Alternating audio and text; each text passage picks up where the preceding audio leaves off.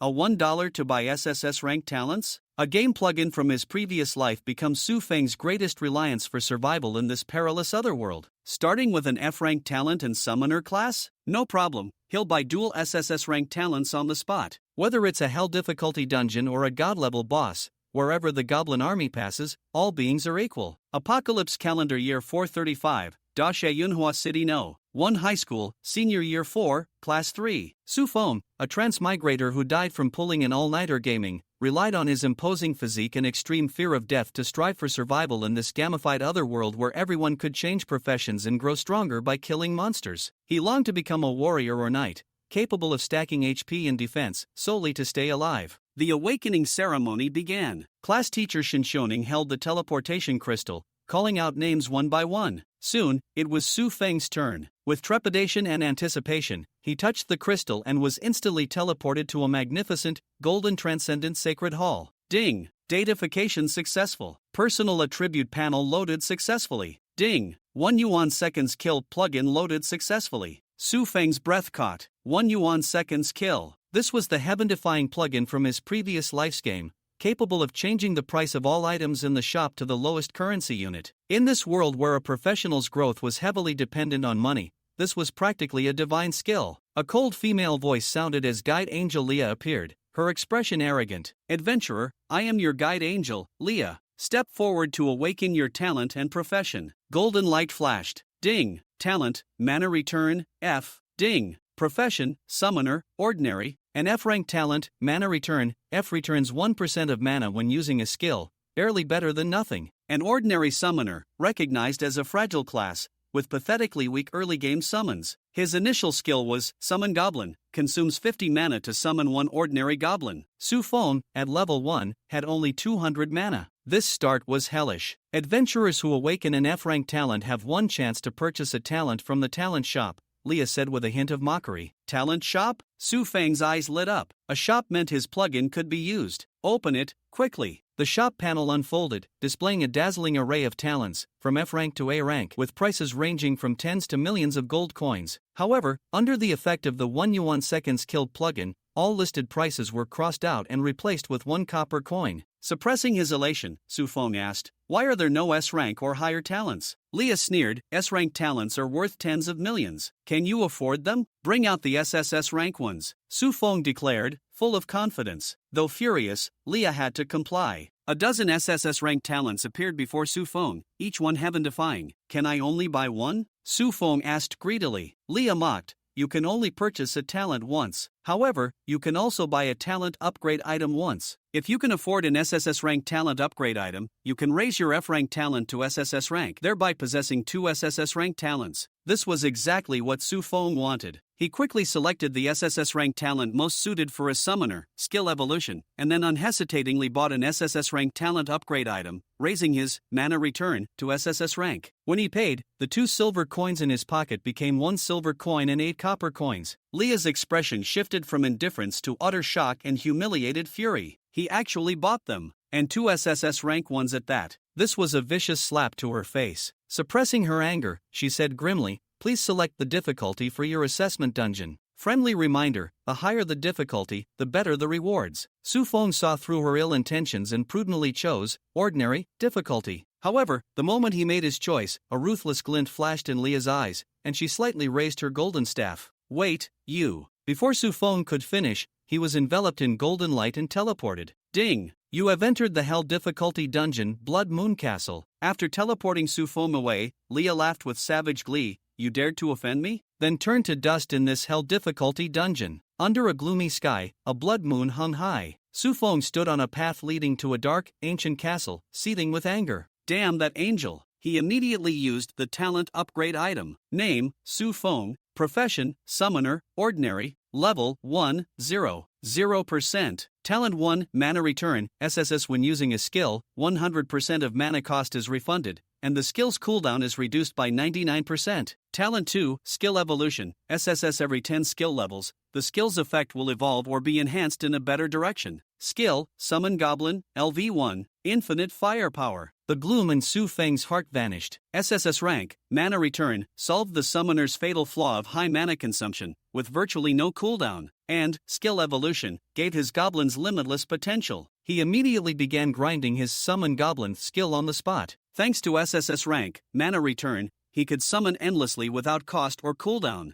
Ding! Summon Goblin's skill EXP plus 10. Ding! Summon Goblin's skill has leveled up. Current level, LV 10. Ding! Talent skill evolution triggered. Summon Goblin effect has been enhanced. Summon Goblin, LV 10 consumes 50 mana to summon one big goblin, duration 10 minutes. The originally weak ordinary goblins had now evolved into big goblins, standing 1.6 meters tall, wielding iron clubs, and with significantly improved stats. Su Feng's confidence soared. He led his 100+ goblins, a few big goblins, many ordinary ones, towards the castle. They soon encountered their first wave of monsters, 4 level 3 ordinary blood slaves. Charge! The horde of goblins swarmed forward. Ordinary goblins barely scratched them, but a big goblin's heavy blow could deal over 200 damage. Soon, the 4 blood slaves fell. Ding! You killed a level 3 blood slave, gained 30 EXP. Ding! Your level has increased. Current level, LV2. Stats slightly increased. The summoner profession's grade was too low, so level up stat gains were pitiful. But Su Feng knew that as long as he cleared the dungeon, he could use 1 yuan seconds kill to strengthen his equipment, and everything would be fine. After clearing out 28 blood slaves along the way, Su Feng reached level 3, and his entourage now consisted of over 50 big goblins. Pushing open the castle gates and dealing with the blood slaves in the courtyard, he arrived at the main hall. 2 coffins suddenly burst open, and 2 level 10 elite blood servants leaped out, rushing towards Su Feng. The big goblins bravely met the charge but were no match for the elite monsters and were easily torn apart. However, their sheer numbers temporarily held back the blood servants. Su Feng madly summoned reinforcements from the rear. The blood servants, though strong and possessing bloodthirsty fangs for lifesteal, were bogged down in a battle of attrition against the endless sea of big goblins. Su Feng used this opportunity to calmly grind his skill level. Ding! Summon Goblin's skill has leveled up. Current level, LV 20. Ding! Talent skill evolution triggered. Skill effect enhanced. Summon Goblin, LV 20 consumes 50 mana to summon one special goblin, 50% big goblin, 50% ice flame corrosion goblin, duration 20 minutes. Elemental goblins. Su Feng was overjoyed. He summoned an ice goblin, which possessed the skill, throw ice shard, dealing magic damage and slowing targets. Then a flame goblin, with pro firestone, dealing magic damage and burning. When a slowed blood servant was hit by a flame goblin's firestone, it unexpectedly suffered a massive 524 damage. Su Feng immediately understood elemental reactions. The combination of ice and fire dealt damage far exceeding the sum of its parts. With this discovery, combined with goblin wave tactics,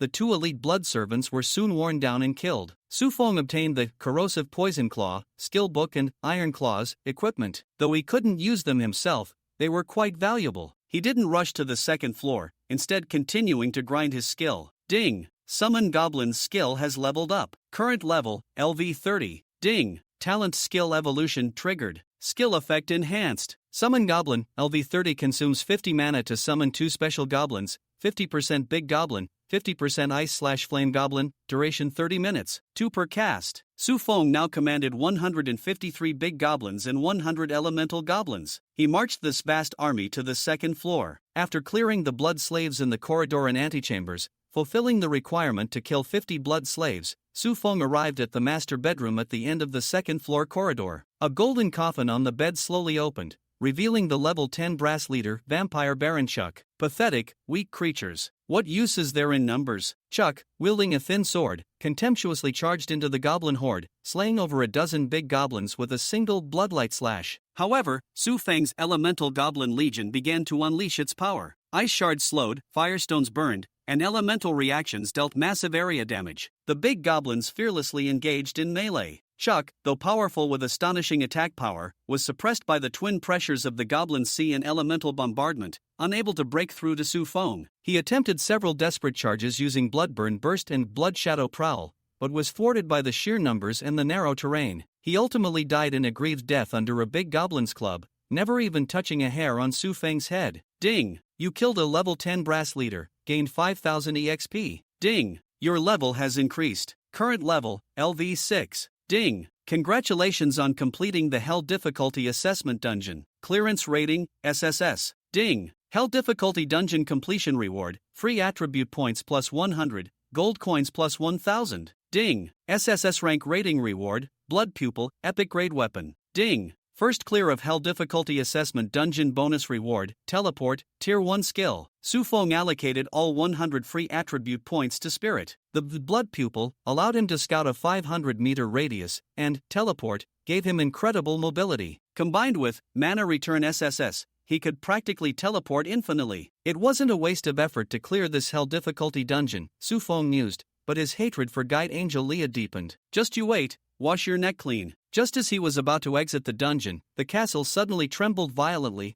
and a pillar of blood-red light shot into the sky. A complex magic circle appeared before Su Feng, and a blood-red figure slowly coalesced within it. Ding! An unknown leader has been detected in the current dungeon. Exit prohibited. Damn it! Meanwhile, in the Apocalypse main system space, Leah was monitoring Su Feng's progress. Seeing him actually clear the hell difficulty dungeon, she was terrified. In her fear, she spent all her accumulated merit points to revive an ancient, powerful being from the main system, sending it into Su Feng's dungeon to ensure his demise. She knew the revival formation had a quirk. If someone near the formation could pay the price required by the revived being, they could become its master. But she quickly dismissed the thought. Such a powerful being would never care for mere gold or silver. Su Feng was doomed. Satisfied, she closed the monitoring panel. In the Blood Moon Castle, Su Feng's expression was grave. He instructed the goblins to wrap the figure in the complex formation tightly. His heart was uneasy, suspecting that it was that damned guiding angel up to no good again. This aura, so strong.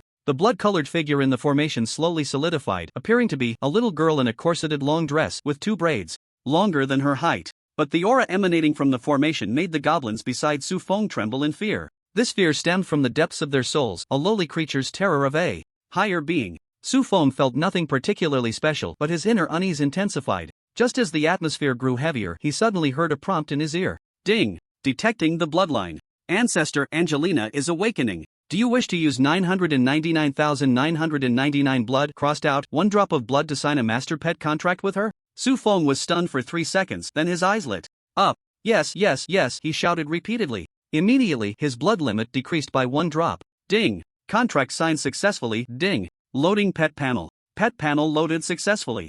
Ding! Congratulations, you have obtained a pet bloodline ancestor, Angelina. As the system voice fell, the figure in the magic circle solidified. She landed on the ground in a pair of shiny black shoes, making a crisp sound. As her black skirt lifted, it revealed her slender legs wrapped in white thigh-high socks, a perfect creation. She lifted her head, her skin glowing white, her features three-dimensional and exquisite. Hard to imagine anyone could be so delicate, like a porcelain doll. In her oversized eye sockets were a pair of red pupils like blood gems, flickering with a blood-red glow, exuding an enchanting beauty. Father! After landing, the little girl quickly ran over with a patter. She hugged Su Feng's thigh tightly. Su Feng was taken aback. He didn't even have a girlfriend. Suddenly being called dad was a bit overwhelming. But after reacting, he reached out to touch the little girl's silvery, smooth hair and smiled. Hello, Angelina. While speaking, he used a detection spell on Angelina. Monster, bloodline ancestor, Angelina belonging, Su Feng rank, demigod level, 6 blood, 1/999, 999 magic, strength, 666 constitution, 677 speed, 940 spirit, 711 talent, blood sovereign, SS skills, blood plunder, LV 99, blood burning, LV 99. Holy crap! Su Feng couldn't help but exclaim. In high school, there was a class on monster classification. Su Feng remembered. In the demon realm, there was a branch called the Blood Clan. Creatures like blood slaves, blood servants, and vampires were all part of this branch. But these 3 were merely the lowest level beings. Above them were blood spirits, blood demons, blood fiends, and the Blood Clan. The Blood Clan is the origin of the Blood Branch. Theoretically the most elite of the blood creatures. So when he heard that he had contracted a bloodline ancestor, Su Feng was momentarily stunned. But he quickly understood that the bloodline ancestor was the origin of origins, the ancestor of ancestors. He had tried to think of Angelina's attributes as high as possible. Yet he didn't expect, even though the pet's level couldn't exceed the owner's, Angelina was only level 6. But this panel, nearly 1 million in blood, all attributes exceeding 3 digits. Ha ha ha. Laya, oh Laya, if it really is you causing trouble, then I really have to thank you. Thank you for sending me such a super bodyguard, you really are a good person. Su Feng sneered inwardly. At that moment he heard the system notification sound in his ear. Ding! You have successfully defeated the hidden boss, the Blood Clan ancestor, Angelina. Congratulations, you have received a special reward, Talent Mystery Gift Pack ×1 max level. Mystery Skill Scroll ×1, there's a reward. This was something Su Feng hadn't expected. But since the system was willing to give it, he would take it. He opened his inventory and unwrapped a talent mystery gift pack.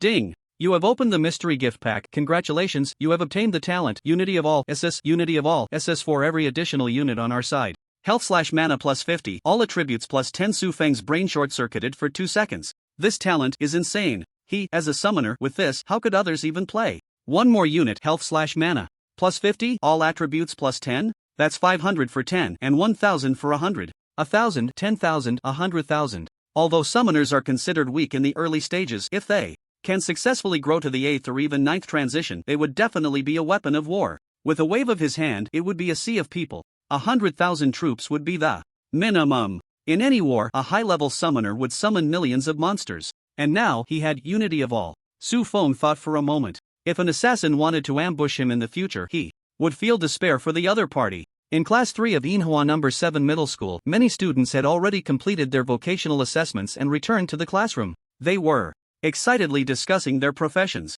Some even shamelessly sought connections, asking those with higher professions to help them level up. After all, in just a month, the vocational college entrance examination would take place. Every level gained before the exam could put them ahead of thousands of other candidates. The more they could get ahead, the better the vocational academies they could enter. Nowadays, vocational academies did not exist to impart knowledge. After all, the way practitioners gained power did not rely on knowledge. The purpose of the academies was more to provide a resource exchange platform. The higher the academy, the richer the resources available for exchange. As long as one stayed in a top academy for 4 years, even if they achieved nothing, their combat power would be several times higher than those who couldn't get into an academy or who entered a mediocre or low-level academy. With such great benefits at stake, what did face matter? Xioning was glowing with excitement. Among the 4 students she had high hopes for, 3 had already achieved good results. Xia Lingyun had the best talent among the 3, an S-level epic profession Frost Witch. She came from a good family and her vocational talent was top-notch, so her chances of entering a top academy were quite high.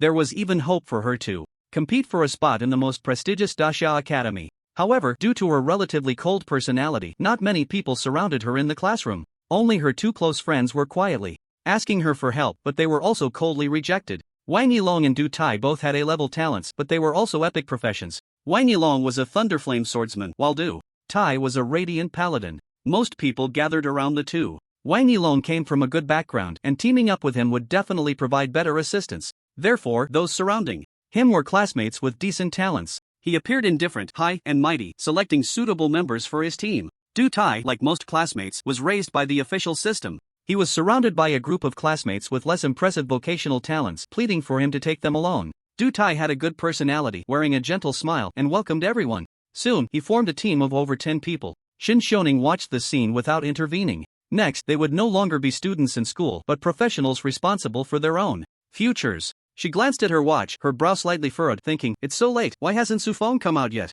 The other 3 had decent careers, and she was even more eager for Su Feng's results. But his assessment had taken too long. Even if he failed and was killed by a monster, he should have come out by now. As Xioning was pondering this, suddenly, the teleportation orb lit up. Su Feng's tall figure abruptly appeared before everyone. Immediately, all eyes were focused on him. Xioning's expression brightened and she asked, Su Feng, you're out. How did it go? Su Feng's expression was indifferent, revealing no joy or sorrow as he replied, it was okay. Okay, what does that mean? Everyone cast their detection spells at him. When a professional uses a detection spell on another professional, they can only detect the information the other party is willing to reveal. Unless a higher-level detection spell is used. Su Feng concealed most of his information, leaving only his name and profession. Name, Su Feng, profession, summoner, ordinary. The classroom fell silent in an instant. No one expected the iron-fisted Su Feng, who had dominated the school for a year, would awaken as a summoner. After a long while, a burst of laughter shattered the silence in the classroom. Su Feng, you have your day now, ha ha ha. Wang Yilong pushed through the crowd. The one laughing maniacally was him. He walked up to Su Feng, his eyes full of mockery. But, after laughing for a while, his throat felt as if someone was choking him, unable to make a sound. Because Su Feng's expression did not resemble that of someone being mocked. He showed no shame, no resentment, no anger. Instead, he looked at him as if he were a clown, with a mocking gaze. Wang Yilong felt his nose turning a bit red. He shook his head, putting on a fierce expression, raising 3 fingers. 3 years, a full 3 years. Do you know how I spent these 3 years? I spent a fortune hiring special instructors, visiting famous teachers, and training my body. And you, that damn guy, used your fists to beat me for 3 whole years. As Wang Yilong spoke, emotions surged and a tear glimmered in the corner of his eye. He recalled the 3 years of high school. In his memories, it seemed like he was always eagerly anticipating the competition stage only to be knocked down by Su Feng. And he was not the only one with such memories. In the classroom, pairs of eyes glowed with a hungry wolf-like green light, including the aloof Xia Lingyun and the gentle Du Tai. The number of times they had been defeated by Su Feng was no less than Wang Yilong's. Once, Su Feng was an invincible god of war. And now, the god had fallen from grace, revealing his health bar. The white-clad sword god Li Fenglu once said, "As long as the monster dares to show its health bar, I dare to kill it for you." Now, everyone shared this mindset. They did not believe the long night was approaching because the torches were in their hands. Today's parting, they did not know when they would meet again. If possible, they wanted to settle the grudges of the past 3 years today. "What do you want?" Su Feng asked calmly, hands in his pockets, seemingly oblivious to the malice in his classmates' eyes. Wang Yilong wiped away the tears from the corner of his eye, pulling himself out of his memories, and glared fiercely at Su Feng, saying, "It's simple, fight me one more time, and after that, all previous grudges will be wiped clean. Otherwise, you know my family background, with my family's strength, targeting you would be a piece of cake. Su Feng, you wouldn't want to miss out on monster experience after this, right?" Su Feng glanced at him, thinking, "You must be a spy sent from the Sakura country. How familiar your threats sound." He looked at the others and smiled. "Do you all want to have another match with me?" Except for a few classmates with awakened basic professions, everyone else nodded. After all, who doesn't know that summoners are the most useless profession in the early stages? Even if Su Feng could grow into a powerful professional in the future, right now he was definitely more useless than those with awakened basic professions. No one wanted to miss this opportunity. Su Feng sighed. "Classmates, after so many years of friendship, I didn't expect you to hold such a grudge against me." Wang Yilong and his group glared at him through gritted teeth. They thought, "When you used to beat us up, you never considered our friendship." Su Feng showed a fearless expression. "Well, since you all want to fight, I can only accompany you to the end. But, with so many of you, if you come one by one, I wonder how long it will last. How about this, for those who want to fight, each of you give me 10 gold coins, just as medical expenses. I'll take you all on one by one, how about that?" As soon as these words were spoken, some people hesitated. Paying 10 gold coins just to beat him up would be satisfying. But what about life afterwards? But before those people could speak, Wang Yilong laughed heartily. "Su Feng, you're still afraid. You want to scare them off with money, right? I won't let you have your way. Spread the word, tell everyone in the senior year to gather at the competition arena. Today, all the expenses for the matches will be on me, Wang Yilong." As soon as these words were spoken, the whole class erupted, and many cheered. "Young Master Wang is generous. Young Master Wang is mighty." Xinxiaoning frowned, wanting to speak up to stop this farce. The school encourages students to engage in practical combat. If they can't even fight, how can they face monsters outside of school? But one against many is no longer a competition, it's bullying. However, before she could speak, she glanced at Su Feng's expression. Su Feng looked troubled, with a bitter smile at the corner of his mouth, as if facing some insurmountable problem. But as a homeroom teacher, Xinxiaoning keenly sensed that his gaze was off. Beneath that layer of bitterness, there was a glimmer of hope hidden. What is he hiding? Could it be he really can defeat everyone? Xinxiaoning was startled by her own thoughts. She knew that Su Feng had offended many people throughout the senior year of Yunhua No. 1 High School. The title of bully at Yunhua No. 1 High School was not just a label for Su Feng. It was earned through his fists striking others. Of course, that was all earned in the competition arena. Outside the arena, Su Feng was still a law-abiding citizen. So when Wang Yilong's word spread, Su Feng would have to face at least 300 professionals. Even if they had just awakened, they were not something Su Feng could handle, especially since he had just awakened himself. With countless worries in her heart, Xinxiaoning ultimately did not stop him. She chose to follow the crowd to the competition arena to watch the show. The competition arena was large, equivalent to a gymnasium from Su Feng's past life. Professionals competed in the arena. One advantage was that they could set whether to concede and the health points for defeat. Su Feng chose to follow Wang Yilong's advice. Wang Yilong grinned menacingly. He chose not to allow concessions, with a 10% health point defeat, and he also turned off the injury data display. When injury data display is on, a professional only loses health points when injured, without serious injuries appearing. Turning off the data display means that when fists and swords hit the body, there will be real bruises. Of course, even with the data display turned off, there would be no disabilities or fatal injuries. To allow time for the news to spread, Wang Yilong made everyone wait for half an hour.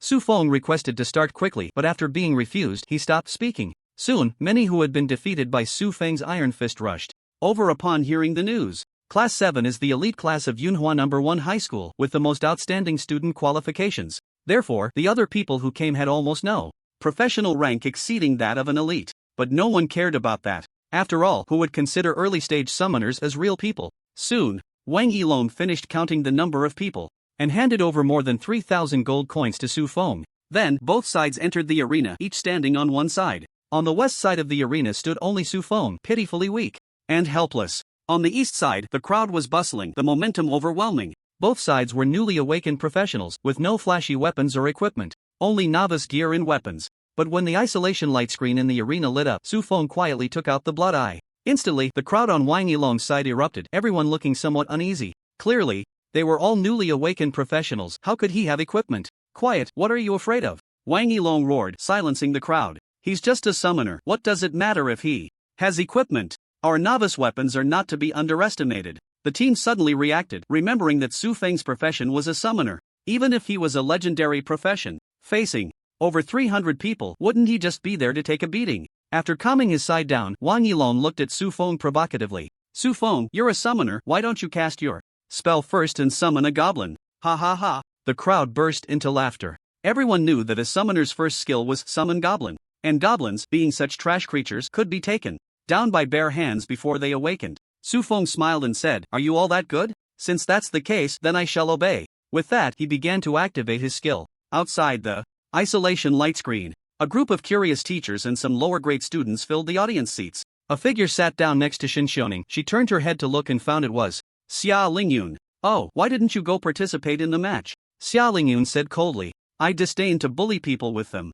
Afterward, I want to find him alone for a showdown." Shin Xiaoning shook her head. "Then you might have to wait a few days, being attacked by so many people. No matter how strong your heart is, you can't avoid developing a shadow. He might not accept your challenge." Xia Lingyun did not respond. Suddenly, her eyes widened, her red lips slightly parted, showing a look of disbelief. Shin Xiaoning was taken aback and quickly looked at the arena. Soon, she also revealed a shocked expression similar to Xia Lingyun's. So fast. How can Su Feng be so fast? Who do you think will win? Dude, are you asking this without a brain? 1 against 327, who can win? I admit Senior Su Feng has strength, he is also my idol, but he is just a person, not a god. Besides, there's a rumor that Senior Su Feng's awakened profession is a summoner, you understand, right? A summoner is useless in the early stages. Ah, then what significance does this battle have? No significance, it's just to let those seniors vent their emotions. After all, in these 3 years, I'm in the second year of high school and have had the fortune to see Senior Su Feng's matches. They got beaten up so badly. Alright, but does Senior Su Feng really have no chance of winning at all? It's difficult, unless today the blue star is destroyed and everyone ascends together. That might be the only way to be. Why aren't you talking anymore? Shu, I think I saw a god. The noisy sounds in the audience suddenly stopped the moment the battle began, because, in an instant, Su Feng set up 10 summoning arrays. 20 goblins emerged from the summoning arrays. They were not the usual easily squashed goblins that ordinary people could kick away. The green-skinned ones were tall and muscular, wielding spiked clubs. And there were not just green-skinned ones, there were blue-skinned and red-skinned ones as well, both radiating elemental energy, clearly capable of casting spells. This is a goblin? Someone across from Su Feng asked, their face pale. This was completely different from the goblins they had seen in textbooks. The difference was like a 4-year-old child who couldn't even speak properly compared to a big brother covered in tattoos, bald, with a green dragon on the left and a white tiger on the right. Some people had already started sweating profusely, gasping in shock. Others were so frightened they were frozen, at a loss for what to do. They had thought it would be an easy game, a fish pond. But suddenly, the fish on the other side had erupted and evolved into a Kuanping who could handle that. Everyone, don't panic. We have over 300 people, no matter how many summons he has, can he outnumber us? We just need to hold steady and crush him with our numbers. Victory will ultimately belong to us. Wang Yilong raised his arm and shouted, rallying everyone. However, Su Feng's speed in summoning goblins was so fast that no one could keep up. Almost every second, a magic array was being set up. In fact, in some places, as 2 goblins just poked their heads out, another summoning array was already being laid down. Half a minute later, Su Feng wiped the sweat from his forehead, relaxed his muscles, and looked at the 400 goblins beside him. He murmured to himself, this should be enough. Previously, even though he had the talent Magic Return, which could return magic power and reduce skill cooldowns, the speed at which goblins could crawl out of the magic array made it impossible to summon a large number of goblins in a short time. The reason he could do it now was, after contracting with Angelina, he had obtained a full-level mysterious skill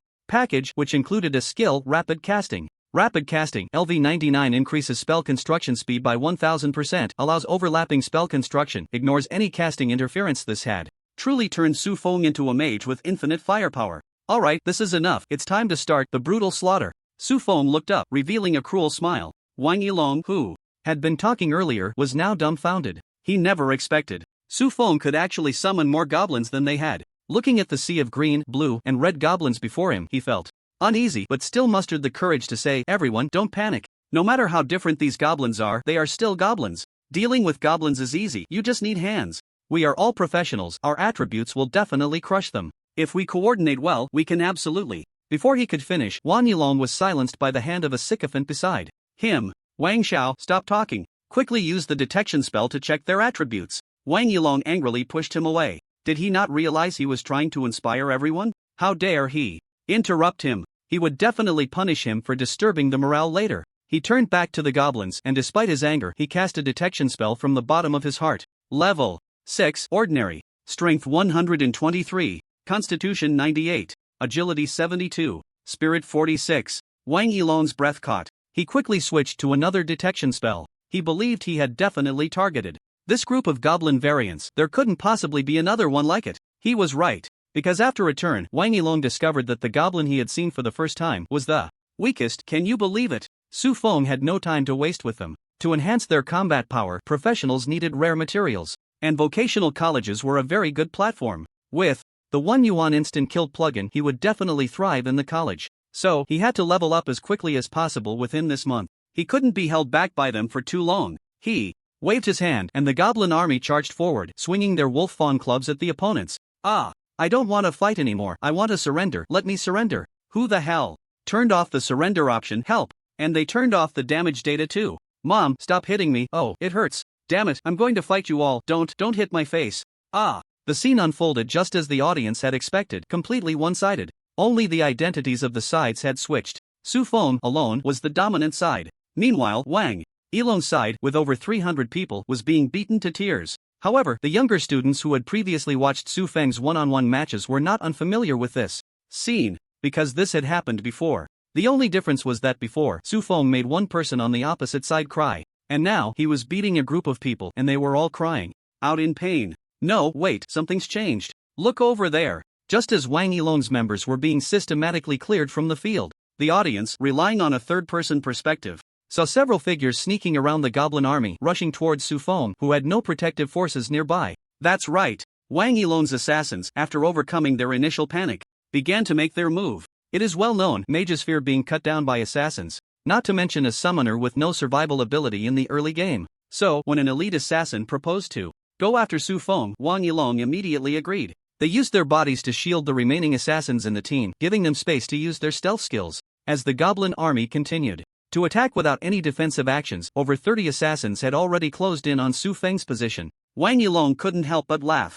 A nearby sycophant, still dazed from being beaten, was unaware of their strategy. Seeing him laugh, he hurriedly asked, "Young Master Wang, what are you laughing at?" Wang Yilong laughed heartily in response. "I'm laughing at Su Feng, full of muscles with no brains or strategy. As a summoner, he didn't even keep his summons nearby for defense. Now he's being ambushed by our assassins, let's see how he resists, ha ha ha." His words were transmitted through a nearby microphone. Almost everyone in the venue, including the audience, could hear it. Su Feng heard it too. And at that moment, the elite assassin leading the ambush had already exited stealth mode. He raised his dagger and sneered. "Sorry, Su God, today's revenge is served for yesterday's grudge." He stabbed down, but hit nothing. The elite assassin was stunned, and the next second, a gust of wind rushed in from his side. Bang! The elite assassin's body flew out like a rag, crashing to the ground and rolling a few times. His health bar instantly dropped below 10% and he was carried out of the arena. Now, the venue, which had been somewhat noisy, fell into complete silence. The smiles on Wang Yilong's side also froze on their faces.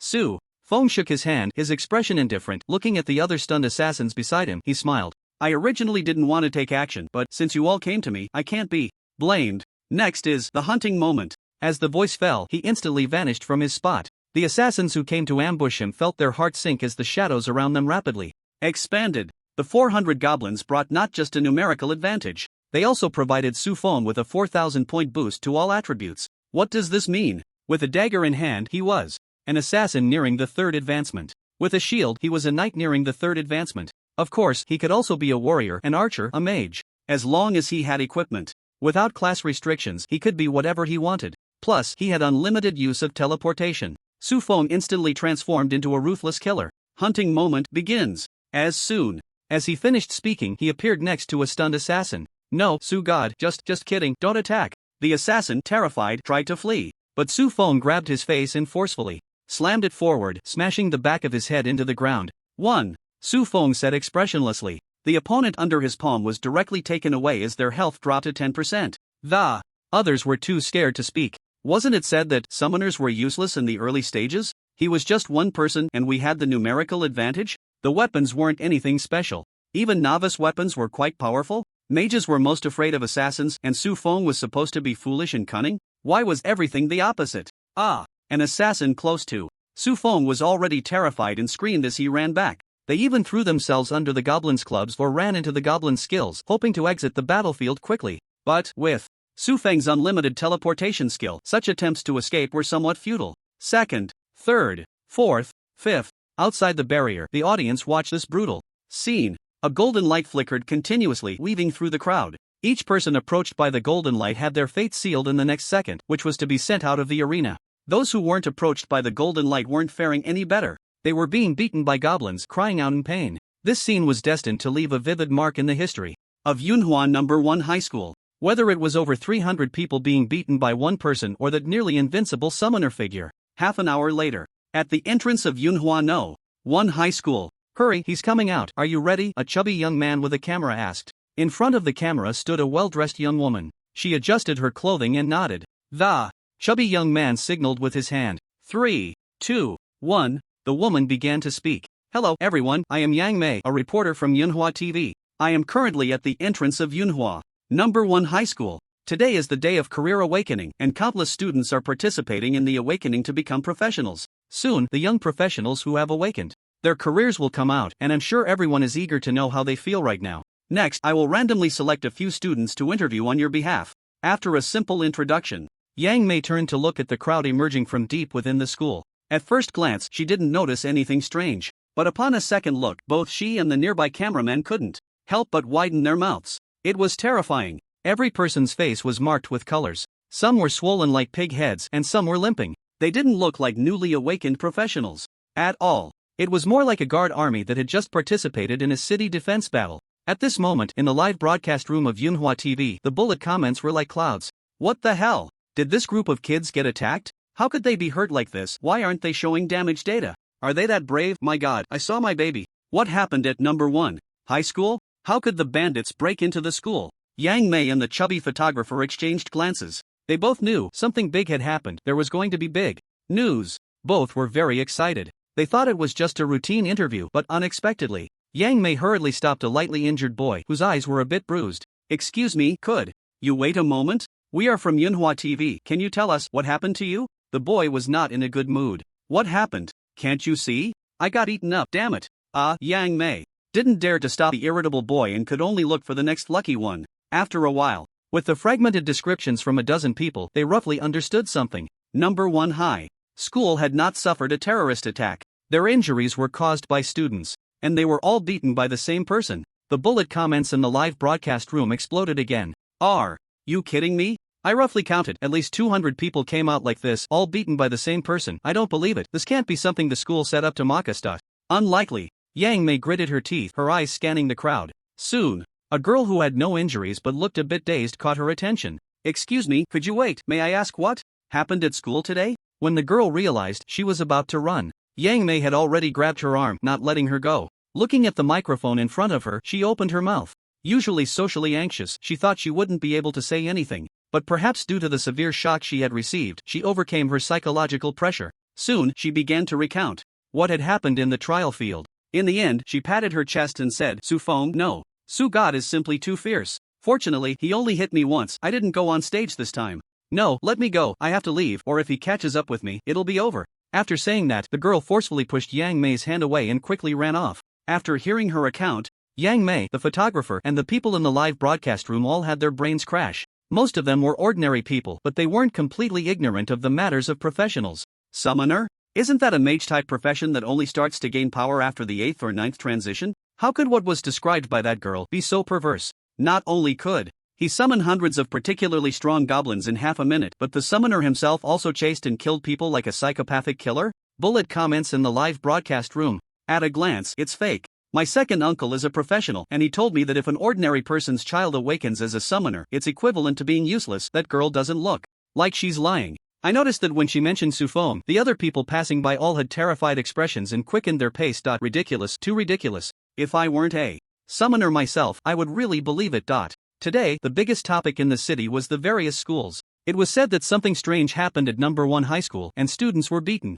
Most people entered the live broadcast room to watch the excitement. The number of people in Manhwa TV's live broadcast room was gradually increasing. At this moment, Yang Mei received a phone call. Hello, leader, what do you mean by 300,000? Interviewing Su Feng. Good, I will definitely catch him. Please rest assured, leader, I have already inquired about his appearance. I won't let the TV station down. After hanging up the phone, Yang Mei nervously scanned her surroundings. She had learned from another student what Su Feng looked like. Standing 2 meters tall, muscular all over, with a fierce gaze like a demon. As long as she kept an eye on someone like that, she couldn't be wrong. She and the photographer waited eagerly. Over 30,000 people in Manhwa City were also in the live broadcast room, waiting for the strong man to make an appearance. But until the crowd dispersed, they did not see anyone matching the description walk out of the school gate, because Su Feng had already been invited to the principal's office as a guest. Inside the principal's office, Principal Jiang Donghai was in high spirits. He stood behind his desk, looking at the burly youth in front of him.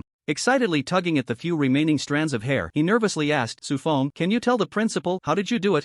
Su Feng crossed his legs, looking relaxed, and casually asked, what does the principal want to know? Is it why I was able to summon so many goblins in such a short time? Or how I can keep teleporting and chasing after others to fight? Jiang Donghai nodded vigorously. I want to know both. Su Feng smiled, leaned forward, lowered his voice, and pretended to be mysterious, saying, I can only tell you, it's all due to talent. Jiang Donghai guessed it right away. After all, there was no other reason besides talent that could explain Su Feng's abnormal abilities. And this was exactly the direction Su Feng wanted the public to speculate. Otherwise, if people found out that he had plugins inside him, they would directly ban him. Anyway, it was all a matter of talent. He, Su Feng, did not cheat. Can you tell the principal what level your talent is? Jiang Donghai asked nervously. Then, he raised 2 trembling fingers. Su Feng thought for a moment and showed 3 fingers. Jiang Donghai's face visibly turned red. He jumped up in excitement. Woohoo! His knee hit the table. But the pain couldn't dispel the joy on Jiang Donghai's face. He gestured to Su Feng with his palm down, signaling him not to leave. Then he quickly walked out of the office. You wait here, I'll be right back. Once he closed the door, Su Feng vaguely heard Jiang Donghai cheering about something. 3 S's. Finally someone from the first high school could challenge the great Xia Academy. Su Feng's expression was strange. He thought the principal had some special ability to see that he possessed 2 SSS talents. So he showed 3 fingers. He wanted to tell the principal that his third talent was not inferior to the first 2. It turned out the principal's imagination was still not rich enough, or perhaps he was a bit timid, not daring to guess too big. He quietly waited for about 10 minutes. Soon, the principal returned to the office. As soon as he entered the room, he directly shoved a card into Su Feng's hand. There are 100,000 gold coins in here. You can spend it as you like. If it's not enough, just call me. All your expenses before the third transfer are covered by the principal. If Jiang Donghai had said this to other students raised by the official, it would have made them overjoyed and ecstatic. But for Su Feng, he didn't feel much happiness. 1 gold coin equals 100 silver coins, which equals 1,000 copper coins. With the more than 3,000 gold coins he got from Wang Yilong plus what he earned from dungeons, with 1 yuan to kill, Su Feng felt he couldn't possibly spend it all. Money in his hands was just a string of numbers. So, he calmly responded, thank you, principal. This surprised Jiang Donghai a bit. He had learned about Su Feng's family background. He had no background at all. With such a background, he could still achieve a state of not being swayed by material things. No wonder he possesses SSS level talent. He is a person capable of great things. Jiang Donghai sighed inwardly. Then, he took out a pair of wings that radiated brilliance from his item backpack. Su Feng received them, glanced at them, and his eyes lit up with joy. Equipment, Sky Wings Rarity, Rare Attribute Bonus, Agility plus 55. Constitution plus 44 skill. Flight equipment requirements, agility greater than 10, constitution greater than 10. Principal, is this for me? Su Feng gently caressed the wings. Jiang Donghai nodded. Of course it's for you. Su Feng, you know the school really hopes you can challenge the Daxia Academy. This is a tremendous benefit for both you and the school. However, the school is not a profit organization. We can't provide like other forces. We can only offer you these sky wings, so don't be ungrateful. Su Feng hurriedly said. Principal, what are you saying? Even without these wings, I would still strive to get into Daxia Academy.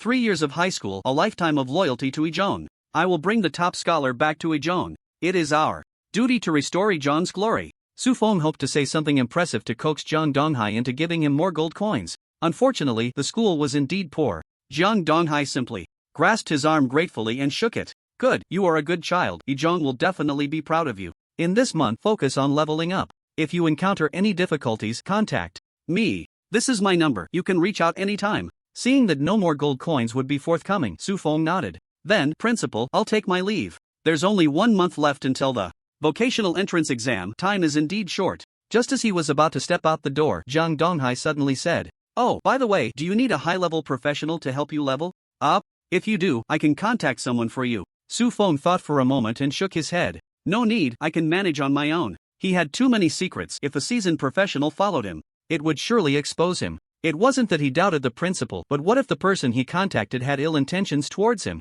Until he had sufficient strength, it was better to avoid such risks.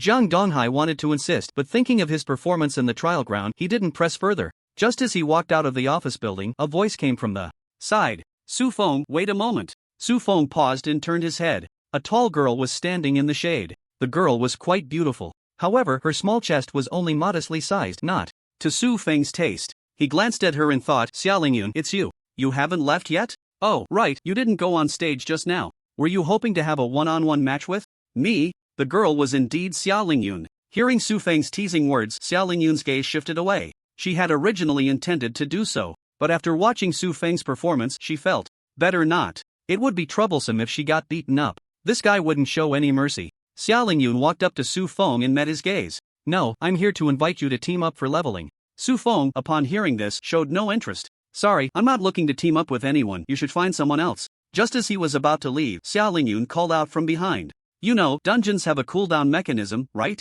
Su Feng paused. He naturally knew this. After successfully completing a dungeon, there was a short period during which a second challenge could not be attempted. Different dungeons had varying cooldown durations. Some take an hour, some take a day, and even half a month. I have a way to increase the number of times we can clear the dungeon every day by at least 5. Xiaolingyun said proudly. Su Feng thought for a moment and said, "What you mean is the invitation letter, right? There are 2 ways to enter a dungeon. One is to find the dungeon portal and enter directly. The other is to use an invitation letter, which allows for direct teleportation. The cooldown time for both methods is calculated separately." Seeing that he guessed it instantly, Xiaolingyun did not deny it and nodded. "That's right, I have the invitation letter for Wind Howling Valley." Wind Howling Valley is a dungeon near Yunhua City, with a level restriction of LV10. Before awakening, Su Feng had regarded it as a target for leveling up. He considered bringing Xiaolingyun along, although he would lose quite a bit of experience. He could clear the dungeon several more times and definitely gain more rewards. Moreover, he wouldn't stay in Wind Howling Valley for too long.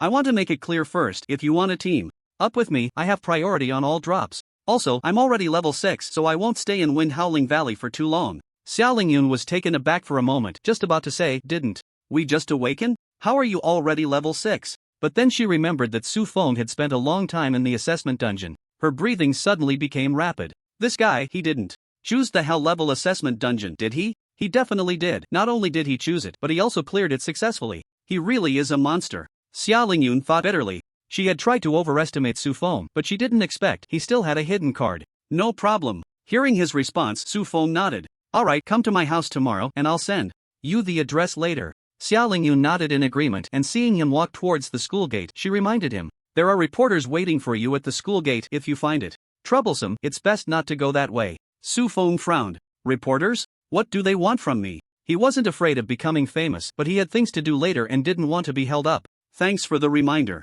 After expressing his gratitude, Su Feng equipped the sky wings he had just obtained. With a flap of his wings, he flew into the sky, leaving Xiaolingyun in shock. Su Feng actually underestimated the value of flying equipment. Such equipment is often valued a tier higher than short-distance teleportation gear. In other words, rare flying equipment could sell for at least the price of epic-level gear in the market. Su Feng didn't know this, and even if he did, he wouldn't care. After all, money was just a string of numbers to him. Over 100,000 gold coins, he couldn't spend it all and didn't even know how to spend it. In the city, the use of professional abilities is controlled. After flying out of the school walls, Su Feng reluctantly landed. He didn't go home. Instead, he took the number 9 bus to the Great Xia trading post. This is a trading place for materials and equipment established by the Great Xia government. Rare materials and expensive equipment are not available here. However, ordinary supplies are abundant. He came this time not only to sell off the items in his backpack that he didn't need but also to buy some things to enhance his strength.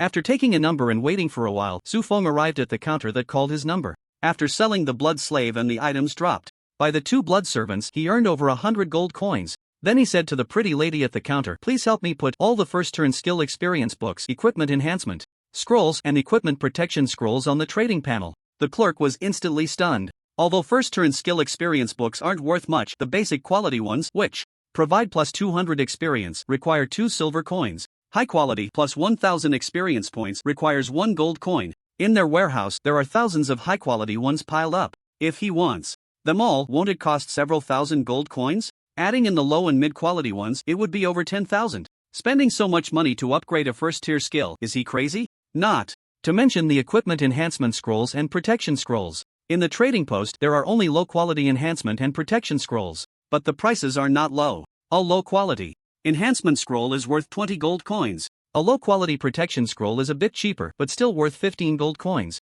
If he wants them all, it would be another tens of thousands of gold coins. The clerk looked skeptical and confirmed repeatedly. Finally, under Su Feng's firm attitude, she took the supplies out from the trading post's warehouse. Then she watched as Su Feng checked out and left. Even long after Su Feng had left, she still couldn't understand how could someone spend such ridiculous money. After all, ambitious professionals wouldn't stay at the first tier for too long. First tier skills, upgraded to around level 20, are usually sufficient. After that, they would need to switch to second tier skills. Buying so many experience books is purely a waste of money. And low quality enhancement and protection scrolls are things no one buys. A low quality enhancement scroll has only a 50% success rate for enhancing a normal weapon by +1. The protection scroll for enhancing a normal weapon by +1 only increases the success rate by 1%. The probabilities of both decrease as the item grade increases and the enhancement levels rise. If normal weapons are like this, let alone high quality or even exquisite ones, and normal weapons have no need for enhancement at all.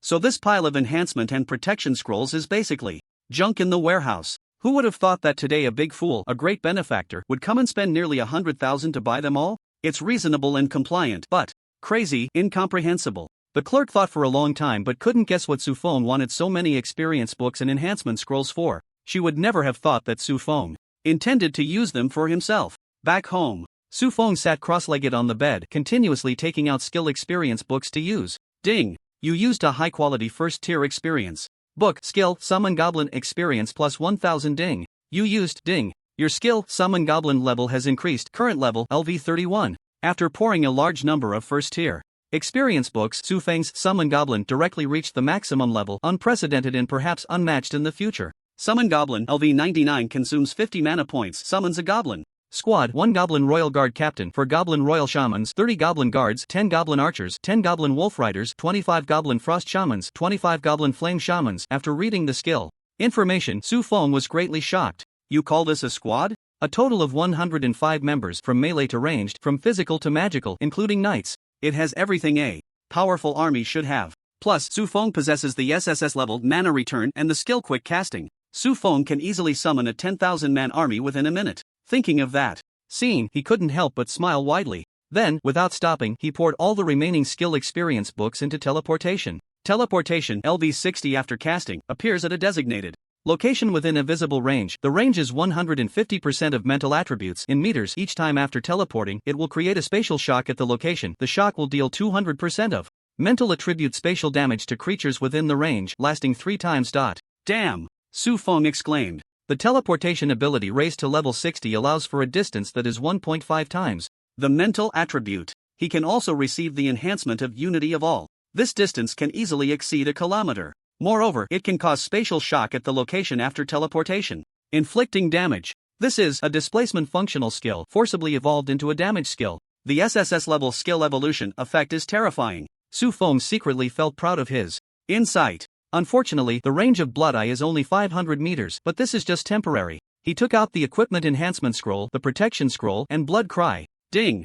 Detecting that the currently enhanced equipment is of epic level, enhancement probability is 0.5%. Do you wish to proceed with the enhancement? Please note, if enhancement fails, the equipment will be destroyed. Su Feng looked at the situation and smirked. 0.5%? That's too low. However, he didn't expect the success rate of the primary enhancement scroll to be very high. He took out the protection scroll and kept using it. Ding! You used a primary enhancement protection scroll. Enhancement probability increased by 0.1%. Ding! You used After throwing down several hundred enhancement scrolls, the enhancement probability finally reached 100%. Ding! Congratulations, you have completed the equipment enhancement. Obtained Blood Eye +1 epic weapon. Su Feng glanced at the effects after skill enhancement. Equipment: Blood Eye +1 grade epic attribute bonus, mental +60, magic recovery +6%, magic lifesteal +15% skill, blood flying eye, range 600 meters. Equipment requirement: mental fire attribute greater than 100 points. Not bad, an additional 100 meters range. Continue. Su Feng took out a large number of protection and enhancement scrolls and, half an hour later, equipment: Blood Eye +10 attribute bonus, mental +150, magic recovery +15%, magic lifesteal +60% skill, blood flying eye, range 1500 meters. 1500 meters is not the limit of Blood Eye, nor is it the limit of Su Feng's wallet, but his protection scrolls were already used up, and the success rate of the primary enhancement scroll showed 0.000%, completely unable to improve. To continue enhancing, he would need to purchase intermediate or even advanced enhancement scrolls. Yunhua City is just a small town, and these two types of items are available, but they are all in the auction house in small quantities and unstable. Su Feng thought that he could find a time to go to a big city to take a look. Satisfied, he put away the Blood Eye. He focused his thoughts and summoned Angelina. Due to the contract, Angelina is very clingy to him. As soon as she landed, she ran towards him, calling out. Father Su Feng patted her head and asked, Angelina, why is your health still only 1 point? How can you replenish it? Su Feng couldn't let Angelina, the progenitor of the Blood Clan, maintain this health level. Although Angelina is weak now, her potential is enormous, and she will definitely become his qualified bodyguard in the future. Therefore, Su Feng needed her to recover quickly, to protect him in dangerous situations. Hearing this, Angelina licked her lips, her crimson eyes flickering. Father, I just need to suck a little bit of blood. Do you want me to help Angelina? Su Feng was taken aback, then said, just need to suck blood, right? That's easy. Angelina's expression was excited as she revealed her 4 sharp teeth, leaning towards Su Feng's neck while saying, thank you, father. Then Angelina won't be polite. You're welcome. Su Feng raised his hand to press against her forehead. Then he raised his hand to activate the skill. Soon, a fully armed goblin squad appeared in the room. More than 100 people, along with cavalry, filled the room to the brim. Angelina was stunned. She stared blankly at the goblins in front of her, instantly understanding Su Feng's meaning.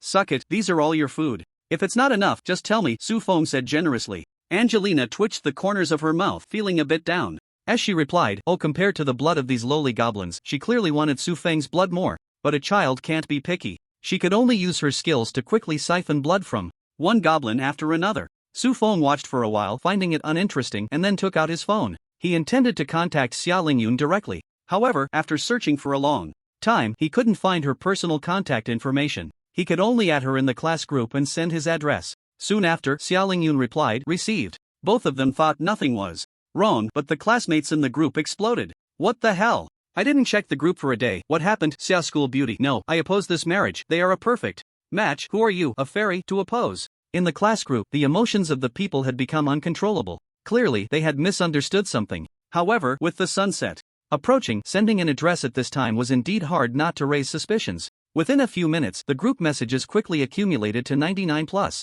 Some were defensive, some were heartbroken, some were teasing, and some were making jokes. Meanwhile, the two parties involved. One was staring blankly at his phone, his cold face full of confusion. What are they talking about? Why can't I understand? Xia Lingyun frowned as she looked at the messages in the group. After a while, she saw that Su Feng had not sent any more messages. She couldn't understand what the others were discussing, so she simply put her phone away and started preparing for the dungeon run tomorrow. Su Feng took a shower. When he came back and saw the 999 plus messages in the class group, he was startled. He quickly opened the group messages, not even looking, and directly asked, I just went to take a shower. What happened? As soon as he said this, the originally heated group fell silent for a moment. Then, in unison, they replied, Beast, Beast, +1 Beast, +2. In the middle, someone sent 100 years of harmony disrupting the order. So afterwards, it became 100 years of harmony +1, 100 years of harmony +2. Su Feng was completely baffled, feeling confused. He also sent 100 years of harmony. Then he went to sleep. The next day, just as dawn broke, the sky revealed a pale light. Bang bang! In Su Feng's dream, a thunderbolt streaked across the sky, rumbling loudly, almost striking him, because he was standing among a group of monsters pretending to be cool. He nervously looked at the sky, thinking, could it be pretending to be cool really gets you struck by lightning? Bang bang bang! The sound came again. But there was no thunder. Su Feng woke up to the sound of knocking. Angelina, who had been tightly hugging her waist and sleeping soundly, pushed the door open. Su Feng got up to open the door. Fully armed, with some sparkling jewelry and wearing a deep blue robe, Xiaolingyun stood outside. She said seriously, "Su Feng, are you ready?" Su Feng's mouth twitched as he glanced at the time. It was only 5:30. "I'm not saying, big sister, what time is it now?" Xiaolingyun frowned. "It's 5:30, it's already bright out, what's wrong?" "You, forget it, just wait a moment." As he prepared to close the door to change clothes, Angelina ran over, clinging to his thigh. "Father." Then the little girl glared at Xiaolingyun with hostility, looking as if she was afraid Su Feng would be taken away. Xiaolingyun looked at Su Feng, then at Angelina. Silence lasted for 2 seconds. She took out her phone and dialed the reporting number. "Hello, is this the law enforcement bureau? I want to woo-woo." Su Feng snatched the phone away and quickly hung up. After briefly explaining to Xiaolingyun, she was astonished and used her detection technique on Angelina.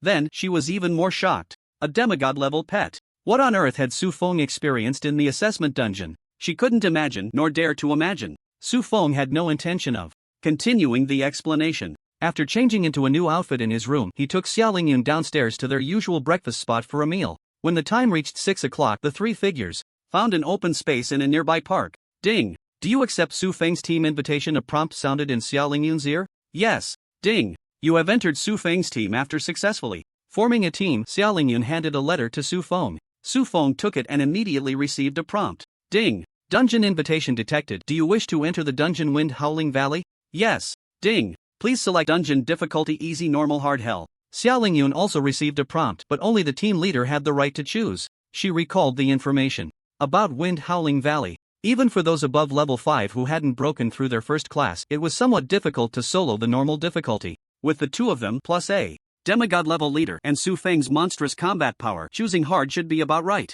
As for hell difficulty, it was said that no one had successfully cleared it to date. She was just about to suggest. But Su Feng didn't give her time and quickly made a choice. Ding! "Confirmed dungeon difficulty is hell level. Entering dungeon, please wait." In a flash of light, the three figures disappeared. Dungeon name: Wind Howling Valley. Dungeon difficulty: Hell level. Level restriction: LV10. Number restriction: 4 people clear. Requirement: kill normal monsters times 100. Elite monster 3 Howling Wind Hounds times 1. Bronze level boss Hurricane Divine Eagle times 1. Closing the dungeon details page, Xiaolingyun was momentarily dazed. She turned to Su Feng, unable to help but stomp her foot, scolding, "Su Feng, what are you doing? Do you know that no one has ever successfully cleared the hell level difficulty of Wind Howling Valley? We just awakened our classes. Choosing this difficulty is a bit too arrogant, isn't it?" Su Feng remained calm. He could understand Xiaolingyun's frustration. If he were in her position, he wouldn't understand this choice either. Two newly awakened class holders challenging hell level monsters was just wasting an opportunity. However, geniuses are often misunderstood, and he, with his installed plugins,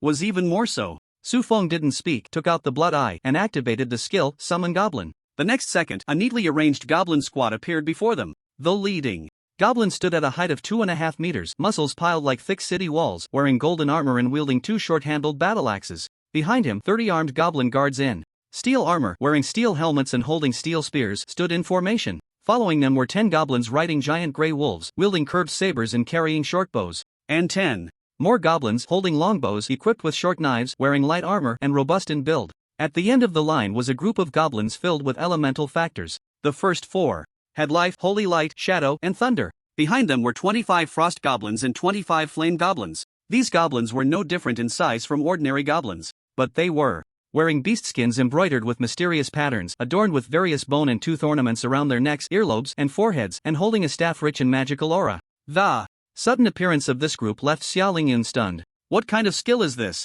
Why is it different from yesterday? Xiaolingyun was filled with questions. Although Su Feng could summon 2 goblins at once yesterday, the number of summoned goblins was large, their physique strong, and they could unleash elemental skills. That was already quite abnormal. But today, he refreshed Xiaolingyun's understanding of summoners. These goblins, compared to yesterday's goblins, were like the difference between ordinary people and professionals. Moreover, Su Feng's movements did not pause. He set up 4 more summoning arrays. At the same time, he responded to Xiaolingyun, "If others can't clear the level, that's their problem. Stay close to me. I'll show you what it means to farm monsters at rocket speed." As he spoke, the staff in his hand shimmered, and a winged eye flew out from the staff, heading towards the valley ahead of them. The scene inside the valley appeared in Su Feng's eyes. Initially narrow, it opened up after walking several dozen steps. Inside, the space was vast, with jagged rocks and plenty of vegetation, making it easy for monsters to hide. The further they went in, the stronger the fierce storm they could feel blowing. Even visible wind debris appeared. Without any hesitation, Su Feng commanded the 400 goblins to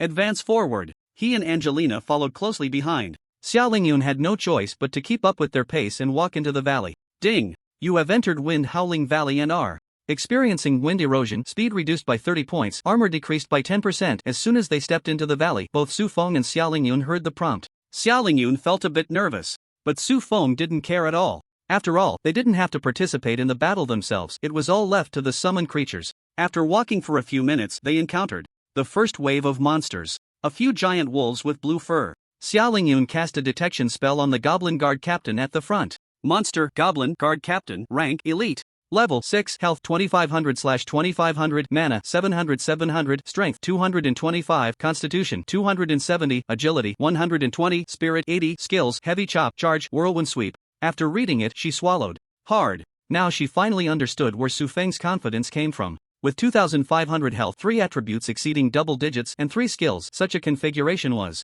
top-notch among second-tier professionals, and Su Feng had 4 of them under his command. Moreover, this was not the limit. Xiao Lingyun felt that Su Feng still had the capacity to summon more.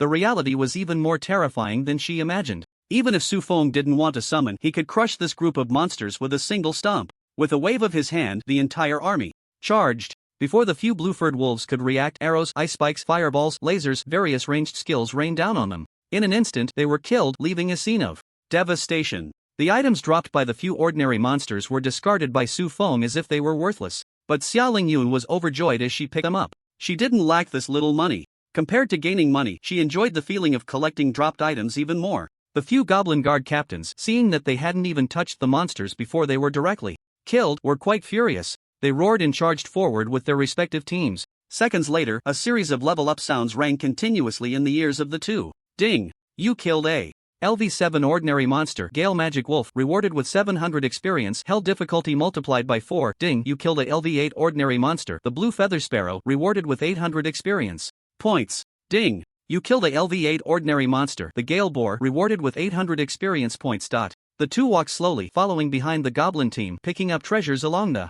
way. Xiao Lingyun was quite relaxed, she only needed to keep bending down to pick up the dropped items. Meanwhile, Su Feng had to consider many things. His blood eye hovered in the air, overlooking the entire valley terrain, observing the distribution of monsters. At the same time, he controlled 4 goblin teams to efficiently hunt the monsters. In fact, there wasn't much efficiency. They found a monster gathering spot, shot a wave of arrows, and cast a wave of magic skills. Then the goblin leader and the royal guard came in to read the aftermath. The goblin wolf cavalry chased after the fleeing monsters. The battle ended so easily and pleasantly. As they walked, Xiao Lingyun felt something was off. In this half a day, they hadn't seen a single monster. She had prepared many items and her skills were ready to go. All of it was useless. Winning without effort was nice, but it also dampened her enthusiasm. They didn't seem to be here to conquer a dungeon. It felt more like a spring outing. What's wrong? Su Feng noticed her expression and asked casually. Xiao Lingyun opened her mouth, exhaled, and said, "It's nothing, just feels like this dungeon. Attack is a bit too easy. I don't even need to lift a finger, my level is increasing on its own. At this rate, I might become a useless person with no combat experience." Su Feng chuckled. "Weren't you worried earlier that the hell difficulty was too high for us to handle?" Xiao Lingyun's face turned slightly red. "Well, who knew you would be so abnormal?" Su Feng shook his head and laughed lightly. "Alright, you don't need to think so much right now, don't be ungrateful. I estimated that in about 2 days you can reach level 10. After I leave, you can level up your combat experience however you want." Upon hearing this, Xiao Lingyun was taken aback, her tone a bit reluctant as she said, "Only 2 days? Yeah." Su Feng replied flatly. Xiao Lingyun bit her lip. Remaining silent, she quickened her pace and ran ahead. After running 100 meters forward, she turned around and said firmly, "Don't get too proud, I'll catch up to you soon." After saying that, she continued to run forward. Su Feng was momentarily stunned, then grinned. "Catch up to me? Maybe in your next life, it's impossible for anyone to catch up to me, ha." The team advanced quickly. Half an hour later, the first clearing goal was achieved, and the goblin team at the front arrived at a pond. A powerful gust of wind element aura surrounded the pond. As a goblin guard approached, a strong wind swept in. Su Feng's mind instantly rang with the notification of the goblin guard's death. He quickly turned his blood eye to look. A wind magic wolf with blue fur, 3 heads, and a body length of 3 to 4 meters stood beside the pond. The middle head was chewing on the corpse of the goblin guard, blood and flesh splattering everywhere, staining the ground red. The eyes of the left and right heads were fierce, filled with a desire to kill. Finally, a worthy opponent has arrived? Su Feng thought excitedly. He admitted the hell-level dungeon was indeed a bit challenging. The difficulty lay in the fact that if one wasn't careful, they might fall asleep. From a distance of 1,000 meters, Su Feng used his blood eye to cast a detection spell on the three-headed wind magic wolf. Monster, three-headed howling windhound grade, elite level, LV10 health, 8000/8000 mana, 5000 strength, 233 constitution, 240 speed, 305 spirit, 424 skills. Hound follows the wind, howling gale, evil dog chase, gale cannon. Truly an elite monster in a hell-level dungeon. Seems to have some strength, huh? Su Feng grinned and commanded the 4 goblin teams to surround it. 4 goblin leaders charged to the front. When they were 2 meters away from the three-headed howling windhound, they all jumped, simultaneously swinging 8 short axes down. However, the axes whistled through the air but struck nothing. The three-headed howling windhound was enveloped in swirling white wind. Its speed suddenly increased. Hound follows the wind. It transformed into a blue afterimage and dashed into the goblin shaman team. Clearly, the three-headed dog knew who posed the greatest threat in this team. The goblin shamans were thrown into a panic, their formation shattered, unable to organize a counterattack in time. The three-headed howling windhound had already dashed behind them, its 3 mouths wide open. Gale cannon. The wind element rapidly condensed in the mouths of the dog heads. Within 2 seconds, 3 basketball-sized blue orbs formed quickly. The dog heads spat them out, and the orbs smashed into the shamans and archers who couldn't escape in time. The orbs exploded, spreading out, and the terrifying wind blades turned into a cruel meat grinder, reaping the lives of the fragile goblin shamans. Su Feng frowned slightly but didn't pay much attention. If they died, he could just summon them again. After all, he had unlimited firepower. Let it kill. But just as Su Feng picked up his staff, preparing to summon goblins, an unexpected figure appeared at the edge of the battlefield. Ice seal for 1,000 miles. Xiao Lingyun raised a staff high, gathering a ball of ice blue light before the staff struck the ground. The blue light spread outwards from her. With her back to the three-headed howling windhound, the vicious dog had no time to dodge and was swept by the blue light. A layer of ice crystals covered its massive body. -157. Negative status, frozen. Xiao Lingyun didn't stop, activating another skill. Profound ice spikes. The staff struck the ground again. Beneath the three-headed howling windhound, a magic circle suddenly formed, and a massive ice spike shot up, piercing its abdomen. -1002. Negative status. Slow. Xiao Lingyun was slightly out of breath. The consumption from using these 2 moves was not small. However, the damage dealt was only 1/8. She gritted her teeth in frustration. Yet her impact was greater than she had imagined. Su Feng continued to set up the summoning array. At the same time, he took advantage of the three-headed howling windhound being slowed by the frost element. He quickly prevented the remaining goblin shamans from casting their skills, extending the effects while dealing elemental reaction damage. Over 100 goblin guards and 4 leaders also rushed in at this moment, surrounding and hunting the three-headed howling windhound. Each goblin guard could only deal around 100 points of damage per attack. The shamans dealt a bit more, around 200 per hit, with elemental reactions hitting 800 points. The goblin leaders, using heavy strikes, could deal 500 to 600 points of damage. With so much damage erupting simultaneously, the health of the three-headed howling windhound rapidly decreased, unable to help but let out a wail. Su Feng thought this was the lament of a dying creature. However, the next second, a shadow swept past the blood-red eyes, rushing downward. By the time Su Feng reacted, 2 massive wind blades swept through like guillotine blades, clearing out the goblin leaders along with other goblin warriors and shamans. This helped the three-headed howling windhound escape its certain death. However, the black figure did not linger, charging straight at Xiao Lingyun. Xiao Lingyun's eyes widened, her pupils reflecting a pair of enormous eagle claws glinting with a cold light. Her heart seemed to stop beating from fear at that moment. As the claws approached, she felt a distinct sharpness against her skin. But in the next moment, Xiao Lingyun felt a powerful arm wrap around her waist. Immediately, her body was lifted into the air. The position she had been in was now vertically aligned with her current position, ripples spreading out like waves in water. The shadow that had attacked Xiao Lingyun was caught in the middle, hit by 6 full waves. -19,999, -19,998, -19,999. Each time nearly 20,000, sustained 6 times. The blood bar above the shadow's head dropped to a low point the moment it appeared. It was only then that Xiao Lingyun realized she had been saved by Su Feng. He held her tightly, his expression cold as ice. Su Feng looked down at the shadow, which was clearly a giant white eagle with a wingspan of 10 meters. With a fierce glint in his eyes, he kicked downwards. -29,999. Ding! You have killed a LV10 bronze leader. Hurricane Divine Eagle. Reward experience 10,000. Xiao Lingyun was stunned. The bronze leader was just kicked to death by Su Feng like that? Su Feng was truly drenched in cold sweat. Almost, his perfect life record was about to be stained. If he had hesitated for even a moment, Xiao Lingyun would have died under those eagle claws. Years later, when he had achieved success, looking back, he would still feel ashamed and regretful. "Are you okay?" Su Feng asked nervously. He confirmed that he had moved very quickly, using 2 consecutive teleportations, nearly the limit of his reaction ability. But he couldn't guarantee that Xia Lingyun was unscathed. Xia Lingyun finally came to her senses, sobbing softly, and after a moment, she began to cry loudly. Tears soaked Su Feng's clothes. He scratched his head, unsure of how to handle the situation. When it came to fighting monsters, he could do so without blinking, decisively and efficiently. But comforting a crying woman, he would rather face a god-level boss right now. After a long while, Xia Lingyun finally calmed down, wiped her tears, and looked up at Su Feng. She saw him standing there dazed like a wooden post, not daring to move, which was a bit funny. Xia Lingyun couldn't help but chuckle softly. Hearing the sound, Su Feng looked down just in time to meet her tearful eyes. The young man felt a pang of affection. Although Xia Lingyun wasn't the type he usually liked, with a broad heart, her delicate and exquisite features still made his heart flutter. Ahem, are you okay? Su Feng turned his head away, not daring to look too much, and asked. Xia Lingyun bit her lip, her voice still choked with sobs. I'm fine, I'm sorry for scaring you. I shouldn't have rushed so far ahead. Xia Lingyun realized she had been too reckless. To prove her presence, she had forced her way to the front lines. Otherwise, with Su Feng's summon creatures abilities, this dungeon wouldn't have been so perilous. Su Feng seemed to be reminded by her, suddenly enlightened, and playfully flicked her forehead. Ouch! Xia Lingyun covered her forehead, tears streaming down from the pain. She complained. You hit me. Su Feng said fiercely. Shouldn't you be the one getting hit? It could have been a smooth and safe dungeon run, but you had to make it so dangerous. You survived today because I had the ability to save you. If it weren't for me, you would have been done for, you know? Xia Lingyun muttered in dissatisfaction. If it weren't for you, I wouldn't have entered a hell-level dungeon either. Su Feng glared, still daring to talk back, asking for a beating. Then, he gave Xia Lingyun another unexpected flick on the forehead. Leaving the school beauty to wear a mask of pain, Su Feng approached the corpse of the Hurricane Divine Eagle. This is a bronze-level leader, on par with Chuck in the assessment instance.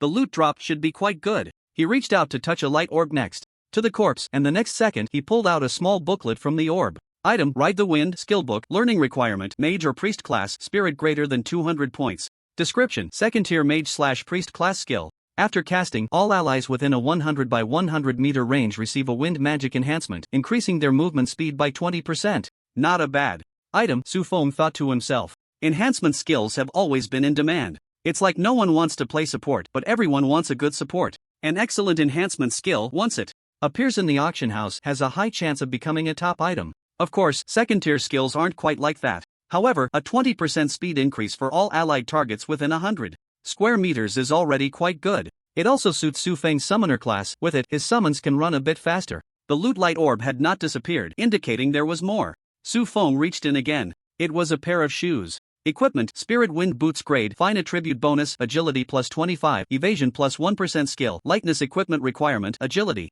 greater than 10. Fine equipment, not worth mentioning. Its value is not comparable to the second-tier skill Ride the Wind. Su Feng thought for a moment and glanced over at a nearby spot. Next to the corpse of a three-headed howling dog, there was also a light orb. He quickly ran over and pulled out a necklace. Just a quality piece of equipment. Its bonuses were far inferior to the Spirit Wind Boots. However, one quality item and one fine item, 2 pieces of equipment, plus all the materials collected along the way. It was just enough to be equivalent to the skill book. Su Feng returned to Xia Lingyun's side and handed her the 2 pieces of equipment. Xia Lingyun guarded her forehead warily, afraid of being ambushed by Su Feng again. Seeing him offer something, Xia Lingyun asked, "What for?" "To split the loot," Su Feng replied calmly. Xia Lingyun was taken aback, looking at the skill book in his other hand. Generally speaking, an elegant gentleman would leave the better items for the lady. But Su Feng was not the type to cherish delicate flowers. He could bear to hurt even a beauty like himself, so what wouldn't he do? Therefore, Xia Lingyun pointed at the book and said, "I want this." Su Feng decisively replied, "No, we agreed earlier that I get to choose first." Xia Lingyun had already anticipated this outcome. Even if Su Feng offered it, she wouldn't truly want it. She just wanted to test Su Feng's attitude. Now she had the answer. Su Feng was unwilling to give her any attitude at all. In the end, Xia Lingyun angrily accepted the equipment. Originally intending to toss it into her inventory to gather dust, she took a look and found the shoe's attributes quite good, so she put them on. Meanwhile, Su Feng learned Ride the Wind. The two of them searched around again, ensuring they hadn't missed anything else, before choosing to exit the instance. When both of them decided to exit at the same time, a voice rang in their ears. "Ding! You and your teammate have successfully cleared the hell-level Wind Howling Valley for the first time, earning a reward, free attribute points plus 100 ding. You broke the record, successfully reaching the top of the hell-level Wind Howling Valley clearance record board in 1 hour, 32 minutes, and 6 seconds. In front of the Wind Howling Valley instance at a small gathering place for professionals. At this time, it was just after 8 in the morning. Many professionals had already gathered in the area. Many were entering and exiting the light gate. Oh, isn't this Wang Yilong, the young Master Wang? Did you hear that over 300 of you challenged one person and lost? Is that true? Let me see. Why is your face so badly injured? How can you still show your face to people? Ha. Wang Yilong and his teammates had just stepped into the gathering place when they heard an annoying voice. He turned around, his face filled with displeasure. It was a long-haired youth named Lu Guang. They had known each other since childhood because their fathers were friends. However, their relationship had always been antagonistic. Lu Guang, stop gloating. You're just lucky you didn't get into number 1 high school, otherwise you'd be getting beaten up too. Wang Yilong was not embarrassed at all. Over 300 people couldn't defeat Su Feng alone, and he had come to terms with it. He believed Su Feng was just a freak. It wouldn't matter who came. He, still putting on a brave face, huh? A waste is always unwilling to admit they are a waste. I have to say, your class really brings glory to your school. Over 300 people can't beat one person. If it were at our school, I wouldn't even dare to go out the next day. Lu Guang mocked mercilessly. Wang Yilong sneered. Go ahead and be proud. With that freak Su Feng around, this year's top scholar in the city, no, the top scholar in the region, will definitely be from our number 1 high school. Then our school will be in the news, on the papers, reported nationwide. What about you? Will anyone see your faces in the papers? Lu Guang was taken aback and then burst into laughter. Wang Yilong, has your brain been knocked silly? Top scholar in the region? I think that Su Feng has knocked you into a delusion. You all praise him so highly just to find an excuse to explain your own incompetence, right? The college entrance exam is a month away. That's too long. Just have that Feng Xiaoshan come and challenge the record. Simple, ordinary, difficult, he can choose any, and he can form any team. As long as his completion time ranks in the top 10, I'll kneel down and call him dad on the spot. Wang Yilong's eyes darkened slightly. Feng Xiaoshan had existed for a long time, and the records had long been pushed to the limit by countless predecessors. The gap in the top 10 was only a few milliseconds. Breaking through was incredibly difficult. Even if Su Feng was strong alone, it was impossible. He said expressionlessly, everyone is quite busy. Who has the time to deal with you? Lu Guang sneered, still putting on a brave face. Huh? Could it be, you know he is a waste, but you are even more of a waste, ha? Just as his words fell, suddenly, someone exclaimed. The leaderboard has been updated. Damn, another strong player. Lu Guang's smile froze. He had just made a bet on breaking the record, and now someone had broken it? Was there such a coincidence? But fortunately, it shouldn't be that Su Feng. After all, he had only awakened as a professional yesterday, so he couldn't be that strong. Wang Yilong and his group were curious about who had broken the record and gathered at the instance portal. There was a leaderboard there displaying all the records. Someone was operating in front of the leaderboard. Simple, unchanged. Ordinary, unchanged. Difficult, unchanged. Who the hell is spreading rumors? No one has broken the record. The person operating the leaderboard cursed. No, the portal is shining with golden light. That's a sign that someone has broken the record. But the 3 difficulties haven't changed. Could it be someone has broken through the hell level difficulty? Impossible. The boss in there is a bronze level, can fly, and can attack from a distance. Not to mention the boss. Even that 3-headed hellhound is not something a level 10 professional can deal with. While the crowd was discussing, someone had already adjusted the leaderboard difficulty to hell level. Suddenly, a string of information appeared on the previously blank screen. Clearing team, Su Feng squad members, Su Feng, Xiaolingyun. Clearing time, 1 hour 23 minutes and 6 seconds. Ranking 1. The scene fell silent for a moment, and then, damn. Wang Yilong stared blankly for a few seconds, and then his spirits suddenly jolted. Lu Guang, a man keeps his word. Come over and call me dad. What are they arguing about? I don't know. Forget it, no time to join the fun. Continue. At this moment, no one noticed the two who had just cleared the hell level difficulty of Wind Howling Valley. Caused a stir in the camp. They paid no attention to the glory they had achieved. Once again, they entered the dungeon. Su Feng had no idea what they were exclaiming about. But even if he knew, he wouldn't care too much. At most, he would smile slightly and then continue with the dungeon. He believed that to become a top-tier powerhouse, one must have a focused heart, always moving forward. Remembering past glories? That can wait until one is invincible or about to be buried. Time quietly slipped away. In the blink of an eye, the next day, just as Su Feng had calculated earlier, he was less than 10% away from reaching level 10. Dusk. Wind Howling Valley. The evening glow painted the entire valley in a fresh red hue. Caw! A cry of an eagle echoed through the sky. A 10-meter wingspan white giant eagle soared in the heavens, before suddenly diving down. Its wings flapped continuously, shooting out hundreds of massive wind blades. However, the target it attacked, The densely packed goblin warriors had long been prepared. The short goblin shaman stood at the forefront. They collectively activated defensive spells. Ice shield, fire shield. A barrier formed by 500 elemental shields perfectly dissipated the incoming wind blades. And just as the white giant eagle was about to dive down, only a few dozen meters from the ground, the archer's goblins standing behind the shaman also launched their attack. Whoosh, whoosh, whoosh. The longbows buzzed, continuously shooting out arrows with strong penetrating power, merging into a rain of arrows. The white giant eagle was instantly shot, full of arrows, letting out a mournful cry, flapping its wings to halt its descent. It was unwilling to attack again and wanted to escape, but it was too close to the ground, only about 10 meters away. Moreover, it was riddled with arrows and its wings had suffered severe damage. This wouldn't cause it to fall directly, but its movements inevitably slowed. Just as the giant eagle struggled to turn around, dozens of large goblins among them jumped up with all their might. They grabbed the eagle's claws, feathers, and wings, pulling it down to the ground together. Immediately after, thousands of goblin warriors armed with spears entered the scene. Like workers on an assembly line, one would stab it, then quickly retreat, allowing the next batch to take their turn. The bronze-level leader Hurricane Eagle appeared for less than 10 seconds. It was pulled down from the sky by thousands of lowly goblins, completely crushed. Ding! You have killed a LV-10 bronze level leader Hurricane Eagle, gaining 10,000 experience. Ding! Your level has risen to level 10, health/mana plus 50, strength, agility, constitution plus 3, spirit plus 5. Ding! You have reached level 10. Please accept and complete the second transfer breakthrough task as soon as possible. Continuous notification sounds rang in Su Feng's ears. He didn't pay too much attention, it was just something he had anticipated. He stepped forward to collect the drops from the Hurricane Eagle. 2 pieces of quality equipment. He didn't know if it was because he had farmed it too many times, but aside from the first drop reward, the rest were all garbage quality equipment. In fact, quality equipment was already considered very precious in the market. Most professionals would spend their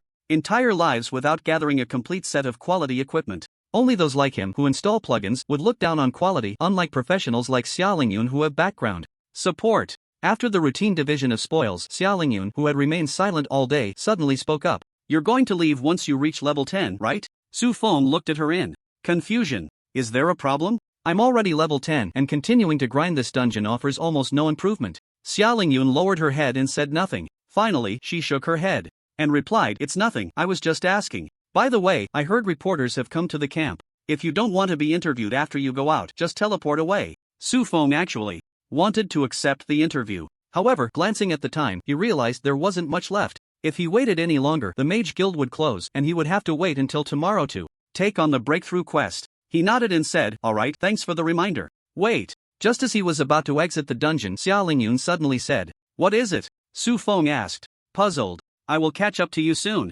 After leaving this sentence, Xiaolingyun quickly exited the dungeon. Her words held Su Feng for 10 seconds. When he came back to his senses, Su Feng couldn't help but chuckle. Looks like I still have some charm, But if you want to catch up to me, it won't be that easy. He actually liked Xiaolingyun quite a bit. Although she didn't have a broad mind, she was calm in situations, emotionally stable, and quite attractive. If she had directly expressed her feelings, Su Feng might have impulsively agreed. But after a few seconds of silence, Su Feng smiled and sighed. Now was not the time for romance. His career path had just begun and he couldn't be distracted by other matters. However, if there is love, they would meet again in the future. Good luck, I'll be waiting for you in the future, Su Feng murmured as he exited the dungeon. In the camp in front of the Wind Howling Valley portal, reporter Yang Mei from Yunhua City TV and her photographer looked around in fear. As ordinary people, they were filled with dread about everything in the wild, terrified that a monster would suddenly leap out from the surrounding dense forest and swallow them whole. However, thinking about the commotion Su Feng had caused here, they had no regrets. Su Feng was just too impressive. In just 2 days, he had filled the previously empty Hell-level challenge leaderboard of Wind Howling Valley. The top 10 spots were all occupied by the Su Feng team. As long as they could interview him, combined with the attention he had drawn 2 days ago at school, their TV station would surely become a hit. But after waiting in the camp for half a day, they still hadn't seen anyone matching Su Feng's appearance. Could it be we missed him again? Yang Mei said weakly. The photographer patted her shoulder, sighing in silence. At that moment, a cool voice came from beside them. Are you reporters from the TV station? The two turned to see an extremely beautiful girl. However, the girl's aura was a bit cold, exuding an unbearable chill. Why yes, do you know Su Feng? Yang Mei stammered, her teeth chattering. Xiaolingyun then realized that one of her area skills had not been turned off. After shutting off the skill, the chill around her disappeared. My name is Xia Lingyun. Xia Lingyun? Yang Mei was momentarily stunned, then quickly realized she was one of Su Feng's team members. Her eyes lit up and she hurriedly asked, "Hello, can you tell us where Su Feng is now?" "He left," Xia Lingyun replied. "Ah, could you possibly accept our interview?" Yang Mei asked tentatively. Xia Lingyun nodded, "Sure." Yang Mei breathed a sigh of relief and quickly asked, "Can you tell us what kind of person Su Feng is?" Xia Lingyun seemed to have prepared a draft in her heart and she spoke directly. "Strong in ability, excellent in character, very caring, and also the person I, Xia Lingyun, need to pursue." Yang Mei was still in a daze. But she didn't know that not long after, with the broadcast of this interview, countless students from Yizhong School and an old father would have their hearts shattered. At 5:59 in the afternoon, there was 1 minute left until the Mage Guild closed. The female mage in charge of reception, Yi Qian, looked at her watch, counting down the time. 30, 29, 28, 3, 2, 1. Off work. Yi Qian happily stood up, picked up her small bag. But just as she was about to leave, she saw a tall and sturdy figure walking in from outside the door. Yi Qian's expression stiffened, but soon her eyes brightened. "Sir, this is the Mage Guild. You've come to the wrong place." Su Feng looked at her in confusion and said, "No, I'm a summoner, here to take on a breakthrough task. Shouldn't I come to the Mage Guild?" Yi Qian stared wide-eyed, suspiciously sizing him up. She scanned his muscular arms and broad back, which was as wide as if covered with shoulder armor. She swallowed hard and asked in disbelief, "You're a summoner?" Su Feng revealed his profession to prove his identity. Absolutely true. He felt a bit helpless. Why do these people always judge by appearances? Just earlier, when he passed by the Night Guild, he was almost pulled in by the receptionist at the door. Yet here at the Mage Guild he was almost kicked out. Yi Qian used a detection spell to take a look and confirmed that he was indeed a summoner. She could only put down her handbag reluctantly and take him to the place to accept a breakthrough task. A small floating orb appeared before them. Yi Qian said, "Place your hand on it, and the celestial main system will customize your breakthrough task based on your profession. Tasks are divided into easy, normal, hard, hell, and special. You can choose from 5 difficulty levels based on your own abilities." Su Feng asked in confusion. Easy to hell is understandable, but what does special mean? Seemingly anticipating his question, Yi Qian quickly replied, without hesitation, "Completing tasks from easy to hell will only grant attribute bonuses. Easy can double attributes, normal can double them again, hard quadruples, and hell increases them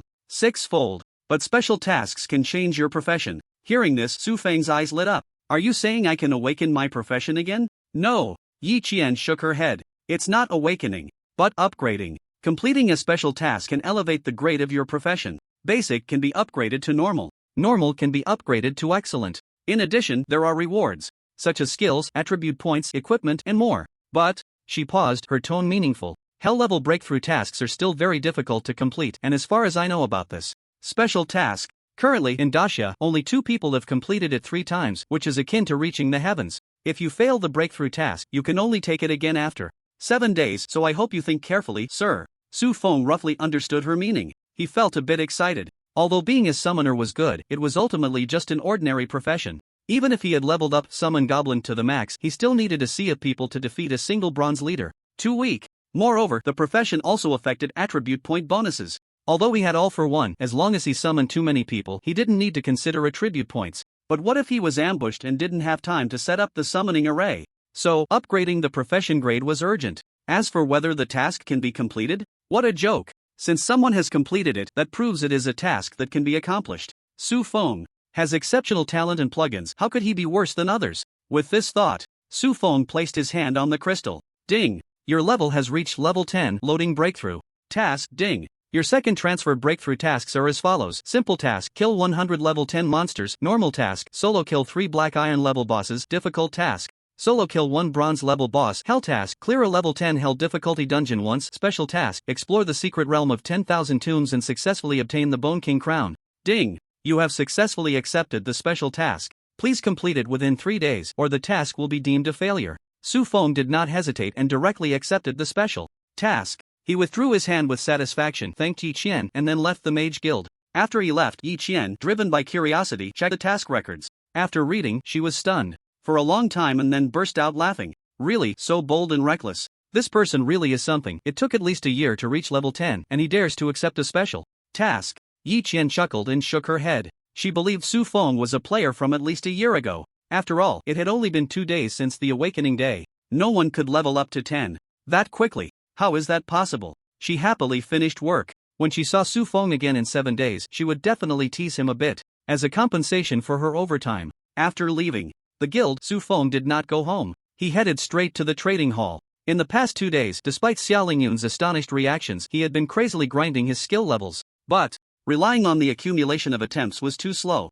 Teleport still needed 23 more levels to max out. The second transfer skill Ride the Wind was barely at level 15. He needed a large number of experience books to raise his skill levels, both first and second transfer. Entering the trading hall, he took a number and waited. Soon, Su Feng arrived at the counter. It was that beautiful staff member from the other day. "Hello, how can I assist you?" "It's you." The staff member recognized him and said in surprise. Su Feng said, "Help me take out all the first transfer and second transfer skill experience books." The staff member smirked. What a pretentious thing to say. However, having processed Su Feng's transaction once, she didn't doubt his strength. But she apologetically said, "I'm sorry, sir, there are currently no first transfer skill experience books in stock. As for the second transfer skill experience books, we only have the beginner and intermediate qualities. Would that be acceptable?" Su Feng was taken aback. He could understand that there were no first transfer books in stock, but how could there be no high-level second transfer books? He asked, "Where have all the high-level second transfer experience books gone?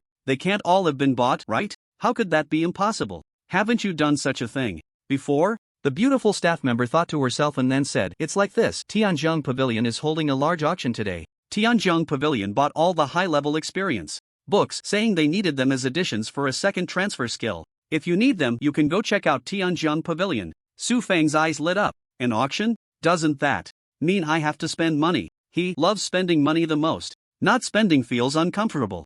"Alright, you help me pull out all the beginner and intermediate second transfer experience books." Su Feng nodded in response. The beautiful staff member quickly operated. Su Feng paid happily and completed the transaction. Leaving the trading hall, he immediately rushed towards Tianzhong Pavilion, fearing he would miss a good opportunity to spend money. Tianzhong Pavilion, located by the great river that runs through Yunhua City, Tianzhong, is named after it. As the largest auction house in Yunhua City, it sees a constant flow of people every day. When Su Feng arrived, it was just the right time for the opening. He followed the crowd forward and entered the venue. A young waitress, dressed provocatively and with a hot figure, immediately approached him. "Guest, how may I assist you?" Su Feng scanned the surroundings and said straightforwardly, "I want to participate in the auction." The waitress was not surprised. After all, what else could people do here besides attending the auction? She led Su Feng forward while saying, "You're in luck. Today is the large auction held once every 6 months. There are over 100 items for auction. Surely you'll find something you need. However, to enter the venue, you need to pay a seating fee first. A regular hall seat is 5,000. Su Feng interrupted her, speaking grandly, "Don't say so much. Arrange the most luxurious private box for me." The waitress's eyes lit up. She quickly took him to the front desk and spoke a few words to the staff there. A payment panel popped up in front of Su Feng. Without even looking, he directly clicked to pay. Soon, Su Feng sat on the sofa in the private box, with one-way glass allowing him to see the entire venue. Fruits and fine wines were plentiful. He indulged without restraint, waiting for the event to start. Before long, a woman in a stunning red gown, with a graceful figure and striking features, stood on stage. Her golden hair was styled up, interspersed with numerous jeweled hairpins, yet it did not appear gaudy.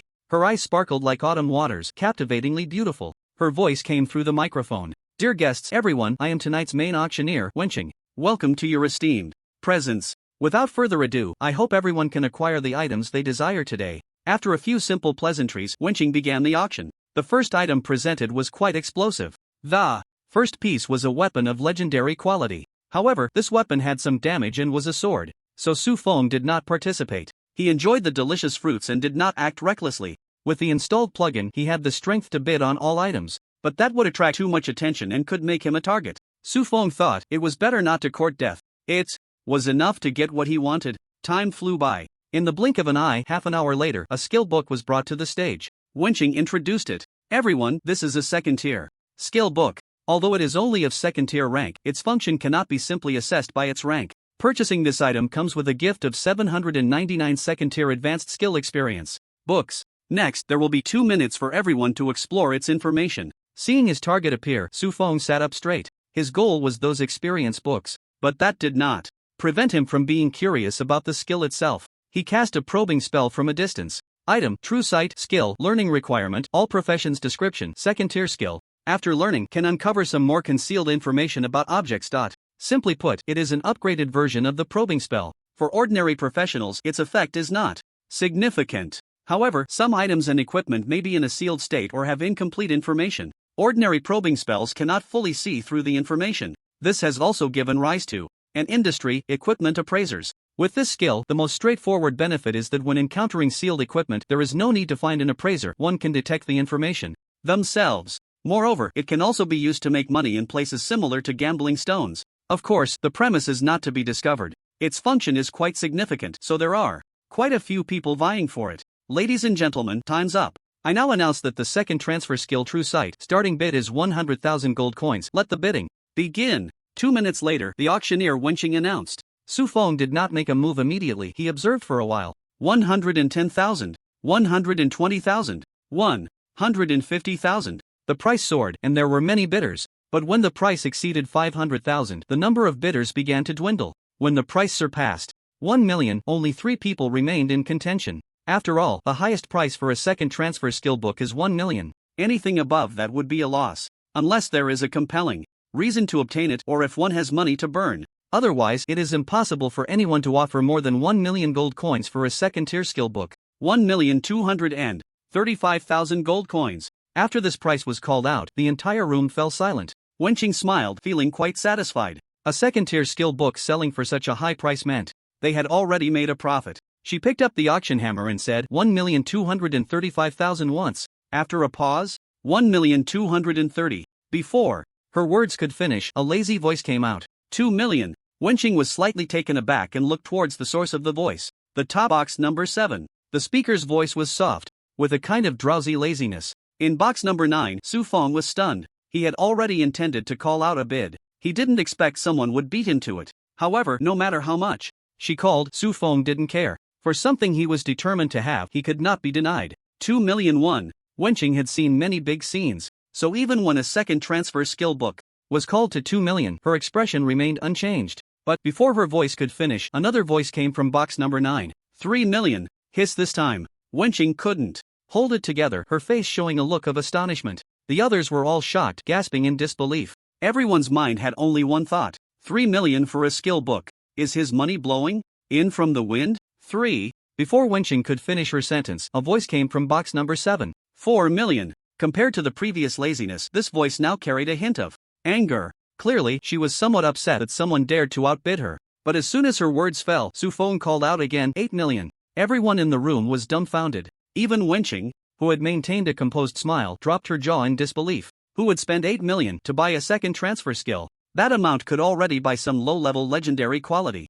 equipment. 8 million for a second transfer skill. Have you lost your mind? A female voice from box number 7 exclaimed angrily. Su Feng calmly ate his fruits and replied, if you don't have money, don't bid. You. In the top box number 7, a girl dressed in a white robe, slightly petite, stood in front of the one-way glass wall. Her head was pressed against the wall, her eyes angrily staring at the position of box number 7. Luo Xiaoyu never imagined that as the daughter of the richest man in the southern region, she would one day be mocked for being broke.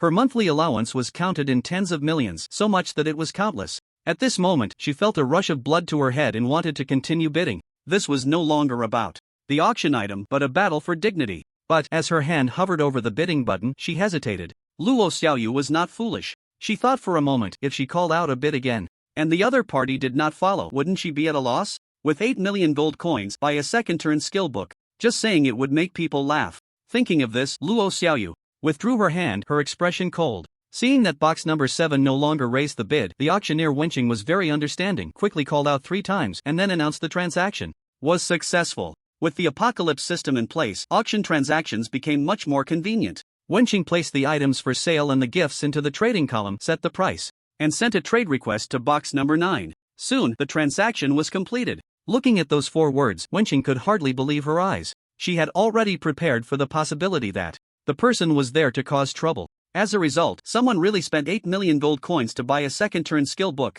Ha ha ha, spending 8 million to buy a second turn skill.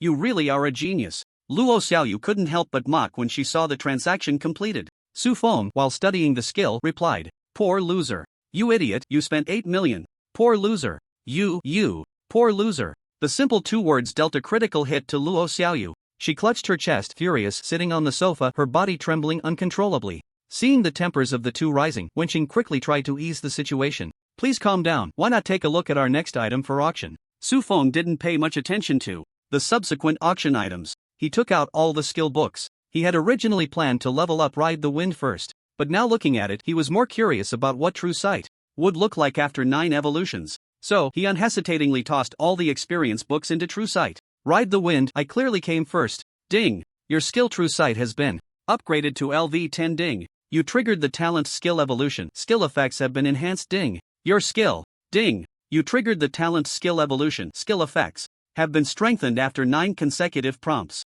Su Feng opened the skill information to take a look. True sight LV99 consumes 500 mana, allowing your eyes to see through all information. Breaking all illusions. Su Feng. Is that it? It sounds impressive, but it seems to say nothing at all. He stroked his chin. Suddenly remembered. There seemed to be a formation in the box that blocked others probing. He wondered if this skill could. He looked towards the position of box number 7.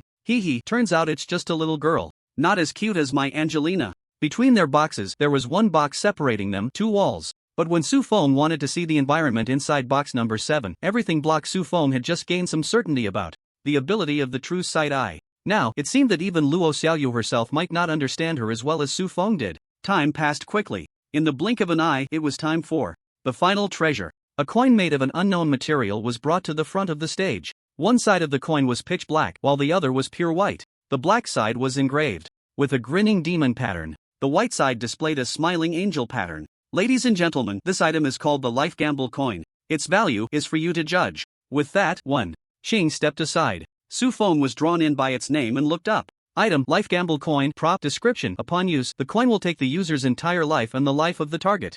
After 10 seconds, the effect will trigger. The demon will choose one side, taking all their lives, while the other side will be protected by the angel and survive successfully. Holy crap!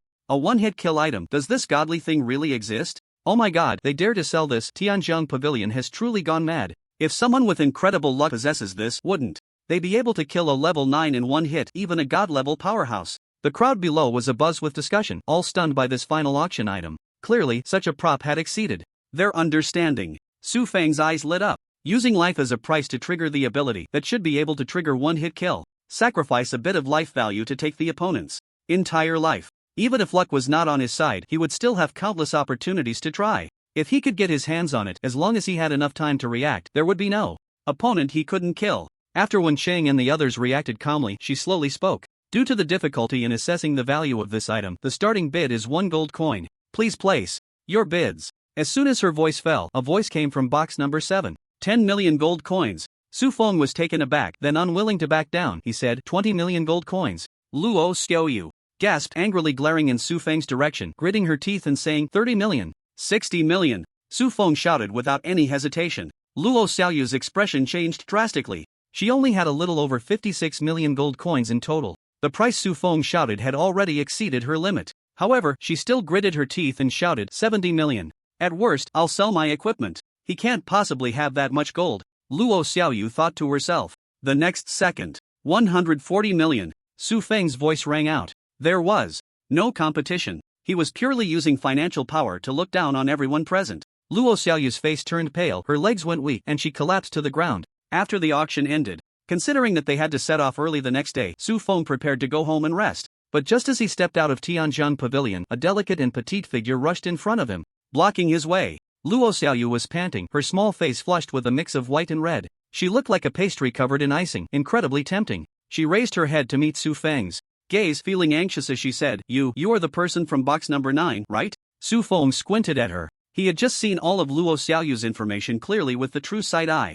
Although she was the daughter of the richest man in the southern region and her family held considerable power throughout the southern region, she was not favored. In her family, there was also an adopted younger sister of the same age. Even though she had awakened a legendary class and was fortunate enough to receive a mysterious inheritance, her parents still did not value her. They only knew how to give money and let her grow wildly. Instead, they showed more concern for her younger sister who had awakened an ordinary class, whom it's hard to evaluate whether she receives her parents' favor or not. Su Feng does not care. What matters is that Su Feng knows even if she is bullied, she cannot use her family's power to make things difficult for herself. This point is very important. Is there a problem? Su Feng asked, hands in his pockets, looking down. To Luo Xiaoyu, who is less than 1 meter 60 tall, Su Feng, over 2 meters tall and robust, seems like a giant. She clenched her fists nervously but still mustered the courage to ask, See, can you lend me that life and death coin just once? I really need it, please. Tears glistened in Luo Xiaoyu's eyes, looking pitiful. Su Feng knew because of her parents' favoritism, Luo Xiaoyu's true nature is actually a cold, sickly yandere.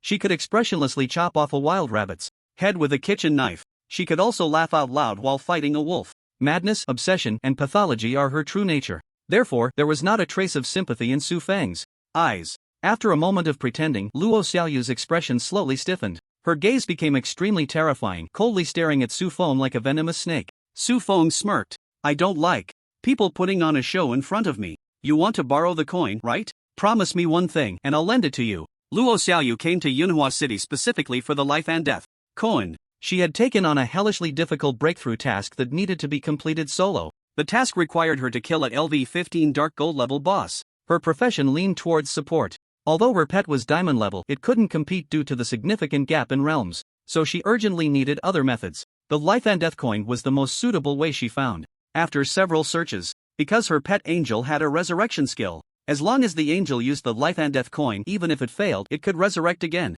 But unexpectedly, Su Feng intervened and, with immeasurable financial power, snatched it away. Su Feng used his true sight to gather all of Luo Xiaoyu's information, so he wasn't afraid that Luo Xiaoyu would refuse his request. His breakthrough task was to explore the Wanfanshan secret realm and obtain the Bone King crown. Su Feng had previously searched for information about the Wanfanshan secret realm. As a result, there was no news on the professional forum. This meant it might still be an undiscovered secret realm. An undiscovered secret realm is extremely valuable, possibly containing treasures yet to be uncovered. But opportunities come with risks. With infinite teleportation, he wasn't worried about his life safety. But what if? Just hearing the name Wanfanshan sounds unclean, clearly related to the undead and dark elements. These two elemental branches are the most insidious and malicious among all elements. If in the secret realm he were to be ambushed by a monster with special abilities and he accidentally fell into a trap, that would be dangerous. Although he has the unity of all talent, which can quickly stack attributes and is hard to kill, it's better to be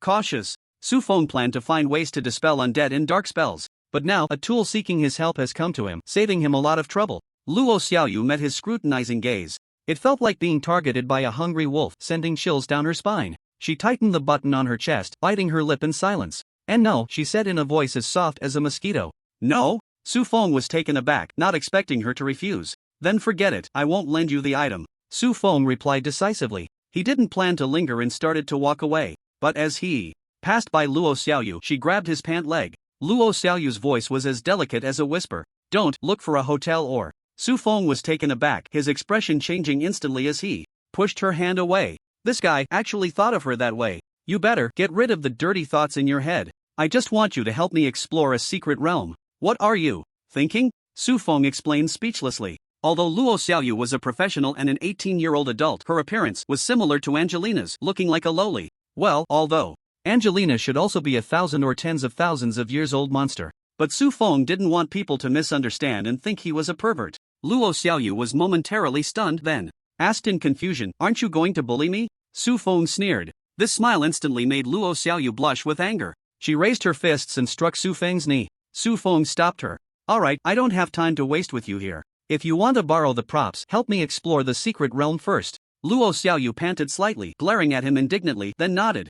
Okay. Seeing her agree, Su Feng left his address for her and prepared to leave. However, Luo Xiaoyu followed closely behind him. What are you doing? Su Feng looked at her in confusion. Luo Xiaoyu stammered for a long time before saying, I don't have a place to stay. Just go to a hotel. Su Feng was speechless. Luo Xiaoyu quickly shook her head. No, staying in a place like that will lead to bad people. She said it very seriously, as if she had experienced it herself. Su Feng recalled her information and remembered that in a TV show young Luo Xiaoyu had watched, there was a forced scene that took place in a hotel. It left a huge shadow on her cold, sickly little heart. To this day, she still associates hotels with that kind of behavior. So, you want to go home with me? Su Feng said strangely. Luo Xiaoyu said confidently, from now on, we are teammates exploring the secret realm together. It should be fine to go home with you. Besides, didn't you say you wouldn't bully me? Su Feng scratched his head and said helplessly, alright. Soon, the two returned home. Luo Xiaoyu stared blankly at the less than 30 square meter room in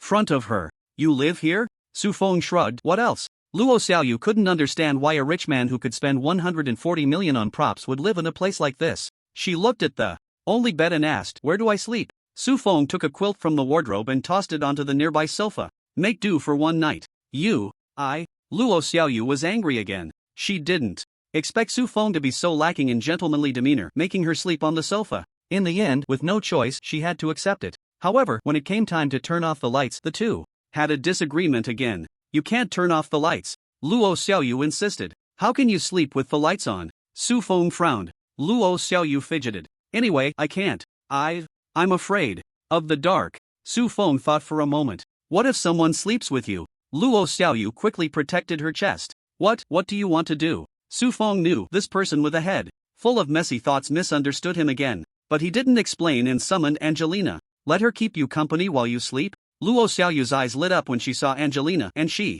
nodded vigorously. After the lights were successfully turned off, Su Feng heard murmurs coming from the sofa. Little sister, who are you, and why were you summoned by that guy? Your skin is so white, so smooth, and you have 4 little tiger teeth. So cute. Luo Xiaoyu, like a lovesick fool, hugged Angelina and chuckled creepily. Angelina lowered her voice and said coldly, I am a blood clan. Luo Xiaoyu's voice abruptly stopped. After a few seconds of silence, a scream echoed throughout the building. Ah! The next day, as dawn broke, Su Feng took Luo Xiaoyu out of Yunhua City. It's all your fault, boo-hoo, Luo Xiaoyu complained. After being startled by Angelina yesterday, she hadn't dared to close her eyes all night. Now, with 2 dark circles under her eyes, she looked even more delicate. Su Feng ignored her complaints, grabbing her and continuously teleporting, quickly moving towards the mission marker. Although it was convenient, teleporting so many times was quite exhausting. He pondered that he should get a mountable pet or a summon. Otherwise, relying on teleportation for every journey made him feel like a mere transportation tool. Before long, the two entered a misty mountain range. Su Feng opened his true sight eye to observe the surroundings, trying to avoid monster gathering spots. He wasn't lacking in experience. There were plenty of monster experiences in the secret realm. Soon, they arrived at the foot of an unknown peak, guided by the mission marker. After summoning a group of goblins to clear the obstructing vines, they peered into the cave entrance. The cave was pitch black, with a whirlpool quietly spinning inside. It really is well hidden, Su Feng exclaimed. Luo Xiaoyu, a bit afraid of the dark, took a few steps back. Do we really have to go in? Do you have enough lighting? Should we buy some more lighting? Su Feng looked puzzled. He had the true sight eye, what more did he need in the dark? Seeing his expression, Luo Xiaoyu's face stiffened. You didn't prepare any lighting, did you? Su Feng fell silent. Luo Xiaoyu turned to leave. Then I'm not going, bye-bye. With that, she tried to walk away. But the next second, she was grabbed by Su Feng by the collar and jumped into the cave. When his feet touched solid ground, Su Feng opened his eyes. Before him stood a towering peak. However, what grew on this mountain were not plants, but mounds of graves, which looked quite eerie at first glance. But this was only for Su Feng. For ordinary people, it should be fine. Because the mountain was shrouded in thick mist and the environment was dim, nothing could be seen clearly. Ah! Su Feng dug at his ears, looking disdainfully at his chest. Luo Xiaoyu clung to him like an octopus, screaming loudly. Su Feng sighed, can you stop screaming? Even ghosts would be scared to death by you. Ghost? There are ghosts. Ah! After hearing Su Feng's words, Luo Xiaoyu screamed even louder. Seeing this, Su Feng automatically muted her voice and ignored her. He first summoned goblins 10 times. Once 1,000. 50 goblins were neatly lined up. He released the blood eye to scan the surroundings. It's worth mentioning that the true sight eye can be used in conjunction with the blood eye. In the future, if he wanted to peek at any secrets, it would be even more convenient. Haha. Leading the goblins ahead, it wasn't long before, when the goblin leader passed the first row of graves, a decayed hand suddenly shot up from the ground. It fiercely grabbed the goblin leader's ankle. The nails of that hand were sharp and oozing deep green poison. The claw directly sank into the skin of the goblin commander. Minus 1800. Not only that, the burly body of the commander quickly withered in the next second. It was as if its life force had been drained away. Green damage numbers, symbolizing poison, kept appearing above its head. Minus 400. Minus 400. After 2 consecutive jumps, the commander died on the spot. Su Feng, seeing this scene through the blood eye, was slightly taken aback. Even the commander with a physique of 270 had lost 1800 health in one hit. The subsequent poison damage was 400. This claw's damage was a bit too explosive, wasn't it? Su Feng hurriedly checked the information on that claw. Spell, Corrupting Poison Claw. Second transition. Description: a claw carrying corrosive poison extends from the ground, dealing powerful, piercing damage to the target while inflicting corrupting poison. A spell? Su Feng was astonished, and then it seemed he thought of something, quickly using true sight to investigate the grave mound. Sure enough, he saw that the grave mound, or rather, every inch of land beneath the mountain, was hiding a skeleton, or even several. Among them were skeleton warriors wielding long knives, as well as many skeleton mages holding staffs. Their information clearly entered Su Feng's mind. Monster, skeleton warrior level, LV 15 grade, normal health 3000 mana 1500/1500. Strength 300, Physique 320, Speed 280, Spirit 120, Skills Quick Slash, Leaping, Heavy Strike. Monster Skeleton, Mage Level LV 15, Grade Normal, Health 1200 Mana 2500/2500, Strength 145, Physique 125, Speed 270, Spirit for 10, Skills Corrupting Poison Claw, Sharp Bone Spear. Goodness! After reading their basic information, Su Feng sighed inwardly. Each of these ordinary skeleton warriors had the ability to rival the goblin commander. Goblins truly deserved to be the shame of monsters. Su Feng couldn't help but silently mock in his heart. But fortunately, although the gap between the two sides was large, it wasn't to the point where they couldn't inflict damage at all. Moreover, as a summoner he could stay far behind and continuously summon. No matter how many skeletons there were on this mountain of graves, there would always be a time when they could be completely wiped out, and his mana was unlikely to run out. With this in mind, Su Feng kept busy, setting up dozens of summoning arrays in succession. Meanwhile, on the front line, that corrupting poison claw extended out as if the fuse of a firecracker had been lit. A large number of skeleton warriors and mages kept drilling out from the ground. They charged towards the 1,000 goblins. The goblin army lined up and waited, and a few seconds later, the two sides collided, quickly causing casualties. Ding! You killed a LV-15 normal monster, gaining 150 experience. Ding! You have one LV-10 elite goblin commander dead. Ding! You have one LV-19 normal goblin commander dead. Ding! A large number of notification sounds exploded in his ears. Su Feng remained expressionless, continuously summoning and commanding the army to charge to the front line. Luo Xiaoyu had no idea what was happening. She stared blankly at the goblins continuously emerging from the summoning array.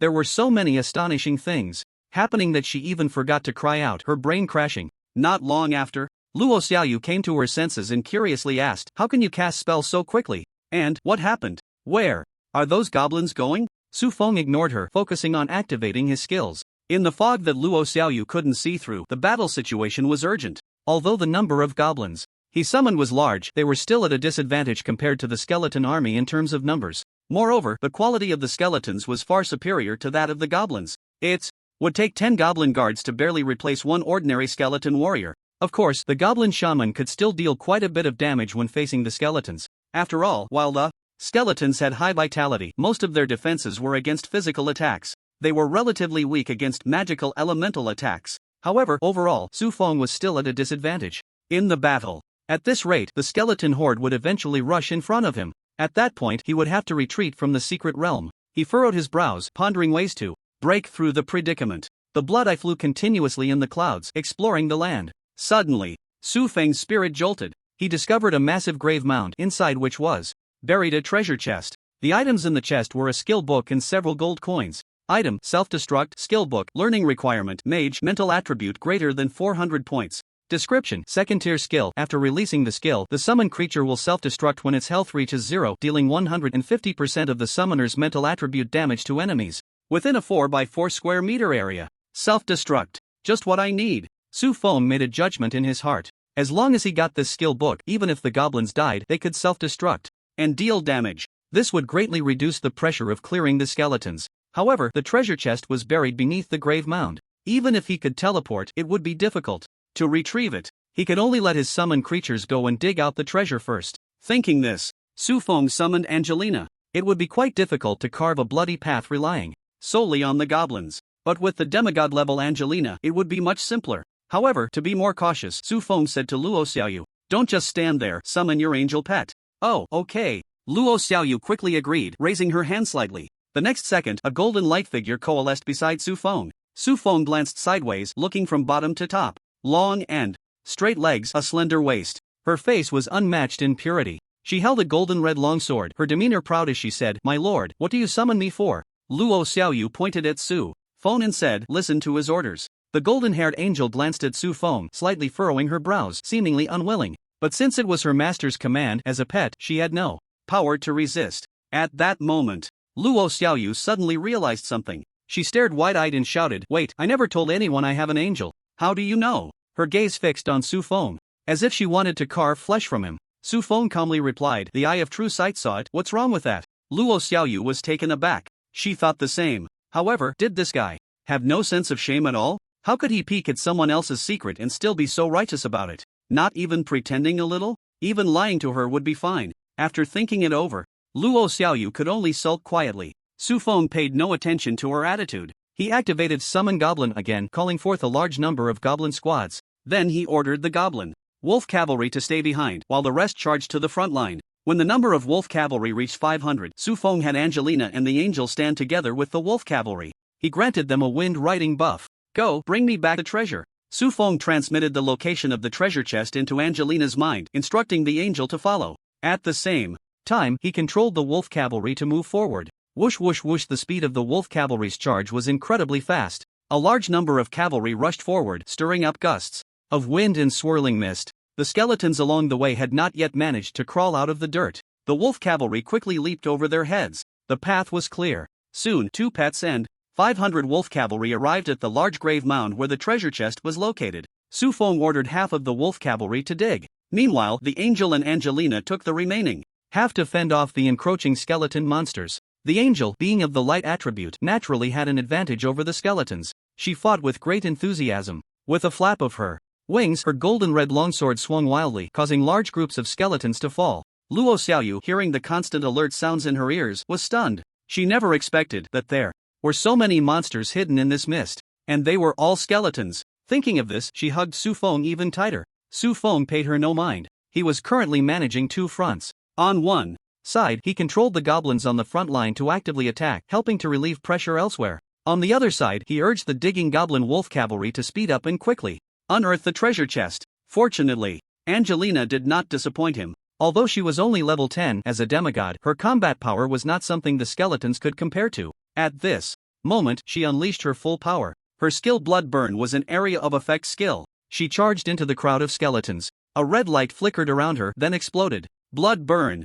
A wave of red light surged outward. The health of the skeletons above her head instantly dropped significantly. Then, the angel descended from the sky wielding her sword. She wiped out their remaining health. The 2 pets, the angel and the demon, were together. They formed an invisible, insurmountable wall of taboo, blocking all the skeletons that attempted to disturb the wolf cavalry digging. Of course, that was all they could do. The skeletons kept crawling out of the ground. Their killing efficiency quickly fell behind. Faced with an ever-growing army of skeletons, their defense line could only retreat step by step. The remaining half of the wolf cavalry moved up to form a new defense line for skeletons that could be easily killed by even the guard captain. The attributes of the skeleton wolf cavalry were hardly worth mentioning. The wolf cavalry died quickly. Fortunately, before the defense line collapsed, a wolf cavalry managed to dig out the treasure chest. Su Feng immediately controlled it to tuck the chest under its arm and rode on the giant wolf. The other wolf cavalry, along with the 2 pets, cleared the way for it. Angelina charged at the front of the team, using her body to pave the way.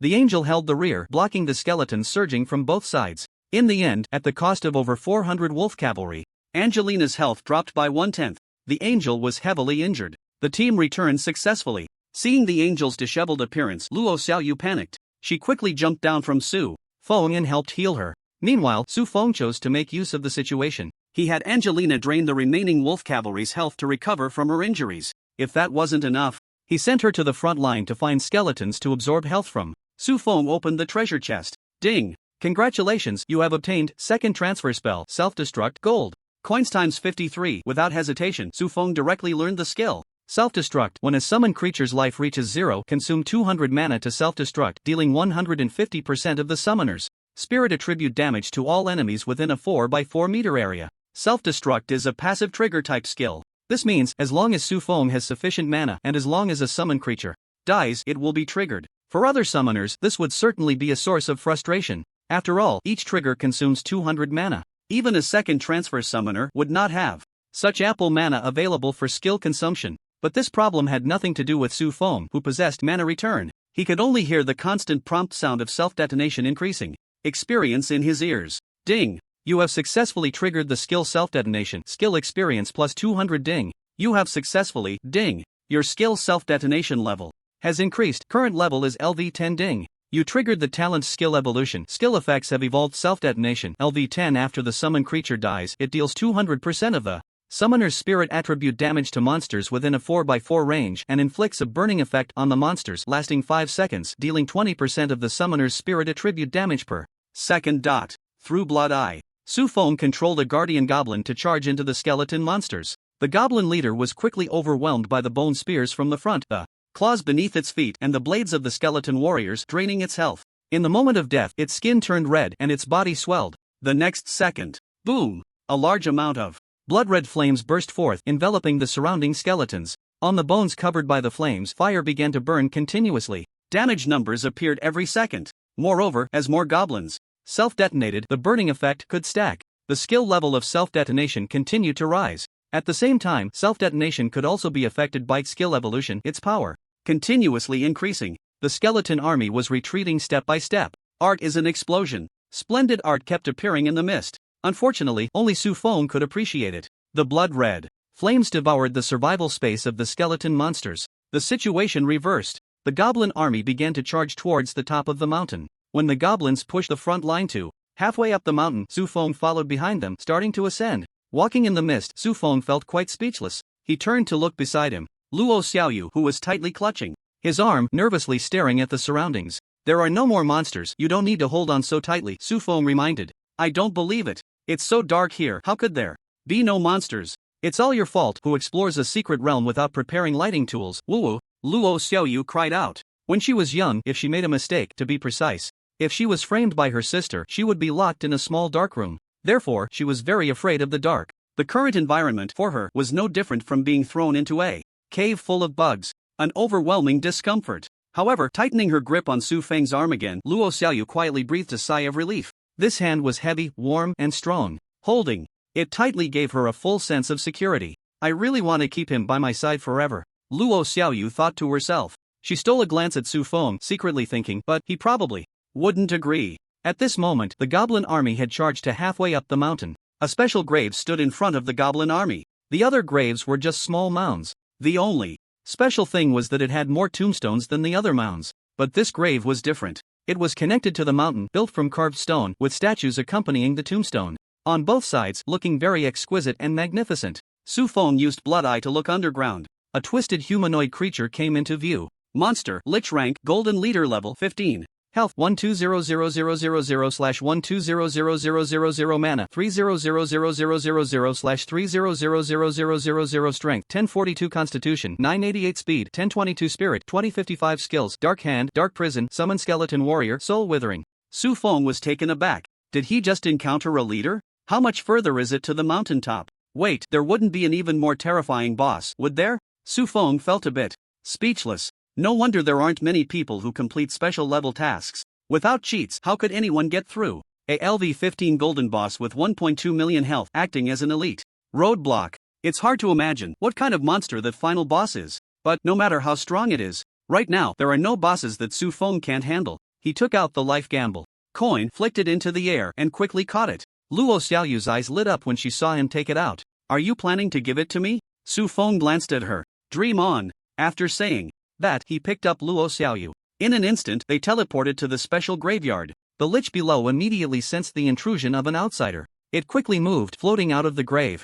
Who dares disturb my peace? A sharp howl accompanied by a gust of cold wind rushed in. Plus, its body was pitch black. There was an inexplicable sense of illusion about it. It could easily be mistaken for a legendary ghost. Of course, the lich in this form was no different from a ghost. A ghost. Luo Xiaoyu's eyes widened, she let out a strange cry and fainted immediately. Su Feng sighed in exasperation. He was already starting to regret bringing her along, she was simply a burden. Without hesitation, he took out the life gamble coin and aimed it at the lich. Do you want to consume 550? Crossed out. 1 point of life value limit to activate the life gamble coin. Current remaining uses 10/10. Su Feng grinned. It was just as he thought. Everything that needed to be consumed could trigger 1 yuan instant kill. He immediately said yes. The coin flew into the air, spinning rapidly, absorbing a stream of green energy from both the lich and himself. The lich froze in place, unable to attack. Su Feng also couldn't move. The two of them stared at the coin. Before long, ding! You have been chosen by the demon, losing 1 point of life value limit. Su Feng was speechless. His luck was really terrible. A 50% chance and he still failed. Meanwhile, the lich sneered. Hee, there's actually such an item. You really scared me. But it seems my luck is even better. Good luck to you. A faint blue light shone in its hollow eyes. It seemed to be looking at Su Feng with a mocking gaze. However, the next second, the smile on its face froze instantly. Because Su Feng threw the coin into the air again. The coin spun, absorbing the life of both. The lich was alarmed. No, you failed. How can you use it a second time? Su Feng's expression remained calm. But the next second, ding! You have been chosen by the demon, losing 1 point of life value limit. The lich was stunned for 2 seconds. burst into wild laughter. Just as it was about to speak, Su Feng threw the coin into the sky again. Ah, how is this possible, you? The lich screamed in terror. In contrast, Su Feng maintained his usual calm demeanor. After all, even if he failed, it would only deduct 1 point from his life value limit. This time, the lich wasn't so lucky. Ding! You have been chosen by the angel, gaining 1 point of life limit. Hearing this prompt, Su Feng smiled slightly, then looked at the lich and said, "Good luck to you." The lich screamed in terror. It's not fair, this isn't fair. Useless. The next second, its life value hit 0. Ding! You have killed a LV-15 golden boss lich, gaining 150,000 experience points. After receiving the experience glow, Su Feng walked to the light orb dropped by the lich's death. He reached out to touch it. Equipment: Lich Staff Quality, Excellent Attribute Bonus, Spirit plus 300, Mana Recovery plus 20%, Dark/Undead Magic. Power plus 10%, Dark/Undead Magic. Mana Consumption -15%. Equipment Requirement: Spirit Attribute greater than 250. A golden boss, is this it? Su Feng's gaze was disdainful. The blood pupil. In his hand was an epic level equipment, and he had even enhanced it to epic level. Naturally, he looked down on this lich staff.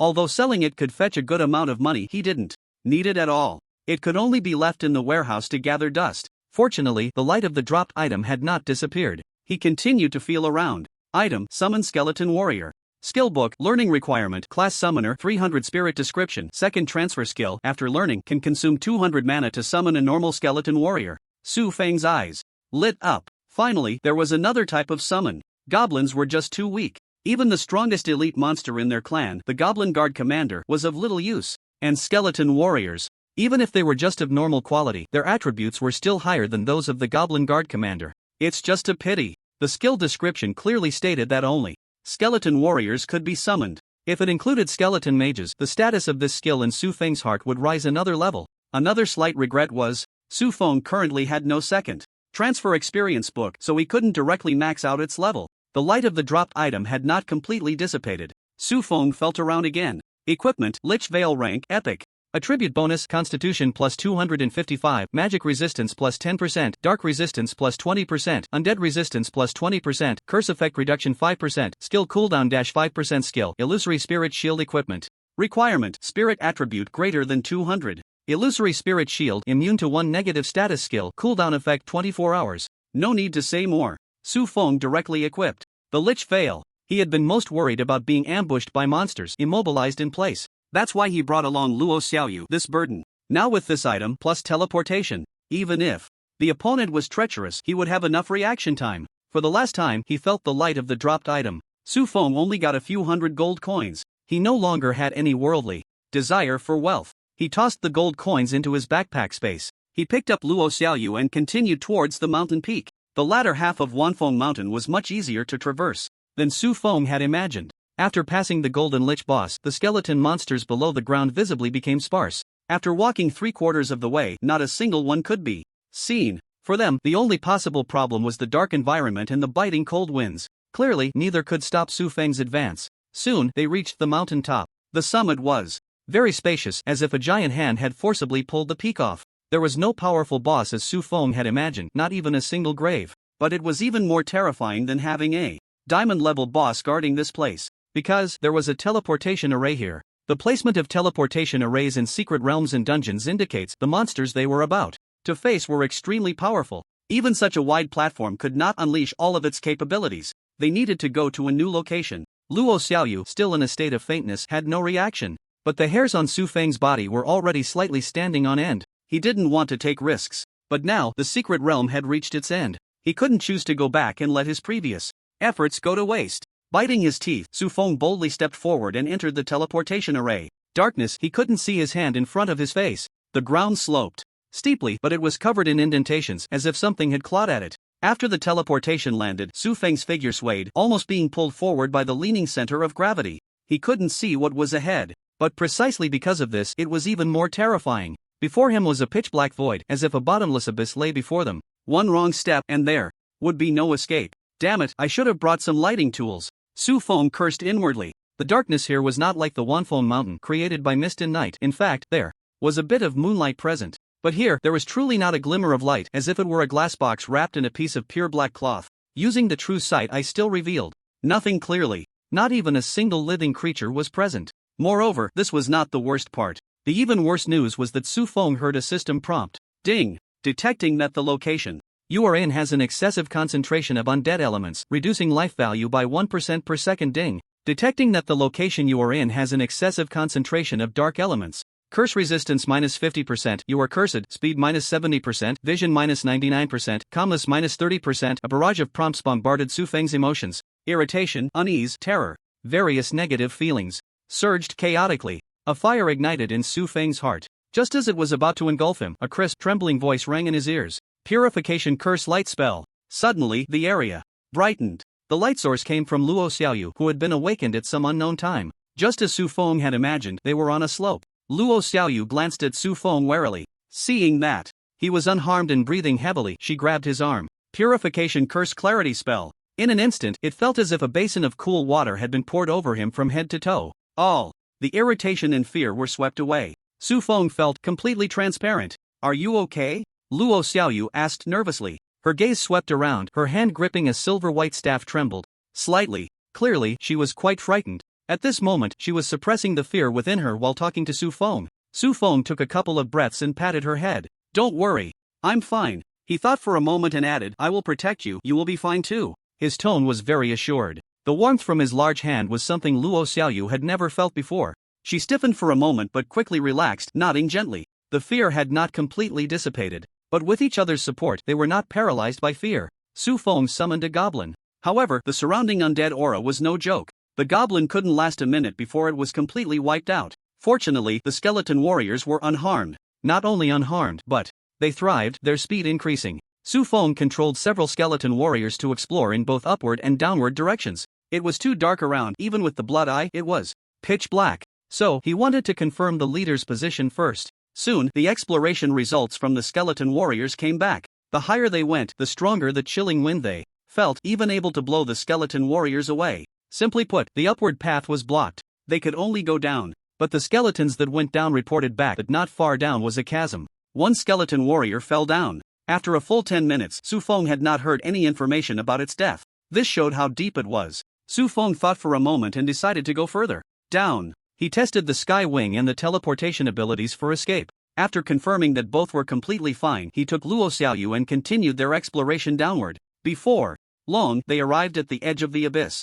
Su Feng used that eye of true sight to scan from the left side of the abyss to the right. On the left side, it was still just a patch of darkness. Nothing else. But when his gaze shifted to the right side, a monster panel suddenly jumped into his view. Monster, Bone King, Grot, status, sealed, grade, divine, first tier undead god. Level 15, health, mana, strength, agility, constitution, mentality, skills. Description: it is the newly emerged Bone King Grot who performed exceptionally well in the Third Life and Death War. It has slain several divine realm powerhouses from the living faction, showcasing immense strength. Therefore, it was ambushed and captured by the goddess of life, Liv. As it is an undead being, neither living nor dead, it was sealed here by Liv. Death may not be painful for it, rather, it could be a release. Su Feng was stunned. He had previously thought that the hell level task was already quite difficult. Luo Xiaoyu's hell level task was to kill a level 15 Dark Gold Demon Lord solo. He thought that special level tasks would be a notch harder than hell level, which should be diamond level. It couldn't possibly be an epic or even a legendary monster.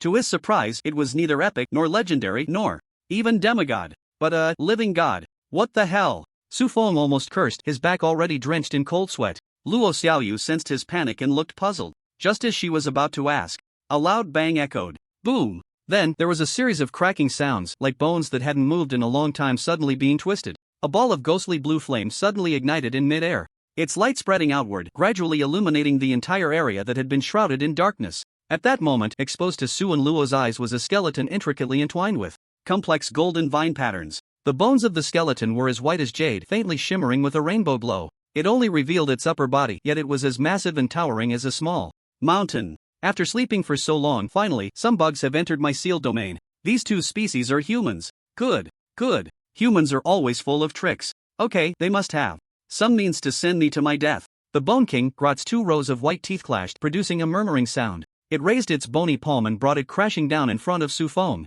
The massive gust of wind nearly blew Su and Luo away. Humans, give me a death. Otherwise, I will send you to die. Fear would not crush Su Feng. It was as if he had returned to the state of just realizing what kind of world Blue Star was. The pressure in his heart was indeed immense, but his mind was working rapidly, quickly analyzing the current situation. Sweat beads dripped from his forehead, tangling his hair. Seeing that he had not moved for a long time, Grot's soulfire flickered in its skull, and it said with disappointment, "It seems you are incapable." "Indeed. One cannot expect anything from you ants." As it spoke, it raised its palm and pressed down towards the two. "Wait, I have a way." Just as the palm was about to land on Su Feng's head, Luo Xiaoyu dove into his arms, eyes tightly shut, when Su Feng spoke up. "Oh." Grot's senses would not miss this. It stopped its arm, moved it aside, and calmly said, "Show me." Su Feng exhaled the pressure.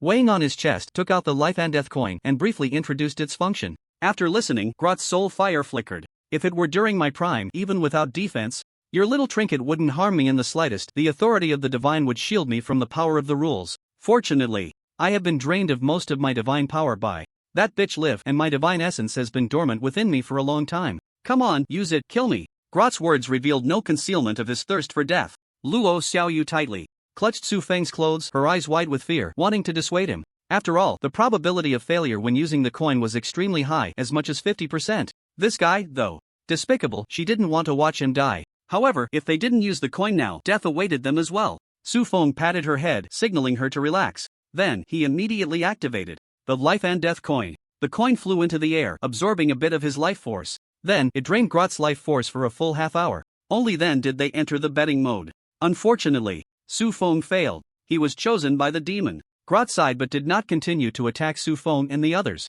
"What a pity, your luck is bad, you can't make me die." Female. Human cub, it's your turn. Luo Xiaoyu tightly shut her eyes. Su Feng. She gritted her teeth, enduring the heartache, murmuring softly. When she opened her eyes again, they were filled with determination. It was as if she had cast aside the previous Luo Xiaoyu, who was afraid of the dark death and ghosts. She became cold and ruthless, her gaze sharp. Luo Xiaoyu reached out to catch the coin slowly falling from the air. Just as she was about to grasp it, a strong hand reached out before her. "Let me do it." Hearing the familiar voice, Luo Xiaoyu froze. Even Grot's soul fire within the divine skull flickered a bit. Grot speculated that the coin might contain rules constructed by the divine. Otherwise, how could it ignore others and judge life and death equally? However, Su Feng failed but did not die. It cast a meaningful glance at Su Feng, nodding slightly. "Alright, you go, Su Feng." Luo Xiaoyu finally realized that Su Feng was not dead. She leaped onto Su Feng, tears streaming down her face uncontrollably. "You, how are you, not dead?" Su Feng's mouth twitched, wanting to ask if she really wished for his death. But seeing her cry so heartbreakingly, he gently smiled and patted her head, proudly saying, "I have my own trump card, there's no need to worry about me." He didn't say much to Luo Xiaoyu and threw the coin again. Half an hour later. Ding. You have been chosen by the demon, losing 1 point of life limit. Again. Ding. You have been chosen by the demon, losing. Again. Again. 5 consecutive times, with a 50% chance. He didn't hit a single opportunity to survive. This seemed to foreshadow his tragic end. Looking at the remaining 2 uses, Su Feng couldn't help but sigh inwardly. Could it be that I am destined to fall here today? Absolutely not. He took a deep breath and threw the coin into the air. At that moment, Grot suddenly said, "Wait." Su Feng quickly stopped his action and caught the coin. "What is it?" He saw the white light on Grot flicker, then the colorful sheen on the surface of his bones disappeared. "I have a passive skill that can guard against external rule influences, which may have caused the failures of the first 5 attempts," Grot explained calmly. Su Feng was stunned, his face flushed, wanting to inquire about Grot's family. But seeing the giant hand beside him, with fingers and joints twice the size of his own, he could only express his feelings from the heart. "It's okay, there's still a chance to try." Grot remained non-committal. The coin was tossed into the air again, urging. The gazes of the two and the skeleton were fixed on the coin. Half an hour later, both sides' life values were drained, and the coin spun rapidly.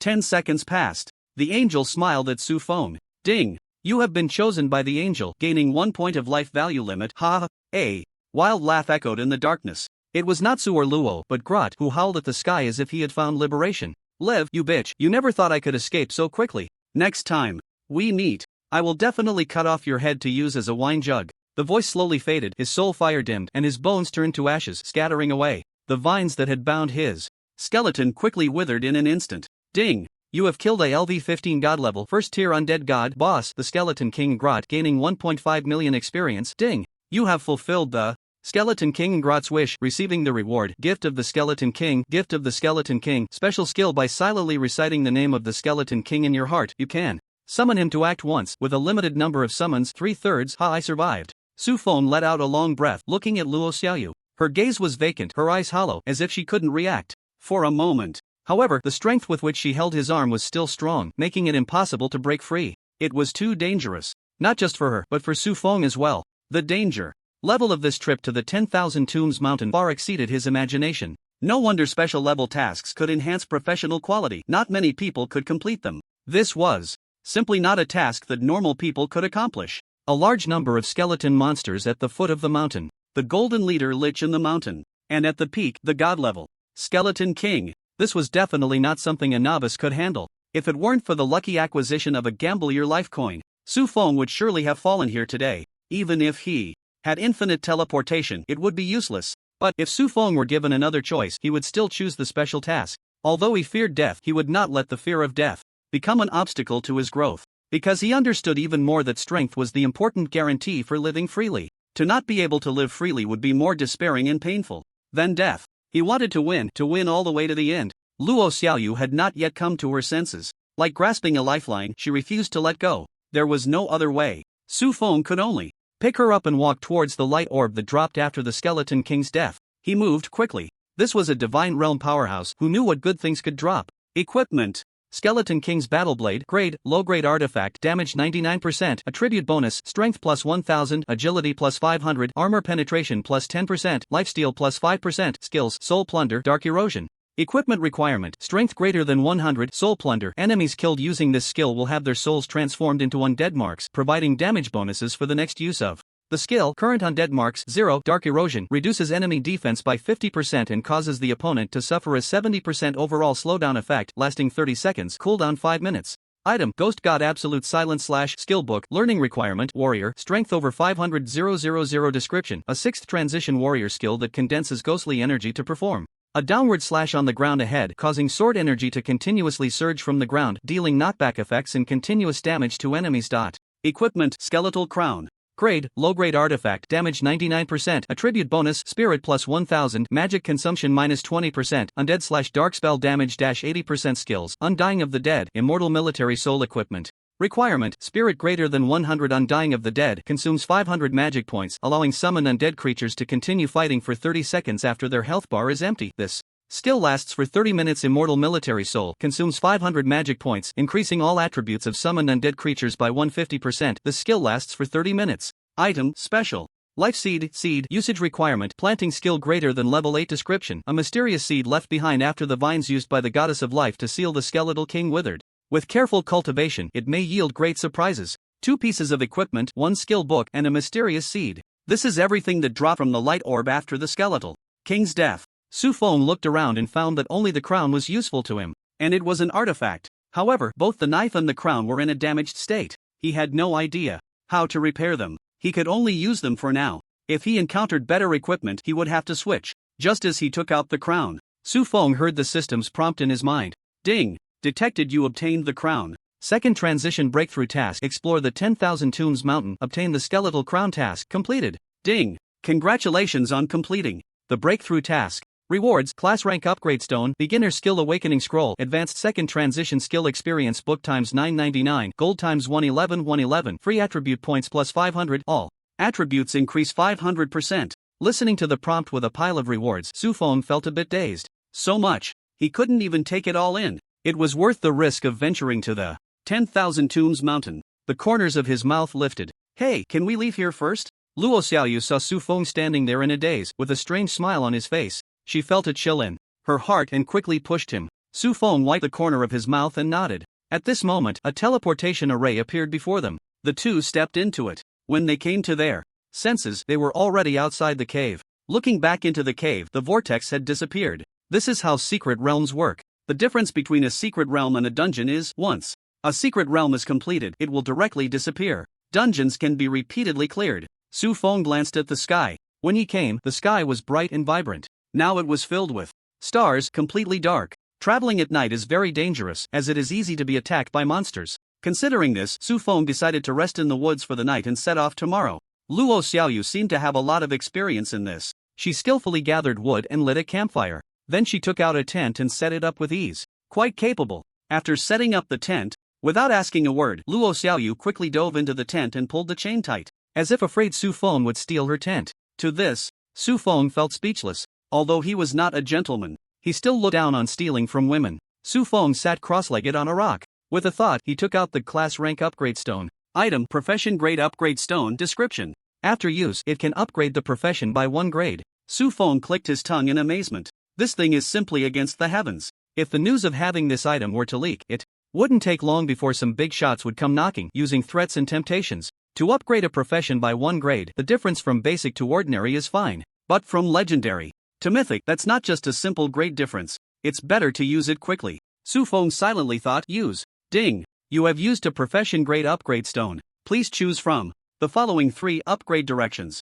1. Undead Summoner. Description: gain the ability to communicate with the undead and summon undead creatures to fight. 2. Boss Summoner. Description: all summoned creatures will become boss-level monsters. 3. Elemental Summoner. Description: when summoning elemental beings, you will receive a certain reduction in magic power consumption. Su Feng looked up and down, unable to make a quick decision. The Undead Summoner is the best choice for him at the moment. After all, he has the skeletal crown. The summoned undead creatures can not only continue to fight after death but also gain a 150% boost to all attributes. The Boss Summoner, turning all summoned creatures into bosses, is also very good for Su Feng. The limit of the Summon Goblin can only summon elite Goblin Guard Captains. Summon Skeleton Warrior has not yet been upgraded, but even if it reaches level 99, it should only be able to summon elite monsters. If he could turn them all into boss-level monsters, the world would be vast. The grade of boss monsters ranges from Black Iron to Divine. There is a huge potential for improvement. Even a Divine Goblin is still divine. The Elemental Summoner is the first option Su Feng ruled out among the 3.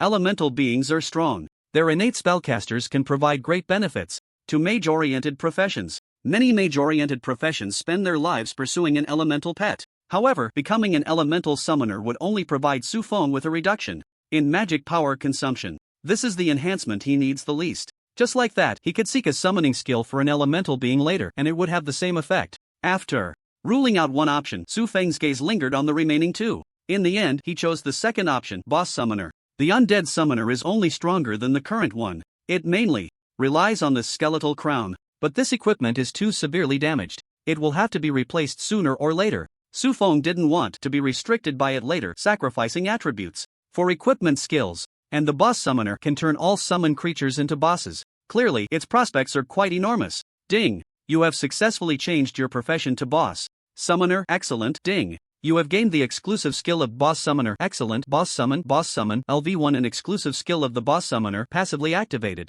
Under the influence of this skill, all summoned creatures will become at least Black Iron level boss monsters. An exclusive skill. This is a bit troublesome, Su Feng thought to himself. First transfer, second transfer, third transfer. Skills marked with grades can be upgraded using skill books, but exclusive skills do not have skill books and can only be improved through repeated casting. However, after reading the skill description, Su Feng couldn't help but feel delighted. At level 1, it can already turn summoned creatures into Black Iron level boss monsters. As the level increases, it should be able to enhance the grade of the summoned creatures. Right. Let's first see the changes in the summoned creatures. Thinking of this, Su Feng took out the blood eye and activated the skills Summon Goblin and Summon Skeleton Warrior. Night. Deep in the forest, 2 summoning circles were set up on the ground. Soon, 9 goblins and 1 skeleton warrior walked out from the summoning circles. The skeleton warrior was quite ordinary, no different from what he had seen earlier in the Wanfeng Mountain. But those 9 goblins were different. They had the body size of normal humans, wearing fur coats adorned with peculiar bone and tooth accessories, holding a smooth, rounded branch in their hands.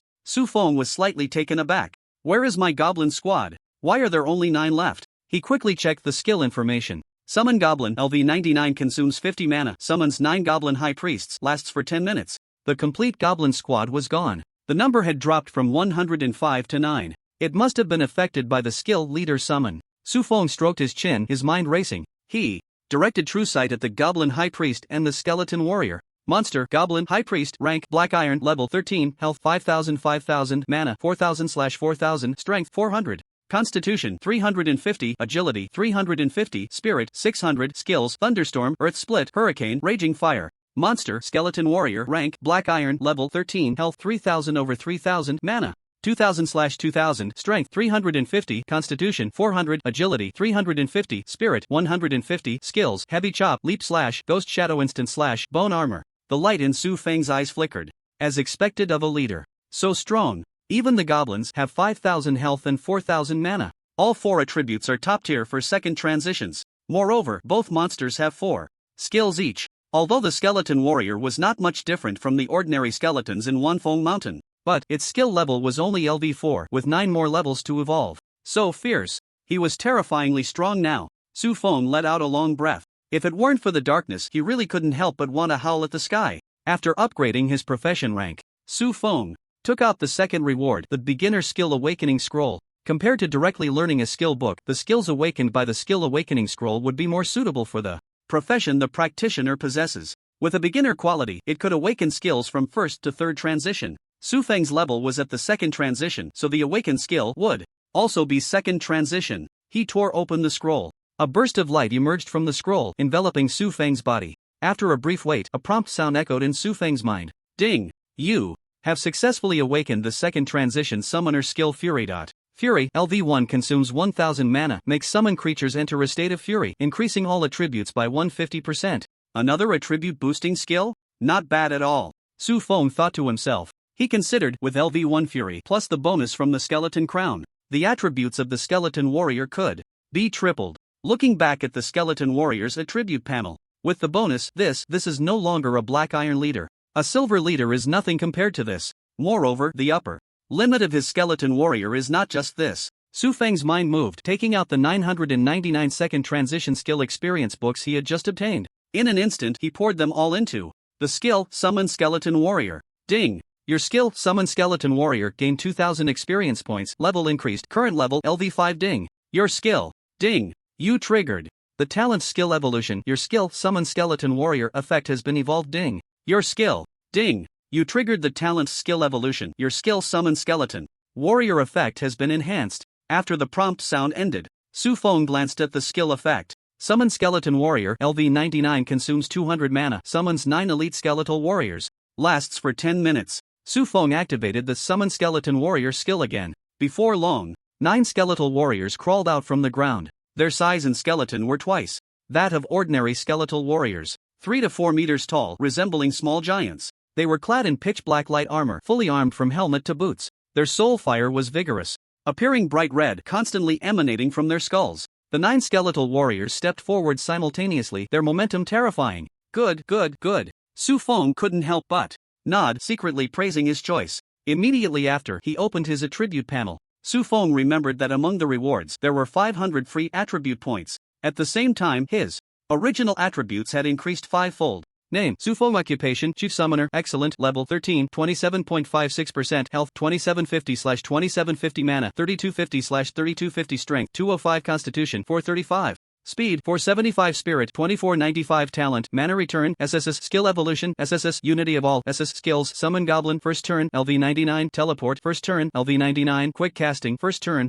LV99, Ride the Wind, second turn, LV23, Self-Destruct, second turn, LV14, Summon Skeleton Warrior, second turn, LV99, Rage, second turn, LV1, Pet, Bloodline Ancestor, Angelina, Demigod. Equipment, Blood Eye plus 10, Epic, Bone Crown, Divine, 99% damaged, free attribute points, 500. Scanning the panel, Su Feng was secretly surprised by himself. Other attributes were fine, but this spirit was too high. He allocated the 500 free attribute points to the spirit attribute. Instantly, his spirit attribute approached 3000. Such a value could already rival that of a third-turn professional. However, the spirit attribute's enhancement for mage professionals generally manifested in mana recovery and skill damage. The only damage related to his spirit attribute was the self-destruct. Su Feng thought to himself, perhaps he should learn some mage skills. Summoners are mage-side professions, so they can naturally learn other mage skills. But the level of the mage skills learned must be lower than their own realm. In other words, as a second turn, he could only learn first-turn mage skills.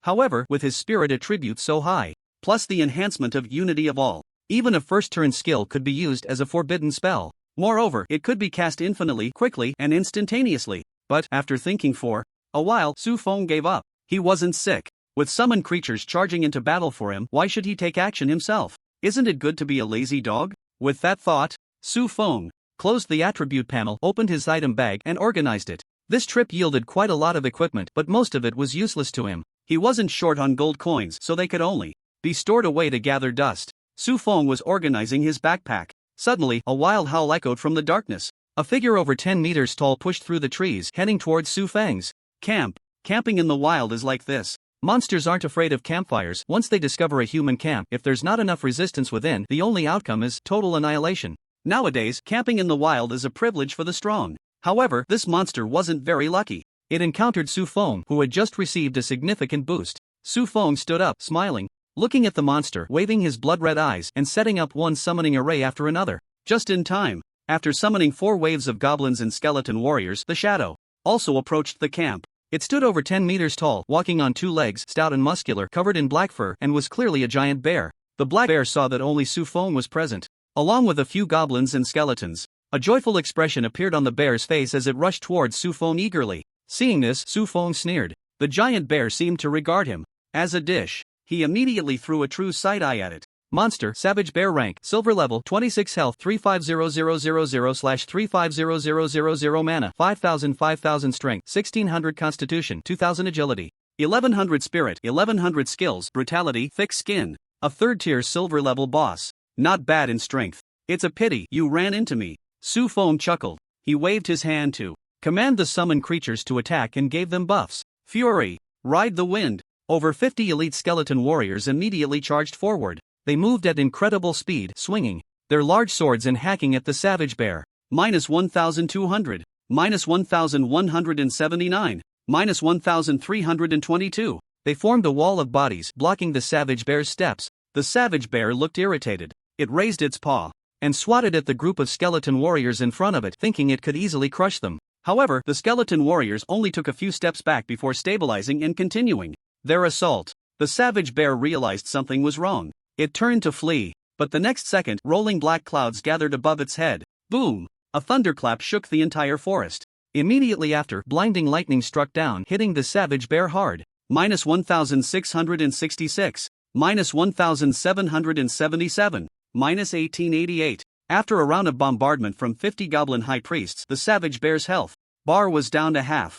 The skeleton warriors moved in to finish it off. Soon, the savage bear was left with just a sliver of health. It wailed in panic, trying to break free from the encirclement of the skeleton warriors. The next second, a skeleton warrior leaped into the air. It held a pitch-black blade, with a layer of black flames burning on the blade. With one slash, whoosh, the savage bear's health bar was emptied, and a piercing screech came from its body. A cloud of white bear-shaped mist was drawn out and absorbed into the black blade. Ding! You have killed a LV-26 silver-level boss, gaining experience plus 26,000. The skeleton warriors cleared the way. Su Feng walked up to the savage bear, took the Bone King Warblade, and looked at it. Soul Mart plus 78. Not bad at all. Su Feng sighed inwardly. He had been thinking earlier that if the skeleton warriors wielded the Bone King Warblade and activated Soul Plunder, it might also stack the skill's Soul Mark. Now it seemed there was no problem at all. Thus, he had gained an extra trump card. All skills that can stack damage have high cultivation value, as long as enough monsters are killed.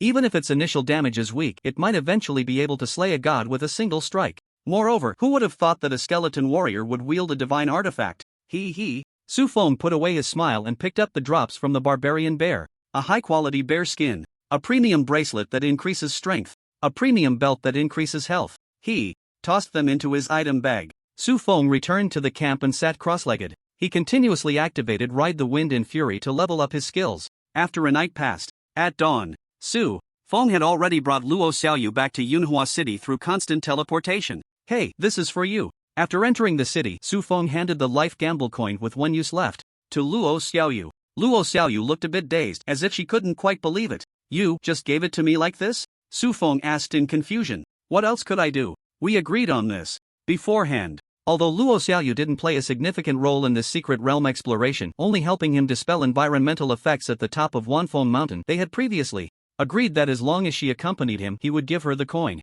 Su Feng had no intention of breaking that promise. Luo Xiaoyu stared at the coin in her hand, biting her lip, lost in thought. After a moment, she initiated a trade request. Su Feng looked and saw that she was trading 56 million gold coins for a single copper coin. This wasn't the result of a 1 yuan kill effect. It was just how Luo Xiaoyu had set it up. You don't need to think too much, this is just, sigh, why did you accept it? Luo Xiaoyu looked bewildered. Su Feng rolled his eyes at her. You gave it to me, why wouldn't I accept it? Are you regretting it? But, Luo Xiaoyu stammered, her face turning red. After a long while, she exhaled, gazing at Su Feng with a hint of resentment, and asked, what are your plans after this? Plans? Su Feng glanced at his level. Despite having slaughtered many skeleton warriors, skeleton mages, and even a golden level lich in the Wanfeng Mountain's secret realm, he was only at level 13. It could be guessed that leveling up would become increasingly difficult from here on out. He thought for a moment and said, I'll definitely find a dungeon to continue leveling up. The college entrance examination is in just over 10 days. I need to work even harder. Luo Xiaoyu's eyes lit up. So which academy do you want to apply to? Su Feng answered without hesitation. Of course, it's the Daxia Academy. What's wrong with that? Nothing at all. Luo Xiaoyu's face paled and she hurriedly lowered her head. She mumbled softly, the Daxia Academy is really hard. They only accept students who rank within the top 30 in the entire region. Although she was a legendary class, her abilities leaned towards support.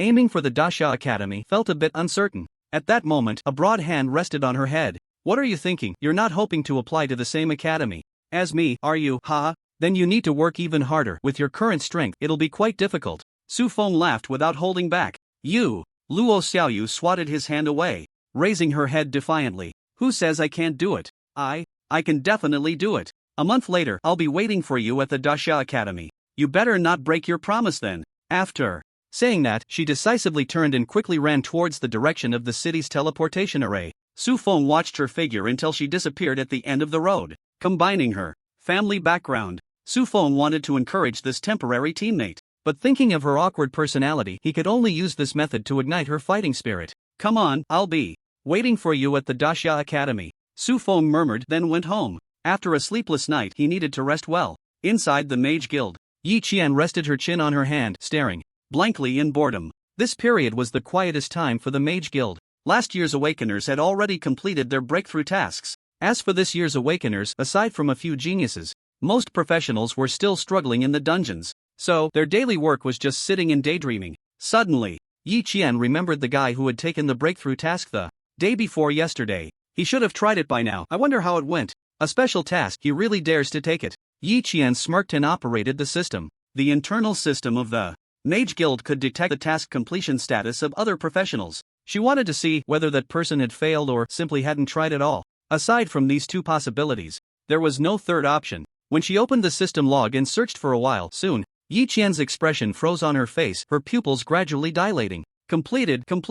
Someone completed the special task. She couldn't control her emotions and stood up shouting. This drew the attention of dozens of people in the guild. Someone instinctively asked, who is it that can complete a special task? At that moment, Yi Qian hurriedly looked at the name. Su Feng. Su Feng? The one who took on 300 at the Awakening Day in number 1 high school? Su Feng? The one who set multiple hell difficulty records in Wind Howling Valley? Su Feng? The one who stole the heart of the school beauty Xia Lingyun, making the president of the Crazy Dragon Guild. President Xia, unable to hold back tears in public. Everyone was discussing animatedly, and soon news from the Mage Guild spread out. Before long, the Yunhua City TV station released a news report. Shocking. This year's Awakener Su Feng from number 1 high school in Yunhua City actually did this in the Mage Guild, causing staff to scream out loud. After sleeping until 3 in the afternoon, Su Feng finally got up. His empty stomach growled. He quickly washed up and went to the noodle shop downstairs. The long, narrow noodle shop had few customers. Only the proprietress was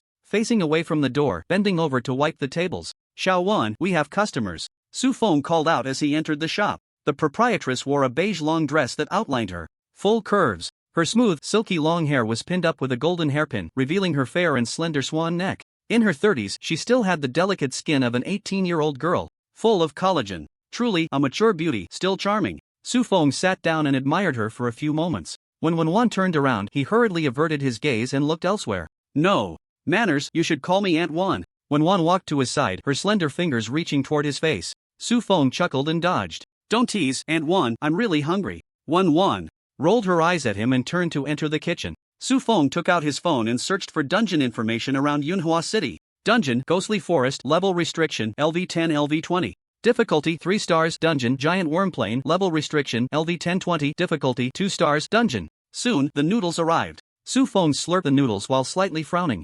The difficulty of these dungeons for levels 10 to 20 is too low. The lower the difficulty, the less experience the monsters give. Going to these dungeons to grind for experience, I don't know how long it will take to reach level 20, Su Feng thought to himself. With just over 10 days left until the college entrance exam, he set a small goal for himself to reach level 20 first. But now it seemed quite difficult. There was a dungeon nearby Yunhua City rated 5 stars in difficulty. However, the level restriction was LV20 LV30 and he couldn't enter. Thinking of this, Su Feng couldn't help but sigh. Hey, isn't that little Chinzi? Why are you here sighing? A teasing voice came from the side. Su Feng turned to look. A girl walked in from outside, resembling Wan as if she were a one-to-one replica, but with a bit less maturity and more youthfulness and freshness. When Xin, you're back, Su Feng exclaimed in surprise. When Xin was Wan's younger sister. She was a year older than Su Feng. The two sisters lived next door to him, so the three of them were quite familiar with each other. Unlike Su Feng, who was raised by society, they initially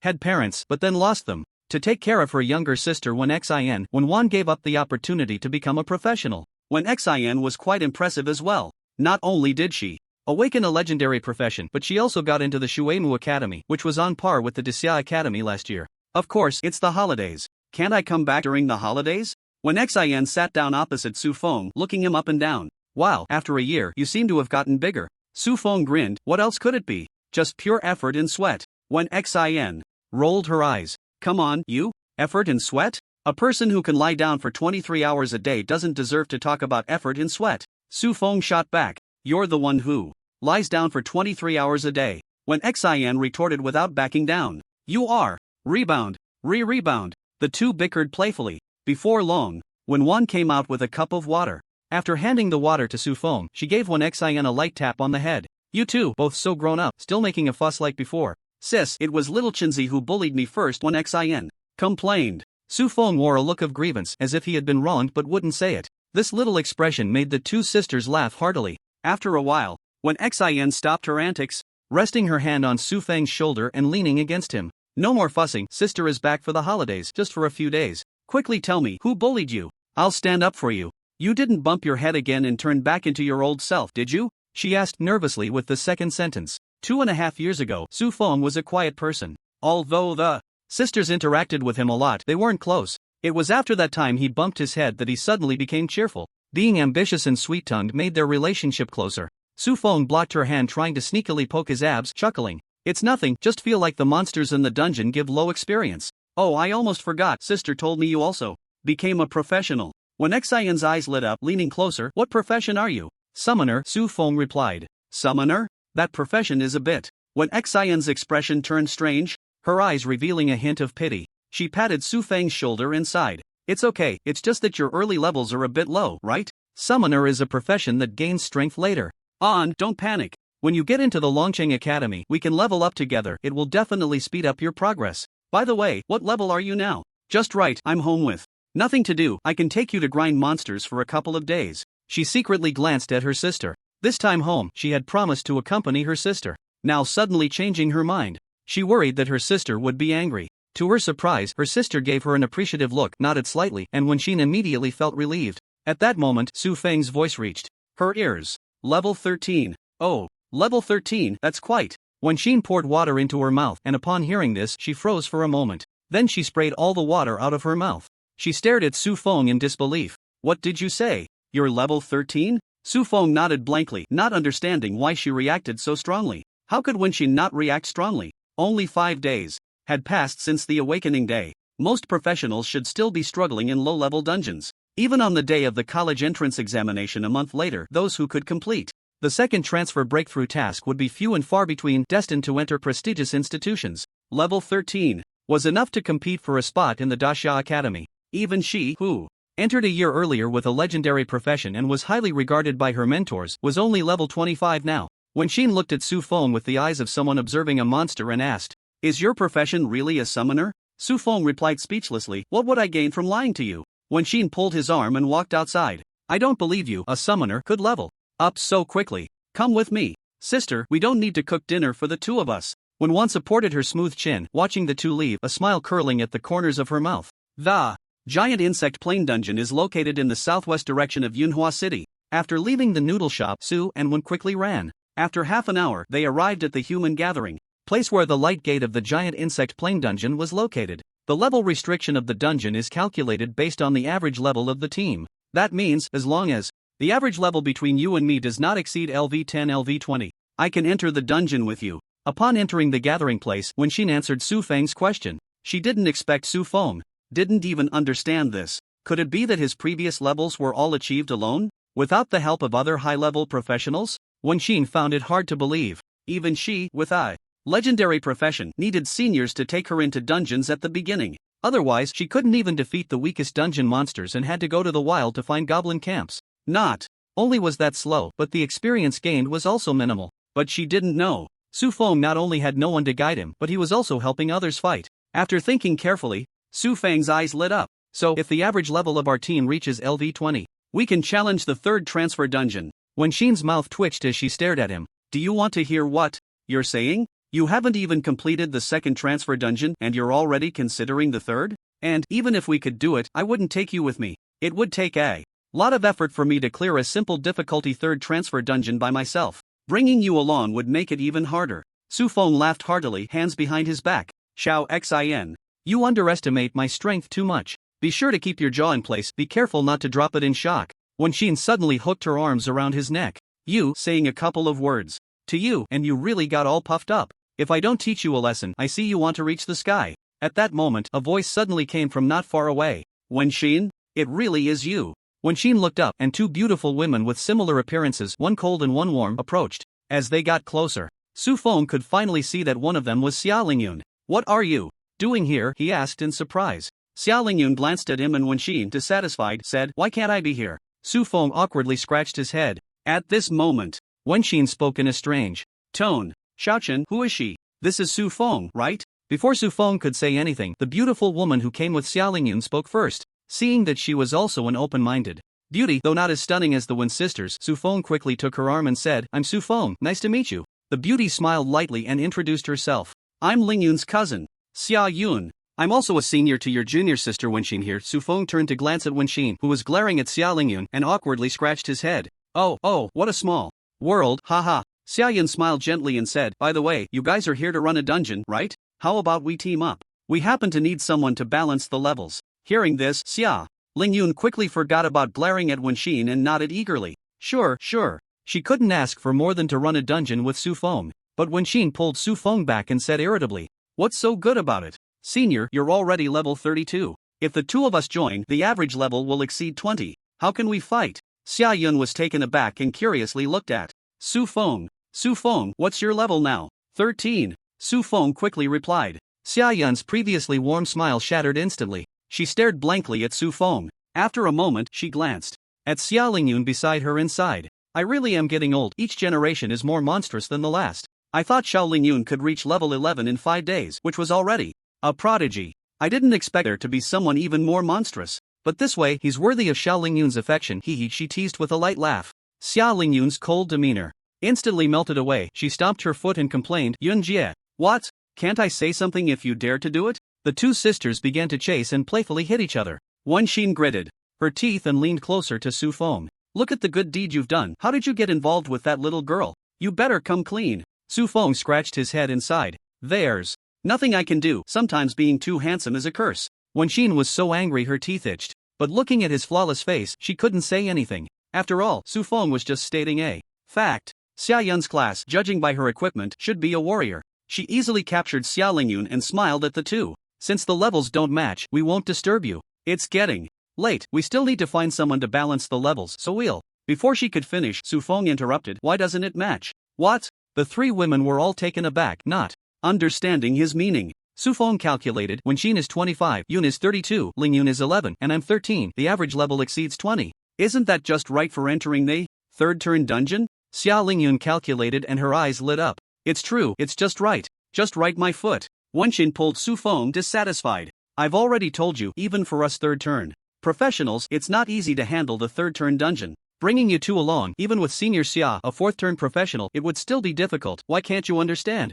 Xia Yun remained silent, her head lowered as if she was pondering something. Su Feng tried to reassure her. Wen Xin, trust me this once, my strength is absolutely beyond your imagination. You and Yun don't even need to lift a finger. I alone can lead the three of you through the hell difficulty third turn dungeon. Give me a chance to prove myself. Wen Xin shot him a glance. You're getting more and more exaggerated. Hell level. I see you are. Xiaoxin, why not give Su Feng a chance? Xia Yun suddenly interrupted. She stared at Su Feng, sizing him up, and giggled. You might not know, but Su Feng is now a prominent figure in Yunhua City. I'm actually quite curious about his strength. Let's just listen to him. Wen Xin was astonished. Senior sister, why? Are you messing around with him? You know the difficulty of the third turn dungeon. It's settled then. Su Feng quickly sent a team invitation to Xia Lingyun and Xia Yun. After they agreed, the 3 of them headed towards the gathering place for the third turn dungeon. Seeing this, One Xin, even if she disagreed, could only hurry to catch up. Near the giant insect plane was a third turn dungeon. Before long, the 4 arrived at the entrance of the dungeon and stepped into the light portal. The difficulty was chosen by the team leader, Su Feng. He didn't hesitate and directly selected Hell level. Ding! Entering the third turn Hell difficulty dungeon Fallen Castle. Please prepare. Upon hearing this prompt, Xia Yun and Wen Xian's faces instantly turned pale. The setting. Sun was like blood, casting a slanting light on the wide arch bridge. The arch bridge, long neglected, appeared somewhat dilapidated. But from the well-preserved areas one could faintly see the glorious scenes of the past. The arch bridge was like this, and so was the towering ancient castle on the other side. The 4 who entered the dungeon stood on a small patch of ground in front of the arch bridge. There were no monsters around. When Xian looked at the dungeon information before her. Dungeon name, Fallen Castle. Dungeon difficulty, Hell level restriction, LV20 LV30. Number of players, for clear requirement, defeat the fallen King Klim. After reading it over and over, When Xian closed the dungeon information. Then she grabbed Su Feng and shook him desperately. Su Feng, what on earth are you doing? The sharp explosion sound startled the crows resting on the branches. Even Xia Yun, who supported Su Feng's choice of the third turn dungeon, fell silent. She had thought Su Feng would at most choose an easy difficulty to give it a try. If it were easy mode, with her and Wen Xian's strength, they could still attempt to clear it. But the current difficulty was Hell. The team of 4 was still at full capacity, which provided some boost against monsters. There was no hope. Even if 4 fourth-turn players teamed up, the probability of clearing it was still low. Xia Yun sighed. Although quitting the dungeon will result in half a day of weakness, it's better than dying inside. Let's go, Xia Lingyun. However, Xia Lingyun shook her head and walked over to Su Feng. No, I choose to believe in Su Feng. You. Xia Yun didn't expect the usually calm Xia Lingyun to be so infatuated. Was this Hell difficulty something they could handle? Forget it. After getting beaten up by monsters, she would come to her senses. She thought this and remained silent. She had made up her mind to explain things to her uncle when they returned. Even if it meant being the bad guy and having Xia Lingyun hold a grudge, she had to break up this couple. Otherwise, with Su Feng's temperament, he would eventually lead her to her doom. Meanwhile, Wen Xian was also forcing Su Feng to exit the dungeon. Just as she was about to grab Su Feng, he dodged with a teleportation. Sister Xian, let's see my strength. Before you talk, Su Feng said to her. Alright, I want to see what strength you have. When Xian shouted, her face flushed with anger, hands on her hips. Seeing her calm down, Su Feng quickly activated 2 summoning skills. Immediately, Xia Yun and Wen Xian witnessed a scene they had never even dreamed of. One by one, summoning arrays, seemingly without the need for magic power, were laid out on the ground. From them, tall and sturdy figures continuously emerged. Goblin, skeleton, only these 2 races. But they seem to be a bit different from these 2 races. Xia Yun and Wen Xian exchanged a glance, both recognizing the shock in each other's eyes. They quickly turned back, facing the goblins and skeleton warriors, whose numbers were already approaching 100. They cast their detection spells. Their detection spells were not advanced, only able to see health points. But only health points. The 2 top students from Shuemu Academy fell silent in an instant. Suddenly, they didn't know what to say. It seemed to dawn on them why Su Feng and Xia Lingyun were so confident. It wasn't just youthful enthusiasm, they had a plan. What do you think, Xin? Ga? Speak, Su Feng said calmly. When Xian opened her mouth, hesitated for a moment, and finally asked, How can your summoned creatures be so overpowered? Su Feng sighed, as if he were a seasoned veteran, a well-known figure. Everything I have now is earned through my talent and hard work. The difficulties I've faced are not for outsiders to know. Damn. When Xian's face darkened, and she stepped forward to slap the back of his head. You've only just awakened for 5 days, what difficulties could you have faced? Besides, no matter how powerful your summoned creatures are, they are only at the level of second-tier monsters. How can they deal with third-tier monsters? Su Feng did not explain much. A second-tier leader, no matter how weak, is still a leader.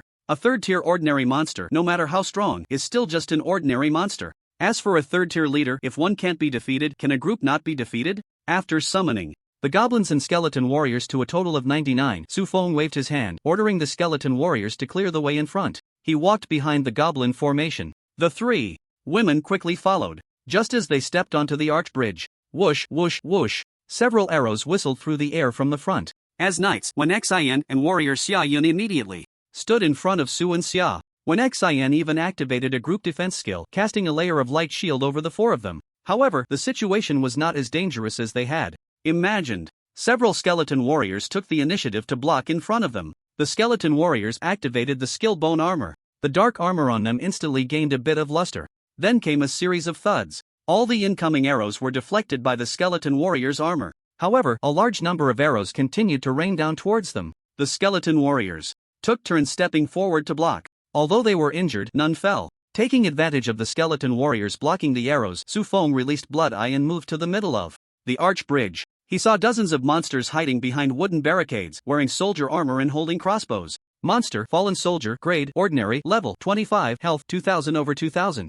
Mana, 800, Strength, 800, Speed, 800, Constitution, 1200, Spirit, 600, Skill, Rapid Fire. After reading this, Su Feng scoffed. He had overestimated the strength of the monsters in the third-tier dungeon. Even with difficulty and party size bonuses, their attributes were quite average. The skeleton warriors summoned at level 99 had Health, 7000, Mana, 4000, Strength, 1100, Speed, 1100, Constitution, 1500, Spirit, 400, such stats. This didn't even account for the triple bonuses from the Skeleton Crown and Rage. Any one of them would be enough to keep the monsters in this fallen castle busy for a long time. With that thought, Su Feng no longer hesitated. He ordered 18 skeleton warriors to block the arrows for them. The rest of the summoned creatures were to attack. Then, before the skeleton warrior squad could charge forward, the goblin high priest had already made the first move. They had 4 skills. Thunderstrike was a high single target magic damage skill. Earth Split was a small area stable control skill. Hurricane was a large area disruption skill. And Firestorm was a large area damage skill. The moment Su Feng issued the command, 99 goblin high priests simultaneously raised their root staffs. Terrifying elemental energy fluctuations spread from them. The elemental energy was so dense that it created visible ripples. The next second, 99 fireballs, each 2 meters in diameter, smashed down where the dozen fallen soldiers were located. Boom, boom, boom. Most of the fireballs did not hit anyone, but upon landing, the fireballs exploded, transforming into a vast sea of flames that engulfed a dozen fallen soldiers. Their mental attribute was only 600, but under the influence of rage, combined with the damage from 99, the 4 saw large amounts of damage rapidly appearing. -101, -111, -106, -112. In less than a second, the first wave of monsters blocking the 4 was completely wiped out. Ding! You killed a LV-25 normal monster fallen soldier, gained experience plus 25,000. Ding! You killed, if it weren't for the constant notification sounds in their ears, the 3 girls, including Xia Lingyun, would never believe that killing monsters could be so simple and easy. They hadn't even seen where the monsters were. Especially Xia Lingyun. The other 2 were merely shocked by the damage of Su Feng's summons. But Xia Lingyun could clearly feel Su Feng's growth in strength. Although he could summon large groups of monsters before, the combat power of those goblins was ridiculously weak compared to now. Facing monsters also required multiple rounds of attacks to clear them out. Now, just one skill was enough. In just a few days, he has become so strong. Xia Lingyun stared at Su Feng, her eyes shining. Continue forward. Just as the 3 girls were stunned, Su Feng stood with his hands behind his back, his expression calm and confident, speaking with a carefree tone. The blast from the exploding fireballs blew towards him, lifting his robe and black hair. He walked under the protection of the skeleton warriors, his back so unattainable. The skeleton warriors did not stop because the monsters had been cleared. They charged forward, crossing the sea of flames. Soon, they encountered the second wave of monsters. The second wave was also fallen soldiers, but their numbers were double that of the previous wave. Moreover, the weapons in their hands were not bows and crossbows, but long spears glinting with cold light. Su Feng monitored the battle remotely through blood-flying eye. Seeing this situation, without waiting for the goblin high priests to recover their skill cooldowns, he commanded the skeleton warriors to attack directly. The moment the command was given, dozens of skeletons simultaneously used their skills. Leap slash, leap, slash, leap slash. Dozens of tall black shadows descended from the sky. Their long knives struck heavily at the targeted fallen soldiers. Some warriors hadn't even landed yet. The target was already taken out by a companion's ghost shadow instant slash, killed instantly. They could only land and stand there in a daze. However, they still did not stop. Third wave. Fourth wave. Xia Yun and Wen Xian looked bewildered. They still remembered they had come to help Su Feng / Xia Lingyun farm monsters. As a result, up to now, several waves of monsters had died. Yet they hadn't even seen a shadow of the monsters. Only the notification sounds in their ears and the loot scattered on the ground. These were the only proof that they were currently in the dungeon. Not at all. How did you become so fierce? Are you really just an ordinary summoner? Wen Xin wrapped her arm around Su Feng's shoulder, speaking with confusion. Su Feng smiled proudly. Did I ever say I was an ordinary summoner? Xiao Xian, you mustn't doubt me from now on. Remember, following Chen Gu means there's meat to eat. Seeing his smug expression, Wen Xin instantly became displeased. Right now, she was both afraid that Su Feng would suffer and worried that he would drive a Land Rover. She never expected that Su Feng, who awakened a year later than her, would actually possess strength that surpassed her own.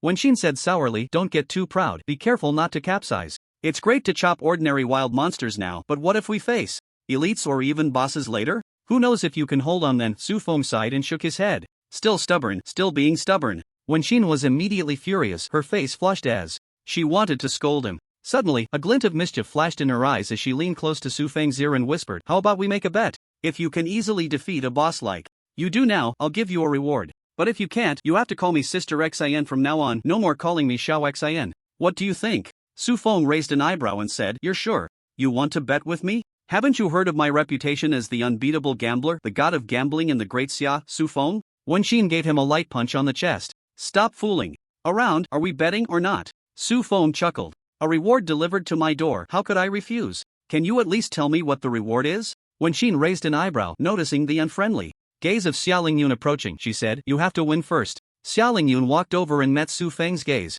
She immediately looked aggrieved. "What did she say to you? Why are you smiling so happily?" "Smiling happily? Am I?" Su Feng touched the corner of his mouth. It seemed he really was smiling a bit too much. Xia Lingyun remained silent, watching him quietly. Su Feng laughed heartily and patted her head twice. "When tackling a dungeon, it's good to smile a bit to lighten the mood, right? Let's go, it seems we've encountered a boss ahead." With that, he strode forward. Xia Lingyun wanted to catch up and ask what was going on, but she was grabbed by a hand. "Sister Yun." Xia Lingyun, feeling wronged, hid in Xia Yun's embrace, her eyes glistening with tears. Xia Yun sighed. "Xiao Lingyun, don't you understand yet? He is a man you can't grasp." Xia Lingyun's eyes turned slightly red. I'm just not willing to accept it. I clearly came first." Xia Yun awkwardly said, "As far as I know, Wen Xin has known him since childhood." "Ha!" Xia Lingyun exclaimed, her face visibly stiffening. Not long after, Su Feng and the others arrived at the end of the arch bridge. A tightly closed large door stood before the four of them.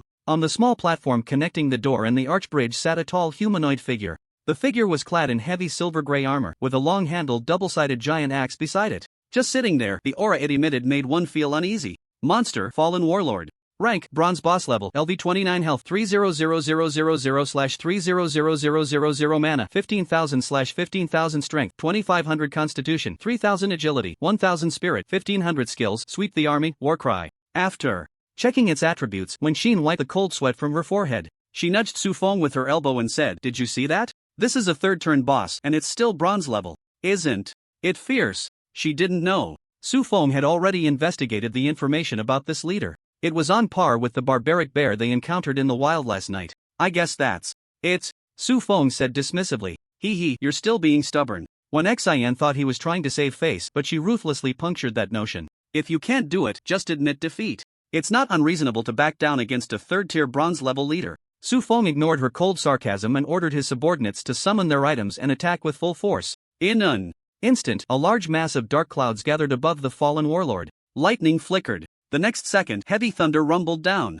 Bang, bang, bang. The thunder struck the metal armor, creating dazzling sparks. At the same time, high amounts of magical damage appeared above the fallen warlord. -1111, -1112, -1113. With a few experiences under his belt, Su Feng skillfully controlled the goblin high priests to use the same skill. Just as Wen Xian's mocking words fell, ding. You participated in the kill of a LV-29 bronze leader fallen warlord, gaining 290,000 experience. The third-tier bronze level leader was instantly killed? Wen Xian's smile froze. At that moment, Su Feng suddenly turned around, leaned closer to her, and scrutinized her carefully. Wen Xian was momentarily stunned and asked, "What are you doing?" Su Feng grinned mischievously. "Xiao Xian, I just wanted to see if your face hurts after being slapped so many times." "But what are you thinking? Why is your cheek so red and hot?" After saying that, he laughed and walked away. Bastard! Wen Xian stood still for a long time before quickly rushing forward. The two began to playfully wrestle. The two women behind them watched the scene. Xia Yun's mouth twitched. Were they farming a dungeon? It should be, right? But why did it feel so off? Wait, there was killing intent. Xia Yun suddenly became alert and turned around, only to see Xia Lingyun's eyes filled with murderous intent, a fierce aura emanating from behind her. Meanwhile, Su Feng had already arrived in front of the loot orb of the fallen warlord. He reached out to touch it. Item: Warcry, Skill Book, Learning Requirements, Knight, Warrior Class, Spirit Attribute greater than 200. Description: a third-tier skill book, when used on a target, will reduce their agility by 50% with a 10% chance to trigger a fear state lasting 5 seconds. After glancing at the information, Su Feng tossed it to Wen Xin. What for? Wen Xin asked in confusion. For you to use, don't you want it? Su Feng said casually. Wen Xin was taken aback. A third-tier skill book, worth at least 5 million gold coins, just like that? When did Su Feng become so generous? Was this the same guy who used to fight her over a piece of meat? She looked at Su Feng and said, wow, you've grown up, I'll accept it. Su Feng paid her no mind and continued to loot. A piece of quality breastplate, a piece of quality bracers, and then it was over. Just as he got up, a figure rushed in from behind. It was Xia Lingyun. She bit her lip and said softly, I want a skill book too. Su Feng was taken aback, then chuckled. Sure, if we can farm it, I'll give it to you. Xia Lingyun nodded. Did she need this skill book? Not really. She just wanted an attitude. Now, she was very satisfied with Su Feng's attitude. The heavy iron door slowly opened inward under the push of the skeleton warriors. However, after opening a gap wide enough for a single person to pass through, no matter how hard the skeleton warriors pushed, the door could not be opened any further. Blood Eye flew in first. Beyond the door was a long, winding staircase leading upward. At the end stood a magnificent platinum palace. On either side of the staircase were towering stone pillars, each 100 meters high. At the top of each pillar was a small platform where 1 or 2 monsters stood. They were clad in heavy armor and held longbows. Hearing the commotion at the entrance, they tightened the strings of their bows.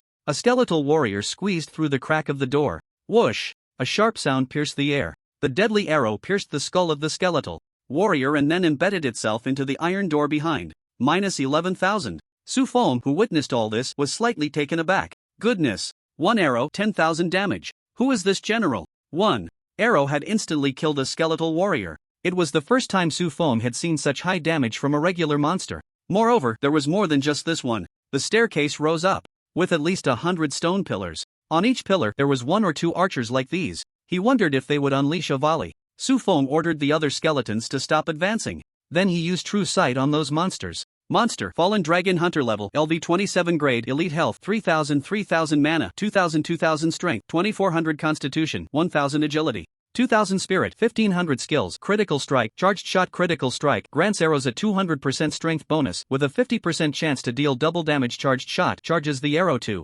increase hit damage and range. The increase depends on the charge time, up to 3 times. Su Feng couldn't help but click his tongue. This monster was strong. Its strength and agility were comparable to an ordinary bronze-level boss. Moreover, the iron door could only open a small crack. 5 fallen dragon hunters would be enough to shoot down any enemy squeezing through the gap one after another. They stood on the high platforms of the stone pillars looking down, making it difficult for regular attacks to reach them. The only solution was to have the goblin high priest lock onto their positions and use thunder to clear them out. However, thunder required a line of sight, and with the door crack being so small, it was impossible for all the goblin high priests to lock on. Clearing them one by one would take forever. Su Feng furrowed his brow and thought. The 3 women noticed his expression and knew he was facing trouble, quickly asking him. Su Feng also informed them of the situation inside the door. After hearing this, Xia Lingyun began to think of a solution as well. But Xia Yun and Wen Xin smiled lightly. Xia Yun said, Su Feng, you haven't cleared many dungeons, so it's understandable you don't know this.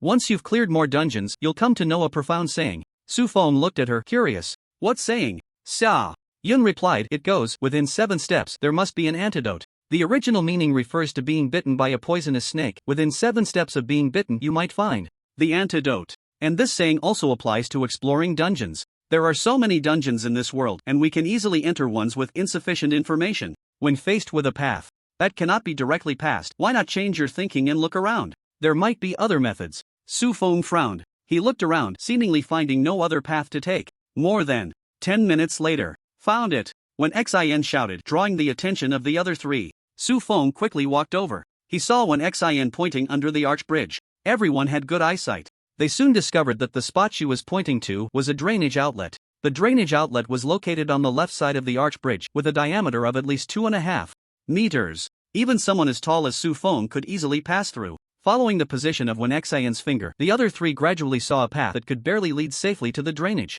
outlet. When Xian leaned in front of Su Feng, feeling proud. How about it? This year at the academy was not in vain. You're really amazing. Su Feng praised sincerely. If it weren't for the reminders from Xia Yun and Wen Xian, he might have stubbornly tackled that group of fallen dragon hunters today. Winning was possible, but he didn't know how much time it would waste. It could take an entire day to get through here. Plus, with the cooldown time for the instance, he didn't know how much experience he would miss out on. The four of them followed the narrow path, descended the arch bridge, and crawled into the drainage outlet. There were no strange odors, and inside the drainage outlet there wasn't even any water. However, the further they went in, the darker it became. Su Feng used Blood's flying eye to explore inward. He also had true sight, so he didn't need any light source. But the other three women were not quite adapted to it, especially Xia Ling Yun. Compared to an Xin and Xia Yun who had trained in this academy, her expression was the worst. Yet, she still followed closely behind Su Feng. The four of them walked quietly for a while. Suddenly, a lit oil lamp was handed to Xia Ling Yun by one Xin.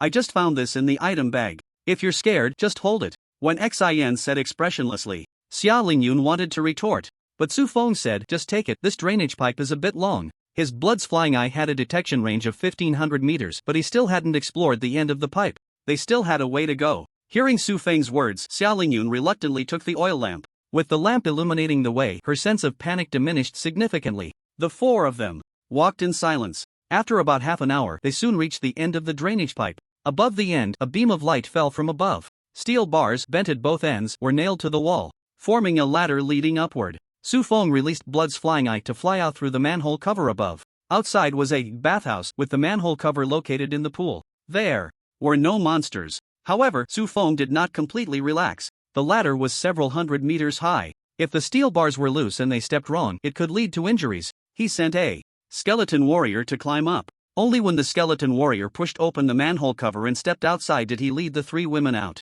We finally made it out. Xia Yun stretched her body and sighed. The space inside the drainage pipe was ample, but after walking in that environment for a long time, it was inevitable to feel depressed. At this moment, it was suddenly bright and she felt relaxed. She glanced and saw Xia Ling Yun walking towards one Xin. Here you go, Xia Ling Yun said coldly, handing back the oil lamp. One Xin didn't mind tossing the oil lamp into her item bag. Then they heard a deliberately lowered voice. Thank you. One Xin was taken aback. When she looked up, Xia Ling Yun had already returned to Xia Yun's side. Su Feng approached a window located high up. He sent out Blood's flying eye. After it circled around outside, Su Feng said with joy, we're already inside the castle. Let's head towards the door. We should be able to find the final boss. Blood's flying eye simply circled around the castle. Su Feng then had a basic understanding of the castle's layout. The castle was divided into three areas in horizontal space: left, middle, and right. The winding staircase that led through the large iron door went straight to the main entrance of the middle area. The boss was likely inside that door.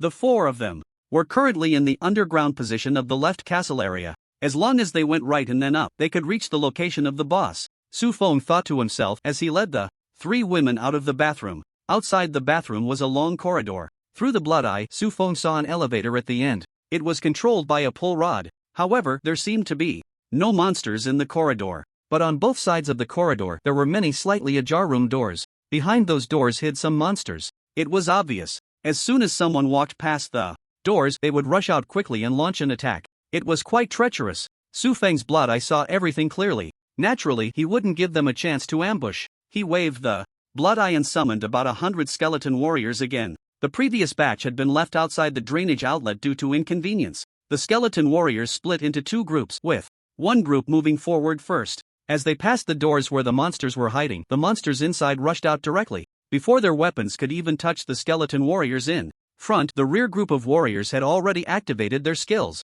Leap slash, heavy slash, leap slash, ghost shadow instant slash. In an instant, blades flashed, blood splattered. The monsters that had been hiding were just ordinary fallen soldiers. Soon, the corridor was cleared, and the skeleton soldiers stood guard on both sides, waiting for the four to pass. As the group walked by, the three women closely observed these tall, fully armed warriors. Wen Xin enviously said, "Are summoners really that strong? Having summoned creatures is so convenient. Without them, we would waste so much time clearing out these hiding monsters one by one. We might even get ambushed." At that moment, Wen Xin felt that her legendary knight profession was no longer appealing. Su Feng smiled and did not explain. It wasn't that summoners were strong. If he didn't have 2 SSS level talents, 1 SS talent, and the 1-second kill plugin, he might still be out in the wild looking for monsters to kill, wondering when he could enter a dungeon. However, the 1-second kill plugin was also something he downloaded when he came to this world. The 3 talents were earned through his own efforts. Can Su Feng's current strength be said to have nothing to do with his talents and hard work? Of course not. The 4 entered the elevator. Due to the limited space in the elevator, besides the 4 of them, Su Feng only allowed 2 skeleton warriors to enter, positioned at the very front. This was to prevent any monsters from ambushing them from above. The skeleton warriors pulled the rod. Clank, clank, clank. The sound of gears and chains rubbing echoed above. Soon, they slowly ascended with the elevator. Upon reaching the top, everyone exited the elevator. Outside was a small room, which was still quite spacious. A small door in front was tightly closed. Experienced professionals immediately judged that there was danger inside the door. Xia Yun and Wenxin, who had not entered combat mode, picked up their weapons and aimed at the door, ready for battle. Xia Lingyun also prepared herself in imitation. But Su Feng told them not to rush. He released the blood eye, passing through the door to explore the situation inside. Wenxin was taken aback and exclaimed, "Wow, your skill can even pass through doors, that's cheating." Su Feng shot her a glance. The blood eye wasn't a physical object, it was a spiritual entity, like a so-called soul.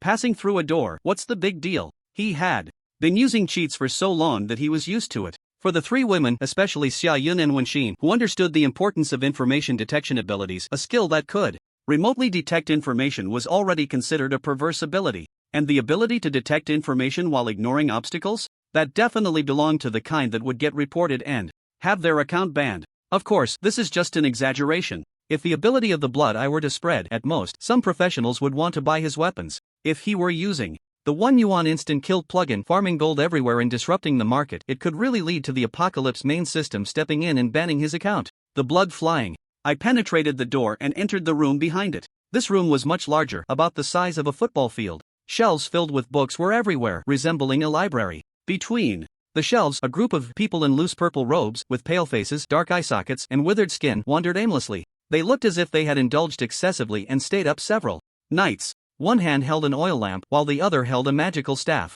They drifted aimlessly between the dimly lit shelves, as if desperately searching for something. On the other side of the room facing the elevator, there was a beautifully carved large golden door. At the entrance sat an old man in a silver-white robe, wearing a wide-brimmed wizard hat. The old man had a messy, tangled gray-white beard. On his lap lay a huge staff. The blood-flying eye transmitted the information of these 2 types of monsters back to Su Feng's mind. Monster, Fallen Court Mage. Rank, Elite Level, 25 Health, 3000 Mana, 7000 Strength, 400 Constitution, 400 Agility, 400 Spirit, 2600 Skills, Arcane Shock, Arcane Torrent. Monster, Fallen Court Sorcerer. Rank, Silver Leader Level, 29 Health, 12,000/12,000 Mana, 25,000/25,000 Strength, 1000 Constitution, 1200 Agility, 80 Spirit, 5700 Spells, Mystic Crystal Ice Dragon, Mystic Crystal Ice Coffin, Space Jump, Endless Snowstorm. 43 Elite Level Fallen Court Mages, 1 Silver Leader Fallen Court Sorcerer. Su Feng integrated the overall situation of the monsters outside in his mind and informed the 3 women.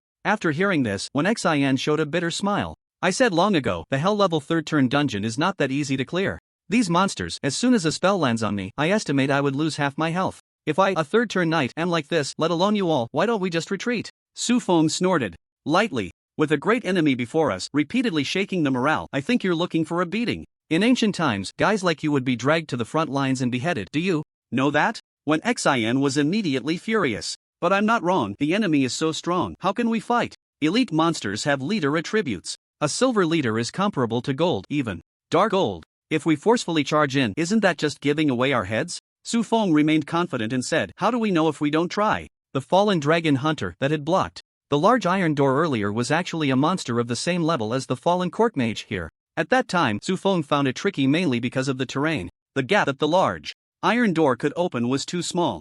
The formation of the summoned creatures couldn't spread out at all. Plus, the position of the archers was relatively high. Even if he teleported inside the door to summon, the skeleton warriors couldn't harm those fallen dragon hunters. The goblin high priest also couldn't take out all the enemies in one go. That's why it felt difficult. But now they were already inside the castle. These mages were all on the same plane. As long as the skeleton warriors got close, they were nothing. Thinking of this, Su Feng did not hesitate and directly teleported inside the door. The monsters turned to look at him. He had already raised his blood-red eyes and quickly set up several summoning arrays for summoned skeleton warriors. Taking advantage of the fact that the skeleton warriors had not yet formed, Su Feng cast Ride the Wind to cover the 6 summoning arrays on the ground. At level 23, Ride the Wind could now increase movement speed by 30%. So, the moment the skeleton warriors stepped out of the summoning array, they charged out like cheetahs, transforming into shadows that pounced on the fallen court mages. Leap, slash, leap slash, leap slash. After enhancing their speed, the skeleton warriors' strikes became even more ferocious.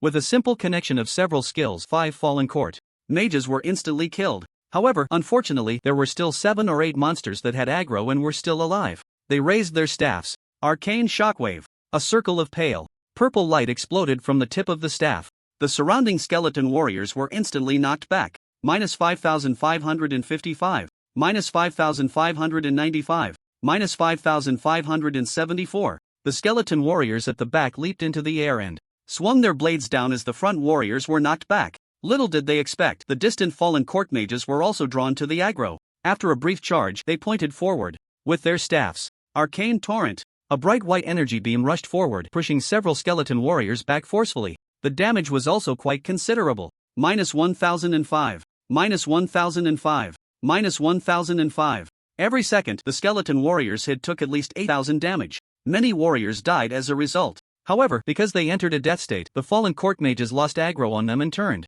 to attack other skeleton warriors. But Su Feng had already consumed mana to activate one of the skills of the Crown of Bones, Undying of the Dead. The skeleton warriors, after dying, could continue to fight for half a minute. These warriors, after death, seemed like invisible ghosts. Under the enhancement of Ride the Wind, they quickly rushed in front of the fallen court mages. 1 slash, 2 slashes, 3 slashes. The fallen court mages had low health and defense. Being slashed 3 times by the black-bodied leader-level skeleton warriors instantly emptied their health bars. Therefore, the scene in the library seemed like the fallen court mages were suppressing the skeleton warriors. The various dazzling torrents prevented the warriors from advancing. But in fact, the battle was steadily tipping in Su Feng's favor. 1 dead skeleton warrior could at least trade for 2 fallen court mages. The first wave of summoned warriors was far from being exhausted. After 2 minutes of fighting, the 3 women finally realized that Su Feng had entered the room. They pushed open the door and saw Su Feng, who had already cleaned up the monsters. Su Feng, you are too reckless. When Xian wanted to say some scolding words,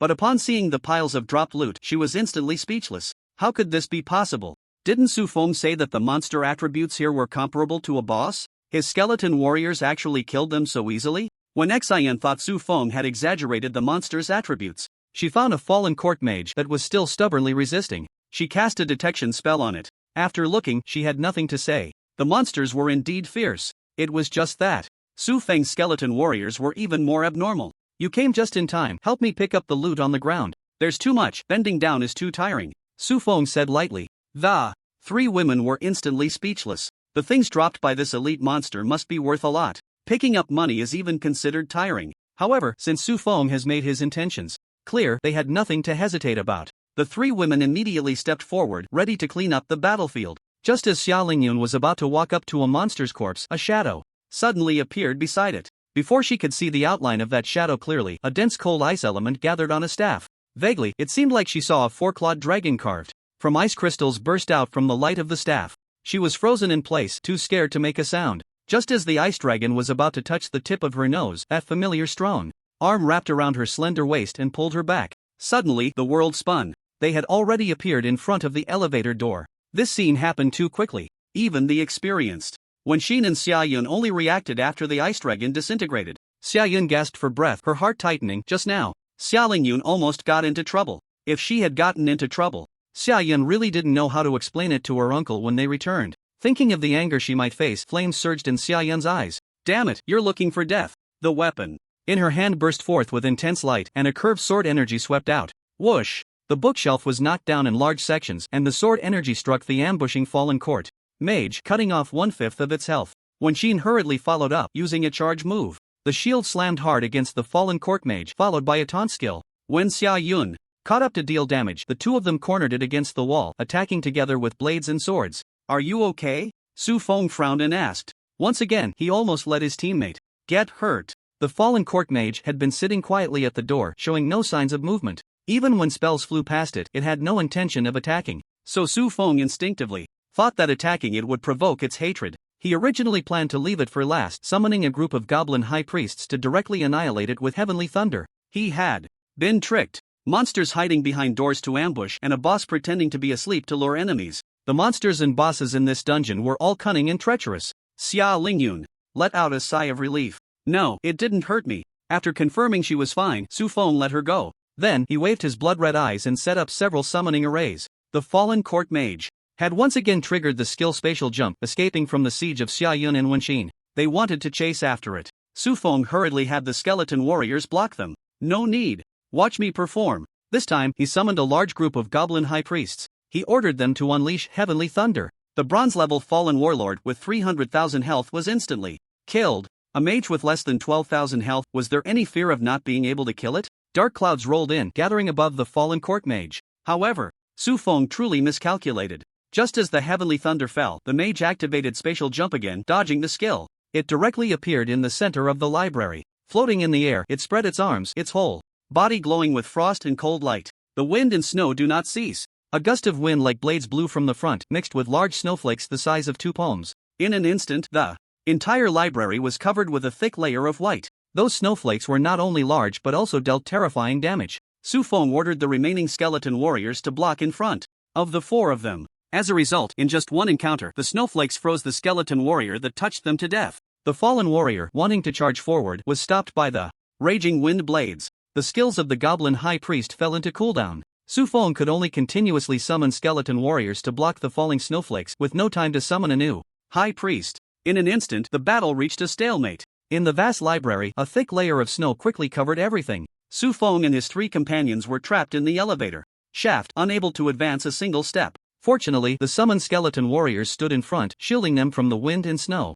They were unharmed. However, the current situation was indeed a bit troublesome. The wind and snow grew fiercer, and the figure of the fallen court mage was no longer visible. Of course, the obstruction of the wind and snow only targeted the 3 women. Su Feng's eye of true sight locked onto its position clearly. Even if the goblin high priest's skills cooled down, it couldn't lock onto the target. Just as Su Feng was feeling troubled, Xiaolingyun in his arms spoke up. Su Feng, I have a way to help you. After saying that, she broke free from his warm embrace and picked up her staff. Xiaolingyun began to chant a spell. Moments later, a layer of ice covered the armor of several skeleton warriors in front. This layer of ice had some defensive capability, though not high, but at this moment it could reduce the damage from the snowflakes hitting the skeleton warriors by 80%. Su Feng's eyes lit up. He activated Ride the Wind again. He commanded the skeleton warriors with ice armor to take the lead. The remaining warriors followed closely behind. At the same time, he ordered the goblin high priest to activate the skill Hurricane. Tornadoes several meters high surged into the storm, filling almost the entire library. This was to restrict the fallen court mage's skill, Spatial Jump. Before long, the skeleton warriors that charged into the storm reached the location of the fallen court mage. Without a word, they executed Leap Slash and Heavy Chop. Dozens of figures simultaneously locked onto it, leaping to strike. The fallen court mage struggled for a moment, waving its staff to summon an ice dragon that crushed several skeleton warriors. But even when its health bar was emptied, those skeleton warriors still stubbornly rose and jumped to attack it. Although it was flying in mid-air, the height was not great. The space was sealed, preventing any spatial jumps. The output of its skills was decent, but it couldn't withstand the fact that the skeleton warriors could not die and were numerous. After several rounds of attacks, a skeleton warrior's blade struck its neck, completely emptying its health bar. The wind and snow ceased. Everything seemed like an illusion, and the snow covering the library quickly dissipated. Su Feng stepped forward to collect the drops from the mage. A skill book for the ice dragon of the mystic crystal. A rare quality staff. A rare quality mage robe. Su Feng also fulfilled his previous promise, handing the 3rd-tier skill book to Xiaolingyun. Xiaolingyun was very happy. Although she didn't say it, the smile at the corner of her mouth was impossible to suppress. Just as Su Feng wanted to check the attributes of the 2 pieces of equipment, suddenly, a warm voice came from not far away. Oh, these little monsters drop skill experience books too. Su Feng was taken aback. He quickly walked to her side and took the experience book to look. Item: Advanced 2nd-tier experience. Book description: after use, it can add 2,000 experience to the universal 2nd-tier skills of the profession. Su Feng's breathing became a bit rapid. This was exactly what he needed. With enough experience books, his skills could level up. Skill upgrades would grant him talent evolution, significantly enhancing his strength. I really need these experience books. Can you give them to me? Su Feng said earnestly. The warm voice smiled and said, you killed the monsters, so just take them. In fact, the rewards from a regular team dungeon run were supposed to be shared. After all, you can't accurately judge everyone's contribution to the team. The priest's buffs, healing, and control effects can't be reflected in data. Equal distribution is a relatively fair way. But their team is different. Although Su Feng is not the highest level in the team, he is the only main damage dealer and doesn't need their help. The 3 of them can play a small role, but most of the time they are just coasting. Moreover, they are not strangers teaming up. So, if Su Feng wants something, they naturally won't snatch it away. Su Feng nodded and thanked them before picking up all 42 mage drops. Aside from 2 that dropped equipment and skill books, the rest were all high-level 2nd transfer experience books. This made Su Feng extremely happy. He thought, Not only can he farm experience books through the dungeon, but after leaving the dungeon, he can also set up a stall and buy experience books at a high price. With this dungeon for farming experience books before the college entrance examination, he could definitely level up all his remaining second transfer skills to max level. After cleaning up the battlefield, the four pushed open the main door of the library. Outside was a courtyard with no monsters. Walking straight to the right would lead directly to the central area of the castle. As they walked in the courtyard and looked down, they saw towering stone pillars standing tall, with fallen dragon hunters standing atop them. The three women then understood what kind of difficulties Su Feng was facing in front of the large iron gate. He had not attracted any aggro and had no suitable means of attack. Su Feng did not intend to entangle with these archers. The four went directly to the main gate of the castle. The skeleton warrior pushed the door open. A vast palace appeared before their eyes. The interior of the palace was as large as 3 or 4 football fields. Aside from the thick pillars, there was little decoration. There were not many monsters inside the palace, making it seem extremely empty. Only one figure sat alone on the throne at the end of the palace. Blood Eye floated over to probe for information. Monster, Fallen King, Clim rank, Dark Gold boss level, LV 30 health, 1-1 mana, 200000/200000 strength, 1 constitution, 1 agility, 1 spirit, 60,000. Skills: Summon Fallen Warriors, Summon Fallen Generals, Summon Fallen Dragon Hunters, Summon Fallen Dragon Archers, Summon Fallen Court Mages, Summon Fallen Court Sorcerers, Summon Fallen Spies, Summon Fallen Executioners, Unity of Ruler and People. Su Feng was slightly excited. This boss was quite interesting. It turned out to be a summoner as well. What he cared about the most was the last skill of this boss. Unity of Ruler and People. Before all summoned creatures are killed, any form of attack will be borne by the summoned creatures and cannot harm the summoner himself. Not being able to harm the summoner himself before killing all summoned creatures, this was simply a divine skill for summoners. Su Feng did not hide his greedy gaze. As the four stepped into the palace, the figure quietly sleeping on the throne raised its head, exuding a majestic aura like a lion awakening. Immediately, it slapped the armrest of the throne, and the empty hall began to fill with fully armed figures. Warriors, archers, mages, and some assassins that Su Feng and the others had not encountered. Over 100 ordinary monsters and 4 boss-level monsters. This lineup left the three women a bit dumbfounded. How do we fight? When Xin said, her teeth chattering, Xia Yun also exclaimed, no wonder it's a hell-level 3rd transfer dungeon. The difficulty. If it weren't for Su Feng, not to mention 4 people, even 40 people would probably find it hard to clear it. Xia Yun did not speak. Her eyes sparkled as she looked at Su Feng. She firmly believed that Su Feng would lead them through the current difficulties. Su Feng lived up to her expectations and stepped forward. How do we attack? We just charge head-on. As he spoke, he swung his blood eye and continuously set up one summoning array after another. At the same time, he summoned Angelina and placed her beside him. The great battle was about to begin. In terms of troop composition, Su Feng was at a disadvantage. He could only summon mages and warriors. However, the Fallen King could summon mages, warriors, archers, and assassins. Moreover, while their overall attribute averages might not compare to the skeleton warriors, each had a particular specialty that exceeded the others. Furthermore, Su Feng had never encountered the Fallen Spy or the Fallen Executioner, but the Fallen Mage and the Fallen Dragon Hunter were both capable of killing skeleton soldiers. At first glance, it seemed that Su Feng's side was at a disadvantage, but the actual battlefield situation reversed expectations. The high attributes of the skeleton warriors could help the Goblin High Priest withstand damage and push the front line. The skills Earth Split and Hurricane released by the Goblin High Priest could disrupt the enemy formation, interrupt their offensive, and accelerate the advance of the front line. Then there was the gap in summoners. Although the Fallen King's mental power was high, allowing him to quickly recover magic power and summon new soldiers, no matter how fast he was, he couldn't outpace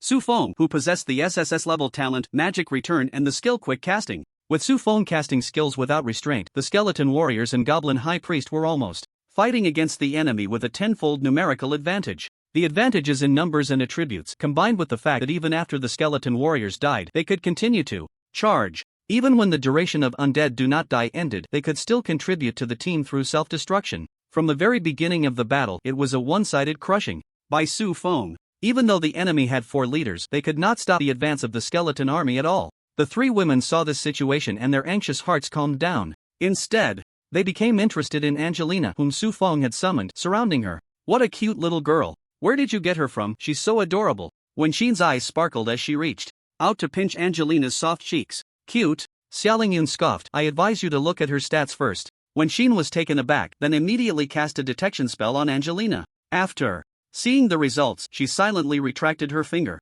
Too terrifying. Angelina's level rose in sync with Su Feng. However, leveling up by 1 or 2 levels did not significantly enhance her But after completing the breakthrough task, her terrifying bonuses as a demigod-level leader were revealed. Now, Angelina had not only gained 2 more skills compared to before, but her overall attributes had also increased tenfold. The average of her 4 attributes reached 7,000, and they were all balanced. For a second transition realm, she was undoubtedly an extremely exceptional existence. However, she did not have far-reaching attack methods. What she could do, summoning a few more skeleton warriors and goblin high priests, could also achieve. So Su Feng had not let her show herself earlier. Now it was different. There were assassins on the opposite side who could sneak into the backline. Su Feng was not afraid of infinite teleportation, but the 3 women had to weigh their options. Su Feng had used the true sight eye to look at the attribute panel of those cold fallen spies. Even Wen Xin, who had the knight profession, could not withstand a few strikes. Therefore, although having Angelina as a bodyguard seemed a bit of a waste of combat power, with her there, Su Feng could fight with peace of mind.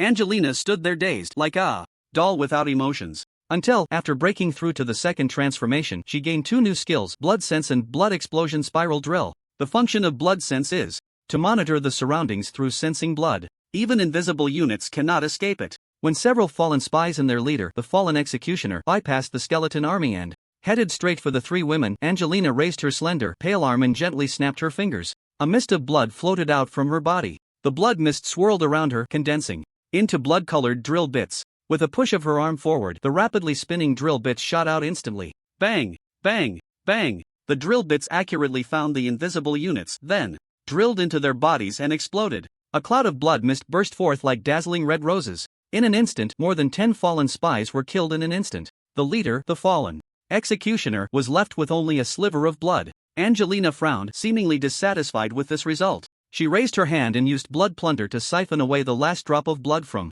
the fallen executioner. Unfortunately, these leaders were summoned beings and did not drop any light orbs. Su Feng glanced distractedly in the direction of the 3 women. Seeing Angelina easily handle the situation, he then confidently returned his gaze. He focused on commanding the skeleton army to attack the goblin high priest. Half an hour later, under the fearless charge of the skeleton army, the last fallen dragon hunter was slain. The skeleton warrior, holding a long knife engulfed in black flames, walked up to the throne. In the next second, Su Feng teleported next to the throne. Under his control, the spatial ripples did not harm the fallen king. The skeleton warrior raised the long knife high. Plunder the souls. The black flames burned away the body of the fallen king, leaving behind a light orb. Su Feng glanced at the soul mark on the long knife. After a trip through the fallen castle, he had gained over 3,000. This was without him intentionally controlling the outcome. Very good, he nodded in satisfaction. He then turned his attention to the light orb. He was very eager for the fallen king's skill, Unity of Ruler and People. Soon, he discovered 4 dropped items.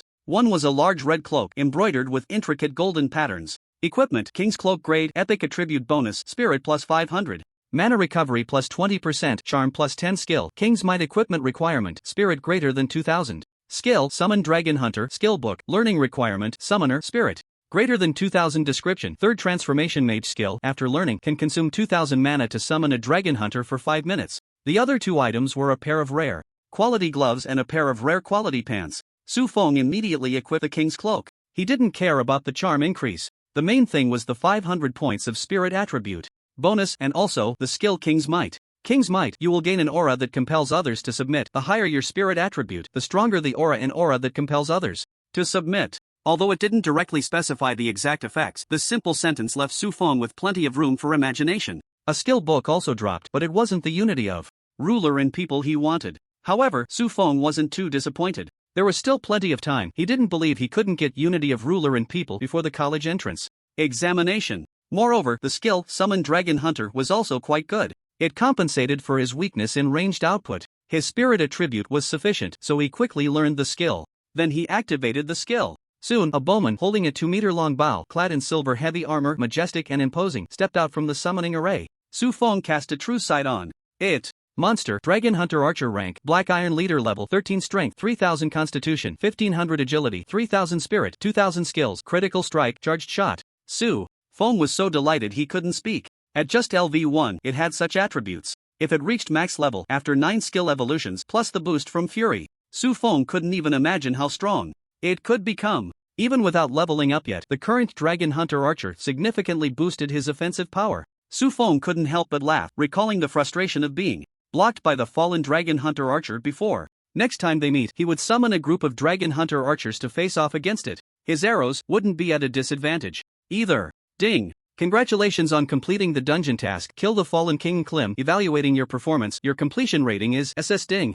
Congratulations on successfully completing the Hell level dungeon Fallen Castle with an SS rating. Rewards. Free attribute points plus 20 gold times 99.99. After exiting the dungeon, Su Feng received this notification in his mind. He was somewhat surprised. Completing a dungeon also rewards free attribute points. Why didn't the previous Wind Howling Valley have this? When Xin leaned against him, smiling. You didn't know this, did you? Dungeons above the second transfer will give certain rewards based on completion performance. Attribute points, equipment, items, even skill books are all possible. You're really something, only at the second transfer, yet you brought the three of us through the dungeon with an SS rating. When Xin excitedly patted Su Feng's shoulder. After all, she was only at the third transfer. Just going through this Fallen Castle, her experience points had increased significantly. Not to mention Su Feng had also given her a skill book for the third transfer. Su Feng nodded. He indeed didn't know much about this. However, he frowned slightly. Why only an SS rating? After thinking for a moment, Su Feng guessed it might be because the right side of the castle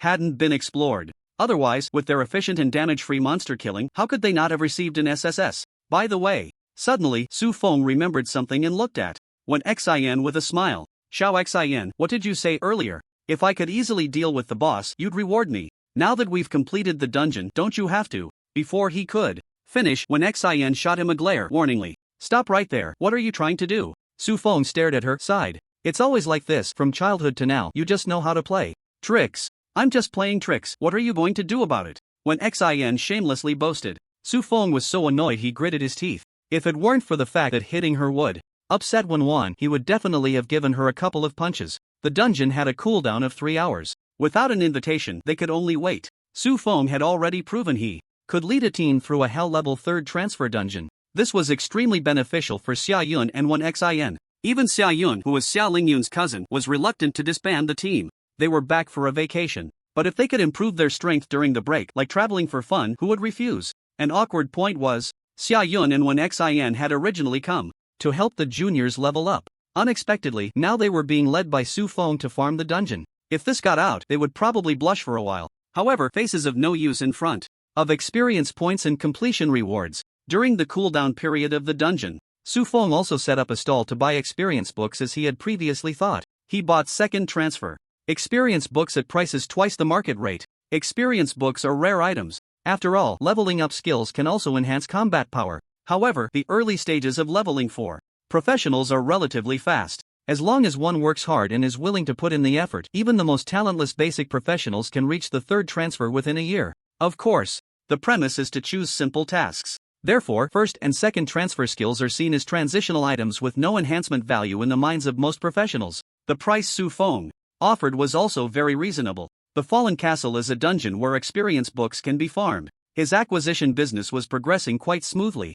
However, not all teams can clear the Hell difficulty. Therefore, among the experience books he acquired, most were of intermediate quality. There were also advanced ones, but they were relatively scarce. Thus, Su Feng could only make a choice among a few second transfer skills. He certainly wanted to prioritize enhancing his summoning abilities. Summoning skills are the essence of a summoner. However, the Summon Dragon Hunter is a third transfer skill. Fortunately, third transfer experience books can be purchased at the Manhwa City trading post. But good times didn't last long. 7 days later, Wen Xin and Xia Yun's vacation ended and they had to return to school. With Su Feng and Xia Lingyun's levels, they were not enough to enter the dungeon. It wasn't that there were no solutions. For example, casually grouping with 2 teammates, or finding 2 teammates from Xia Lingyun's father's guild. But Su Feng calculated it. A 4-person team entering a third transfer dungeon compared to 2 people entering a second transfer dungeon. The latter would yield slightly less experience points. But he had to go to the gathering place where the Fallen Castle Light Gate was located to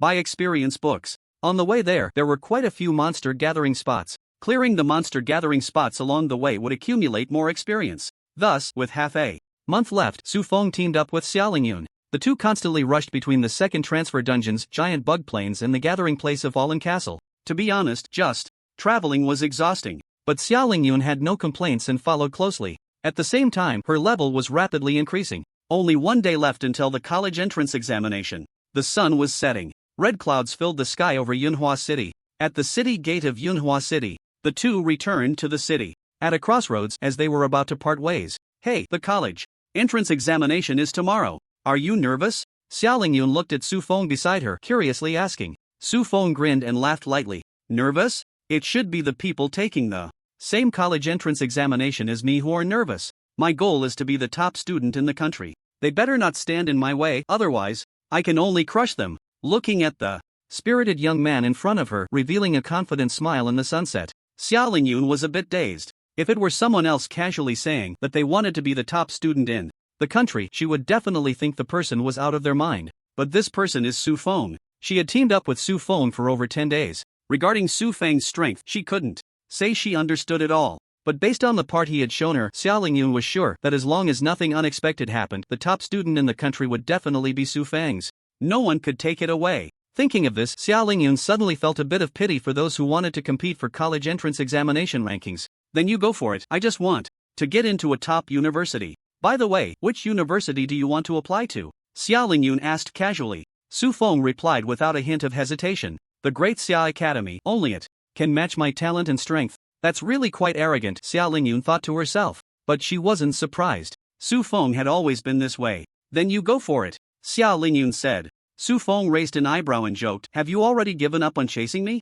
Xiao Lingyun shrugged. I know my own strength. If I'm not as strong as you, then I'm just not as strong. But I will definitely work hard to get into the academy in the capital. Then we can still study in the same place. Su Feng was taken aback and laughed heartily. It seems you have quite a bit of self-awareness. Then let's work hard together. Xiao Lingyun nodded. Let's work hard together.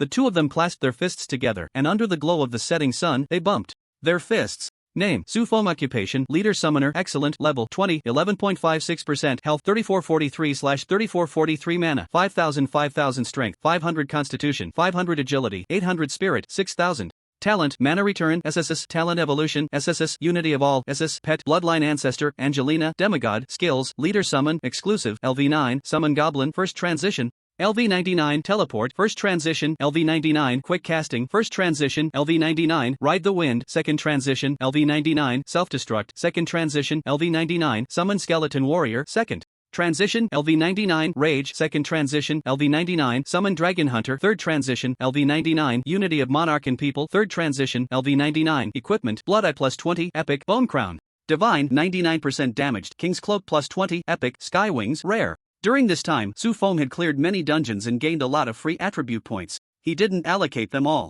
to Spirit. He distributed points to the other 3 attributes, rounding them off to whole numbers. Not for any other reason, but simply to satisfy his obsessive-compulsive disorder and feel at ease. Of course, he didn't neglect his Spirit attribute either. It had already exceeded 5,000. Even many third transition mages didn't have as high as he did. Moreover, the increase in attributes wasn't the main focus of his strength. The key was, all 3 of his second transition skills and 1 third transition skill had been maxed out. All had undergone 9 evolutions or upgrades. Ride the Wind consumes 500 mana, creating a massive wind field with a diameter of over a kilometer centered on the caster. Units within the wind field will receive a 1000% increase in movement speed, a 500% increase in jumping ability, a 300% increase in attack speed, gain basic gliding and hovering abilities, and flying units will have their flying speed increased by 200%. Lasting for 30 minutes. Self-destruct. When the summoned creature's health is depleted, consumes 200 mana to make the summoned creature self-destruct, causing 500% spirit attribute damage to enemies within a 100 square meter radius and inflicting a burning effect on enemy units, dealing 100% spirit attribute damage per second for 10 seconds, with a 50% chance to trigger a shatter effect. On enemies. Rage consumes 1000 mana, putting all summoned creatures into a rage state, increasing all attributes by 300%, skill power by 200%, with a 50% chance to ignore negative effects from mental control. Lasting for 30 minutes. Summon Dragon Hunter consumes 2000 mana to summon 9 giant beast hunters, lasting for 20 minutes, and the Unity of Monarch and People that Su Feng had been longing for was naturally also in his possession. However, this skill is the same as quick casting. Once learned, it is already at full level, so it cannot be enhanced through skill evolution. Compared to the enhancements gained from skills, attribute boosts are really nothing for Su Feng. The most terrifying is the third transfer, Summon Dragon Hunter. After 9 skill evolutions, it summons the Beast Hunter. That truly cannot be described in just a few words. The term abnormal is not enough to describe its power. However, Su Feng estimates that he won't be able to use this skill for this college entrance examination. When the time comes to use it, the difficulty of the exam is undoubtedly super high. After reviewing his improvements, Su Feng's confidence in securing the top spot has increased a bit more. His goal is not just to be the top student of Yunhua City, but rather the top student of the entire country. At 8:30 in the morning, Yunhua #1 High School. A large number of students who had just left school not long ago surged in from all directions again. The college entrance examination venue is not at the school, nor is it in Yunhua City. The college entrance examination is divided into 3 stages with an elimination system. The first stage is the urban examination venue. All candidates in the city will be teleported to a place similar to an arena on the playground. Main profession players will engage in one-on-one battles for competition. Secondary profession players will have teammates of similar strength generated by the Apocalypse system for 2-on-2 matches. Randomly matched challenges. Each person has 20 challenge opportunities. The number of victories and duration are the criteria for scoring. The battle scenes of each candidate can be viewed live through the video platform provided by the Apocalypse system by entering the candidate number. Good morning, everyone. This is Yunhua TV and I am reporter Yang Mei. Yang Mei stood at the school gate facing the camera. She smiled and said, "Today is the annual vocational college entrance examination. The new generation of vocationalists who have just awakened not long ago will return to school after a month of training. I am currently at Yunhua #1 High School and look, there are so many familiar faces." In the live broadcast room, the comments flooded in. "Ha, that little chubby kid who just walked by, isn't he the one who got beaten up a month ago with a bruised face and full of resentment? So many vocationalists, they are the hope for humanity's future. Long live humanity, long live the great Xia. I see my baby, be safe, darling. Mom is cheering for you in the hospital." Yang Mei naturally couldn't see the comments. She scanned the surrounding students. She wanted to catch one for an interview but was afraid of affecting their exam mood. At that moment, she suddenly saw a middle-aged man with a big belly standing near the gate. Yang Mei's eyes lit up and she quickly walked over. "Hello, are you a parent of a candidate? We are from Yunhua TV. Would you be willing to accept an interview?" Zhang Donghai, hearing that the other party was a TV reporter, quickly tidied up his remaining sparse hair. Then he revealed what he thought was a friendly smile and waved at the camera. "Hello everyone, I am not a candidate's parent. I am the principal of #1 High School, Zhang Donghai." "Oh, so you are the principal?" Yang Mei exclaimed, giving Zhang Donghai immense satisfaction. It was no wonder she was so surprised. Generally, principals are sitting in their offices at this time, afraid to show their faces. Blue Star is different from Earth. Here, if students do well, it's all about the students' own abilities, with only a slight connection to the school. But if students perform poorly, the principal, as the head of the school, is definitely the first to be blamed. There have even been historical instances of parents confronting principals in the street, both parties being vocationalists fighting fiercely. Yang Mei hurriedly asked, "The exam will start in half an hour. Do you have any advice or expectations for this year's candidates, principal?" Zhang Donghai steadied his hair and smiled. "As for my words of encouragement, I want to say, everyone should maintain a calm mind and do their best. No matter what, you are all the pride of Ijeon.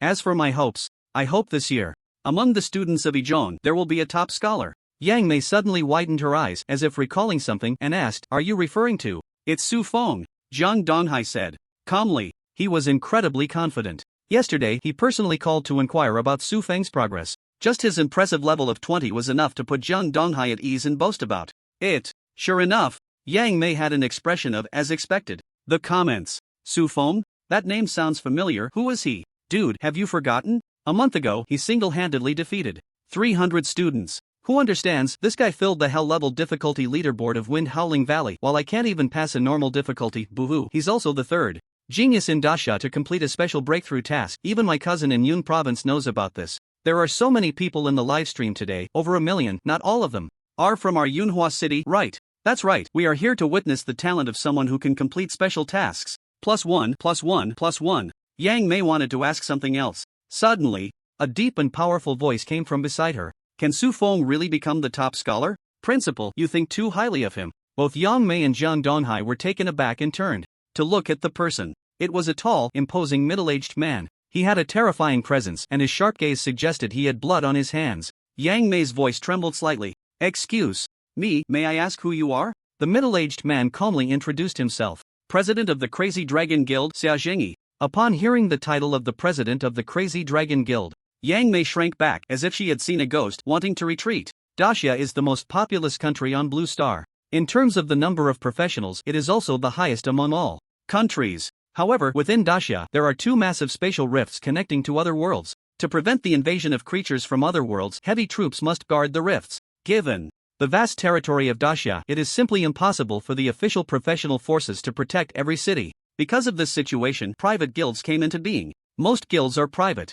organizations of professionals. They need to cooperate with the official forces during wartime to execute urgent combat missions. When necessary, they must make significant sacrifices. Therefore, during peacetime, they also receive much support from the official side. This has allowed many guilds to take the opportunity to grow and dominate a region. The Crazy Dragon Guild is one of them. As the president, Xia Jingyi's status is not lower than that of the Lord of Yunhua City and may even be significantly higher. After all, although the headquarters of the Crazy Dragon Guild is in Yunhua City, it has considerable influence throughout the entire Jiangnan province. Xia Jingyi noticed Yang Mei's panic and said calmly, "There's no need to be nervous, standing in front of you. Today is not a president. Right now, I am just an ordinary parent of an examinee." Yang Mei was almost in tears. "Then why didn't you say that earlier, making her feel so much pressure now?" However, as a reporter, Yang Mei had a keen sense for news. Her professional attitude overcame the fear in her heart. She handed the microphone to Xia Jingyi and mustered her courage to ask, "In that case, may I interview you with a question? From what you just said, it seems you are not optimistic about Su Feng's chances of becoming the top scholar of Yunhua City. You must know, since the day of professional awakening, Su Feng has continuously created astonishing achievements. He reported a special breakthrough task nationwide, and even the authorities expressed their approval. Do you really think these achievements are not enough to prove his strength and talent?" In response to Yang Mei's question, Xia Jingyi's expression remained calm and unperturbed. Did he not know how strong Su Feng was? He wasn't blind or deaf. Just in this past month, by paying attention to his daughter's changes in strength, he could make a judgment from the side. Su Feng was undoubtedly a unique and rare genius awakener in the history of human awakening. It didn't matter that his profession was an ordinary level summoner. Even if he were just a basic mage, Xia Jingyi would not have the slightest doubt about his strength. But today, in front of the camera, facing a million livestream viewers, he still had to maintain a dismissive attitude towards Su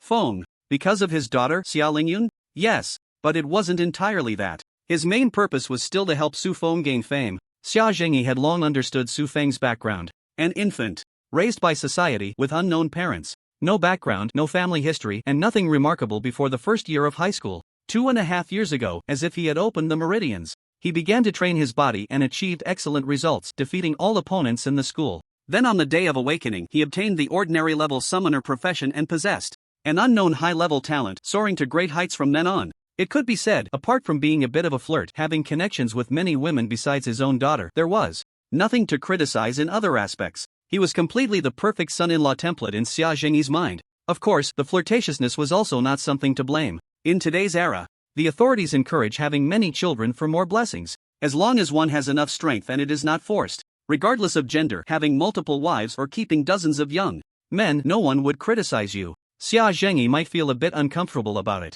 But overall, he was still satisfied with Su Feng. And precisely because he was satisfied with Su Feng, he needed to belittle him here. If Xia Jingyi praised Su Feng's talent and strength in front of the audience, and then Su Feng achieved good results afterward, there would certainly be people praising his discerning eye, but the impact would not be too great. Everyone would soon forget about it and focus on more eye-catching matters. But if, as the president of the Crazy Dragon Guild, he publicly belittled Su Feng, only to be slapped in the face by Su Feng's strength and achievements. Plus, if the relationship between his daughter and Su Feng was exposed, it would be hard for the audience not to imagine a cliché story of a malicious father-in-law looking down on a down-and-out son-in-law, only to be publicly humiliated. This matter would also become a topic of interest for others. It would attract even greater attention. Su Feng's fame could be greatly enhanced through this. One should not underestimate reputation. In today's great Xia, talents are as common as carp crossing the river. Although epic and legendary professionals are scarce, every city can produce a few each year. A massive influx of geniuses makes genius less valuable. Su Feng's completion of a special level breakthrough task, although it caused quite a stir and even garnered praise from the authorities, did not yield any actual gains. That is the truth. Without fame and attention, no matter how talented and strong one is, many things will be lost. Therefore, Xia Jingyi had to step in to help him. As for whether Su Feng would resent him for belittling him, Xia Jingyi did not care. Or rather, he would prefer Su Feng to resent him, to use him as a target, to strive for progress so that he could provide better support for his daughter. Personal strength. That is the greatest guarantee for survival in the current Blue Star. Xia Jingyi looked at the camera, expressionless, and said, "I really don't have high hopes for him, although this classmate named Su Feng has accomplished many astonishing feats. But everyone must remember, the past is the past, and the present is the present. Don't take the past as the present. Moreover, a true genius is born for the grand stage, and before making an appearance, they must conceal their brilliance. Someone as flamboyant as him, and his profession being a summoner, is easily targeted. No matter how outstanding he was before, I don't think he can go far in this exam." Yang Mei pouted. She really wanted to refute Xia Jingyi, but her words carried little weight, and even if she praised Su Feng's achievements to the skies, it wouldn't be convincing. At that moment, the cameraman whispered in her ear, and in the barrage, someone had already agreed with Xia Jingyi's words. President Xia has a point. I also think that the Yunhua City TV station has overly elevated that student named Su Feng for the sake of news. A student who hasn't even taken the college entrance exam, and there was news proclaiming him as the hope of the great Xia. I really laughed. Just a clown. When the results come out, if his scores aren't enough to get into an ordinary school, I will really die laughing in the live broadcast. Yang Mei felt a sense of urgency. She urgently needed to find someone to turn the tide of the barrage. Suddenly, she thought of the principal of number 1 high school standing nearby. Principal Jiang, what do you think of President Xia's comments? Yang Mei, as if she had found a lifeline, handed the microphone to Jiang Donghai. However, Jiang Donghai did not argue with Xia Zhengyi as she had imagined. He merely smiled slightly and said casually, I just remembered, President Xia is the father of our student Xia Lingyun. Upon hearing this, Yang Mei was stunned, and a strikingly beautiful figure suddenly appeared in her mind, accompanied by that conversation. What kind of person is Su Feng? He is the one my Xia Lingyun needs to pursue. This interview had circulated for a while when news of Su Feng completing a special-level breakthrough task came out. Therefore, many people had an impression of Xia Lingyun. Wow, I thought President Xia was speaking justly, but it turns out to be an old father's impotent rage at his daughter being taken away by a young man with yellow hair. But still, having taken someone else's woman's heart, is it not allowed for the old father to say a few bad words? Su Feng is simply not human. He must be a god, right? It's one thing to be strong, but his charm is so great that he can make the little princess of the crazy dragon guild confess publicly. I must be just a bystander in this world. What am I even living for? Yang Mei looked at the cameraman for confirmation. The cameraman gave her an okay gesture. She finally breathed a sigh of relief and took back the microphone. She intended to interview the now dark-faced Xia Zhengyi, asking if he viewed Su Feng this way out of personal grudge. But at that moment, a commotion suddenly erupted not far away. Everyone turned to look. They saw a tall figure wearing a crown, draped in a bright red cloak, and holding a blood-red staff, slowly walking towards the school gate. His imposing aura was overwhelming, like a lion shaking its mane, flamboyant and arrogant, intimidating. The surrounding pedestrians were pressured by his presence and quickly retreated to the sides, clearing a path for him. Jiang Donghai's eyes lit up, and he hurriedly stepped forward. At this moment, Yang Mei realized the news protagonist she had been searching for had finally arrived.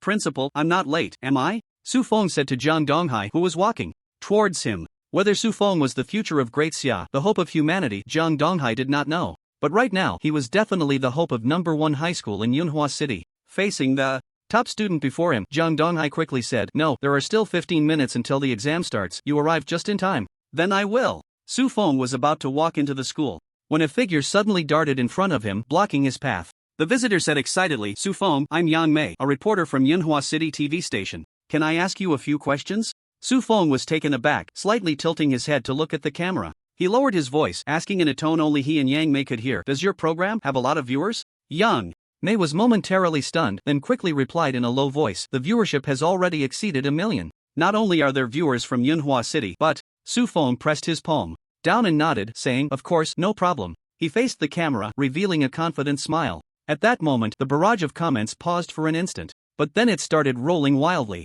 Wow. Mom, am I really a guy? Why does this guy seem so handsome? Oh my god. My dream lover should be this kind of heroic figure. I just came in and tripped over flying underwear.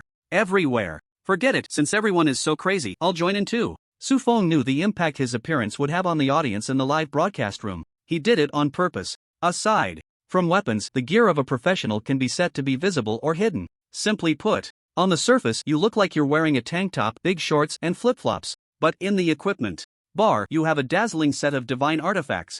Generally, in the city, no one shows their gear. Everyone wears normal clothes, and you stand out with your shining gold. Not many can withstand being stared at. But Su Feng wanted this effect. Wealth not returning home is like walking in fine clothes at night. He estimated he wouldn't be going back home. But if he couldn't show off, then his belief in becoming stronger would lose a major support. So he deliberately made his gear visible. Today was all about showing off. Naturally, he didn't mind being interviewed in front of 1 million viewers. Yang Mei was very happy. She could finally interview this protagonist who had appeared multiple times in her news articles. With an aura even stronger than facing Xia Zhengyi, Yang Mei cautiously asked a few questions. They were all routine questions about preparing for the college entrance examination and how to maintain a good mindset. Su Feng skillfully answered, with official rhetoric.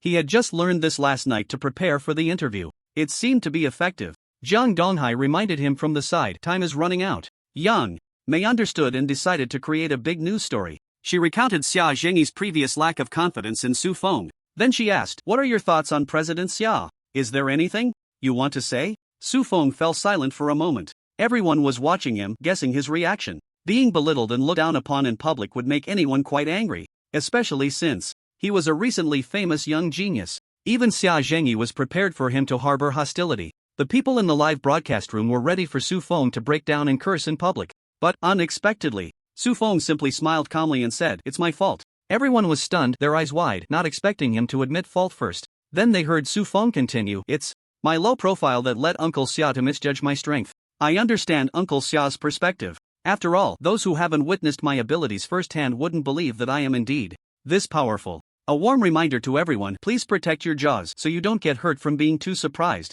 At that moment, the audience on site and those in front of the screen were truly left speechless. Not only because of Su Feng's calm and composed response to the belittlement, but also because of the confidence that radiated from every pore of his being. It was as if he were the miracle itself, destined to bring unpredictable surprises to everyone. This inevitably heightened everyone's expectations for Su Feng. And what was with being too low-key? Throughout this entire month, Su Feng, as the only newly awakened professional, had made the most news. Xia Zhengyi also took a deep look at this handsome young man. He seemed even more arrogant than he had imagined, and shameless. Yet, he wondered if Su Feng truly had the strength to support this arrogance. Yang Mei let out a breath, wiping the cold sweat from her forehead. The big news was in hand. Glancing at the time, there were less than 5 minutes left before the exam was about to start. She hurriedly said, "Lastly, I want to ask, do you have anything to say to the other candidates about to take the exam?" Su Feng naturally looked at the camera and smiled. "Are you all here to compete for second place?" In an instant, the entire venue fell silent.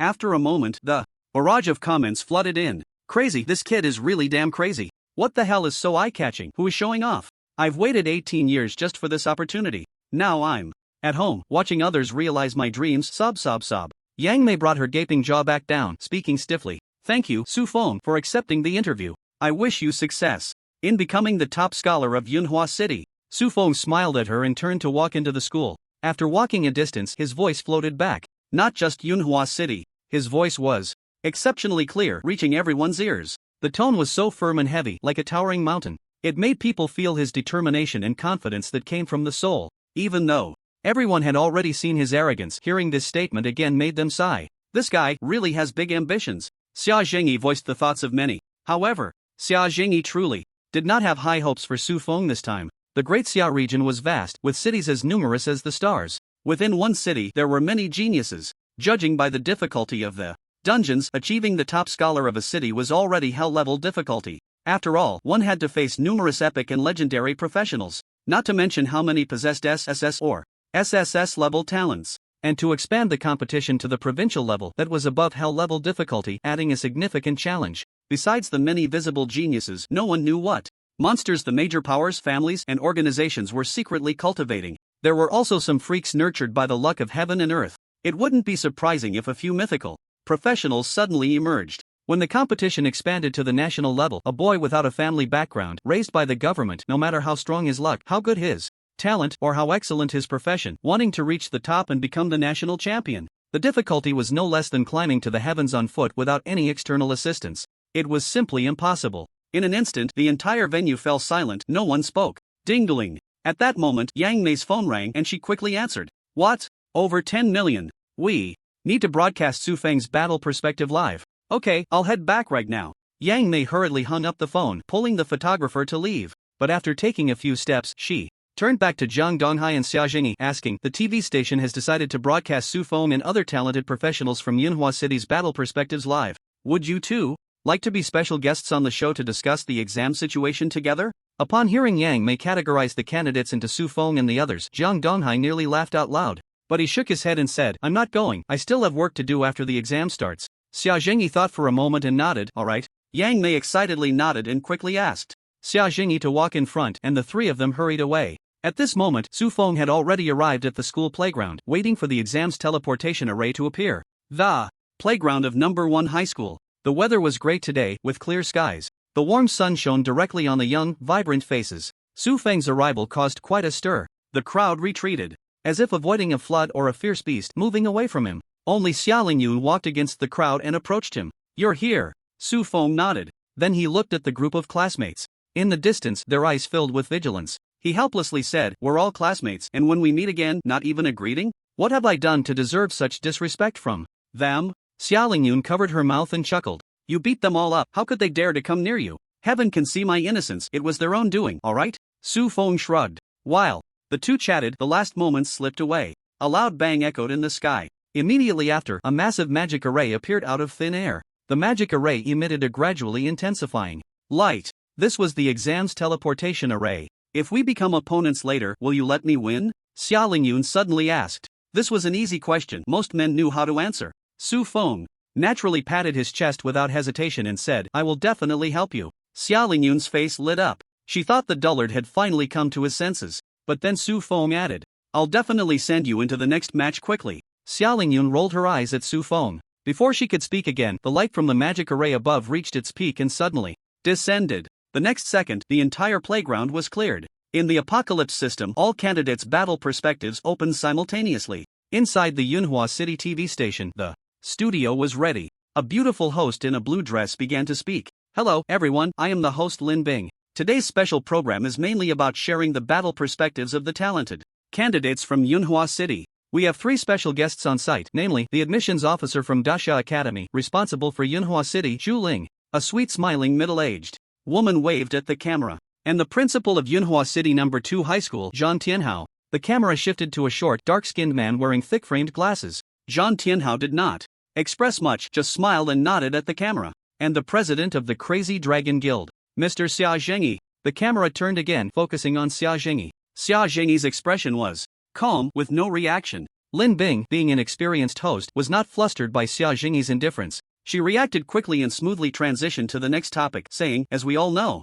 the first round of assessments mainly involves competition among students from the same city. In the first round, only the top 100 candidates can enter the next round. Moreover, the higher the ranking, the more favorable treatment the students will receive in the second round. Therefore, who can achieve first place in this round is crucial for the entire college entrance examination. I would like to ask the 3 guests if they have any candidates in mind who can secure first place." Lin Bing looked at Zhu Ling, indicating for her to go first. Zhu Ling cooperated, pondering for a moment before speaking. "In the past month, I have collected a lot of information on professionals for the academy's admissions. Their professions and talents can all be considered as genius, even as prodigies. Regarding the candidate who can achieve first place in the first round, I was originally torn among a few people, but when a name came into my sight, I instantly had my answer. Everyone should know who that person is. That's right, it's Su Feng from Yunhua City's No. 1 high school." Lin Bing's eyes lit up upon hearing this. Su Feng is currently a hot topic, even this program was urgently set up because of him. She was just about to follow up on Zhu Ling's words and ask for her reasons for support. But before she could, Zhang Tianhao, who was next to Zhu Ling, spoke up first. "Teacher Zhu Ling, I think as an admissions officer of Dasha Academy, it's better not to jump to conclusions so early. I've heard of this Su Feng's achievements. He has indeed accomplished quite a few miraculous feats, such as completing a special level breakthrough task. However, I remember that his profession is just an ordinary level summoner, and even if he levels up, he would only reach the excellent level. No matter how talented he is, he will still be limited by his profession, and the profession is the foundation of a professional. Moreover, this year our school has a student named Wu Wing, who not only has a legendary assassin profession but also possesses A-level talent. Everyone should know the advantages.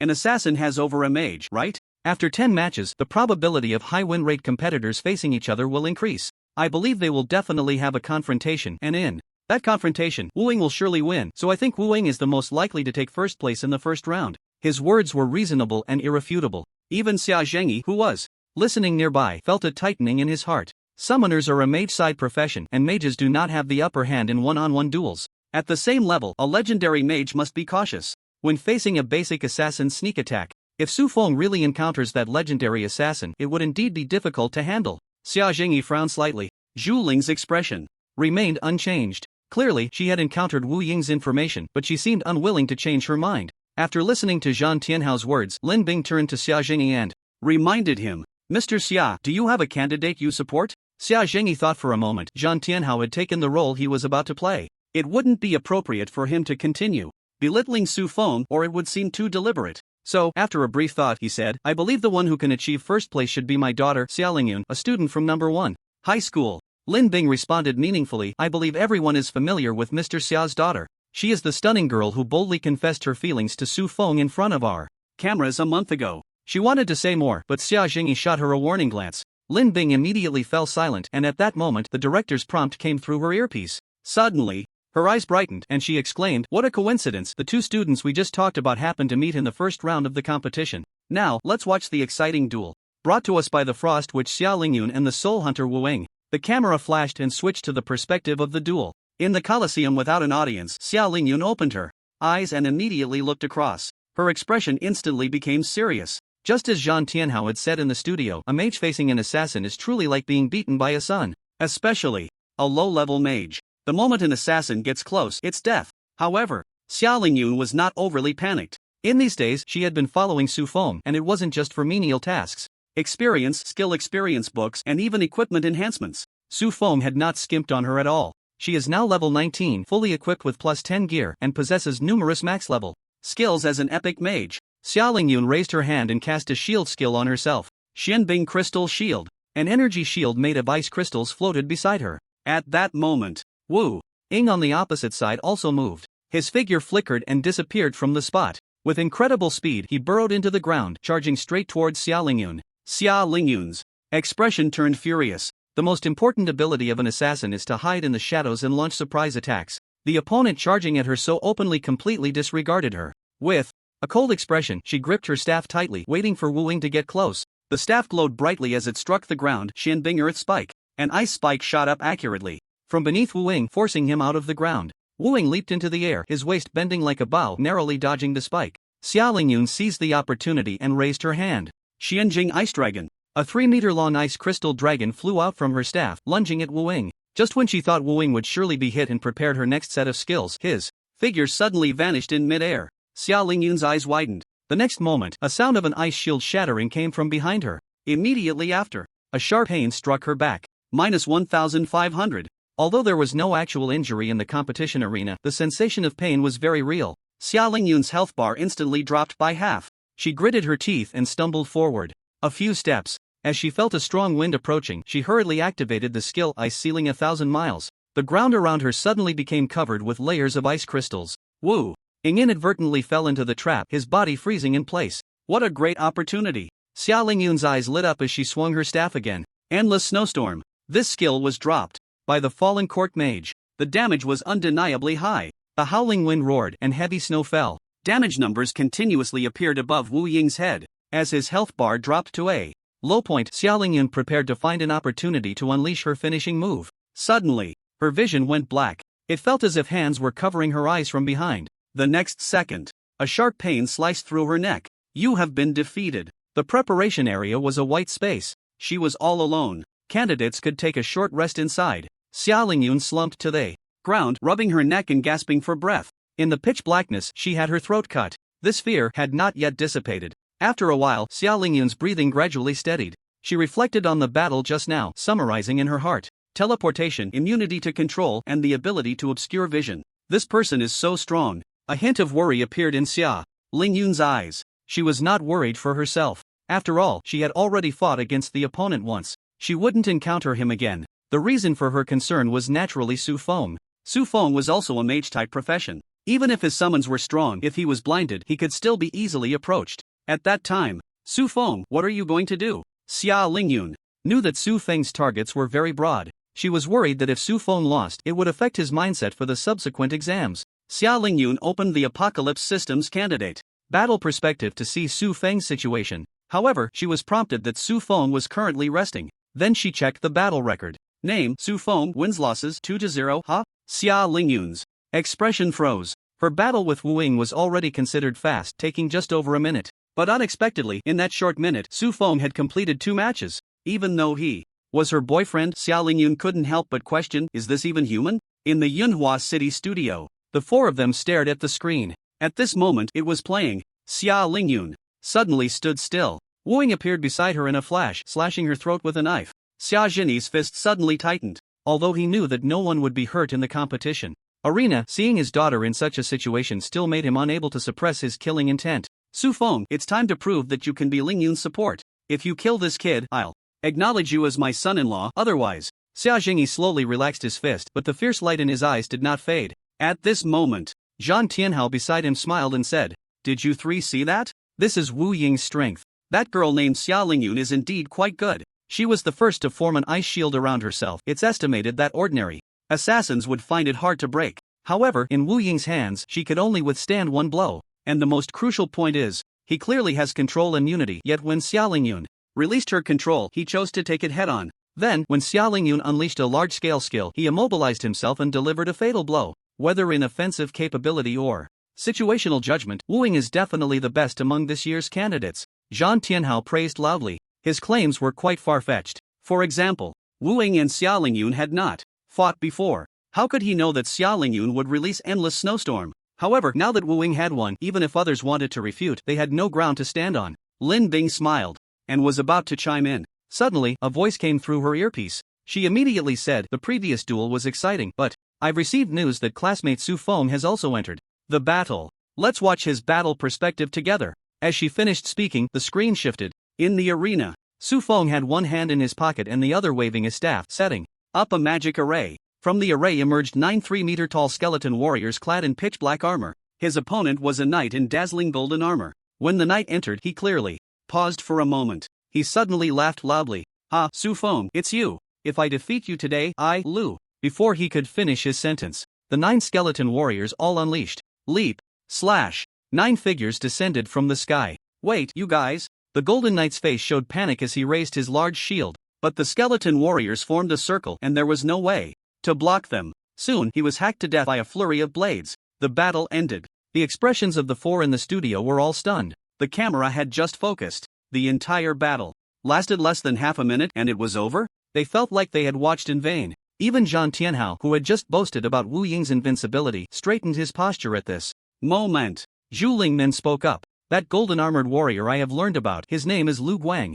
He is the only legendary class awakened in Yunhua No. 7 middle school in nearly a decade. He also possesses an A-level talent that is as solid as gold. When activated, the damage he receives within 5 minutes can be reduced by 70%. It is said that Yunhua No. 7 middle school has invested tremendous effort in nurturing him. Not only did they help him level up to level 21, achieving the 3rd transfer, the entire set of equipment he wears is of rare quality from the 3rd transfer and all have been enhanced to +10. Her voice was very calm, simply introducing a bit. But to the ears of the crowd, it sounded like a thunderous explosion, creating a strong sense of shock. After all, a 3rd transfer knight cultivated with great effort. He didn't even last long enough to say his name. One could say Su Feng had ambushed him. But was it that Lu Guang didn't want to resist? No. The wind of Su is too strong. Zhu Ling's words did not mention Su Feng even once. Yet, between the lines, they all reflected Su Feng's power. I don't know how others reacted. In any case, Xia Jingyi's brows slowly relaxed. But his expression remained serious. Clearly, he wouldn't be happy until he saw Wu Ying defeated. The Yunhua City TV station was facing the most severe problem since its establishment. Lin Bing's hosting career was also facing a serious crisis at this moment. From the very beginning, she had said the main content of this program was to watch Su Feng and other geniuses from Yunhua City in battle. But now there was a very troublesome issue. Su Feng's battles were simply too fast. Almost no enemy could last more than a minute against him. Often, just as the camera switched, the audience would see Su Feng's opponent surrounded by a group of tall skeleton warriors, then hacked to death. Everyone understood his strength, but there was no entertainment value at all. This led to many viewers complaining in the comments. Yet strangely, the popularity in the live broadcast room was rising. Even more strangely, for the sake of the broadcast effect, the TV station switched to the perspectives of other contestants. For example, Wu Ying or Xia Lingyun. Their battles also ended in victory. Moreover, the process was very engaging. Various flashy skills, exquisite positioning. It was also a crushing victory. But they could generate the most comments. The battle duration was just right. However, when the camera switched to others, the popularity in the live broadcast room began to decline. This left the program director baffled. He thought it was because the guests hadn't made timely, insightful comments on the battle situation. So he instructed Lin Bing to ask more questions. The guests cooperated well. When switching to Wu Ying's camera, Zhang Tianhao could talk non-stop, summarizing 18 advantages that allowed Wu Ying to win. And when the camera focused on Xia Lingyun, the usually calm Xia Zhengyi would also say a few more words. Zhu Ling would take the opportunity to introduce a few talented contestants she knew. This situation lasted for more than 10 minutes before the director noticed the popularity had dropped by half. The director was going crazy. What the hell? What's wrong with these viewers? Is the battle not exciting? Are the guest comments not sharp enough? What do they want to see? In fact, the viewers in the live broadcast room also felt confused. Am I the only one who finds it strange? Clearly, the battles of other contestants are so exciting, but I feel quite bored. Me too, especially when I see two contestants fighting fiercely. One of them just couldn't last even 10 seconds against Sufong. It's a bit funny. Sufong is too much, isn't he so arrogant? Why not give those contestants a little time to speak, then mock them? Wouldn't that make the battle last longer? To the one above, you might play with ants on the ground, but would you put bacteria in your eyes? To Sufong, they probably aren't even as good as bacteria. That's an exaggeration. I think that assassin-type contestant named Wu Ying is very strong. He might become Su Feng's rival. I really hope they can meet soon. The director glanced at the comments. In an instant, he understood. Everyone was here for Sufong, especially since he was performing so powerfully. Who would care about the exciting battles of other contestants? Of course, it didn't rule out a small portion of people being attracted by Wu Ying or Xiaoling Yun's abilities, but most people were here for Sufong. So, no matter how fast Su Feng's battle perspective was, focusing the camera on him would be the right choice. With this in mind, the director immediately ordered, "Quick, switch back to Su Feng's battle perspective." The staff controlling the camera responded bitterly. "The director can't do it." The director was full of questions. "Who can't do it? How the hell do you know? My little secret." He glared at the staff member. Before he could speak, the staff member explained, "Sufong hasn't entered combat. He can't find an opponent." The director immediately opened the Apocalypse system. He entered Su Feng's combat perspective code. Looking at the record, 19-0, his scalp tingled. Although the director was not a professional, given his position, he had often interacted with professionals. Every year during the college entrance examination, he gathered with many big shots to discuss. But no one had ever been as terrifying as Sufong. The exam had just started for less than 20 minutes. Even Wu Ying, who was the second to finish combat after Sufong, was still striving for victory in the 7th match. How did he win 19 matches? Looking at the combat time, the average duration was 19.6 seconds. The director gasped, nearly losing his balance. If the first round of the college entrance examination was considered a 100-meter sprint, Sufong was like standing at the finish line, waiting for the starting gun to go off. Meanwhile, the other competitors had just left the starting line. A freak. Sufong was a complete freak. Unprecedented, and it would be hard to find anyone like him in the future. With Su Feng's performance in this exam, he would definitely leave a mark in the history of Yunhua City. Although he had already set a record in the city's history when he completed a special level breakthrough task before. However, the director discovered a blind spot. Generally speaking, there shouldn't be a situation where no opponents could be matched. The Apocalypse system's matching rules are based on the candidate's win rates. Even if Sufong won many matches, the opponents he was matched with were also based on his win rate. Su Feng's win rate was 100%. This meant his next opponent was most likely also a candidate with a perfect record. And now, the remaining perfect record candidates were. The director opened the win rate leaderboard. His pupils suddenly widened, filled with excitement. Rank 1, name Sufong, record 19-0, win rate 100%. Rank 2, name Wu Ying, record 6-0, win rate 100%. Rank 3, name Xiaoling Yun, record 5-1. Only Sufong and Wu Ying are left. The director trembled with excitement. This situation meant that once Wu Ying finished the 7th match, the 8th match would definitely be against Sufong. The battle between the two would be faster than anyone imagined. If Sufong defeated Wu Ying, he would secure the first place in the first round of Yunhua City's examination. And if Wu Ying surpassed Sufong, it was likely that no one could stop him afterward. Success or failure hinged on this one battle. This was the final battle of the first round of the college entrance examination in Yunhua City. The director swallowed hard. He picked up the headset and informed Lin Bing of the situation. In the studio, Lin Bing was awkwardly chatting with 3 guests. She used her excellent eloquence to try to liven up the atmosphere. But the 3 guests were not very cooperative, and she felt outnumbered. Just as she began to feel a bit desperate, the message from the director instantly made her face flush. Dear viewers, 3 guests, Sufong and Wu Ying, are about to face off. As soon as this was said, the audience, who had been preparing to close the live stream, stopped their actions. The 3 guests in the studio all looked at her in unison. Lin Bing took a deep breath, suppressing the redness on her face. Then she briefly explained the situation the director had informed her about. Zhang Tianhao's fist, resting on his thigh, suddenly clenched tightly. A hint of worry flashed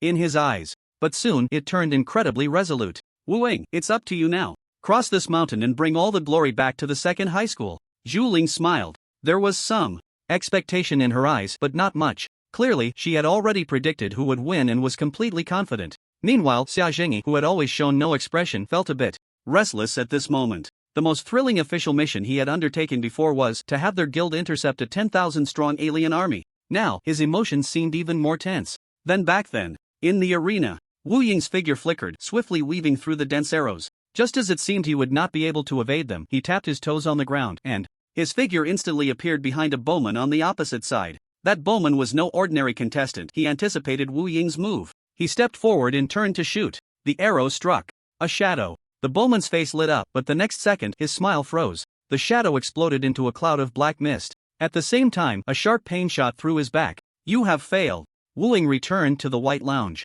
He let out a long breath. A hint of disappointment appeared on his face. It was clear he hadn't enjoyed the battle just now. How boring. Wu Ying muttered, I hope the next opponent will be interesting. Saying this, he closed his eyes, sat cross-legged, and began to recover. Soon, his magic, stamina, and energy all reached peak levels. Wu Ying called up the system and matched for opponents again. The Apocalypse system was as swift as ever. 3 seconds later, Wu Ying received a notification. Ding! Match successful, you're next. Opponent is Chief Summoner Su Feng. In an instant, Wu Ying's eyes suddenly narrowed and his body trembled slightly. A rare smile appeared at the corner of his usually expressionless face. Finally encountered you, Su Feng. You who can complete special level tasks must be very strong. Come, be my whetstone, give it your all, and you will surely bring out my strongest state. Here it comes, here it comes. The top 2 newly awakened professionals in Yunhua City finally meet. Wu Ying, I don't ask much of you, just hold on for at least half a minute, okay? What nonsense is the person above saying? Wu Ying is the pride of our second school. He will definitely win. Assassin against mage, father against son.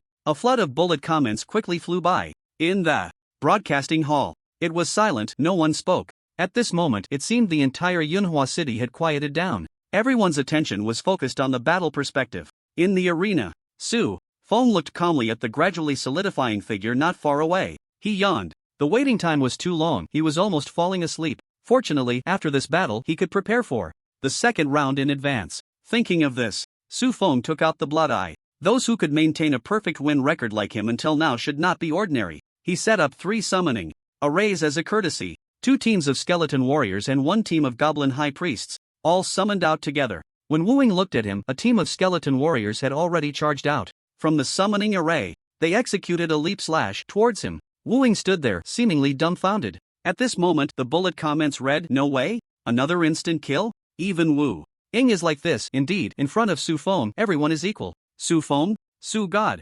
However, the battle did not end as easily as Su Feng and the audience imagined. The skeleton warriors landed, slashing down with multiple blades at once. But Wu Ying's body exploded, turning into a cloud of black mist. Suddenly, a fierce wind rushed towards Su Feng's neck from the side. He quickly turned his head to dodge a 2-foot-long pitch-black curved blade. Wu Ying did not expect him to evade. No, he should not have expected him to dodge so casually. Just a tilt of the head, not a skill used. This result left him momentarily stunned. But it was only for a brief moment. A skeleton warrior standing beside Su Feng swung its sword. Ghost Shadow Instant Slash. The blade moved in a flash, slicing through the air. Although there was no blood splattering, Wu Ying was sent flying several meters by the terrifying force of the blade. As other skeleton warriors charged in, Wu Ying quickly regained his composure and hurriedly used a skill similar to teleportation to dodge swiftly. With Su Feng's current mental attributes, he easily captured Wu Ying's spatial landing point, prompting the nearby goblin high priest to activate a skill. Earthquake!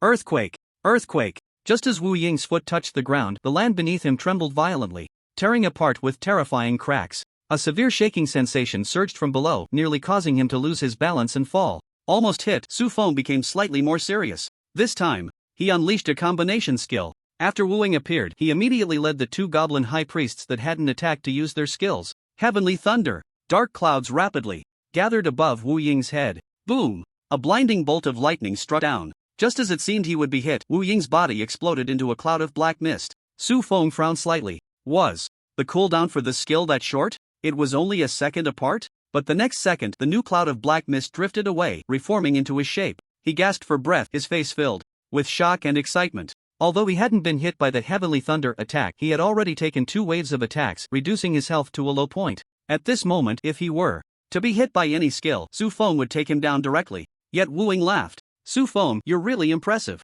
You're the second person who has pushed me to this point. Su Feng replied expressionlessly. If you want me to let you go, you might as well kneel and bow your head. Sweet words are useless to me. At this moment, he resembled a powerful villain from a comic. And Wu Ying was like a passionate youth wanting to possess the protagonist's halo. Su Feng knew villains die from talking too much, so he didn't waste words with Wu Ying. Ride the wind. A massive wind field directly covered the entire arena. It had no effect on Wu Ying, but beneath Su Feng's summons, small whirlwinds began to form. With the support of the whirlwinds, 9 skeleton warriors charged like lightning leopards. They were more like assassins than Wu Ying. Even with their tall stature and heavy armor, they closed the distance to Wu Ying in an extremely short time. The blade was poised above Wu Ying's head, and at that moment, Xia Lingyun, resting in the white room, held her breath. She was almost too afraid to watch the battle. She knew what was about to happen. She had experienced it, but she couldn't help her worry and quickly glanced towards Su Feng. Shadow of the abyss. Wu Ying chanted. In an instant, a shadow split from beneath his feet, moving at an imperceptible speed. It rushed into Su Feng's shadow. Immediately after, Su Feng's vision went dark. But before he could adapt to the environment, a slight sound of air being cut came from the side. Su Feng instantly understood that he had been controlled. However, was that all? Su Feng used the skill teleport on the spot. Just as Wu Ying thought this strike would surely succeed, a wave of intense fear enveloped his mind. It felt as if taking another half step forward would mean certain death. His health was extremely low, and he dared not gamble with his life. Therefore, in the next moment, he decisively abandoned the attack and chose to retreat. The moment he made that choice, ripples spread out from beneath Su Feng's feet. The ripples in the spatial path were gentle like water waves. When the ripples appeared, the fear in Wu Ying's mind instantly found its target. He had no doubt that these ripples would harm him. Fortunately, he managed to dodge. Moreover, Su Feng was already under his control. He had a full 5 minutes. Absolutely enough time for him to find Su Feng's defensive flaw. Wu Ying thought so, but Su Feng did not intend to give him that much time. He picked up the blood eye. A blood-red eyeball with wings floated out from the tip of the staff. Upon seeing that eye, Wu Ying felt a sense of foreboding. Sure enough, the skeleton warriors, who had been standing still and confused, suddenly sprang into action. 18 skeleton warriors rushed forward all at once, surrounding him. They swung their long knives, striking down quickly. With the attack speed boost from riding the wind, the blades left no afterimages in the air. Both skills that transformed into black mist were on cooldown. As he faced an inevitable defeat, Wu Ying suddenly burst into wild laughter. Su Feng, you fell for it. The next moment, his body slipped into the shadow beneath his feet. Then he emerged from the shadow behind Su Feng. Soul Lock. Wu Ying did not attack with the curved knife in his hand. His body suddenly swelled and grew larger, quickly transforming into a strange creature entirely black. This creature was 3 meters tall, round in shape, with spiral horns on its head. It opened a terrifyingly large mouth and swallowed Su Feng whole. Then it stood still, motionless. The rapid change in the situation caught everyone off guard. Wow. Wow. Wow. These two are too extreme, so thrilling. I love it. Who won? What happened inside? Does anyone know? The barrage of comments scrolled wildly. In the studio, Zhang Tianhao, who had been raising his voice, suddenly breathed a sigh of relief. He leaned back against the sofa, wiped the sweat from his forehead, and then chuckled. No need to watch anymore, Wu Ying has won. Lin Bing looked at him and reminded Principal Zhang, the battle perspective hasn't ended yet, and the two haven't determined a winner. Zhang Tianhao smiled. You don't know, the skill Wu Ying just used is called Soul Lock. It's actually a control-type third-tier skill, and its effect is to pull the enemy and the caster into a special space of confinement. Upon hearing this, Zhu Ling was slightly stunned, clearly unaware of this hidden tactic. Xia Zhengyi clenched his fists tightly, his breathing becoming heavier. Zhang Tianhao noticed their expressions and laughed heartily. You all figured it out, right? Although Wu Ying can't use skills in that confined space, he will enter a special state called Soul Hunter. In this state, his base attributes will triple. With his current attributes, a threefold increase averages 1450 points, which means he can still fight against warriors and knights of the same level. Not to mention a mage who can't use their profession? I really can't think of any way for Su Feng to turn the tables in this situation. Zhu Ling nodded in agreement. Facing such an opponent, a mage indeed had no way out. Xia Zhengyi remained silent, a hint of disappointment showing in his eyes. In the live stream's barrage, students from the second school jumped in, celebrating. Ha, it's still our school's Wu Ying. Wu Ying is awesome. Wu Ying will definitely win. Completing a special task and the boasting Su Feng is nothing much, huh? I really don't know how the previous 19 lost. Could they have been bribed? No. Do you really think Su Feng can't beat Wu Ying in close combat? The people upstairs are still expecting something. Can a mage's melee ability really surpass that of an assassin with 3 times the attribute boost at the same level? I just want to remind you, a month ago, Su Feng single-handedly took down 300 professionals. The goblins he summoned played a significant role, but a large portion of them were sent off the battlefield by his own hands. Who are you trying to scare? Amidst the discussions, the battle result was announced. The black creature suddenly dissipated, and 2 figures reappeared in the arena. Su Feng stood tall, his face calm as a still lake. He elegantly took out a handkerchief and wiped his palms, as if they were stained with invisible blood. Wu Ying lay on the ground, his face filled with terror and shock, as if he had just been humiliated and tortured. His health bar was completely empty. The moment the two appeared, a notification echoed in the arena. Ding! Battle ended. Winner Su Feng. Seeing this scene, Xia Zhengyi was momentarily stunned. He then leaned back against the sofa, mimicking Zhang Tianhao's earlier posture, even crossing his legs. His face was filled with 3 words: comfortable. Su Feng's victory came without much difficulty. Although Wu Ying's soul lock skill confined him within a space where he couldn't use his skills, he failed to sever the connection between Su Feng and his summoned creatures. With the skill King's Unity, as long as there were summoned creatures present, Su Feng would not take damage. Moreover, he had a 3-fold attack speed boost from riding the wind. Although Wu Ying's transformation into a soul hunter was terrifyingly strong, Su Feng's 10 punches per second landed solidly. He simply couldn't withstand it. Furthermore, the pain in his body was secondary. What terrified him the most was the aura emanating from Su Feng. At first, he didn't feel anything unusual, but after a while, the Su Feng before him seemed to gradually grow into a towering giant. Despite his high attributes, under the pressure of that aura, he found himself unable to make a move. The outcome of the battle was extremely unexpected. In the studio, Zhang Tianhao seemed to be instantly drained of energy, slumping on the sofa. He lost. How could he possibly lose? Zhang Tianhao couldn't imagine how a mage who couldn't use skills could defeat an assassin with enhanced attributes. At that moment, Zhu Ling spoke up. As far as I know, Su Feng has been grinding monsters in the 3rd turn dungeon, the Fallen Castle, for a while. And the final boss in that dungeon is also a summoner, possessing a 3rd turn skill called King's Unity. The skill's effect is that as long as there are summoned creatures present, the summoner's body will not take any damage. Perhaps this is the key to Su Feng's victory. Zhang Tianhao's eyes widened. How is that possible? He's only level 20, how could he enter a 3rd turn dungeon? Even if he could enter, to drop the boss's skill, he would have to clear it on hell difficulty.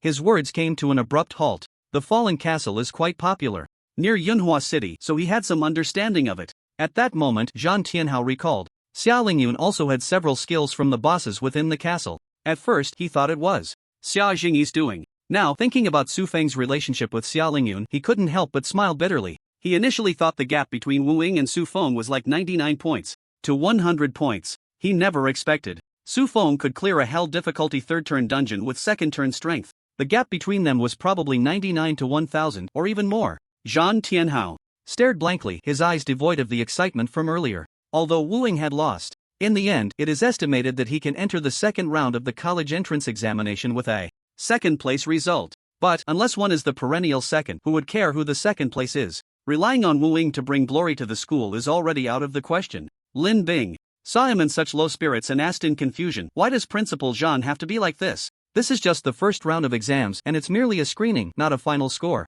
Isn't the 2nd round of exams what truly determines the college entrance exam results? As long as Wu Ying works hard in the subsequent exams, there is still a chance to catch up. Zhang Tianhao remained silent. Zhu Ling smiled, and she was not surprised by Lin Bing's confusion. After all, Lin Bing was just an ordinary person and didn't understand the matters of professionals, which was quite normal. She explained, Miss Lin, you may not know that the 2nd round of the college entrance examination is assessed by holding the fort. Holding the fort? What does that mean? Lin Bing quickly asked. Zhu Ling said, the Tianqi system will transport 100 candidates selected from the 1st round in each city into a simulated instance. The instance will simulate real historical battles in the Great Xia, where professional armies defended against monster tides or foreign armies. Candidates need to protect the city, safeguard the people, and resist monster invasions just like their predecessors. Killing monsters and completing tasks assigned by officers will earn points, and these points will be the college entrance exam scores. Lin Bing nodded, indicating she understood, then asked in confusion, so it seems everyone is once again starting from the same starting line.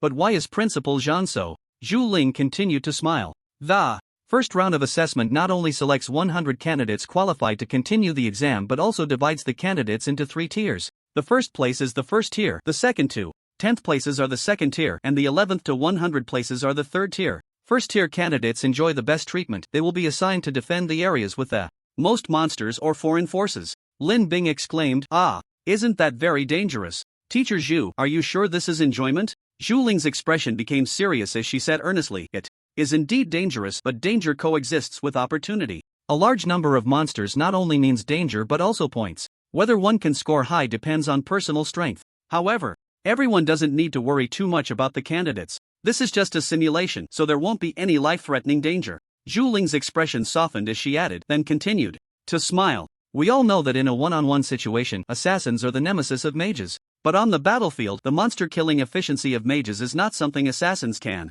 compare to. To be honest, Wu Ying's hidden move, the Soul Lock, was indeed beyond my expectations. but I have always firmly believed that Su Feng will be the top scorer of this year's college entrance examination in Yunhua City. Even if he cannot achieve first place in the first round, his ranking will definitely be within the top 10. With his ability, unless he does nothing, it will be hard for him not to score high. Reasonable and convincing. Lin Bing nodded, saying, according to what Teacher Zhu said, this matter is indeed settled. She glanced at Zhang Tianhao. He was already devoid of light in his eyes, his complexion pale. At this moment, Xia Zhengyi, who had been quietly listening, recalled Su Feng's confident words at the school gate. Not just Yunhua City. He suddenly asked Teacher Zhu, based on the information you have gathered, is it possible for Su Feng to advance further? Advance further? Zhu Ling was taken aback. Soon, she thought of it. The second round of assessment is a competition among candidates from the entire province. If Su Feng advances further, that would mean he is aiming for the provincial top scorer. Her expression paused slightly, and she fell into serious contemplation.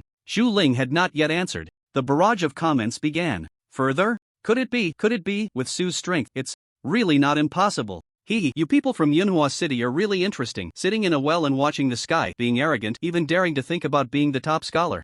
I admit Su Feng is strong, even among the top 10 in the provincial city, but to compete for the top scholar, that's a bit much. Why not? What makes us from Yunhua City worse than others? Su is strong. Go Su. My sister always cries in pain at night, and my brother does this. Come and watch. Wow, the live stream is really hot, even the director is here. Zhu Ling pondered for a long time before raising her head. Facing the expectant gazes of Lin Bing and Xia Zhengyi, she sighed and said softly, difficult. She added, almost impossible. In the studio, Zhu Ling sighed and shook her head. Impossible. Su Feng may have the strength to compete for the top 3 in the province, but for the top scholar, too difficult, almost impossible. Lin Bing's eyes lit up. As the host, she had a keen sense for information and quickly asked Teacher Zhu, since you say Su Feng has the strength for the top 3 in the province, it means there aren't many people you think are stronger than him, right? Could you introduce to us who you think could rank above him? Zhu Ling thought for a moment and nodded. This is not a secret I can talk about. There is a person in Qiyang City named Song Xian who awakened the legendary warrior profession Qinglian Sword Saint. She paused here. Lin Bing blinked and looked at the two guests beside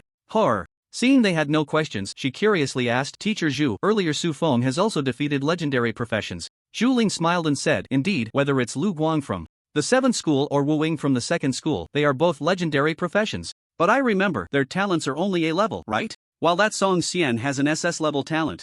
As far as I know, his talent ability allows him to gain enhancements by killing wild monsters. The more he kills, the stronger he becomes. What's even more valuable is, he comes from a prestigious family, backed by a big family. To train Song Xian, his family even invited the white-clad sword godly Fenglu to guide him for 3 days. Zhu Ling's words came to a halt. When she mentioned that Song Xian had SS level talent, everyone was already stunned. A level and S level seem to differ by just 1 level, but the gap between them is like heaven and earth. A level talent can enhance a practitioner's strength 10-fold or 100-fold. S level talent, however, allows practitioners to break free from the limitations of their profession and achieve extraordinary feats. Above S level, each level increases the talent effect by who knows how many times. It can be said, below S level talent, profession is more important than talent. Above S level talent is more important than profession. It is precisely for this reason that everyone did not find it strange that Su Feng could advance through challenges with a high-quality profession, because everyone speculated that Su Feng might possess SS-level talent.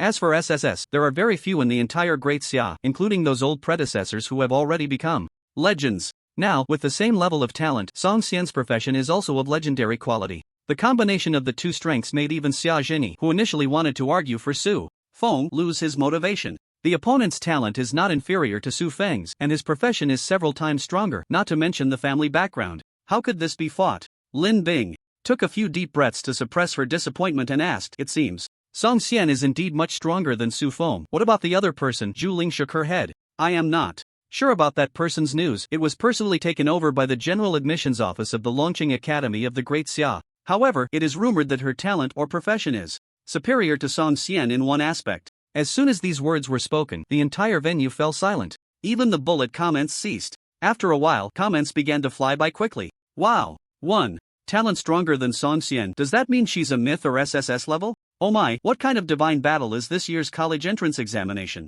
Last year's provincial champion was only a legendary profession with S-level talent, but this year we have myths or SSS-level talents appearing. Looking at it this way, it seems that Sushin really has no chance now, but becoming the champion of Yunhua City is still quite impressive. Ha, you people from Yunhua City were acting so smug and now you're dumbfounded. There's still a chance to compete for the provincial Champion, it's really laughable. Lin Bing's mouth twitched, and after thinking for a long time, she didn't know how to speak. She was also from Yunhua City. Naturally, she hoped that a champion of Yunhua City could achieve even greater success. In this way, their entire city could also gain a lot of glory. But now, the two mountains that Zhu Ling brought out truly scared them. But that wasn't enough. Zhu Ling sighed and said, "These are just the ones I know. There are still many geniuses from the provincial capital, Dingzheng City, and other cities. There are still many talented individuals whose news has not spread, waiting to make a stunning debut in the college entrance examination." Lin Bing felt tears in her heart and secretly said, "Don't say anymore. Sister, please stop, we give up." They were originally just discussing the possibility of Su Feng becoming the provincial champion.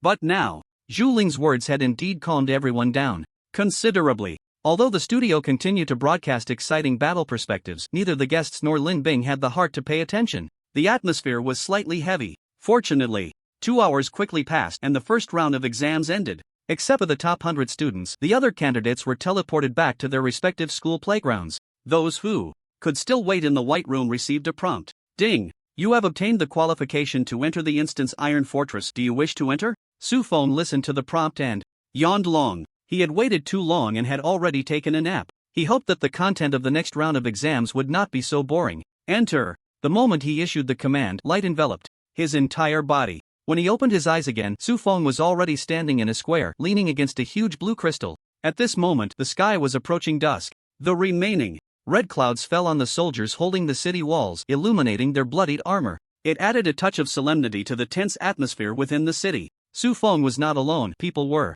continuously being teleported in around him. He paid no attention. The first thing to do upon entering the instance was to open the instance information panel. Instance name, Iron Fortress. Instance difficulty, none. Level restriction, none. Number restriction, none. Instance introduction. In the 75th year of the apocalypse era, a terrifying beast roar erupted from deep within the White Long mountain range, followed by a monster tide, with endless monsters attacking the surrounding cities. A large population was forced to relocate to intercept the monster tide and buy time for the displaced people. You, as soldiers, have come to the frontline Iron Fortress. Please complete your mission. Hold out for 5 hours in the Iron Fortress. Su Feng took a deep breath, and his expression became a bit serious. The Battle of Iron Fortress was a campaign written in history textbooks. His theoretical grades were actually not good, but he could get full marks in history. In the past, looking at the bloody events caused by monsters and foreign races in history books, Su Feng felt a surge of unbearable discomfort in his heart. At the same time, he was also worried that one day, disaster would befall him. At that moment, he swore that if he ever became powerful, he would make this history textbook a list of revenge.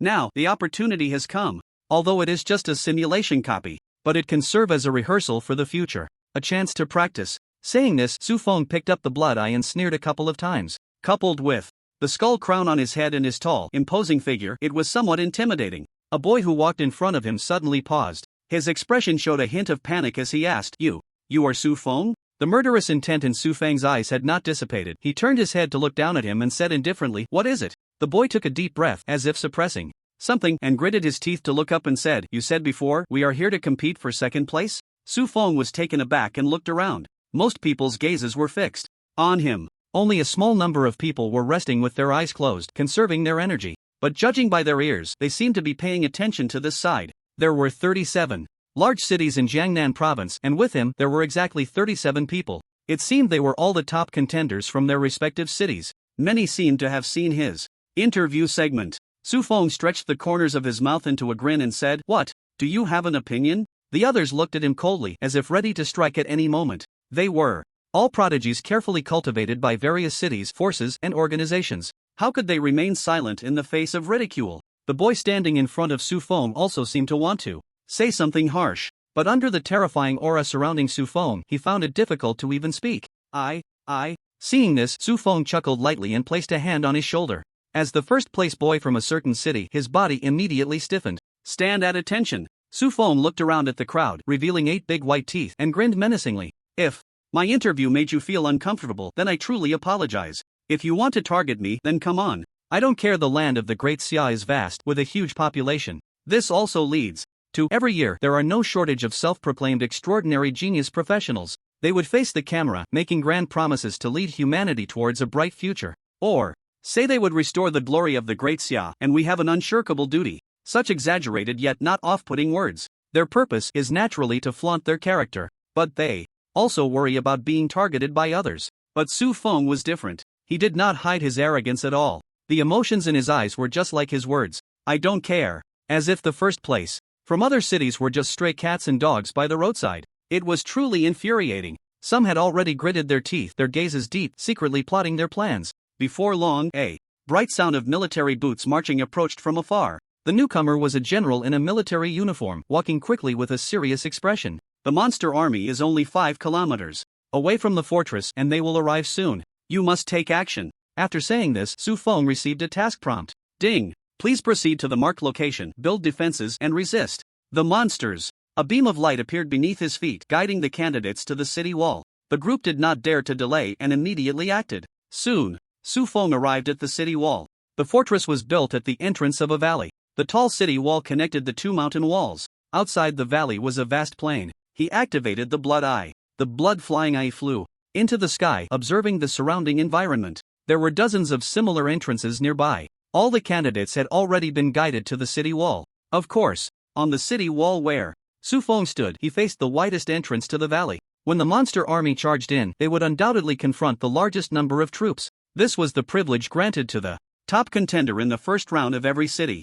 Retracting his gaze, Su Feng began to observe the situation on the wall. Besides the candidates, there were quite a few professionals simulated by the dungeon. Their main role was merely to hold the line. They had high defense but dealt little damage. However, due to their presence, combined with the number of candidates, the space on the wall felt somewhat cramped. This was not advantageous for summoners. After all, ordinary summoners needed to accumulate a group of summoned creatures before the battle. Generally speaking, regardless of the level of the summoner, a certain number of summoned creatures needed to be gathered to unleash effective combat power. Yet on the wall, clearly, there wasn't enough space for summoners to accumulate their summons. Many had already realized this. They cast mocking glances at Su Feng. Some had even begun to implement their own plans against him. They used their temporary command authority to block the simulated professionals at the edge of the wall. Meanwhile, they quickly seized the remaining advantageous combat positions. Suddenly, the edge of the wall was filled with professionals. Even if Su Feng could summon a large number of creatures, there was no space to launch an attack, unless he used his command authority to have those professionals move aside. But Su Feng was just one person, while they had over 30. Clearly, they would not let him have his way. Of course, the space outside the city was vast. It could allow summoned creatures to jump off the wall and engage in battle. However, no one believed Su Feng would do that. The fortress walls were over 100 meters high. Jumping down would undoubtedly mean certain death. Moreover, the monster army surged like a tide, vast in number. Without the protection of the walls, the summoned creatures would likely be devoured by the monsters in an instant. Everyone analyzed the situation Su Feng faced. Seeing him at a complete disadvantage yet still standing still, they all burst into laughter. Looks like you've understood the situation, right? With just you alone, how dare you offend our group? You won't get a single point in this exam. Why don't you admit your mistake and beg for mercy now? We might consider giving you a favorable position. Keep being arrogant, now you don't even have a place for your summons to stand. Let's see how you fight and kill monsters, haha. Watching this group of people babble like madmen, Su Feng couldn't help but sigh. You sighed, could it be that you really have no way out? At that moment, a female voice came from the side. Su Feng looked over. The speaker was a girl with purple hair. She was tall and had an upright posture. Dressed as a warrior in purple light armor, she bore no visible weapon. What caught Su Feng's attention the most was her pair of large legs, which were about 70% the size of the one's sisters. Su Feng glanced at her a couple more times and retorted, "What do you mean by having no way out?" The purple-haired girl chuckled lightly. "You are a summoner, you need your summons to attack together, but they have occupied all the advantageous positions. Your summons can't spread out, and you have no effective output space. Aren't you sighing for that reason?" Su Feng smiled and continued to question, "Then why don't you go seize a combat position? Warriors also need output positions, right?" Besides him and the purple-haired girl, there was also a boy squatting in the corner. The three of them did not rush to seize positions like the others. In response to Su Feng's question, the purple-haired girl revealed a confident and composed smile. She looked towards the plains outside the valley and softly said, "My battlefield is not here." Su Feng shrugged. "I never wanted to stay in this narrow valley. I firmly believe that offense is the best defense." The purple-haired girl looked at him in astonishment and shook her head. "It's different for me, I'm a warrior. I can charge out with confidence of retreating safely. Are you sure you want to take such a risk as a mage-type practitioner? Although death in the simulation dungeon allows for resurrection, there is still a resurrection time. Dying once more could set you back a lot of points compared to others. I advise you to think it over." Facing the girl's doubts, Su Feng chose not to explain further. He was only willing to say a few more words because of the delightful thunder. Otherwise, he wouldn't bother with small talk. Seeing this, the purple-haired girl didn't press further, but after a moment, she asked, "Again, by the way, you still haven't said why you sighed just now?" Su Feng chuckled lightly. "I was lamenting the immense pressure of the college entrance examination. It's driven these guys to madness. I feel sorry for them." The purple-haired girl was taken aback and couldn't help but chuckle. Their conversation was not intentionally quiet. Others heard it clearly. Hearing Su Feng call them madmen, the faces of these geniuses turned red, clearly entering a state of embarrassment. If it weren't for the timing, someone might have already come over to challenge Su Feng to a duel. "Just keep talking tough, you'll be the one crying later. If you can earn a point today, I'll read my name, Yang Yang, backward. Not to mention, buddy, your name seems to sound the same no matter how you read it, right?" The purple-haired girl laughed for a while, wiping the tears from the corners of her eyes. "You're really interesting, let's make a deal. If your score ranks in the top 3 in the province this time, I'll tell you my name. How about that?" She had an expression that said he was in for a big win, so he should work hard. Su Feng suddenly turned his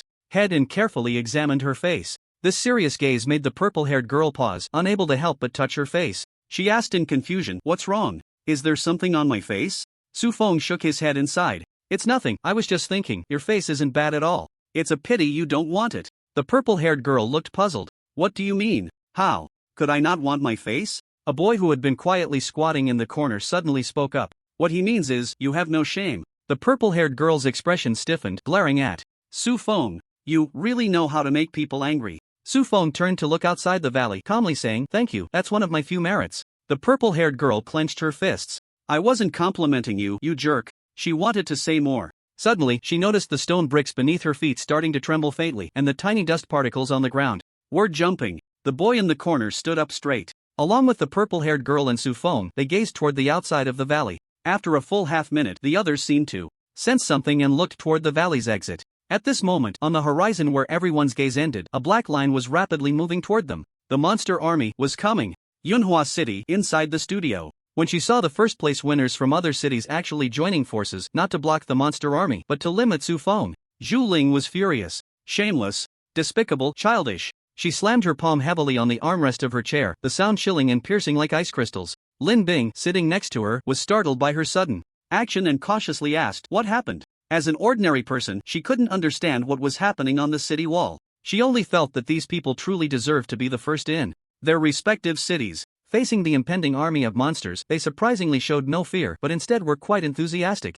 Zhu Ling wore a gloomy expression, briefly explaining what she had seen. Upon hearing that everyone was joining forces against Su Feng, Lin Bing's face turned pale with fear. Looking again at the battle perspective on the screen, it indeed seemed to be the case. "Teacher Zhu, is this situation allowed?" Xia Zhengyi's expression was also not good. He had actually noticed something was off long ago. He just thought it might be his overthinking. But, unexpectedly, it truly was as dire as he had observed. Zhu Ling remained silent. Betraying comrades and engaging in infighting was certainly not permitted. Yet they had no way to provide evidence. All they could say was that those who understood knew, and those who didn't could not be explained to. Lin Bing then asked with concern, "Teacher Zhu, do you think Su Feng can handle this?" Zhu Ling sighed and shook her head. "It's tough, there's only so much space on the city wall, and when the monster tide comes, the area will become even narrower. By then, even if Su Feng can summon a large number of creatures, there won't be any place to stand, let alone fight back. Their childish behavior not only harms Su Feng but also brings no benefit to themselves. If she were the proctor, none of these people would be allowed to continue the exam, let alone the subsequent admission issues." Zhu Ling believed that when selecting professionals, the assessment of moral character should be prioritized over combat talent. But this did not align with the mainstream thinking of today's world. In this era, it was still a matter of who was strong being right. After all, humanity was still at a disadvantage in the competition against monsters and other races. A large number of strong individuals were needed on the battlefield. It was impossible to let geniuses slip away due to minor moral flaws. Lin Bing anxiously said, "Teacher Zhu, is there really no way to resolve this?" Zhu Ling smiled bitterly. "Now we can only see how Su Feng responds. If he can't think of a solution, what more can I say here?" Lin Bing nodded at her words. The reasoning was sound. "But the monster army is coming," Zhang Tianhao suddenly said. He knew this was not supposed to happen, but seeing Su Feng being targeted, he suddenly felt Wu Ying might just pull it off again. Everyone quickly turned their gaze to the screen. At the steel fortress on the city wall. At this moment, in everyone's eyes, a black line suddenly appeared on the horizon.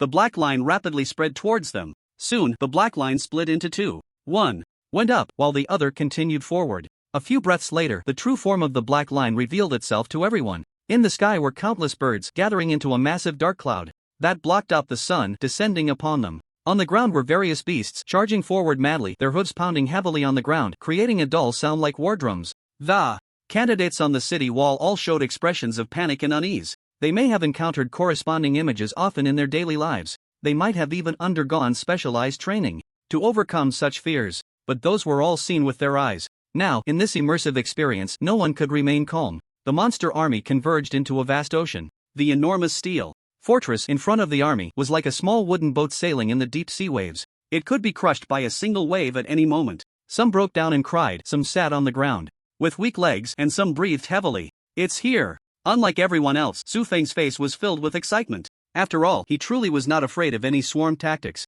More people? Who could compare to him with magic return and quick casting? It should be noted that he had not yet exerted his full strength before, and today this opportunity was just right. Under the astonished gazes of everyone, Su Feng teleported several times. Leaving the fortress, he arrived at the mouth of the valley. Behind him, a pair of enormous wings unfurled, standing in midair like a dot.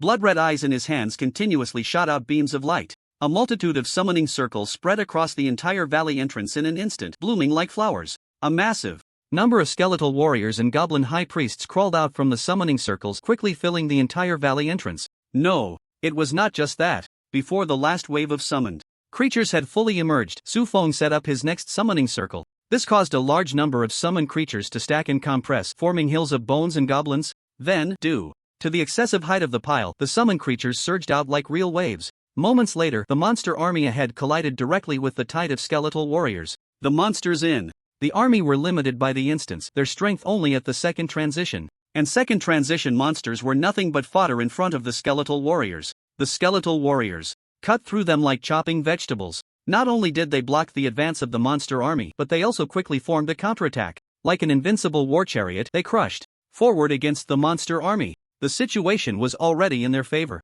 Su Feng added fuel to the fire. Ride the wind. Fury. With these two enhancement skills activated, the damage of the summoned creatures doubled. The already disadvantaged situation of the monster army became even worse. Once Su Feng's summoned creatures spread out completely across the plains, they completely blocked all directions of attack from the monster army. Then, after the initial chaos passed and the battle situation became clear, Su Feng had the skeletal army line up in formation. Advancing forward in a parade-like orderly manner, the skeletal warriors transformed into a dark torrent. Like large harvesters, they reap the lives of the monsters. Although this caused some skeletal warriors to become live targets, dying without knowing why, the dead skeletal warriors were even more terrifying. They broke away from the formation. Under the enhancement of Ride the Wind, they suddenly jumped into the enemy ranks. After wildly hacking for 30 seconds, they self-destructed in a wave. With a loud bang, countless monsters were obliterated in the rolling smoke. Not only on the ground, the flying bird monsters in the sky could not approach the fortress even a step. A large number of goblin high priests simultaneously used the skill Heavenly Thunder.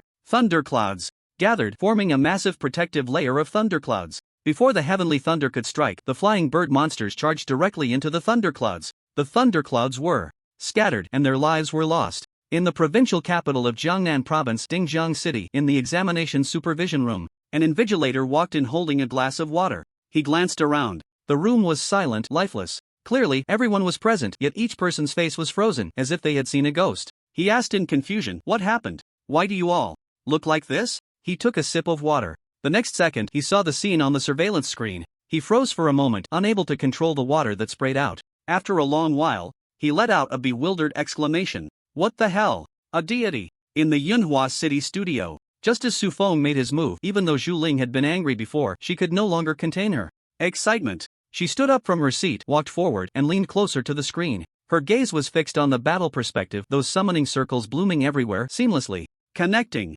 When her gaze shifted back to Su Feng, her voice trembled slightly. "I was wrong, terribly wrong. His talent is not SS level, it's SSS level talent." As soon as these words were spoken, looking again at the battle perspective, that powerful figure that could be called invincible, the three people in the studio, along with the audience watching the battle perspective, they were already so shocked that they couldn't speak. Until Su Feng's summoned creatures had formed a phalanx, advancing in an orderly manner with their killing pace. Only then did the barrage of comments roll in again. "Wow, no wonder Su God is so strong. Turns out he has an SSS level talent. There are hardly any in the entire Great Xia. No, how can this be confirmed? I don't believe it. It's impossible for someone to have SSS level talent." Right, the person above has sharper insight than the admissions office teachers of the Great Xia Academy. Su God is amazing. Su God, you are my God. However, Zhu Ling did not know she was wrong again. Su Feng didn't just have one SSS level talent. At the Iron Fortress on the city wall, looking at the continuously retreating monster army, many candidates wore confused expressions.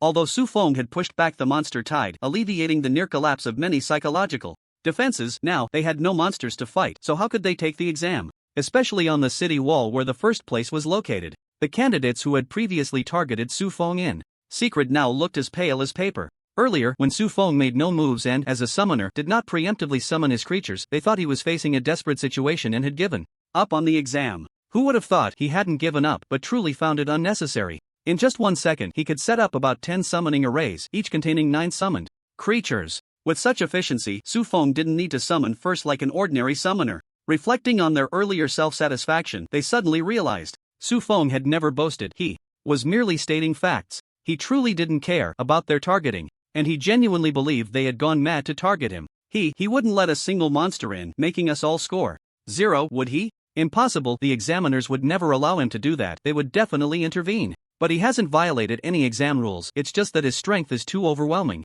When someone said the last sentence, the atmosphere fell into a dead silence. Indeed, Su Feng had not violated any rules, he was just too powerful. Powerful enough to single-handedly resist all the monsters spawned in the simulated instance. Even if the examiners wanted to intervene, in what form could they do so? Could they really use too strong as a reason to prohibit Su Feng from continuing the exam? Just thinking about it seemed impossible. With this thought, over 30 candidates fell into despair, and the confident, proud purple-haired girl who had stood beside Su Feng earlier was now staring in shock. She possessed a mythical profession and S-level talent, already at the top among the candidates. People around her said that the provincial champion position was undoubtedly hers. Now, the duck that was about to be caught had flown away, yet she felt neither anger nor jealousy. Jealousy is for those who are slightly stronger than oneself. But if someone is too strong, then the emotion becomes numb. The purple-haired girl knew that even if she leveled up 10 more times, it would be impossible to match Su Feng, who could effortlessly make the monster army retreat. At least she would have to wait until she reached level 30 or 40 with her profession. Perhaps then she could do what Su Feng was currently doing.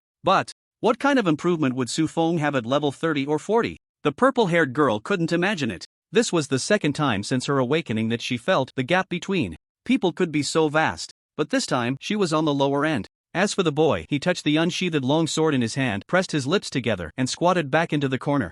Dingjiang City. Examination Supervisor's Room. Old Mu, look at this. Several examiners invited an elderly man dressed in an ancient blue robe into the examination room. Mu Chuanxiu, one of the war kings of the Great Xia before the war. When mentioning him, one cannot help but bring up a special place, the Abyss. The Abyss is the first super-large otherworldly composite dimension, connected to Blue Star that humanity has discovered. It is an entire world equal in size to Blue Star. But unlike Blue Star, which has only one flat layer, the Abyss exists in layers like a pyramid, and seems to be endless. The first layer of space is the narrowest, and the monsters are the weakest. As one descends, the space gradually widens and the monsters grow stronger. Due to the occasional monster tides that erupt within the Abyss, a large number of monsters from the bottom of the Abyss surge up to the upper layers during this time. Some even flood into Blue Star. Therefore, countries with entrances to the Abyss must invest a great deal of manpower and resources to defend against these incursions. For many years, the Great Xia government has done its utmost to provide funding and effort for resistance. They have also continuously promoted the benefits of venturing into the Abyss for adventure. Many professionals take pride in how deep they can penetrate into the Abyss. The exploration team led by Mu Chuanxiu once ventured into the 97th layer of the Abyss. Even though over 50 years have passed since that time, the 97th layer remains the limit of human exploration of the Abyss. Mu Chuanxiu, in that battle, single-handedly killed 2 demon gods. This established his esteemed position as a war king of the Great Xia. Unfortunately, due to that battle, he was cursed by the demon gods, and his strength has been declining ever since. Within 10 years, he withdrew from the front lines and retreated into the background, shining in other areas. Now he is the most influential person in the vocational education department of Jiangnan province. Faced with the difficulties created by Su Feng, the examiners could not come up with a solution and could only invite him. In his youth, Mu Chuanxiu had a fierce and domineering appearance, but as he aged, he became more amiable. You all are too impatient. Can't you discuss things properly and make your own decisions first? Why do you have to call this old man here?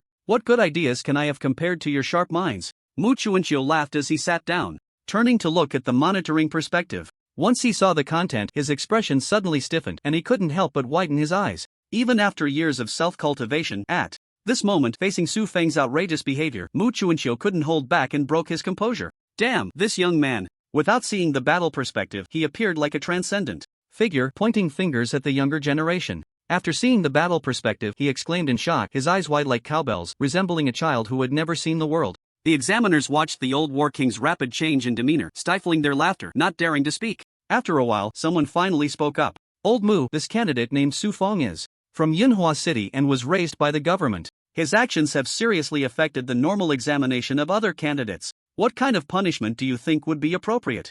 Upon hearing this, Mu Chuanqiu immediately became displeased, glaring at the person and saying, punishment? You want to punish such a gifted and outstanding young man? How can your mind be more decayed than this old man who's getting on in years and has blurry vision? The person did not argue back, quickly lowering his head and saying, yes, then how do you think we should handle it? Mu Chuanqiu stroked his graying beard, thought for a moment and said, got it, connect me with him, I have my own way. Iron Fortress. Valley entrance. Su Feng stopped casting spells and took a moment to glance at his score. Killing a monster only gives 1 point, but his current score is 1,824,869 and it is increasing at a rate of 1,000 points per second. He has already broken the record for the college entrance examination score. There are still 4.5 hours left. If he continues to grind for points, he could probably push his score over 100 million. However, this is of no use. With his current results, not to mention giving others 4.5 hours, even if he had 10 times that amount of time, they still wouldn't be able to catch up.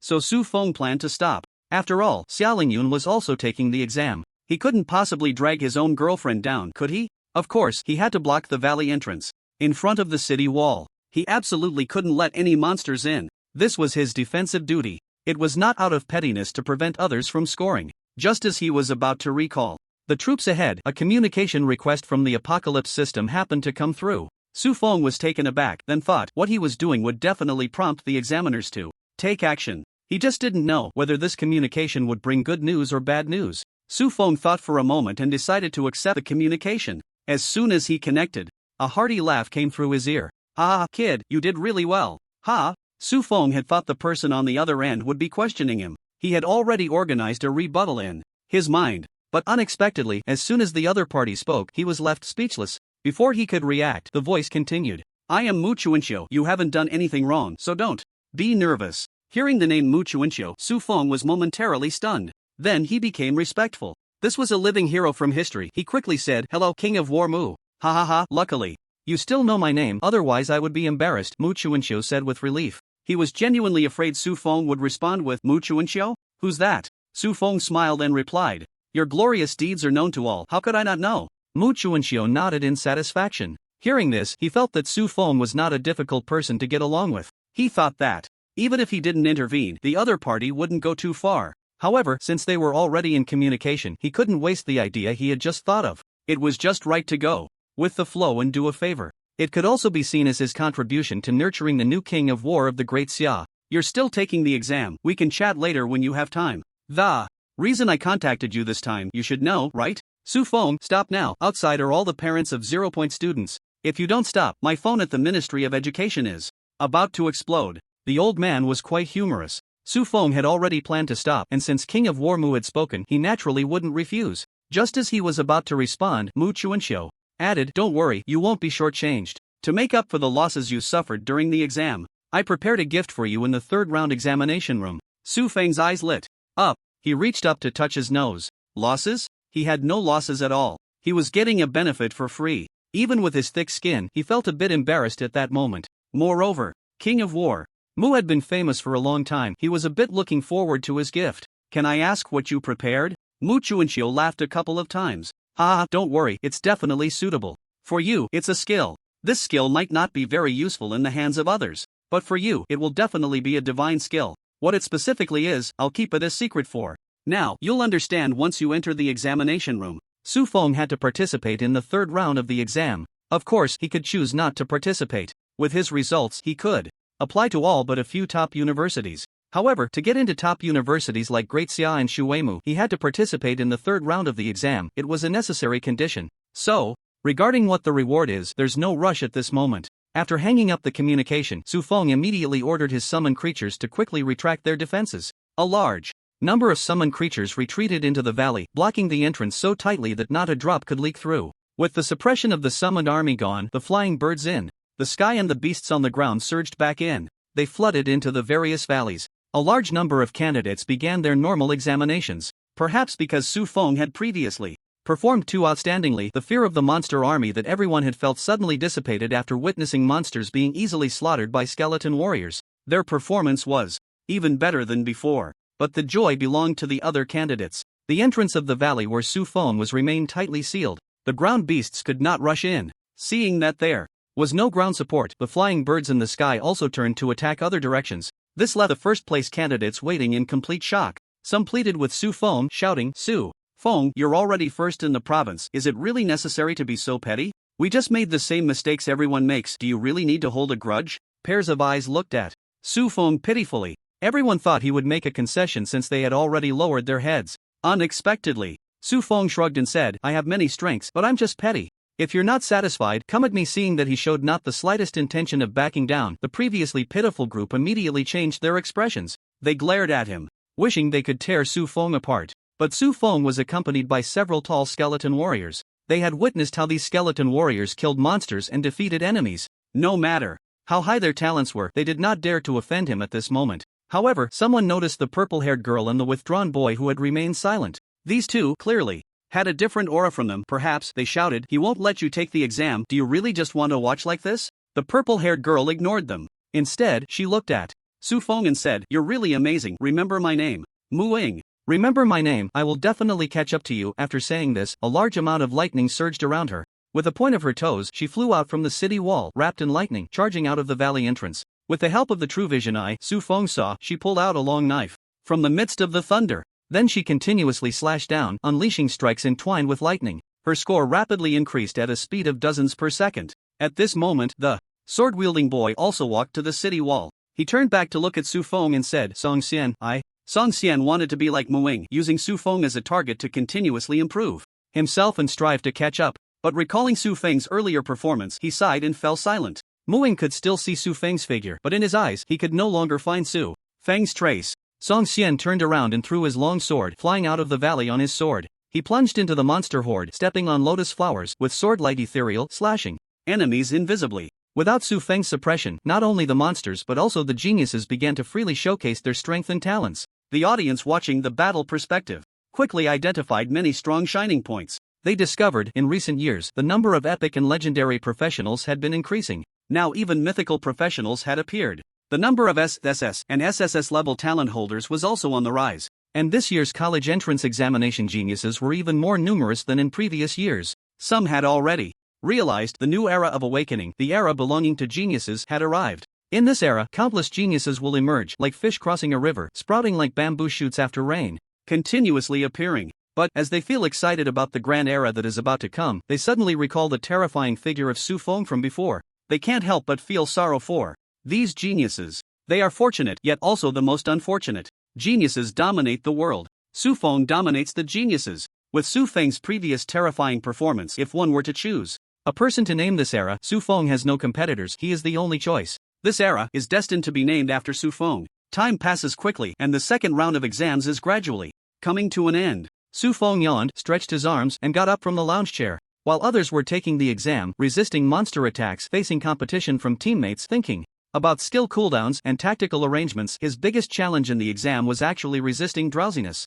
There was no way around it, it was too boring. He was like those super scholars from his past life who finished all the questions within 30 minutes of the exam starting, ensuring all answers were correct. With no option to submit early, he could only sit in his seat and daze off. Besides glancing at Xiao Lingyun's situation, he had nothing else to do. Ding! The introduction to the second round of exams is being calculated. Please wait, your final score is 225-1679, ranking in Yunhua City, first, ranking in Jiangnan Province, first. As expected, Su Feng remained calm and indifferent. He then heard the prompt continue. Would you like to teleport to enter the third round of assessment? Unlike the first two rounds, the third round would no longer be a simulation or a competition. Candidates participating in the third round would be teleported into the abyss. They would need to complete assessment tasks there. The abyss, a place filled with crises and treasures. Many seasoned professionals do not dare to step lightly. For them, these candidates who had just awakened for less than a month to enter, casualties were inevitable. However, flowers can be nurtured in a greenhouse, but towering trees cannot be grown.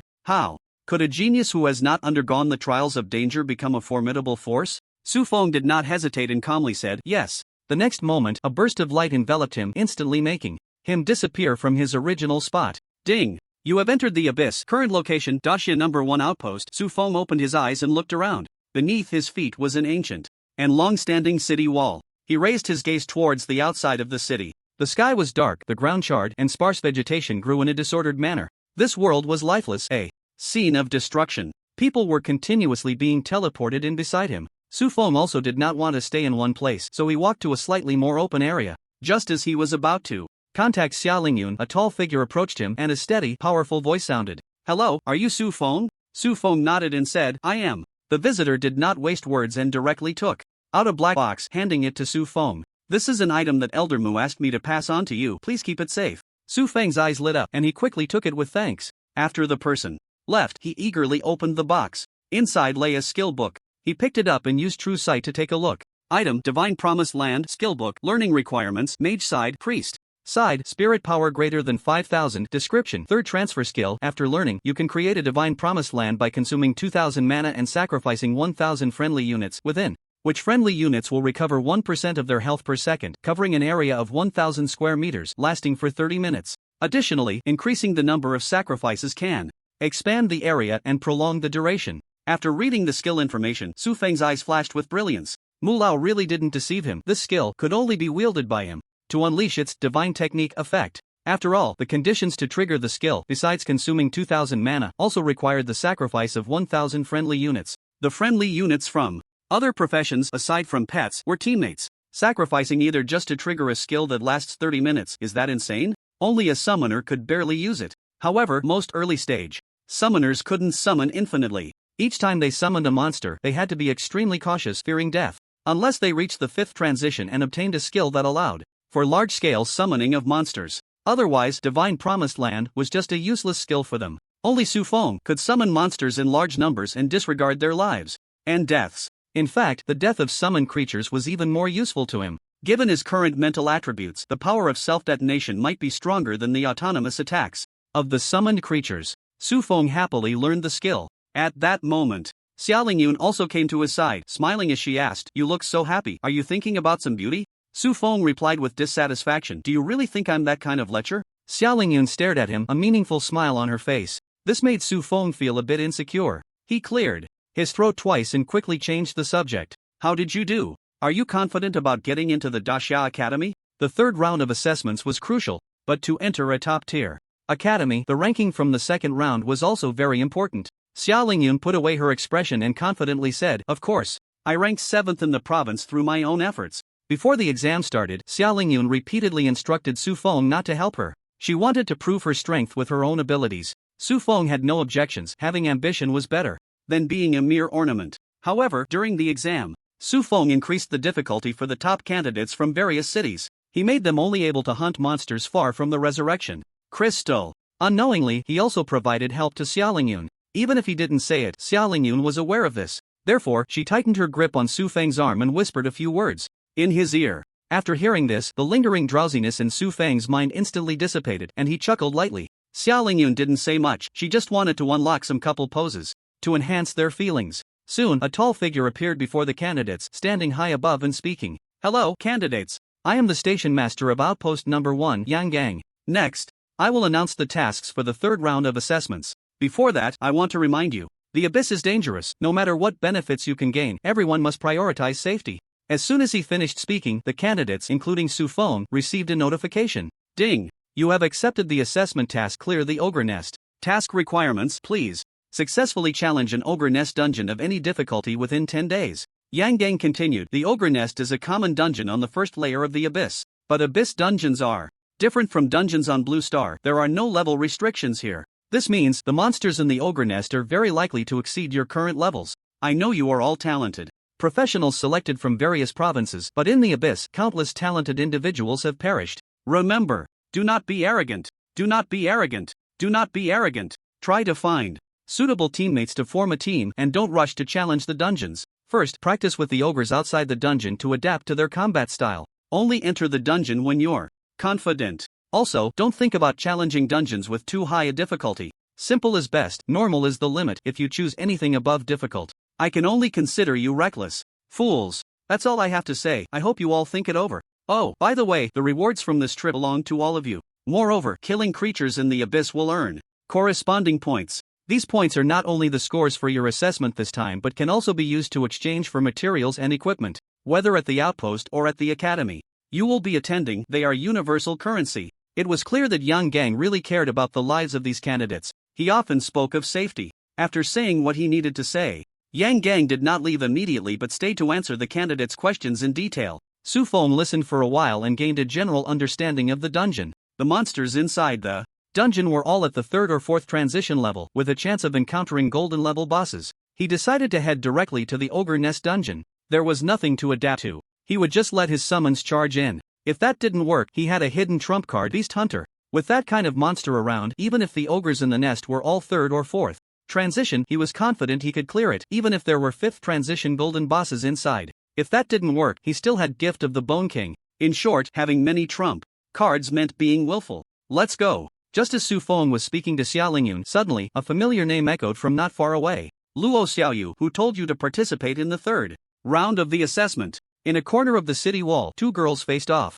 The shorter girl, despite her height disadvantage, remained calm and composed. In contrast, the taller girl, under her shadow, had a somewhat sinister look on her delicate face. Luo Xiaoyu, who told you to participate in the 3rd round of the assessment. You go back. Luo Qingcheng said, her eyes wide with rage. Luo Xiaoyu looked up at her and replied flatly, why should I listen to you? Luo Qingcheng gritted her teeth, breathing heavily, and after calming down a bit, she sneered. Why, just because mom and dad spoil me the most. If you don't want to make mom and dad angry, you have to listen to me. Luo Xiaoyu shot her a cold glance and suddenly laughed. Are you scared? Luo Qingcheng was taken aback, her eyes showing a hint of panic. What nonsense are you talking about? What am I afraid of? Luo Xiaoyu said confidently. No, you are scared. It's always been like this. Since we were little. You are afraid that I am better than you. You are afraid that I am more outstanding. You are afraid that mom and dad's attention will be drawn to me. Mom and dad have given all their love to you, yet you are still afraid. How pitiful you are.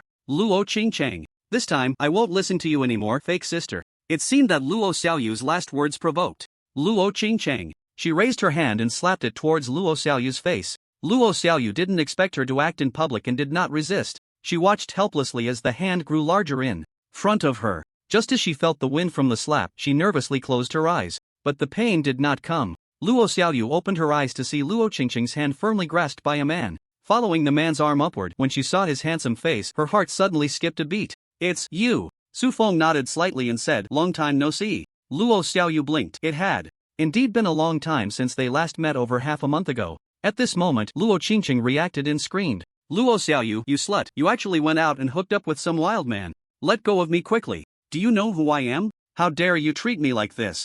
You damned guy, I'll make you. Before she could finish speaking, Luo Xiaoyu jumped up and forcefully slapped her across the face. The blow was so strong it knocked Luo Qingcheng off balance, sending her sprawling onto the ground. Luo Xiaoyu said coldly, you can say anything about me. I'm used to it, I don't care. But you shouldn't take out your anger on other people. Luo Qingcheng stared at her blankly, as if seeing Luo Xiaoyu for the first time. She's changed since she came back half a month ago. She's no longer the submissive, obedient older sister she used to be. Why is she resisting? Like before, using your suffering to make everyone happy, wasn't that great? Malice flickered in Luo Qingcheng's eyes. The scene caused too much of a commotion, attracting the attention of many onlookers who were watching the show. Su Feng, however, didn't seem to care. But Luo Xiaoyu grabbed his hand and quickly led him away. Soon, the three of them were outside the outpost. Hey, little girl, would you mind letting go of my boyfriend's hand? Xia Lingyun suddenly interjected. It was only then that Luo Xiaoyu noticed there was someone else beside them. She looked blankly at Su Feng. Su Feng introduced them. Xia Lingyun, my classmate. Luo Xiaoyu, a priest friend. Xia Lingyun proactively extended her hand and said, hello. Luo Xiaoyu's gaze shifted between the two of them. She immediately shook hands with Xia Lingyun and said, hello. Seeing the somewhat harmonious atmosphere between the two, Su Feng said with satisfaction, Luo Xiaoyu, we're planning to challenge the Hell Difficulty Ogre's lair. Want to come with us? Inviting Luo Xiaoyu wasn't just because they were friends. More importantly, her abilities might be crucial in the abyss. Because, not long after stepping out of the outpost, Su Feng received a system prompt.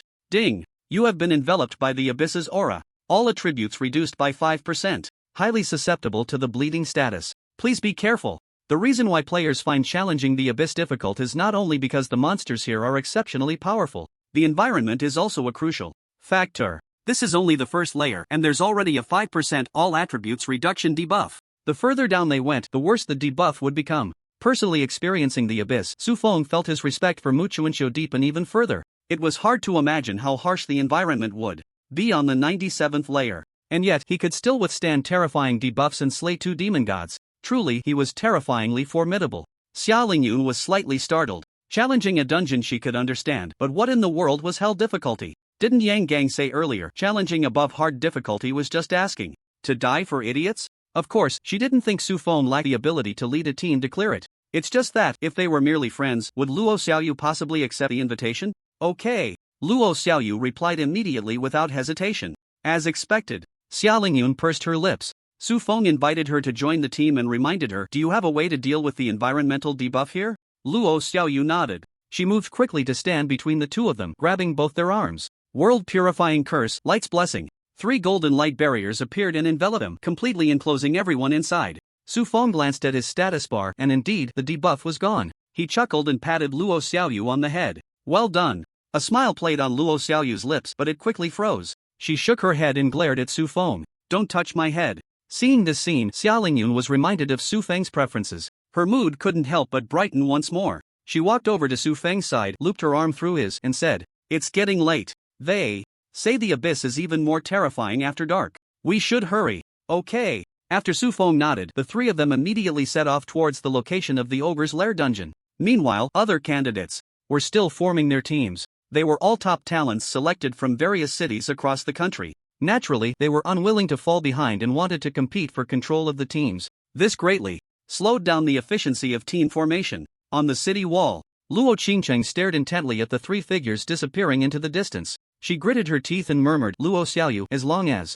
I'm here, you won't get a chance to turn things around. If you want to resist, then die here. There were quite a few monsters in the abyss. Just as Su Feng and the others left the outpost, they hadn't even walked a kilometer before encountering them. In the middle of the road, a dozen dogs appeared. They were surrounding 4 professionals. These vicious dogs were 3 to 4 meters long, blood red all over, baring their teeth, looking ferocious. Taking advantage of their moment of surprise, Su Feng first activated Summon Skeleton Warrior. Then he threw a true side eye at them. Monster, Blood Demon Dog Grade, Normal. Level, 25 Health, 15600/30,000 Mana, 1500 Strength, 3000 Constitution, 3000 Agility, 3500 Spirit, 1000 Skills, Bloody Bite, Quick Pounce. Su Feng clicked his tongue in secret. The monsters in the abyss were indeed formidable. Just a level 25 normal monster had 30,000 health, and its attributes were frighteningly high. Fortunately, his summoned creatures were not to be underestimated either. When the 4 professionals saw Su Feng and the others, one of the burly knights shouted, run back to the outpost and get help.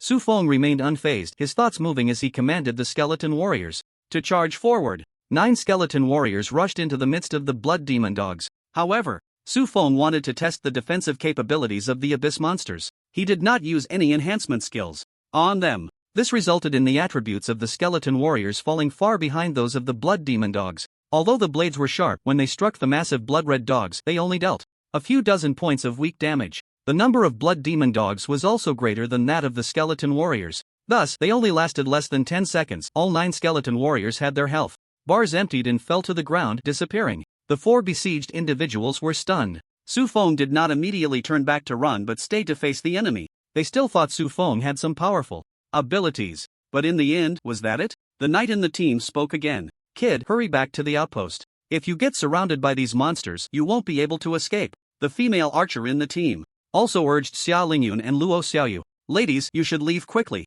These monsters are not something you can handle. Exactly, there's no need to lose your life here. Run. Xia Lingyun and Luo Xiaoyu remained unmoved. They looked at the 4 with strange expressions. Although these 4 professionals seemed to be besieged by the blood demon dogs and in a dire situation, only the knight was able to easily withstand the dogs' attacks. Moreover, now that the first layer of the abyss served as the examination venue, it should be cleared and restricted from allowing outsiders to enter. The identities of these 4 seemed to be anything but simple. Su Feng did not speculate further, because, with a single true sight eye, he could see through the 4 of them directly. They were all instructors from academies. 2 from the Great Xia Academy, 1 from the Shuemu Academy, and 1 from the Moden Academy. They could also be considered examiners. Their main task was to eliminate monsters in the dungeon that were far above the candidates' levels. After completing the task, they couldn't leave. They were also bored. the four of them actually started to gamble. The bet was whether the student who saw the abyss monster for the first time would be scared enough to run back.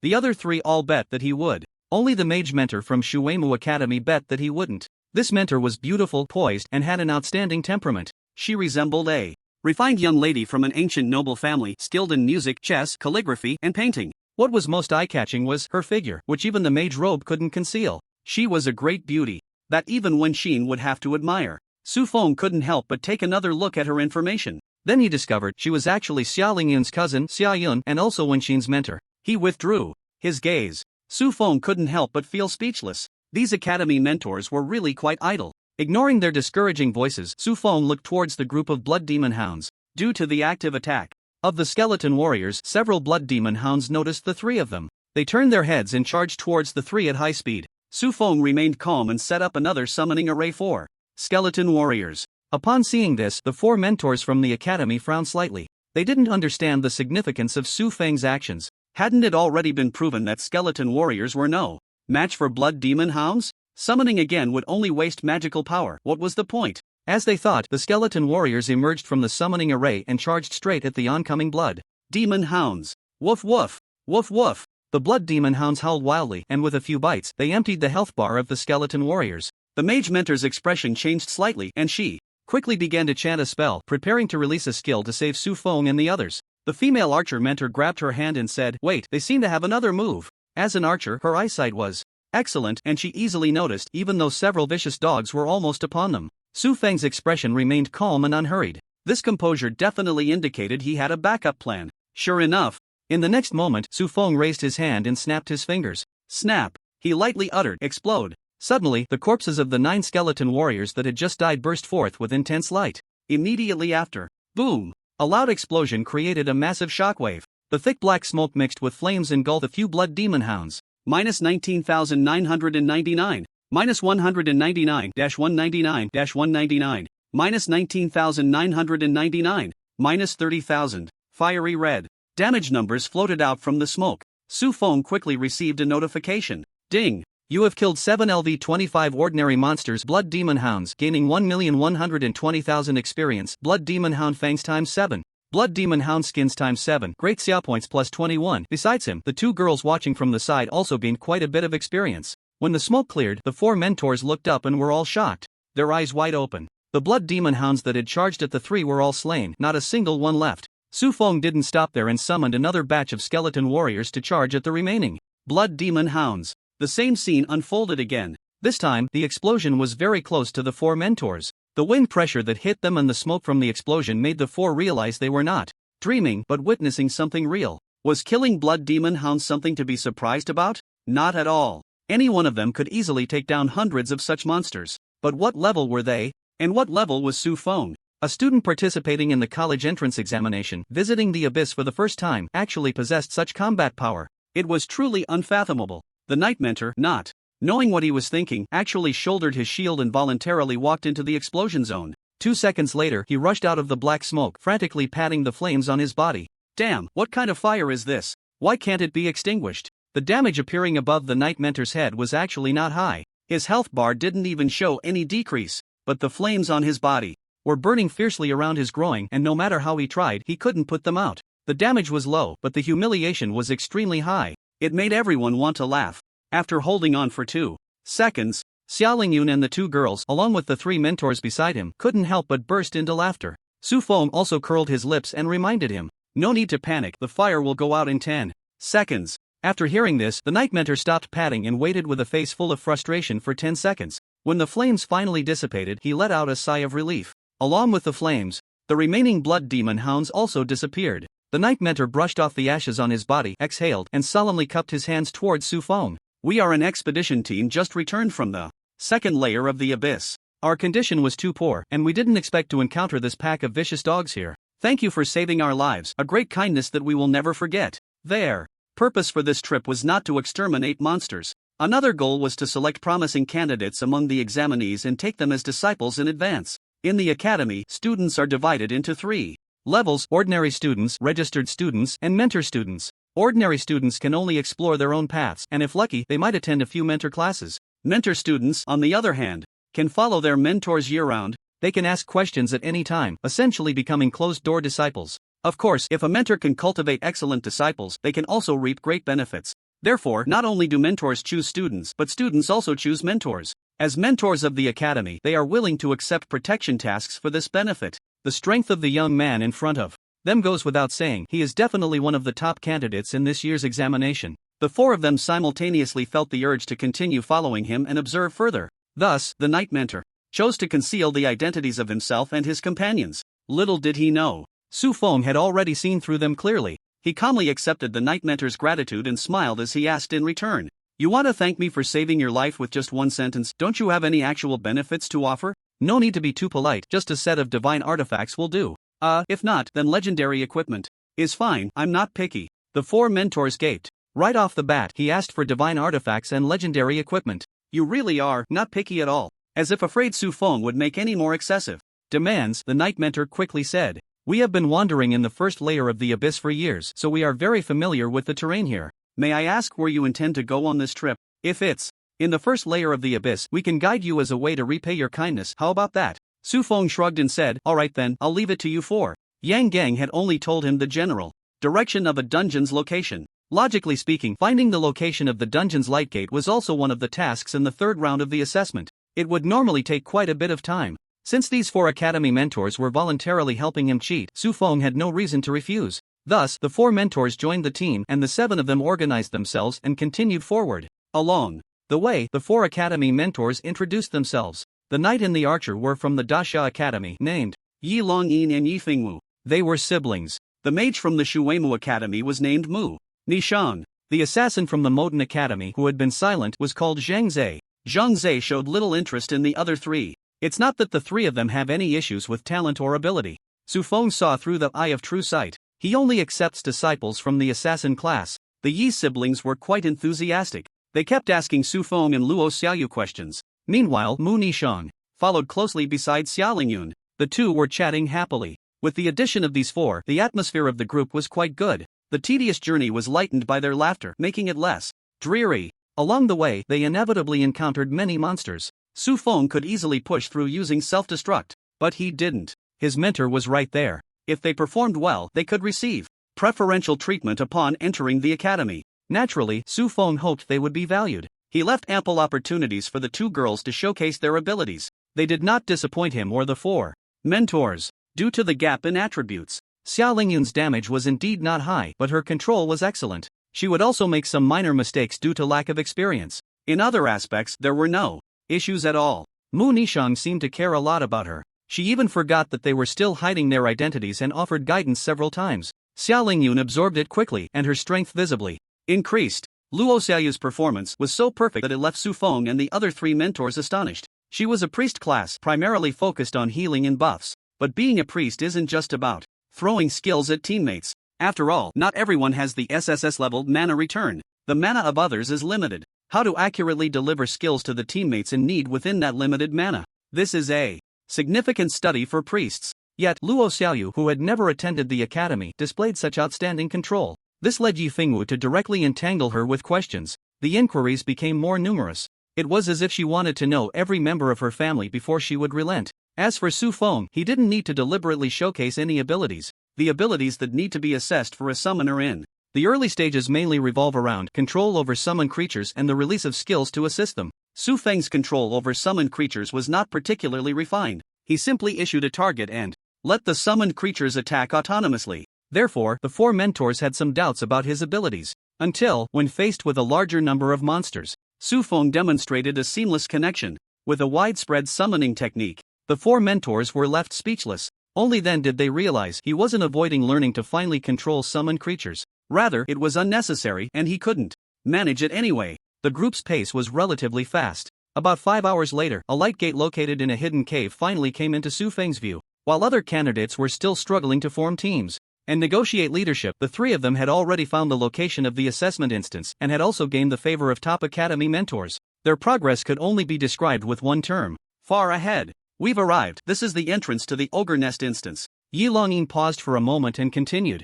"You have already found the instance light gate, which puts you far ahead of the other candidates. This time is enough for you to run the instance a few more times and accumulate points. The national champion of the Great Xia this year might just be born among the three of you. However, I suggest you don't challenge the instance just yet. First, go find some wild ogres to adapt to their abilities before entering the instance. Sharpening the knife does not delay the work of cutting firewood. Knowing yourself and your enemy ensures victory in every battle. He said a lot, but Su Feng didn't absorb a single word. Why go through such trouble? Su Feng said calmly and then led the two women into the dungeons. Light portal. Yi Fengwu suppressed a laugh and walked over to the dazed Yi Longyin, patting him on the shoulder. Brother, can't you feel it? That kid is proud and confident. Without experiencing failure, he won't listen to others' advice, Yi Longyin sighed. I understand, but with his arrogance, if he fails once, it will be hard for him to recover. Fortunately, the foundation of these three is quite good. With their abilities, although clearing the dungeon on easy difficulty is challenging, it's not completely hopeless. At that moment,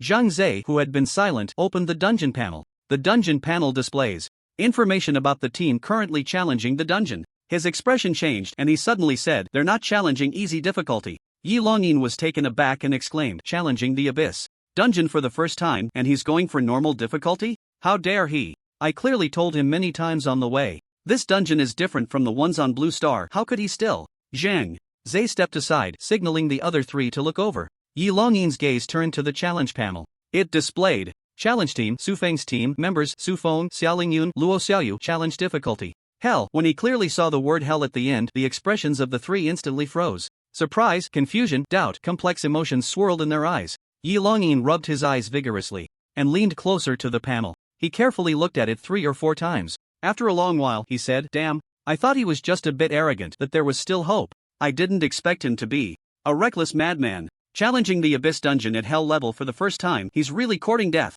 Mu Nishang said anxiously, what should we do? Is there a way to remedy this? Yi Fengwu smiled. Riley, what can we do? Unless they exit the dungeon themselves, we outsiders can't intervene at all. But you don't need to worry too much. That kid may be arrogant and reckless, but it seems he still has some hidden trump cards. Yi Longyin was now squatting on the ground, scratching his head. What trump card can compete with a hell-level abyss dungeon? Even ordinary ogres could wipe them out. The best outcome would be that they can't defeat the first wave of minions, realize their shortcomings, and quickly exit the dungeon. If they unfortunately get past that and encounter the boss without being able to exit, then it would be disastrous. The 4 mentors from the top academy wore worried expressions, and the atmosphere was heavy. But at that moment, the 3 who had already entered the dungeon appeared quite relaxed. Su Feng was at ease because he knew he still had hidden strength. The 2 women were relaxed because they believed in Su Feng. The 3 opened their eyes. Before them was a massive cave entrance. The ground was littered with 2-meter-long footprints. On either side of the cave entrance were piles of beast bones and human bones.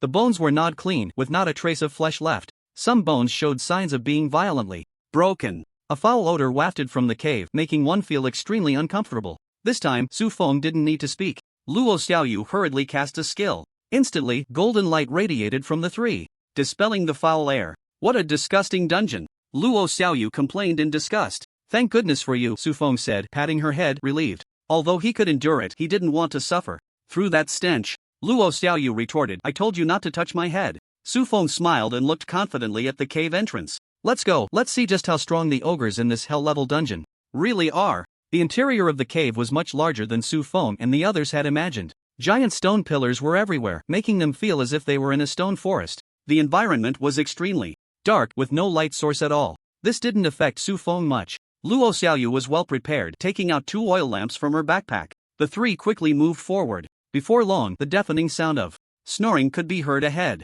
They continued walking. A few minutes later, they saw a small tribal camp. The camp was simply surrounded by wooden fences. In the center, a bonfire several meters high blazed brightly. Dozens of huge figures lay sprawled beside the fire, sound asleep. Looking at the group of giants, the shortest of whom was 3 meters tall and the tallest over 5 meters, both women felt a chill run down their spines, their faces revealing a hint of fear. Su Feng's expression remained unchanged. Activating the true sight, he looked ahead. Monster, ogre grade, normal, abyss, hell level, level 26 health.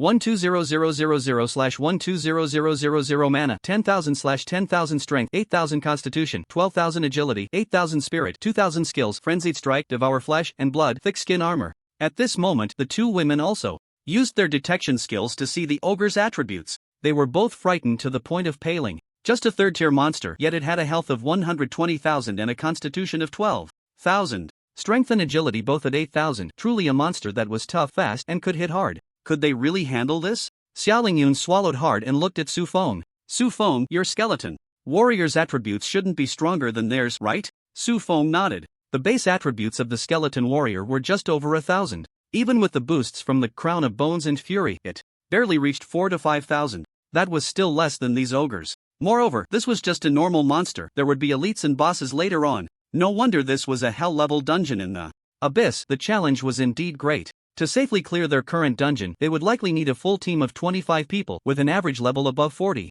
However, fortune and misfortune are intertwined. High difficulty often means rich rewards for clearing. Thinking of this, Su Feng decided to first check the damage output of the skeleton warriors against the enemy. Without hesitation, he activated the summoning array for the skeleton warrior 11 times. He then set up Ride the Wind, Fury. With the current monster strength, the goblin high priest was completely ineffective. Soon, a squad of 99 skeleton warriors was formed. They were filled with killing intent. The ghostly blue soul fire in their skulls surged outward, glowing red. At Su Feng's command, nearly 100 skeleton warriors stealthily approached the camp. 5 minutes later, the skeleton warriors had surrounded a dozen ogres. These ogres were quite carefree. Even in such a situation, they continued to sleep soundly, not even turning over. Attack! Su Feng issued the order to attack. At the same time, the skeleton warriors raised their large swords in unison, the cold light flashing as they struck down together. Swish, swish, swish, swish. The noise was quite loud, but looking at the damage, -124,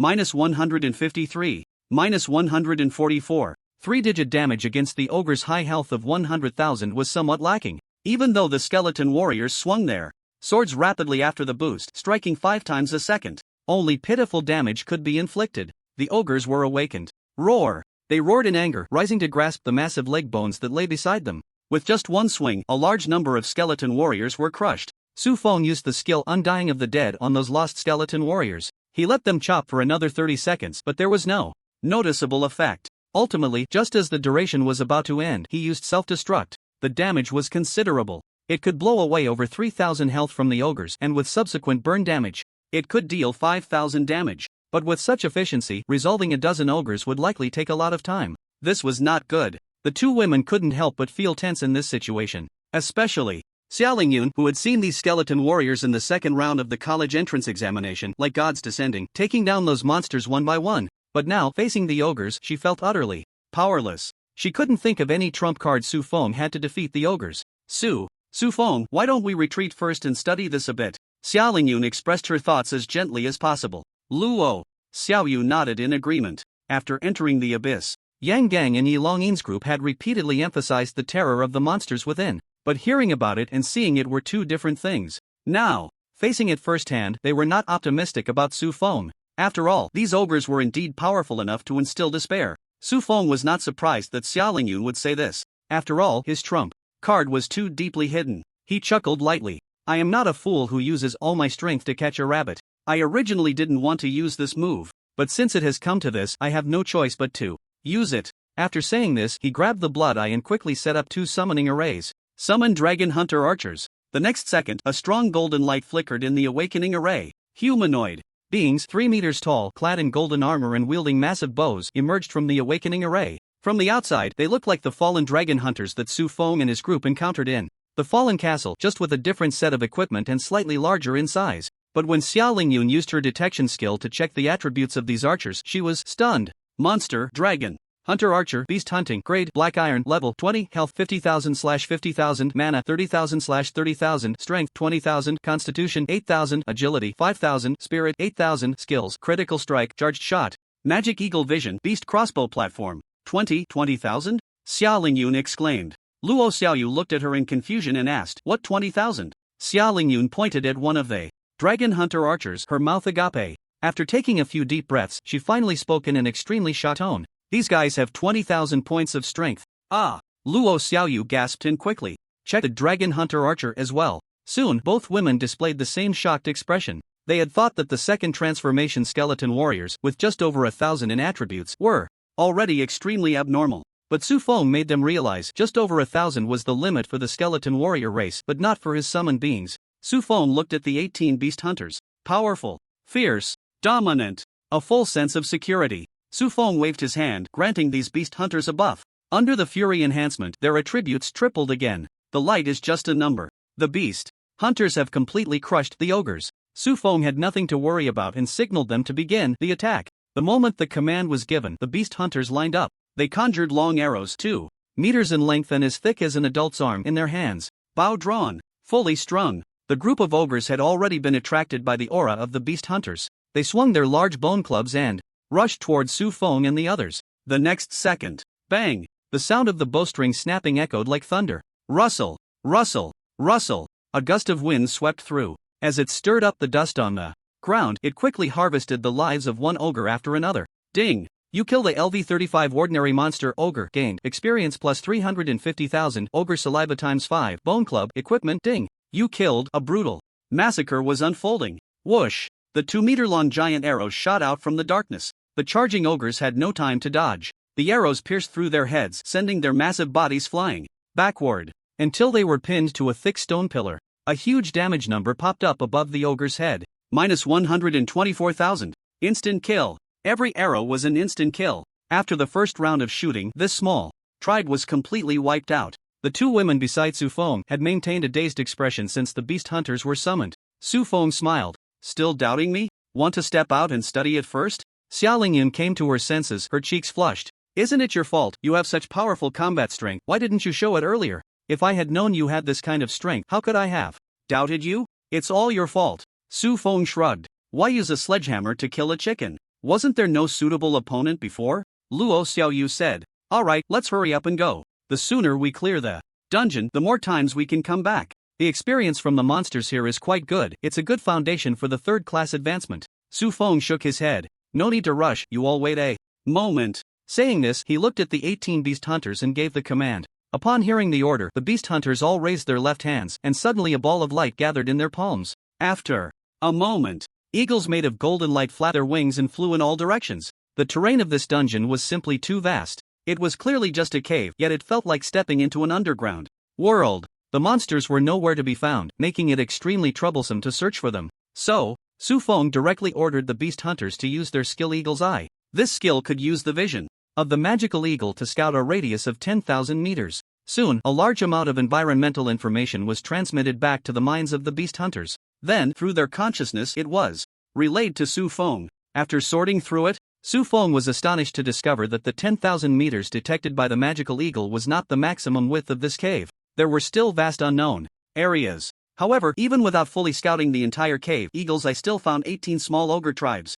and among them, there were no elite monsters or leaders. This indicated they were hiding deeper in the cave. This dungeon is really a bit ridiculous, Su Feng couldn't help but complain. The Abyss Hell difficulty dungeon seemed very hard, but it was actually not simple at all. Just one ogre tribe was enough to exhaust all the combat strength of a fully equipped team with an average level of 40. As a result, there were still 18 such tribes? And these were just the known areas explored. Su Feng was very suspicious. Had anyone really cleared such a difficult dungeon? Even if someone had, it was probably a level 80 or 90 professional who had done it. After all, there were no level restrictions here. After thinking for a moment, Su Feng once again activated the Summon Dragon Hunter and set up 9 summoning arrays. He looked at the 99 giant beast hunters surrounding him. The two women were somewhat puzzled and quickly moved closer to Su Feng. What's going on? Is there a strong enemy attacking? Xia Lingyun asked hurriedly. Su Feng shook his head. No. Then why are you summoning so many monsters? It's terrifying, Luo Xiaoyu said, speechless. Su Feng briefly informed them of the information he had detected and then said, these 18 tribes are too scattered. Killing them one by one, just the journey alone would take an unknown amount of time. The efficiency is too low. The two women blinked, looking confused. Luo Xiaoyu said, then what's the use of summoning monsters here? Could it be that your monsters can kill all the ogres from such a distance? Su Feng raised his hand to pat her head, but she dodged. He laughed and said, very clever, let me show you what efficiency looks like. After saying that, he turned around and commanded the giant beast hunters. The ordinary dragon hunter's skill, charged shot. The effect is to draw the bow and charge, increasing the arrow's power and shooting distance. But their charging is limited, only 2 to 3 times. However, Su Feng's dragon hunters, after 9 transformations through the SSS talent skill evolution, not only had their attributes increased dozens or even hundreds of times, but their skills had also undergone significant changes. Su Feng had seen it. The description of charged shot did not mention any limits. The longer the charge, the greater the shooting range. Of course, this did not mean it truly had no limits, but that limit would definitely be hard to reach. He input the locations of the ogres from the 18 tribes into the giant beast hunters and arranged their hunting targets. Su Feng stepped back, and then, one by one, the giant beast hunters raised their longbows. First, they applied a critical hit buff to themselves. Then, charged shot, charged shot, charged shot. One by one, the strings of the golden longbows were slowly drawn back, the process extremely slow. But this process made the veins on the arms of the giant beast hunters bulge as if they could burst at any moment. 10 minutes later, bang! With the sound of the first string snapping, the second, third, fourth, fifth, countless arrows shot out, targeting the ogre tribe scattered in different locations for a long-range strike. In a certain ogre tribe, the ogres were lying on the ground, sound asleep. Suddenly, they seemed to sense something and woke up with a start. There was killing intent, but looking around, it was quiet, with no trace of any enemies. Everyone looked around, thinking it was an illusion. Some ogres lay back down, staring up, their consciousness hazy. As they blinked, it seemed they saw something falling from the sky. How could that be? There was no sky in the cave. Just as the ogres were thinking this, the next second, countless ogres suddenly widened their eyes. No, there really was something. It was too late. Thick arrows fell from the sky. Swoosh, swoosh, swoosh. In just 10 seconds, 97 ogres from different tribes had their heads shot off. Blood flowed like a river. The remaining 2, who dodged quickly, were pierced through the chest and also met their end. The most terrifying were the remaining ogres. Companions were killed right before their eyes, yet they didn't even know where the enemy was. They all got up, ready for defense. But looking at the empty surroundings, their clear and innocent eyes resembled those of a college student. 100% hit rate made Su Feng smile with satisfaction. However, one round of attacks was not enough to clear all the ogres. Su Feng ordered them to continue. Such strikes were not without drawbacks. The first point was they could only gain experience and points for the Great Xia. As for the loot, they had to run around to collect it. It wasn't anything good, so it wasn't necessary. Su Feng turned to the 2 girls. He found their expressions had gone blank again. What's wrong? Is there a problem? Xiao Lingyun and Luo Xiaoyu opened their mouths, wanting to say 1,000 words. But when the words reached their lips, they didn't know what to say. They knew Su Feng was powerful, even describing him as abnormal. He was nothing like a second-tier professional who had just awakened a month ago. But this was too outrageous. Attacking monsters from a distance with arrows? You really are something else. Things they had never heard of before might not appear in anyone else again. You're really abnormal. Luo Xiaoyu finally couldn't help but say. Su Feng shrugged and smiled. Just say if it feels good or not. Luo Xiaoyu thought. For a moment, how could one not feel good about gaining experience and points while standing still? It was simply exhilarating.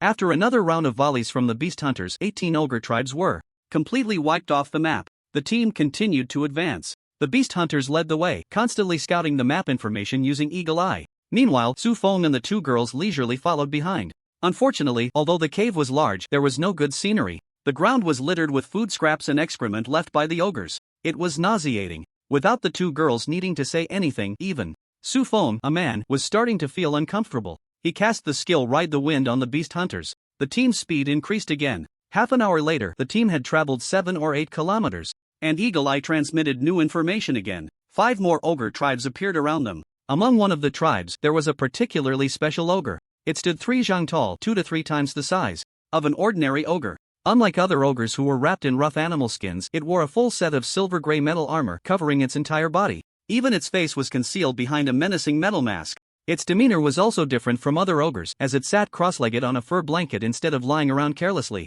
Beside it lay a 2-meter-long short-handled battle axe. Not a leader, but an elite. Su Feng made a judgment, thinking to himself. The quest requirement for clearing the ogre lair was to kill the ogre chieftain. Along the way, they had only encountered ordinary ogres, but this one was different. Even if it wasn't the king, killing it might lead to information about the king. Su Feng issued orders. He instructed the beast hunters to clear out the remaining ogres. Only then did he lead the team closer to the location of the special ogre. Before long, they had closed the distance to the special ogre within the detection range of Blood Eye. Su Feng activated the skill. The one-eyed creature with small wings flapped its wings and flew towards the special ogre. The other ogres in the tribe were killed, triggering the special ogre's hatred. It gripped its battle axe, glaring with fury, scanning left and right, but saw no trace of the enemy. This made it roar in rage. Through Blood Eye, Su Feng sent a true side-eye over. Monster, Ogre Chieftain's Bodyguard Grade, Elite Level, 36 Health, 300,000/300,000 Mana, 15,000/15,000. Strength, 20,000 Constitution, 35,000 Agility, 12,000 Spirit, 4,000 Skills, Frenzied Strike, Devour Flesh and Blood, Thick Leather Armor. Description: a bodyguard warrior dispatched by the chieftain of the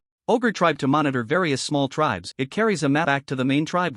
Just as I thought. Su Feng's eyes lit up. He finally saw a glimmer of hope for clearing the level, and he did not hesitate. He immediately ordered nearly 100 beast hunters to lock onto the ogre chieftain's bodyguard. With so much malice directed at it, the bodyguard became even more irritable. It could sense the killing intent of its enemies, but it did not know where they were, which made it extremely anxious and uncomfortable. In its fury, it did not forget to activate the skill thick leather armor. The sturdy armor swelled outward as if the bloated body inside was expanding again. However, after using the skill, the increase in health and constitution did not bring it any comfort. In fact, as time passed, it became even more uneasy. Finally, rustle, rustle, rustle. The sound of arrows slicing through the air came from above. It was those arrows that harvested the lives of its kin. It roared at the arrows, raised its giant axe, and cleaved through 3 of them, only to be pierced by the remaining 96, turning its body into a porcupine. Ding! You have killed a LV-36 elite monster. Ogre Chieftain's bodyguard gained experience plus 720,000. Great Xiao points plus 360.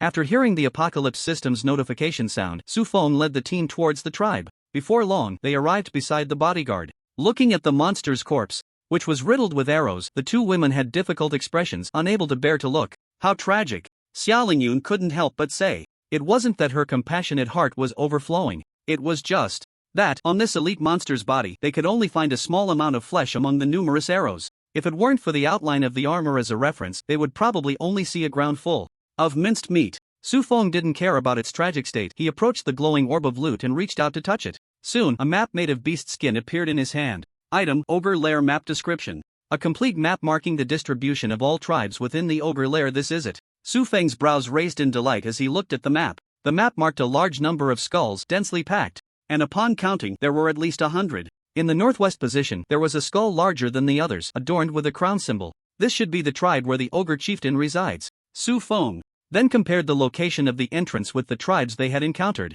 After confirming their current position and the direction to proceed, he put away the map, preparing to set off again. However, before leaving, he glanced at the glowing orb of loot on the ground. The orb had not dissipated. There were still items, although it was highly likely that they were not good items. But adhering to the mindset of since I'm here, he touched it again. Ogre Bodyguard Chestplate, quality, trash. Ogre Bodyguard Boots, quality, trash. Beginner Skill Advancement Scroll, trash. Wait, what is this? Su Feng hurriedly stopped his actions and looked at the beastskin scroll in his hand. Item: Beginner Skill Advancement Scroll. Description: suitable for first and second transfer skills, with a chance to help improve skill grade. The success rate for first transfer skill advancement is 5%, and for second transfer skill advancement it is 0.1%. After reading the item description, Su Feng's breathing became somewhat rapid. For others, upgrading first and second transfer skills might not hold much value. At most, it would increase the power from 1 to 2, and at best, it would reach 4 or 5. But Su Feng was different. Upgrading a skill by 1 grade would reset the experience to 0, turning it into LV1. However, the skill's effects would not disappear. In fact, they would be enhanced due to the grade increase. If he leveled the skill to max again, it would trigger the skill evolution talent 9 times. Such a treasure exists in this world. Su Feng exclaimed excitedly, murmuring to himself. As for the low advancement probability, what did that matter? The probability of enhancing basic equipment with enhancement scrolls, was it high for epic gear? Didn't he still manage to raise the blood eye to plus 10? The items that could drop in dungeons. There should be a large stockpile in the trading post at the outpost. With his 1 yuan instant kill plugin, would he still be afraid of not being able to afford it? Calming his emotions, Su Feng opened his attribute panel and looked at the 3 first transfer skills. He chose Summon Goblin and used that advancement scroll. The scroll burst into glowing light, becoming increasingly intense. But 3 seconds later, the glow suddenly collapsed and dissipated, and the scroll was burned away. As expected, it failed. However, Su Feng didn't care at all. He stood up and said to the 2 girls, who were happily collecting other dropped items, "Let's go, stop picking up this trash." The 2 girls were taken aback. Trash? They looked at the equipment in their hands. Although they were all of ordinary quality, the attribute bonuses from the Abyss Monsters dropped equipment were not low. If they brought it back to Blue Star or sold it at the outpost, it could fetch a good price. Although neither of them lacked for money, they both enjoyed the feeling of collecting drops. But since Su Feng had spoken, they all stopped. The 3, under the protection of the beast hunters, headed straight for the ogre tribe. With the map in hand, their goal was clear, and the team's pace quickened. Although along the way, they wiped out 2 tribes with chieftain guards, dropping 2 beginner skill advancement scrolls and a pile of trash. They were delayed for a bit, but 2 hours later, Su Feng and his group, moving at full speed, finally arrived at the vicinity of the ogre tribe. The team stopped 2 kilometers away. Su Feng still activated Blood Eye to fly into the tribe. This tribe was indeed different. The surrounding wooden fences had been replaced with towering stone walls 7 to 8 meters high.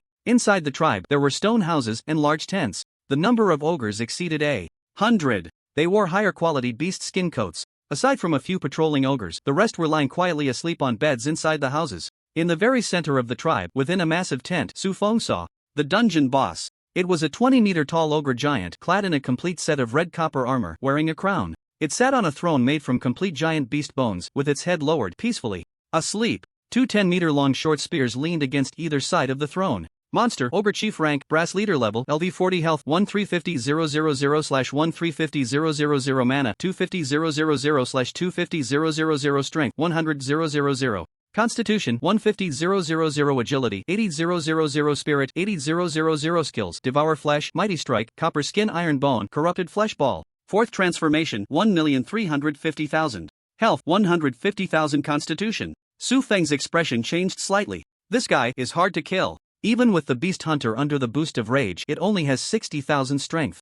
Using the skill Fatal Strike and Charged Shot, it can barely break through defenses. And that's without it using any defensive skills. However, it's not without a way. Su Feng suddenly thought the Beast Hunter, besides Eagle Eye, has one more skill than the Dragon Hunter, named Beast Crossbow Platform. Beast Crossbow Platform constructs a giant crossbow tower for hunting beasts, cannot move during the process. Strength increase 200%, attack speed increase 200%, arrows have 10% armor piercing effect. Su Feng's mind moved, instructing one Beast Hunter to use the skill. After receiving the order, the Beast Hunter's longbow exploded, forming a large area of golden light spots. The light spots quickly coalesced, forming a giant crossbow on a 2-meter platform. The crossbow body is 3 meters long, and the arrows are a meter longer than the crossbow body. Su Feng commanded the Beast Hunter to shoot at the open ground. It easily manipulated the crossbow, adjusted its position, aimed at the direction Su Feng pointed, and pulled the trigger. The moment the first arrow shot out, the second arrow had already formed and shot out again, averaging 4 to 5 arrows per second, each arrow capable of unleashing 200% strength attribute damage.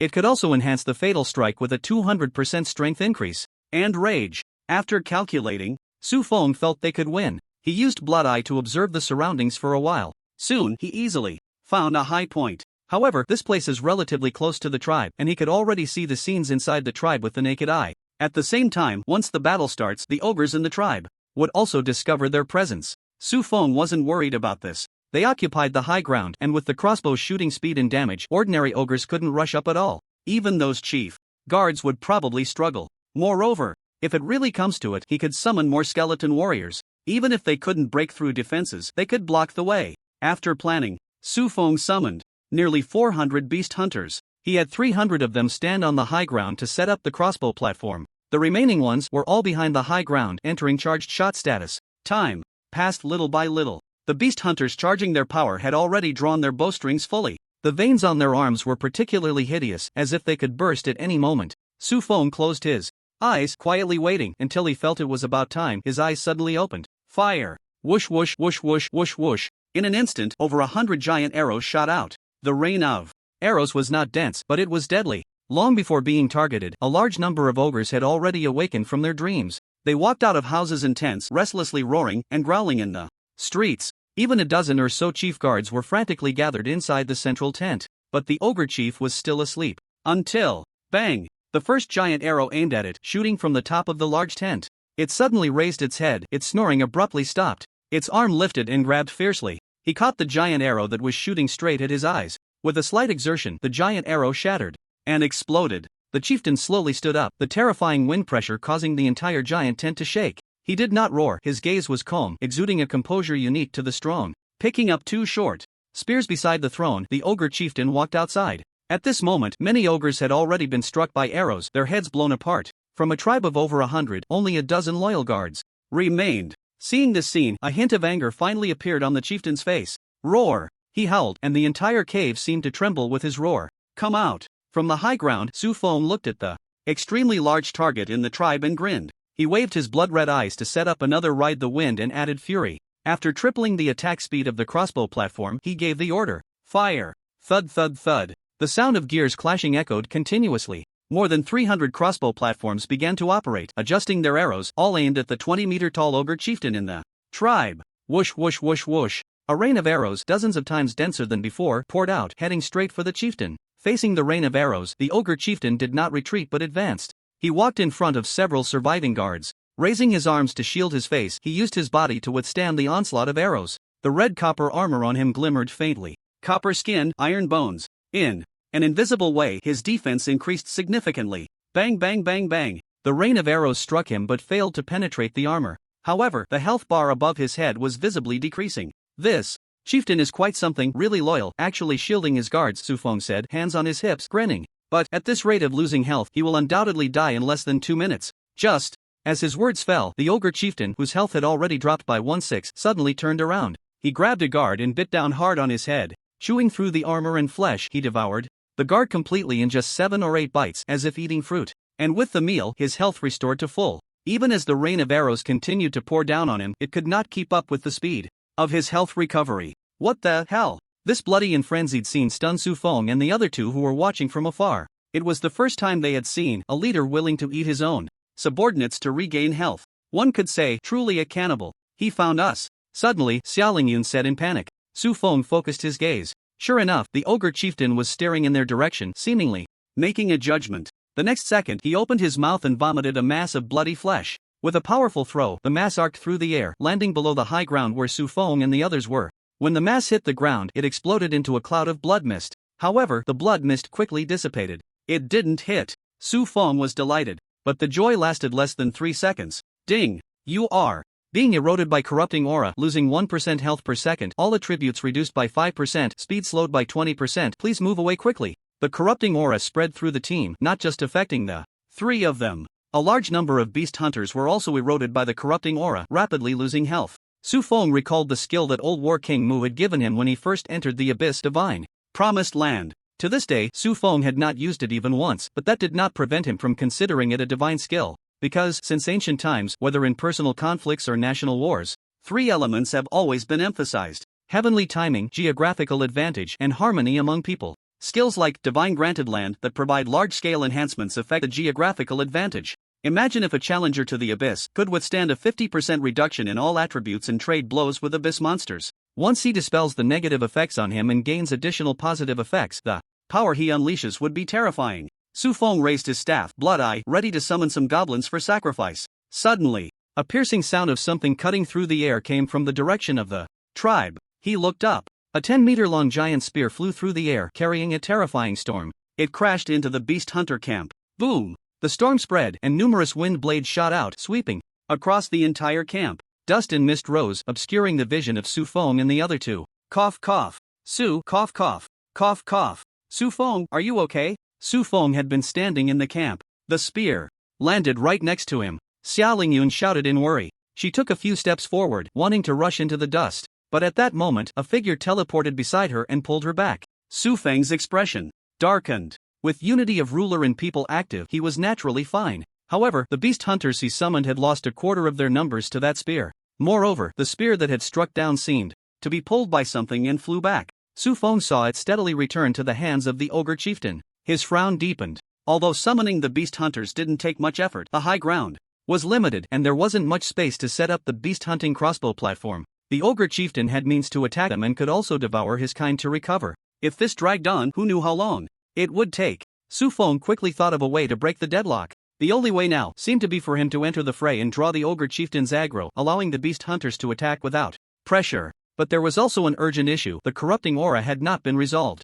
Sufong couldn't help but feel a headache. Although his summoning speed was fast, gathering 1,000 sacrifices still required some time. And at this moment, if the ogre chieftain threw another spear, even the beast hunters wouldn't be able to withstand it, and the other summoned creatures would struggle even more. It would all be in vain. His health was still decreasing at a rate of 1% per second. Challenges were mounting. Although the journey had been easy and pleasant, when he finally faced the boss, Sufong realized this hell level Abyss dungeon was indeed not so easy to conquer. Just as the ogre chieftain raised his giant spear again, intending to throw it once more, Sufong heard Luo Xiaoyu's soft chant in his ear. Purification spell. Light's protection. Purification spell radiance in all directions. He turned to look. He saw Luo Xiaoyu's petite body suddenly burst forth with holy light. A pair of wings sprouted from her back and she slowly floated into the air. The brilliance fell, enveloping Sufong, Xiaolingyun, and the beast hunters in the camp. Her skill instantly suppressed the corrupting aura, halting their declining health. At that moment, Xiaolingyun seemed to remember something, stepping forward and also floating into the air.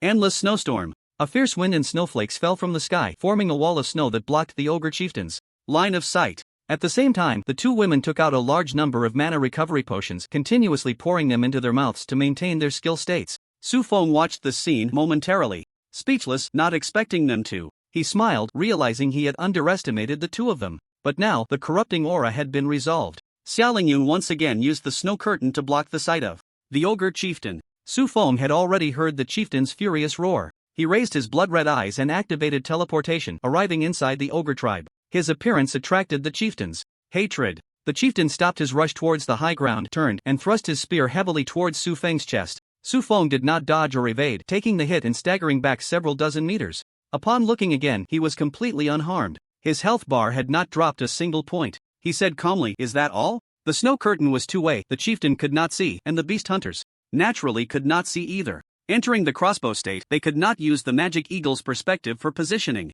But at this moment, Su Feng became the eyes of the beast hunters. He sent the chieftain's coordinates back into the minds of the beast hunters. Moments later, within the snow curtain, countless massive crossbow bolts shot out, forming a dense rain of arrows aimed at the chieftain. Roar! The ogre chieftain's recovery effect ended, and its health visibly dropped at a rapid pace. It didn't even pay attention to Su Feng, who had teleported in front of it and charged towards its nearest guards. The guards wore masks, hiding their expressions, but their trembling armor and bodies shaking like chaff clearly showed they were afraid. Su Feng sneered, "How could I let you have your way?" With that, he raised his blood-red eyes and, like scattering flowers, set up a dozen summoning arrays. From them emerged over 100 goblin high priests. Together, they activated the skill earthquake beneath the ogre chieftain's feet. The damage couldn't even break its defenses. But the vibrations from the earthquake made it impossible for the ogre chieftain to stand firm, let alone advance. It plunged its dual spears into the ground to stabilize itself. However, this action also rooted it in place, making it a target for the beast hunters. The rain of arrows struck it without missing a single shot, not wasting a bit.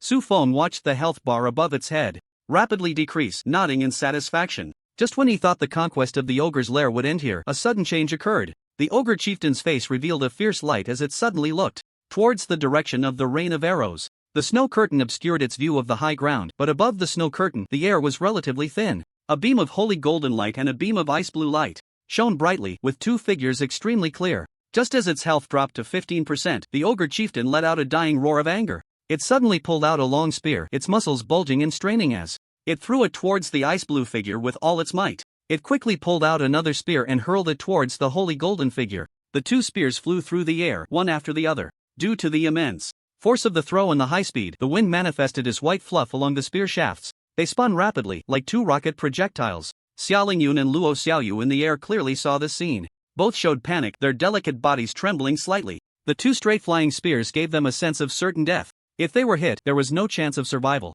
However, Xiaolingyun appeared a bit calmer, because she knew Su Feng would save her. Sure enough, when the spears were still 2 meters away from her and the fierce wind from the spear tips blew her hair wildly, a strong arm pulled her into a familiar embrace. Luo Xiaoyu stared wide-eyed at the figure that appeared beside Xiaolingyun. A wave of desolation rose in her heart, and 2 tears rolled down from the corners of her eyes. No matter when, am I always the one who is abandoned? Forget it, let it be like this. Luo Xiaoyu despairingly closed her eyes. The wind from the spear tips had already made her cheeks ache. She almost felt the spear had already pierced her. The next second, all the storm suddenly vanished, and the discomfort her body endured was instantly relieved. She was tightly embraced by an arm, a wave of scorching warmth instantly spreading throughout her body. At that moment, it felt as if a wall had been built high in front of her, shielding her from the wind and rain. Bang! A loud noise came from behind the wall. She felt the impact. Luo Xiaoyu instinctively opened her eyes. She met Su Feng's calm and composed handsome face. Su Feng glanced down at her and chuckled lightly.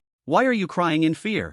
Don't you trust me?" Luo Xiaoyu's small mouth slightly opened, her expression twisted. Joy, sadness, shock, horror, all of these emotions were tangled together on her face. She, who was good at hiding her emotions and had always been pessimistic and desperate, suddenly didn't want to restrain herself anymore and burst into tears. Ding! You have killed a LV40 bronze boss ogre chieftain, gained experience plus 2 million, great xiao points plus 4,000. The ogre chieftain died. Silently, Su Feng picked up the drops from the ogre chieftain. 3 pieces of fine equipment. A 4th turn knight and warrior skill book, copper skin iron bone. Only the skill book was worth something, the rest was trash. However, after completing this dungeon strategy, Su Feng, as the main damage dealer, earned over 5,000 great xiao points. Luo Xiaoyu and Xiaolingyun in the team also gained 2,000 to 3,000 points. This was not just about college entrance exam scores. Great xiao points could be exchanged for supplies at the outpost and the academies they entered. Before setting off, Su Feng had heard Yang Gang mention that The best score from past candidates was 845 great Xia points, with both whole and fractional points.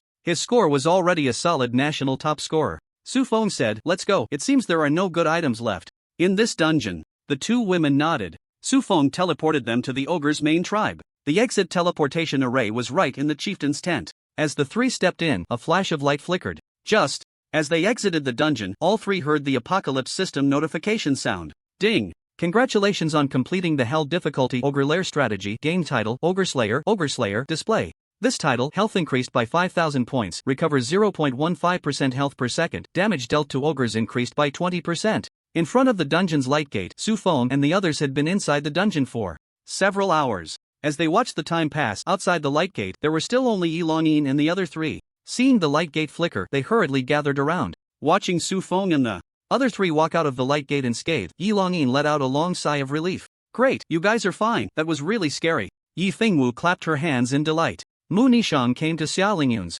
side, pulled her over for a careful check and then relaxed. She quietly asked Xiaolingyun about her experience in the dungeon. After entering the dungeon, Su Feng had informed Xiaolingyun and Luo Xiaoyu of their identities. Plus, on the way to the light gate, Xiaolingyun had received plenty of guidance from Mu Nishang. Xiaolingyun respectfully and succinctly summarized, it was a bit dangerous, but overall, it was quite easy. As soon as she said this, not only was Mu Nishang stunned, even the other three looked at her strangely. Quite easy? Was she speaking the Great Xia language? Every word was so familiar. Yet when combined, why did it feel incomprehensible? Was she talking about the first layer of the Abyss Hell difficulty Ogre Lair dungeon? Surely she wasn't referring to a simple dungeon with low-level restrictions on Blue Star? Mu Nishang looked at Xiaolingyun with a strange expression. She opened her mouth, wanting to tell her, "If you haven't fought, then you haven't fought. There's no need to save face for Su Feng. Even if he is your boyfriend, he still needs to pay the price for his reckless decisions. Experiencing failure without learning a lesson and being unable to summarize one's mistakes is what truly harms him." Yi Longyin's face darkened as she stared at Su Feng. "Su Feng, you are too reckless. How can you choose hell-level difficulty without any experience? You guys were lucky this time, only encountering small monsters before exiting the dungeon. Do you know, once you enter the boss battle, you can't exit the dungeon. At that point, there are only two outcomes, success or death." Su Feng looked confused. "You can't exit the dungeon once you enter the boss battle? I really didn't know that." He truly didn't know. Since becoming a professional, all the enemies in front of him had only one outcome, death. Even when in crisis, Su Feng never thought of retreating. This wasn't recklessness or arrogance, but a strong confidence in his own strength. In fact, even when the two women hadn't made a move yet, at the most critical moment, Su Feng still had trump cards he hadn't used. The bloodline ancestor, Angelina, was always ready to strike. Don't be fooled by her being only level 20, with average attributes just reaching 7,000. But she once, even at the bottom of the Abyss, was among the top of the power pyramid. Coming to the Abyss was like going home for Angelina. The power she could wield was far more than what her attribute panel showed. If she couldn't do it, he still had the gift of the Bone King in hand. The value of a divine strike goes without saying. And he could summon it 3 times. Too many trump cards, he couldn't use them all, not at all. Yi Longyin took on a patient tone, teaching Su Feng, hoping he could learn from this failure and correct his overly arrogant personality next time. In a hell-level ogre lair, even the small monsters have over 10,000 health and thousands in attributes. Let alone the final boss, the ogre chief, with health reaching 1,000,000 and attributes in the hundreds of thousands. Is that something you can fight now? You can't fight it at all, do you? Understand? Don't blame me for discouraging you. Being able to exit the dungeon in time is already a stroke of luck, you know? Otherwise, when you see the boss, you'll truly experience what despair is. Su Feng didn't interrupt him, quietly listening. After he finished speaking, Su Feng said, I understand. But Brother Yi, I obtained a treasure in the dungeon. Can you help me identify if this thing is useful? Saying this, he equipped the Ogre Slayer title he had just obtained. Yi Longyin glanced at the title above his head, indifferent. What treasure? It's just a title. You can get it by clearing any Abyss Hell level dungeon. What's crucial now is that you need to learn your lesson. By the end, it seemed like it burned his tongue, each word pronounced slowly. Then, Yi Longyin's mouth dropped open, staring in shock at the title above his head. For professionals at their level, the title was naturally not a treasure. The attribute bonus was too low. It only proved they had the ability to clear hell-level Abyss dungeons. Since there were no level restrictions in Abyss dungeons, if they wanted, they could easily find a low-level dungeon that had already been explored to farm. But now the title was hanging over Su Feng's head, and not just him. The two women also displayed their titles above their heads, and their levels were just at 20. They hadn't even undergone their third class change. Yi Longyin and the other 3 top academy mentors were completely at a loss for words. After a long while, Yi Longyin's voice trembled. No, you challenged hell difficulty and you really managed to clear it. Under the condition of monsters being the same level. If clearing a normal dungeon on Blue Star is a difficulty of 1, then clearing a dungeon in the Abyss is a difficulty of 10. And this is still under the premise that both are of easy difficulty. As for the hell difficulty, the difficulty doubles. No team of more than 12, all equipped with rare quality gear and with an average level 2 ranks higher than the monsters, daring to step into the hell level dungeon. Just surviving and coming back is already a stroke of luck. But it was under such circumstances that Su Feng and the others cleared it. The title of Ogre Slayer does not lie. It is a certificate that can only be obtained by clearing the hell difficulty Abyss dungeon. Moreover, they were not missing any limbs or suffering from grievous wounds. Clearing the dungeon for them seemed as simple as taking a stroll in their own backyard garden. Yi Longyin and his 3 companions were now in a daze. They initially thought they had encountered 3 promising talents and planned to observe them. But, unexpectedly, these were not just promising talents, these were 3 pure freaks. And not just the 4 of them. Across Great Xia, those paying attention to the college entrance examination were now in an uproar. Although the third round of assessments did not have a combat perspective, every candidate's score in Great Xia would be displayed on a leaderboard. Aside from the candidates currently taking the exam through the Apocalypse system, everyone could check the candidates' scores. Su Feng and his companions' initial scores were far ahead, while other candidates were still stuck at 0. They had already broken the highest score in previous year's exams. And now, they had pulled ahead with a massive score of thousands, widening the gap with the 4th and 5th places. The current situation of the college entrance examination was as follows. Su Feng was in a league of his own. 2 tiers empty. Xia Lingyun and Luo Xiaoyu in 1 tier. Then dozens of tiers empty before reaching the others. At first, some were dissatisfied, claiming that Su Feng and his companions must have cheated to achieve such high scores. But now, no one was saying that anymore. A few hundred points might be cheating. But a few thousand points, no one could imagine how one could cheat to achieve that. Seeing Yi Longyin staring blankly at the title above his head, Su Feng smiled and decided not to tease him anymore. Brother Yi, is there something wrong with my title? Yi Longyin opened his mouth. What the hell could be wrong? You've already shown your title, what else can I say? He complained inwardly. He had been lecturing about how dangerous the ogre lair was. As a result, they had cleared even the hell difficulty. What more could he say? Recalling his earlier remarks, Yi Longyin wished he could find a crack in the stone to hide in. You guys are really monsters. On the other hand, Yi Fengwu appeared very calm. She held Luo Xiaoyu's hand and said, "Little sister, I won't hide it from you anymore. I'm going to reveal my identity." Just as she was about to disclose her identity, suddenly, a series of piercing alarm sounds came from outside the cave. Yi Longyin and his 3 companions' expressions changed dramatically, all looking outside in disbelief. Su Feng sensed something was wrong and hurriedly asked, "What's going on? Your faces." Yi Longyin's face darkened, irritably scratching his head. That's the alarm from the outpost. It only goes off when a demon tide erupts.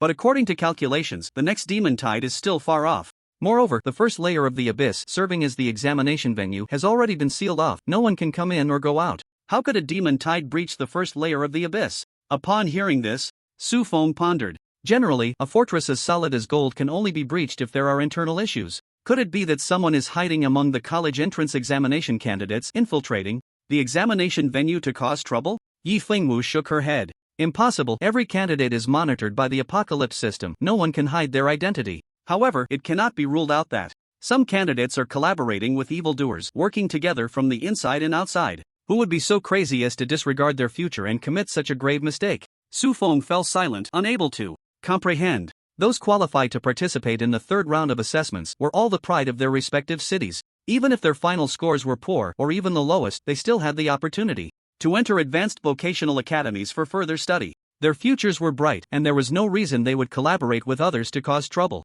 Su Feng's thoughts were still lacking. The students selected for the third round of assessments were indeed powerful, but that didn't necessarily mean they were strong in combat. Luo Xiaoyu suddenly realized something, her face turning pale, lips pressed together. In fear, she recalled the madness in Luo Qingqing's eyes when she left. Luo Qingqing had been spoiled by her parents, who knew how many tools for trouble she had on her. If she could sneak into the third round of assessments, what else was impossible? Luo Xiaoyu's knuckles turned white from gripping tightly. Luo Qingqing, could it be you? How dare you? Yi Longyin took a deep breath and calmly said, "This isn't the time to discuss that. The outpost has the only teleportation array that can leave the Abyss. If the outpost is breached and the teleportation array is destroyed, we might be safe. But while waiting for the teleportation array to be repaired, the other candidates for the assessment probably know we need to hurry back." No one else objected. Su Feng nodded in agreement. He had originally planned to return to the outpost for shopping. Without further ado, the 7 of them immediately rushed towards the outpost. With the experience from their earlier journey and with Su Feng using wind riding, the 3 of them barely kept up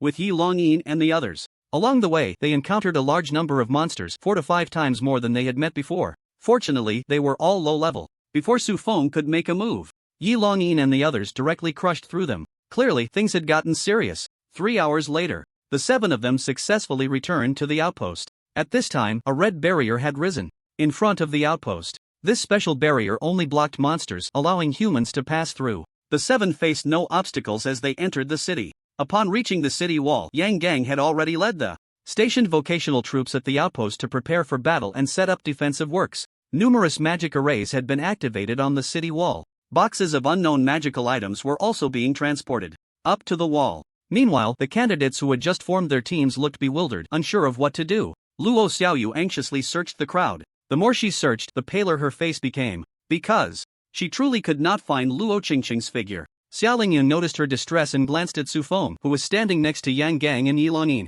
She took Luo Xiaoyu's hand and softly said, "Don't worry, everything will be fine." Luo Xiaoyu looked at her in confusion, her eyes misty, and nodded. Su Feng listened in as Yi Longyin and Yang Gang discussed the city defense arrangements. They were the strongest vocational practitioners at the outpost at that moment. He had no right to interject, so he listened attentively. At least he wanted to know the situation and how dangerous it was. Yang Gang analyzed. For a full 3 hours, the area around the outpost has been calm, which is not a good sign. But the number of monsters detected in other areas is rapidly increasing, which is very abnormal. Clearly, someone is causing trouble, and they are well prepared. Yi Longyin nodded. Fortunately, the gathered monsters are all relatively low level, just in large numbers. In any case, with the forces at the outpost, we should be able to. Halfway through his sentence, he noticed Yang Gang's expression was off and quickly asked, "What's wrong?" Yang Gang sighed, punched the city wall, and gritted his teeth. Before the abnormal number of monsters was detected, a group of candidates had already left the outpost. I sent quite a few people out to look for them, and now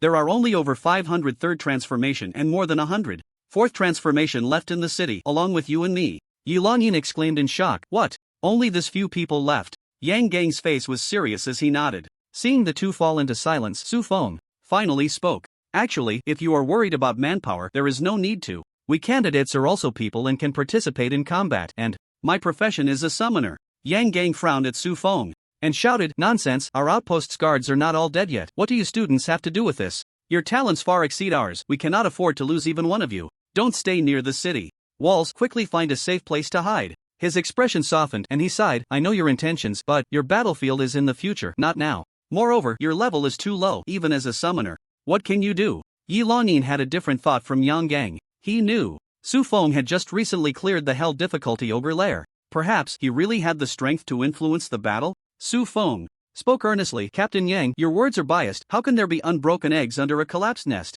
If we are almost out of people now, how can we talk about the future? And you haven't seen the in action yet, so why rush to deny my abilities? Why not take a look at this?" Saying that, he took out the blood eye and activated the skill, Summon Dragon Hunter. Watching 9 tall figures clad in golden armor and wielding longbows emerge from the ground, both Yang Gang and Yi Longyin held their breath. The strength of this batch of summoned creatures was indeed visible to the naked eye. However, Yang Gang still stubbornly thought, all that glitters is not gold. Even if they look strong on the surface, what about in reality? How strong can a monster summoned by a level 20 summoner be? He and Yi Longyin cast a detection spell on the giant beast hunters. The moment they saw their information panels, both 5th transformation experts were stunned. 50,000 health, 20,000 strength, even a level 30 peak.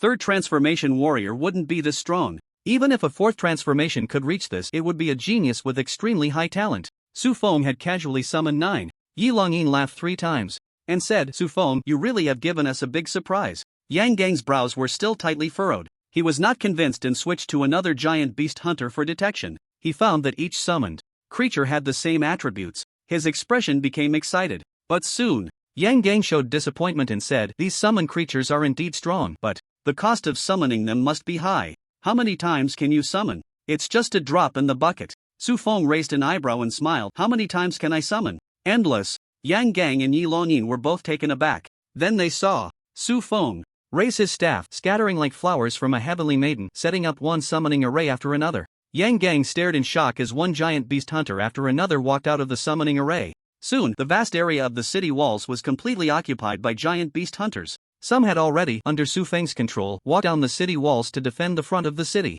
Is this enough? If not, I can still summon more. Su Feng, having summoned nearly 3,000 giant beast hunters, said boldly. Now, even Yang Gang, who didn't want the candidates to participate in the battle, was left speechless. His face flushed and he excitedly nodded. That's enough, that's enough. I was wrong to underestimate you, I apologize. With this level of combat power, not only would the outpost be safe today, the soldiers under his command might come out unscathed. Su Feng felt immense gratitude towards the number 1 outpost, not to mention an apology. Even if he were to let Yang Gang acknowledge him as his father on the spot, he would do so without hesitation, bowing his head immediately. Yang Gang was about to bend down to bow. Su Feng quickly stopped him. Commander Yang, what are you doing? Don't embarrass me. Hurry up and arrange the defenses. You can't just let my summoned creatures pile up like this. Yang Gang nodded excitedly and quickly agreed. After that, Su Feng revealed 2 combat methods of the beast hunters to Yang Gang. Under Yang Gang's arrangement, the summoned creatures were deployed both inside and outside the city.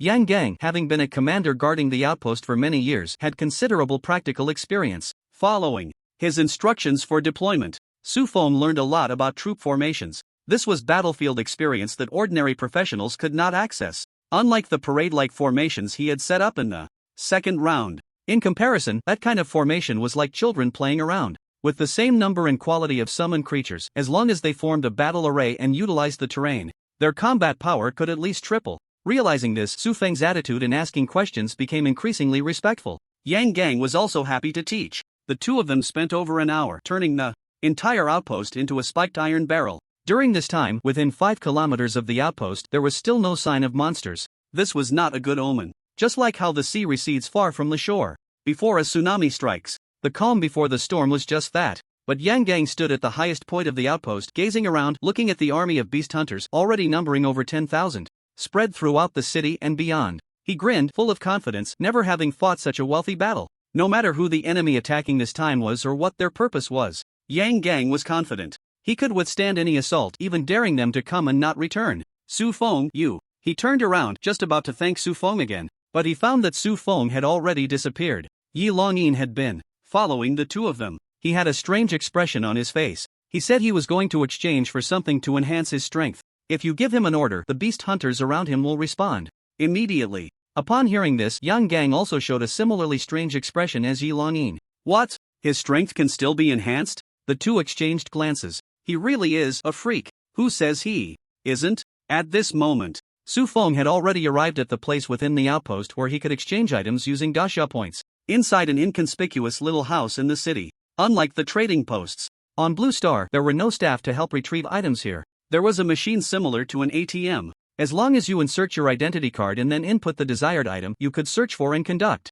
transactions. After inserting his identity card, Su Feng entered. Beginner Skill Advancement Scroll. Ding. Do you want to use 998W crossed out? 1 point to purchase Beginner Skill Advancement Scroll times 9980. 1000 dasha points for 1. That's quite expensive, Su Feng thought to himself. But then he considered that it was normal for it to be expensive. After all, this item could only be dropped by elite monsters in hell difficulty dungeons within the abyss. In normal transactions, Su Feng definitely couldn't afford it. But he had the 1 yuan kill plugin. He decisively clicked yes. Seeing the machine screen display transaction complete, Su Feng took a quick look at his item bag and there were no issues. He quickly input Intermediate Skill Advancement Scroll. It showed no stock. This was just the exchange point for the number 1 outpost on the first level of the abyss. It was normal for there to be none. He thought for a moment, then entered the second Transfer Skill Experience book and the third Transfer Skill Experience book. There were quite a lot of these 2 types of items, totaling tens of thousands.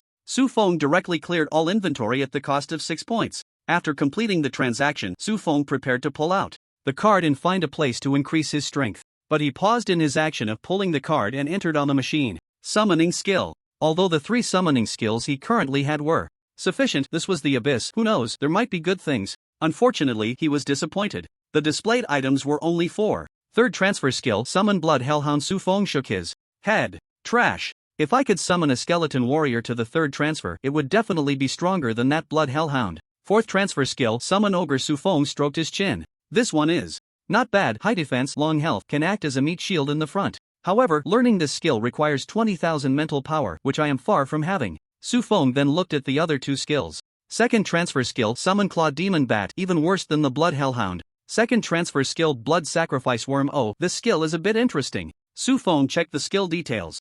Item: Blood Sacrifice Worm. Skill Book. Learning Requirement: Summoner, mental power greater than 500 points. Description: Second transfer skill can consume 500 points of magic power to make a summon creature. Grow Blood Sacrifice Worms, which can consume 10% of the summon creature's health per minute, putting the summon creature into a frenzy state, increasing all attributes by 100%, gaining an additional 150% attack speed, and after the summon creature dies, 10 controllable worms will grow.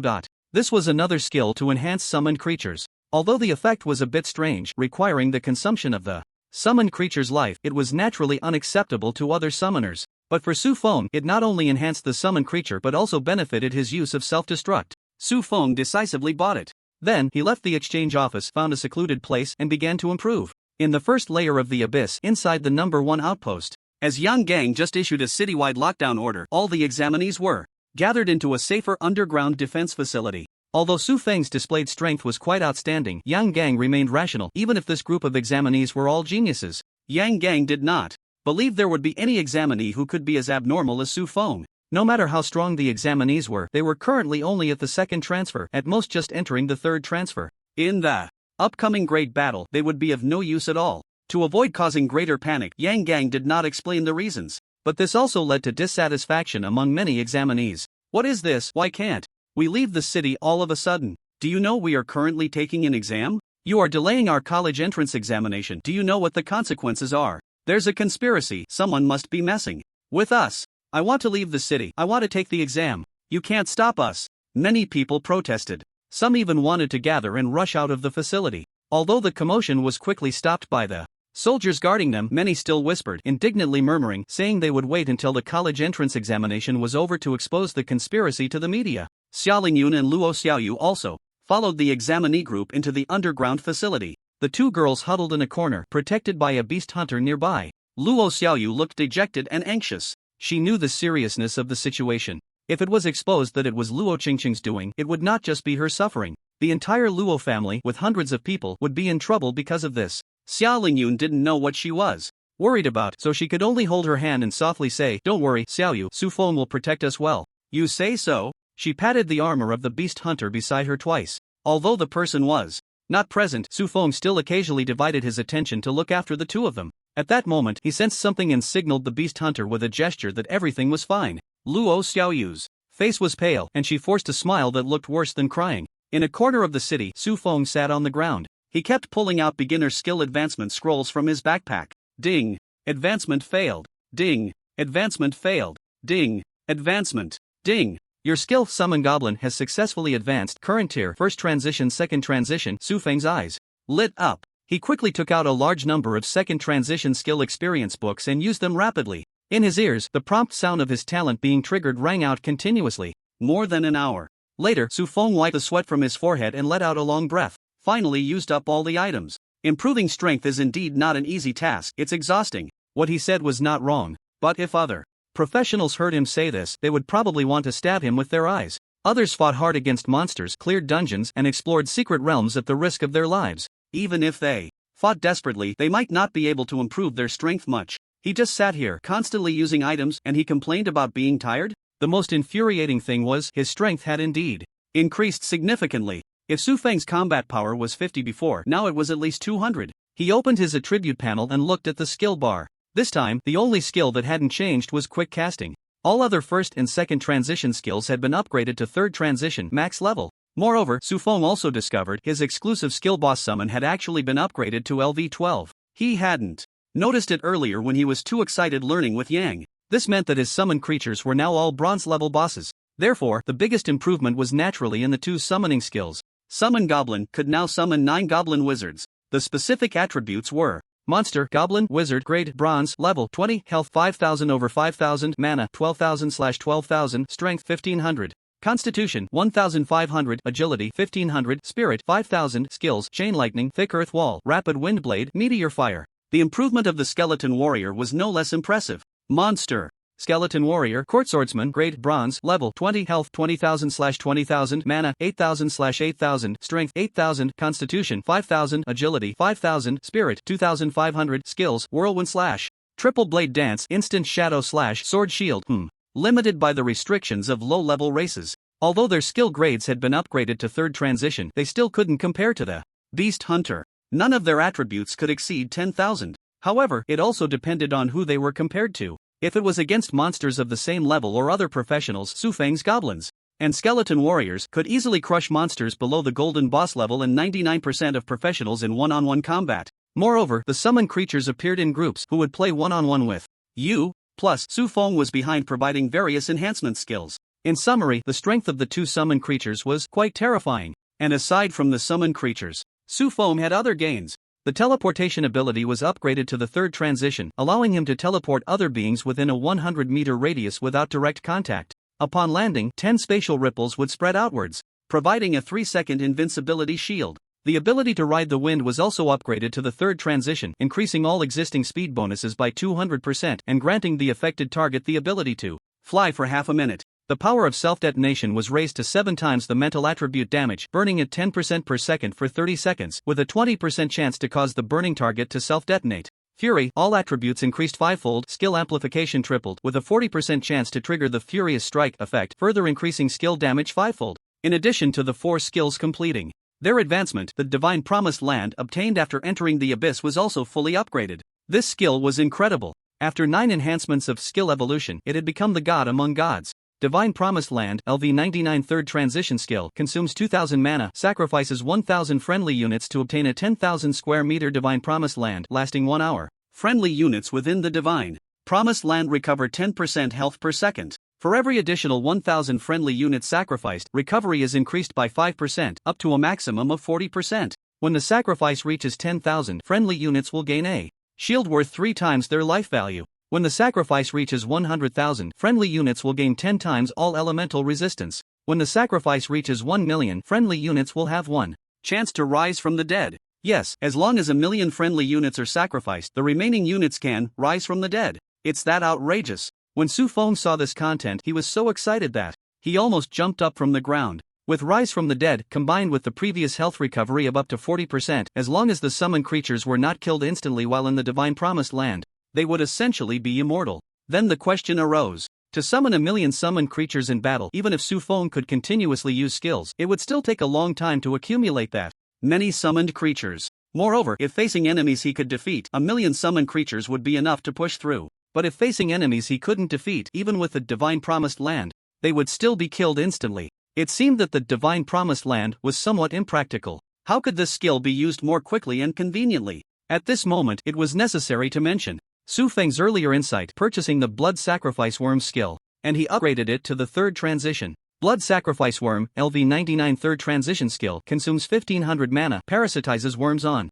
summoned creatures, sacrificing 10% of the summoned creature's health per second, putting it into a frenzied state, increasing all attributes threefold, gaining 5 times attack speed, and rapidly growing 9999 worms after the host's death. That's right. A single worm doesn't deal much damage. But they have the noble ability to ignore defenses. As long as they can touch the enemy, they can inflict damage. With enough numbers stacked, killing a giant dragon is not a dream. Moreover, their health is particularly low, basically dying with a single hit. They are the perfect self-detonation carrier. The most crucial point is, consuming 1 summoned creature yields 9,999 worms. They are simply the perfect sacrifice. With Blood Sacrifice Worm, as long as 100 summoned creatures are consumed, a fully charged Divine Promised Land can be obtained. This can be said to be a triple gain. No. If within the Divine Permission Land, the health lost by summoned creatures can be offset by the recovery amount, gaining the benefits brought by the worms. A 4-fold gain. Su Feng couldn't even imagine how strong he was now.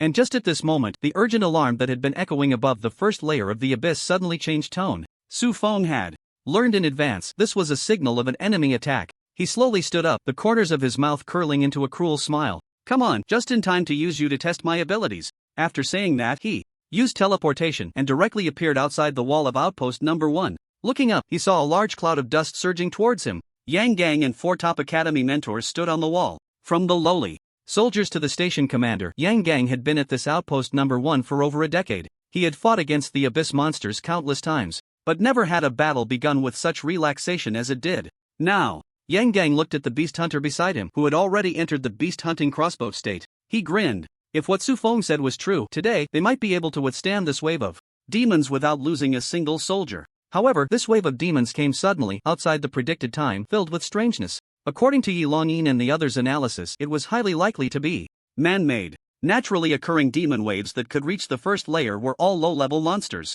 Yang Gang was confident he could withstand them, but if it was man-made, Yang Gang frowned and thought, calculating the possible unexpected situations. Suddenly he heard Yi Longyin shout loudly beside him, "Su Feng!" Yang Gang was taken aback and quickly looked down from the wall. He saw Su Feng standing alone in front of the wall. He hurriedly exclaimed, "Su Feng, what are you doing outside the city as a summoner? My ancestor, you can't get into trouble. Hurry back into the city." Su Feng turned back to glance at them, grinning. "Station Commander, Brother Yi, the plan has changed. Prepare for a counterattack." Counterattack? Both Yang Gang and Yi Longyin were filled with question marks. As professionals in the abyss, they had to bear the environmental pressure. In some places, just the environment could pose a deadly danger to professionals. In such places, they did not have the advantage of time without relying on the city walls even. Defense was difficult. How could they talk about a counterattack? They all thought. Su Feng must have been under too much pressure, causing his mind to go awry. However, the next second, Su Feng demonstrated with his actions that his mind was perfectly fine.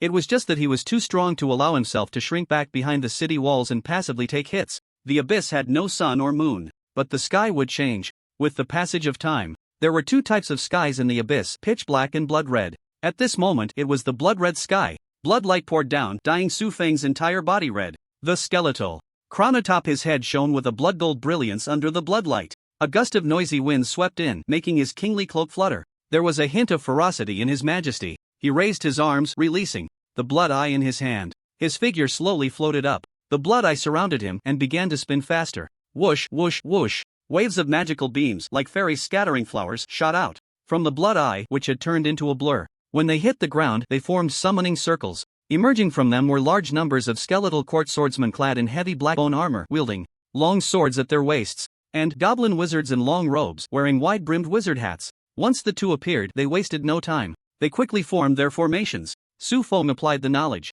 he had just learned. At the same time, several batches of summoned creatures, about 100 in total, were selected and planted with blood sacrifice worms. They glowed red all over, howling fiercely, and 10 seconds later, they all fell to the ground. From their bodies crawled countless palm-sized, milky white, chubby worms. Shortly after the worms appeared, their life force drained away, and they collapsed on the ground. As they disappeared, a green crystal sprouted from the earth. The crystal started only the size of a fist, but as the worms continued to vanish, the crystal kept growing. It emitted a strong, dazzling green light, coloring the charred earth. It was as if this land, which only existed in death and slaughter, gained a bit of vitality. When the green crystal reached its maximum growth, the skeletal court swordsman at the front had already collided with the first wave of abyssal monsters. They were the lowest level ordinary abyss monsters, the blood prison hounds. Half a day ago, the skeletal warriors faced the blood prison hounds and were utterly powerless. But now, the skeletal warriors drew their long swords, the sword light flashing wildly, one sword for one beast. Their movements were precise and sharp, elegantly conducting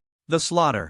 Like butchers performing pig-killing techniques in a dance hall, the goblin wizards were also exerting their power. They used earthen walls to alter the terrain, blocking part of the monster tide, then unleashed thunder, wind blades, and meteors. Even if they couldn't directly kill the monsters, they left the enemies with only half their health when they charged towards the skeletal warriors. On the city wall, Yang Gang and the four mentors were dumbfounded. The power of the beast hunter was within their understanding. After all, it was a humanoid monster. The human race had immense potential and was extremely terrifying. Human monsters were also the most difficult to deal with among the same level and rank. But goblins and skeletons, what was going on with them slaughtering abyss monsters? Even if the first to charge were just low-level monsters from the abyss, but low-level was still relative to other abyss monsters. They were not something goblins or skeletons could compare to. Old G, pinch me, am I dreaming? I must be dizzy. I actually see skeletal warriors slaughtering abyss monsters. Are those really the inferior race, the goblins that ordinary people can easily deal with? On the city wall, after the five regained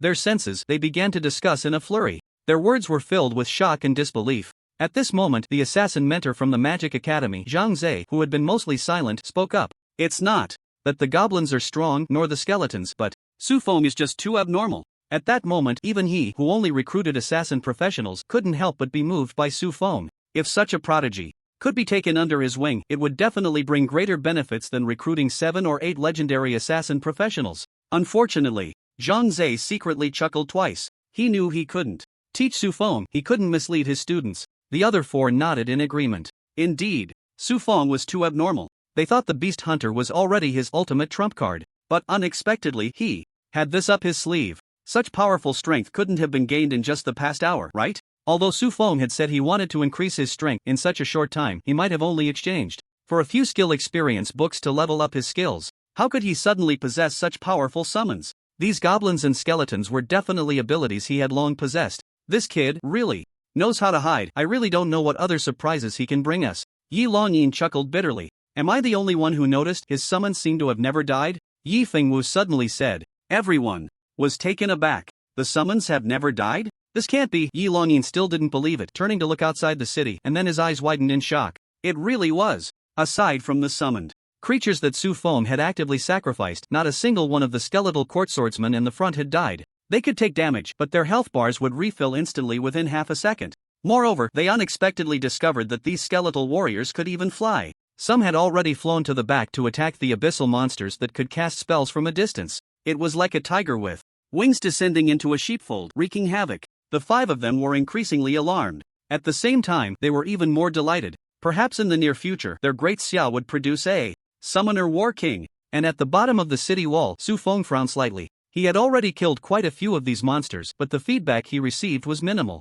Occasionally, he would hear messages about gaining experience. But compared to the number of monsters he had killed, it was far too little. There was only one possibility: most of these abyssal monsters were someone else's summoned creatures. This already proved Yi Longyin's earlier speculation. This wave of monsters was not a natural occurrence, but rather someone was pulling the strings behind the scenes. A cold glint flashed in Su Feng's eyes. Summoning abyssal monsters to besiege the outpost? Is it a human trader or a practitioner from another country? No matter who you are, since you've crossed paths with me, you will not achieve your goals. Summoning so many monsters, you must think you have it all figured out. Ha! Today, right here, in the way you are best at, I will shatter your will. Not far from the first outpost, on a mountain, a figure in a gray robe was using a telescope to gaze at the battlefield. He watched as the army of abyssal monsters was not only blocked outside the city but was even being pushed back. He was furious, indignantly smashing the telescope to the ground. Ah, damn it! The wind blew from the front, pulling down his hood, revealing an ugly face covered in large red spots.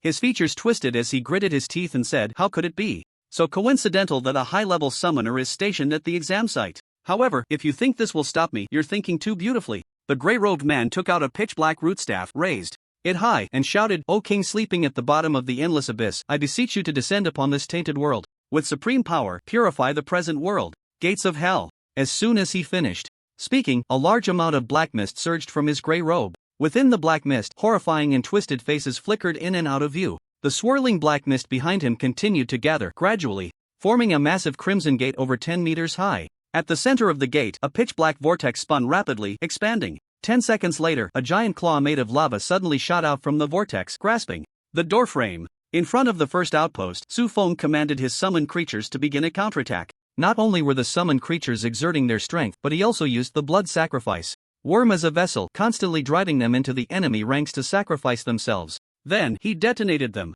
The booming sounds and the aftermath of the explosions had hardly ceased. The beast hunters, originally stationed in the city, at this moment were also unwilling to be idle, continuously shooting a large number of giant arrows. A massive tide of abyssal monsters was being pushed back, just when the situation was looking very good, and Su Feng had already thought about how to torment the mastermind behind it all. Suddenly, a shooting star streaked across the sky. The meteor crashed directly into the ranks of skeletal warriors, covering a large number of them. Ding! Your summoned creature's skeletal court swordsman has died. Ding! Your summoned creature. Su Feng was slightly startled. With the blessing of the divine permission land, his summoned creatures can recover 50% of their health every second. Unless they are killed in one hit, it is simply impossible to die. What is the origin of this meteor? He quickly looked towards the meteor. Just in time, a howling sound erupted from the rolling black smoke, and the fierce pressure instantly dispersed the surrounding fog. A towering humanoid creature formed from volcanic lava and flowing with magma came into Su Feng's view.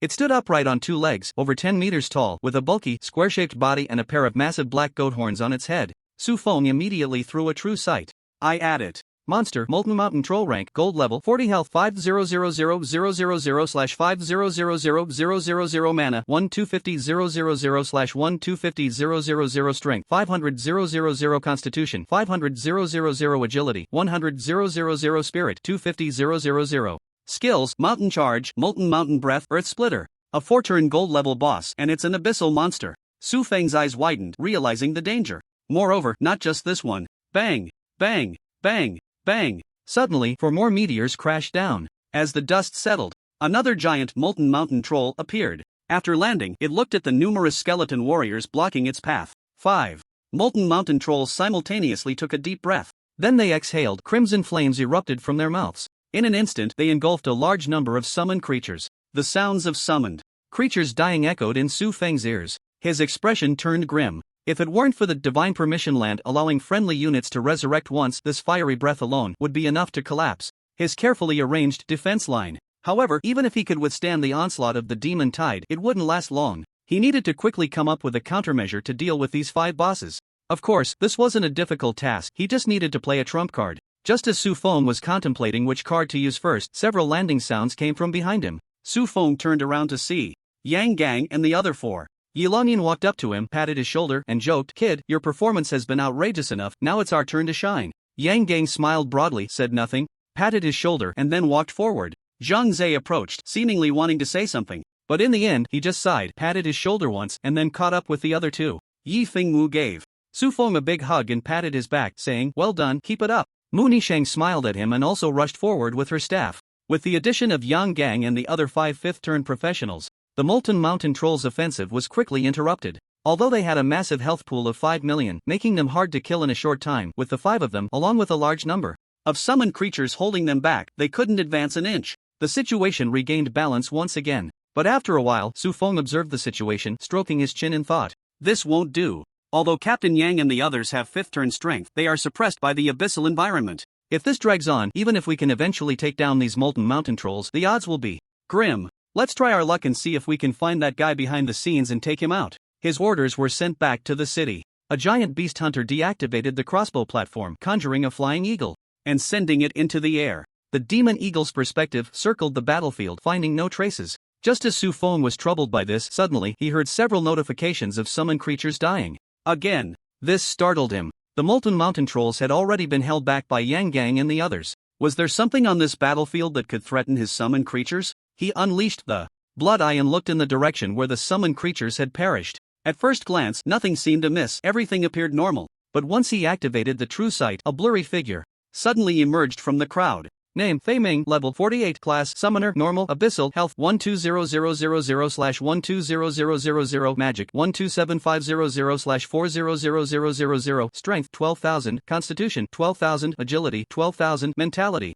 48,000, talent, abyssal protection, S, multicasting, B, skills, summon bloodhound, 3rd transition, summon claw demon bat, 2nd transition, Hell's Gate, 5th transition, equipment, hermit robe, epic, abyssal staff, rare, abyssal crown, rare, description, Fei Ming, born into a prominent family, awakened his B-level talent for multicasting at the age of 18. As a normal class summoner, he was deeply loved by his parents and received full support from his family. However, he was still dissatisfied with his leveling speed. In pursuit of greater strength, Fei Ming chose to ally with the Abyssal Church. To gain entry into the church, he brutally murdered his own parents, and in his quest for power, he became indifferent to life, personally orchestrating several horrific massacres. After reading the information panel of this figure, Su Feng knew he was the mastermind behind the current magical tide. Glancing over his life story, Su Feng's gaze turned cold, his knuckles turning white from clenching. What a beast to kill his own parents in pursuit of power. You still want to execute me? Come on, today, let me show you what despair truly is. Fei Ming blended into the battlefield, using his exceptional combat experience to evade numerous attacks. He cautiously advanced and soon reached the rear of the goblin wizard camp. Watching the figure continuously casting spells and summoning, he gritted his teeth. It's you who ruined my plans. I want to see what you're made of. He used a detection spell on Su Feng. The information that came back made his eyes widen in shock. Name: Su Feng, class Chief Summoner, excellent, level 20. Only these 3 pieces of information. Fei Ming stared intently at the levels section. How is this possible? Only level 20, yet able to summon so many creatures. Oh, I see. SS level. No, SSS level talent. You must possess SSS level talent. How dare you have SSS level talent? Jealous flames burned in his eyes, his ugly face twisted in a grimace. But soon, Fei Ming suddenly calmed down, a smirk spreading across his face as he murmured. Ah, geniuses are the best. I love killing geniuses. Just thinking about a genius begging for mercy in my hands. Just the thought of it makes me feel incredible. He glared at Su Feng, grinning maliciously as a black orb appeared in his hand. He quickly approached Su Feng. When they were only 10 meters apart, he suddenly activated the item. The orb exploded with a bang, rapidly expanding. Soon, it formed a massive light dome enveloping both of them. Su Feng looked on in shock, caught off guard. The 5 members of the sheep gang engaged with the melted mountain troll sensed the commotion and quickly turned to look back, their expressions changing. Oh no, Su Feng is under attack. That's the death space. He, ha ha ha ha. Fei Ming couldn't contain his laughter, covering his face. Su Feng's expression was one of vigilance. He grabbed the staff, fell from the air, and said coldly, "Who are you, and why are you attacking me?" Fei Ming took a deep breath, stopped laughing maniacally, and looked at Su Feng with a sickly expression. "Kid, let me make it clear before you die. I come from the Abyss Church, and my name is Fei Ming. This wave of demonic tide was planned by me to kill the genius candidates participating in the 3rd round of this year's college entrance examination. There's no special purpose, purely for my own amusement. Since you, an arrogant little brat, dared to obstruct my plan, then you'll be the first to go." Su Feng looked around and frowned. "Are you so sure you can kill me?" Fei Ming grinned. "You don't think you have a way to escape, do you? Let me tell you, the item I just used is called the Deadly Space. In this space, only one of us can die to leave. Other than that, there's no other way. You just have to." "Why are you laughing?" He was halfway through his sentence when he suddenly saw the corners of Su Feng's mouth inexplicably rise. Su Feng grinned and said, "It's nothing, you go on." Fei Ming's expression froze as he warily scrutinized him. He had thought that upon hearing the information he provided, Su Feng would despair, would be terrified, even begging on his knees for mercy, asking him not to kill him. But no. Su Feng appeared very indifferent, even unable to suppress his laughter. This situation was somewhat bizarre. Moreover, what was with this aura around him? Why did it give him the feeling of encountering the Abyss Demon King? Impossible, a level 20 kid, what's there to be afraid of? Even if he has SSS level talent. As long as I don't give him time to summon, it's fine. Fei Ming gritted his teeth, suppressing his unease, and took out a scroll, tearing it open immediately. "Let's see how long you can keep pretending. Come. 4th 5-turn dark gold boss Count Black." Su Feng narrowed his eyes and waved his staff. He first summoned a few skeleton warriors to block in front of him. A summoning array appeared beside Fei Ming. Soon, a figure dressed in a tailcoat, tall and thin, with a pale complexion walked out from the array. This outfit. Su Feng's expression turned strange as he looked with the eye of truth. Monster, vampire count, good. No need to look further. Su Feng couldn't help but smile. He raised his hand and summoned Angelina. When the little lowly in a blood-red dress appeared beside Su Feng, the vampire's pale face turned even whiter. It stared wide-eyed, its whole body trembling. Since it was a monster summoned using an item, Fei Ming didn't sense anything wrong. He sneered. "Summoning a second-turn little girl to die, are you even human? What are you waiting for? Count Black, go tear them apart." Count Black looked at him, cursing Fei Ming a million times in his heart. Although it was high level, facing the ancestor of ancestors, what could it do? Let alone that Angelina was only LV20, even if she were LV1, it would be powerless. But due to the constraints of the summoning contract, it could only move its stiff legs with tears in its eyes and walk towards Su Feng and the others. "Ancestor, don't blame me, it's this detestable human controlling me," Count Black shouted in the language of the Blood Clan. Angelina's expression was cold, ignoring him, until Su Feng gently stroked her soft golden hair and asked, "Angelina, is it difficult?" Angelina immediately put on a sunny smile and confidently said to him, "Father, what difficulty could a little vampire pose? Let me go. Tear him apart, take off his head, and use it as your night pot." After saying that, she dashed forward, and several blood mist drill heads appeared around her. Count Black's face turned anxious, quickly using skills to defend. In less than 3 seconds, the Black Count was sent flying. Angelina chased after him and gave him a good beating. However, since the Black Count was a 5-turn dark gold level boss, his health bar was quite long. Even though Angelina was overwhelming him, she couldn't kill him in a short time. Su Feng tilted his head, a half-smile on his face as he looked at Fei Ming and asked, "This little beggar from the Abyss Church, do you have any tricks left? If not, my skeleton warriors are about to make their move. You don't need to be afraid, they won't let you die too easily. Have you heard of death by 1,000 cuts? With their methods, they might not be able to cut you 3,000 times, but 2,000 cuts should be no problem." Fei Ming was dumbfounded. He couldn't detect Angelina's race information, only her level. So he couldn't understand why his 5-turn dark gold boss was being beaten by a level 20 little girl. Hearing Su Feng's words, he sneered. "You think I only have this little bit of skill? Hee. I want to see how you block this next move." He took out a card and threw it into the sky. In an instant, the card transformed into a massive black portal. A terrifying aura emanated from it. This aura even made Angelina's body tremble slightly. She turned to look at the portal, her face filled with disdain. "It's the corrupted clan." Then she thought of Su Feng and shouted anxiously, "Father, he's going to summon a deity." Su Feng also felt it. This momentum was the same as the one he felt from the Bone King back then. Fei Ming laughed loudly. "Kid, now you know to panic, huh? It's too late. Death by 1,000 cuts is indeed nice. But unfortunately, I don't have that much time to torture you. Letting you die quickly would be too easy for you." As his voice fell, from within the black hole, a thick arm, seemingly stitched together from different pieces of flesh, slowly emerged. Its appearance not only affected the few people in the death space but even the armies fighting outside stopped. Yang looked pale. It's over, it's a god, that guy can actually summon the limbs of a demon god. Yi Longing stared blankly, feeling as if the strength in his body had been drained, collapsing to the ground. Even when he faced a 6-turn boss back when he was only 3 turns, he hadn't shed a tear. But at this moment, tears surged forth, soaking the ground. He couldn't believe that a genius destined to become a war king would fall here.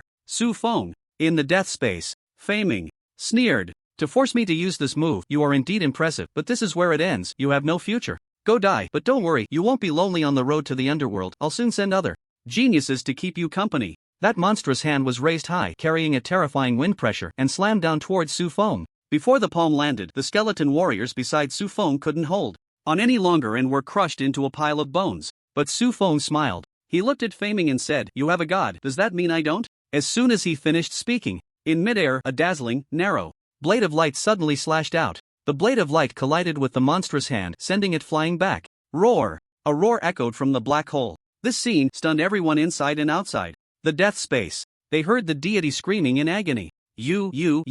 Fei Ming looked at Su Feng with a pale face. To be precise, it was the tall skeletal shadow behind him holding a large blade. He never expected that Su Feng, being only level 20, could also summon god-level power. To know, he had exchanged the lives of all his loved ones and his own soul for the chance to have the corrupted demon god make a move once. Fei Ming didn't know. What right does Su Feng have? Su Feng stared at the monstrous hand that was slowly retracting into a black hole. He grinned and said, "Trash, it seems your god has abandoned you." As soon as the words fell, that retracting arm suddenly focused again. It lunged at Su Feng once more. Fei Ming saw the scene and his dazed expression instantly brightened. He only had one chance to attack. But now, the corrupted corpse demon god was making a move again. That meant it was really angry. When a god is enraged, countless corpses float and blood flows like a river. Su Feng's expression turned cold. This guy was a bit too shameless. After being given a knife, it still wouldn't back down. Since that's the case, then let this hand stay. With that thought, Su Feng used up all the remaining 2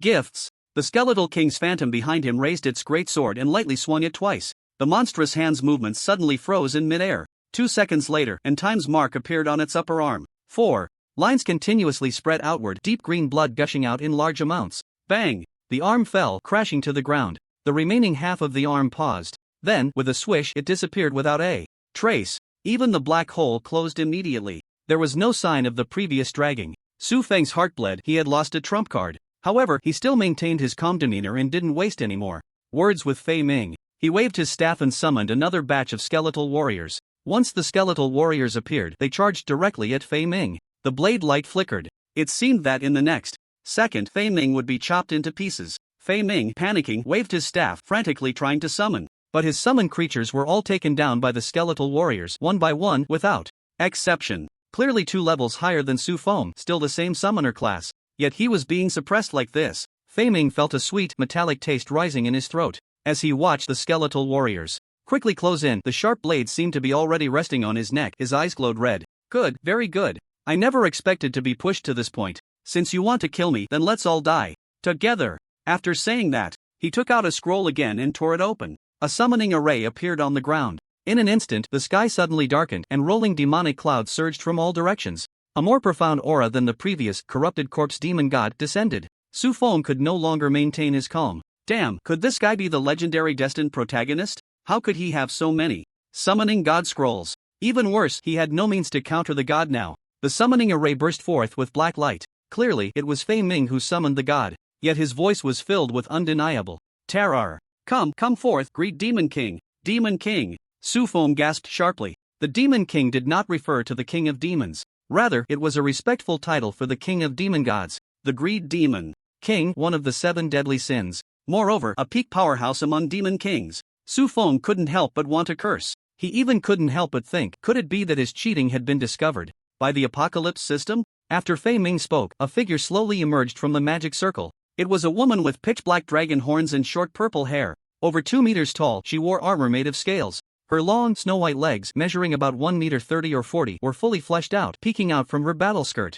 The Greed Demon King slowly opened her eyes, and the aura around her instantly condensed. This did not make those around her feel any better. Instead, when the purple light in her eyes dissipated, everyone inside and outside the death space felt a chilling sensation as if their souls were being targeted. Who dares to summon me? The Greed Demon King spoke, her tone indifferent. Fei Ming trembled as he raised his arm, gritting his teeth and said, "Lord Demon King, it's me, the greedy Demon King." Glanced at him and said, "Where is the sacrifice?" Fei Ming took a deep breath, calming his mind, and waved his hand. Countless black smoke poured out from his gray robe. Not only that, those abyssal monsters he summoned from outside the deadly space all let out miserable and terrified cries. They slowly collapsed to the ground, convulsing wildly, a large amount of black mist surging from within them. Once all the black mist gathered in Fei Ming's hands, he cupped them reverently and presented them forward, saying, "My lord, this is the sacrifice I prepared." The greedy Demon King merely glanced at it, nodded slightly, and then looked at Su Feng. "What about yours?" Su Feng was taken aback, a hint of confusion on his face.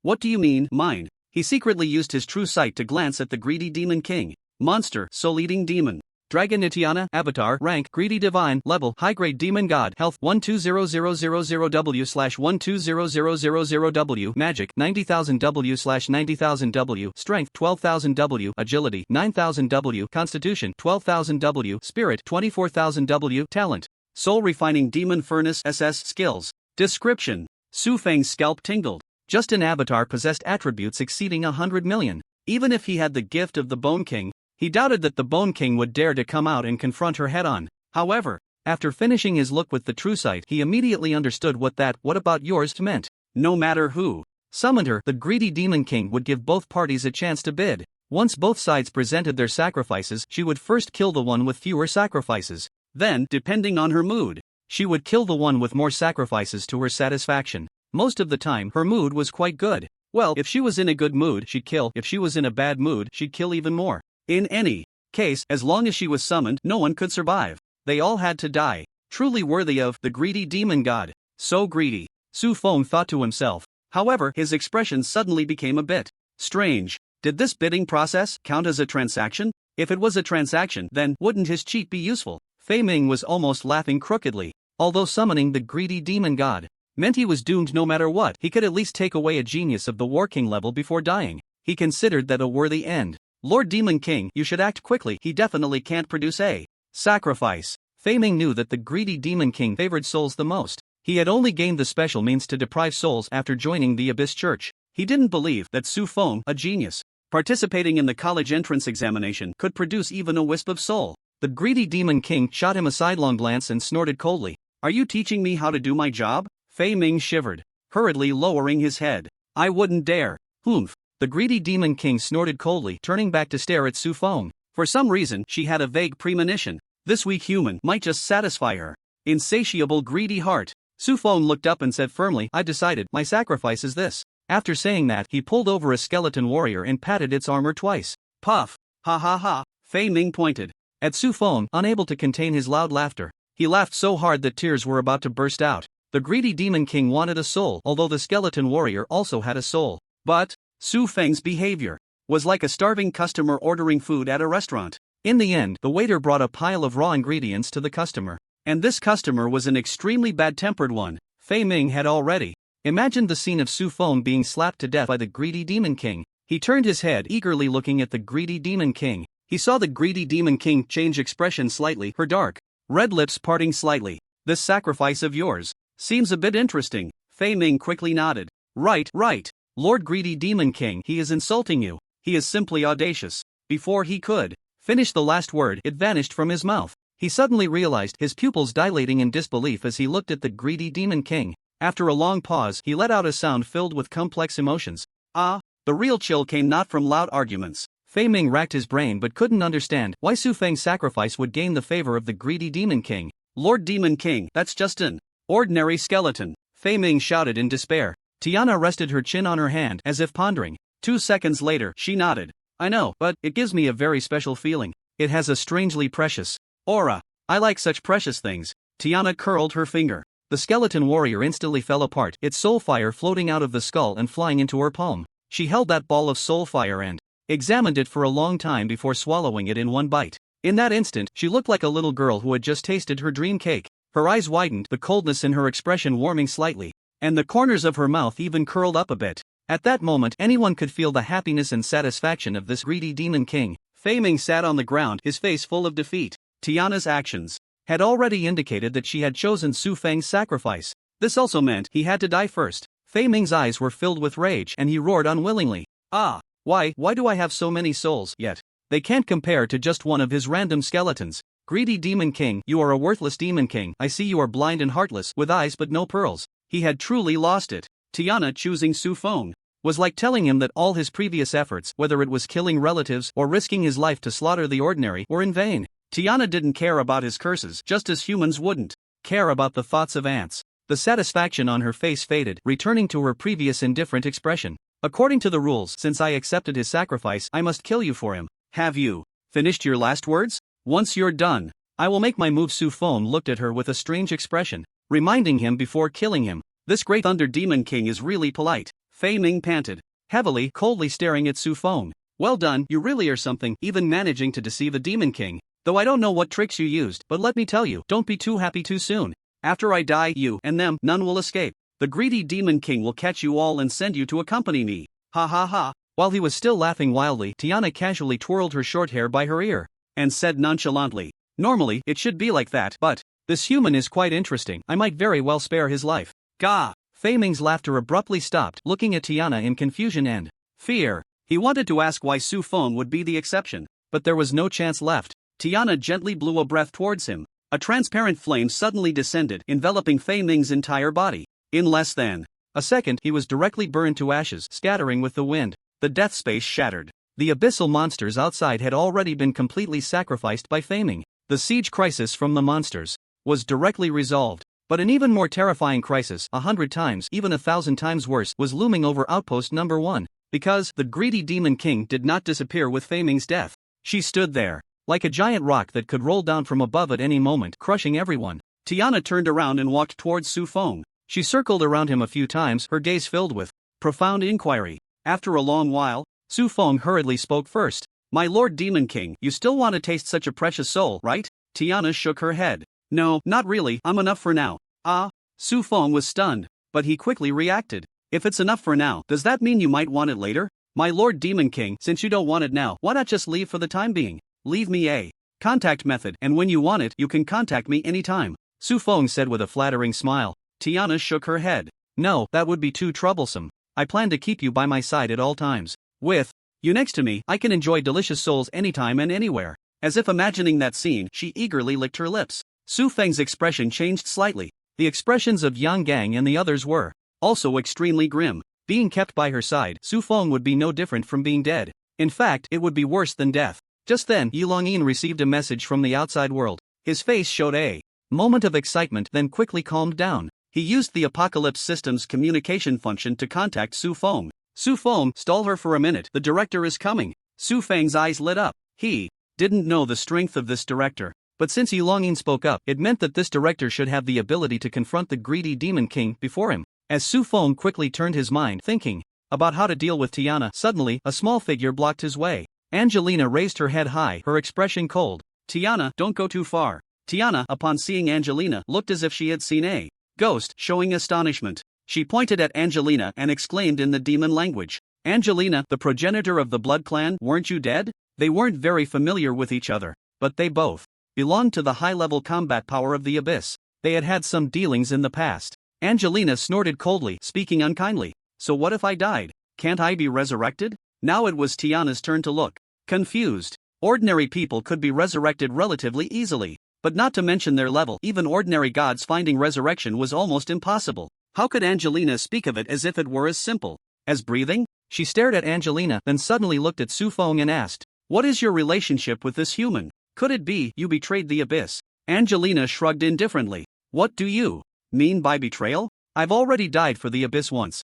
It was my father who gave me a second life, and now I just want to live for my father. I warn you, if you dare to touch a single hair on my father, be prepared for a full-scale war between the Blood Clan and the soul-devouring Dragon Clan. Tiana frowned slightly, staring at her father. She didn't understand how could Angelina, this ancient monster who had lived for who knows how many years, refer to this weak human in such a way. Thinking of how Su Feng could satisfy her nearly insatiable desires, she instinctively guessed. Su Feng must have a great secret. Tiana's divine sense swept over Angelina, and a faint smile appeared at the corner of her mouth. With Angelina's current strength, even if she could command the entire Blood Clan, reaching the depths of the Abyss would not be an easy task. At that moment, Angelina realized something, her face darkening as she held Su Feng even tighter.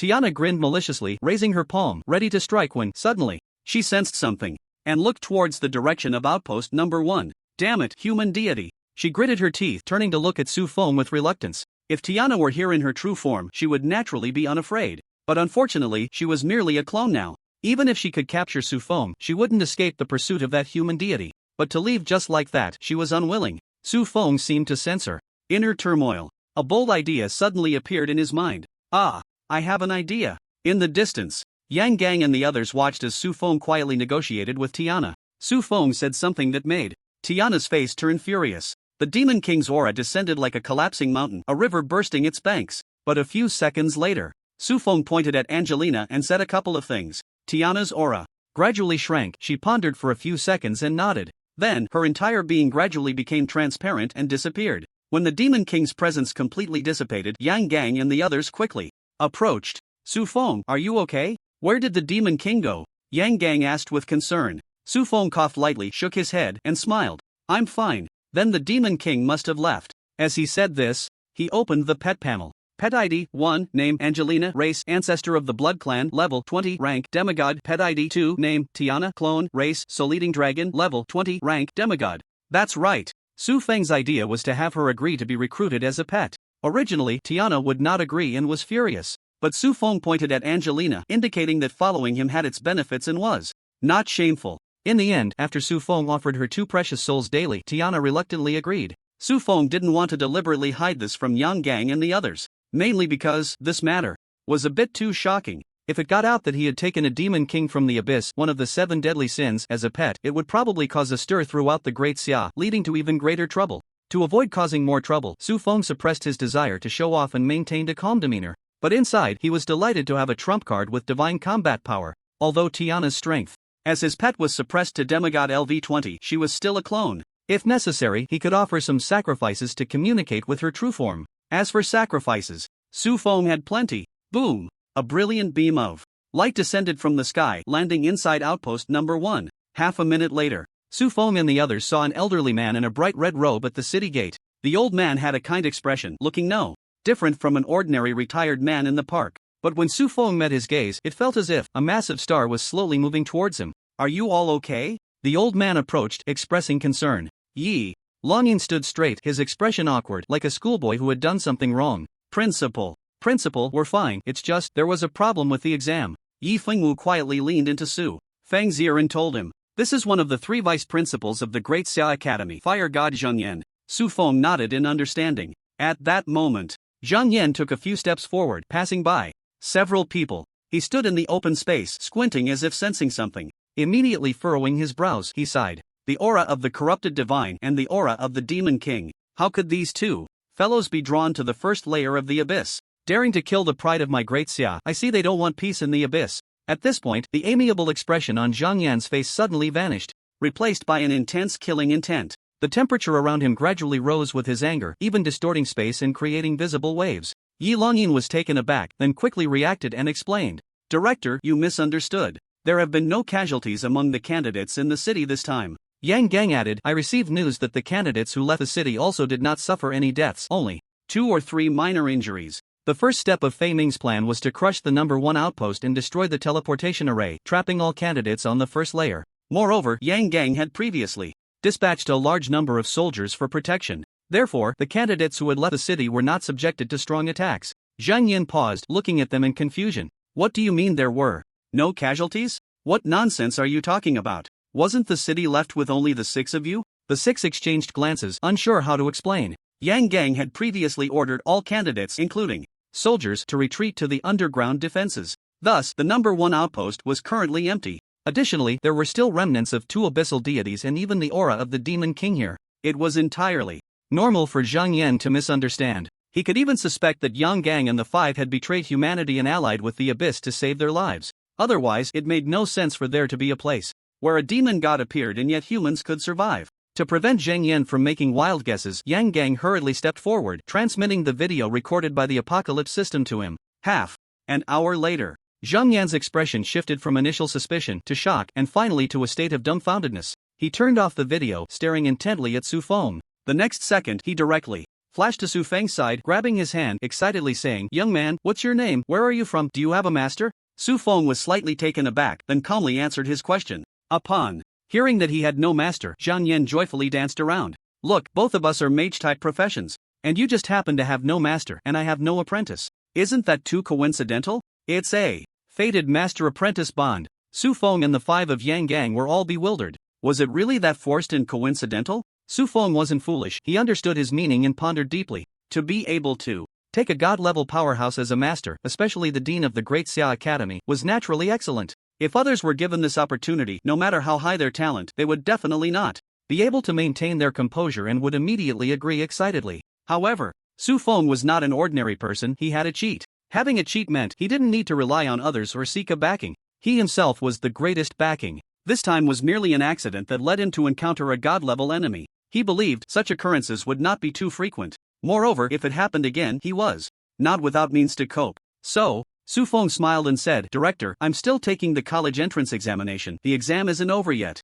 If my results aren't good enough for the Great Xia Academy, wouldn't that be embarrassing for you? How about we wait until the college entrance examination is over to discuss this? You can think about it some more. Upon hearing this, Zhang Yan and the five of Yang Gang were all stunned. Su Feng's refusal was very clear. Because of this, the others found it unbelievable. The one wanting to take him as a disciple was one of the three vice deans of the Great Xia Academy. There was no obligation to take on disciples. For an ordinary student to become a mentor's student was already something hard to come by. He now has the opportunity to become the direct disciple of the dean, yet he actually refused? This truly confounds the others. Yi Longyin wanted to speak up to explain the pros and cons to him, but he was stopped by Yi Fengwu. Zhang Yan was taken aback, not expecting that his moment of impulse, his attempt to be outgoing, would lead to such a result. But recalling Su Feng's stunning performance in the video, he couldn't help but say, Aren't you going to think about it a bit more? Su Feng chuckled and shook his head. Zhang Yan sighed in regret and nodded. Alright, let's talk again after your exam is over. I'll think about it some more, and you must consider it carefully too. In the end, Zhang Yan walked into the teleportation array with reluctance, looking back 3 times. Yi Longyin was furious and approached Su Feng, muttering, Su Feng, what on earth are you doing? Do you know that's Dean Zhen? If you become his disciple, your path as a professional would be smooth sailing, full of brightness. Yet you refused. I really don't know what you're thinking. Su Feng smiled and turned to look at the distant rolling mountains, calmly saying, Brother Yi, it's not that Dean Zhang is bad, but I don't want to be too tied down by others. My future should be determined by myself. Moreover, is a smooth path necessarily a good one? I actually crave a bit more challenge. Since Su Feng became a professional, he has faced numerous challenges, but each time he managed to turn danger into safety. Time and again, these challenges not only tempered his fear of death and crisis but also brought him numerous benefits. He has developed a bit of a love for adventure. There's a saying that goes well, the greater the storm, the more precious the fish. Without experiencing danger, how can one become strong? As long as one has the strength to cope before danger arrives, that's enough. Yi Longyin and the others stared at him blankly. At this moment, every strand of the young man's hair shimmered with a dazzling confidence. It made them feel as if they were seeing their former selves. Once upon a time, they too were so spirited and ambitious. Unfortunately, as they aged and experienced more, they gradually began to weigh the pros and cons, instinctively making the optimal choice. The optimal is not necessarily the best. What they considered treasures might be as insignificant as dirt. In Su Feng's eyes, you sigh, I really don't know what to say. I hope you won't regret it. Yi Longyin sighed and turned to leave. Yang Gang said, I'll go organize them to continue the exam and also apply for an extension of the exam time. He mumbled as he left. Zhang Zhe and Yi Fengwu also went to help. Su Feng stood by the city wall, feeling the deep abyssal wind carrying the scent of gunpowder. Suddenly, a soft voice sounded beside him. If you don't want to be tied down by others, why are you provoking Xianer and Lingyun? Su Feng turned his head. The speaker was Munishang. He remembered this beautiful woman was speaking to him for the first time. She was now looking at him with a resentful gaze. Thinking of her question, Su Feng was at a loss for words, unsure how to explain. Munishang snorted lightly, turned, and left with a graceful and full figure, walking away. After the ban was lifted, the candidates gradually emerged from the underground defenses. They had no idea what had happened. They only felt that someone had maliciously manipulated things, preventing them from taking the exam normally. One youthful face after another was filled with indignation. But no one caused a scene anymore, scrambling to leave the number 1 outpost. Luo and Xiao walked at the back of the line. Luo Xiaoyu was still a bit absent-minded, trembling with fear. Suddenly, a tall figure cast a shadow over them from the front. The 2 girls looked up. It was Su Feng. They hurried forward and leaped into his arms. Are you all right? Xiao Lingyun asked with concern. Su Feng gently patted her head. Then he looked at Luo Xiaoyu and said, Don't worry, just follow me. With that, he led the two women out of the city. Before long, in a cave, the three of them stood beside a fainted figure. This figure was Luo Qingcheng. It was she who had drawn Fei Ming into the completely sealed examination room. Luo Xiaoyu glared at her with gritted teeth. If it weren't for Su Feng discovering her wrongdoing first, the entire Luo family would probably have already faced disaster. I suggest we just kill her to eliminate future troubles, Su Feng said indifferently. If it weren't for Luo Xiaoyu, he would have handed this person over to Yang Gang long ago. At that time, her fate would not be any easier than death. A simple death might even be a relatively easy ending for her. But as soon as she heard Su Feng wanted to kill her, Luo Qingcheng could no longer maintain her facade. She immediately opened her eyes and shouted in a panic, "No, don't kill me." Luo Qingcheng crawled to Luo Xiaoyu's feet, hugging her thigh and pleading, Sister, I didn't mean it. I didn't expect him to be so crazy as to attack all the candidates. I just wanted to teach you a little lesson. I didn't mean it. Boo-hoo, sister, you can't kill me. If you kill me, Mom and Dad will be sad. Luo Xiaoyu looked down at her, her anger long gone. Her expression was indifferent as she reached out to gently stroke Luo Qingcheng's flawless face. Luo Qingcheng, it was because Mom and Dad spoiled you too much that you made such a big mistake. If you are not dealt with today, in the future, you might drag the entire Luo family down with you. Don't worry, I won't kill you. After all, you are Mom and Dad's most beloved daughter. After saying that, a glimmer of light appeared at her fingertips. Xia Lingyun stared at Luo Xiaoyu, feeling that the current Luo Xiaoyu was a bit strange. She seemed like a heartless divine envoy who disregarded all life. Life in her hands was a toy to be manipulated at will. She gave Su Feng a glance. Su Feng, however, smiled calmly. He had long known that Luo Xiaoyu had this side, so he knew what she wanted to do. Her talent, Holy Light Purification, was an SS-level talent. It was a terrifying ability that could purify the sins of the soul. After being purified, the soul would no longer have a trace of evil thoughts, henceforth turning towards the light. Su Feng sighed lightly. His thoughts were not wrong. Death was indeed the easiest ending for Luo Qingcheng. Unfortunately, this fool did not understand how to make the right choice. Luo Xiaoyu's palm pressed against Luo Qingcheng's head. The light continuously blossomed in her hand. A surge of malice suddenly appeared in Luo Qingcheng's eyes. Then, as if she were a candle being lit, the malice in her eyes gradually dissipated. Her body twitched continuously. At some point, the dagger she had been holding fell to the ground. After a long while, Luo Xiaoyu let out a long breath and took a step back, feeling somewhat fatigued. Su Feng supported her and looked at Luo Qingcheng. At this moment, Luo Qingcheng's eyes were hollow, and a faint smile appeared on her face. It gave a sense of tranquility, as if time was peaceful and life had no desires. Su Feng wanted to ask something, but Luo Xiaoyu grabbed his hand and whispered, "Can you leave her to me? I will handle it well." Su Feng had the same thought. He nodded and said no more. The four of them quickly left the cave and discussed continuing to the ogre's lair for the examination. With Su Feng's current strength, the ogre's lair, which had once posed some difficulty for him, was now a smooth path. As other candidates were still outside the instance looking for ogres to adapt to their attacks, he had already led the two women through several rounds of hell difficulty, pulling their scores to an extremely terrifying record. 10 days later, Outpost Number 1, beside the teleportation array, Su Feng gave Yang Gang a big hug. "Station Master, we're leaving now, keep in touch." Yang Gang's face showed little sadness at the farewell. He chuckled lightly, patting Su Feng on the shoulder. "Work hard to improve your strength. I hope the next time we meet, you already have your own team and can explore the second layer of the abyss." Su Feng smiled. "You really don't think highly of me, just the second layer?" Yang Gang was taken aback and instinctively said seriously, "You have to eat one bite at a time, walk one step at a time. Everything has a gradual process. But, if it's you, I believe you can achieve things I can't even imagine." Su Feng smiled lightly. "Of course, I'm off. Goodbye." After bidding farewell to Yang Gang, Su Feng took the two girls towards the teleportation array. "Su Feng, I'll be waiting for you at the Dasha Academy. Don't stand me up." Just before entering the teleportation array, Luo Xiaoyu grabbed Su Feng's hand and earnestly reminded him she still had some matters to attend to at home, so she had to part ways first. Su Feng patted her head, and this time, Luo Xiaoyu did not dodge. "Alright, if you need help, remember to contact me." The three who had fought together in the dungeon for 10 days parted ways. Meanwhile, a large number of candidates also returned to their respective cities through the teleportation array. In a provincial city, the light of the teleportation array landed on the academy playground. Journalists who had been prepared rushed forward, surrounding the student who had won the top scholar of the province. "Student Wang, congratulations on becoming this year's top scholar in our province. Do you have anything to say?" "Student Wang, did you encounter this year's national top scholar Su Feng during the exam? Can you tell us what kind of person he is?"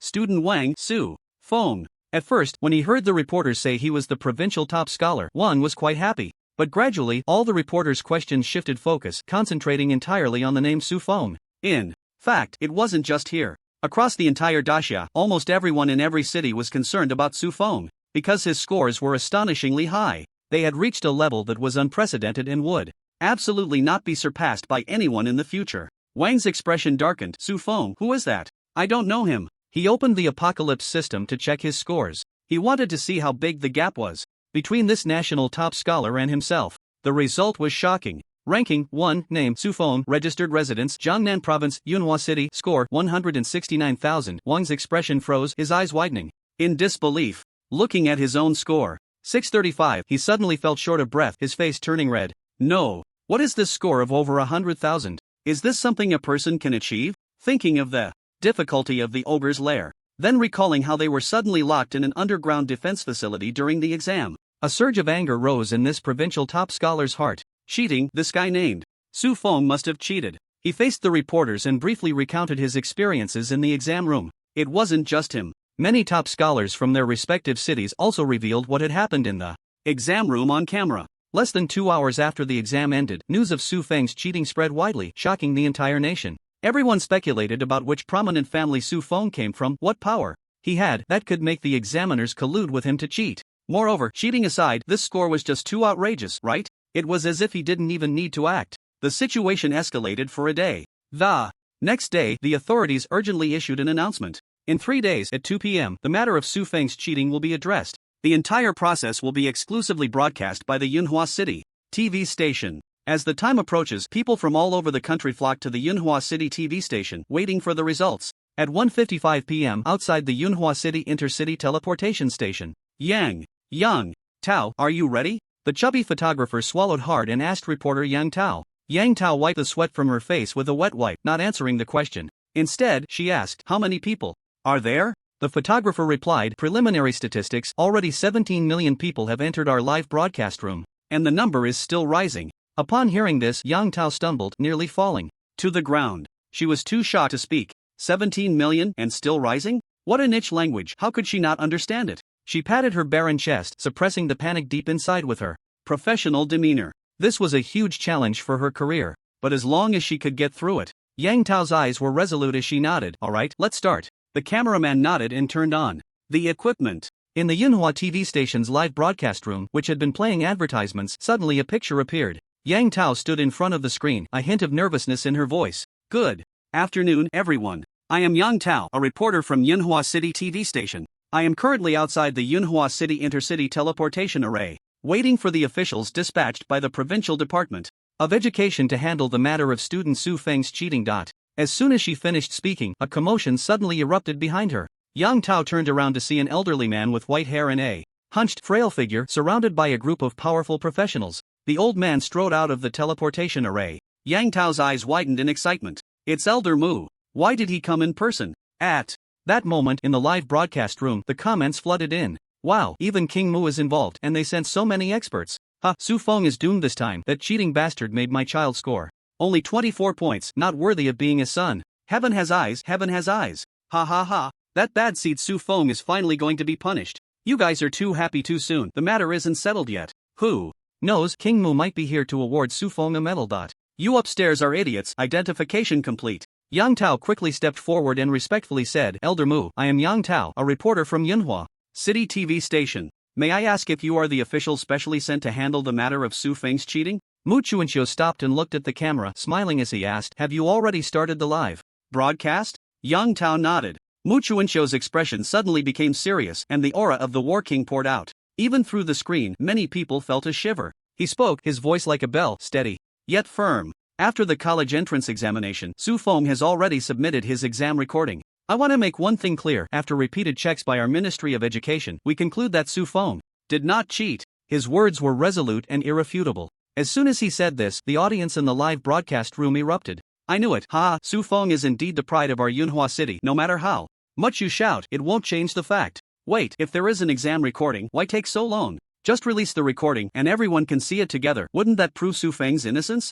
Upstairs, my brother works in the Ministry of Education. He is one of those who checks Su Feng's battle recordings. After coming home, he couldn't sleep for 3 days. Now, whenever Su Feng is mentioned, he can only say pervert. Is it possible that the authorities are withholding the recordings because they fear our resolve will collapse? I don't believe it unless I get to see it. Yang Tao clenched her fists in excitement, knowing that Su Feng wouldn't let them down. But then she thought again and looked at Mu Chuanxiu and the few extraordinary professionals beside him. These people had stern expressions and stood tall like guns, giving off a sense of steel and iron. She curiously asked, "So, did you come here specifically for?" At this, Mu Chuanxiu smiled mysteriously, teasing them. "You'll find out soon enough. Let's go find Su Feng first." The group quickly arrived outside an old residential complex. After getting out of the car, Mu Chuanxiu looked around in astonishment and asked, "Are you sure Su Feng lives here?" Even the comments in the live stream seemed incredulous. There are still such rundown neighborhoods in Yunhua City? As a local, I've never seen this. I'm shocked. Who would have thought a top scholar could come from such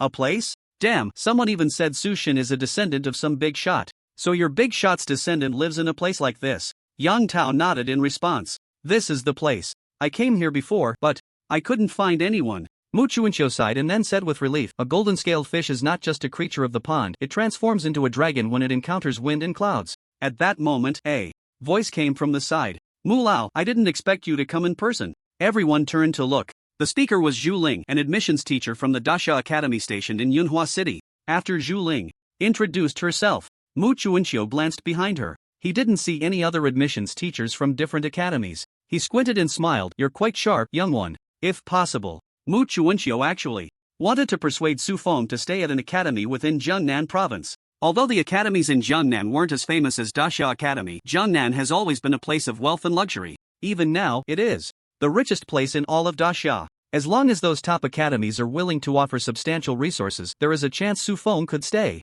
Given time, a war king would surely emerge from Jiangnan province. The academy Su Feng attends would also rise to prominence. Unfortunately, Mu Chuanxiu wanted those people to politely decline his suggestion. They were all wary of Su Feng's potential cheating. Even if he wasn't cheating, given Su Feng's current reputation, admitting him would affect the academy's reputation. Looking at Zhu Ling, who had caught up with them, Mu Chuanxiu felt that those guys were short-sighted and not worth collaborating with. No wonder Daxia Academy could become the top academy in Daxia. The group entered the residential complex, inquiring along the way. They soon arrived at Su Feng's doorstep. After knocking, a lazy voice came from inside. "Coming." Su Feng opened the door, looking drowsy and only wearing a simple white tank top. On the day the college entrance examination ended, Xia Lingyun received an admission invitation from Shuemu Academy. Mu Nishang even personally called her, urging her to report to the academy as soon as possible. Considering that both Shuemu Academy and Daxia Academy are located in the capital of Daxia, Shangjing, Xia Lingyun discussed it with Su Feng and agreed.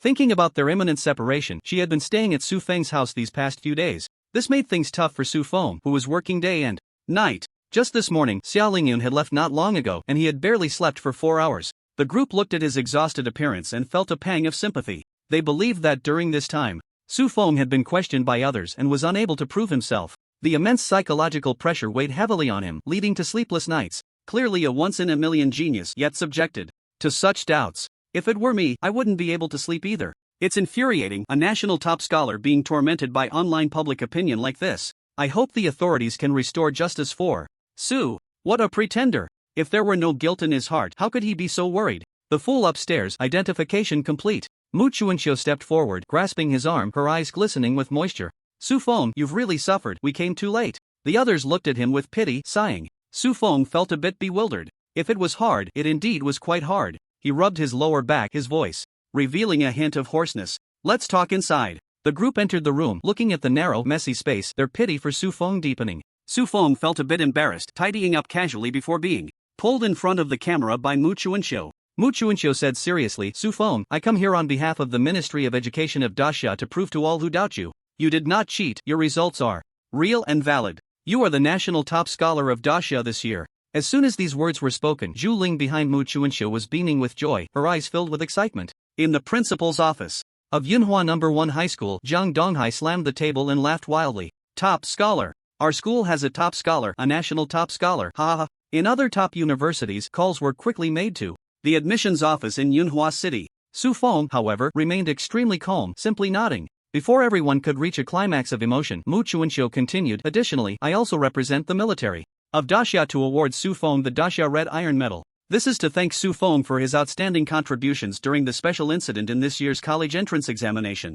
With that, the room fell silent and the barrage of comments ceased. Su Feng was also dumbfounded, somewhat overwhelmed, because this red iron medal was a genuine military honor. Every person who could receive a military medal was a hero, who had made significant contributions to a city. Moreover, the title of War King in Daxia is determined by the accumulation of military medals. Military medals are divided into 5 ranks: red iron, bright silver, bright gold, shining diamond, and War King. 10 red iron medals can be exchanged for 1 bright silver medal, and so on. Su Feng felt as if he had just awakened from a dream. He took a red 5-pointed star medal from Mu Chuanxiu's hand. He had thought the authorities would reward him, but he never expected the reward to be so generous. Receiving this medal meant that he was no longer an ordinary professional. Instead, he was officially recognized as a hero. Night fell, the moonlight was lonely. Su Feng returned home, flopping onto the bed, his face weary. After Mu Chuanxiu personally visited him during the day to prove he hadn't cheated, his status as the top scholar was solidified. Later, he returned to school, meeting dozens of important figures and receiving a multitude of rewards.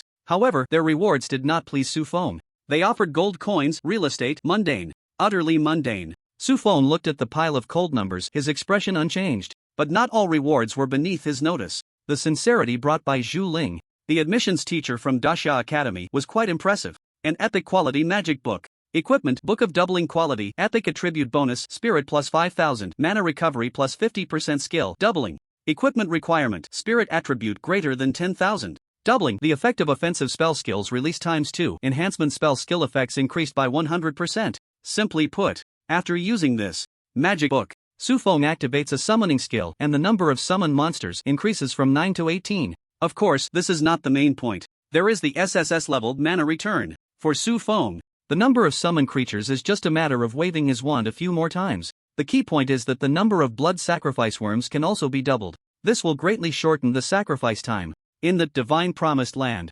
Besides the equipment, Zhu Ling also gave him 2 skill books. Item: Summon Thunder Spirit Skill Book. Learning requirement: Summoner Spirit Attribute greater than 20,000 points.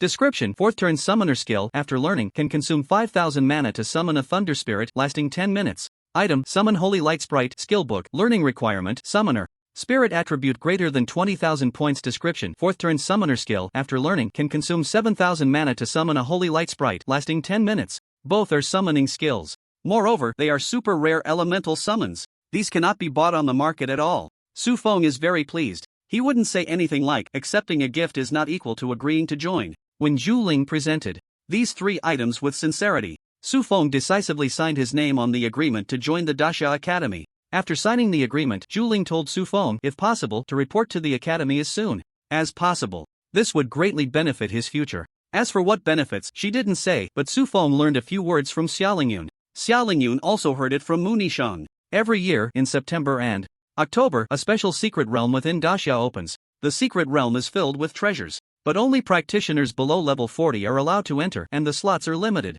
Therefore, before the secret realm opens, the Daxia officials hold a nationwide selection competition. They, as newly enrolled practitioners, are also qualified to participate in the selection. Of course, neither Mu Nishang nor Zhu Ling thinks Su Feng and Xiaolingyun have a chance to secure a spot. After all, they have just awakened not long ago, and their levels are too low. In the past, those who secured spots were almost all stuck at LV40 without breaking through, but their combat power could rival that of super geniuses at the 5th or even 6th turn. Encouraging them to participate in the competition is mainly to help them gain experience for future opportunities. Urging them to report to the academy quickly is also to help them break through levels and undergo special training. Unfortunately, in Su Feng's mind, there has never been a concept of accumulating experience. Either he doesn't participate or he directly takes the top spot. What does it mean to just scrape by? Su Feng also doesn't want to find someone to help him complete the breakthrough task after entering the academy. In fact, he will definitely choose a special task for his second breakthrough task.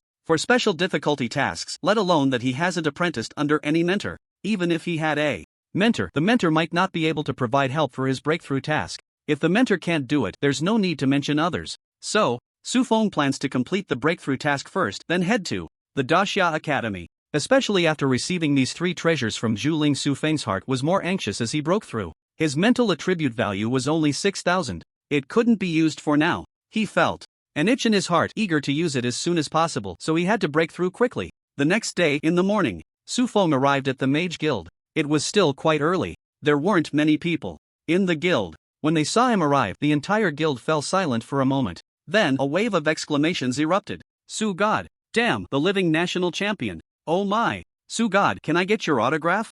Idol, please accept my bow and grant me a bit of luck. Su Feng maintained a calm expression, revealing a faint smile, greeting everyone. He had anticipated this situation long ago. He was now an officially recognized hero. Such a person, wherever he went, was the center of attention. If it weren't for the early hour, he would probably have to wear a mask to go out. Otherwise, it would easily cause a traffic jam on the streets. After satisfying a few fans' requests for autographs, these people wisely made way. Su Feng smoothly approached the task crystal. With the experience from the last time, he knew what to do and gently placed his hand on it. Task information suddenly appeared before his eyes. Ding! Detecting your level has reached level 20. Loading breakthrough tasks. Ding! Your third transition breakthrough tasks are as follows. Simple task: clear a dungeon with a level restriction of LV10 LV20. Normal task: solo kill 5 LV20 black iron level bosses. Difficult task: kill 1 LV20 gold level boss. Hell task: clear the Hell difficulty dungeon Fallen Castle. Special task: explore the illusory forest and obtain illusory spirit leather 0 to 1, confusion poison sac 0 to 1, deceptive tree heart 0 to 1, life spring 0 to 1, tree spirit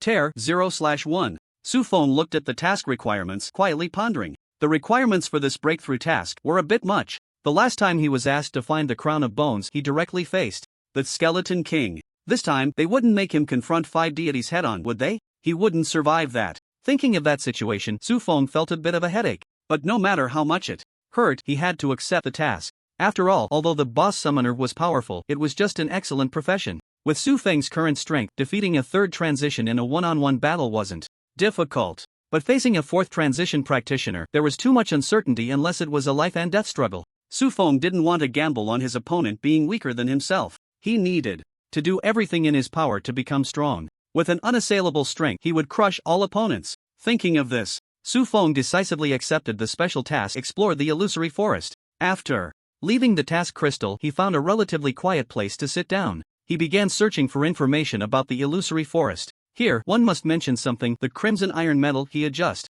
obtained. This metal not only brought him glory but also granted him access to the internal information network of the Great Xia official. Through the official information channels of Great Xia, what Su Feng could obtain was naturally more comprehensive than other means. However, after searching the internal information network for a long time, Su Feng only found the location of the illusory forest and some background information. It was said that it was originally an ordinary forest scenic area. Like many secret realms, decades ago, one morning, when the locals woke up, they found the forest shrouded in a thick fog. Not long after, the fog dissipated. But this forest also became exceptionally dangerous and bizarre. Monsters are everywhere, not to mention those who enter are likely to go mad. Since then, 9 out of 10 who enter the forest do not return. The one who does come back is also insane, mentally disturbed. Because of this, the illusory forest gradually became a forbidden place that no one dared to explore. Su Feng looked at the information he had retrieved and couldn't help but click his tongue. No one knows what drives people mad inside the illusory forest.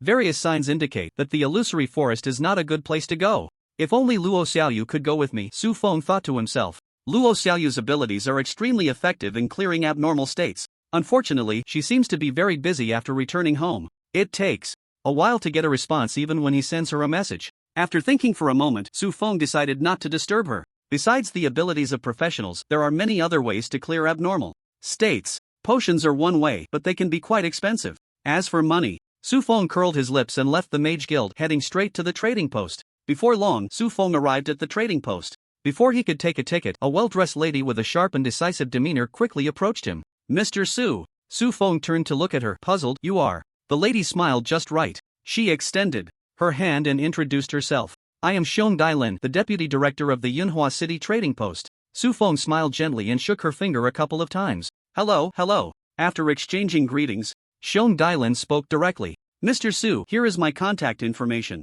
You are a holder of the Crimson Iron Metal, which makes you a VIP of our trading post. The trading post will do its best to provide you with trading convenience. All the materials you purchase will receive a uniform 20% discount. If our trading post does not have the goods you need, you can pre-order. Within 3 days, we will retrieve the items you need from all over the country. Listening to the deputy director introduce a bunch of VIP privileges, Su Feng's eyes lit up more and more. He wasn't afraid of spending money. His main concern was that he might not be able to buy anything even if he spent money. The trading post could pre-order and retrieve goods from across the country. It would be much more convenient for purchasing experience books and such in the future. Moreover, perhaps the items needed to complete breakthrough tasks could also be obtained through the trading post. As Su Feng thought about this, he informed Xiong Dailin of the 5 items he had completed the task with. Xiong Dailin immediately instructed her subordinates to check. Then she invited Su Feng into a VIP lounge. Before long, a subordinate reported back, awkwardly saying, "Sorry, Mr. Su, our trading post does not have the items you need. Nationwide, we only found 2 pieces of the transmutation tree heart." Su Feng felt a bit disappointed, but it was also normal. How could special tasks be so easily completed? He nodded and said, "Alright then, please help me find all the potions and items that can remove negative states." The person was taken aback. Xiong Dailin was also somewhat surprised and instinctively asked, "All?" Su Feng nodded, "Is there a problem?" Xiong Dailin kindly reminded him, "Mr. Su, items that remove negative states are in high demand among professionals. Therefore, the trading post generally stocks a large quantity. Are you sure you want to retrieve all of them?" Su Feng hesitated for a moment, then thought and said, "In that case, just bring the ones with better effects, no need for the ordinary ones." Xiong Dailin and her subordinate exchanged glances. They both felt it was somewhat strange. Even if it was just the ones with better effects, the quantity wouldn't be small. They knew Su Feng had become the top scholar in the country and should have received quite a few rewards. But did he really have the financial means to afford it? Xiong Dailin waved her hand, signaling her subordinate to fetch the goods. She was contemplating how to help Su Feng out of his predicament, ensuring that this willful guest wouldn't feel too embarrassed. Soon, batches of potions and props were delivered to Su Feng. The subordinate who went to retrieve the goods reminded him, "Mr. Su, the market price for this batch of potions and props is a staggering 50 million gold coins. Since you are a first-class VIP, you get a 20% discount, so you need to pay 40 million gold coins." Xiong Dailin had already thought of a good excuse for Su Feng. Just as she was about to speak, she saw Su Feng take the invoice and without hesitation click to pay. In the next moment, Xiong Dailin saw all the potions and props disappear. This indicated that the transaction was complete. Su Feng had indeed taken out a full 40 million gold coins in one go. Xiong Dailin was completely stunned. Even though she was the director of the trading center and had seen many wealthy people, those with fortunes exceeding 100 million were numerous. However, in Xiong Dailin's understanding, the wealthier a person was, the less likely they were to spend money extravagantly, because their money needed to be invested in assets. To be able to take out 40 million gold coins like Su Feng did to purchase supplies was a rarity among the wealthy of Yunhua City. And to complete the transaction without changing his expression, spending 40 million gold coins as easily as breathing or drinking water, was absolutely unheard of. How much could this national champion possibly earn? Xiong Dailin was momentarily dazed. Su Feng paid no attention to their astonishment. He busied himself organizing the items in his backpack. After categorizing the potions and props, he nodded in satisfaction and stood up, saying, "Alright, the transaction is complete. If there are no issues, I'll be on my way." Xiong Dailin glanced at her subordinate, and after he nodded, she stood up and said, "I'll see you off." The two walked out of the VIP lounge. When they reached the hall, they heard a commotion. A woman with thick-framed glasses and hair like a bird's nest stood in front of the trading window. She was banging on the counter, exasperated, saying, "The materials used to refine my miraculous potion alone cost over 1 million. The effects are astonishing, capable of clearing all negative states. It can even suppress negative states below the 5th layer of the abyss. If it weren't for my current lack of research funds, I wouldn't sell it. You tell me, it's only worth 100,000 gold coins?" The young lady at the counter replied helplessly, "Dear customer, your potion has not been registered with the Alchemist Guild. Moreover, there are no relevant transaction records in the market. 100,000 gold coins is already the highest price our trading center can offer. If you are still unsatisfied, I suggest you try putting it up for auction." The woman with the bird's nest hair looked aggrieved and muttered, "Registering a self-developed potion requires disclosing the material formula, and for the first 3 years, no fees can be charged. How much money do I lose because of this? Also, registering once costs 10 million gold coins. Where am I supposed to get that much money?" The young lady at the counter shrugged helplessly, saying, "This is not an issue with our trading center." "You?" The woman gritted her teeth, and after a long pause, she sighed deeply, took back her potion, and turned to leave. At that moment, Su Feng stepped in front of her and smiled, saying, "Can I take a look at your potion?" The woman was taken aback and said warily, "This potion is very valuable. If you break it, can you afford to pay for it?" Xiong Dailin, hearing this, said helplessly, "You don't know him? He is the national champion this year, Su Feng. Just now, Mr. Su spent 40 million in one go. Do you think he can't afford to pay for your potion?" Upon hearing 40 million, the woman gasped, looking at Su Feng in disbelief. "I really can't figure out how this ordinary-looking, somewhat overly young boy could be so wealthy." Su Feng laughed. "I just happen to need a potion to clear negative statuses. If your potion is as effective as you say, I'm willing to pay 2 million for each bottle." 2 million? The woman's eyes sparkled with the glint of gold coins. She hesitated for a moment before handing the potion to Su Feng. Su Feng used his true sight to look at the potion. Item, magical potion, self-developed. Description, after use it can completely clear all mild negative statuses in the body and lasts for 30 seconds, without acquiring any negative status. Su Feng nodded secretly. This bottle of potion could directly clear negative statuses, and all of them, although they were only mild. But compared to the potions he had bought earlier, this was already considered a miracle potion. Those potions could only reduce the accumulated value of negative statuses. For example, if a negative status needed to accumulate 100 points to erupt, the best effect of the potions in his inventory was to reduce it by 50 points. But if the status had already erupted, those potions were useless. He could only use another type of potion to slow down the effects, but none could clear them. Indeed, expensive things only have one drawback, which is that they are expensive. And this drawback, in Su Feng's eyes, was not a drawback at all. How many of your potions do you have? I want them all, Su Feng said calmly. The woman was taken aback, her eyes filled with wild joy, but she hesitated a bit. It seemed she was reluctant to sell all her hard work. Seeing this, Su Feng held up 3 fingers. 3 million per bottle. Hissed, the woman gasped. Her gaze was fixed on his 3 fingers. Her lips trembled slightly, but the hesitation in her eyes had not completely dissipated. 4 million. Su Feng continued indifferently. The woman was completely stunned. Before she could react, Su Feng said, 5 million. 6. Enough. I have 10 bottles here. Are you sure you want them all? The woman hurriedly grabbed his fingers, her breath a bit rapid, speaking quickly. She had really never seen someone as extravagant as Su Feng before. It was simply unreasonable extravagance. Hand them over, Su Feng simply said. Soon, the woman sent a trade request, and Su Feng immediately agreed and made the payment. After 50 million was credited, the woman looked incredulous. She extended her hand to count the number of gold coins in her inventory, counting back and forth several times. Her face was so excited that she didn't know what expression to make. After Su Feng checked that the potions were fine, he smiled at her. My name is Su Feng. If you have similar potions to sell, in the future you can find me. For Su Feng, money was hardly considered money at all. So, if someone needed money and could produce something he found valuable, he was very willing to be a discerning angel. Investor. The woman looked at his outstretched hand, her eyes shining, and quickly grabbed it.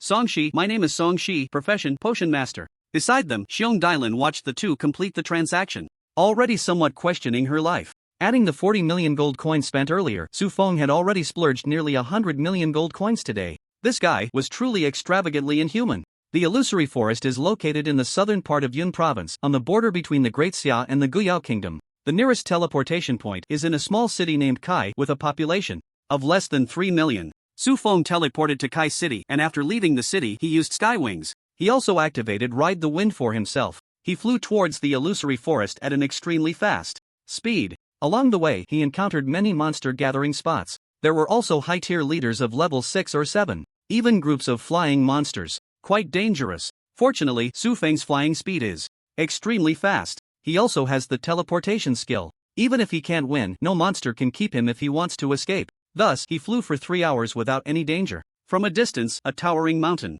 peak came into Su Feng's view. The peak soared into the clouds, imposing and magnificent. The vegetation on the mountain was exceptionally lush, vibrant, and full of life. Towering trees stood like gigantic green umbrellas, spreading wide canopies, completely enveloping the mountain, impenetrable. Above the peak, colorful clouds swirled. Like a brilliantly colored painting, it gave a mysterious and dreamlike feeling. Sunlight filtered through the clouds, casting a kaleidoscope of colors, making the entire mountain appear even more solemn and sacred. Su Feng recalled the descriptions of the illusory forest. After a brief comparison, he confirmed in his heart that must be the illusory forest. He accelerated his flight towards the peak. As he got closer to the illusory forest, Su Feng actively lowered his flying altitude. Although those colorful clouds and mists were breathtakingly beautiful, they felt safe. Just as Zhang Wuji's mother said, the more beautiful a woman is, the more dangerous she is. These clouds and mists were the same, beautiful, yet perilous. Various signs indicated that the madness induced by the illusory forest was related to the mysterious substances contained in the forest's air. The concentration of those mysterious substances in the colorful mist in the sky was dozens of times that on the ground. Once he ventured in, he might not even have time to take a potion before going mad. For safety's sake, Su Feng landed and walked when he was still a kilometer away from the illusory forest. But just a few steps away, he heard the sounds of a fight. Looking into the distance, he saw 3 men and 1 woman in pursuit. Generally speaking, in such situations, it should be 3 men chasing 1 woman. Once caught, it would be he. But what Su Feng saw was 3 men fleeing in a panic, running for their lives. The woman was relentlessly pursuing them from behind. Even more coincidentally, Su Feng happened to have a bit of an impression of that woman. She was Mu Ling, who had chatted with Su Feng during the second round of the college entrance examination. Don't run, Muing shouted. In her hand, a long, narrow blade slashed out a bolt of lightning. It was aimed at a shooter in front. The three men, judging by their attire, should be a mage, a knight, and a shooter. A normal configuration for an adventure team. Sensing the shooter was under attack, the knight suddenly turned, raising his shield to block the lightning slash. The mage and shooter stopped running, turning back with fierce expressions. A large fireball, along with several arrows enhanced by wind magic, all rushed towards Muing. Muing snorted coldly and swung her knife forward. With a crack of thunder, a wall of lightning formed in front of her. It blocked the incoming fireball and arrows. Seeing their attack so easily thwarted, the mage and shooter were shocked.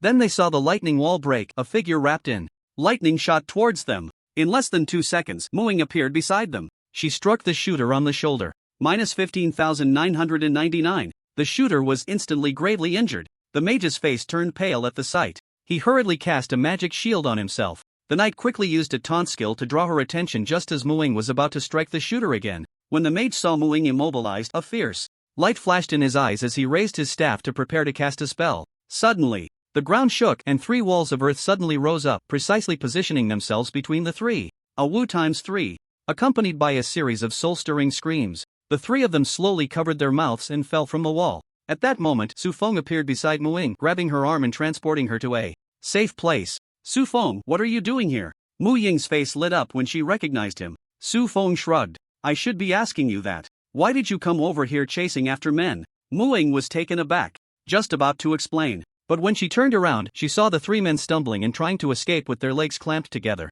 She spat and hurriedly said, "Stop talking nonsense, help me hold them." Su Feng certainly wouldn't let the 3 of them escape easily. He had just used his true sight to take a rough look. These 3 were not from the Great Xia, they were practitioners from the kingdom of Guyao who had sneaked across the border. Without Su Feng needing to say anything, the 9 goblin wizards beside him raised their staffs. In an instant, walls of earth suddenly appeared in front of the 3 smugglers, blocking their way completely. Seeing this, the 3 stopped running. They turned to look at Su Feng and Muing. The archer pulled out a vial of potion and poured it into his mouth, slowly recovering his health. He then grabbed a cage from behind and placed it in front of him. He opened the cage and pulled out a small child with green hair, unconscious. The mage took out a sharp dagger and pressed it against the child's neck. The knight spoke in broken Great Xia language. "Let us go, or else she dies." Su Feng squinted and coldly asked, "Are they human traffickers? Sneaking into the Great Xia to grab children, truly a death wish." But Muing shook her head and said, "That's not a child, she is, anyway, very useful. You came to the illusionary forest to complete a mission, right?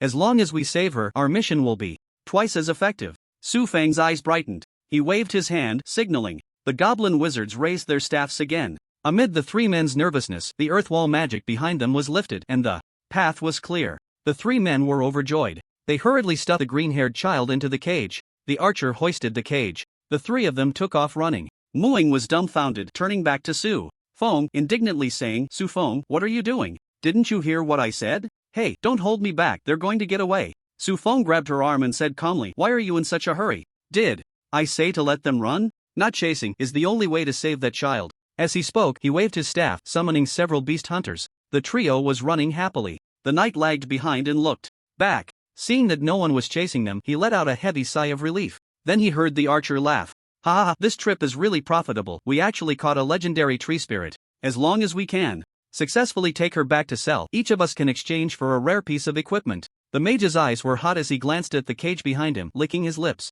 "It's a pity we can't keep her. If we could keep her, we would know the locations of those precious treasures in the illusionary forest." The archer replied with a smile. "Don't be too greedy. Even if we know the locations, we can't just go in and out of the forest to collect treasures." The knight frequently looked back, frowning. "Don't you think something's off? How could they let us go so easily?" The archer's gaze turned cold as he sneered. "What's impossible about it? If they dare to chase us, we'll kill this little brat and let her accompany us to the grave." The mage laughed. "Stop saying such depressing things, just 5 kilometers ahead is the borderline. As long as we cross the border, we..." Whoosh thud. The mage's voice abruptly stopped. The knight and archer looked at him in confusion, only to see a 2-meter-long bloody arrow embedded in the ground. Behind the giant arrow, there lay a headless corpse. The 2 were taken aback. The archer wanted to reach for the cage. A giant arrow fell from the sky, piercing through his head. It directly penetrated his skull, exploding into a mist of blood. The knight raised his shield, aiming at several dark shadows in the sky. Bang! Sizzle! The sharp arrow pierced through the shield, passing through his heart. The knight slowly lowered his head, looking incredulously at the wound. Before the regret in his heart could surge forth, several more arrows rained down, hitting his head and limbs. Each arrow contained immense power, splitting his body. apart. There was no pain. Like his companion, he died the moment he was struck, leaving peacefully. Su Feng brought Mu Ying to the three corpses. He casually asked, "By the way, how did you end up in this godforsaken place alone? Didn't anyone help you complete your breakthrough mission?" Mu Ying picked up the cage and shot him a glance. "Aren't you the national champion, yet you came to a place like this all by yourself?" She sighed again, muttering, "Do you think I don't want help from others? It's all because Grandpa said something like, a warrior can only grow by experiencing the blood and gore firsthand." Su Feng nodded in understanding. That wasn't wrong. Mu Ying opened the cage and took out the little green-haired creature inside. At that moment, Su Feng finally saw clearly. This little thing wasn't human. Although it had a humanoid shape, plump and pale, it had long pointed ears and a pair of translucent cicada wings on its back. He tossed a true side-eye over. Su Feng looked at her information panel. Monster, Tree Spirit. Ani, rank, Diamond, level 43, health 20,000/20,000, mana 140W/140W, strength 1,000, constitution 1,000, agility 1,000, spirit 120,000, skill, rapid growth. Description: Tree spirits are a branch of the elf family, living in forests, feeding on trees' sap and fruits, with weak personalities and no aggression. They love planting trees, and even when attacked, they only cry and whimper. After seeing its description, Su Feng's anxious heart eased a little. After all, this was a 5-turn diamond boss. The spirit power was as high as, only 120,000. A disgrace for a boss. Ani? Why isn't she waking up? Could something have happened? Mu Ying gently patted Ani's back, her face full of worry. Step aside. Su Feng snatched the tree spirit from her hands. After placing her on the ground, he summoned several skeleton warriors. Immediately, the skeleton warriors surrounded her, brandishing their swords. Whoosh! Upon hearing the sound of swords being drawn, the previously unconscious tree spirit immediately sprang up from the ground. Using her small stature to her advantage, she squeezed out of the skeleton warrior's encirclement. Then she quickly hid behind Mu Ying. The little tree spirit's eyes were filled with tears, watching Su Feng warily, as if facing a great enemy. Mu Ying was delighted, saying, "Ani, are you okay?" Before the tree spirit could speak, Su Feng grabbed her long-pointed ear and pulled her out from behind Mu Ying. "Ouch, it hurts, don't kill me, my meat isn't tasty." The tree spirit cried out in panic, her small body trembling violently. Vines with leaves sprouted from her emerald head. Su Feng pulled away her hand that was covering her face. He wiped away 2 drops of tears from the corners of her eyes. One of his task materials, the tears of a tree spirit. He didn't expect to obtain it so easily. However, after waiting for a long time, Su Feng still didn't hear any task prompts. Could it be that such tears won't do, and I need to give her? At this thought, Su Feng glared fiercely at the tree spirit. "You scared her." Mu Ying discontentedly snatched a knife from his hands, shielding her behind. Su Feng was speechless. "She's a monster, why are you protecting her so much?" Mu Ying glared back. "What monster?" "And Nai is a tree spirit. Strictly speaking, she's an alien race. Alien races can be good or bad, and Nai is clearly a good one." The little tree spirit clung to Mu Ying's thigh, nodding vigorously, her voice soft and childish. "That's right, and Nai is a good alien, and Sister Mu is a good person." She then pointed at Su Feng. You're like them, a bad person." Su Feng raised an eyebrow. "Oh, I'm a bad person? Congratulations, you guessed right. Now I'm going to kill you." With that, he commanded several skeleton warriors to surround them. Mu Ying frowned, wanting to speak up. Su Feng gave her a look. Although she didn't know what he intended to do, that look made Mu Ying realize Su Feng probably wouldn't harm little Nai. Well, maybe, probably. The skeleton warriors ruthlessly dragged Nai out from behind Mu Ying and pinned her to the ground. The long sword was drawn, its cold light glinting, and Nai was completely terrified. She broke down and cried, her sobs heart-wrenching, tears flowing like a fountain. Su Feng took out a bowl to catch some of her tears. Unfortunately, it still didn't work. Mu Ying couldn't bear to watch any longer. She rushed forward and snatched little Nai back, holding her in her arms and softly comforting her, then looked at Su Feng warily. "Enough, don't scare her anymore. And Nai knows the illusion forest very well. She's a living map. Whatever you want, you can let her help you find it. That way, we can complete the breakthrough task as soon as possible." Su Feng discarded the bowl and looked at what was in Mu Ying's arms, the Great Rift. The scenery was pleasant, somewhat grand, cough cough. He shifted his gaze to the tree spirit. Su Feng asked indifferently, "Is that so? You can lead me to what I want." And Nai bit her lip, wanting to shake her head. But after glancing at the skeleton warriors beside her, she nodded vigorously. "Yes, I can. But you have to promise to help me with something."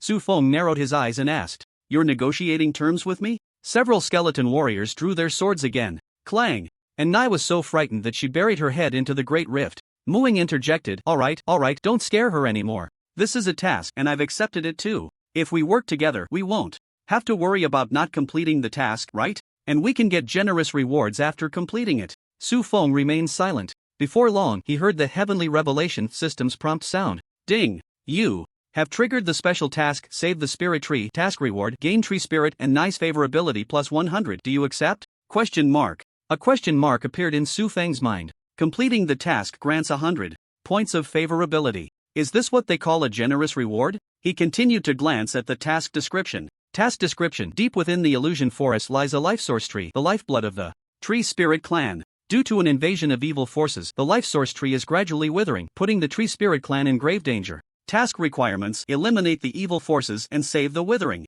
life source tree. Su Feng frowned. It seemed a bit troublesome. He noticed An Nai's furtive gaze. Clearly, An Nai understood that with just Mu Ying's strength alone it was impossible to complete the task. And Su Feng was obviously much stronger than Mu Ying. If he could join, there would be a possibility of completing the task. Su Feng stepped forward. An Nai hurriedly buried her head into the great rift again. But a strong hand grabbed her by the nape of her neck, lifting her up. Su Feng forced An Nai to meet his gaze and smiled. Then he pinched her small face and said, "Relax, I'm not really a bad person, I won't do anything to you." An Nai felt even more scared. She thought that Su Feng now was even more terrifying than before. Sure enough, Su Feng said, "The life source tree is the lifeblood of the tree spirits. It must be very important to you. Otherwise, you wouldn't risk leaving the forest to seek human help. The evil force that corrupts the life source tree is probably very difficult to eliminate, right?" And Nai shrank her neck and nodded. Su Feng continued, "In that case, if you want us to help you complete your task, you must first help us complete our breakthrough task. Only when we become stronger can we help you eliminate that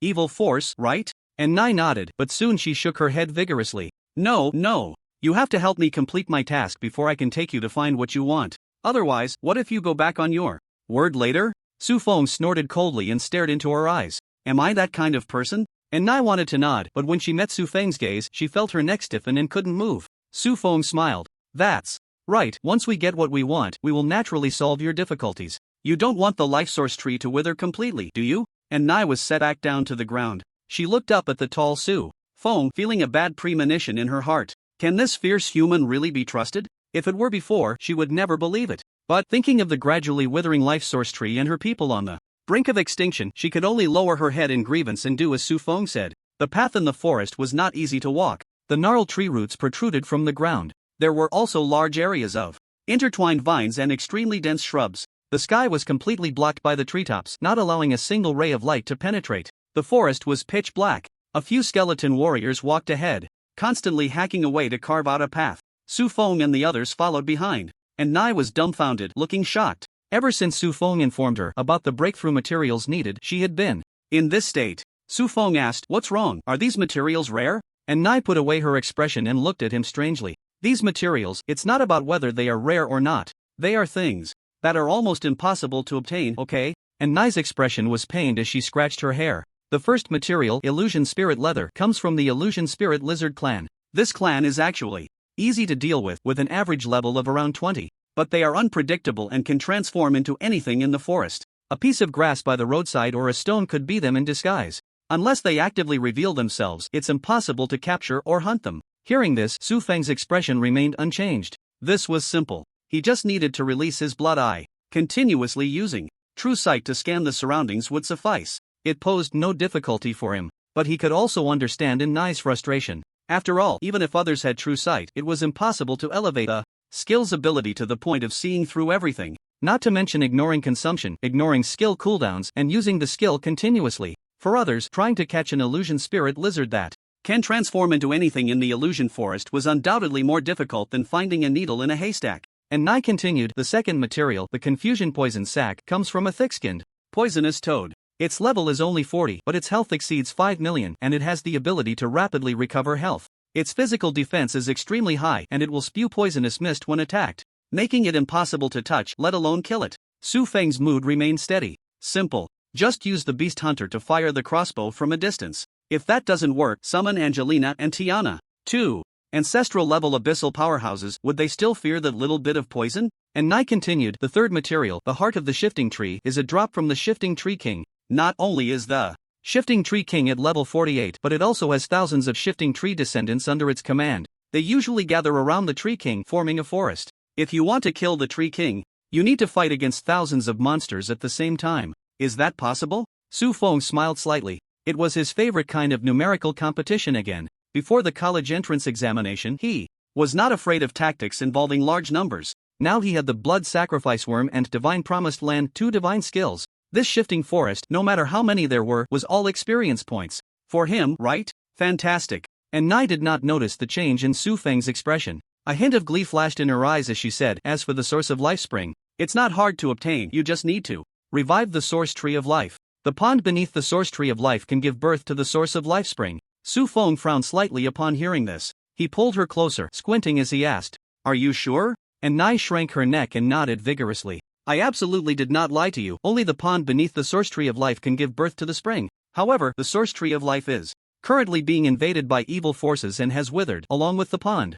Seeing her sincere expression, Su Feng did not dwell on it and continued to ask, "Then how do we obtain the last material, the tears of the tree spirit?" As he spoke, he fixed his gaze on Nai's face. And Nai, however, showed a puzzled expression. She frowned and thought for a long time before shaking her head. "I have never heard of such a material in the forest. Perhaps the elders in our tribe would know. In any case, if you want to obtain the source of life spring, you must first help me heal the source tree of life. At that time, you will be the savior of our tribe. With that premise, I will take you to find the tribe's elders. They will definitely be willing to tell you." And Nai looked at Su Feng with hopeful eyes. Su Feng chuckled coldly, flicking her nose. "You little thing, you really know how to calculate. Putting other things aside, you first. By the way, Muing, what is the content of your breakthrough task?" Seeing Su Feng shift the topic back to her, Muing finally came to her senses. She had long been stunned by Nai's words. The difficulty of obtaining these materials was so arduous. Surely, the breakthrough task Su Feng accepted wouldn't just be hell level. It was very likely another special task.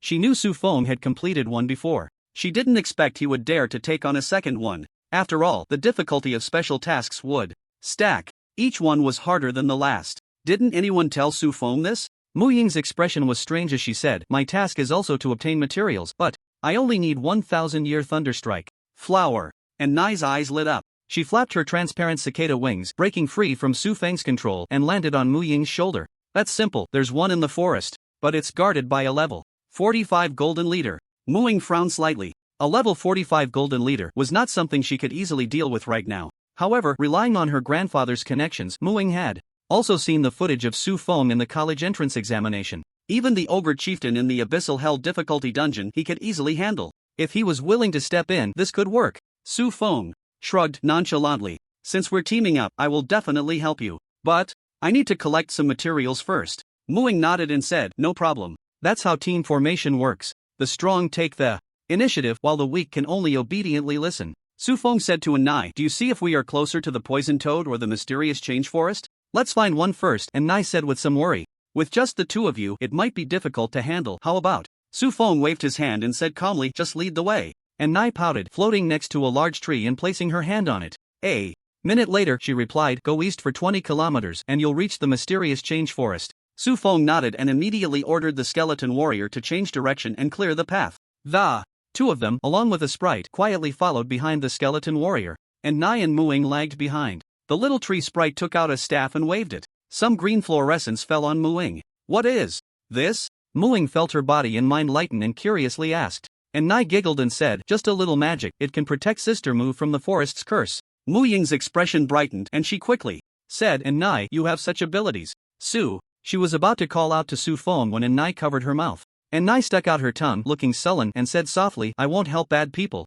It would be best if he got cursed by the forest and turned into a stinky bug." Mu Ying said helplessly. "And Nai, we are teammates now, and we need Su Feng's help. If he turns into a stinky bug, how are we going to complete the mission?" Upon hearing this, and Nai pouted, her expression a bit hesitant. At that moment, Su Feng looked at his attribute panel, frowning. His status bar already showed a negative status progress bar. There were at least a dozen types. Once the progress bar reached 100%, he would have to endure the negative status. This wouldn't do. He quickly took out various potions from his backpack and poured them into his mouth. Many of the progress bars decreased, even disappearing entirely. But there was one progress bar that could not be reduced or cleared no matter what potion he used. Su Feng frowned slightly and took out a magical potion. With a summon present, the unity of ruler and people effect triggered, so he wouldn't take damage. He was only worried that this negative status would affect his combat power. So Su Feng decided to wait for this negative status to erupt. He would see what the effect was before deciding whether to use the magical potion to clear it.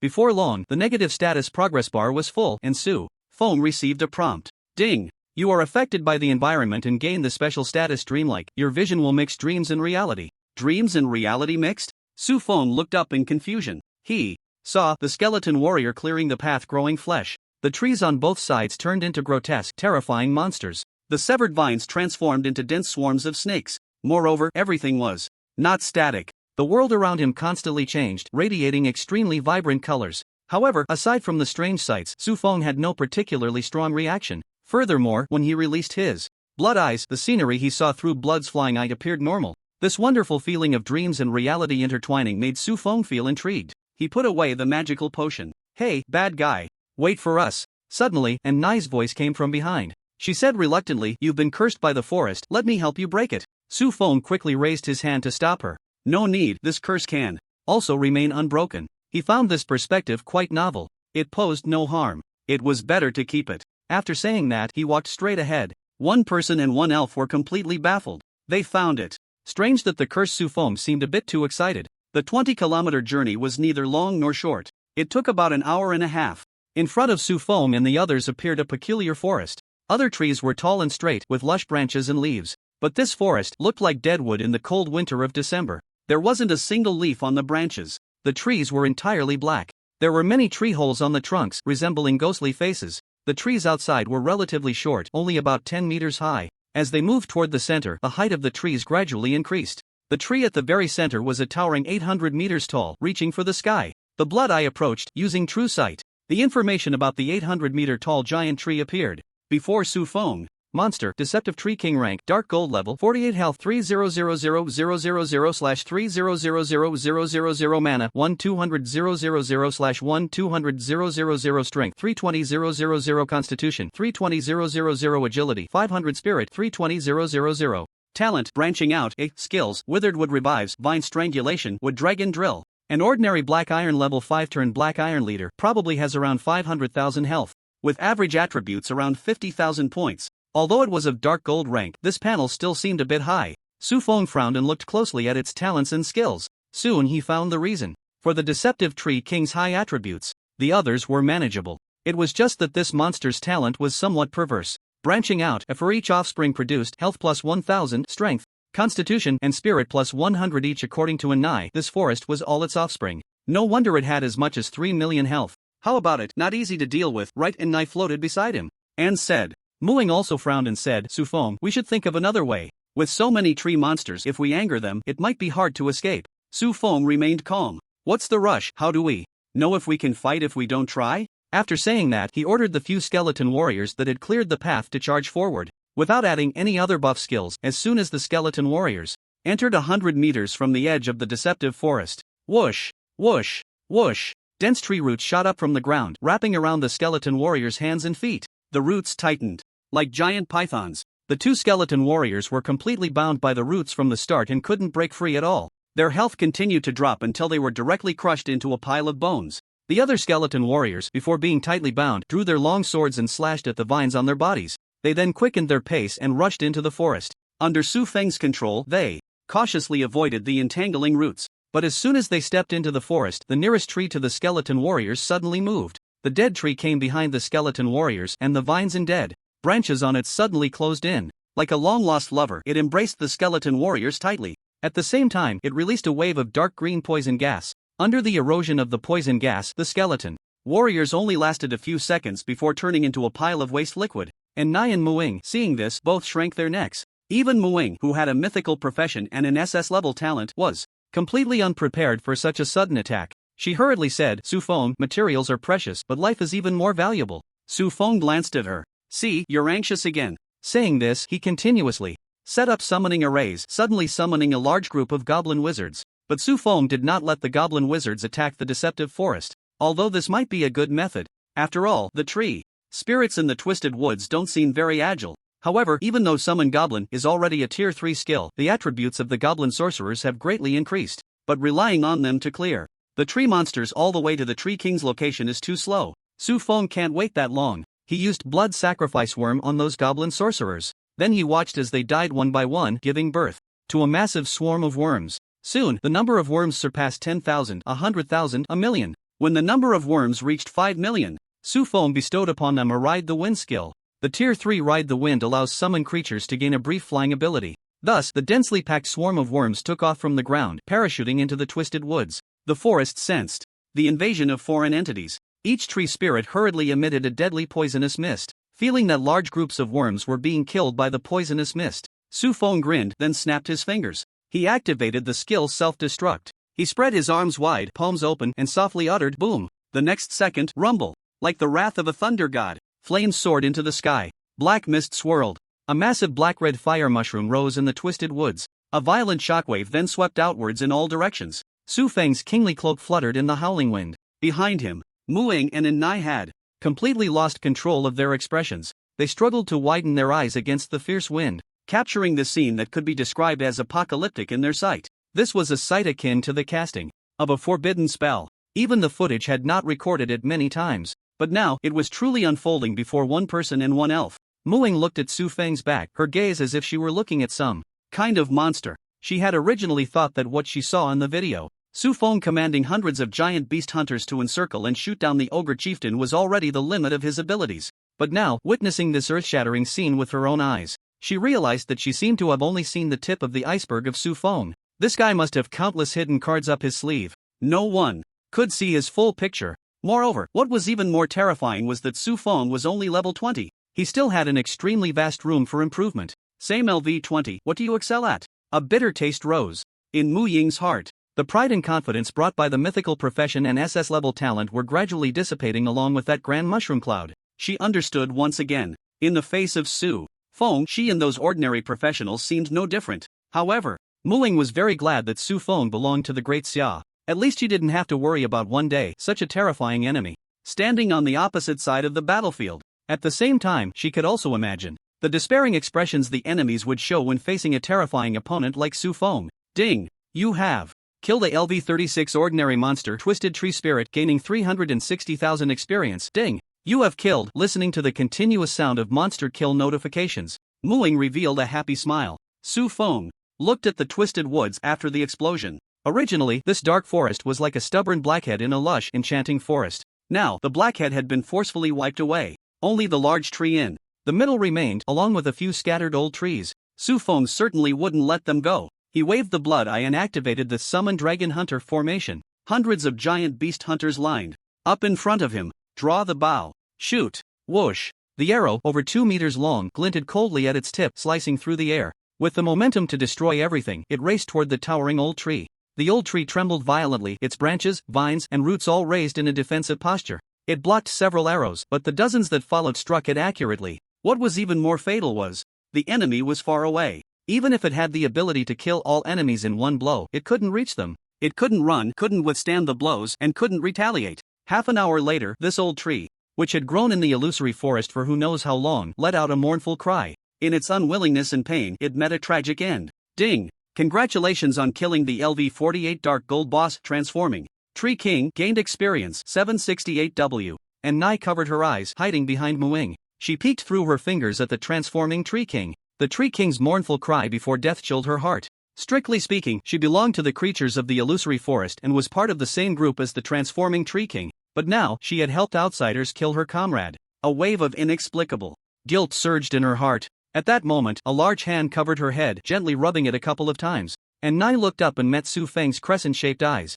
Her heart sank further. Well done, little one. Nai, you've taken another step towards saving your tribe and becoming a hero, is that so? And Nai forced a smile. Su Feng's grin widened. Of course. Once we break through, we can help you save your tribe. Right? At that time, you, who helped us find materials, will also earn a share of the credit and become a hero. So, hurry up and help me see where the next target is. After saying this, he patted the little tree spirit's head. Then he walked toward the glowing orb dropped by the transforming Tree King. And Nai took a deep breath, nodded vigorously, and murmured to herself. That's right. I am not the sinner of the illusory forest, I am the hero of the Tree Spirit clan. Mu Ying quietly watched Nai. A faint smile appeared. It seemed the little tree spirit wasn't foolish, she understood how to comfort herself. There were too many glowing orbs ahead. Su Feng ignored them and walked straight through the orbs. Just like a billionaire wouldn't bother picking up a 1 yuan coin from the ground. The existence of the plugin didn't allow him to bend down to pick up this trash. Soon, he arrived at the largest glowing orb in the center. He reached out and touched it.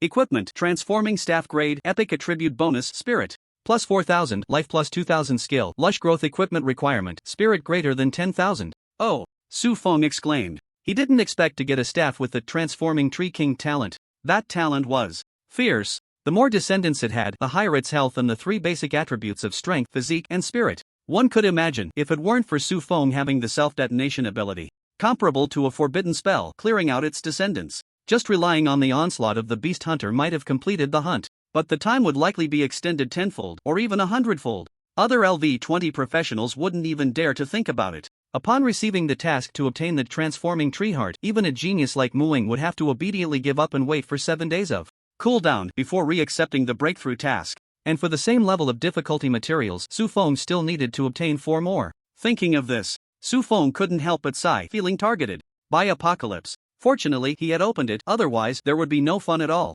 Regaining his focus, he glanced at the skill details. Lush growth. For each additional friendly unit, gain 500 health and increase strength, physique, and spirit by 1 point each. Su Feng's eyes lit up. As expected, this equipment doesn't allow the practitioner to spawn units. Instead, it increases friendly units. This is extremely beneficial for a summoner. Moreover, Su Feng also has an incredibly overpowered SS level talent, Unity of All. For each additional friendly unit, health/mana increases by 50 points, and all 4 attributes increase by 10 points. Combining the two, and then using Blood Sacrifice Worm to stack a large number of friendly units, plus the powerful protective abilities of Unity of the People and Divine Granted Land. Invincible. Truly invincible. Summon the Abyss God. I command you to summon the Abyss God. 1 isn't enough. I want to summon 10. That would mean an incredibly long health bar while also dealing massive damage. If he could master an active offensive mage skill, even Fireball could instantly become a forbidden spell. Thinking of this, Su Feng stroked his chin. Previously, he thought, as a summoner, he was the ruler,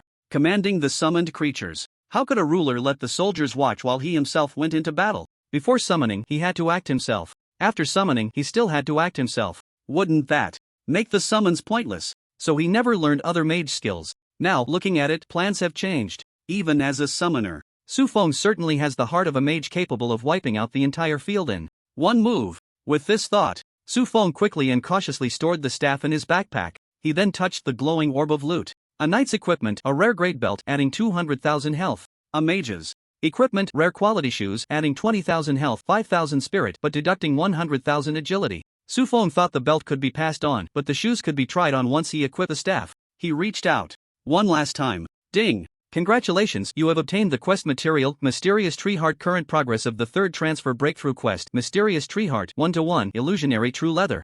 0/1, confusion. As expected, it will give a prompt. Su Feng thought to himself. After storing the materials in his backpack, he walked back to Mu Ying's side. Tree Spirit, have you found the next target? And Nai flew back and nodded. I found it. That poisonous toad is in the northwest direction, 30 kilometers away in the swamp. The 1,000-year thunderflower that Sister Mu needs is also in that swamp. He said, alright, let's go. Saying this, Su Feng summoned a few skeleton warriors and strode forward. The cold forest breeze felt like a chilling little hand brushing past his neck. The light in the forest was dim. Occasionally, the roar of wild beasts echoed from afar. Muing felt a growing discomfort in her heart. She hugged Nai tightly, unable to help but mumble, "Aren't we there yet?" And Nai exerted some effort to catch her breath and said, "Almost there. The spirit of the forest told me the poisonous toad is just ahead." Su Feng also sensed something, because soon the few skeleton warriors in front suddenly died. His attribute status bar also increased with several negative status effects. The progress bar increased rapidly, almost jumping a large segment every second.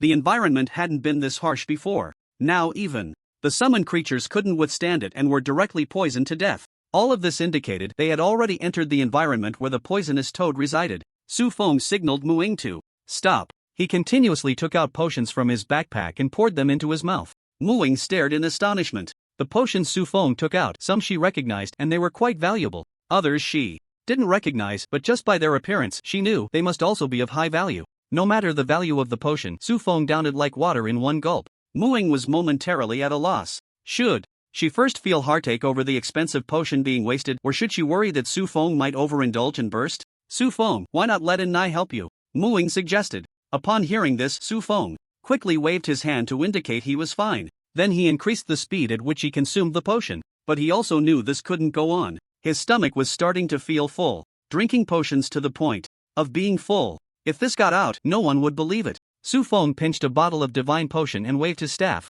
He summoned a goblin wizard with thin blood. He planted a blood sacrifice worm. The group of goblin wizards was instantly poisoned to death. Su Feng hurriedly sacrificed the dense worms that emerged, activating the divine promised land. After the emerald crystal appeared, he breathed a sigh of relief and comfortably entered a poisoned state. Ding! You are afflicted with corrosive poison, losing 400 health points per second. Ding! You are afflicted with intense poison, losing 1% per second. Ding! You are afflicted with. In an instant, Su Feng was hit by several types of severe poison. Damage numbers kept popping up above his head. Fortunately, the divine promised land could restore 50% of health per second. But his health was still continuously declining. It did not stabilize at 100% due to the high recovery rate. Once it dropped to 50%, he would be killed because the recovery couldn't keep up. Luckily, Su Feng still had unity of ruler in people. He summoned another goblin. Even with the divine promised land, the goblin was instantly killed. He summoned a skeleton warrior. It barely held on. However, the skeleton's health bar was also plummeting at a rate of 10% per second. The divine promised land only allowed it to last 5 more seconds. There was no hope of expecting it to fight. I can help you lift the curse on you, but my magic power is limited. I can't do anything about your summons. And Nai said, floating nearby with a small magic wand. Su Feng waved his hand. Your duty is to guide, you don't need to interfere with the fighting. And Nai hurriedly said, don't be stubborn. That poisonous toad hasn't been provoked yet. Once it senses us, the poison in the environment will become even denser. The damage from the toxins will double. Don't wait until. Before she could finish her sentence, Su Feng pinched her cheek and stuffed her into Mu Ying's arms. He wasn't trying to show off. Just as Anai said, her magic power was limited. He didn't have any potions to replenish magic power in his backpack. Even if the toxins in the air became dense enough to ignore the recovery from the divine promised land and kill the 3 of them in an instant. With unity of ruler and people, as long as one summon survived, even if it was a worm, he wouldn't take damage. But if Anai and Mu Ying were poisoned, they would only have one chance to live again. So Su Feng said, take care of yourself and Mu Ying. Don't worry about me. After saying that, he quickly set up a summoning array. A large number of beast hunters entered the battlefield, forming a combat line. They could withstand much more than the skeleton warriors. Their health bar was decreasing at a rate of 5% per second. Su Feng operated with both hands. While summoning the beast hunters, he didn't forget to summon skeleton warriors. Although the skeletons could only last 5 seconds, using the skeleton crown skill Undying of the Dead, they could hold on until Su Feng planted the blood sacrifice worm. This way, at least he could ensure he lasted 30 seconds. After preparing, Su Feng released the blood eye to probe ahead. Before long, a purple-skinned toad, palm-sized and covered in bumps, lying in a puddle, appeared in the view of the blood eye. Found it! Su Feng's eyes lit up. Time was of the essence. Even the beast hunter had to trigger its first death. There was no time to check the attributes of this poisonous toad. Su Feng immediately ordered the beast hunter to attack. Whoosh! Whoosh! Whoosh! A barrage of arrows fell, all aimed at the same target. In an instant, the toad's health bar was emptied. Su Feng smiled. Done and dusted. But his smile quickly froze. Ding! You have successfully hunted a LV-27 ordinary monster Phantom Spirit Lizard, gaining experience 270,000 Phantom Spirit Lizard. Su Feng's eyes widened. The blood eye quickly looked towards the spot where the arrows had landed. There, beneath the arrows, lay a lizard's corpse the thickness of a baby's arm. No way? Su Feng had a bad feeling. The next second, he saw it. Behind a rock not far from the lizard's corpse, a purple figure flashed by. It dove into a murky, wide swamp and disappeared. Immediately, the concentration of poisonous mist in the air surged. Even colorful mist appeared. Su Feng's mind was filled with the death prompts of his summoned creatures. Even the beast hunter couldn't hold on. He hurriedly activated Undying of the Dead. He needed the skeleton warriors to maintain the unity of monarch and people effect. Mu Ying noticed his dark expression and realized something was wrong, quickly asking, what happened? Su Feng briefly described the situation, and Nai's face turned pale and she quickly said, the poisonous toad is naturally cautious. Once it hides, we won't be able to find it. Mu Ying glanced at the summoned creatures and said, your summoned creatures are losing health a bit too quickly. Both the person and the spirit felt a sense of retreat. It seemed that aside from retreating for now, there was no better option. However, Su Feng suppressed his shock and merely sneered indifferently. How could it escape so easily? Since ordinary summoned creatures can't handle it. Let's try these two. With that, he snapped his fingers. 2 figures appeared beside him. Bloodline Ancestor, Angelina.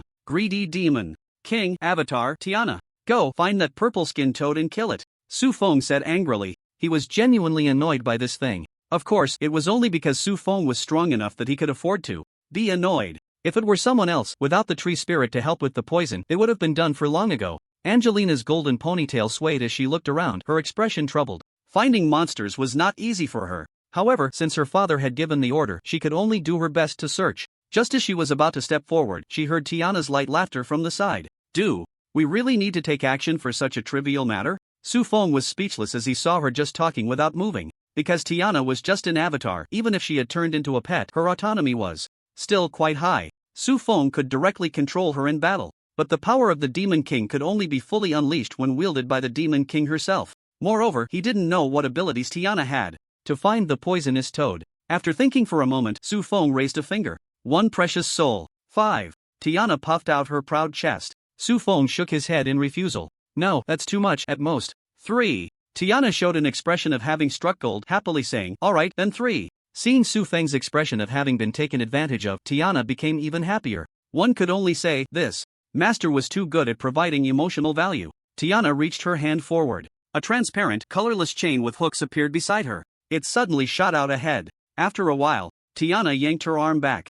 Hard, the chain tightening. She said calmly, got it. The blood I looked on. The hook at the end of the chain pierced into the mud. Although it couldn't be pulled up, it could render it immobile. Su Feng immediately summoned another batch of giant beast hunters. He instructed them to aim at the end of the hook. Draw arrows. Bend the bow. Shoot. Ding. Congratulations, you have successfully killed the LV-45 Dark Gold. Boss Poison Toad gained experience plus 720W as Anai said. This poison toad didn't look big, but its skin was tough and its flesh thick, with high constitution and health. Even with Tiana immobilizing it, Su Feng still spent quite a bit of effort. During this time, countless batches of giant beast hunters and skeletal court swordsmen perished. Only then was he able to kill it. After the poison toad died, the toxin concentration in the environment dropped sharply. Su Feng drank a bottle of miraculous potion. All negative statuses on him were cleared away. The effect was good. The downside was that the effect was too good. What a pity.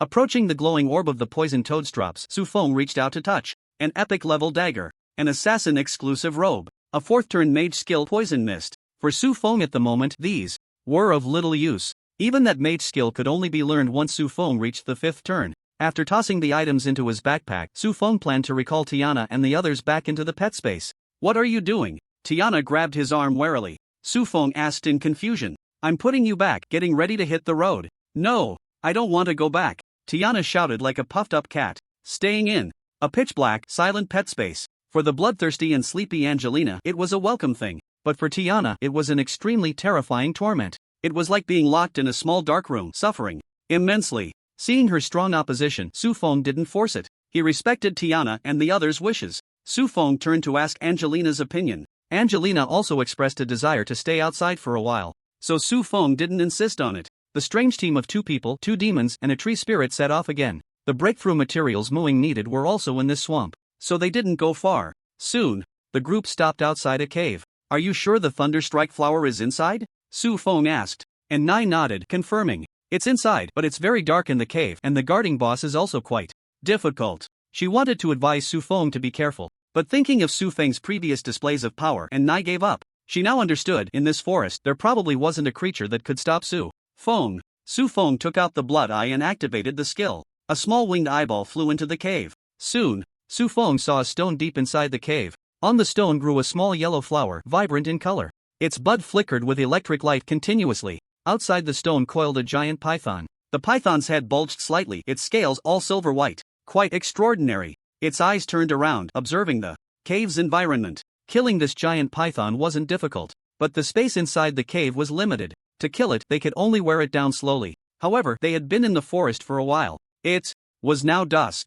The already dim forest was now completely dark. After a while, it would be hard to see even one's hands. Su Feng thought for a moment, his figure flashed and he disappeared. 2 seconds later, before the others could react, he reappeared. In his hand was a small yellow flower. He stuffed the flower into Mu Ying's bewildered hands. Su Feng activated teleport again, quickly leading the group to escape the scene. Not long after, the white python burst out of its cave, letting out a roar like a thunderclap. Abandoning its guarded treasure, the white python was quite furious. But it did not know, it was extremely lucky, at least it was still alive. If the monster could go to the realm of the dead after dying, the Cunning Tree Demon Clan had already reunited in the realm of the dead. Under the moonlight, in a clearing, Su Feng fiddled with the campfire. A notification sound rang in his ears. He had been cursed again. How nice. His gaze couldn't help but drift to a large rock not far away. Mu Ying was sitting cross-legged on top of it. Her task was to consume the Millennium Thunder Flower. After ensuring her safety, she immediately submitted her task. Then she sat on the stone and a surge of thunder light enveloped her. She had already been there for 3 hours. At a certain moment, Muing let out a loud laugh and suddenly stood up. Ah, I finally broke through. Su Feng, summon your skeleton warrior. Let me test my strength. After advancing to the third transition, Muing felt incredibly powerful now. Her confidence was overflowing. Su Feng obliged her and summoned a batch of skeleton warriors. He commanded one of them to stand in the clearing. Mu Ying's figure flashed and she appeared opposite the skeleton warrior. She first had Su Feng order the skeleton warrior to use the defensive skill sword shield. Then, she raised her hand to her neck, her hand forming a virtual grip, her wrist twisting. As if holding the hilt of a sword, she slowly pulled it out. Thunderstorm of demons. She truly pulled out a sword blade radiating with thunder light. With a single slash. The next second, the skeleton warrior was directly engulfed in a torrent of thunder, instantly killed. Seeing the result, Su Feng clapped and said, "Impressive." Mu Ying raised an eyebrow, pointing her sword at Su Feng. "Su Feng, let's have a duel." She knew her words were quite shameless, but today's experience made Mu Ying understand one thing. If she couldn't defeat Su Feng now, she might never have the chance again. Even just once, she wanted to win. Su Feng was taken aback, then smiled. Having confidence is a good thing, but excessive confidence is arrogance. He did not stand up. Instead, he sent out another skeleton warrior to stand beside Mu Ying. But this time, he did not hold back. Fury, ride the wind, blood sacrifice worm, undying military soul. After 4 enhancement skills were applied to the skeleton warrior, the skeleton warrior gripped the sword hilt, the soul fire rising within its skull. Mu Ying also became serious, her gaze sharp. As long as she defeated this skeleton, Su Feng would duel with her. Thinking this, she drew her sword again, slashing out a torrent of thunder. But this time, at the moment she struck, a chilling sensation came to her neck. The thunder shockwave dissipated. Mu Ying stiffly turned her head, looking at the sharp blade pressed against her neck, yet not injuring her skin. The blade shimmered with a cold light, chilling her heart. Mu Ying knew this was Su Feng controlling the summoned creature. Otherwise, that sword would have long since cut into her flesh. I've lost. Even with a third transition against a second transition, I have no chance of winning. Mu Ying's face showed a bitter smile, feeling as if her talent and profession were fake. In fact, it wasn't that she was weak. She was already much stronger than ordinary practitioners. An ordinary practitioner, even at LV30, could not instantaneously kill a skeleton court swordsman. It was Su Feng's talent that was too monstrous. An S-level talent was enough to defy fate. Su Feng possessed an SSS level talent and he had 2. If the gap could be closed with just 1 major level difference, that would be absurd. Mu Ying looked at Su Feng. The handsome and robust man sat casually, with a few bloodstreaks remaining on his face. He looked anything but ordinary. In reality, his momentum surged like a raging tide, crashing forward. A streak of dawn rose from the horizon. Piercing through the darkness, it brought light. Deep within the enchanting forest, there was a vast lake with a small island. The island was neither too big nor too small, covering nearly 10,000 square meters. But it only bore one plant. A towering ancient tree, 1,000 feet high, occupied the entire island. Its roots were thick and gnarled. Like a giant hand, it tightly grasped the island. Yet, this ancient tree, whose age was unknown, was now withered. Its branches, resembling a shriveled hand, stretched towards the sky, as if a terminally ill patient praying to the heavens. A strong stench of decay wafted through the wind. It traveled over 10 kilometers, entering Su Feng's nose. He couldn't help but cover his face and frown, looking at and Nai. Don't your tree spirits have some strange quirks living in a place like this? And Nai's face flushed, dissatisfied. You're the one with quirks. We don't want to live in a place like this. It's just the life source tree is sick. It wasn't like this before. A deep sorrow appeared on her face. Her eyes glistened, as if she would cry at any moment. Mu Ying held her in her arms, softly comforting her. Don't be sad, everything will be alright. Su Feng sneered. Playing the victim won't help. If I can't gather the breakthrough materials, I won't help you. And Nai's expression stiffened, glaring at him, full of grievances. At that moment, Tiana leaned closer to Su Feng, whispering, "Why don't you come back to the abyss with me? I'll find you a top-tier demon bloodline to help you change your race. We in the abyss need someone like you, a top talent with a black heart." The admiration in her eyes left Su Feng speechless. The group continued forward. Soon, a withered ancient tree appeared before them as they reached the edge of the pond. "Here we are, that is the life source tree," and Nai said, both excited and sorrowful. Mu Ying looked at the life source tree, amazed that a natural tree could grow so large. It should be known, the life source tree is not a monster, it is simply a tree with special abilities. Growing to a height of 1,000 feet, there are no shortcuts. It relies solely on the accumulation of resources over time to reach its current height. She turned to look, only to see Su Feng's expression in shock, his pupils wide. This made Mu Ying a bit curious. Why do you look like that? Even if the life source tree is spectacular, there's no need to be so shocked, right? Su Feng's expression changed slightly as he pointed ahead, asking in confusion. Did you not see it? See what? Mu Ying was even more puzzled than he was. Tiana chuckled. I've heard that canine creatures can see things that normal people cannot. Could it be true? Su Feng ignored her sarcasm and exclaimed in shock. You can't see it either? And Gina and Tiana both looked at him with confused expressions. To everyone else, Su Feng now seemed like a madman, speaking strange words. Yet Su Feng was even more shocked. He naturally hadn't forgotten that he was still under the dream curse. The things in his line of sight intertwined between dreams and reality. Although the visions were intertwined, what truly existed was still a dream. There were still traces to follow, able to distinguish. Just like the trees beside him, they transformed into various grotesque monsters. But they only had form, lacking that terrifying momentum and powerful strength. So Su Feng was not afraid at all. And like the view of Mu Ying, it was all too clear, cough cough. Because it truly existed, the images were automatically completed based on the outline. So it felt very real. Su Feng could clearly distinguish between the two. He had even reached a point where he could walk normally without the blood eye providing a normal perspective. But now, right in his line of sight, on that withered tree there was a huge hollow. A massive octopus tentacle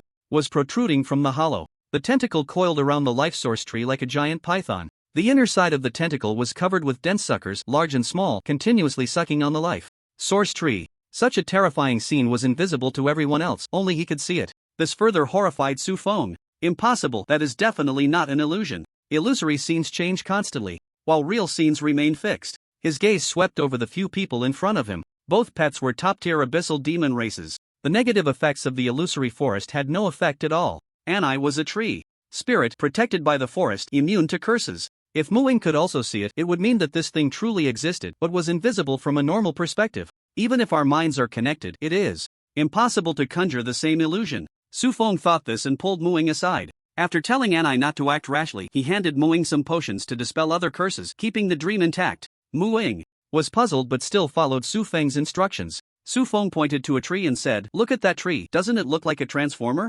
Mu Ying looked over and replied, "What transformer?" "That's clearly a huge statue." Su Feng nodded. "Exactly, it's all fake and illusion. Now look over there." He pointed to the sky above the life source tree. Mu Ying looked. Just for a second, her gaze froze, her expression became dazed, and her face showed a mix of emotions: happiness, pain, sorrow, ferocity. Her facial muscles were wildly activated, her expression changing rapidly like a dream. Noticing something was off with her, Su Feng immediately stepped forward and poured a bottle of miraculous potion into her mouth. After drinking the potion, Mu Ying regained her senses, bent over, and began to vomit. Fear lingered on her face. Su Feng nervously asked, You saw it too, right?" Mu Ying understood what he was saying and nodded vigorously. I saw it, a tentacle, such a disgusting tentacle." "Ugh, tentacle?" Tiana, who was unaware of what the two were hinting at, changed her expression slightly upon hearing this. Her gaze sharpened as she looked up at the sky above the life source tree, murmuring to herself, "So it's them, no wonder we can't see it." Su Feng asked her, "What do you know?"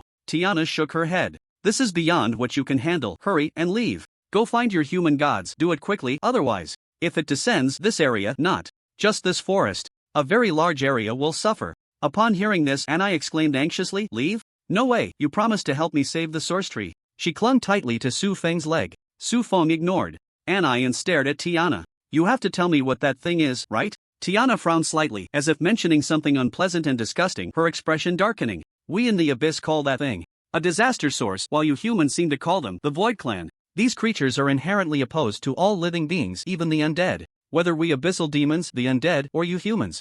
The essence of life and death, the struggle, is actually for soil, resources, survival. Even the undead need spaces rich in undead energy. So even when god-level powers clash, we will do our best to protect the framework of the world, preventing the battlefield from collapsing. Those of the Void Clan feed on the fragments left after the collapse of space. Once they appear, they will destroy everything. Every time a source of disaster emerges, it leads to significant losses in the abyss. Even the demon gods find them quite troublesome." After hearing her brief introduction, Su Feng's expression darkened. Tiana noticed his expression and chuckled lightly. "But you don't need to worry, looking at that woman's appearance, this source of disaster shouldn't be too powerful." Su Feng was taken aback and quickly asked, "What do you mean?"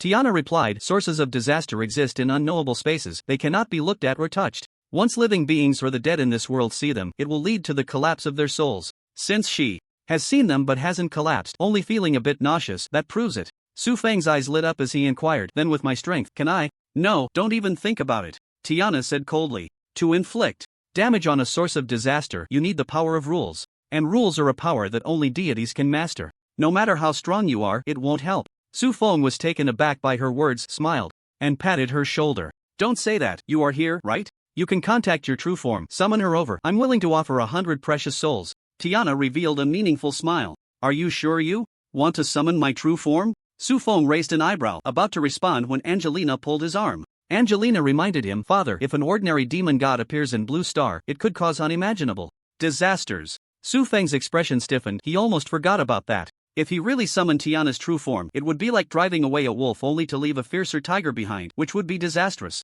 Tiana said slowly, I think that's a good idea, although this source of disaster is weak. It has already absorbed a large amount of material from this world, establishing a foundation for its descent. You don't have much time left, even if you can notify the human deities in time. By the time they arrive, a large area of space will likely have been destroyed by it. Moreover, can you quickly contact the human deities? Why not summon my true form now? At least it can preserve this space. Su Feng's face showed bitterness. How could he find a deity? He could only contact Yi Longyin and the others, hoping they could reach out to the powerful deities they knew in time. Did he really have to summon Tiana's true form? What if he couldn't become a hero and instead became a sinner of humanity? Just as Su Feng was in a dilemma, Anila tugged at his clothes twice. Deities, there are deities. The elder told us that there is a summoning array in our clan. As long as we offer enough sacrifices, we can summon a deity. Anila excitedly waved her fist. Everyone looked at her, and after a few seconds of exchanging glances, Su Feng voiced the question on everyone's mind. You have a summoning array, can't you just summon the deity directly?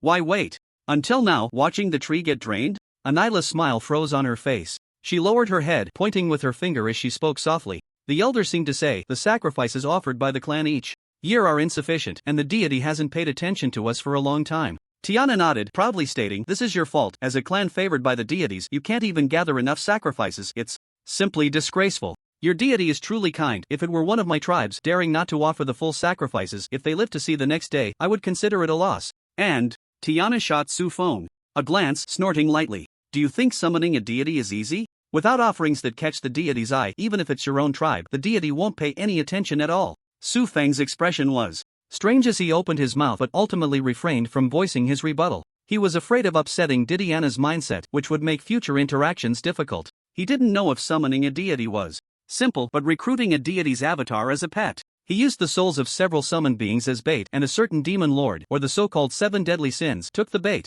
It was actually quite simple. Su Feng looked at Nai and curiously asked, what do you use as offerings? And Nai thought for a moment and replied, it seems to be the life spring. Su Feng's eyes sparkled as he said, so, that means your clan should still have some stock, right? And Nai recalled and nodded, it seems that every spring, the elder grandmother has us gather from the spring to offer in autumn. We gathered from the spring this year. But the offering season has not yet. Halfway through her sentence, a sense of foreboding surged in Nai's heart. Her face turned pale as she stiffly looked up at Su Feng. In Su Feng's eyes, there was only greed. There's nothing more to say, lead the way, he said with a grin. And Nai instinctively shook her head, her voice trembling. No, I can't take you back to the tribe. Su Feng gently squeezed her face and smiled. Didn't you ask us to help you save the life source tree? Now that the solution is right in front of you, yet you refuse, what sense does that make? And Nai was left dizzy by his words. But, Su Feng lifted her up, tucking her under his arm. No more buts, time is running out. If you keep hesitating, not only the life source tree but the entire forest will be buried because of your selfishness. Which way do we go? And Nai weakly pointed in a direction. Not long after, and Nai. An angry roar erupted from the mouth of a tree spirit elder over 3 feet tall. At that moment, Su Feng and his group were standing outside a green light screen. A group of tree spirits inside looked at them with vigilance and fear. And Nai hid her body behind Muing, covering her ears, pretending not to hear. But Su Feng pulled her out and pushed her forward a couple of steps. Tell them our purpose for coming here, don't complicate things. We really don't have much time left. Hearing this, and Nai gritted her teeth and nodded resolutely for once. She looked up to meet the gaze of the tree spirit elder. Then, she timidly responded, Grandma Machi, I'm back. The elderly spirit trembled with anger. She pointed at Nai with a pained expression. You troublemaking spirit, I should have locked you away in a dungeon where you would never see the light of day. The matter of poisoning the life source tree has not yet been resolved within the tribe. You actually brought humans back to the tribe. You. The old tree spirit gasped, nearly fainting. Seeing this, and Nai hurriedly said, Grandma, they won't harm us. They are my helpers, here to cure the life source tree. And Nai briefly explained the cause of the life source tree's illness and the method of treatment. The old tree spirit did not know what the Void Clan was, but she understood summoning deities. No, don't even think about it. The great deity has already abandoned the tribe because of our mistakes. Now you want to disturb him because of our errors. The great deity will surely be furious. And Nai opened her mouth to explain. At that moment, Su Feng grabbed her arm and tossed her into Mu Ying's embrace. I said not to complicate things, we don't have time, he said indifferently. Then, he stepped forward and punched the green light screen. The screen flickered, revealing a blood bar. Is there a health bar? With a health bar, you still dare to be arrogant? Su Feng pressed his handsome face against the barrier, looking incredibly fierce at that moment. He widened his eyes and threatened, remove this barrier immediately, or else when I break it open and charge in, you'll have to bear the consequences. Ma Chi was quite frightened and took a few steps back. She pointed at Su Feng and looked at Nai. Is this the helper you mentioned who came to treat the life source tree? And Nai felt too embarrassed to explain. Moreover, Su Feng's burly figure made it hard to convince others that he was a good person. Su Feng pulled Tiana over, pointing at her, and said to the tree spirits inside, do you know who this is? The greedy demon king, who only eats souls. Have you heard of her? With one bite, she can devour half of your souls, do you believe it? Tiana added. Half? You underestimate me too much, I want them all. At this moment, she playfully licked her lips. This was effective. Some tree spirits were already so scared they collapsed to the ground, their faces pale. Su Feng then pulled Angelina over, the ancestor of the blood clan who feeds on blood. If you let her in later, she will cut open your bellies, take out your organs, and clean the dirty things. Then she'll twist your bodies like wringing out a towel, squeezing out your blood little by little until you're completely drained. He was afraid the tree spirits wouldn't understand what drained meant. He even picked up a fresh, tender green leaf from the ground and placed it in his palm. Then he squeezed it tightly. Drops of green leaf juice flowed from between his fingers. 2 seconds later, Su Feng displayed the leaf residue. Angelina nodded in agreement. The blood of tree spirits is delicious. Looking at that pile of leaf residue, the fear of all the tree spirits reached its peak. They couldn't imagine what it felt like to have their souls extracted. However, the process of being drained of blood and turned into residue was demonstrated right in front of them. Wah, I don't want to be drained. Wah, so scary, help, help. And Nai is a bad guy, bringing the man-eating demon king to the tribe, so terrifying. The tree spirits cried in unison. Even the oldest Ma Chi was scared to tears. Su Feng looked at this scene, satisfied with a smile. Given the nature of the tree spirits, deceiving them with kind words could certainly achieve the goal, but it would waste a lot of time. So, to quickly help them save the life source tree, he had to use the collapse therapy. Using intimidation to do righteous deeds, he figured these tree spirits would thank him for it. Su Feng glared. Enough, whoever cries again, I'll drain their blood first. As soon as he said that, all the spirits fell silent. Half a minute later, the barrier disappeared. Su Feng swaggered in with his 2 pets. Wherever he passed, the tree spirits were so frightened they fell to the ground. Ma Chi grabbed Nai's hand, her face still streaked with tears. She said in horror, You call this demon a helper? And Nai looked guilty. Elder Granny, he's a bit bad, but he has a dark heart. No, he looks fierce, but his methods are even more cruel. Not that either. In any case, he will help us revive the life source tree, probably in the center clearing of the tree spirit tribe. After more than 10 minutes of preparation, the summoning array was inscribed on the ground. Dozens of life spring essences were placed in front of Su Feng. He picked up one, a life spring carried by a large leaf. Suddenly, a prompt appeared in his mind. Ding, congratulations on obtaining the task materials, source of life. Current progress of the second breakthrough task, Heart of the Deceptive Tree, 1/1, True Skin of Illusions, 1/1, Confusing Poison Sac, 1/1, Source of Life, 1/1, Tears of the Tree Spirit, 0/1. 5 materials are needed to complete the task. In less than 2 days, Su Feng gathered 4 of them. This efficiency, even if he took on an easy difficulty task, it was still astonishing. Moreover, what he was about to complete was a special difficulty task, and it was the second special difficulty. Realizing this, Mu Ying felt her mind go blank. She had no idea how to react. Su Feng looked at the last material, frowning slightly.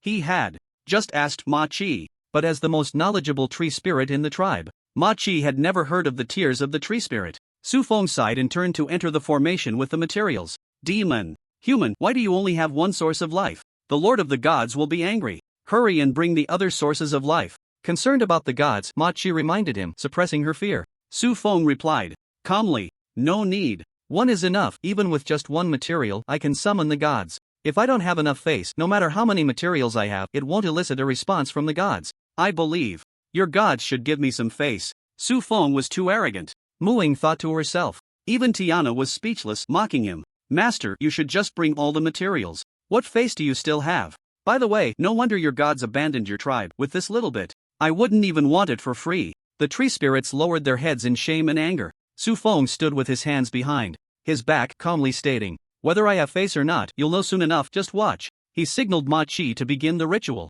Ma Chi, along with several tree spirits, began to chant incantations. Half a minute later, the incantation was complete. Nothing happened, it was completely quiet. Tiana burst into laughter, mimicking Su Feng's earlier words. Whether I have face or not, you'll know soon enough, just watch. The tree spirits lowered their heads in embarrassment. But clearly, they were not surprised by this situation. After all, ever since the gods abandoned their tribe, it had always been like this. At that moment, a prompt appeared before Su Feng. Ding! Do you wish to consume 99999W crossed out one source of life to communicate with the spirit god? Yes, he said softly. The next second, the source of life in his hand disappeared into the broad leaves. A powerful beam of emerald green light shone down from above the formation, throughout the entire tree spirit tribe, except for Su Feng. Whether human, tree spirit, or the bloodline, ancestor, or the soul-eating dragon. At this moment, everyone was dumbfounded. They stared blankly as a figure dressed in a green long dress wearing a crown of grass descended from the sky and landed beside Su Feng. Angelina was the first to regain her senses. Her eyes sparkled as she murmured, "As expected of my father, he can always achieve such astonishing feats." Mu Ying's mouth fell open. The god is really a god. Su Feng really summoned a god. Tiana's expression froze. She widened her light blue vertical pupils in disbelief and shouted, "No, it's impossible. How could such trash get a response from the gods?" She picked up a source of life and examined it closely. For ordinary people, a drop that could restore 50,000 health points was indeed a precious treasure. But for the gods, this thing wasn't even worthy of washing their feet. If the tribe dared to use such a thing to summon her, Tiana would definitely not hesitate to unleash a dragon's breath on that tribe. But now, what she regarded as a piece of junk has truly summoned a response from a god. After staring for a long time, Tiana couldn't see anything marvelous in the spring of life. In other words, it really confirmed Su Feng's words, the deity descended because of his face. Thinking this way, Tiana found it even harder to accept. At this moment, within the summoning array, the space was sealed. The conversation between Su Feng and the deity could only be heard by them.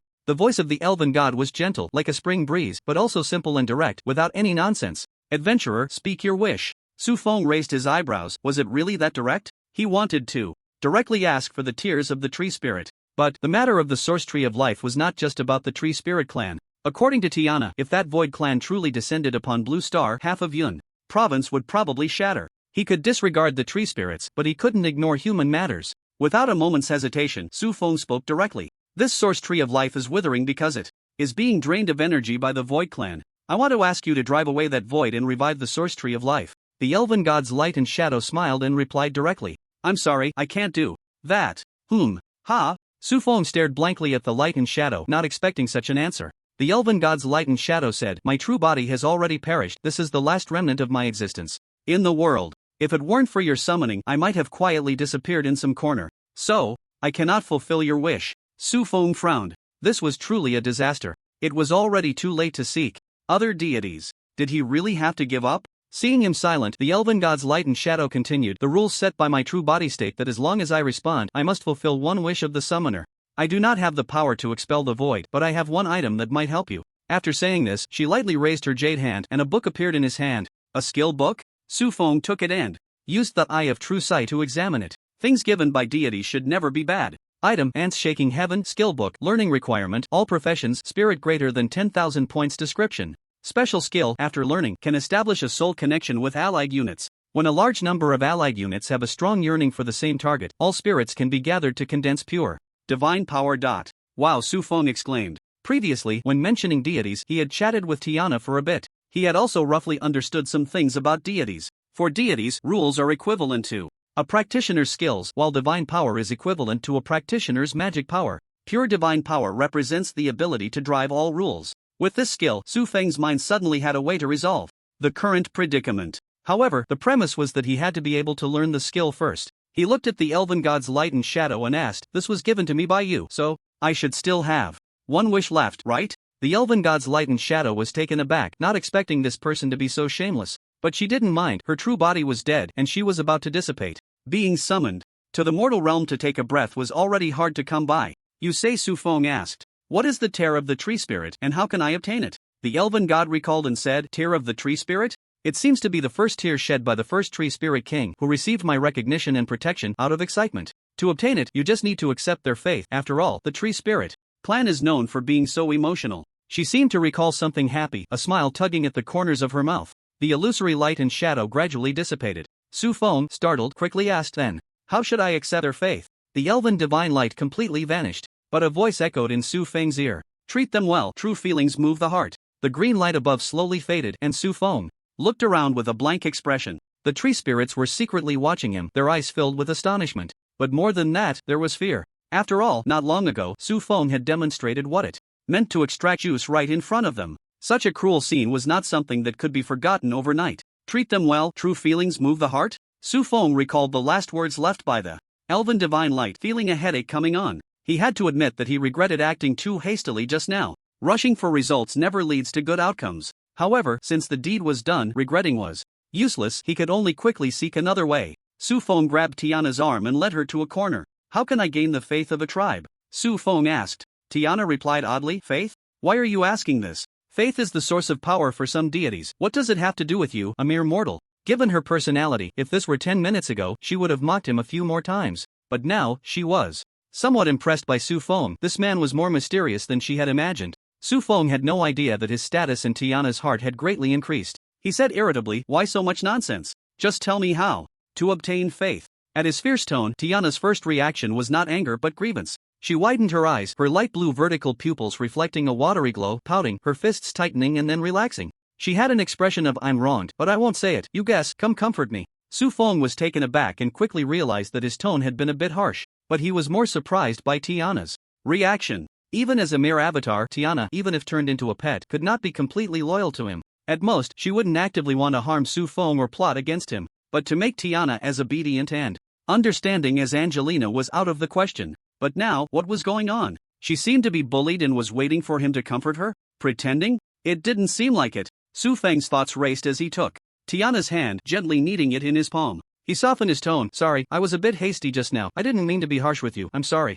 Feeling the warmth from his broad palm, Tiana felt her earlobes heat up. A strange feeling she couldn't quite describe filled her body, making her unable to help but squeeze her legs together. Humph! Tiana let out a light huff, pulling her hand back and said, for a deity to gain faith is quite simple. Just follow the rules and declare protection over the tribe. But for an ordinary person to gain faith, I remember there are indeed records of ordinary races that have not yet become gods gaining faith. They all obtained it by making significant contributions to the tribe. If you can save that life source tree, you might have a chance to gain the faith of these tree spirits. Su Feng's face showed distress. Wasn't this falling into a dead end? To save the life source tree, he needed to break through to a higher level. His attributes needed to be sufficient to learn ants shaking the sky. But only by saving the life source tree could he gain the faith of the tree spirits and obtain the tears of the tree spirits. Wait. Su Feng's thoughts didn't forcefully get stuck. He quickly realized something. The tree spirits wanted to save the life source tree because it was their lifeline. But why this tree was their lifeline, Su Feng did not know. He recalled from the life source tree to the tree spirit tribe there was at least a distance of over 10 kilometers. Moreover, looking at the level of development of this tribe, it doesn't seem like it was just established. In other words, the life source tree is the lifeblood. But it is not irreplaceable. After realizing this, Su Feng hurriedly ran away, grabbing in Nai and bringing her to a corner. He asked, why do you treat the life source tree as your lifeblood? And Nai was taken aback for a moment, then explained everything. After listening to her introduction, Su Feng completely understood. The tree spirits reproduce asexually and they need to rely on trees to breed the next generation. This also means that the young tree spirits do not have biological mothers. The newly born tree spirits are very fragile. They cannot consume normal food, not even tree sap. They can only be nourished by the life spring to sustain their lives. Without the life source tree, there would be no life spring and their tribe would be unable to reproduce. Although tree spirits have long lifespans, without descendants, the tribe will eventually perish. Hearing this, Su Feng understood, and the frown on his face disappeared. He walked back into the crowd with confident strides. After signaling all the tree spirits to look at him, Su Feng's first words sparked outrage. The deity you believe in is dead. There is no god to protect you anymore. As soon as these words were spoken, all the tree spirits lost their fear and looked at Su Feng with anger. For a tribe that relies on faith in deities to gain the right to survive and reproduce, Su Feng's words were akin to telling a sensible but non-productive human child, your parents have gone far away and will no longer take care of you. From now on, you will live all alone in misery. At that moment, if any of the tree spirits had an offensive skill, Su Feng would have been overwhelmed by it. Su Feng continued, but you are very fortunate. Your deity has entrusted you to me.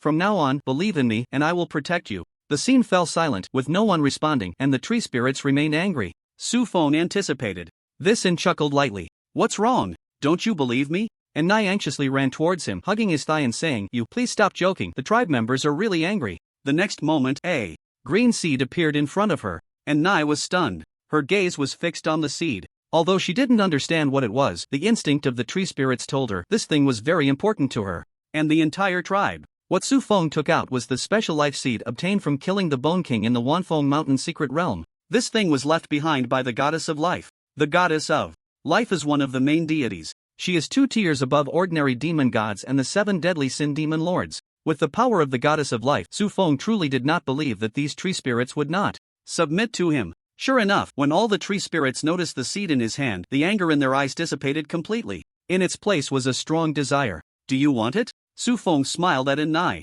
And Nai nodded but felt very uneasy. She worried that Su Feng would make excessive demands. Based on her understanding of him, this guy would definitely. Here you go. Su Feng stuffed the seed into Nai's arms. Ha! And Nai caught the seed, looking at him in confusion, somewhat uncertain. Really, is it really for me? What, don't you want it? Su Feng squinted and smiled. No, it's not that. I want, thank you. And Nai stammered. Su Feng laughed heartily, patting her head. Go on, plant the seed and let your tribe see. Planting the special life seed requires a level 8 planting skill. This is a very high secondary profession level, but that is relative to humans. The planting ability of the newly adult tree spirits, if converted to a professional level, would probably be LV 99. Anna held the seed, dug a small hole in the ground, placed the seed inside, and covered it with soil. Maki immediately handed her the life spring. Anna took the leaves but did not act. She looked at Su Feng. Su Feng took her hand and poured the spring water over the small mound where the seed was buried. Then everyone stepped back, watching as Anna waved her staff, chanting, "Grow quickly." A green glow emanated from the staff, falling into the small mound.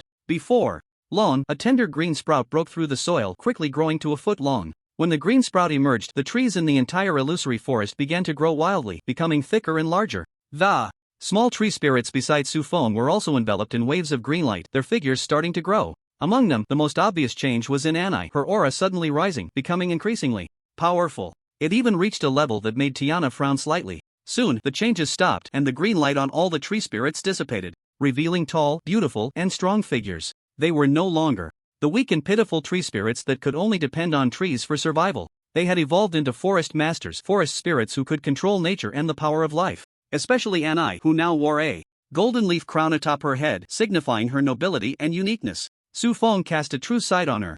Monster, Forest Spirit, Queen, Anai rank, Demigod level, 60 health, 270000/270000 mana, 500000/500000 strength, 900000 constitution, 900000 agility, 900000 spirit, 260000 skills. On the surface, Su Feng appeared calm, but inside he was panicking. He thought to himself, he had been so good to Anai before, she wouldn't seek revenge on him after becoming stronger, right? With that thought, a chill gradually spread in his heart. It was a bit hot, he felt sweat forming on his forehead. He hadn't expected this group of tree spirits to change size at will. Anai suddenly turned to look at him. Su Feng held his breath, meeting her gaze. The next second, Anai knelt down, her head touching the ground, and with an incredibly devout voice, she prayed, "Please, Lord Su Feng, protect my forest spirit tribe." After Anai knelt, the other forest spirits followed suit, bowing and shouting excitedly, "Please, Lord Su Feng, protect my forest spirit tribe."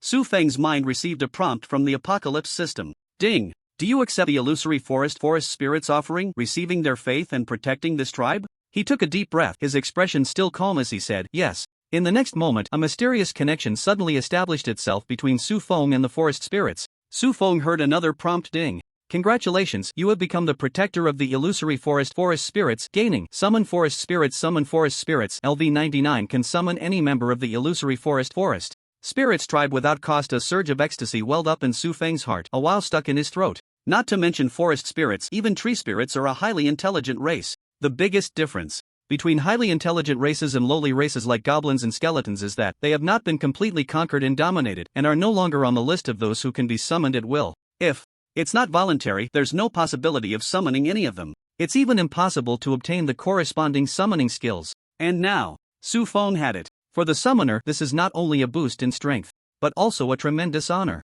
Moreover, just thinking about how the 100 or so forest spirits on site, including Queen Anai, have become his power makes Su Feng unable to contain his excitement. It's not just because of their current combat strength. That life spirit seed has just begun to grow. As it continues to develop, the forest spirit clan here will grow stronger and multiply. Furthermore, they are deep within the special area of the illusory forest. Ultimately, it is very likely to grow into a vast forest spirit empire. In other words, he has now become the master of a forest spirit empire. At this moment, Anai raised her head, her face filled with excitement and joy, as if illuminated by the light of supreme honor and bestowed with unparalleled grace. Does she not know that Su Feng is currently weaker than her? No, she knows. But she understands even more that everything she possesses now, including the changes in her tribe, comes from this man. Su Feng has essentially given them a second life, allowing them to break free from weakness and gain powerful strength. Such a grace of rebirth cannot be repaid even with one's life. The gratitude towards Su Feng has formed a mental imprint in the minds of every forest spirit as they evolve.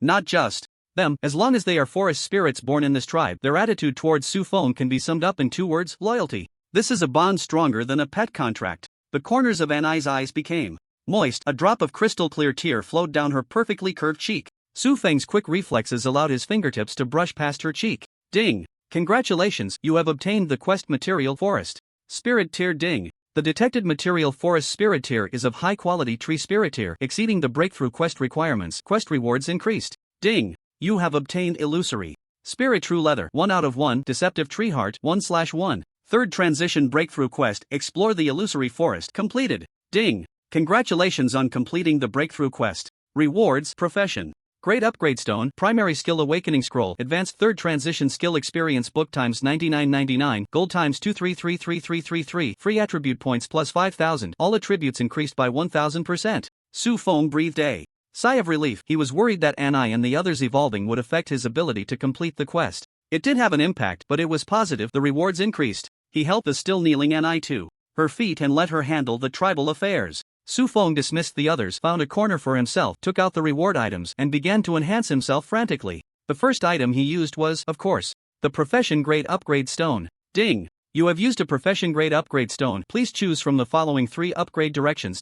1. Spirit Lord. Description: all spirit type summons you summon will have their attributes increased by 200%. 2. Plant Sovereign. Description: you will gain a special space for cultivating plants. 3. Illusory Spirit Master. Description: you have the ability to transform into any of your summoned creatures, gaining all their skills. When the 3 options appeared, Su Feng read the descriptions and without any hesitation, directly chose the third option, Illusory Spirit Master. The Spirit Lord would be the best choice for him. He can currently summon forest spirits. He also has a 4th transition skill book, Summon Holy Light Spirit. If he could double the attributes of his summoned spirits, his current combat strength would definitely rise significantly. The Plant Sovereign is also a good option. Plant summoning is a popular development choice for mid-level summoners. Plants not only have different abilities, are easy to combine, but also have low summoning costs. A portable space for cultivating plants. This reward is extremely valuable, allowing one to accumulate summons within the space. There's no need to worry about sudden battles or the need to activate skills in a panic.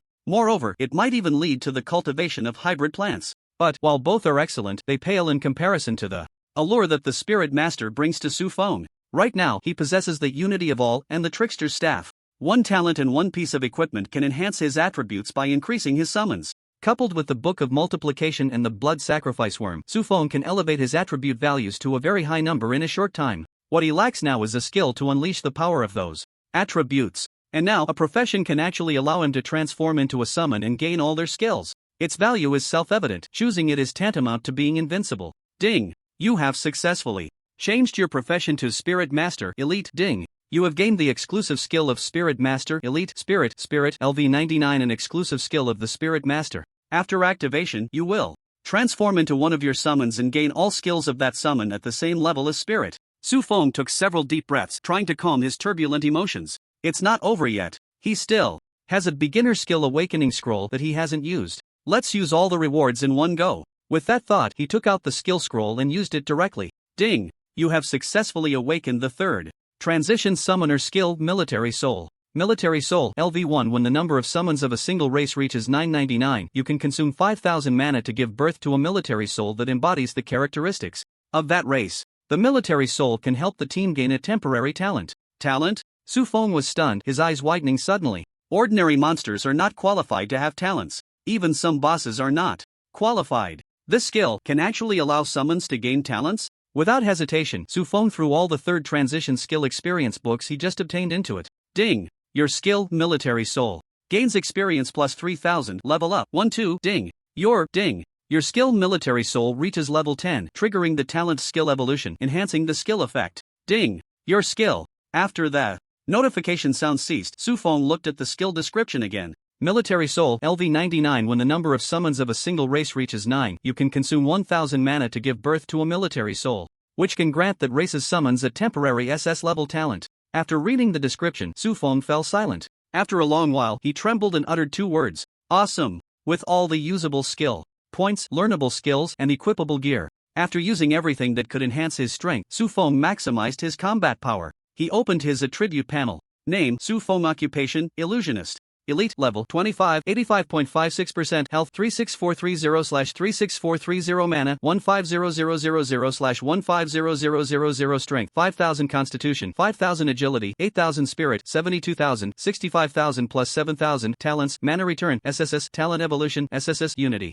Of all SS pets, Bloodline Ancestor, Angelina, Demigod, Greedy Demon King, Avatar, Tiana, Demigod, Affiliated Tribe, Forest Elves, Illusory Forest, Skills, Leader Summon, Exclusive, LV18, Illusion. Exclusive, LV99. Ant vs. Tree, 4th Transformation, LV1, Summon Thunder Spirit, 4th Transformation, LV1, Summon Holy Light Spirit, 4th Transformation, LV1, Equipment, Weapon, Deceptive Staff/Book. Of Multiplication, Epic, Head, Skeletal Crown, Divine, 99% damaged, Shoulders, King's Cloak plus 20, Epic. It can no longer be used to assess Su Feng's strength by level. He stepped forward again. Mu Ying only felt a terrifying figure approaching her. The aura emanating from Su Feng, even without any direct threat towards her, made her hair stand on end. So strong. What level has this guy reached? He just reached the 3rd transformation. Why does it feel even more terrifying than Grandpa? Mu Ying thought to herself, silently rubbing her arms, trying to soothe the goosebumps that had risen from her shivers. The dangerous aura radiating from Su Feng made it clear that he had broken through levels. His strength had increased, reaching the 3rd transformation. Those who didn't know would probably think that some leader had transformed into his likeness, trying to blend into the human world. Angelina continued to admire him as always, a faint smile appearing on her soft and cute face. She had also improved. Tiana, however, was not particularly concerned about her own improvement. She walked up to Su Feng, circled around him, and with her dragon-like eyes shining, said, "You humans are really strange. Clearly, you've only leveled up once. Yet you've become so much stronger." If the previous Su Feng was merely a weakling with a combat power of 1 in Tiana's eyes, now he was at least 15, even 20. And this was just Tiana's preliminary observation. This left her feeling incredulous and a bit envious. After all, ordinary monsters would not know how much time it would take to increase their strength by even 1 point. The gazes of the forest elves towards Su Feng shifted from extreme admiration to extreme fervent worship. This was not just gratitude, it was more about respect for strength. "Let's go, let's see what's going on with that Void Clan," Su Feng said confidently. He raised the deceptive staff and activated the skill teleportation. The withered giant tree stood on the small island in the center of the lake, its gradually dying body reflected in the water. The air was thick with a decaying odor, and numerous dead fish floated on the lake's surface. By the lakeside, a formation suddenly appeared, and the next moment, Su Feng and his group returned to the edge of the lake. Once again, he entered the dream curse state, looking at the tentacle that had emerged from the pitch-black void. Several hours passed, and the tentacle seemed to have become more solid.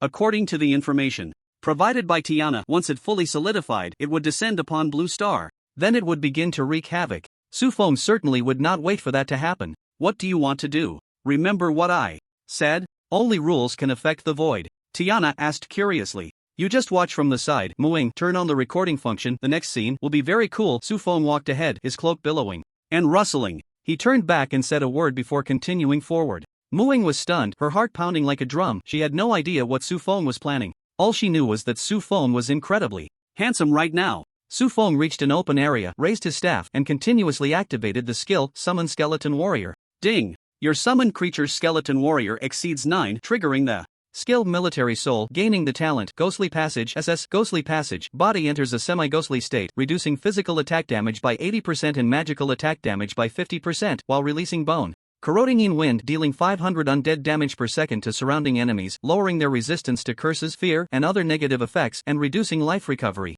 One by one, skeleton warriors, clad in pitch-black armor and wielding long swords, crawled out of the summoning array. They arranged themselves into orderly formations. Each skeleton warrior's body became semi-transparent, emanating waves of black mist. Mu Ying and the others had seen skeleton warriors before, but the previous ones, though high in attributes, were not considered powerful, let alone terrifying. But now, they looked like true reapers, crawling out of hell to harvest lives. Ruthless, cold, sinister. Even watching from the side, Mu Ying felt a chill in her heart. She had already followed Su Feng's instructions and activated the recording function of the Apocalypse system. Glancing at the recording, the skeleton warriors looked even more terrifying. Su Feng walked to the front, taking an item from his inventory. It was one of the 2 artifacts he had obtained, the Bone King Battle Blade. He had never forgotten it. In every battle, he remembered to have the skeleton warriors wield it, stacking the layers of soul plunder. After several encounters in the fallen castle, ogre nest, and that abyssal tide, the layers of soul plunder had long surpassed 1,000,000.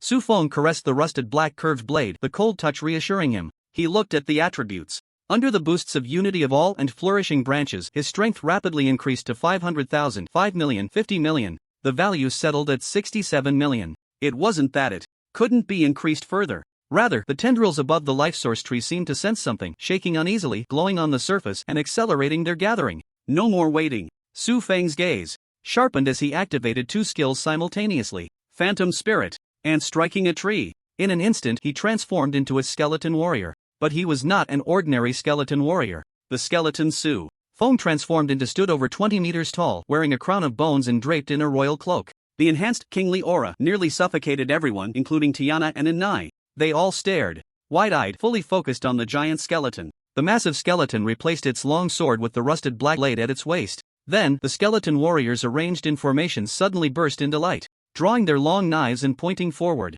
The ghostly blue soul flames in their skulls burned fiercely, and a large amount of fluorescence floated from them, converging towards Su Feng. The ant is tiny, born and dying in a day. They might not understand the concept of the sky, but quantitative change leads to qualitative change. Even if the ant's power is small, gathering billions, hundreds of billions, or even trillions, tens of trillions of power can shake the heavens and the earth. A massive amount of life force gathered, and Su Feng's hand gripping the blade trembled. A force capable of splitting heaven and earth was quietly brewing within the sheath of the blade. At a certain moment, the world suddenly fell silent. All sounds ceased in that instant. A leaf was blown from a branch by the wind, spinning as it slowly drifted towards the lake's surface. Just as it was about to touch the water, a wave of darkness rushed over, the brightness of the sky turning to utter darkness. Immediately after, a terrifying storm surged forth, indescribable in its ferocity, freezing the leaf in mid-air, which gradually disintegrated into tiny, invisible powder. And after the storm, there was a blade of darkness so extreme, yet at that moment, it shone the brightest in this world. Shadow Strike reaped the lost soul's slash. The terrifying blade cleaved through the lake and the heavens, slicing past the dead trunk of the life source tree, severing that tentacle, and moving forward through most of the illusory forest before returning to calm. Mu Ying's mouth had unknowingly opened to its limit, her pupils trembling. Su Feng had deceived her. This scene was anything but cool. That slash was simply breathtaking. A spark of fluorescence erupted at the tip of the blade, and then the entire Bone King battle blade began to disintegrate. With a damage level of 99%, it had already reached the limit of its existence. If used normally, perhaps it would just have slightly lower attributes, not leading to its shattering. But Su Feng had just infused it with divine power, reactivating the rules within the blade, and unleashed an incredibly powerful slash once more. Su Feng watched it disappear from his hand, feeling a bit frustrated, having lost another trump card. However, listening to the blade hum softly, it seemed there was a voice roaring in Su Feng's ear. Battle, exhilarating. It seemed that compared to quietly decaying into oblivion, this outcome delighted the weapon spirit greatly. Su Feng looked towards the life source tree. That slash not only cleaved the giant tree but also severed the tentacle that had been coiled around it. The void in the sky closed, the crisis averted. 2 days later, at the edge of the illusory forest. My lord, are you really leaving? Won't you stay a little longer? And Nai followed Su Feng, reluctant to part. At her insistence, Su Feng had stayed an additional 2 days in the illusory forest. These 2 days had been quite enjoyable. After all, with so many elves surrounding him and the large, enticing fruits, if Su Feng's resolve had been weaker, he might not have left so easily. Alright, what's there to be reluctant about? Su Feng chuckled, patting the head of the elven queen, and said seriously, And Nai, you are now the queen of the forest elves. You can no longer be as timid as before. You must be strong. Think more for your people, understand? And when you return, have your people ready to be summoned by me for battle at any time. I don't want to see the weak and incapable tree elves again. I hope that when we meet again, you can become truly powerful forest elves. And Nai wiped away the tears at the corners of her eyes and nodded in agreement. Yes, my lord, I will definitely train the most outstanding warriors for you. Su Feng smiled and instructed her on a few more matters. Soon, Su Feng and Muing left. That afternoon, the two arrived at the cross-regional teleportation station in Color City. Just as they were about to part, Muing grabbed Su Feng. You're also planning to go to the Great Xia Academy, right? Su Feng nodded. Are you also? Muing responded with a voice as soft as a mosquito. After thinking for a moment, she was preparing to muster the courage to say something when Su Feng suddenly spoke. Oh, I understand. You want me to take you to grind monsters, right? No problem. If you ask me, I'll take you. Mu Ying was taken aback. Immediately, her face filled with anger as she raised her foot to kick him. This guy really had no sense of romance. Su Feng gently twisted away, dodging. Ha ha, still want to attack me, but can't reach, ha ha ha. Muing chased for a while, but when she couldn't catch up, she leaned on her legs, breathing lightly. She gritted her teeth, staring at Su Feng. You guy. Hey, we're friends, right? I might not be able to go to the academy until school starts. If you go first, can you help me arrange accommodation? Su Feng listened, stroking his chin and thinking. Then you call me dad, and I'll agree. Call you dad, Muing shouted in dissatisfaction. Su Feng nodded, that's right, call me dad. Muing screamed, get lost. Ha ha ha. Su Feng laughed heartily. Su Feng returned to Yunhua City, stayed for 2 more days, and packed his backpack. With his bag on his back, he contacted Zhu Ling, the admissions teacher at Daxia Academy, to inform her that he would be reporting to the academy. Xia Lingyun was in the capital. What? One was also going to the capital to open a noodle shop with the help of her kind mentor, Munishan. In Yunhua City, Su Feng was now free and could leave without any worries. However, before leaving, Su Feng met with the potion master Songshi, whom he had encountered earlier at the trading post. He expressed his intention to sponsor her potion research. Songshi was somewhat resistant. She stated that she didn't want to be constrained, she only wanted to research what she was interested in. But Su Feng didn't care. Other investors in potion research needed to see returns. He only wanted the goods. If Songshi really developed something like that miraculous potion that he needed, then he would make a huge profit. Thus, under Songshi's incredulous gaze, Su Feng transferred her 50 million gold coins, becoming her boss. And the 50 million was just for the priority purchasing rights of the potions she developed. Good horses are common, but good trainers are rare. Songshi was so moved that she almost cried and immediately expressed her willingness to accept some excessive conditions. Su Feng looked at her flat figure and unkempt appearance, feeling a bit speechless. Did he really look that desperate? That afternoon at 3 o'clock, under the farewell of only Songshi, Su Feng stepped into the teleportation array heading to the capital. Just as he walked out of the teleportation station, before he could take a few breaths of the sweet air from the capital, a warm smiling woman, exuding an intellectual beauty, approached him. Excuse me, are you Su Feng? The woman glanced sideways, comparing a photo on a panel only she could see. Su Feng smiled. If you're talking about the one who broke the record in the college entrance examination, scoring an unprecedented 169,000 points, and was awarded the Red Iron Medal as the national champion, then that's me. The woman was taken aback, then let out a soft laugh covering her mouth. She had thought that someone like Su Feng, who had just graduated from high school and achieved such great success, would be arrogant, disdainful, and indifferent to others. After all, who could enter Daxia Academy without being a genius?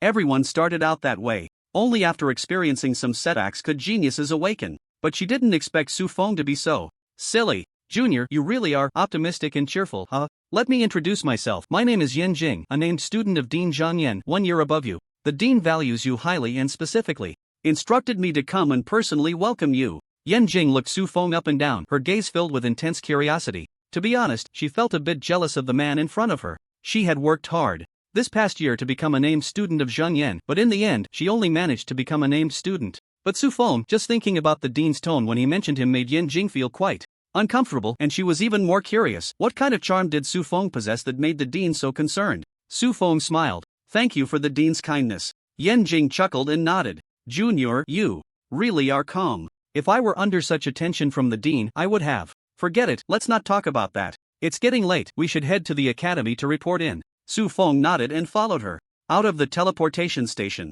As the capital of the Great Xia Kingdom, the capital city is certainly bustling. However, in Su Feng's eyes, aside from being larger, it seemed no different from Yunhua City. This was because he was new and could only see the surface. To truly experience the splendor, the threshold is extremely high. Money, power, and status are all indispensable. Su Feng was looking forward to establishing himself in the capital. Before long, Su Feng followed Yan Jing to the Great Xia Academy, and after entering the Grand Gate, the two of them began to run around the academy, registering for enrollment, handling dormitory check-in, a whole bunch of troublesome tasks. If Su Feng were to handle it alone, it would probably take him 3 or 4 days to finish. But under Yan Jing's proper arrangements, it only took 2 hours. Before the end of the workday, Su Feng completed all the procedures and officially became a student of the Great Xia Academy. In the dormitory area of the Great Xia Academy, in a villa, Su Feng sat on the sofa, lounging in a relaxed manner. After a whole day of running around, his body wasn't tired, but he was indeed a bit mentally fatigued. Yan Jing wandered around the villa and returned to the living room.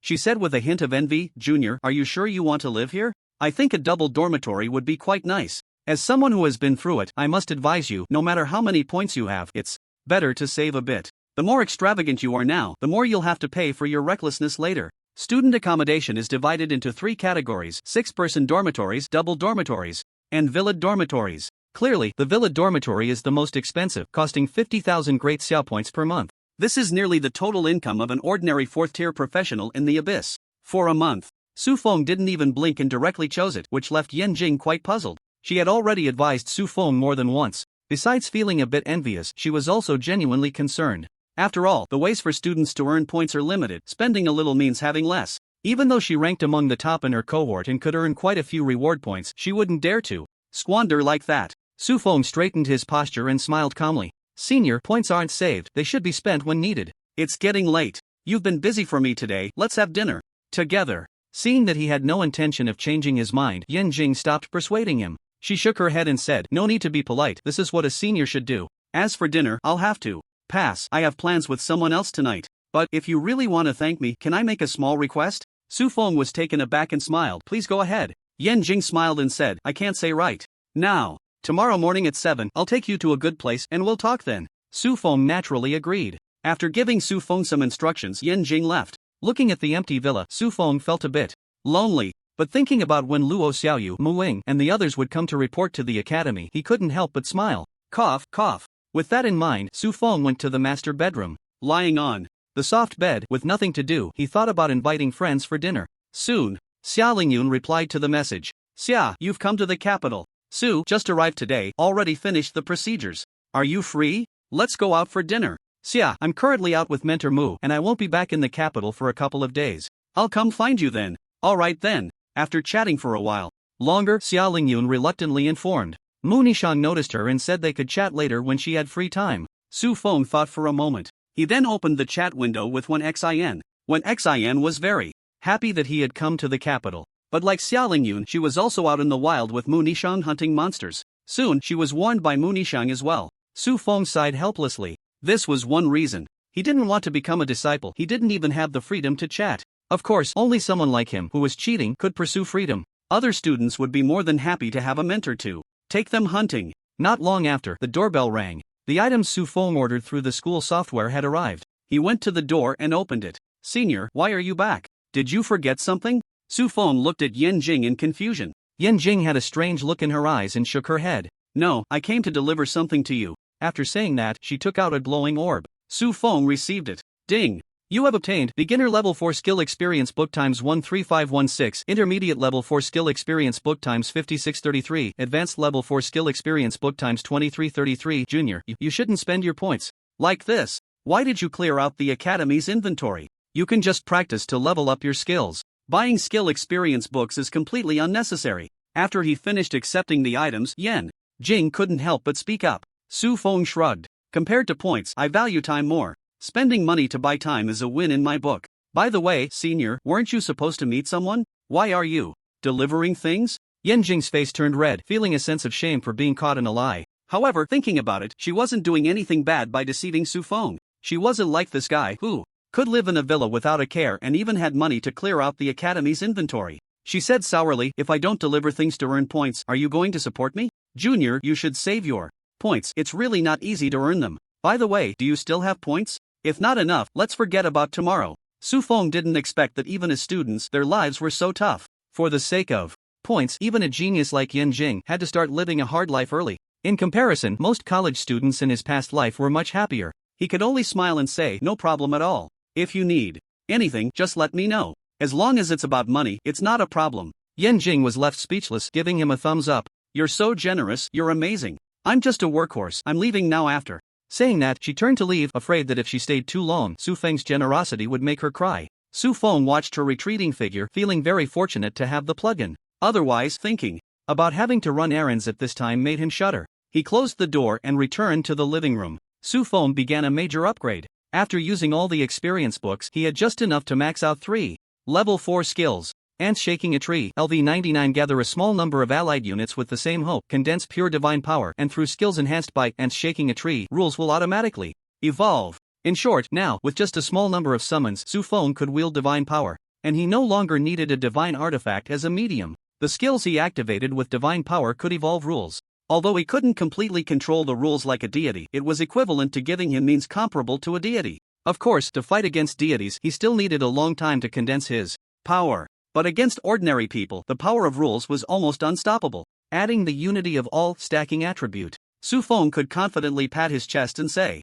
under the gods, he is invincible. Above the gods, he can run. Both Summon Thunder Spirit and Summon Holy Light Spirit have also been upgraded to max level. Summon Thunder Spirit, LV99, consumes 10,000 mana, summons 9 Demon Dispelling Thunder Lords, lasts for 10 minutes. Monster Thunder Spirit, Demon Dispelling Thunder Lord, rank, bronze level, 25 health, 300,000/300,000 mana, 250,000/250,000 strength, 80,000 agility, 80,000 constitution, 150,000 spirit, 150,000 skills, Thundermite Heavy Armor, 10,000 Thunder Summon, Heavenly Thunder Soul Destruction / Lord's Idol. Summon Holy Light Spirit, LV99, consumes 10,000 mana. Summons 9 Star Conjurers, lasts for 10 minutes. Monster Holy Light Spirit, Star Conjurer, rank, bronze level, 25 health, 50,000/50,000 mana, 500,000/500,000 strength, 10,000 agility, 10,000 constitution, 10,000 spirit, 300,000 skills, Star Soul Shadow, Holy Star Blessing, Pure Star Domain, Starshine Holy Healing.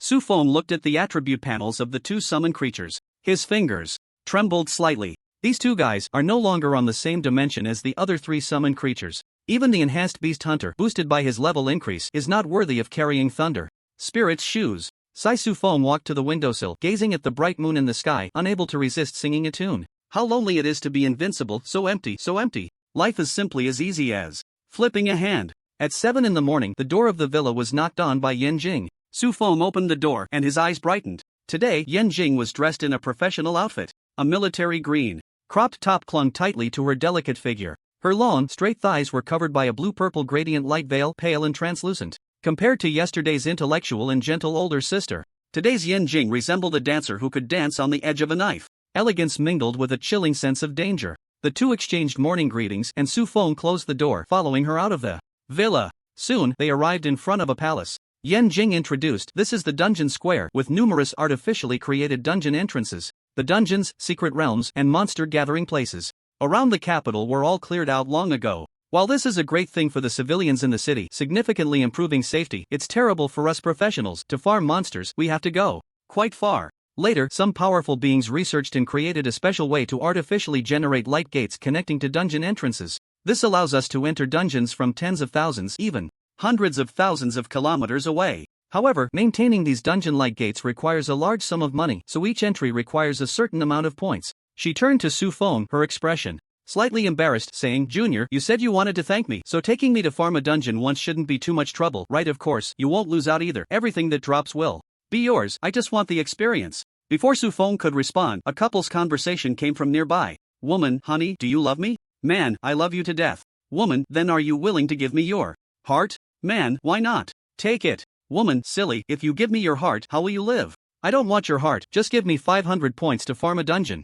"Man, this. Girl, what's wrong? Are you unwilling?" "Boy, Girl, angrily, "You're willing to give me your heart, why aren't you willing to take out 500 points?" "Boy, because I really have 500 points." Watching the little couple fall apart and go their separate ways, Yen Jing explained, "It takes 500 points for a 4-turn dungeon each time. Let's choose a 2-turn dungeon, it only costs a few dozen points." Su Feng exclaimed, looking a bit troubled. Yen Jing, seeing his expression, kindly said, "Junior, if you feel uncomfortable, then let's forget it. After all, you just cleared the school's 4-turn skill experience book inventory yesterday. It's understandable to be short on points." Su Feng smiled. "Senior, I am indeed a bit troubled. But what troubles me isn't the points issue, but the 2-turn dungeon." Yen Jing was taken aback, puzzled. "What's so difficult about it? I'm level 27, and you should be at least level 20, right? If we work together, we can definitely clear the ordinary mode of the 2-turn dungeon easily." Su Feng sighed. "Senior, since my awakening, I haven't done a dungeon below hell difficulty. Besides, a 2-turn dungeon is too low. How long do I have to grind to level up?" Yen Jing's expression became somewhat dazed. "Hell difficulty. A 2-turn dungeon is too low. What kind of language is this? Is it the language of Daxia? Why can't she understand? Even though she is one of the top geniuses of her cohort, she has only had a few experiences clearing hell difficulty dungeons. And that was after she broke through level 20 and went back to grind a 1-turn dungeon. Now, it seems from Su Feng's words that he wants to grind a hell difficulty 3-turn dungeon. Junior, I think we should be more cautious. Let's first pick a low difficulty 2-turn dungeon to practice, okay?" Yen Jing gently persuaded. Just as Su Feng was about to respond, he caught sight of 2 familiar figures out of the corner of his eye. Brother Yi, Sister Yi. Not far away, a fully armed knight turned to look. He was accompanied by a lightly dressed archer. It was Yi Longyin and Yi Fingwu, the 2 siblings. Seeing Su Feng, they jogged over. Yi Longing casually placed a hand on his shoulder and smiled. Su Feng, you didn't even send me a message when you arrived. Su Feng smiled. I just got here yesterday. Yi Longing nodded. At this moment he noticed Yan Jing, who was already looking dazed. You are classmate Yan Jing. Yes, teacher Yi. I am Yan Jing. Yan Jing immediately responded. She looked at Su Feng with a strange expression. What's going on with this guy? Isn't he a freshman? How could he be so familiar with a mentor? Yi Longing nodded and smiled. It was Director Zhang who sent you to guide him, right? Are you here to the dungeon square to grind dungeons? Su Feng nodded and then said, Brother Yi, Sister Yi, what level are you? Do you want to team up? Yan Jing's expression suddenly turned fearful. What? What did she just hear? Teaming up with a mentor to grind dungeons, what a novel concept. It's not that her reaction was too intense. Mentors are all above level 6. And even if a student has high talent after 4 years in the academy, they might just touch the edge of the 5-turn breakthrough task. So, a mentor taking a student to grind monsters is basically in the wild monster gathering area. Teaming up with a mentor to do dungeons. A low-level student can't contribute and a high-level mentor can't carry them. Teaming up is just asking for trouble. They will definitely refuse. Yan Jing composed herself, suddenly realizing this point, and felt a bit relieved. She only saw Yi Longyin with a serious face, stroking his chin and saying, teaming up is not impossible. I am level 59, Xiao Feng is level 58, and you? 25, Su Feng replied. The three looked at Yan Jing. Yan Jing instinctively answered, 27. Yi Longyin calculated with his fingers and smiled. Our average level is 42, we can enter the 5-turn dungeon now. The 5-turn dungeon will also yield significant rewards for us.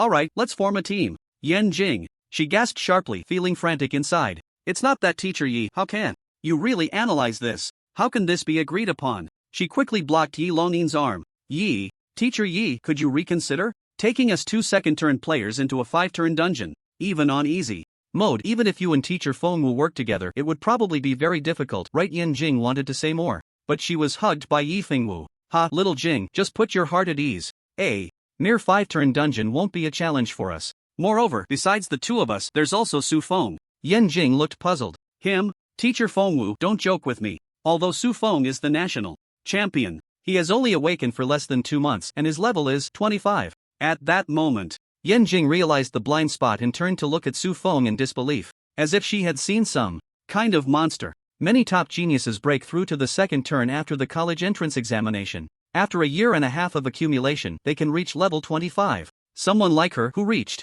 level 27 in just 1 year, is already considered rare in the Great Xia Academy. She still benefited from Zhang Yan's influence. As a result, Su Feng entered the academy at level 25, a whole year ahead of his peers. How can others compete with such a freak? Seeing her expression full of doubt about life, the three of them smiled and said no more. The four completed their team and walked into the dungeon entrance. Upon entering the palace door, they found a relatively spacious hall. One by one, the dungeon light gates were orderly arranged in the hall. The further they walked in, the number of gates went from dense to sparse. Yan Jing briefly introduced, the row of dungeon light gates in front are all first turn, with 7 in total. The 3rd to 5th rows are second turn dungeons, totaling 28. The 6th to 9th rows are third turn dungeons, 20 in total. The 10th row is a 4th turn dungeon, 3 in total. The 11th row is a 5th turn dungeon, just 1. Su Feng nodded at this and continued walking with the Yi siblings towards the 11th row. Yan Jing followed behind them, opening her mouth, wanting to persuade them. But seeing the three of them so excited, she could only show a bitter expression.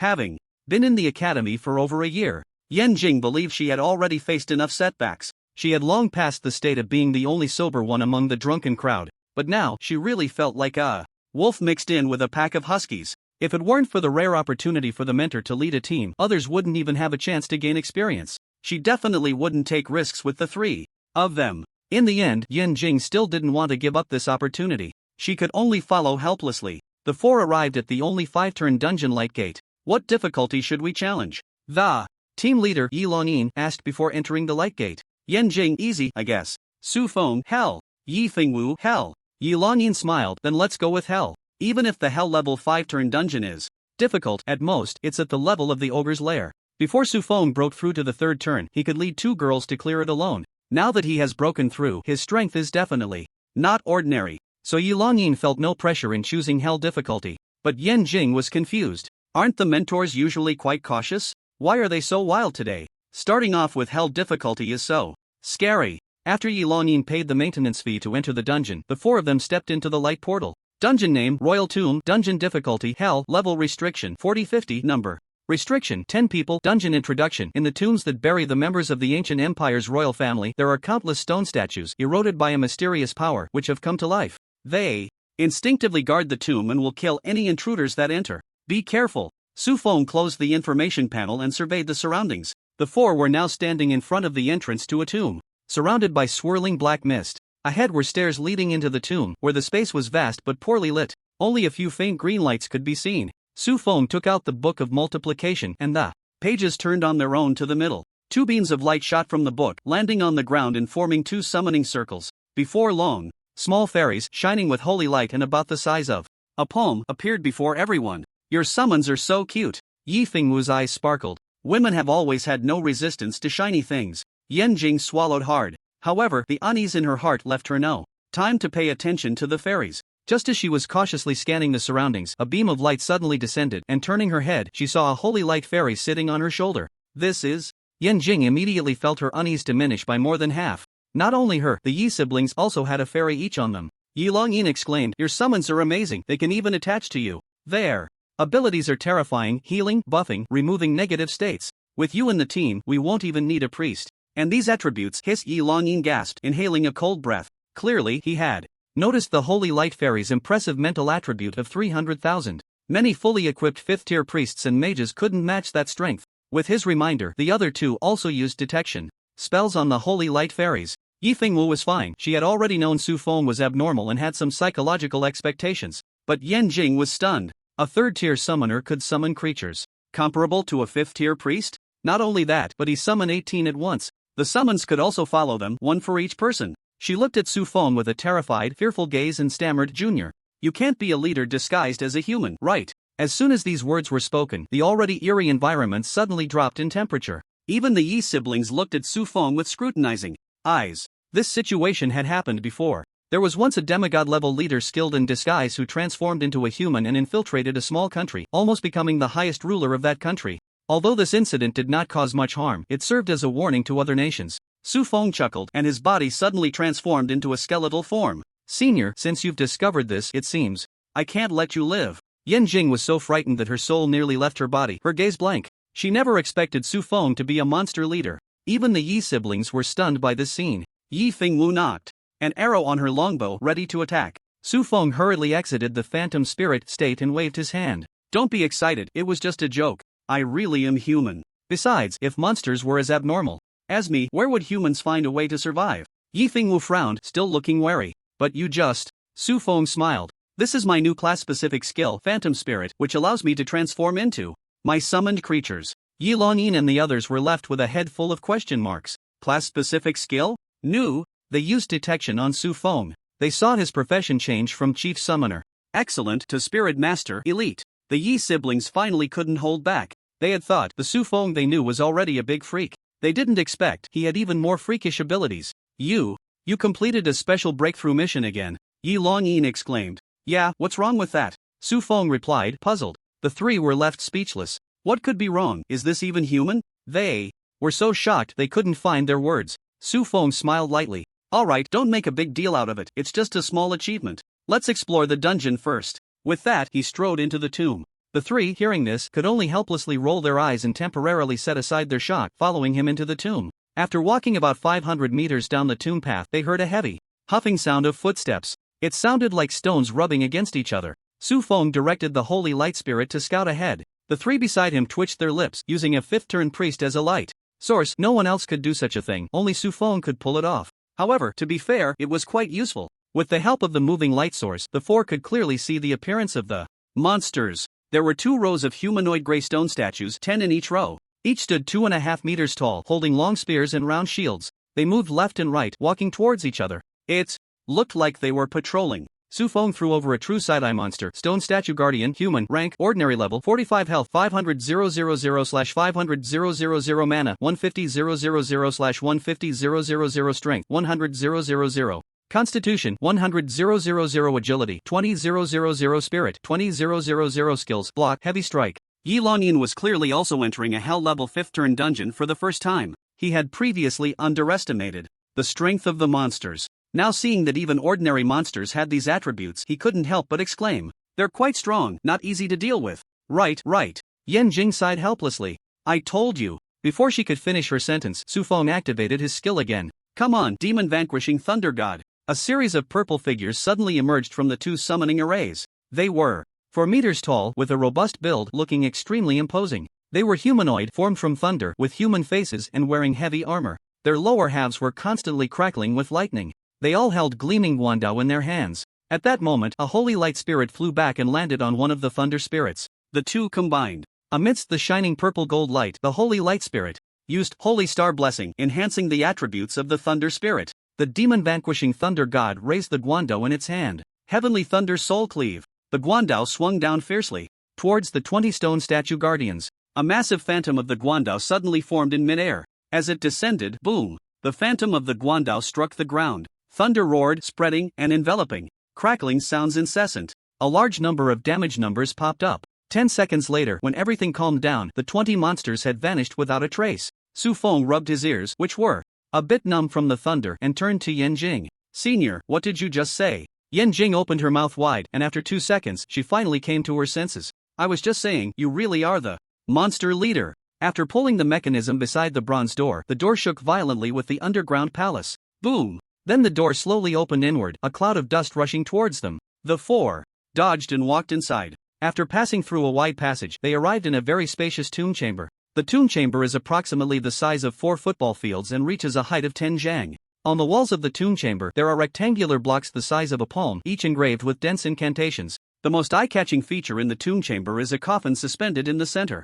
The entire coffin is 5 meters long, bound by 16 massive iron chains hanging in midair. Noticing that Su Feng and Yan Jing's gazes were fixed on the coffin above, Yi Longyin reminded them, don't look at it. The boss of this level is over there. He pointed to a corner of the tomb chamber. With the faint light emitted by the wall-mounted oil lamps, Su Feng vaguely saw a massive figure crouching in the darkness. He was taken aback and pointed at the coffin above. What's inside it? Yi Longyin shrugged. No one knows. It might just be for decoration, probably empty. Is it reasonable to place such a large coffin there with no purpose? Su Feng couldn't help but wonder. But at this moment, he couldn't afford to be distracted. The leader in the tomb had discovered the intruders, and a loud roar echoed from the corner, shaking the stone bricks beneath their feet. Su Feng took out the Book of Multiplication and cast Summon Holy Light Spirit and Summon Thunder Spirit. He looked at the 2 summoning arrays that appeared and still felt it was too few. The academy had equipment enhancement scrolls and protection scrolls. Besides the basic ones, there were intermediate and advanced ones. But Su Feng currently had 2 weapons, and separating the enhancements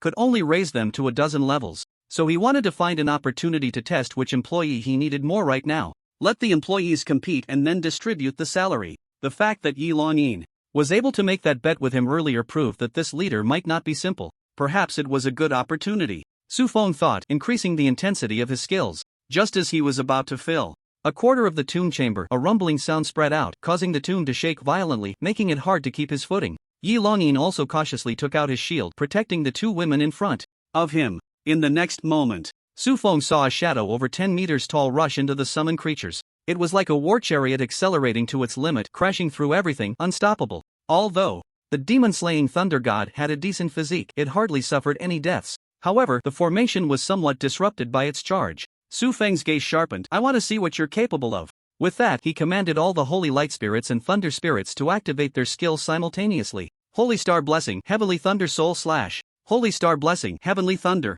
Massive guillotine-like phantoms appeared out of thin air, howling as they slashed down on that shadow. Its health bar was revealed. The next second, Su Feng was momentarily stunned. After withstanding hundreds of attacks, this shadow had only lost a tiny bit of health. At that moment, the shadow turned and lunged, entering the range of the light. Su Feng clearly saw its true form. It was a grayish-white stone lion, spewing flames from its mouth. Monster, Stone Guardian, Swanning, rank, Diamond level, LV 50 health, 800000/80000000 mana, 100000/10000000 strength, 500,000 agility, 500,000 constitution, 500,000 spirit, 500,000 skills, Blazing Flame, Swift Wind, Profound Ice, Thunderfall. Description: the Swanee Stone statue is the final boss guarding the main tomb chamber, protected by the anti-magic stone tablets hidden within the walls of the tomb chamber. All magical attacks against it deal 99% less damage. To defeat it, one must first find 99 anti-magic stone tablets and shatter them.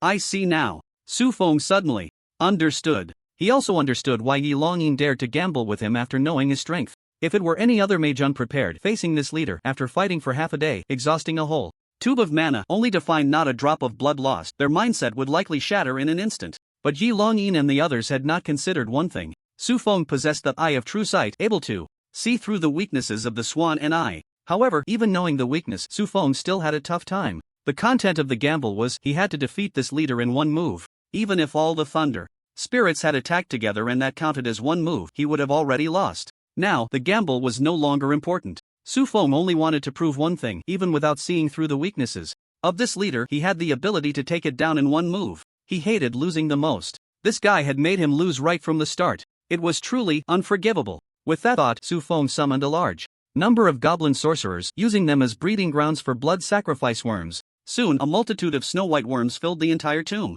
A portion was sacrificed by him to activate the land of divine promise. Another portion was left behind to stack the attributes of unity of all and flourishing branches and leaves. At the same time, Su Feng also used military soul and shaking a tree on the thunder spirits. He gained a temporary SS level talent, Brilliant Thunder Might. Brilliant Thunder Might SS all thunder element attack methods increase in power by 100 times and the attacks carry 10 times. The effects of paralysis, penetration, shock, shatter, and explosion.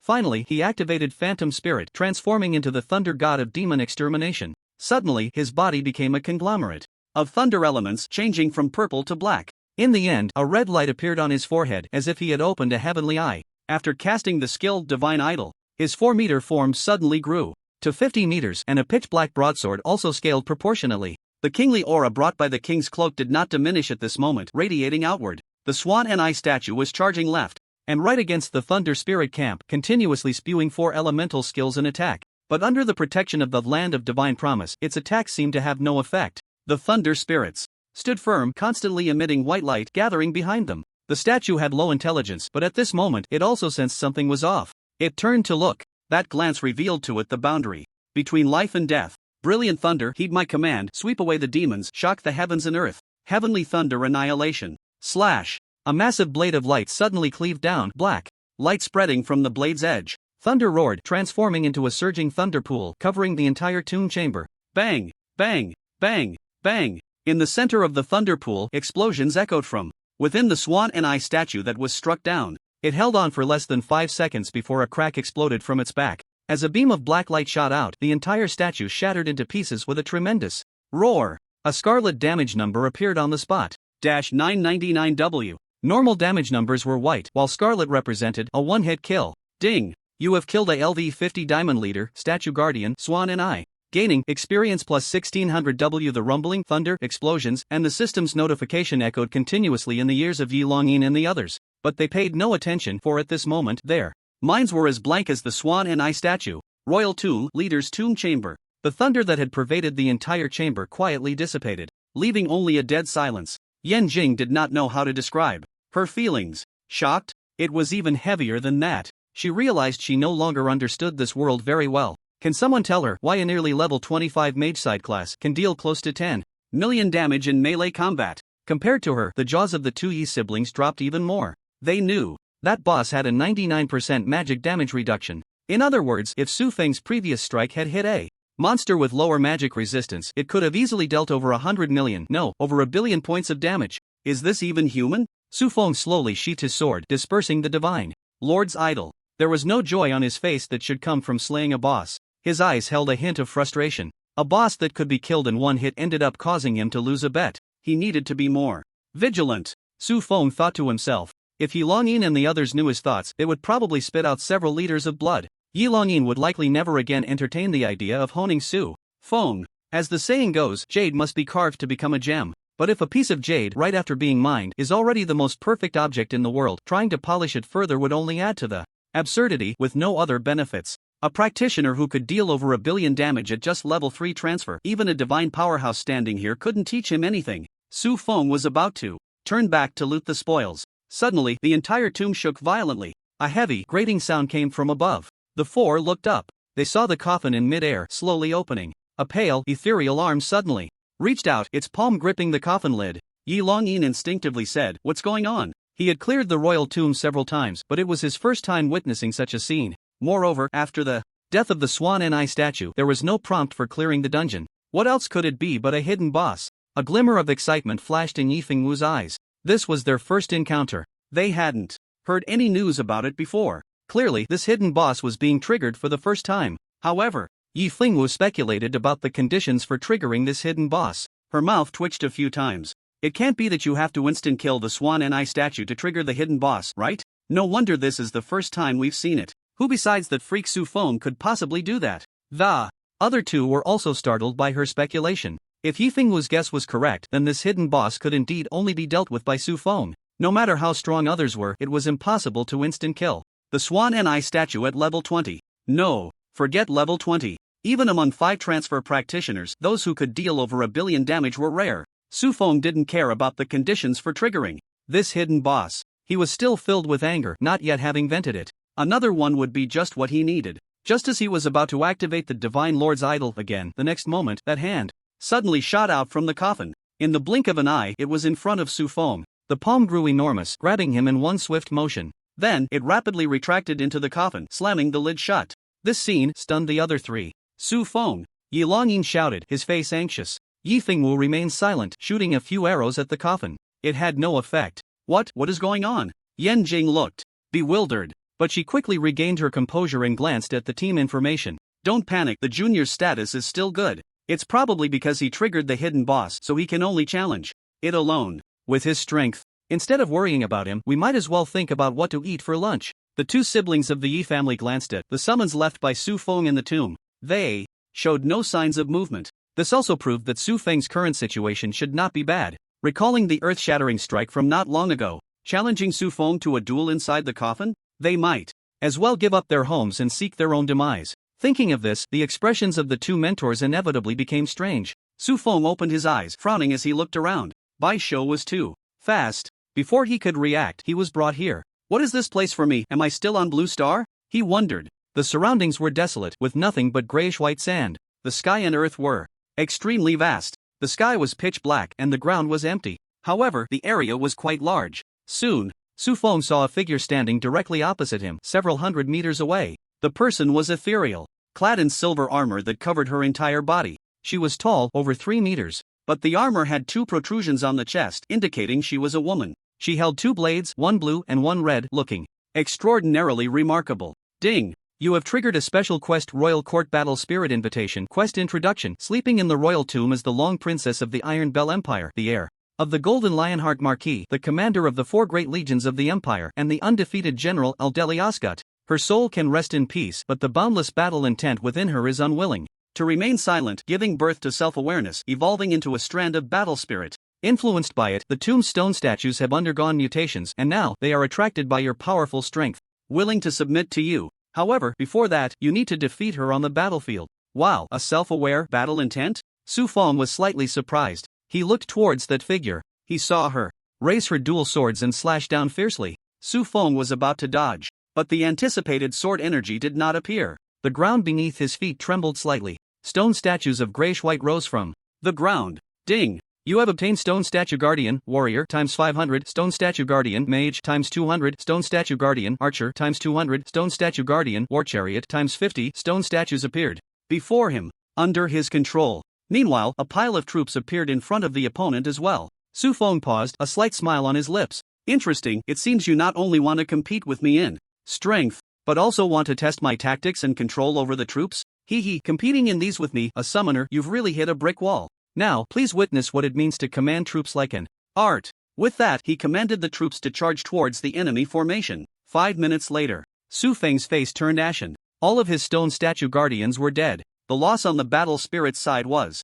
only a handful of stone statue guardian warriors. The so-called artistic command indeed appeared. However, it was in the enemy camp. Su Feng initially thought that as a summoner he had extensive experience in controlling summons. Plus, he had learned formations from Yang Gang. The advantage was mine. The result, the opponent seemed to read his mind, seeing through all his thoughts. From the moment they started fighting, he was led by the nose. By the time Su Feng realized it, the stone statue guardians commanded by the battle spirit had wiped out all his troops. In a battle of equal numbers and strength, Su Feng was completely defeated. The failure of the commander led to the destruction of the entire army, and this moment truly reflected that. Damn it, I was just playing with you, and you took it seriously. Su Feng, filled with anger and embarrassment, activated Phantom Spirit and transformed into the Divine Lord statue. The summon entity was still outside. His attributes remained unchanged. With a single strike of Heavenly Thunder Soul Cleave, the battlefield was cleared, along with that battle soul disappearing. Before it vanished, Su Feng felt a disdainful gaze directed at him. His face turned a rare shade of red,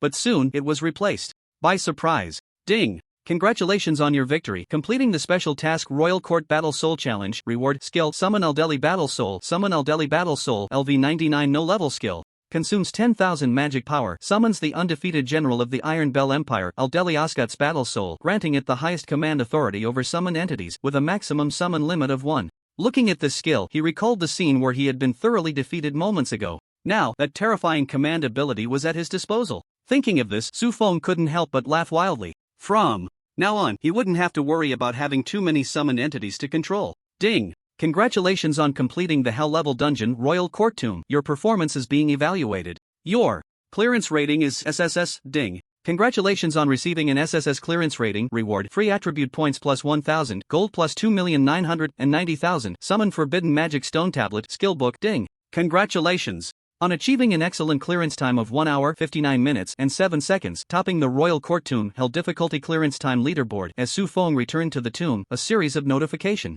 sounds rang in his ears. He wasn't surprised to receive an SSS rating. After all, even the hidden boss had been conquered by his abilities. But, summon Forbidden Magic Stone Tablet? He thought and opened his item bag, taking out the skill book. Item: Summon Forbidden Magic Stone Tablet. Skill book. Learning requirement: Summoner 50,000 Spirit Attribute. Description: 4th turn summoner skill. After learning, can consume 5,000 magic power to summon a Forbidden Magic Stone Tablet, providing teammates with a 1% reduction in magic damage, with a maximum effective summon limit of 99 tablets. Wow! Su Feng exclaimed. This skill was incredibly useful for him. Ordinary summoners relied on overwhelming numbers to deal high damage. Although most summoners were reluctant to admit it, their methods were quite singular. The Sea of People tactic. This also made the profession that summoners feared the most shift from assassins to mages in the later stages. Because when ambushed by assassins, with teammates' protection, they might still be safe. But once faced with mages capable of dealing massive area damage, summoners could only watch helplessly as their painstakingly summoned entities were obliterated by 1 or 2 area skills.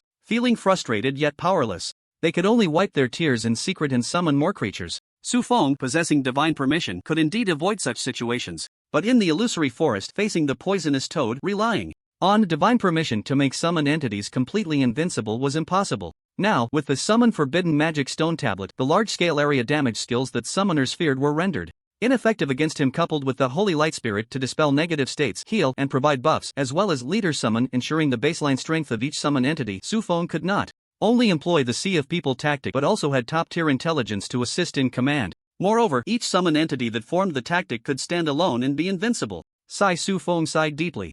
This immediately drew the attention of the other 3. Their expressions were all joyful, clearly having gained considerable benefits. What's wrong? Why the sudden sigh? Yi Longyin asked. Su Feng replied, with a sense of melancholy. Brother Yi, do you have any way to give me a blow? I feel like my mindset is too inflated right now. I'm still young, and although I have unbeatable strength, I've lost my dreams and pursuits. It's so annoying. Yi Longyin? Yi Fengwu? Yan Jing. Someone is showing off, wanting to hit him, but can't, so frustrating. Yi Longyin said indifferently, if you really want to be hit, I suggest you randomly pick a dean's office and ask for guidance. I think the deans in our academy would be willing to mentor a genius like you. Su Feng fell silent. After a while, he asked, what should we have for lunch? I'm really hungry. Seeing Su Feng's frustrated expression, the other 3 burst into laughter. But as they laughed, their eyes became moist. The 3 of them turned, feeling like nothing. Su Feng turned 3 times, only able to rely on a god-level powerhouse to suppress him. How could the gap be so vast among humans? In the following days, Su Feng took the 3 of them to clear the royal tomb a few more times. However, even after defeating the Sphinx statue, no battle souls appeared. The rewards turned into some ordinary equipment. Their gains were reduced to free attribute points and experience. Plus, the continuously breaking completion time. Except for the first time, when Yi Longyin took them on a detour, which took nearly 2 hours. The remaining records were all just over 10 minutes. The Royal Tomb is the only 5-turn dungeon in the Great Xia Academy. Aside from their team's completion records, all started from 4 hours. On the school forum, posts about their team's completion records exploded. Are you kidding me? Cleared again? 13 minutes and 6 seconds? I took 20 minutes just to run through a 1-turn dungeon at 4 turns. Are the 2 Yi teachers about to become gods? Bringing 2 3-turn students, they can still achieve such exaggerated records. I'm impressed. If there's a class with a Yi teacher next semester, I'll definitely attend. I heard this year's national champion and Dean Zhangyan's named disciple are also in the team. Is it possible they are the ones pushing hard? I think it shouldn't be so outrageous with just the two mentors. What's the national champion got to do with it? What power can they exert? Oh, you're pretty cocky upstairs. What grades did you get in? Last year's national champion, what's wrong with that? Oh, then it's nothing. Not only online. In reality, Yi Longyin's residence was also blocked.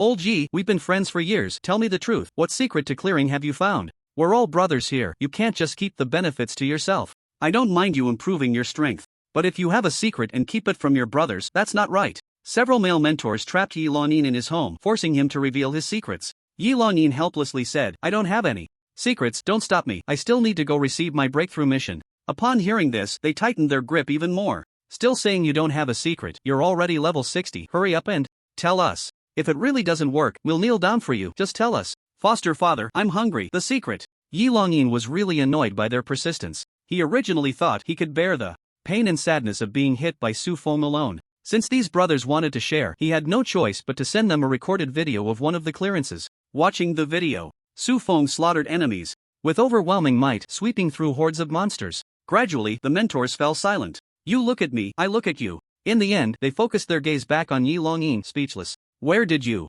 find this god-level powerhouse? Just to accumulate a few billion experience points, isn't that unnecessary? Isn't it that entering a god-level 5-turn dungeon probably costs quite a bit? Why bother inviting such a big shot? Just give a tenth of the resources you spent to my buddy, and he would help you. Yi Longyin chuckled. What god-level powerhouse, what big shot? He is this year's national champion, Su Feng. What kind of eyes do you have?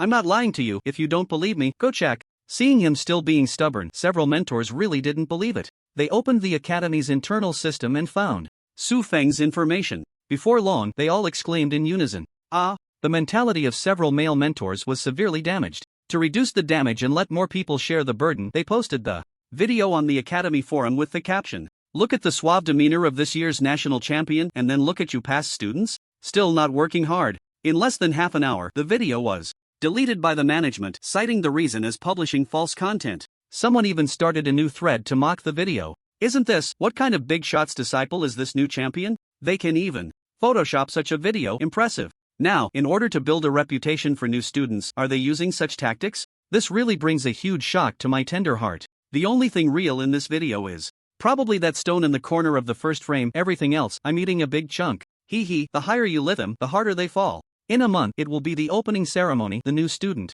conference. The new champion better not be too scared to accept challenges. Yi Longyin and several male mentors were watching the forum. They saw someone wanting to challenge Su Feng at the new student conference. Did we get into trouble? Old Yi, why don't you apologize on our behalf to that champion and let him avoid the limelight for a while? Yeah, we actually don't believe this video is real either. Even if it is, it must have used some special skills. There are skills that are strong against monsters but weak in duels, they do exist. You should tell him to stay low for now.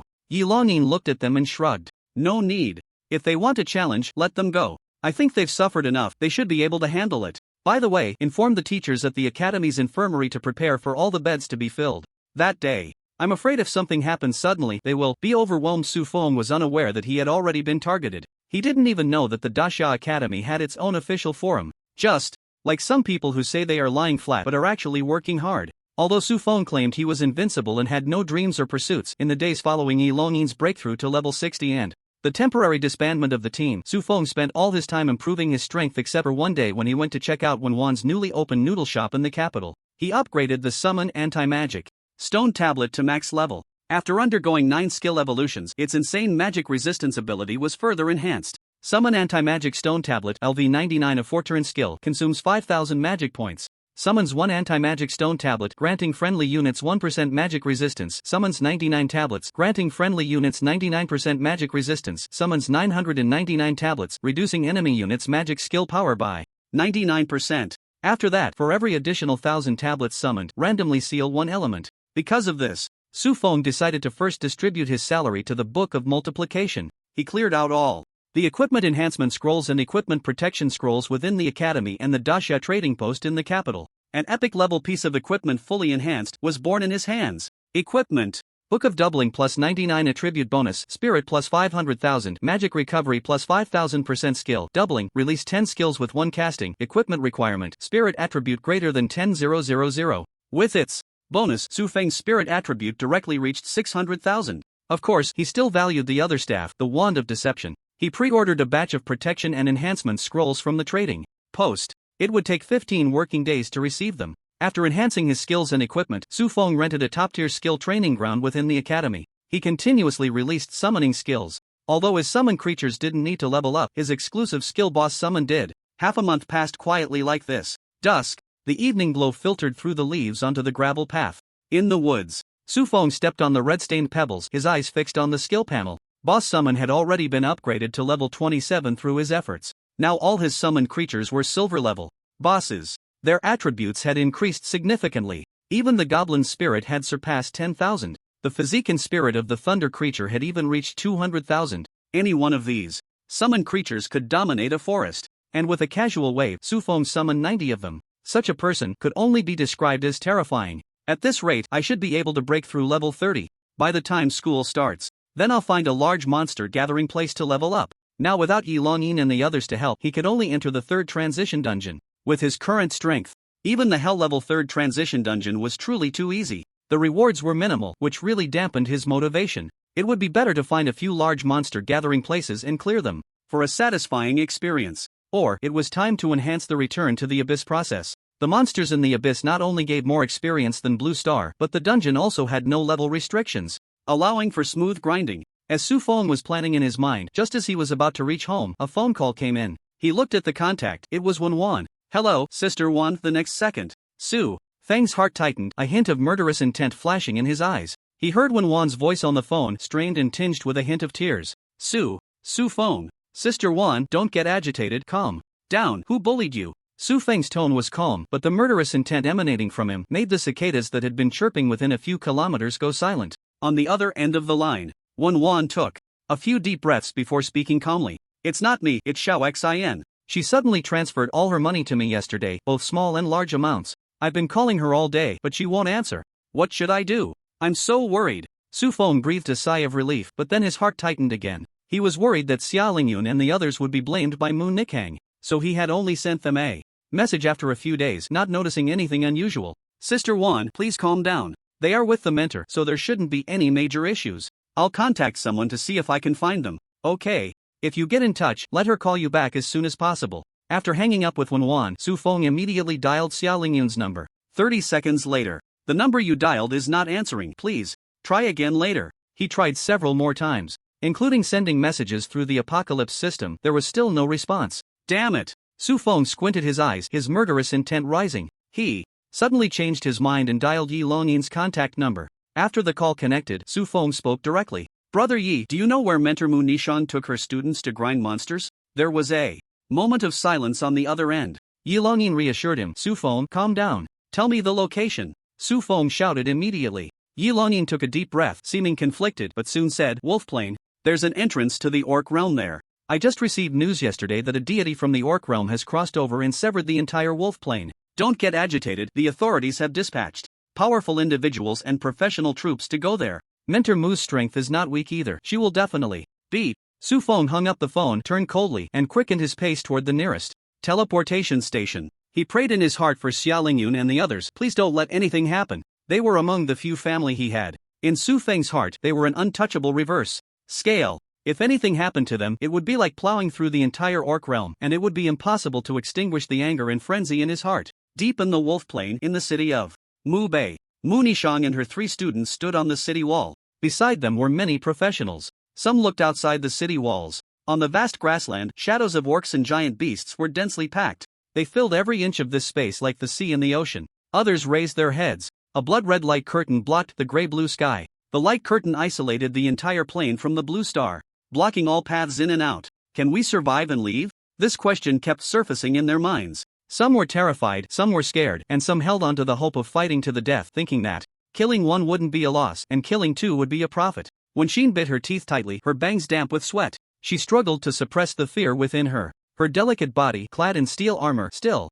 trembled slightly. A hand grasped her constantly shaking wrist. It was Xia Lingyun. She smiled easily and said, You're still a knight, yet you're this scared? Where's your knightly spirit? Wen Xin glared at her and pulled her arm back. Mind your own business. She looked at Xia Lingyun again, realizing that she truly showed no signs of panic. Curiously, she asked, "Why aren't you nervous at all?" Xia Lingyun remained calm, looking at the heavy shadows of beasts outside, and smiled slightly. "Because I believe he is already on his way." When she knew who she was talking about and couldn't help but smile wryly. "He's only at the second transition, at most the third. What can he do in this situation? I actually hope he doesn't come, so he doesn't get himself caught up in this." Xia Lingyun said seriously, "No, he will definitely come, and he will definitely save us. Maybe that detestable orc deity will even die at his hands." Munishan couldn't help but turn her head to look at her, helplessly saying, "Although this isn't the time to discourage you, but Lingyun, your romantic brain is really too serious. If by some chance we survive, you must change. We might survive, but it will definitely be because of the powerful individuals and troops sent by the great Xia. Su Feng may have talent, but he still needs time to grow. You should." Xia Lingyun interrupted her, "Teacher, you don't understand him. He has created too many miracles. There is nothing impossible in front of him." Munishan rubbed her forehead. This little disciple seemed hopeless. At this moment, Munishan would never have thought that the person she didn't count on was about to bring unprecedented disaster to the orc realm. Center of the Wolf Plain. Above a piece of architectural ruins, a massive figure quietly hovered. It was a black-skinned dog-headed man towering at 3 to 4 zhang. Around him swirled thick, rich black mist of death. Occasionally, within the black mist, a palm-sized magic circle inscribed with intricate runes flashed by. "Enough, Shalu, don't think that just because you possess the divine essence of the beast god, you can dictate to me. You are merely a mid-tier deity, not a supreme god, and certainly not a god king. Do you think you have the right to command me? You want me to withdraw? Fine, you let that bunch of bastards send troops to assist me in occupying a medium-sized undead world as the foundation of my divine kingdom, and I will withdraw my forces. Otherwise, forget it. This territory is mine to seize. Not even the god king can stop me, I say. Regret? Ha, Shalu, that's why you can't control the orc realm. You lack the courage and pride of an orc. So what if humans have gods? At worst, I can just hide back in the orc realm. The human gods rage and start a war? What does that have to do with me? I am the god of death, whether orc or human. The more that die, the happier I am. Ha! After a bout of wild laughter, the dog-headed man cut off communication with the orc realm. He raised his gaze towards the blood-red barrier outside. He had already sensed a sharp sword intent existing outside. Fortunately, the number of orcs he brought from the orc realm was enough to almost occupy 80% of this area, and it was still increasing. Breaking the barrier would trigger an even more uncontrollable disaster. The dog-headed man knew that if it weren't for this, that sword intent would definitely rush in directly and sever his dog head. Although he spoke bravely, there was still a strong sense of caution in his eyes. However, thinking of himself as a deity yet having no divine kingdom at all. Therefore, after becoming a god, he had often been mocked by other orc deities. The greed in the dog-headed man's eyes overshadowed his caution as he looked down at the land beneath him. He bared his teeth and said, "Those guys in the undead realm have gathered and occupied all the world's rich and death elements. With just me alone, I can't seize a good world. The land in the human world can be transformed at will with infinite possibilities. Using this as the foundation of my divine kingdom is even better than directly seizing a medium-sized undead realm. This time, my plan is flawless. There is absolutely no chance of failure. Whether it's orcs or humans, let them die, the more the better, to add bricks to my divine kingdom." Ha! Just as he was laughing wildly, a dog-headed man riding a giant wolf rushed over from a distance. After the giant wolf stopped, the dog-headed man jumped down and knelt, bowing his head. "Lord Ohalus, everything is ready, we can begin." The dog-headed deity lowered his gaze towards him, grinned, and then looked towards the barrier. In his line of sight, it seemed that a large force of human professionals was gathering. He grinned maliciously. "Good, let's start the slaughter with those 5 human cities. Humans, especially those in the Great Xia Kingdom, are the most united. Kill everyone in those 5 cities, set up soul altars, and the people outside will definitely not sit idly by. Of course, there's no need to rush the siege, wait for more people to enter from outside. Whether humans die at the hands of orcs are slaughtered by humans. When every inch of soil is drenched in blood, blooming with withered and decaying flowers, that will be the time my divine kingdom is established." With continuous teleportation, Su Feng arrived at Wolf Plain in less than half a day. Looking at the blood-red barrier that separated heaven and earth before him, his eyes turned crimson, and he suddenly charged forward. It wasn't just him, many others were also rushing towards Wolf Plain. As they approached the barrier, everyone saw powerful figures standing in front of the barrier. They were dressed in the unified battle armor of the Great Xia Professional Army, their expressions solemn and imposing, exuding a powerful aura. Every 5 meters, a soldier stood guard, like an insurmountable chasm, blocking everyone from approaching the light screen. "Halt!" A loud shout stopped the crowd that was trying to rush forward. Su Feng stepped closer, took out his crimson iron medal, and was about to speak. Just then, a middle-aged man nearby shouted, "Let me in. I am the holder of the Mingjin medal." Upon hearing this, the soldiers' expressions changed slightly, and they shouted in unison, "Salute to the hero!" Swish! All the soldiers within 100 meters raised their hands in salute. The middle-aged man nodded.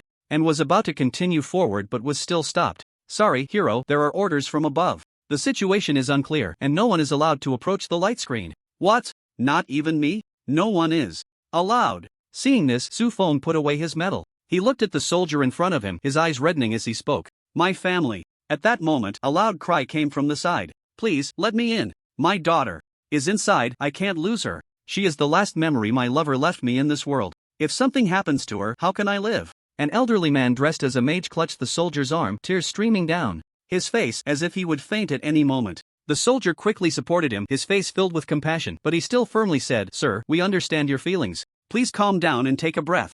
We will do everything we can to rescue every Great Xia citizen in danger. Please believe in Great Xia, believe in us. Su Feng frowned slightly, silently retreating to the back of the crowd, planning to find a corner to use his teleportation. The next moment, bang! A light sound came from not far away. Everyone turned to look. They saw a middle-aged man dressed as an assassin being struck by a laser from the ground. The laser caused little harm but immobilized him in place. Soon, soldiers came forward to take him away. At the same time, more professionals using displacement skills were intercepted and shot down by lasers from the air. No matter how high the level or how strong the power, everyone was equal in the face of the laser. Seeing this, Su Feng's heart sank. He did not distrust the military, but, at such a critical moment, being unable to stay by his family's side made it impossible for him to feel at ease. Just then, a voice suddenly came from above his head. Are you Su Feng? A figure descended from behind him. Su Feng quickly turned to look. The newcomer was a young man, handsome in appearance, dressed in white, exuding an ethereal charm, as if he were a celestial being.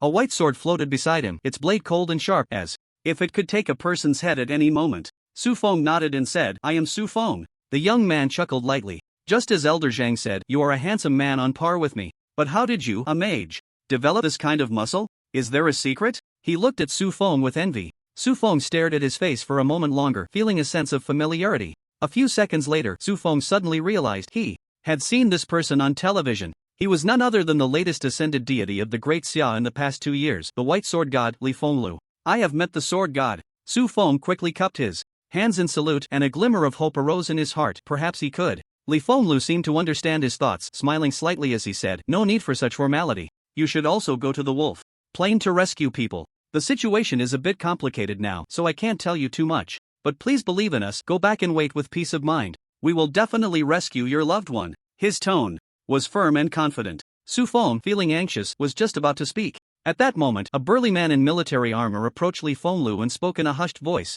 Lord Sword God, the mages have come to a conclusion. It will take 5 hours to set up the teleportation array. But even if the teleportation array is successfully set up, it can only transport about 5,000 people at a time. And it can only penetrate the barrier, unable to pinpoint the teleportation arrays of the 5 cities. Li Fenglu furrowed his brows and couldn't help but curse. What good is 5,000 people? If we want to transport everyone in, how long will we have to wait? And 5 hours? They're gambling with the lives of the trapped citizens. Go tell them, it has to be 1 hour. If they can't produce results in 1 hour, before he could finish, Su Feng grabbed his arm, his eyes shining. Lord Sword God, I have a way to conduct mass teleportation. Hearing Su Feng say he had a solution, Li Fenglu frowned slightly. He did not look down on Su Feng. During his time interacting with Zhang Yan, he had lost count of how many times he had heard that name from the hot-tempered, arrogant old mage. Therefore, when he discovered Su Feng, he flew down to speak with him. But like most people, Li Fenglu thought that while Su Feng might have talent, he needed time to grow. After all, he had only awakened his profession for less than 3 months.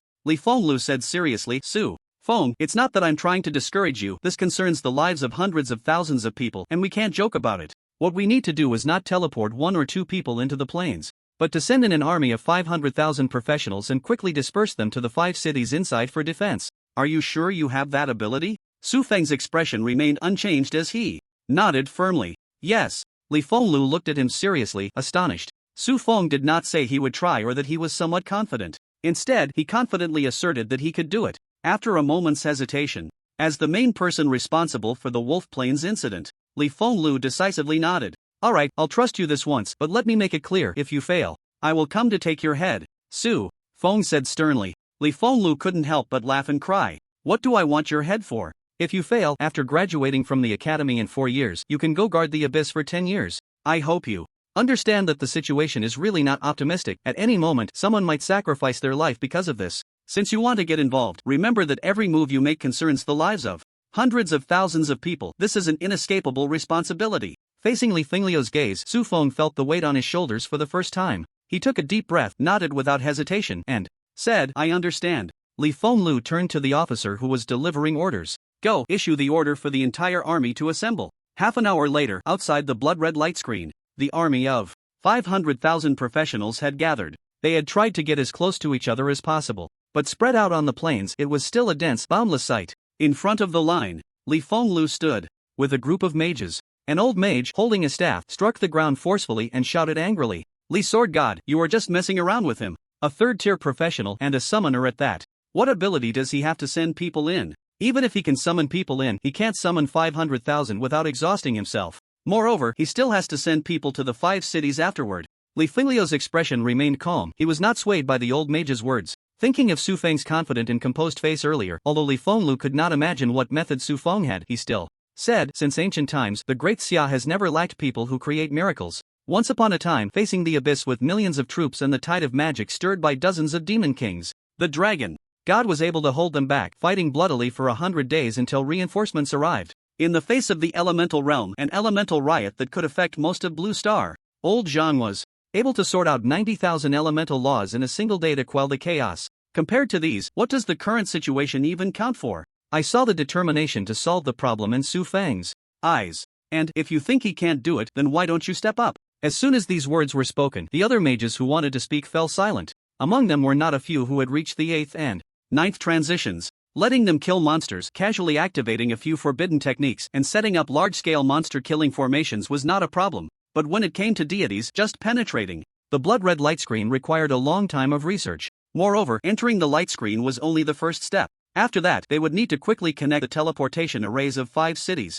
This was simply not something mortals could accomplish. Even Li Fengliu, who had already become a god, was at a loss in this situation. Throughout the Great Xia, it was estimated that only that war king who controlled the laws of space had the ability to do so. But that person could not act recklessly. At this moment, even if there were doubts in their hearts, everyone could only place their hopes on Su Feng. Su Feng paid no attention to the thoughts of the crowd. He found an open space, took out the Book of Multiplication, and continuously activated summoning skills. At this moment, he was extremely grateful that he had strengthened the Book of Multiplication first. His teleportation skill could transport friendly beings within range. The coverage area was related to his mental attributes. This light screen was still set up by a DOT. Without a fully leveled Book of Multiplication, he would need to accumulate enough mental attributes to cover 500,000 people, and to activate ants shaking the heavens to gather divine power. He truly did not know how long he would have to wait. With the support of 10 times summoning efficiency, soon a vast number of goblin wizards and groups of white worms appeared in front of everyone. Fortunately, the terrain around Wolf Plain was relatively flat. Otherwise, whether it was the army of 500,000 professionals or Su Feng's summoned creatures, they would not be able to spread out. Looking at the attribute panel, his mental attributes had already exceeded 100 million, enough to cover all the professionals. Su Feng then stepped forward and said to Li Fengliu, "We can start." Li Fengliu and his group looked at the endless summoned creatures, secretly clicking their tongues. Especially the mages beside him, who were dumbfounded. They had all had some contact with summoning skills, but to summon so many creatures, they truly could not do it even if they were exhausted. A group of mages looked at Su Feng with strange expressions, completely unable to imagine that this guy was only at the 3rd transition. "What are you still dawdling for? Get into the formation!" Li Fengliu shouted at the dazed mages. The mages immediately entered the formation. Su Feng looked at him, puzzled. "Lord Sword God, you..." Li Fengliu shook his head. "The power of the deity is too strong. Forcing our way in will shatter the light screen. At that time, the orcs and monsters accumulated inside will rush out, and things will become even more difficult to control. I can only wait for you to kill most of the orcs and monsters inside. Then I'll step in and take down that ignorant creature." At this point, his aura suddenly changed, as if blood mist was churning behind him, and endless vengeful souls were howling. Clearly, this sword god was not a benevolent character. Su Feng frowned slightly. "But if you don't go in, what if that creature attacks us?" He had divine power, but he was not arrogant enough to think he could contend with a deity. Li Fengliu smiled. "You can rest assured about this. I have a rough guess of that creature's intentions. It would prefer to see the orcs wiped out, and of course, it hopes we will be wiped out too. So when you act against the orcs, it won't provoke its attack." Su Feng let out a sigh of relief and nodded, saying, "That's good." After saying this, he did not hesitate. The sky wing unfolded, enhancing Ride the Wind, and he flew down into the formation reserved by the army. In the next moment, the goblin wizards, who had long been prepared, raised their staffs in unison, emitting specks of fluorescence that converged on Su Feng. After the divine power surged, a magical array of light illuminated beneath Su Feng, rapidly expanding until it enveloped 500,000 professionals. Whoosh! In an instant, everyone vanished. Li Fenglu was taken aback. He hadn't expected it to happen so quickly. There should be a process for teleportation, right? He stepped onto a flying sword and raised his gaze. Soon he saw, in the depths of Wolf Plain, near a city, the dense orcs and monsters had been cleared away. In their place were a sea of human professionals. Li Fenglu let out a long breath. Before things were settled, he had been quite anxious. Su Feng truly created a miracle, teleporting 500,000 troops in an instant and penetrating the divine barrier. Li Fenglu began to understand why old Zhang was so fixated on him. This kid is simply a miracle itself. He squinted his eyes and laughed. Su Feng, well done. The teleportation ability is not rare throughout the Great Xia. The teleportation array is also the optimal choice for countless professionals traveling today. But the combination of the two, teleporting 500,000 troops in an instant, is quite astonishing. Many faces in the team changed dramatically, especially some officers. Their gazes towards Su Feng were incredibly fervent. Clearly, they immediately realized the terrifying strategic significance of Su Feng's ability. But now was not the time to discuss this. Orders were issued one after another. A group of people split off from the team, heading towards the city that was already visible to the naked eye not far away. After they left, Su Feng did not delay and activated teleportation again, heading towards the direction of another city, Mubei City. The orcs outside the city had already begun their assault. They let out frenzied roars and charged towards the city. Under the cover of night, the professionals on the city walls could only see vague figures. The darkness and blurred vision heightened the fear in the professionals' hearts. Fortunately, Mubei City's defensive forces were formidable. Numerous magic towers and magical cannons roared together. In addition, tens of thousands of mages and archers joined the fray. For the time being, those orcs found it difficult to approach within 100 meters of the city. However, the good times did not last long. Seeing that the army could not approach the city for a long time, among the orc ranks, a dog-headed man, holding a bone staff and wearing a dozen beast tooth necklaces, frowned. These humans are really tenacious. Although the Lord of the Gods instructed not to attack too quickly, but I can't just watch them kill our orcs like this. He raised his staff, and a beam of light shot out, instantly laying down a large summoning array on the ground. Whoa! The next second, a sharp, high-pitched wolf howl echoed across the wilderness. Everyone on the city wall turned to look in the direction of the sound. In the darkness, a massive creature over 10 feet tall appeared. It was a giant wolf. Its limbs were as thick as palace columns, and its fur resembled burning flames, presenting a crimson color. With its appearance, the surrounding air seemed to ignite. Waves of intense heat surged towards the city walls. After stopping its howl, the fire giant wolf received the summoner's command, its fierce gaze directed at the city wall. Then, all four limbs moved in unison, charging towards the wall like a wildfire. Stop it, someone screamed in terror. A large amount of magic and arrows were shot out. The magic towers on the city wall also exerted their power. Dozens of dazzling lasers shot out, striking the giant wolf's head. But their efforts could only delay the giant wolf's approach. They could not completely intercept it. Even as the extremely long health bar above its head was being depleted, many professionals despaired and dropped their weapons. It's over, everything is finished, still couldn't survive, huh? Damn. Among the crowd, Mu Nishang took a deep breath and said to her 3 disciples, come closer. Then, she took out a device resembling an hourglass. Time is tight, I'll be brief. This device will grant us 5 seconds of invincibility, but it will immobilize us. When that giant wolf charges, I will activate the device. Once the immobilization ends, don't hesitate, rush east, there's a city there. As long as we reach that city, we might still have a chance. Mu Nishang said seriously. Suddenly, Xia Lingyun's face lit up with joy as she said, Teacher, maybe we don't need to escape anymore, he's here. Su Feng has entered the plains, I received his message. The plains cut off all signals from the outside. The reason Wenxin was able to transfer earlier was that she seized the gap when the light screen expanded. At this moment, Xia Lingyun received a message from Su Feng, enough to prove that he had entered this space. Mu Nishang frowned and scolded, what time is it, and you're still confused? That giant wolf is about to charge. Can he really appear instantly and stop it? The next second, a series of exclamations rang in the ears of the four. The voices were mixed with excitement and shock. Look over there, what is that? It looks like people. The four turned their heads to look outside the city. They saw a large group of fully armed professionals had appeared at some point. They were like a highly efficient killing machine, blocking the orc army and methodically carrying out slaughter. The fiery giant wolf was also intercepted by dozens of magical control skills. The crowd erupted in joy. But in the next moment, the giant wolf roared in fury, raising its head and howling. A massive magic circle appeared in mid-air. Immediately after, a large number of fiery meteors fell from the sky, crashing towards the city walls. At this critical moment, a figure with wings on its back flew out from the ranks. It hovered in midair, holding a thick book that opened without wind. Rays of light shot from its hands towards the city walls. Those closer to the light saw. They were stone tablets inscribed with exquisite runes. Ding. You are protected by the anti-magic tablet, magic resistance plus 1%. Ding. You are, ding. Due to the influence of the anti-magic tablet, the power of magical skills in the current area is reduced by 1%. Ding.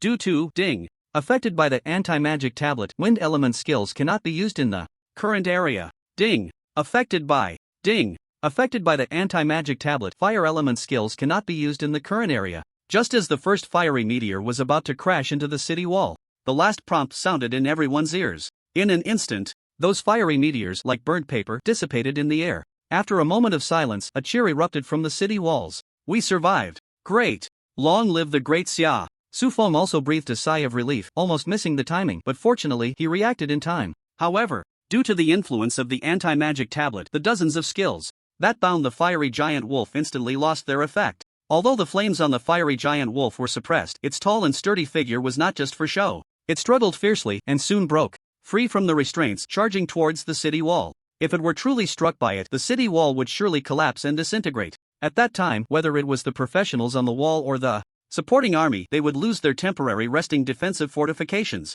Su Feng's thoughts stirred, urging Phantom Spirit, instantly transforming into the demon-dispelling thunder god, whose body was not weaker than that of a giant wolf. He swung his broadsword, ready to strike down, but was distracted by a swarm of skeletons. A massive number of skeletons surged from behind, pouncing on the giant wolf and the orc army. Although their damage and defense were not high, their sheer numbers were overwhelming, pouring out like a flood, endless and unyielding.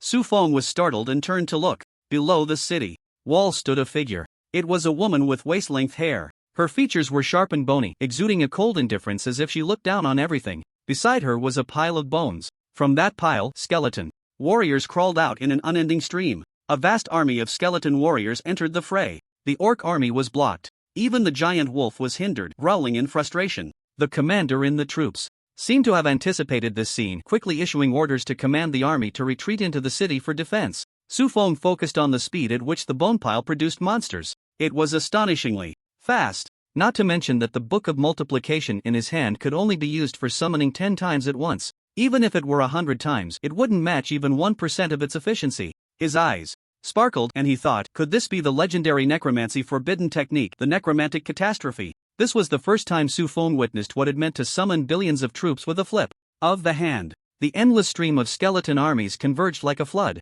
Even if they couldn't kill the giant wolf and the orcs, they could keep them blocked outside the city wall, unable to advance an inch. Su Feng's eyes gleamed with brilliance as he thought, if I had such power, not to mention summoning thunder spirits in bulk, even the most ordinary goblin sorcerers could wipe out the orcs on this plane, towering above the wheels. As he pondered this, he sighed in regret. Unfortunately, with his current level and basic spiritual attributes, even if the skill of the necromantic catastrophe was right in front of him, he wouldn't be able to learn it. Just then, 2 shouts came from behind. Su Feng turned around. At this moment, as the troops entered the city and took over the city defense, the professionals gathered on the city wall began to retreat, accepting arrangements and deployments. Xiaolingyun and Wenxin moved against the flow to the front of the city wall, and Su Feng spotted them at a glance. He flew over and landed on the wall. You really came. Wenxin cried and laughed at the same time. Xiaolingyun, however, was weak and limp. Supported by Su Feng, she barely managed to stay upright. Although there was no fear on her face, it was because she had some hope in her heart that she could remain so calm. Now, with the support arriving, she no longer needed to pretend to be strong.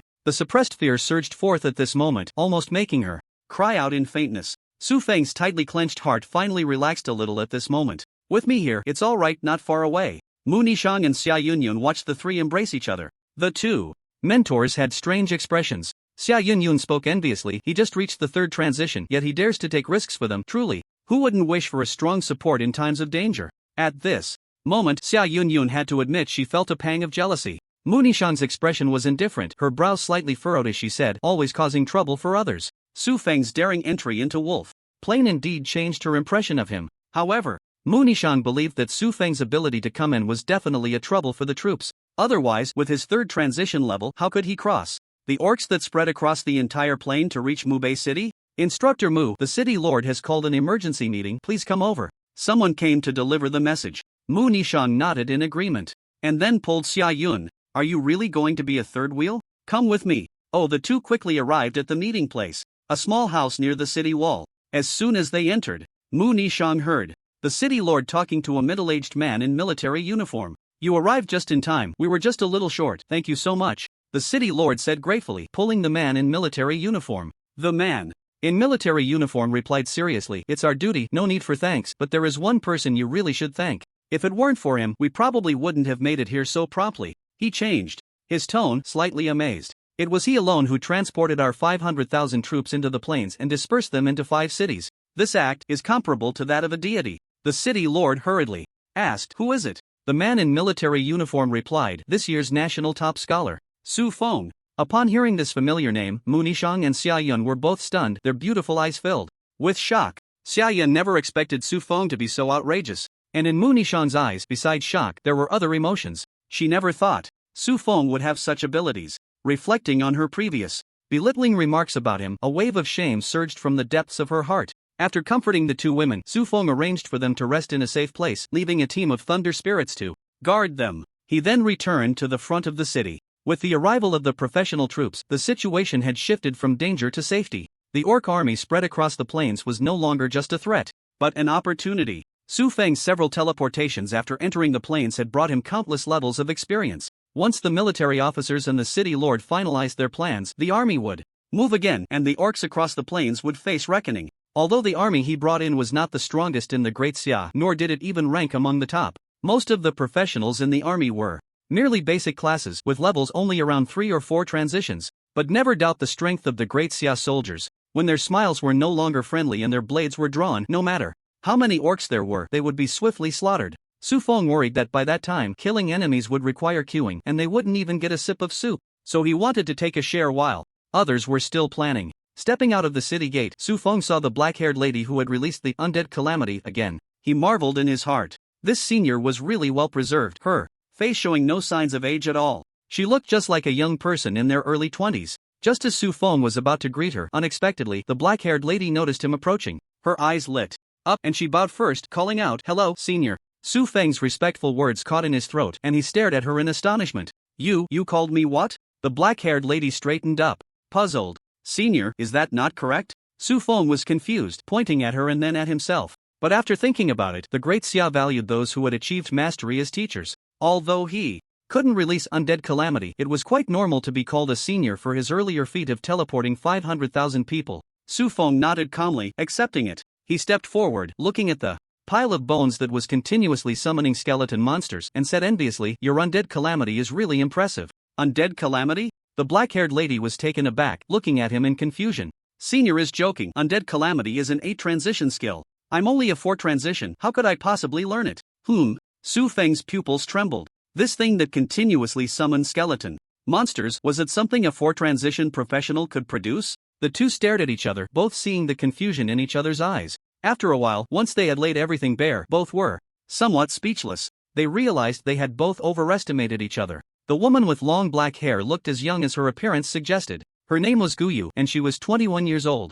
A student at the Daxia Academy, she was in her 4th year. She was a level 40 legendary necromancer. Upon learning that Su Feng had just awakened this year and was her junior, the shock on Guyu's face was no less than Su Feng's. Her voice was strained as she questioned her life. You, a 3rd transition, can teleport 50,000 people around? Are all the new students this year so outrageous? Su Feng's mouth twitched as he pointed at the pile of bones beside him and asked, before you talk about me, explain this to me. What is this thing that resembles a necromantic disaster? And, why don't you need to cast spells when you release skills? It's normal not to know since you just entered the academy. In response to Su Feng's confusion, Guyu provided an explanation. She raised 3 fingers and continued, after reaching level 30.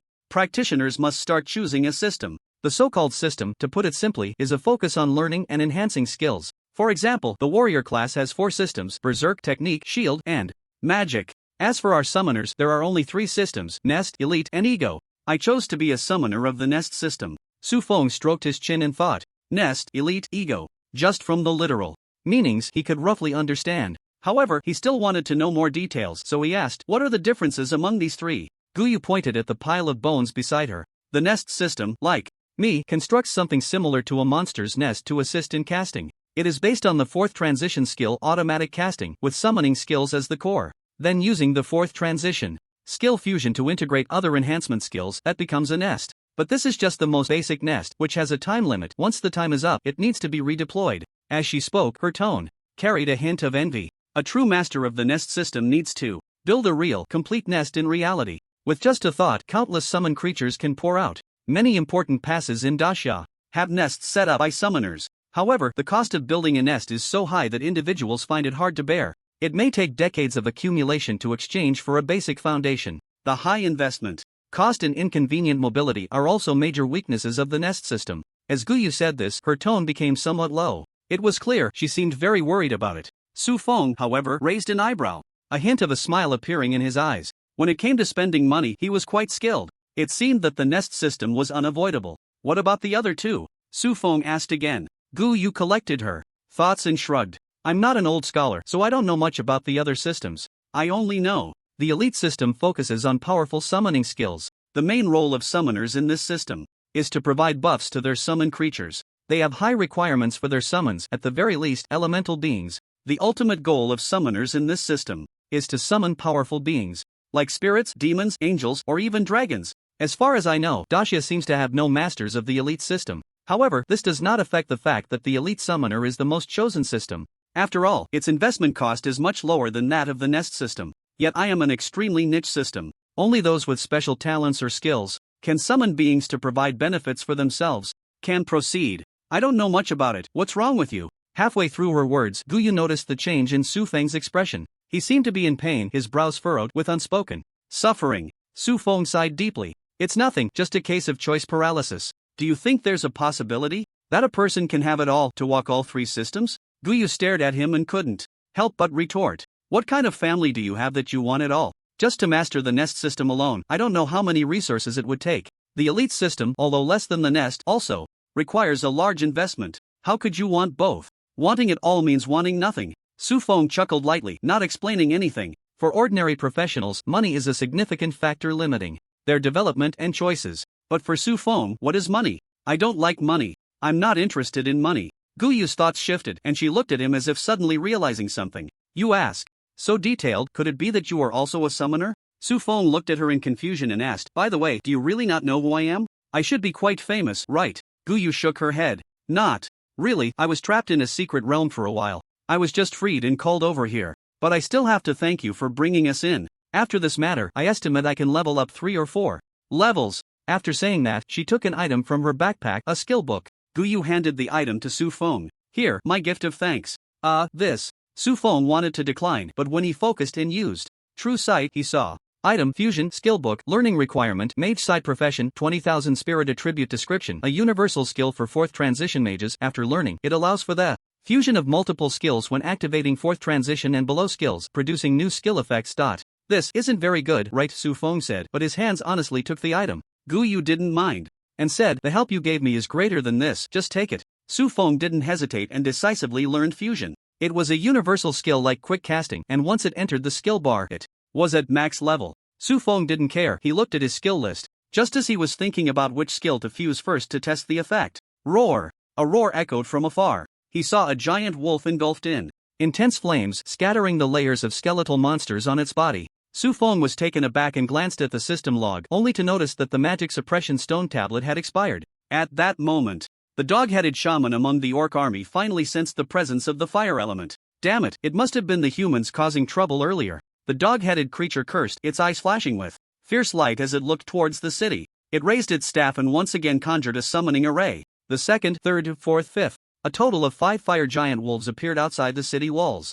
Su Feng used True Sight to look. Monster, Flame Demon Wolf rank, gold level, LV 70 health, 25,000 W/25,000 W mana, 10,000 W/10,000 W strength, 3,000 W agility, 3,000 W constitution, 3,000 W spirit, 5,000 W skills. Heavenly Fire Meteor, Fiery Charge. 5 7-turn gold bosses. Guyu also took a look with her detection skill. Her level was low, and she couldn't see the information of these 5 flame demon wolves clearly. But hearing Su Feng mumble, her face turned pale with fright. What did you say? 7-turn. And gold. Guyu exclaimed, shouting, oh my god, how did I manage to trap them before? Su Feng looked at the 5 giant wolves charging towards the city, a smile curling at the corners of his mouth. He had already thought of an interesting way to play. Su Feng took out the Book of Multiplication and activated the skill, Summon Goblin. When 90 goblin sorcerers crawled out of the summoning array, Guyu's vision went dark. She thought Su Feng was going to summon some powerful creature. But just this? What was the point of summoning goblins, creatures even worse than skeletons?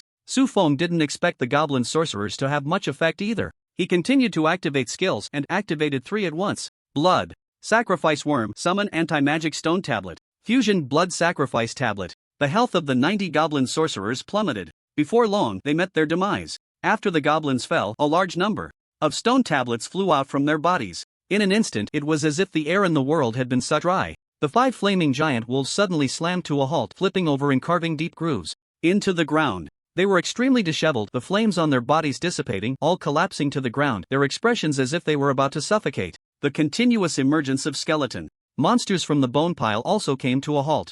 At that moment, in this area, all elements were completely sealed. "This is you did this," Guyu exclaimed, her mouth agape. Earlier, she had also received a prompt about that anti-magic stone tablet. At that time, she thought it was the magic array in the city that was at work, but she didn't expect this thing could also be a summoned object. However, she quickly reacted and shouted at Su Feng, "You need to cancel this thing right away. Without elements, my lair can't operate." The magic turrets on the city walls have also stopped working. The remaining skeleton monsters can't hold off the orcs for long. Su Feng naturally knew this. He said, "No need to rush, let's deal with those 5 flame demon wolves first, then we can lift it." But compared to those 5 demon wolves, the most important thing is their summoner. The 5 flame demon wolves had suddenly appeared on the battlefield. It was obvious there was a summoner behind them and at least a 7-turn one. Thinking of this, Su Feng's eyes lit up. These 5 flame demon wolves were summoned creatures, and even if they were killed, there would be no gain. The other orcs were not strong, just numerous, with individual levels only,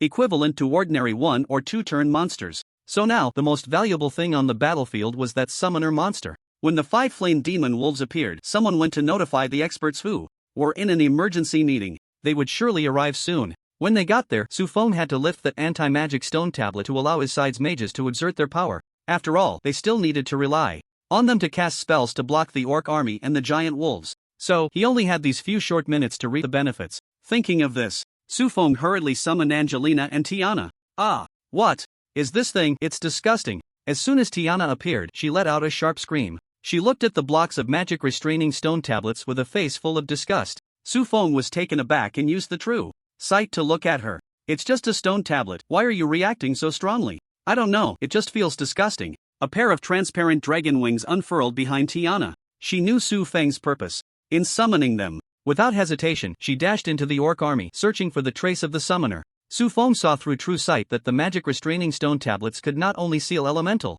powers but also had a strong restraining effect on soul beings due to their material. When soul beings touched it, it was like a dog eating chocolate or a human drinking arsenic. No wonder Tiana felt so nauseous. Putting that aside for now, time was running out. He took out 2 straight swords from his backpack. Then, with Angelina, he charged into the orc army. Watching Su Feng, a summoner, wielding melee weapons and rushing into the enemy ranks, Guyu's mind went blank. This isn't right. Although there are melee mages and they are extremely powerful, the problem is, Su Feng is a summoner. Summoners are too weak in all basic attributes except for spirit. Even the rare ego class relies on the amplification of summoned creatures to enhance the power of attack spells. He had never seen someone as reckless as Su Feng. At the back of the orc army, a goblin shaman waved his staff anxiously. "Why can't I sense elemental energy again? Damn it! What kind of trick are those humans using?" At that moment, a cold voice came from above. "Found it!" The goblin looked up. Tiana was floating in midair, her arrogant gaze fixed on it. Although Tiana's avatar was not of high level, the aura of the Abyssal Demon King was unmistakable.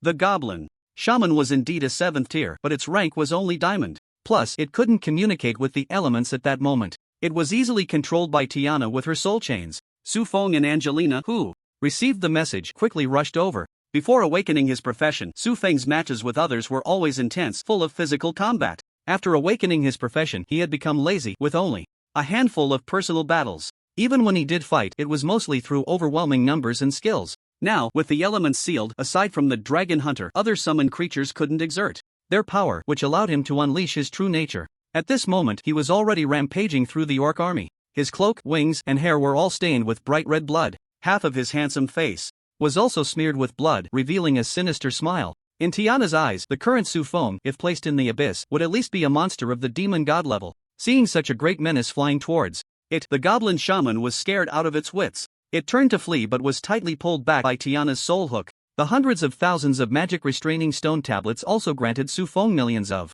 attribute boosts. With a flap of his wings, he sped up, thrusting his sword and impaling the goblin shaman. Ding! You have killed the LV-70 diamond level boss Death Beast God Envoy, gaining experience plus 4480 WA. Reward light orb burst forth, and Su Feng touched it. You have obtained Summon Flame Demon Wolf Blaze Star Magic Staff Soul Altar.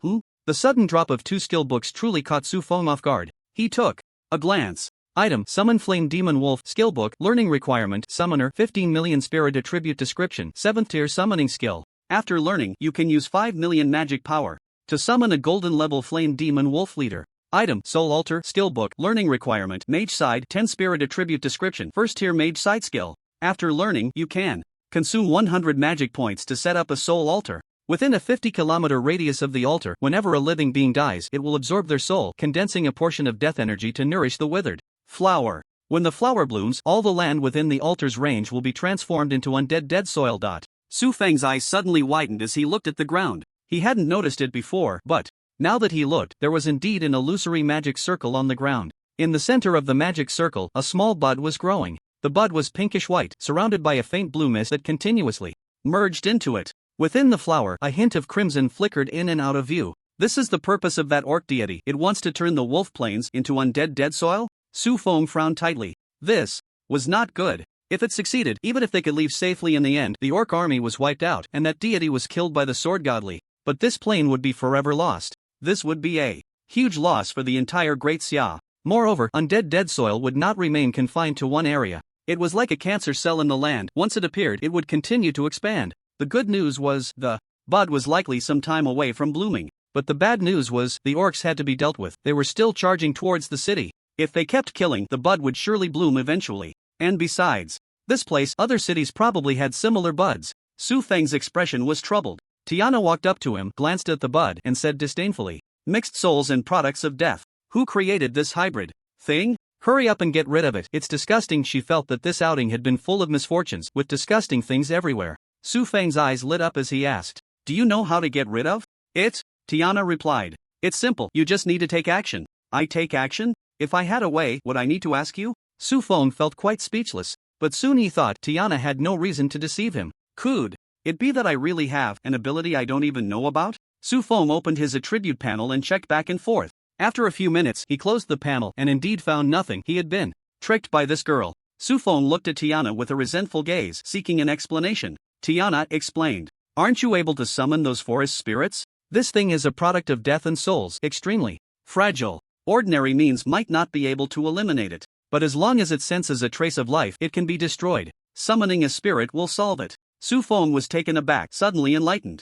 So that's how it is. He took out his staff but thought for a moment and put it down again. Summoning forest spirits was naturally not a problem, but once summoned, how to send them back was a big issue. For ordinary summoned creatures, he didn't care. Even if they didn't die, they would disappear on their own when the time was up. But forest spirits were different. Each spirit was a precious asset to him. If one died, it was truly dead. Su Feng was still counting on them to help him develop a forest spirit empire, so he was reluctant to waste them. Summoned, and now I have to find a way to send it back. What a hassle. Fortunately, he himself can also be a forest elf. With that thought, Su Feng activated Illusion Spirit, directly transforming into the appearance of an eye. As the brilliance faded, a cascade of emerald green hair fell over his shoulders and the golden leaf crown shimmered in the sunlight. His fair and smooth skin was as tender as a baby's, and the beautiful figure wrapped in a green dress was enticing. Su Feng felt a heavy weight on his chest and an emptiness beneath him, not quite accustomed to it. He withdrew the previously set magic suppression stone tablet with one hand. Then he quickly mobilized the surrounding life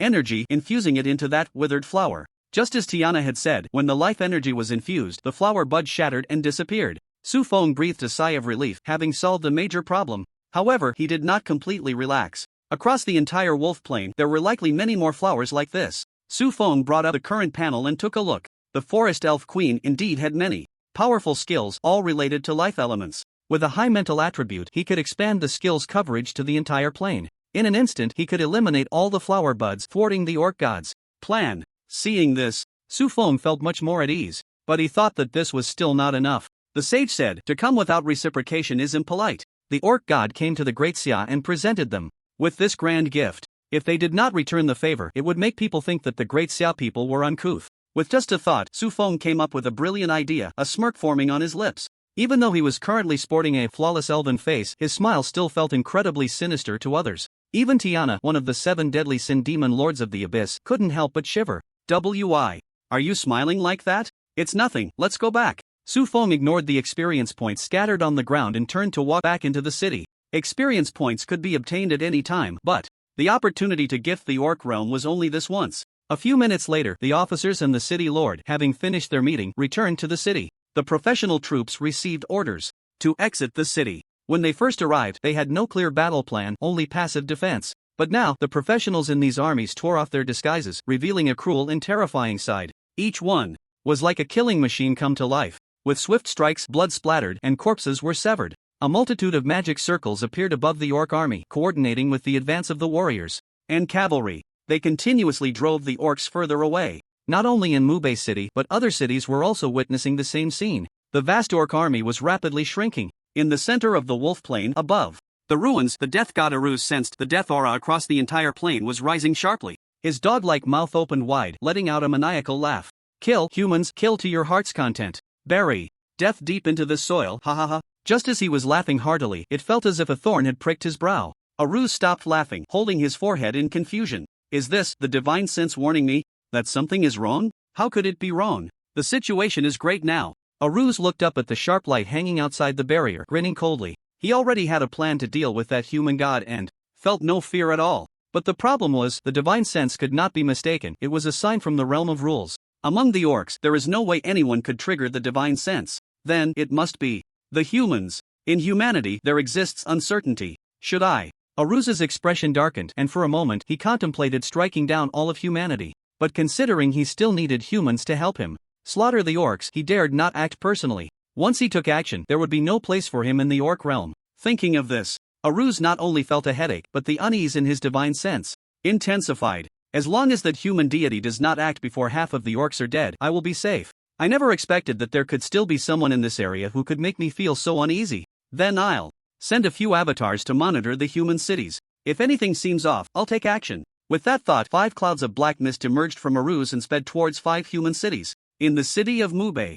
After Su Feng informed the city lord about the withering flower, he secured a piece of open land. He gathered a large number of goblin wizards in the open space and activated and shaking a tree, condensing the will of all beings. Now, his spiritual attribute was sufficient to use the Anai skill, covering the entire wolf plain. However, the soul altar was ultimately crafted by a deity. To be safe, he wanted to use divine power to activate the skill. While waiting, Su Feng sat cross-legged on the high platform, like an ancient mage waiting for the right moment to set up an altar and pray for rain. This scene attracted many onlookers. Wow, is that an elf? What is she doing? I don't know. The official announcement seems to say she is going to cast a spell to remove flowers. Remove flowers? Aren't elves fond of flowers and trees? Is it okay to have her remove flowers? Listening to the discussions around him, a figure with dark energy hidden in his eyes frowned slightly. Remove flowers? Could it be the withering flower? An elf, it really is possible. But with this little girl, even if she can draw on life elements, how much of an impact can she have? Aruz's avatar watched the figure on the high platform, scoffing in disdain.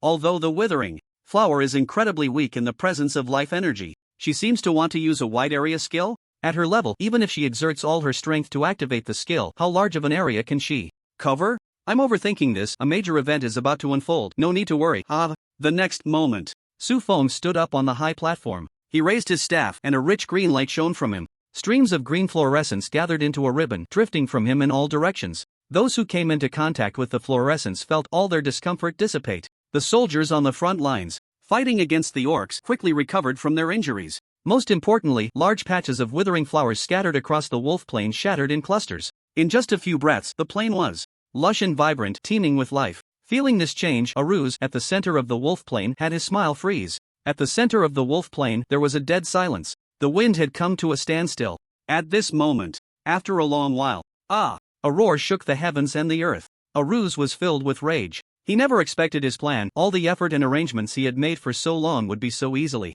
dismantled by an elf. I'm so furious. Aruz's eyes burned with anger as he set off towards Mubei City. He wanted to kill that elf, destroy her body, and torment her soul, to make her endure endless suffering and pain. But just as Aruz moved, a crack suddenly appeared in the blood-red light screen enveloping the land. Half of the orcs on the plain had already been cleared away. That human deity was pushing into this area. Realizing this, Aruz was almost scared out of his wits. He immediately turned around and ran towards the spatial rift at the center of the ruins. as long as he could escape into the rift and return to the orc realm. No matter how strong that human deity was, he wouldn't dare to pursue. Aruz thought this. But just as he was a few hundred meters away from the spatial rift, the blood-red light screen in the sky shattered with a crack. Countless sharp sword lights converged into a dazzling river of light. In the blink of an eye, it blocked Aruz's path. Aruz roared, black mist rising from his body, crashing into the river of swords. A few seconds later, he was bounced back. You can't escape. Since you chose to cause chaos in the Great Xia, you should be prepared to have your head severed. Li Fenglio's indifferent voice floated from behind. Aruz turned around, staring fiercely at the figure approaching him, a drop of cold sweat sliding down his forehead. I warn you, don't come any closer, or I'll do anything. Aruz shouted. Li Fenglio curled his lips, revealing disdain. Although he had just recently ascended to the divine realm and his divine rank was only low-grade, human deities had always been stronger than monsters and alien deities. In equal realms, it was a shame for humans to be outnumbered. Let alone that Aruz was only low-grade. Even if he were mid-grade, Li Fenglio had the courage to fight him with his sword. Seeing that Aruz disregarded his threat, a hint of madness flashed in Aruz's eyes. He opened his mouth and spat out a thick cloud of black mist that appeared in his hand. Aruz clenched the black mist tightly and raised it high. Come on, if you come any closer, I'll crush my own divine rank. At that time, my death rule will completely pollute this world, and let's see how you handle it. This was Aruz's last trump card, and Li Fenglio indeed stopped in his tracks. He narrowed his eyes, coldly staring at the mad orc deity. The divine rank was the source of a deity's power and was almost indestructible. But once destroyed, the consequences would be extremely severe. In the past, the little cherry blossom country next to the Great Xia took advantage of the abyss surging with demonic tides, gathering 1 million professionals intending to invade the territory of the Great Xia. The Great Xia's attitude towards the little cherry blossom country had always been, strike at the first sign. Just kidding. Even without a sign, strike. How could this be tolerated? A war king personally went to the little cherry blossom country, angrily slaying 3 deities, with the intent to eradicate all deities from the little cherry blossom country, forcing the 4th deity to self-destruct his divine rank, driving the war king back. But the rule power emitted from the self-destruction of the divine rank disturbed the environment of that area. From then on, that area not only became uninhabitable but also gave birth to some incredibly powerful monsters. It even almost attracted the Void Clan, making the already scarce territory of the little cherry blossom country even worse. If Aruz self-destructed his divine rank, Li Fenglio would have a hard time explaining to the country. But letting him escape just like that was also unacceptable to Li Fenglio. The two, one human and one beast, were thus at a stalemate, neither willing to back down. In the city of Mubei, Su Feng had just walked down from the high platform. After transforming back to his original form in a deserted place, he had the guards around him lift the restrictions and then he planned to look for Xia and Wen. But at that moment, a middle-aged man dressed like a wealthy merchant with a big belly approached him, rubbing his hands. Sir, I am very interested in that elven lady from earlier. I wonder if you could introduce me. Su Feng glanced at him and frowned. What do you want? The middle-aged man displayed an expression that any man would understand, completely unmasking the greed and desire on his face. Before Su Feng could speak, the onlookers nearby, who had not yet dispersed, were already displeased. Hey, do you know what you're saying? Damn it, how can there be scum like you among humans? You're a traitor, aren't you? Do you know that the elf just now helped us? How can you be so rude? The middle-aged man remained unfazed by the constant insults from those around him. Yet, there was a hint of dark energy surging in his eyes, as if carrying a raging flame ready to explode. Su Feng sensed something was off and quietly cast a true sight spell. Monster, Death Beast God, Alruz, Avatar, Rank, Black, Iron, Level, LV1. So it's you, huh? A trace of vigilance arose in Su Feng's eyes. But looking at this avatar's mere LV1 black iron strength, he thought to himself, so weak, yet you dare to come close to me? I guess I'll see what you're up to. Su Feng casually said, she is my summoned creature. If you have something to say it to me. Summoned creature. The middle-aged man's gaze fixed on Su Feng, staring intently. He cursed inwardly, damn it, so it was you behind this. I will turn you into a slave, skin you alive. As he thought this, something suddenly appeared in his hand. It was 2 dice, each emitting a beam of light, which then entered Su Feng and Alruz's avatar. The next second, a layer of black shield separated the two from the crowd. A gambling table appeared between them, marked with areas for big, small, and various points. 3 dice and a dice cup were placed on the table. Alruz stood opposite Su Feng, his eyes bloodshot, sneering, kid, you ruined my good deed. If I don't turn you to dust today, I won't feel at ease. Su Feng looked at the surrounding scene and had already guessed what was happening. He suppressed a smile and said, who are you, and what good deed have I ruined for you? And what is this place? Are you challenging me to a bet? Alruz sneered. Ha, let's see how long you can play dumb. That's right, I want to bet with you. This place is called the Blood River Gambling Space. Within this space, both parties can exchange everything they have into chips.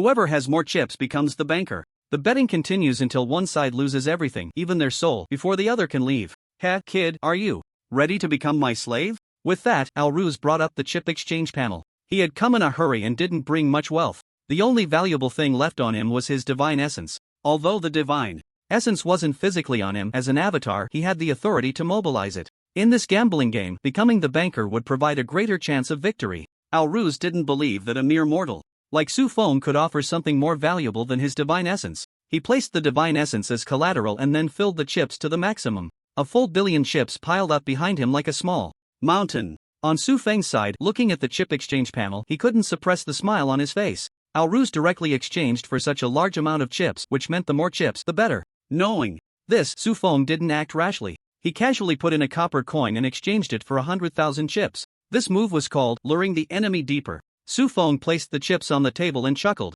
Betting against me? Don't you know I'm the richest man in the Great Xia and also the Great Xia's gambling god? Back in the day, Daozi could win 36 million with just 20 bucks. Today, I'll use these 100,000 chips to make you lose everything. After the chips were determined, the dice and dice cup automatically appeared in Alruz's hand. He sneered, "Dream on." Then, a tense and thrilling gambling battle quickly began. Alruz tossed the 3 dice into the cup and shook it a few times. The moment the dice cup smashed onto the table, he shouted loudly at Su Feng, "Place your bets." Su Feng remained unhurried, pushing all 100,000 chips into the area marked for big bets. Alruz opened the dice cup. 2, 3, 3, small. Ha ha. He sneered twice. Then he saw Su Feng take out another 100,000 chips, casually placing them in front of him. Alruz's expression turned cold and he snorted lightly. "Let's see how many times you can exchange." With that, he shook the dice again. Snap. "Place your bets." Su Feng once again pushed his wager into the big area. Opening 1, 3, 2, still small. Su Feng exchanged chips again. Alruz continued to open. After several consecutive big bets, finally on the third time, Su Feng won once. He happily gathered all the chips. Su Feng's smile deeply pierced Alruz's soul. He shouted fiercely, "You only won once, what's there to be happy about? Even if you win 10 times, you can't possibly win against me." Su Feng did not respond. He continued to bet 100,000 at a time. After a few more rounds, he won again. This cycle continued, and after testing it a dozen times, Su Feng confirmed even if Alruz had special techniques, it couldn't guarantee success every time. He had a chance of victory, even if it was only 1 in 10,000. After winning again, Su Feng grinned. He raised his head and stared at Alruz, saying, "I don't need to win against you 10 times. You can win against me many times, but I only need to win against you once, and that's enough." Saying this, he suddenly exchanged for 2 billion chips. When that pile of chips was placed on the table, Alruz was stunned. How could you possibly exchange for so many chips? Even if he mortgaged his divine status, he could only obtain 1 billion. And Su Feng's pile of chips was double his amount. Su Feng sneered inwardly. Not just that much. If he wanted, he could have hundreds of billions, thousands of billions, tens of trillions. All it would cost was a copper coin, or even just a hair from his body. Betting against him, who had the $1 instant kill plugin, was truly like an old man hanging himself, seeking his own death. Alruz quickly calmed down again, wiped the sweat from his face, and sneered, "What if you have so many chips? If you have the guts, bet it all like before." As soon as he finished speaking, Su Feng's thoughts moved, and all the chips stacked neatly appeared in the big area on the betting table. Alruz's forehead broke out in a slight sweat again. If he lost this time, with a 1-to-1 payout, he would not only lose all his chips but also owe 10 billion. In that case, he would lose his divine status. However, Alruz's eyes suddenly brightened. He hadn't even started shaking the dice when Su Feng placed his bet. It was no wonder he used some small tricks. Taking advantage of Su Feng not noticing, Alruz quickly shook the dice cup. Then he hurriedly opened it. "Ah, 1, 1, 1, small, I won." Alruz laughed maniacally. Immediately after, his smile froze, his eyes bulging like cowbells. When the 2 billion bet appeared behind him, another pile of chips appeared behind Su Feng. Moreover, judging by the quantity, it was even more than his 30 billion. Su Feng showed no sign of tension from just losing 20 billion. He calmly said, "Continue at this point." Alruz's avatar began to sweat profusely. In the center of Wolf Plain, above the ruins of buildings, Li Fenglu and Alruz were still at a standstill. Both sides stared at each other, not daring to relax at all. Alruz took a deep breath, tightening his grip on his divine status, and said in a deep voice, "Let me go. Let today's events be as if they never happened." Li Fenglu sneered, "You look ugly, but you think too highly of yourself. If you don't leave your head behind, how can I explain to the millions of people in the Great Xia?" Alruz glared angrily, shouting, "Don't force me. If I crush the divine essence, you won't have a good ending either." Li Fenglu stood his ground. "If you dare to crush the divine essence, it will mean your death. I will scour all the realms of the dead to find your soul." I will place you in the abyssal flames, enduring the torment of 1,000 lifetimes. Aruz raged. You, don't push me. If you have the guts, try it. Li Fenglu stepped forward. The sword river surrounding them burst into light as if it were about to tear apart this space. Ah! Aruz barked anxiously, raising the black mist in his hand. He thought to himself, if he didn't show some attitude, he might really not get out of this today. With that thought, he tightened his arm and clenched his palm fiercely. In the next second, the essence in his palm vanished. At that moment, both deities' expressions froze on their faces. Wait, listen to me, I'm not. Aruz hurriedly explained. Li Fenglu was already furious, his eyes blood-red. He didn't expect this dog-headed man to be so bold. Good courage. With that, Li Fenglu raised his finger to control the sword river. The immense sword energy surged towards Aruz. In an instant, it ground him to dust, dissipating into the world. Li Fenglu, feeling impatient, mobilized the sword rules within him, intending to suppress this world with his divine essence. But he quickly realized and looked around in confusion. Why is nothing happening? Li Fenglio's face was full of bewilderment. And like him, filled with confusion and disbelief, was Aruz's avatar, who had just won another bet against Su Feng half a minute ago. He had won once again. He didn't know how many times he had won. The chips behind him had accumulated to several hundred billion. They had piled up into a small hill. But behind Su Feng, there was again a hill, taller than his. Aruz, somewhat on the verge of collapse, grabbed his hair. This is impossible. How could you have so many things to exchange for chips? How did you do it? Are you the son of the god of wealth? No, impossible. Even the god of wealth couldn't produce that many chips. Ah, illusion. I must be hallucinating. This is all fake. Su Feng slammed the table in dissatisfaction. Hey, stop going crazy. Let's get started. Once one side is ready, if the other side does not respond within 30 seconds, they will be judged to lose. So Aruz hurriedly picked up the dice cup, his arm trembling violently as he shook it a few times, then slammed it on the table. His tone was full of pleading, tears streaming from his eyes as he looked at Su Feng, desperately shaking his head. Please place your bet. Su Feng showed a friendly smile, snapped his fingers, and several hundred billion chips filled the entire gambling table. In the next second, Aruz opened the dice cup. 666, big. Su Feng stood up, smoothing out the wrinkles on his clothes, and said calmly, sorry, I won. Next time, remember not to bet against the great Xia gambling god. No.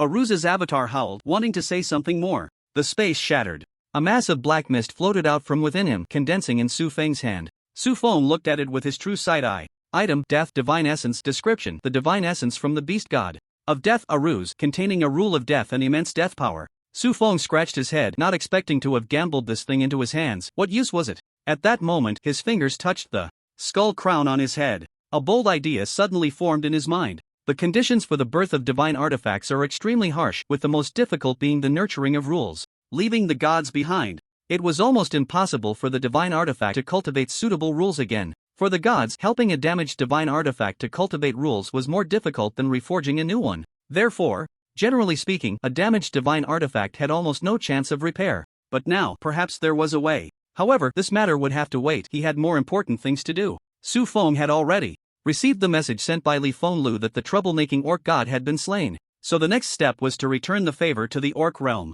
Thinking of the grand gift he had prepared, Su Feng couldn't help but reveal a sinister smile. After putting the divine essence into his item bag, he spread his sky wings and flew towards the center of Wolf Plain. At the center of Wolf Plain, above the ruins of buildings, this was originally a war fortress responsible for resisting the orcs that occasionally invaded Blue Star, with 9 turns stationed here. But we never expected that a reckless orc god would charge out, leading to the annihilation of the entire army. Li Fenglu held a few pieces of torn fabric, his handsome face filled with coldness and killing intent. His gaze was fixed on a void crack several dozen feet away, his lips twitching slightly. Without reason, he would definitely charge into the orc realm and start a massacre. Su Feng's expression was grim, feeling distressed. They had already done their utmost, yet there were still those who sacrificed for it. The principle of Great Xia was indeed urgent. Su Feng clenched his fists, thinking silently. At that moment, a communication came into Li Fenglio's system and he frowned slightly. Su Feng noticed the change in his expression and asked, Li Sword God, is there still some difficulty on the plane?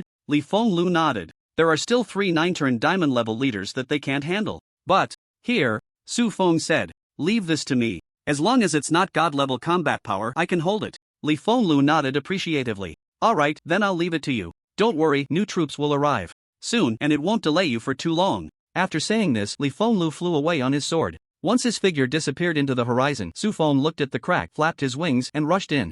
After a dizzying spin, when Su Feng opened his eyes again, he found himself in a golden desert, the scorching sun mercilessly beating down from above. He looked around to confirm that no enemies were approaching. Before relaxing his guard and starting to set up, Tiana, summon your true form, let's do something bad. Su Feng called out to Tiana. Tiana's eyes lit up at the mention of summoning her true form, but she quickly became alert and asked, what are you planning to do? Su Feng urged, the orc god came to our place to cause trouble, can I not return the favor? Hurry up. Tiana frowned, feeling a bad premonition. Perhaps even she had been calculated into Su Feng's plans. However, just thinking about being able to run wild in the orc realm and harvest a large number of souls made her greedy heart, which had been fed by Su Feng, beat wildly again. My true form cannot leave the abyss, but I can summon a mid-grade divine avatar, Tiana said. Mid-grade divine? Su Feng nodded, that works. Hearing this, Tiana drew a summoning array on the ground. Before long, the array was completed and Su Feng heard a prompt. Ding! Would you like to use a precious soul to summon a mid-grade divine essence greedy demon king avatar?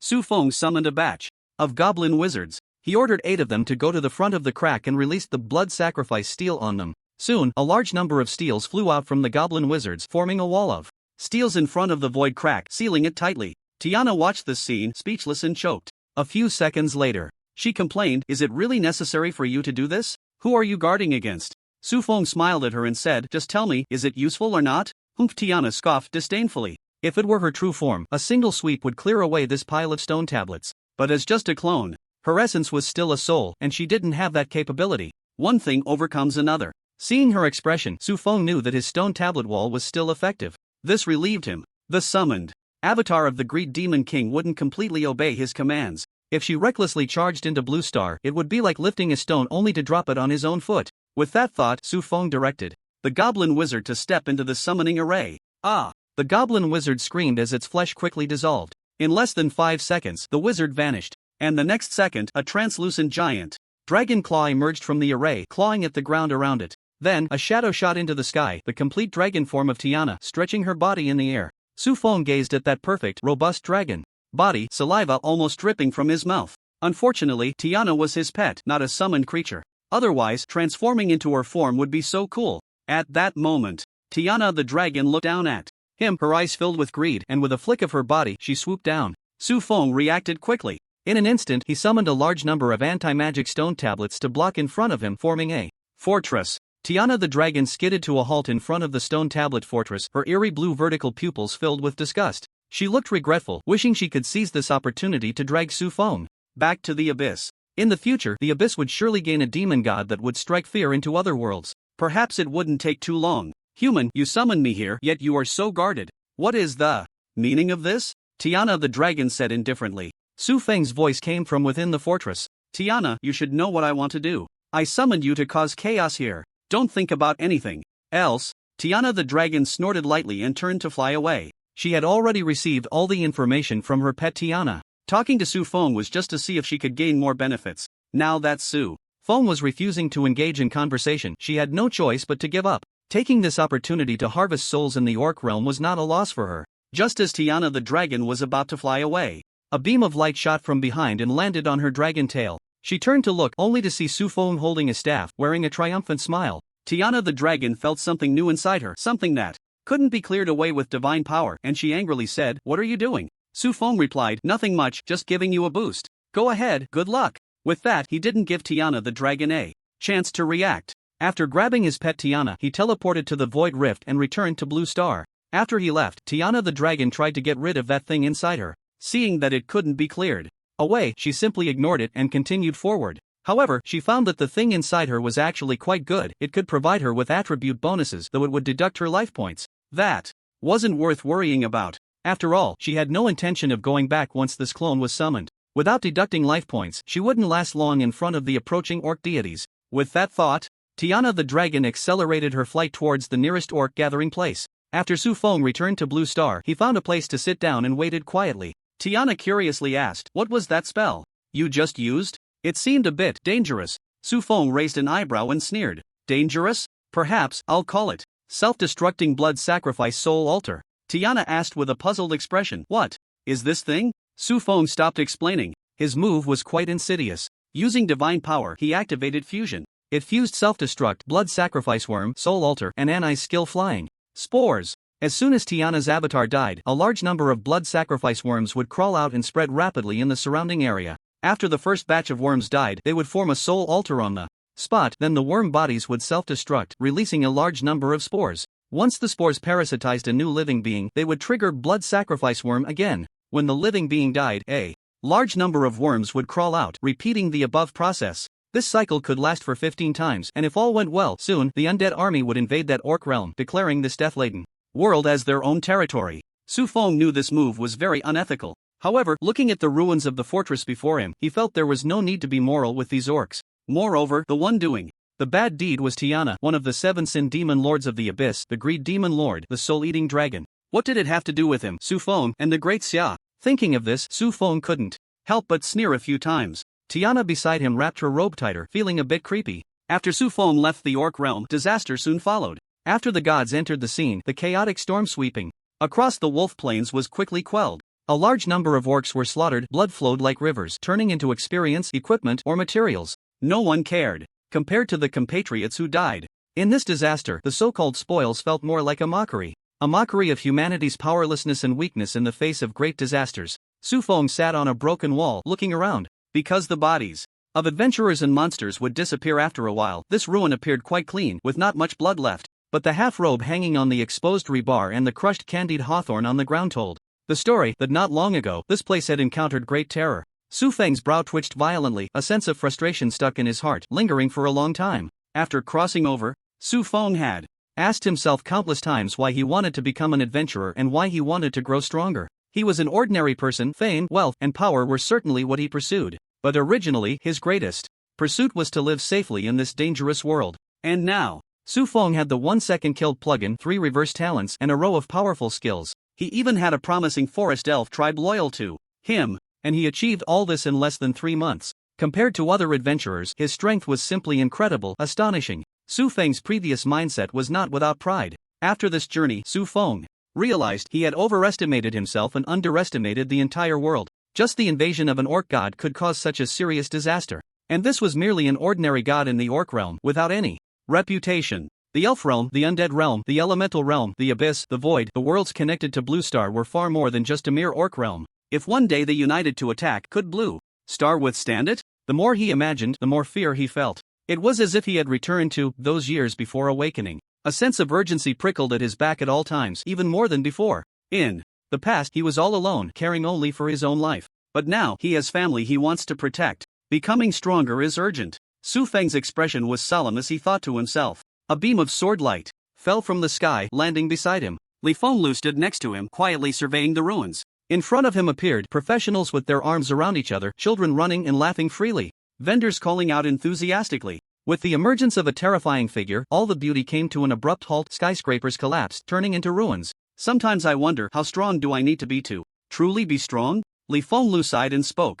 I once thought that after becoming a professional, I could protect everything. But when I truly awakened as a professional with powerful talents and a profession, I found it was still far from enough. Later, I became a deity, but there were even more things that left me helpless. He squatted down, looking at the serious-faced Su Feng, patting his shoulder, and chuckled lightly. Even deities have many helpless moments. You've done very well.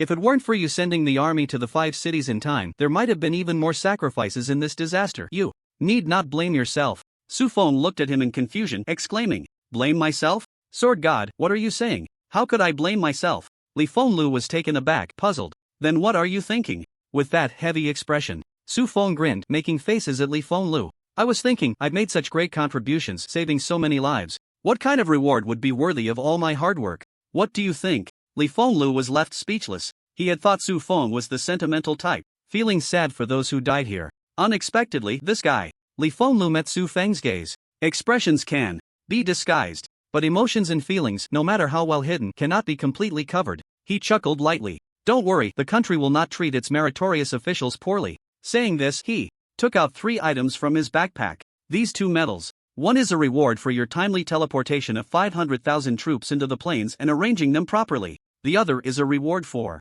you clearing the hidden dangers on the grassland by yourself. And this savings card, which contains 30 million gold coins, can be collected at any trading post. In addition to the gold coins, there are also 100,000 points, which will be credited within 3 days. Moreover, you can make a request that isn't too excessive. Su Feng took the medals and the savings card. He wasn't particularly interested in the gold coins and points. However, the 2 medals made Su Feng's eyes light up. Last time he went to the capital trading post, he learned that pre-purchase rights are classified by levels. The red iron medal can only pre-purchase skill books and experience books of level 4 and below, as well as high-quality equipment and materials. To upgrade the medal's rank, one must obtain higher permissions. With these two red iron medals, he was only 7 medals away from a bright silver medal. Of course, the most valuable part of this reward was the ability to make a request. Although Li Fenglu mentioned the premise not too excessive, but for the country, how big could a personal need be? Su Feng thought for a moment and pointed to the crown of bones above his head. This piece of equipment is a divine artifact, but it is severely damaged. Could you help me find someone to repair it? A divine artifact? Li Fenglu was slightly taken aback, not expecting Su Feng, who was only at the 3rd transition, to already possess such a high-level piece of equipment. No wonder he had looked down on the savings card earlier. However, thinking back to his previous abnormal behavior, it didn't seem strange to have a divine artifact. After a moment of contemplation, Li Fenglu said, repairing a damaged artifact isn't difficult, but it's quite troublesome. The hardest part of repairing an artifact is re-injecting the corresponding laws. This piece of equipment should be related to the undead, right? There are no deities related to the laws of the undead within the Great Xia. If you want to repair it, it will probably take a long time. Su Feng said with a smile. Laws? I have them. After saying this, he took out the black mist that the Death Beast God had given him. Li Fenglu glanced at it, his gaze locking on it, his pupils gradually widening. After becoming a deity, very few things could affect his emotional fluctuations. But this time, he was genuinely shocked by Su Feng. This is the Death Divine Spark. Where did you get it? Li Fenglu pointed at the black mist, his voice trembling slightly. Su Feng briefly recounted how he had gambled against the Death Beast God's avatar. Of course, he omitted his winning method and only mentioned that he had one. But this still brought great shock to Li Fenglu. Betting small to win big, winning a gamble from a deity. How many surprises can you bring to others, you guy? Li Fenglu gasped, completely unable to imagine how much pressure an ordinary person must endure to win a gamble initiated by a deity. Moreover, he had directly won the opponent's divine spark. This truly shocked him deeply. He recalled the unwillingness and panic of the Death Beast God before his death and couldn't help but let out a hearty laugh. That guy never expected that he would be betrayed by his own avatar and defeated by an ordinary person. Ha ha ha. With this divine spark, you can indeed repair this artifact quickly. Give it to me, and I'll help you find someone to repair it. Su Feng, not suspecting anything, took off the crown of bones and handed it to Li Fenglu. Deities would only use artifacts that suited the laws they mastered. He wasn't worried that Li Fenglu would covet this small crown of bones. Not long after, the 500,000 troops supporting the wolf plane gathered at the ruins. After a brief mourning for their fallen compatriots, the troops quickly got to work. They still had to build a new fortress and handle other matters. Seeing that he had no business left, Su Feng bid farewell to Li Fenglu and the officers who strongly invited him to join the army. He headed to Mubei City to pick up Xia Lingyun and Wen Xin, returning to the capital. In the capital, near the Shuimu Academy's food street, in a noodle shop, a voluptuous figure was facing away from the door, vigorously wiping the table with a cloth. The hair on her forehead was damp with sweat, a droplet of crystal-clear sweat slid down her smooth cheek, gathering at her chin. A few seconds later, the droplet, unable to bear the weight, fell down. 3 figures entered the shop at that moment, triggering the welcoming bell, welcome. When Wan looked up, just about to turn around, a delicate hand reached out from behind her. Slap, sister, I'm so hungry, is there anything to eat? When Wan was startled, turning around to see Wen Xian's face, which resembled her own by 80%, her eyes brimming with tears, she stepped forward and grabbed Wen Xian's ear. You little brat, you scared me to death. It hurts, sister, let go, my ear is going to fall off. Seeing the 2 sisters playfully fighting, Su Feng smiled slightly, accustomed to it. In the past, Wen Xian had often been taught a lesson by her sister. She had even been spanked in front of him, cough cough, the kind that involved removing armor. He pulled out a chair next to him, and as soon as he sat down, Xia Lingyun also sat beside him. Su Feng thought she was still scared and didn't pay much attention. After a while, the 2 sisters of the Wen family stopped their antics and looked at the 2 of them. Wen Xian pouted a bit in jealousy. Then she pulled a chair and sat next to Su Feng. Xia Lingyun shot her a sharp glare. Warmth showed no signs of weakness, refusing to give an inch. Su Feng found himself awkwardly caught in the middle of a battlefield. In the end, it was Wen Wan who stepped in to save him. You just got back, you haven't eaten yet, right? I'll go get something to eat. Wen Xian, come help. Under the imposing presence of her older sister, Wen Xian could only reluctantly let go and head to the kitchen. Su Feng expressed his gratitude. Thank you, Wan Jie. What? Wan turned back, offering him a faint smile. It was like a waft of floral fragrance passing by, leaving an endless aftertaste. After the 2 sisters left, Xia Lingyun, still feeling a mix of victory and dissatisfaction, sat down beside him. But she leaned against Su Feng and whispered, you have no idea how scared I was at that moment. When Xian kept saying it was all over. If I hadn't seen you, I might have been scared to death by her. Luckily, you showed up just in time. Thinking of Su Feng that day, appearing like a deity descending from the heavens on the city wall, intercepting the flame demon wolf with his heroic stature. Xia Lingyun's eyes sparkled. Su Feng cleared his throat twice, reminding her, in public. Xia Lingyun shrugged it off. What does it matter? There are no outsiders here. As she said this, her tone carried a hint of grievance. Su Feng quickly changed the subject. By the way, how did you end up so far away at Wolf Plain? Next time you go to such a dangerous place, you must take me with you. It was so thrilling. My little heart can't take it. Xia Lingyun nodded, still feeling the lingering fear. I'll definitely take you. She said bitterly, originally, the mentor didn't want to take us to such a dangerous place. Speaking of which, it's still your fault. Su Feng looked confused. Ha? Xia Lingyun huffed twice. If it weren't for you taking me to kill so many monsters in the abyss, accumulating a ton of experience, I wouldn't have jumped straight to level 24 when I broke through. When the mentor saw my level was close to 1 Xians, he decided to help us level up, which is why we chose to go to Wolf Plain. Su Feng was somewhat speechless, shrugging. So it's my fault for being too strong and helping you level up too quickly. Xia Lingyun nodded vigorously. Exactly. You. Su Feng ruffled her hair, playfully messing it up. After a bit of playful banter, Su Feng asked again, by the way, after this incident, does Mentor Mu still plan to let you participate in the selection meeting? Xia Lingyun glanced at her level. Before the disaster broke out, they had already been grinding monsters at Wolf Plain for a while. She had now reached level 26. The selection meeting would start on September 15th. During this time, if she put in some effort, she could level up 2 more times. Participating in the selection meeting would give her a fighting chance. She nodded. The mentor probably won't take us on any more adventures for now. But I want to participate. Su Feng, help me out. Su Feng didn't refuse, saying, sure, but it'll take some time. I know. Xia Lingyun interjected, then teased, it's about the freshman conference, right? I saw the posts mocking you.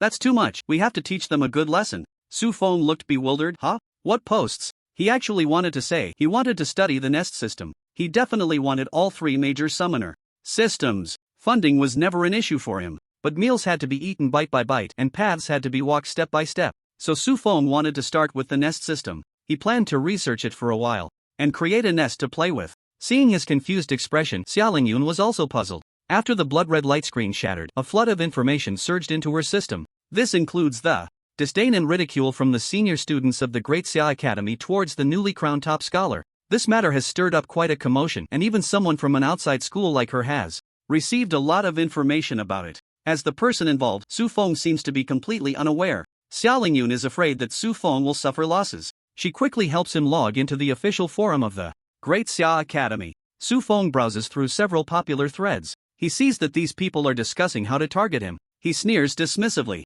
He cannot deal with the gods, but bullying these small fry is something he can easily do. Want to teach him a lesson? Make him understand the rules? Sorry. Strength and fists are the unchanging rules of this world. Su Feng's strength is clearly superior to theirs. So, Su Feng's rules are the rules. Seeing that this group of small fry has already discussed joining forces to take action and called on the new students not to help him, Su Feng grins. He doesn't mind letting the tragedy that once happened in Yunhua City High School repeat itself at the Great Xia Academy. However, simply beating them up would be too lenient. They actually conspired against him online, saying he relies on his looks to eat, acting as a pretty boy for his female mentor to gain fame. Although his appearance is indeed impeccable, being slandered like this still makes Su Feng a bit unhappy. At the new student conference, if he doesn't beat them up, he won't let them off easily. Soon, the 2 sisters from the Wen family bring out a table full of sumptuous dishes. In front of the delicious food, even the confrontational Wen Xian and Xia Lingyun cease their hostilities. The 4 of them enjoy a hearty meal together like a family.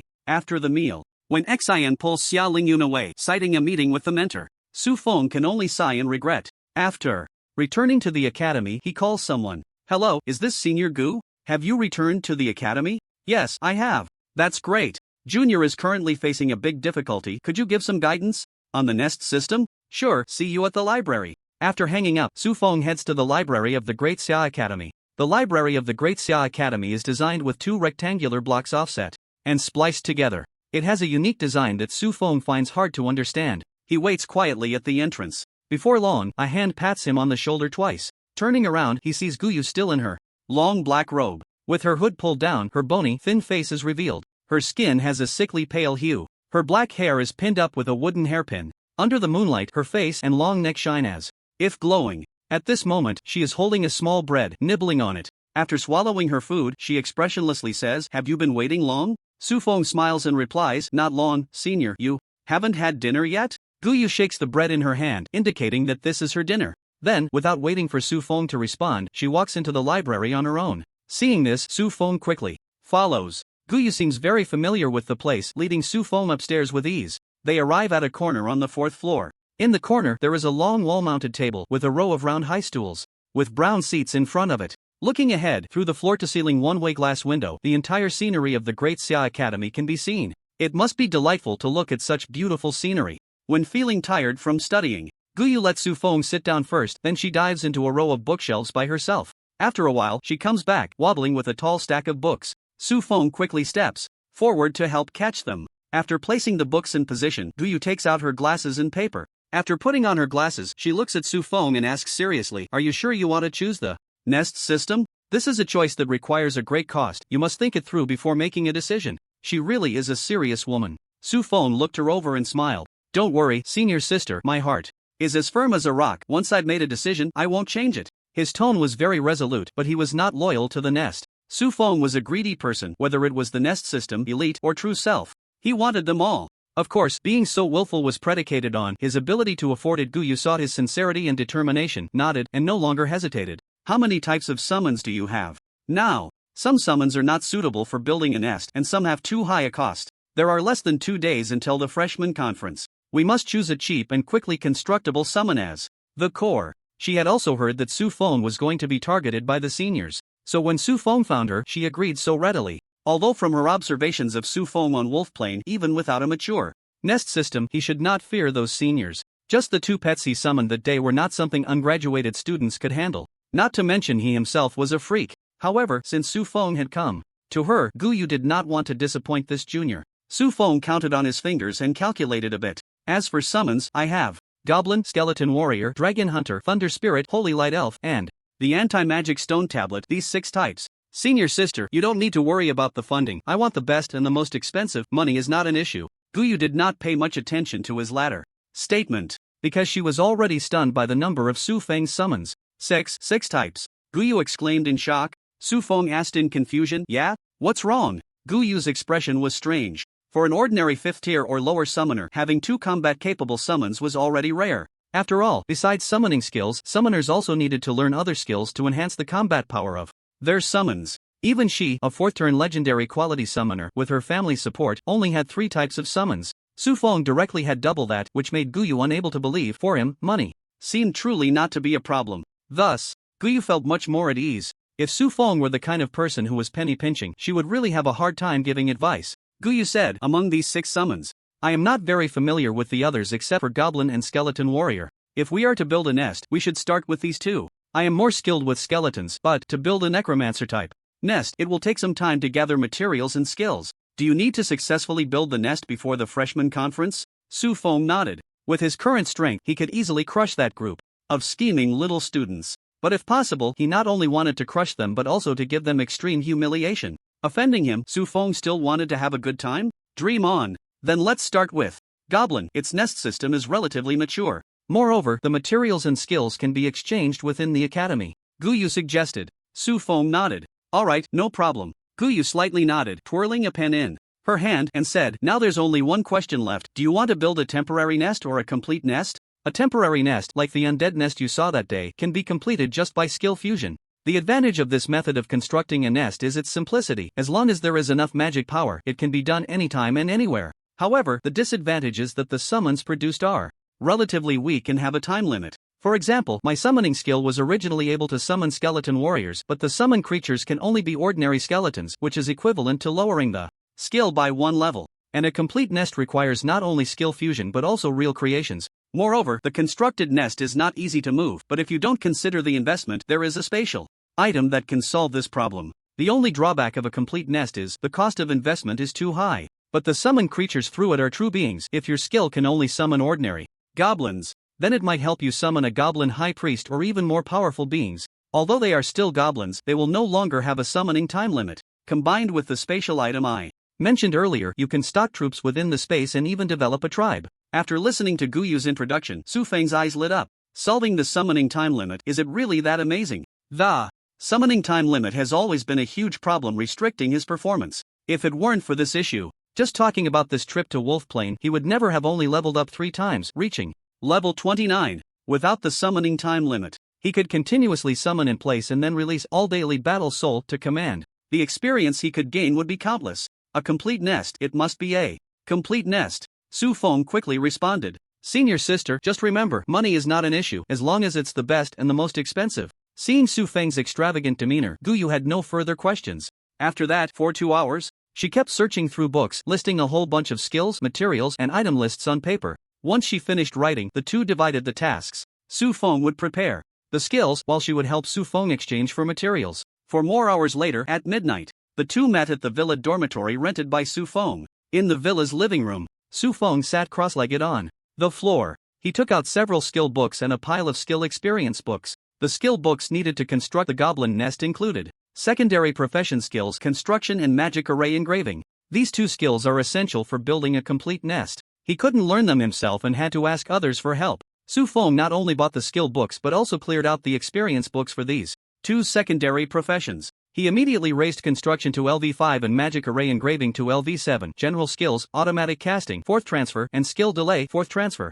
Automatic casting. LV99, a general skill for 4th transfer mages, consuming 20,000 mana points. After using it on a casting object, it allows the object to automatically consume its own mana to cast spells, consort 4th transfer, and below spells, and the casting order up to 4. Skill delay, LV99, a general skill for 4th transfer mages, consuming 25,000 mana points, extending the duration of sustained spells by 400%. As soon as he learned the 2 skills, they were directly maxed out. This saved Su Feng the time to buy 4th transfer skill experience books. As soon as he arrived at the academy, he cleared out the 4th transfer skill experience books. Now the academy is still restocking. Enhancement skills, weapon enhancement, 2nd transfer, armor enhancement, 2nd transfer, rapid reproduction, 3rd transfer, and enlightenment of intelligence, 3rd transfer. The first 3 skills were listed by Guyu on the form. When Su Feng bought them, he also cleared out the 2nd and 3rd transfer skill experience books. Therefore, after learning them, Su Feng directly maxed out their levels. With the enhancement from the 9 times talent skill evolution, all 3 saw significant improvements. Weapon enhancement, LV99 2nd transmutation summoner skill, consumes 500 mana, enhances the summoned creature's weapon to excellent quality with a maximum enhancement of 99 times and includes 2 equipment skills. Armor enhancement, LV99 2nd transmutation summoner skill, consumes 500 mana, enhances the summoned creature's armor to excellent quality with a maximum enhancement of 99 times and includes 2 equipment skills. The 2 second transmutation skills are equally outrageous. Su Feng has already thought, what if he uses the skill advancement scroll to elevate them to the 8th or 9th transmutation? Wouldn't that allow him to enhance weapons/armor to legendary or even divine quality?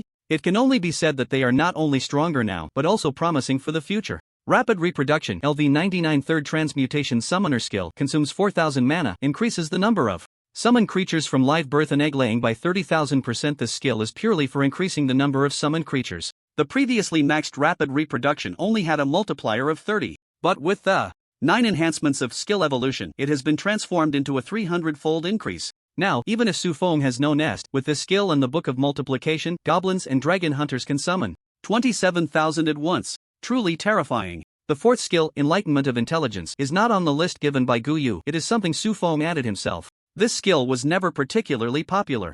In fact, for a summoner, it is especially lackluster. Even Su Feng doesn't know if it will be effective. Its function is to give summoned creatures a bit of intelligence, allowing them to better handle the summoner's commands. Su Feng thinks even if he has the all-daily battle soul to help command, but once the number of summoned creatures exceeds 10,000, a million, or even 10 million, no matter how strong all-daily battle soul is, she alone cannot manage every aspect. Summoned creatures having their own intelligence not only facilitates command but also allows for better cooperation in battle. Of course, the summoner's control over the summoned creatures is absolute. Even if summoned creatures possess intelligence, they cannot escape the summoner's control. Even divine-level summoned creatures are the same. After learning Enlightenment of Intelligence, Su Feng immediately used an experience book to max out its level. Enlightenment of Intelligence, LV99 3rd transmutation summoner skill, consumes 8,000 mana, grants summoned creature's intelligence. When a summoned creature dies, there is a 1% chance to increase the intelligence cap of the user's summoned creatures of that race. A question mark popped up in Su Feng's mind. The first half was fine. But the second half, what the hell is that? When a summoned creature dies, it can increase the intelligence cap? A hellish thought suddenly emerged in Su Feng's mind. Even with only a 1% chance, if Enlightenment of Intelligence is fused with Blood Sacrifice Worm plus Rapid Reproduction, Wouldn't the intelligence cap of the summoned creatures rise dramatically, making everyone an Einstein? Ding dong. At that moment, a ringing sound came from the door. Su Feng quickly got up to open it. It was Gu Yu who walked into the villa, came to the living room, and pulled out a large amount of materials and items.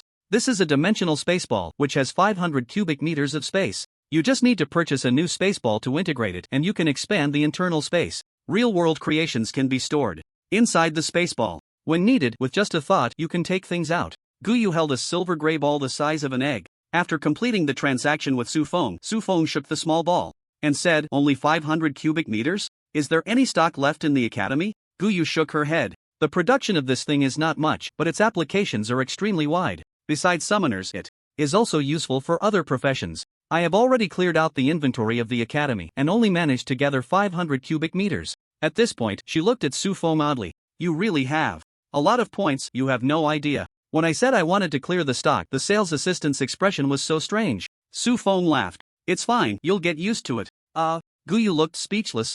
This was not something a normal person could get used to. Even if her family fully supported her, she wouldn't dare to spend like this. Looking around the villa that Su Feng rented, she could no longer guess just how wealthy he was. Picking up the materials scattered on the ground, Su Feng asked, "Do you want to help me build the nest?" Gu Yu waved her hand. "You go ahead and busy yourself. I have other matters to attend to, so I'll leave first. Contact me if you have any questions." After saying that, she got up and left. After seeing her off, Su Feng returned to the living room and took out the dimensional space pearl. He focused on the item and silently thought use. A burst of brilliant light erupted from the dimensional space pearl, creating a tremendous suction that pulled him in. When he opened his eyes again, he found himself standing on a spacious flat surface. It was simply a layer of space with no soil at all. After adjusting a bit, Su Feng took out a blueprint according to the plan Gu Yu had given him. Item: Goblin Tent.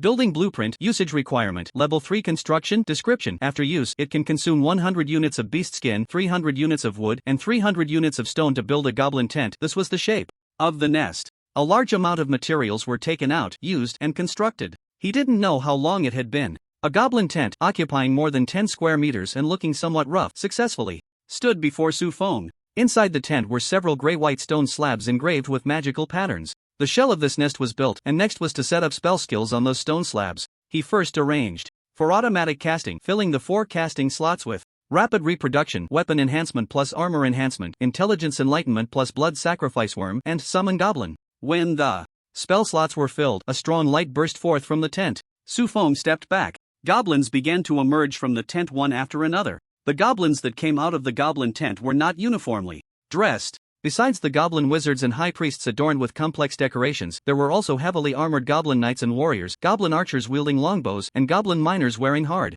hats and holding axes and picks. Under the influence of the blood sacrifice worm, goblins were born quickly but also died quickly. After they died, no worms were born from their bodies. Instead, they emitted clusters of blue intelligent fluorescence that merged into the tent. This process happened rapidly. Within just a few minutes, the goblins had iterated dozens of times. Su Feng's magical power was consumed extremely quickly, but he had the SSS level magic return. If it were another summoner, even a 6th turn one, they probably wouldn't last long. Just as Su Feng was curious about how high the goblin's intelligence could rise through this iteration, a goblin wizard suddenly crawled up to him and requested, "Great Master, please grant us resources to develop our tribe." Ha! Su Feng was puzzled. When he looked at the other goblin wizards, he found they were all drooling over a pile of resources next to him. Even if this batch of goblin wizards died, the new ones that appeared had the same expression. Curious about what they could come up with, Su Feng decided to agree. Soon, under Su Feng's witness, one new goblin tent after another was established. They are not only able to build their own nests but can even transform magical rune arrays, categorizing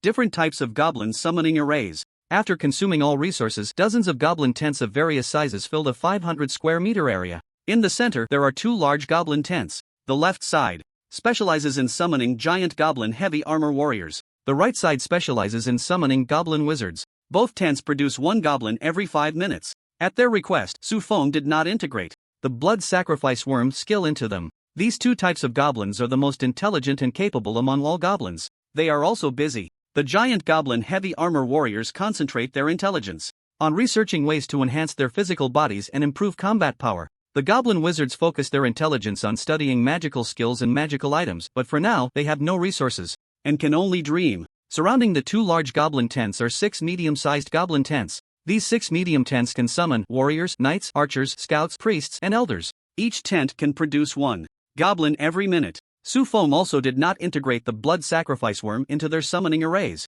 He only allowed them to collaborate with the giant goblin heavy armor warriors and goblin wizards. For research, the outermost area consists of dozens of small goblin tents. The summoned ones are either ordinary goblins or goblin slaves. They can summon over 10 every second. Su Feng fiercely blood sacrificed them to enhance the intelligence of the entire goblin race. The entire goblin camp was thriving. Su Feng felt a sense of satisfaction in nurturing them. But soon a serious problem presented itself to Su Feng. There were no resources in the dimensional space pearl. Without resources, the training methods developed by the heavy armor warriors could effectively enhance the combat power of other goblin professions. However, the wizards found themselves in a predicament, unable to cook without rice. Su Feng was not a stingy master. When he left the dimensional space pearl, it was still bright outside. Without stopping to rest, Su Feng headed straight to the Academy Exchange and various exchanges in the capital. In just half a day, he purchased a large amount of resources for the goblins, from ordinary materials like wood and stone, to various rare materials. Anything that could be bought without purchase limits, he bought in bulk. This attracted the attention of the authorities. If it weren't for his red iron medal, he would probably have been invited for tea. Fortunately, these resources were successfully delivered to the goblin tribe. Moreover, Su Feng was lucky enough to buy some dimensional space pearls, expanding his dimensional space fourfold to 2,000 cubic meters. After the large influx of resources, the goblins did not disappoint him. After hundreds of iterations, they not only researched ways to break through the bloodline limits but also began developing powerful magical weapons. Some of the results even made Su Feng feel a bit startled. The usually petty-minded him couldn't help but ponder. Would it be too cruel to use these goblins against those senior students? One day before the freshman conference, afternoon, at the teleportation station in the eastern city of the capital, Su Feng waited early at the entrance. After 2 days and nights without sleep, he couldn't help but yawn. During these 2 days, he had been busy acquiring resources. Not only had he emptied several trading posts in the capital, but he had also cleared out several surrounding cities. Even so, for the rapidly developing goblin tribe, the resources were still far from enough. Su Feng was already considering establishing a force to organize and plan resource plundering. Otherwise, relying solely on him would wear him out. The resources provided could not possibly keep up with the development speed of the goblin tribe. Just as he was lost in thought about this, a striking figure quickly approached. A fragrant breeze swept by, and Su Feng felt a bit more alert. Looking up, he saw Mu Ying's bright and exquisite face. "Did you miss me?" Mu Ying asked boldly. Today, she had her hair in a ponytail, revealing her flawless face. She wore form-fitting jeans and a plain white shirt. "I missed you, I really missed my precious daughter," Su Feng replied with a smile. Upon hearing this, Mu Ying playfully swatted at him, saying, "Get lost." This time, Su Feng did not dodge. She then noticed the fatigue that could not be hidden on his face and couldn't help but ask, "You've been worried these days, haven't you? Those guys are too despicable, targeting you like that. Don't worry, I'll help you tomorrow. By then, we'll get through this together. I'm quite strong now." Mu Ying had also seen the targeting of Su Feng on the forum. However, after this period of training, she was now full of confidence and believed she could help Su Feng. Su Feng smiled, knowing she had misunderstood, but he didn't explain much. It was hard to explain. Anyone who heard that he was relying on a group of goblins to humiliate the top students of the Great Xia Academy would think he was crazy. "Let's go, we need to find a place to rest quickly. You look like you're about to fall apart," Mu Ying said, pulling him along. Su Feng coughed lightly and said, "Wait a bit longer, there's one more." Mu Ying's expression stiffened, but she wasn't surprised. In fact, the family had already investigated all of Su Feng's connections. Before long, a short figure appeared in front of the two. "Su Feng, Xiaoyu." The two tired individuals exchanged a glance, both taken aback. Then, Luo Xiaoyu, dressed in a pure white robe, rushed over. After catching her securely in his arms, Su Feng said with concern, "Why are you so tired? Didn't you say to come to me if you had difficulties? You can't say that. Aren't you the same?" Luo Xiaoyu replied with concern. "They didn't make things difficult for you, right? Don't worry, I'll back you up tomorrow." "No need to worry, I'm not the same Luo Xiaoyu as before." Su Feng smiled and was about to introduce the two girls. "I know her." "So do I." The two girls squinted at each other, their gazes unfriendly. But soon, they calmed down. Seeing this, Su Feng said no more. Under the envious gazes of others, he took the two girls to the car and returned to the Great Xia Academy. Late at night, in the dormitory area of the Great Xia Academy, in a two-person dorm room, the moonlight poured in like water, spilling onto the windowsill. A bony hand pinched the green leaves of a potted plant in front of the window. The voice coming from the microphone echoed in the empty room. "Sister Jean, everything is ready. Wu Sheng and Zhou Fanqing have agreed to help us. With those two plus our manpower, even if that kid Su Feng can defy the heavens, he won't escape our grasp." In the darkness, a flicker of firelight appeared. Jean Yulan held a cigarette. Taking a deep breath, grayish-white smoke slowly billowed from the corners of her full red lips. She leaned out from the shadows, resting her hand on the windowsill. Her curly golden hair shimmered in the moonlight. We must ensure everything is foolproof. I don't want to see any mistakes. Her voice carried the pressure of someone in power, leaving no room for doubt. The person on the other end of the phone was affected, their tone trembling. Rest assured, Sister Jean, it will definitely be foolproof. This time, we'll make that kid lose face. After hanging up, she casually placed the communicator aside. Jean Yulan turned and leaned against the windowsill. With her voluptuous and alluring figure paired with that enchanting purple silk camisole nightgown, at this moment she resembled a fairy, radiating charm and captivating hearts. The corner of her eye caught a glimpse of the villa area not far away. Her gaze was directed at the place where Su Feng was renting. The recent turmoil on the forum was being manipulated and stirred up by Jean Yulan from behind the scenes. She amplified the disdain of the old students towards Su Feng and the hostility of the new students towards him. This made Su Feng stand in opposition to almost all the students in the school, becoming the target of everyone's criticism. But in reality, she did not know Su Feng at all. She had only seen Su Feng's appearance through media reports.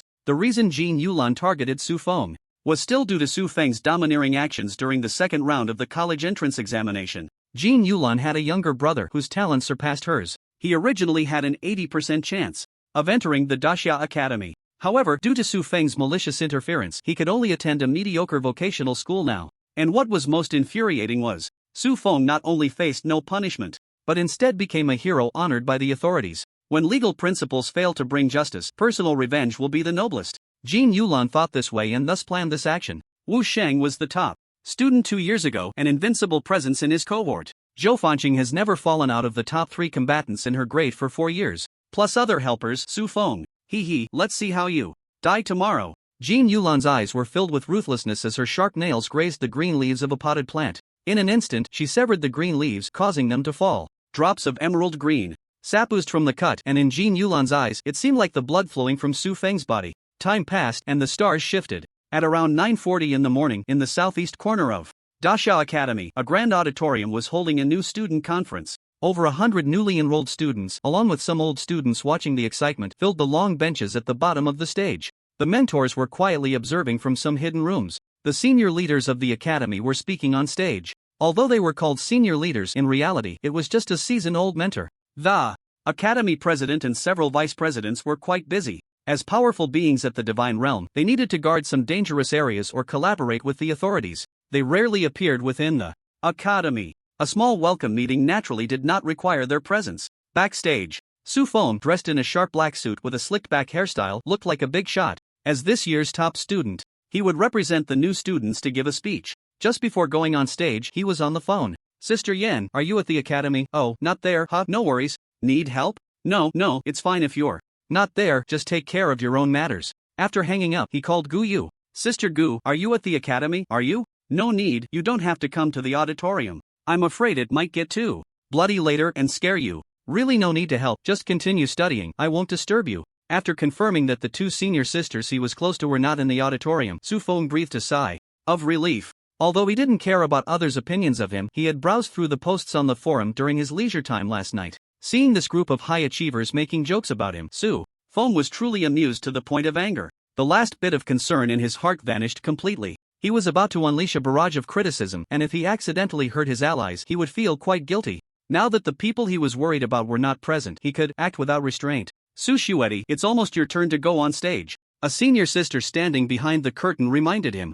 Su Feng put away his phone, nodded at her, and stepped onto the stage. On stage, after the old mentor finished his speech and walked off, the host's sister revealed a sweet smile and stepped to the front of the stage. She said a few polite words, then immediately continued. Next, let's invite the representative of the new students, Su Feng, to come up and speak. A wave of boos erupted from the audience. During this time, Su Feng's reputation had been thoroughly tarnished. Under the influence of some people, Su Feng was portrayed as an arrogant, all-contemptuous demon king. Many people held an inexplicable hostility towards him. Following the crowd, the boos lasted for 30 seconds. But there was not a single figure on stage. Just when everyone thought something unexpected had happened and the boos had just stopped, a clear sound of footsteps approached from afar. Everyone's gaze turned towards the back of the curtain. In the next second, a tall, handsome figure suddenly burst into view. He exuded a powerful aura, like the sun, and the moment he appeared, he overshadowed the entire venue. Those who still wanted to boo were horrified to find their necks seemed to be gripped by an invisible hand, unable to make any sound. The auditorium fell into instant silence, leaving only Su Feng's footsteps. Su Feng stood at the front of the stage, calmly taking out a piece of paper from his pocket and a pair of gold-framed glasses, which were prepared for him by Xia Lingyun. She said wearing glasses would make him look more refined and easier to be liked. After putting on the glasses, Su Feng looked down at the audience and smiled faintly. With his perfect appearance and attire, complemented by his astonishing aura, his charm needed no further mention. Just a glance made many previously fiery young girls and boys suddenly sparkle with little hearts in their eyes. After surveying the crowd, Su Feng lowered his head and began to read the speech written for him by Luo Xiaoyu. In a hidden room, Yi Longyin and several mentors huddled together. Old Yi, do you have a bias against Su Feng? I think this young man is quite good, gentle and refined, unlike what you said. You even said he would go crazy? Exactly. You have a problem with your character. He helped you reach level 60. How can you slander him? Behind his back? You're simply the epitome of ingratitude. You have a problem, a big problem. I am ashamed to be associated with you. Several mentors listened to Su Feng's calm, friendly speech and expressed their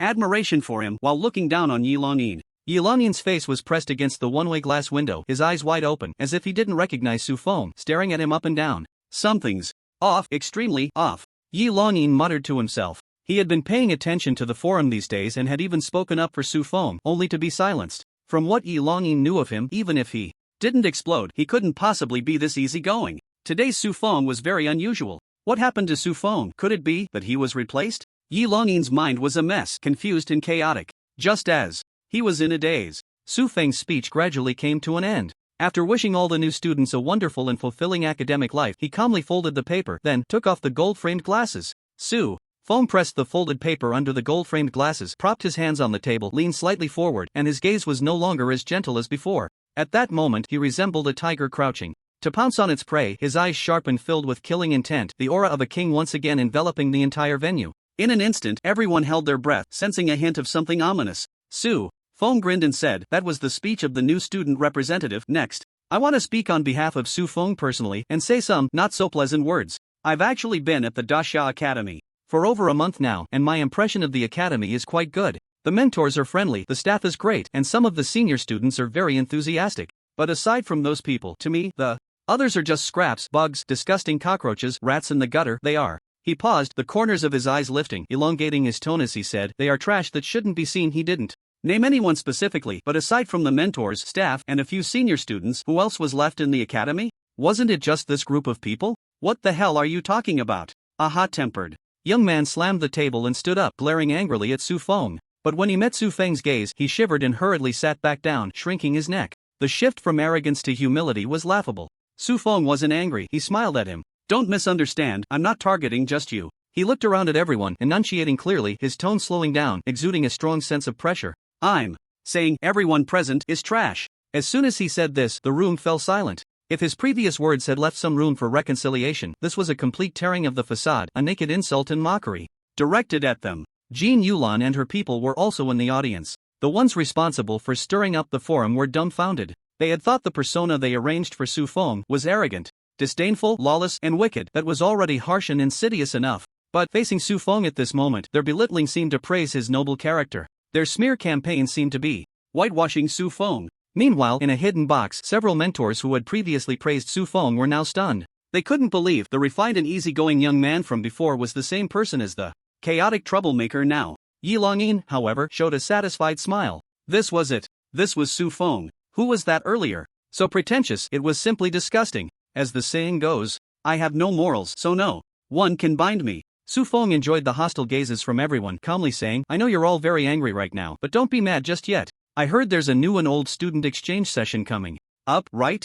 I'm really looking forward to you challenging me." After saying this, he leisurely straightened the wrinkles on his clothes and walked towards the backstage. Once he was far away, the emotions of the students below erupted uncontrollably. "Damn, I've never seen someone so arrogant in my life. Don't stop me, I'm going to kill him. No one is stopping you, he's backstage, don't grab my hand, go chase him." The posts on the forum weren't wrong. This guy is really arrogant to the extreme. If we don't teach him a lesson, how are we going to survive in school in the future? At this moment, Jean Yulan gave a look to one of her underlings. The underling immediately understood and shouted, "Su Feng, what are you so arrogant about? If you have the guts, participate in the bloody challenge." He shouted a few times. Some new students were confused, not knowing the situation. But the old students' eyes lit up and they shouted along, "What are you so arrogant about? If you have the guts, participate in the bloody challenge. What are you so arrogant about. Su Feng, who had already reached backstage, paused when he heard the voices. He looked at the senior student next to him, who was already scared stiff, and curiously asked, "What is this bloody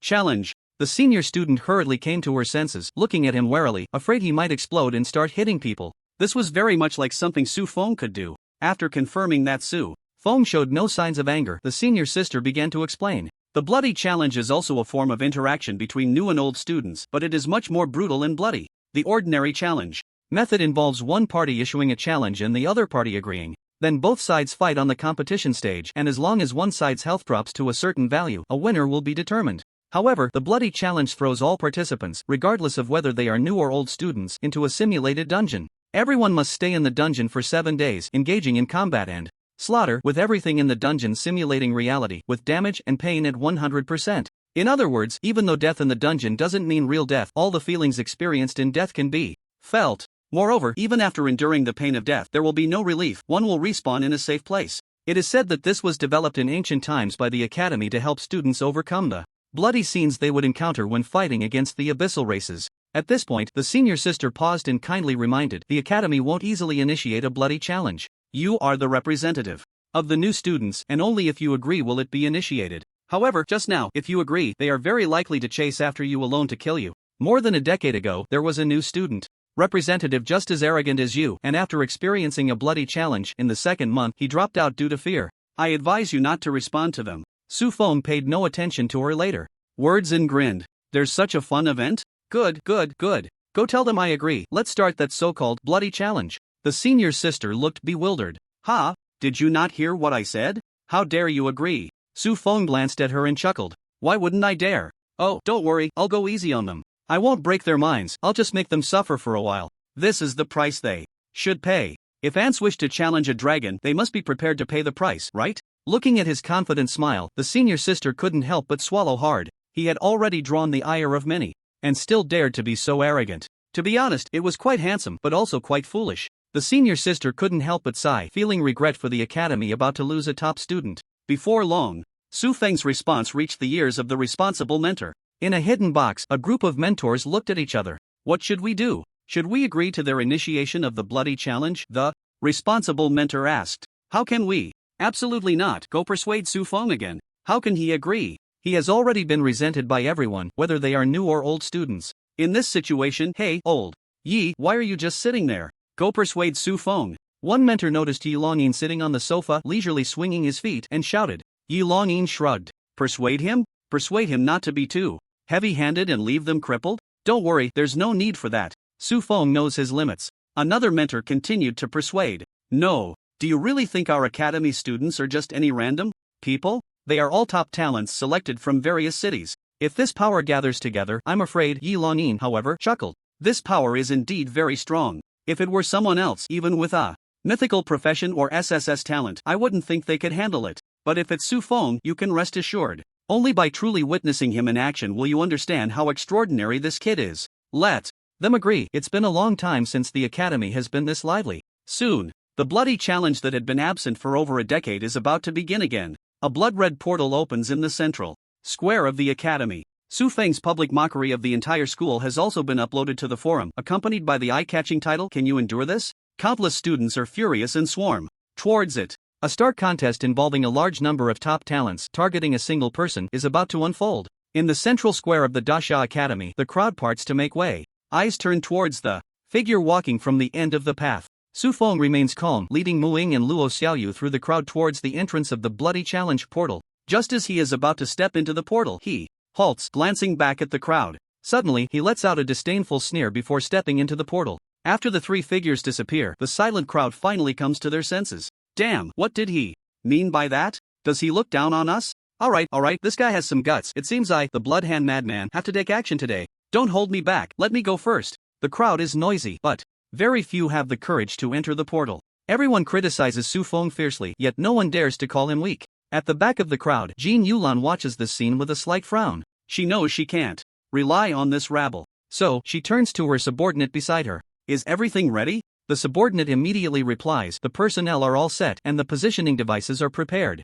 As soon as we enter the instance, we can immediately locate his position. Jin Yulan nods, a faint smile finally appearing on her cold face. Good, that guy's profession is summoner. We absolutely cannot let him have time to gather troops. Even if we give him time, what can he do? We have so many people, are we afraid of just one? A young man dressed in a leather vest, muscular with yellow-dyed hair, crossed his arms and scoffed. He is one of Jin Yulan's most valued helpers, the top student of the third year, Wu Sheng. Wu Sheng twists his arms and shakes his neck, making cracking sounds. He grins, revealing 8 teeth, and excitedly says, I just hope he isn't too weak. If the battle is too easy, it won't be interesting. Beside him, a cold-faced young man dressed as an archer with long hair down to his shoulders speaks up. It's better to be cautious. I got information from my mentor that this guy seems quite sinister. Jin Yulan looks at the cold-faced youth, who is Zhou Fanqing, ranked in the top 3 of the 4th year. He is also a strong contender for the national selection competition in half a month.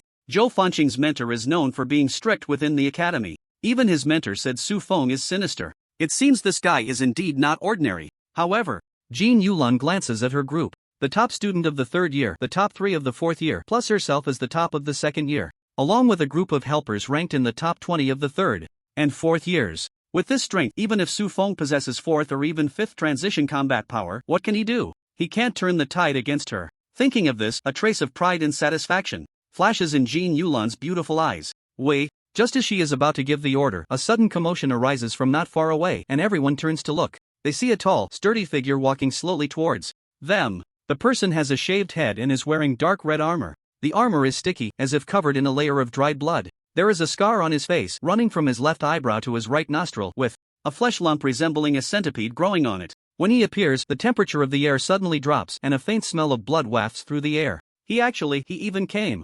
Jin Yulan was taken aback. The newcomer was named Fan Biao, the top student of the 4th grade. He had grown up in a military camp and had trained with the troops since his youth. After awakening his profession in just 2 months, he had single-handedly reached the 5th level of the abyss. Fan Biao rarely appeared in the academy. It was said that he was either fighting monsters or on his way to do so. The few battle scenes within the academy were filled with blood, brutality, and terror. There was even an occasion when he merely exuded his murderous aura, scaring his 5th-ranked opponent into losing control. In the eyes of others, he was no longer a professional, he resembled a mad monster. As he stepped toward the blood-red light gate, someone excitedly shouted, Fan boss, are you here to teach that Su Feng a lesson too? Fan Biao paused in his steps and glanced back at the speaker. Despite not making any move, the moment his gaze swept over, the crowd in that area instinctively took a few steps back. Fan Biao was silent for a moment before succinctly stating, he is strong, a worthy opponent that I desire. At this point, the usually cold-faced Fan Biao revealed a smile filled with anticipation.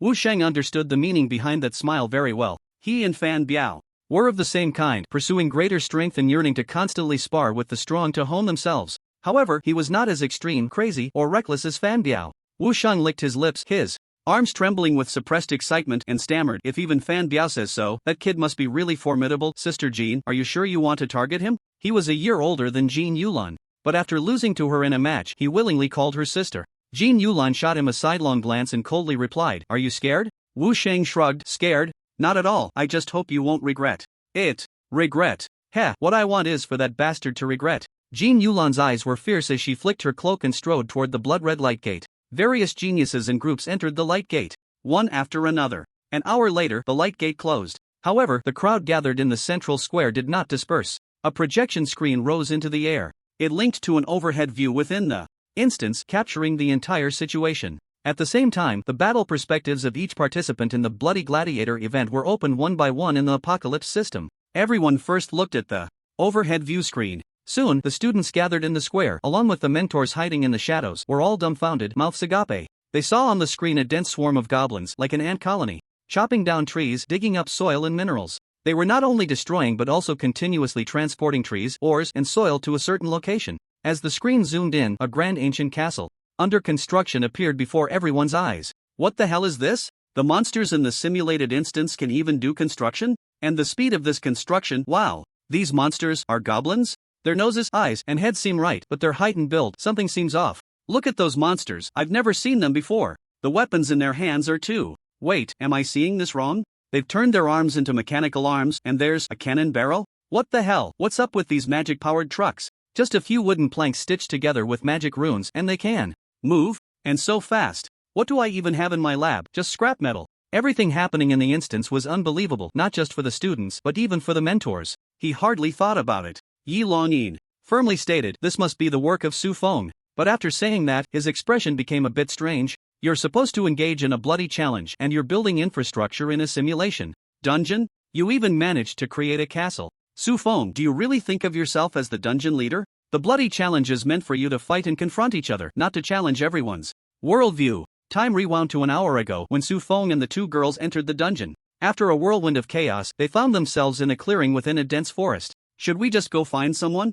to kill? Luo Xiaoyu, holding a moon ring staff, radiated a holy glow, but her eyes were cold and sharp, filled with malice and venom. It was as if she had countless torturous methods she wanted to implement. Muing was not to be outdone, pulling out a long knife. Lightning crackled around her, indicating she was ready for battle. Compared to the two battle-hungry girls, Su Feng appeared relatively calm. He shrugged and said, "Find what people? They're probably still grinding and haven't even entered the dungeon yet. Besides, they are the challengers, it should be them looking for us. There are still 7 days left. Enough time for everyone who enters the dungeon to get a lesson." Seeing him so composed, the two girls also reined in their emotions.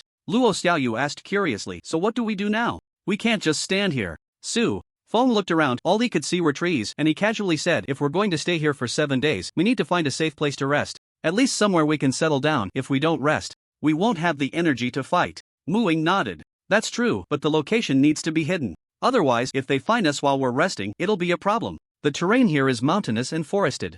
There should be beast caves nearby, so it should be easy to find." Luo Xiaoyu also nodded, acknowledging her point. The two girls were about to leave, ready to start searching for a beast cave. Su Feng grabbed each of them by the arm and said helplessly, "A beast cave? How can people live in a place like that? What do you want to find then? We can't just build a house here," Luo Xiaoyu retorted. Su Feng revealed a mysterious smile and snapped his fingers. "Why not?" As the sound of the snap echoed, two summoning arrays appeared in front of the three of them. The next second, a loud thud echoed as a massive object landed, sending a whirlwind of dust into the air. Amidst the swirling dust, two beams of red and blue light suddenly illuminated. As the dust gradually settled, the two girls finally saw what Su Feng had summoned. It was two goblins, right? On the left was a massive one, at least 4 meters tall, with a sturdy and heavy body resembling a city wall. It wasn't wearing a helmet, its left head was wrapped in iron, and its left eye was a dark hollow, with only a faint red light flickering. It was clad in silver gray knight armor, which seemed normal. But when the two girls looked at its arms, their eyes widened in shock.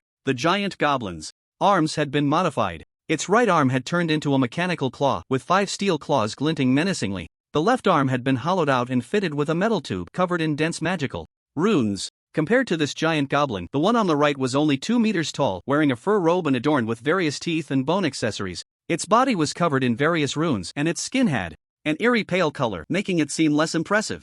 However, as a priest-type character, Luo Xiaoyu keenly sensed the surging elemental energy around it. She couldn't help but cast a detection spell to check its mental attributes, which were just over 20,000 points, the level of an ordinary 4th-tier professional. But the elemental energy fluctuations at that moment had far exceeded the level that its attributes could control. What shocked them the most was that both of them possessed many characteristics of goblins. The two women were so astonished that they couldn't speak. Su Feng didn't explain much to them. He looked at the two with satisfaction. These two goblins were summoned after thousands of iterations, the two goblins with the highest intelligence and the most outstanding abilities. The giant goblin heavy-armored warrior on the right was named a Gao, known for his fierce and cunning personality. The goblin wizard on the left was named a Mao, characterized by his treachery and ferocity. The Gao-Mao combination was the only two rulers of the goblin tribe he had established. The two peculiar goblins crawled on the ground, waiting for Su Feng's command. "I need a safe place to stay, I'll leave it to you." "No problem, right?" Su Feng said casually with his hands in his pockets. "Yes, we will obey the master's orders," the two goblins replied in unison. After they got up, they immediately entered work mode. A Mao began to draw a magic circle on the ground. A Gao used his mechanical arm to quickly make a few wooden stools for Su Feng and the others to sit and rest. In less than 10 minutes, the magic circle drawn by a Mao activated, and goblins began to pour out in large numbers. In addition to wizards and heavy-armored warriors like Gao and Mao, there were also ordinary goblin guards and a large number of goblin slaves. Once they appeared, they immediately began to work in large quantities. The goblin guards cleared the surrounding monsters, while the goblin slaves worked hard. The heavy-armored warriors and wizards collaborated to create tools that could enhance work efficiency. In less than an hour, a rough ancient castle was built through the efforts of the goblins. Moreover, they were continuously improving the facilities within the castle, expanding the castle's area, building gardens, erecting magical defense towers, and developing magical facilities. On the balcony high up in the castle, Muing and Luo Xiaoyu stood at the edge. Both of them stared blankly at the busy goblins below with intelligent eyes. Under their labor, the castle was expanding at a visible speed. From nothing to something, from something to excellence, everything was happening too fast. It was hard to imagine that just a short while ago this was still a primitive forest. At first, Su Feng said he wanted to find a place to stay. They thought it would be a safe beast's den. Su Feng stopped him, saying he wanted to build a house. They thought it would be a small wooden cabin. But now a magnificent ancient castle appeared before them. They were stunned, their minds completely blank. No, how did you do it? Has your summoned creatures become that outrageous? Luo Xiaoyu shook Su Feng's arm, asking in shock. Muing felt the same way. They both knew that Su Feng's summoned creatures were abnormal, but the previous abnormalities were reflected in combat power, which they could still understand. It was just a slightly higher value, something they could comprehend. But now, looking at those goblins that could design, arrange, and work on their own without any command, and not just one or two, but a whole group, a large group. Slaves, guards, including 2 special goblins, there were at least hundreds of thousands of goblins involved in this construction. The most crucial point was that they could skillfully use magic to create many magical uses they hadn't even seen or heard of before. But that group of goblins realized it right before their eyes. Incredible, comparable to a miracle. Muing murmured. Su Feng smiled slightly, remaining silent. In fact, he was also very shocked. Su Feng truly didn't know that this group of goblins had such abilities. Sure enough, resources have become the biggest limitation to the development of the goblin nest system. Finding a stable source of resources needs to be prioritized. However, this matter is quite easy to resolve. Now the goblins have mastered basic material spatial teleportation. As long as they are sent to a resource area, they will collect on their own and then teleport the materials back. As for the resource areas, the Abyss, the Orc Realm, the Elf Realm, let's not mention those other worlds. On Blue Star, after the expansion of Heaven and Earth, resources are everywhere. Within the Great Xia territory, there are many resource areas that have not been exploited. However, these places are generally gathering spots for powerful monsters or zones of death. It's not easy for ordinary people, let alone professionals, to step foot there. The mining environment is harsh and many forces are unwilling to go. This is a boon for Su Feng. After all, he is not an ordinary person, he is a cheat. Thinking of this, he proudly embraced the 2 women, a smirk playing at the corners of his mouth. Is there really no one to vent my anger? Why should he be so comfortable? Daring to enslave summoned creatures to build a castle? Is there still a king's law? Is there still a law? Damn it, he really should die. In the square, seeing Su Feng's arrogant demeanor, everyone was filled with indignation and resentment. They all hoped that a mighty hero would appear at this moment to give that arrogant and conceited guy Su Feng a good beating. And at that moment, someone suddenly shouted, "Look, Boss Fan is right near the castle." Everyone turned their gaze towards the sound. They saw a bloody, towering figure appear in the valley around the castle. In the simulated dungeon, Fan Biao's armor was already stained with fresh blood. He held 2 dark red curved blades, their edges gleaming coldly, extremely sharp. Even after just killing a simulated monster, he had not gotten a drop of blood on him. Fan Biao was following the noise that had caught his attention. The sounds grew louder in his ears. His eyes filled with killing intent, he couldn't help but quicken his pace. In no time, he arrived at a place where the noise was coming from. He saw several figures chopping wood. They were about 1.8 meters tall, strong in build, wielding axes, and wearing steel helmets. Dressed in thin, dirty clothes, at first glance, Fan Biao thought they were some kind of people. But as he got closer, he saw they had pointed ears, green skin, and a sly, treacherous appearance. They were actually a few goblins. Fan Biao was taken aback, not expecting to find goblins in this simulated dungeon. It wasn't that goblins were particularly rare, but rather, they were too weak. Generally, such monsters would not be included in a simulated dungeon, because they were completely useless. Although their attire was somewhat novel, having never been seen before, they were still goblins, and their racial bloodline dictated their limitations. Thinking that he had rushed over in a panic because of the noise they made, Fan Biao was filled with uncontrollable anger. His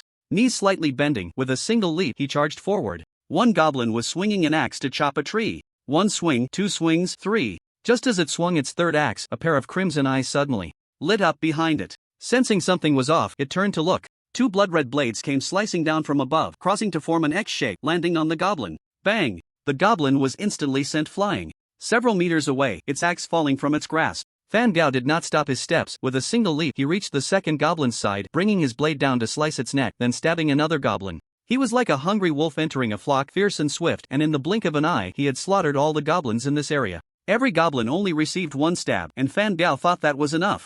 After all, for such lowly creatures, delivering an extra stab was an insult to him. After finishing, just as he was about to sheath his knife and leave, he suddenly sensed that something was off. Malice was creeping up from behind. He turned around and focused his gaze. Those goblins actually wouldn't die. They were indeed severely injured, their health bars reduced by more than half, yet they just wouldn't die. Moreover, they were staring at him, their eyes filled with rage, and after letting out a roar, a stream of crimson light erupted from their bodies. Instantly, the remaining half of their health bars extended significantly. Fan Biao was dumbfounded. Aren't these goblins supposed to be weak? How come they have a second phase? And they're even regenerating health. The leader isn't that twisted, is it? He didn't know. Even though these monsters were goblins, the weakest branch of the goblin nest system constructed by Su Feng. Under the influence of leader summon, they were all silver. Oh no, they had already become golden level. Leaders. Relying on the extreme monster respawn of the nest, Su Feng's leader summon had already surpassed level 30. Moreover, he had improved all the summoning arrays, integrating blood sacrifice worm and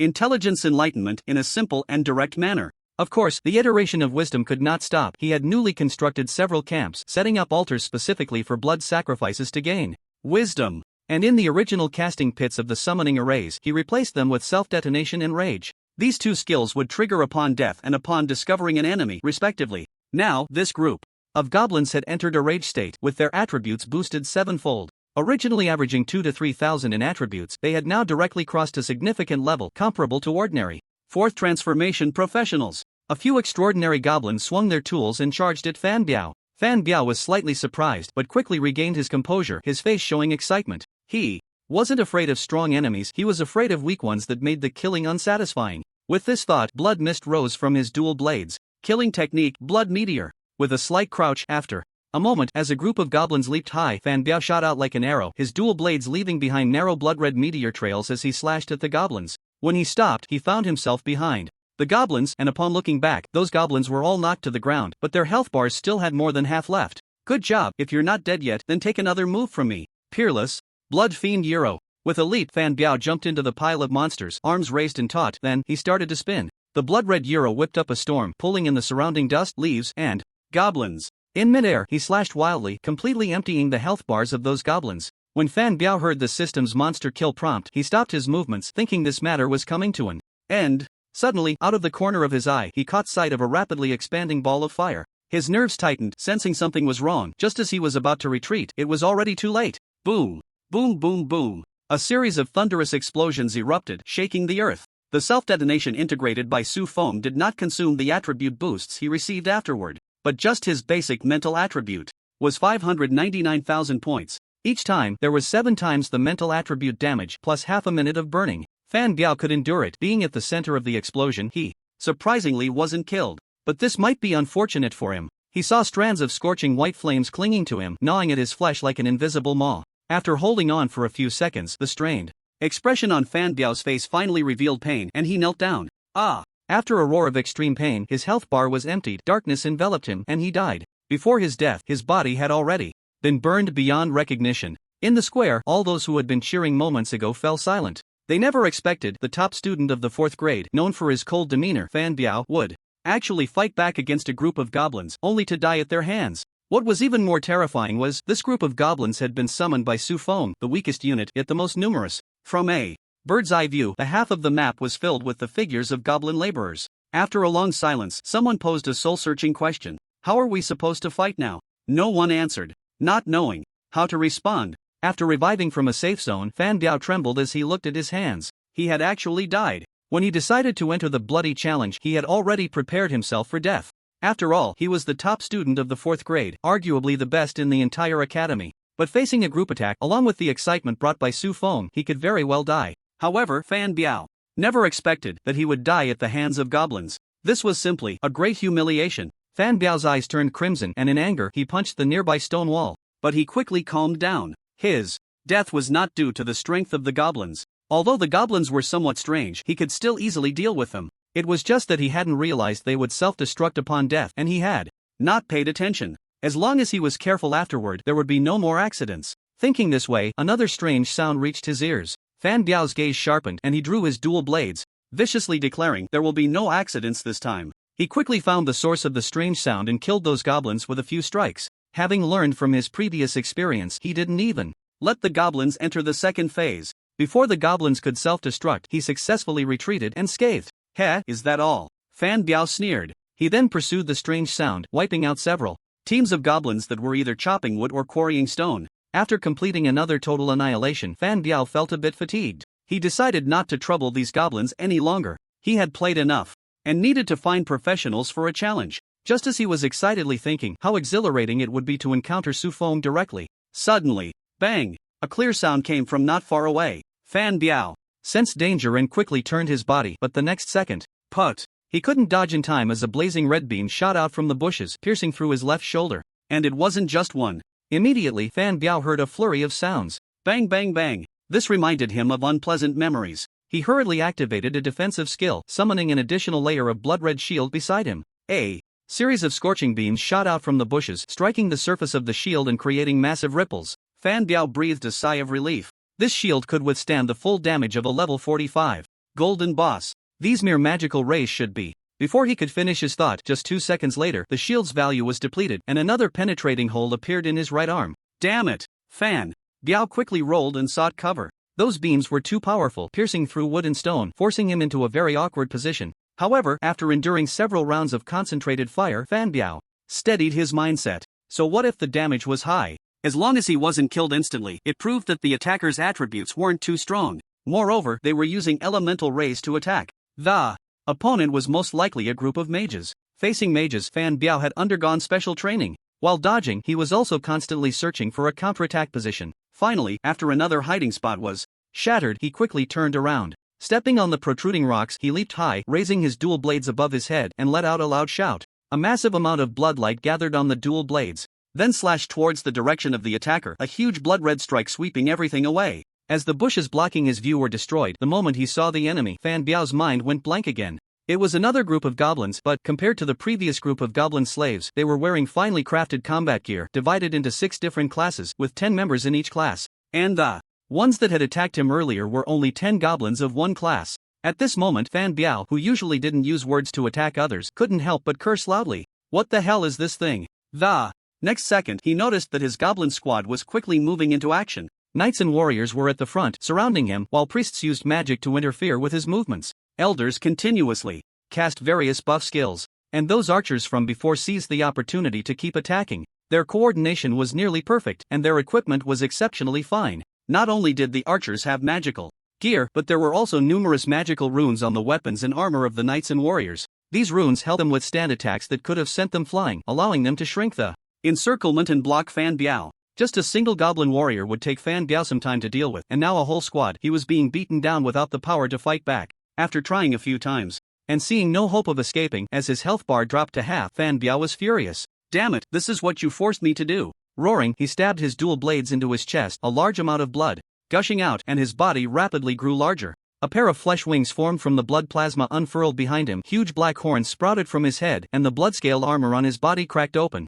revealing skin covered in black snake scales, his legs transforming into cloven hooves. At this moment, he had completely lost his human form and had fully transformed into an abyss demon. This was Fan Biao's S rank talent, Blood Fiend Demon. When he kills enemies, he can accumulate Blood Fiend points, and when in crisis, he can consume these points to transform into a demon. Since accumulating Blood Fiend points is not easy, he would never use this move unless he was in a desperate situation. To be pushed to this extent, he believed this group of goblins was already quite proud. After transforming into a demon, the arrows from the goblin archers could not penetrate his defenses, only causing a few thousand damage. The damage from the priests and other classes was also negligible to him. Fan Biao simply gave up on defense, wielding his gigantic dual blades that had grown to several meters long, performing a whirlwind slash that cleared the warriors and knights in front of him. Then he jumped into the back row, swinging his blades wildly. Not only was his damage extremely high, but his speed was also lightning fast when his wings flapped. In an instant, a squad of goblins had been cut down to a fraction. Keep going,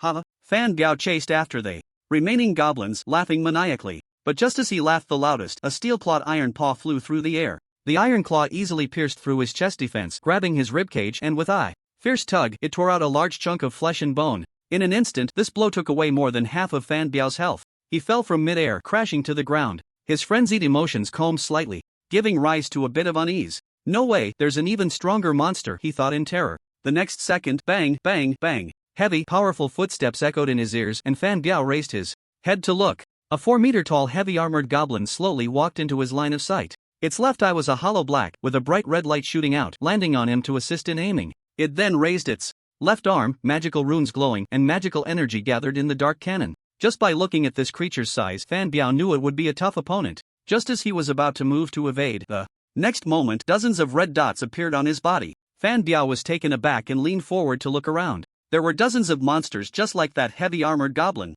and the goblin team that had been pressing him was occupying the entire forest, their figures scattered everywhere, countless in number. Seeing this scene, Fan Biao felt despair and an angry curse escaped his lips. Damn! He was then engulfed by the ferocious onslaught of magical energy cannons, bombarded by white light clusters until nothing remained. Around the castle, a Gao and a Mao stood on a watchtower, watching the half-circular light shield rise. In the distance, once the shield disappeared and the waves spreading out were blocked by the defensive magic array surrounding the castle, the two goblin leaders breathed a sigh of relief and glanced back at the castle, where laughter echoed. A Mao ordered through the communication magic rune, "Strengthen the defenses, we must not let any rats invade this area and disturb the master's enjoyment." In the vast sea of trees, a group of people was fleeing in disarray among the trees. The one running the fastest ahead was a blonde woman draped in a cloak, wielding a slender sword. Behind her, a dozen people wore expressions of confusion and bewilderment, as if they had just experienced something incredibly unbelievable. After feeling that it should be safe, Jin Yulan stopped to catch her breath.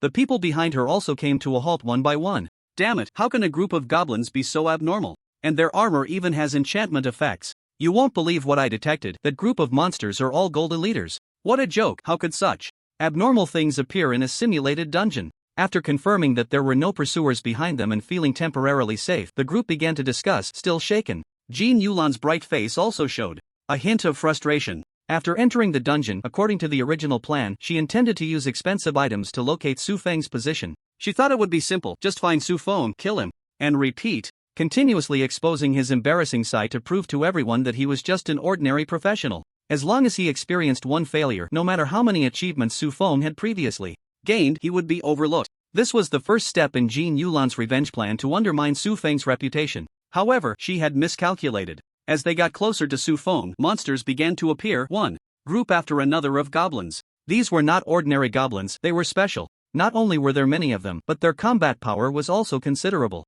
Each one had the strength of an ordinary fourth tier professional, and dying would cause a high damage self-explosion. Because of this, they lost quite a few people and had to retreat. Jin Yulan did not know that they were already quite lucky, having not gone deep, or if they had continued further, they would have encountered even more terrifying things, and total annihilation would have been inevitable. Jin Jia, what should we do next? That group of monsters is blocking the way. We can't get close to Su Feng at all, someone asked. Jin Yulan frowned slightly, unsure how to respond. The distribution of those monsters was too widespread. She didn't even know how Su Feng had survived among them. As for whether those monsters were summoned by Su Feng, she had considered this possibility but immediately dismissed it. Because there are too many of them, even a third-tier summoner, no matter how abnormal, could not possibly achieve this. If it really was him who summoned them, I would offer myself right here to apologize to him. Jin Yulan thought calmly. Wait, she hesitated to speak, pondering how to proceed to the next step when a figure suddenly appeared before them. Ah! A reluctant roar echoed, causing everyone's eardrums to ache.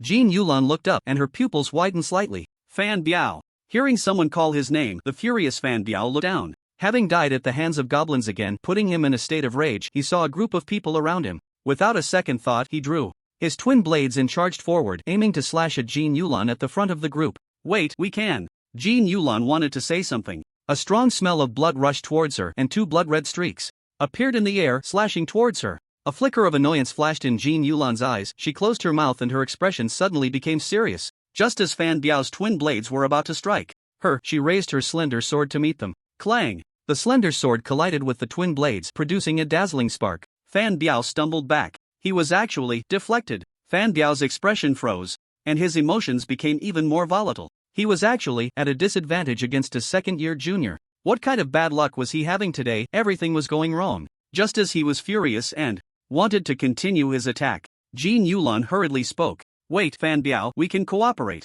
If it were an ordinary student proposing cooperation, they would definitely be met with Fan Biao's twin blades. But Jin Yulan had previously demonstrated her strength, and Fan Biao had not completely lost his reason. He paused, his voice cold. Cooperate? Jin Yulan nodded. You participated in the bloody challenge, I assume it was also to find trouble with Su Feng. We know his location, we can work together to find him. Fan Biao grunted, exhaling two puffs of mist, and said coldly, do you think I need to cooperate with you to deal with a first-year student? Jin Yulan shook her head. It's true that Su Feng is not necessary, but the location he is in has a large number of goblins. Those goblins are very special. You should have already seen their power, right? She looked at Fan Biao suspiciously. He seemed to have died once and been reborn. Fan Biao was quite strong. In this simulated dungeon, the only thing that could threaten him, Jin Yulan, could only think of that group of goblins. Mentioning them, Fan Biao's eyes turned red again, and he was furious, wanting to tear apart everyone in front of him. But thinking of the last scene he saw before his death, Fan Biao fell silent. He knew that the wall of size formed by those monsters was something he could not cross alone.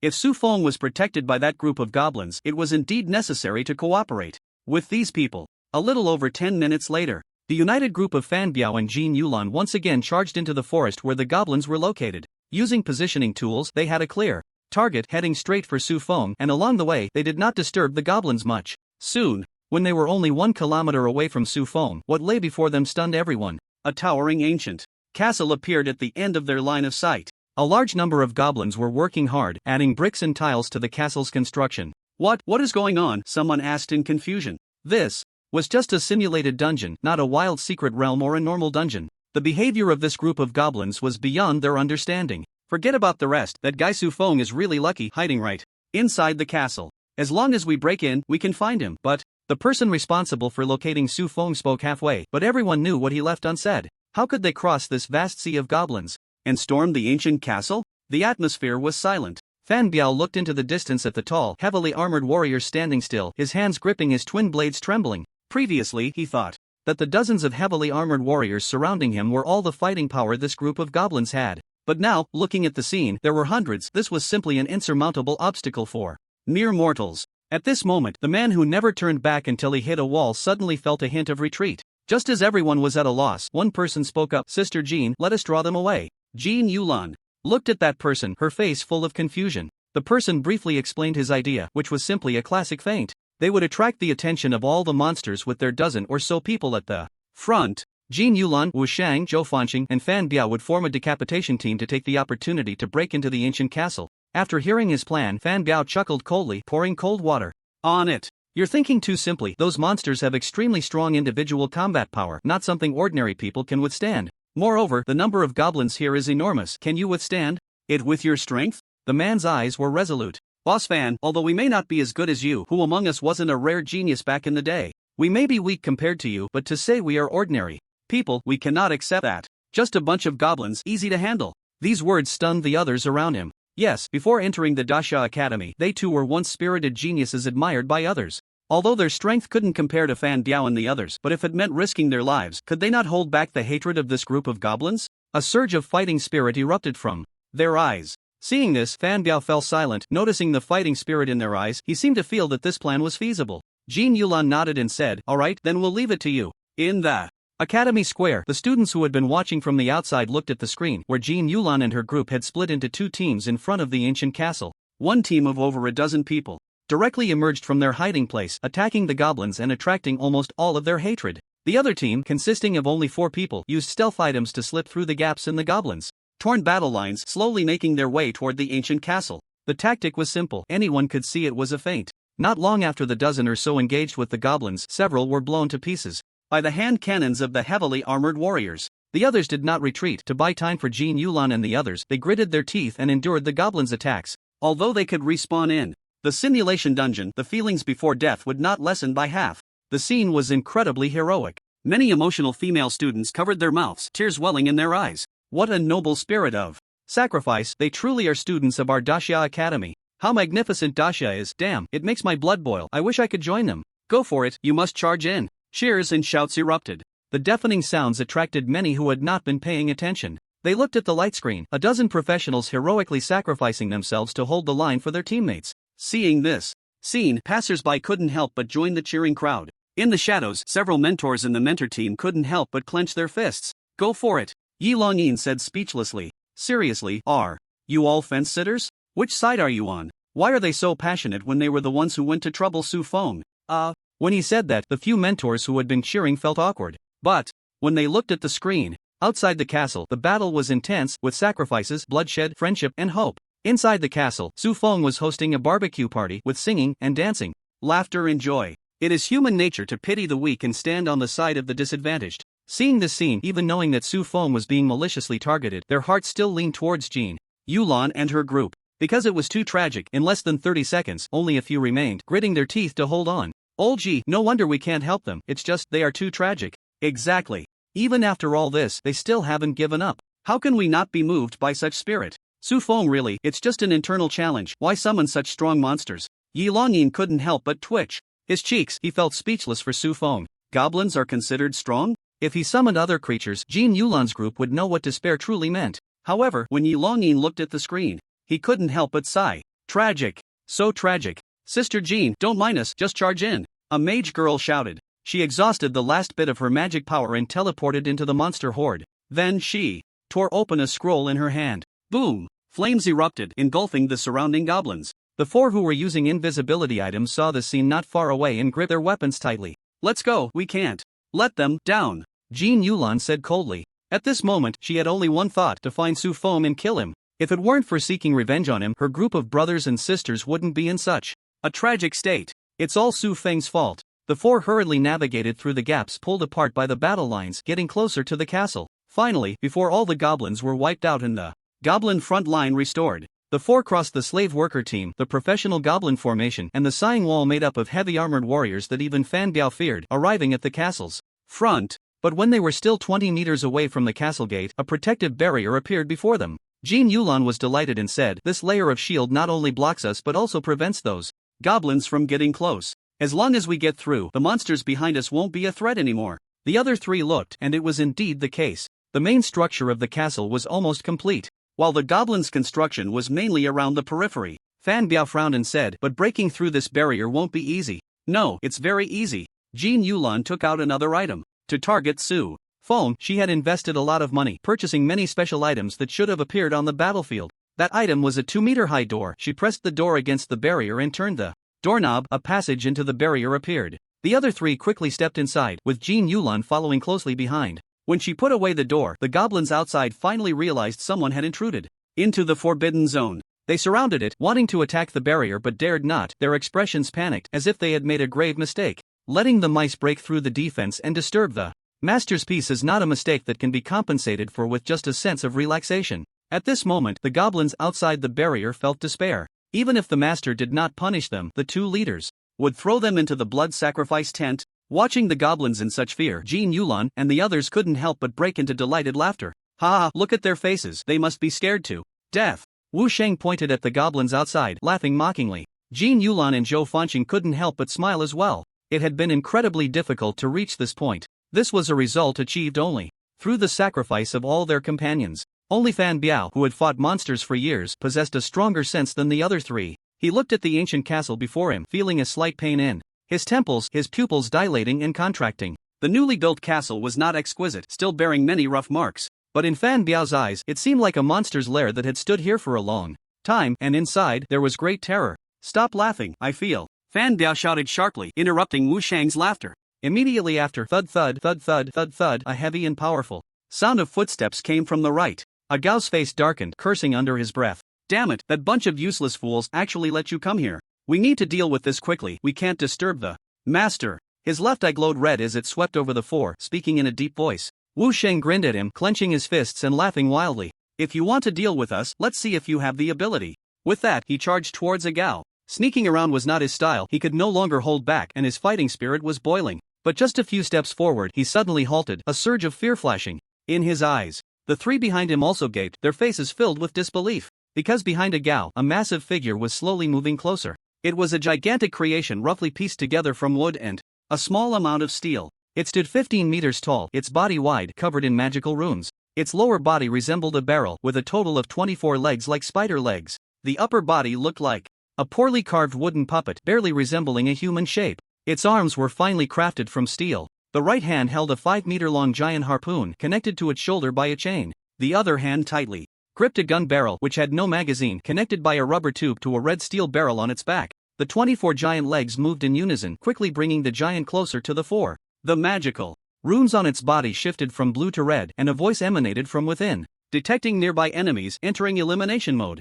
Whoosh! The next second, the giant harpoon in its hand was thrown, aiming at the foremost Wu Sheng. Facing the flying steel harpoon, Wu Sheng did not panic. He spread his legs, his muscles suddenly bulging, and tufts of brown fur began to grow wildly beneath his dark skin. His entire body changed at an incredible speed, and by the time the harpoon reached his face, he had transformed into a 3-meter-tall brown bear. His class was a legendary quality mage specializing in shapeshifting, akin to Su Feng's illusionist, but both stemmed from the ancient profession of the elven race druid. After transforming into a brown bear, Wu Sheng's physique and strength attributes surged 7 to 8 times, exceeding 100,000. He clapped his paws together, forcefully clamping down on the harpoon that was now aimed at his abdomen. The force of the harpoon was immense, and his sturdy bare legs slid back, carving two shallow grooves in the ground. But fortunately, Wu Sheng caught it steadily, preventing the harpoon from hitting him. He. Wu Sheng grinned proudly, but before he could truly rejoice, he saw several magical runes light up on the arm connected to the harpoon, and a faint blue current surged along the chain.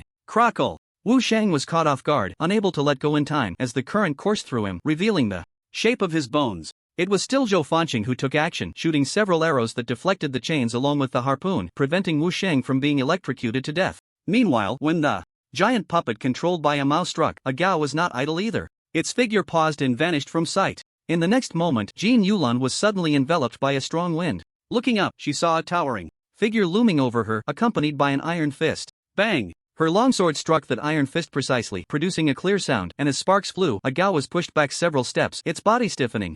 An expression of disbelief appeared on its face, clearly not expecting its strike to be blocked by a human practitioner. As one of the two leaders of the goblin nest, its attributes were no different from an ordinary heavy-armored warrior, averaging around 30,000. But the problem was, its body concentrated the wisdom of all the sorcerers and heavy-armored warriors in the tribe, along with a wealth of resources, resulting in the current strongest modification route. The modifications to its left eye and arms were the most obvious. Its internal organs, including the brain, had undergone as many as 11 modifications. It could no longer be called a living being, it resembled a single weapon crafted from the collective wisdom of the entire tribe. That punch just now seemed casual, but its lethality was enough to instantly kill a top-tier 4th turn practitioner, and even a 5th turn would be easily severely injured. Yet the woman before had managed to block it with a single sword without injury and even pushed it back, which was truly unfathomable. Seizing the moment when a Gao's body was stiff, Jin Yulan stepped forward, her slender western sword quickly stabbing out several afterimages. Clang, clang, clang, clang. In an instant, over 10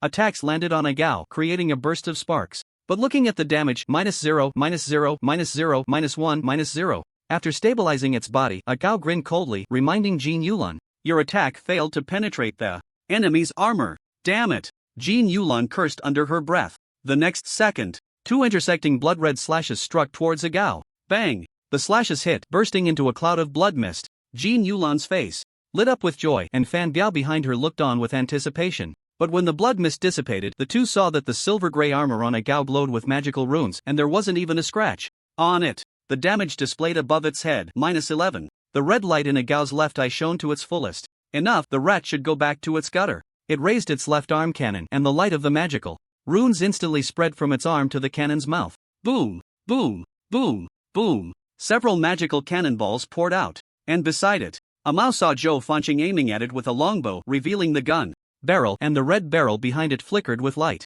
The next second, a ball of flame spewed from the barrel in a fan-shaped manner, engulfing Wu Sheng and Zhou Fanqing. The sounds of battle outside the castle also reached inside. Su Feng released Angelina and Tiana, organizing a gathering to pass the time. As they were playing cards, they suddenly felt the ground shake, hearing the commotion outside. Su Feng smiled slightly. Finally, someone had come knocking. He had been waiting here to use the goblins to filter out the true experts. Then he would personally engage them in a contest to kick off this bloody challenge. When Su Feng entered the dungeon, he thought of a fun idea. If someone could approach the castle and challenge him within a day, and withstand his attack for more than one strike, for each additional strike they could withstand, he would reduce the bloodbath in the dungeon by 1 day. Otherwise, if he truly had to carry out an uninterrupted bloodbath in the dungeon for 7 days, then this group of challengers would probably be killed by the goblins until their will was shattered. Torturing so many people would make his conscience very uneasy. Just kidding. Those who dared to enter the dungeon to challenge him should be prepared to be trampled underfoot. Stronger, it is necessary to humiliate the ignorant weaklings fiercely.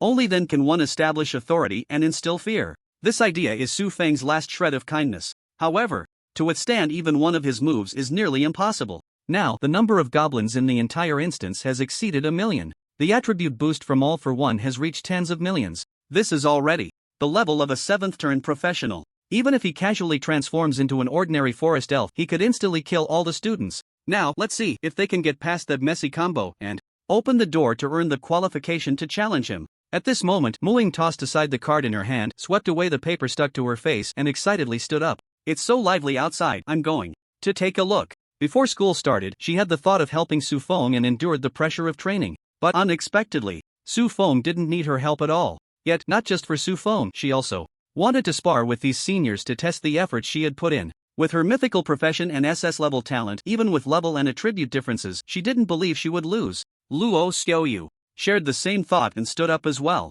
I'm going too. The two of them walked towards the castle gate together.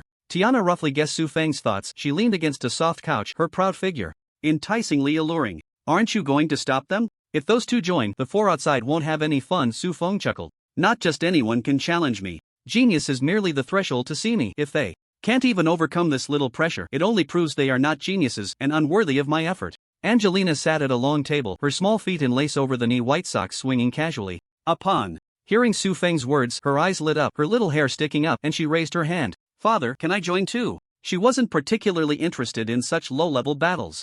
However, she wanted to drink blood, human blood. She was truly fed up with the blood of goblins and skeletons. It had no taste. Human blood was much sweeter, especially that of untouched women. Su Feng twitched his mouth. There's really no need. Muing and Luo Xiaoyu were one thing, but if Angelina and Tiana joined, forget about the students. Even if the instructors participated, it would probably be impossible to open that door. Oh, Angelina looked dejected, her little hair drooping, but she quickly lifted her head, looking hopefully at the door. If someone could break in and father let her take action, then she could secretly take a sip or two. No matter the reason, come on, humans, hurry and break in. Angelina's eyes turned crimson, glinting with a dangerous light. Clang! Jin Yulan thrust her sword, blocking the thunderous slash aimed at her.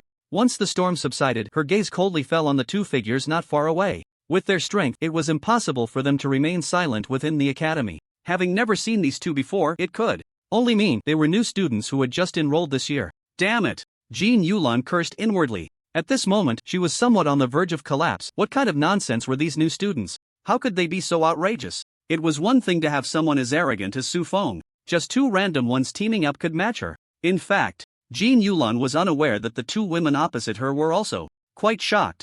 Muing was a mythical profession, and Luo Xiaoyu was a legendary profession. Both had double S talents. They were all at the third turn level, and Jin Yulan's ability to take on two without falling behind was truly beyond their expectations. Muing was somewhat annoyed. Although she was only at the third turn, during her family's special training, she had also defeated fourth turn enemies. At this moment, with Luo Xiaoyu's assistance, she still couldn't take down this senior who was also at the third transition. Muing tightened her grip on the long knife, thunder surging through the blade, making it clear to anyone that she was charging up, preparing for a big move. Luo Xiaoyu held nothing back as she slowly floated into the air, a strong holy light radiating from her. The holy light coalesced into a brilliant ribbon, connecting to Muing. She waved her staff, casting various enhancement spells. Holy Spirits, Divine Power, Guardians, Holy Ring, Angel's Blessing, Judgment Blade. In an instant, several halos appeared beneath Mu Ying's feet, and she was surrounded by a sacred glow. Facing Mu Ying's charging action, Jin Yulan did not rush to intervene. She glanced at the situation. Wu Sheng and Zhou Fanqing were barely holding off the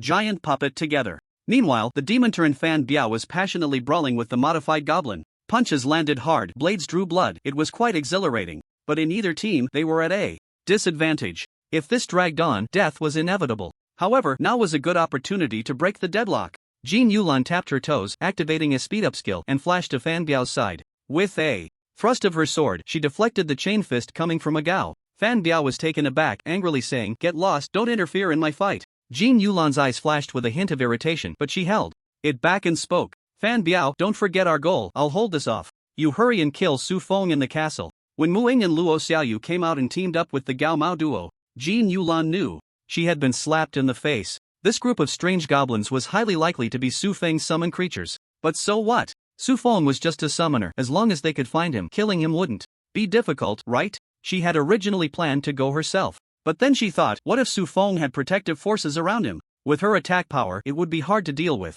So Fan Biao was the most suitable executioner for taking down Su Feng. Upon hearing this, Fan Biao paused, looking at her strangely. "Are you sure you can hold on?" It wasn't that he looked down on Jin Yulan, just a Gao's offensive was not something an ordinary fourth transition professional could handle. Moreover, Muing over there was already slowly raising her long knife. The pressure from that blade made even him feel a bit uneasy. Jin Yulan held her western sword horizontally in front of her, her gaze sharp as a blade. No problem. In terms of offensive capability, she might only be at the top level of the third transition. But in terms of defense, let alone fourth transition, even seventh, eighth, or ninth transition professionals couldn't harm her. Her confidence stemmed from a skill of hers, block. Block was a basic second transition skill that both warriors and knights could master, nothing strange about it. But Jin Yulan possessed an S-level talent skill mutation, which allowed her to enhance skills during upgrades and had a 0.1% chance of causing a mutation. The direction of the mutation was uncertain. It could make the skill extremely powerful or utterly useless.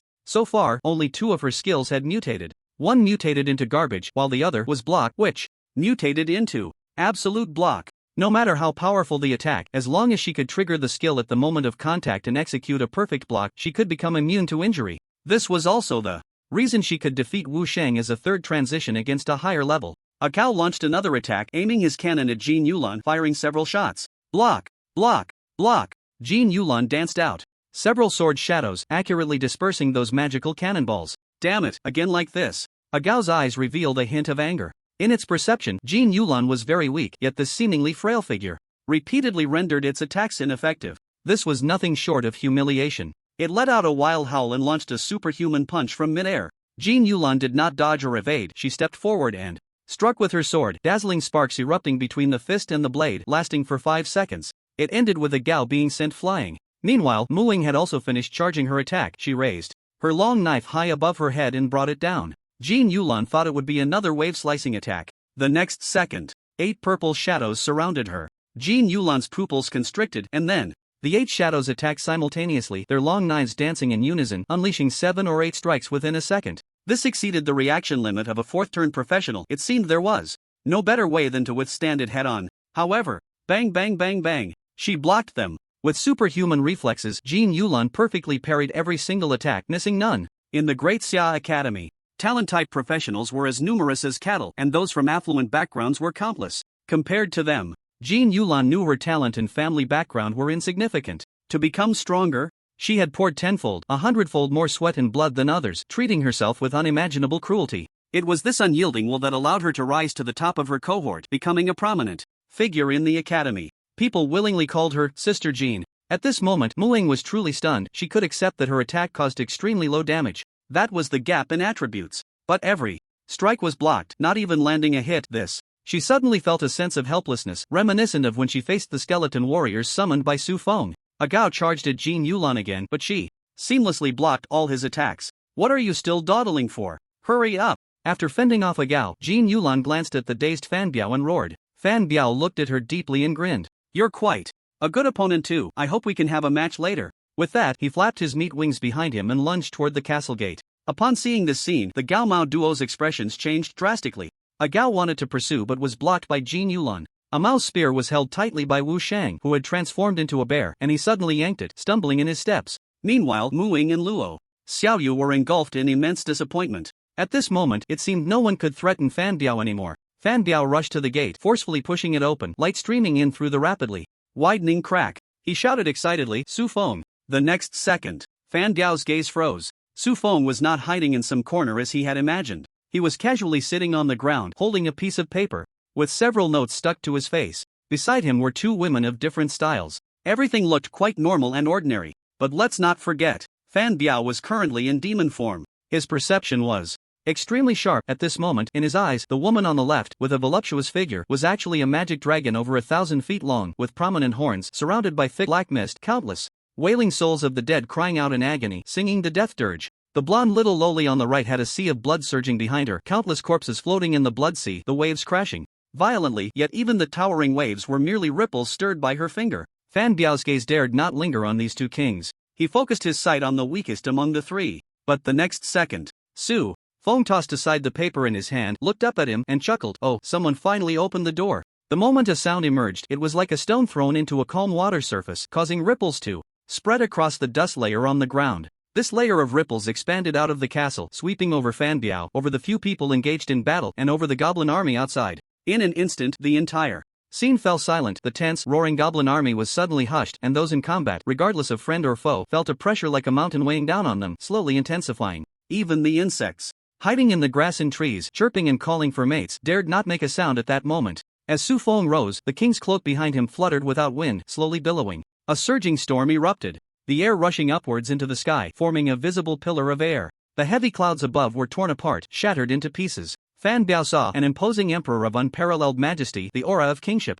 bearing down on him. Bang! His head could not withstand this overwhelming pressure and exploded into a mist of blood. The headless corpse swayed in the air for a moment before toppling outward. With a thud, it hit the ground, kicking up a cloud of dust. This sound was like a giant hammer striking the chests of the remaining three. Ah! Su Feng's eyes widened in surprise as he looked at the fallen corpse. After finally getting a challenger, how could he just die? Tiana, seeing his expression, said helplessly, "You created such a strong aura shock that you scared him to death. And you still put on a surprised face. Are you going to pretend to be confused and ask him how he died? Even demons aren't as bad as you." Su Feng shot her a glare and retorted, "How can you unjustly accuse someone? I really didn't know he would die so easily." He truly hadn't expected this outcome. He had only wanted to create an aura of kingship to boost his own presence. As a result, Su Feng forgot that his mental attribute had reached tens of millions and the king's cloak had been enhanced to +20. Facing the current aura of kingship, let alone Fan Biao being only at the 4th transition level, even if he were at the 5th transition, he would still meet his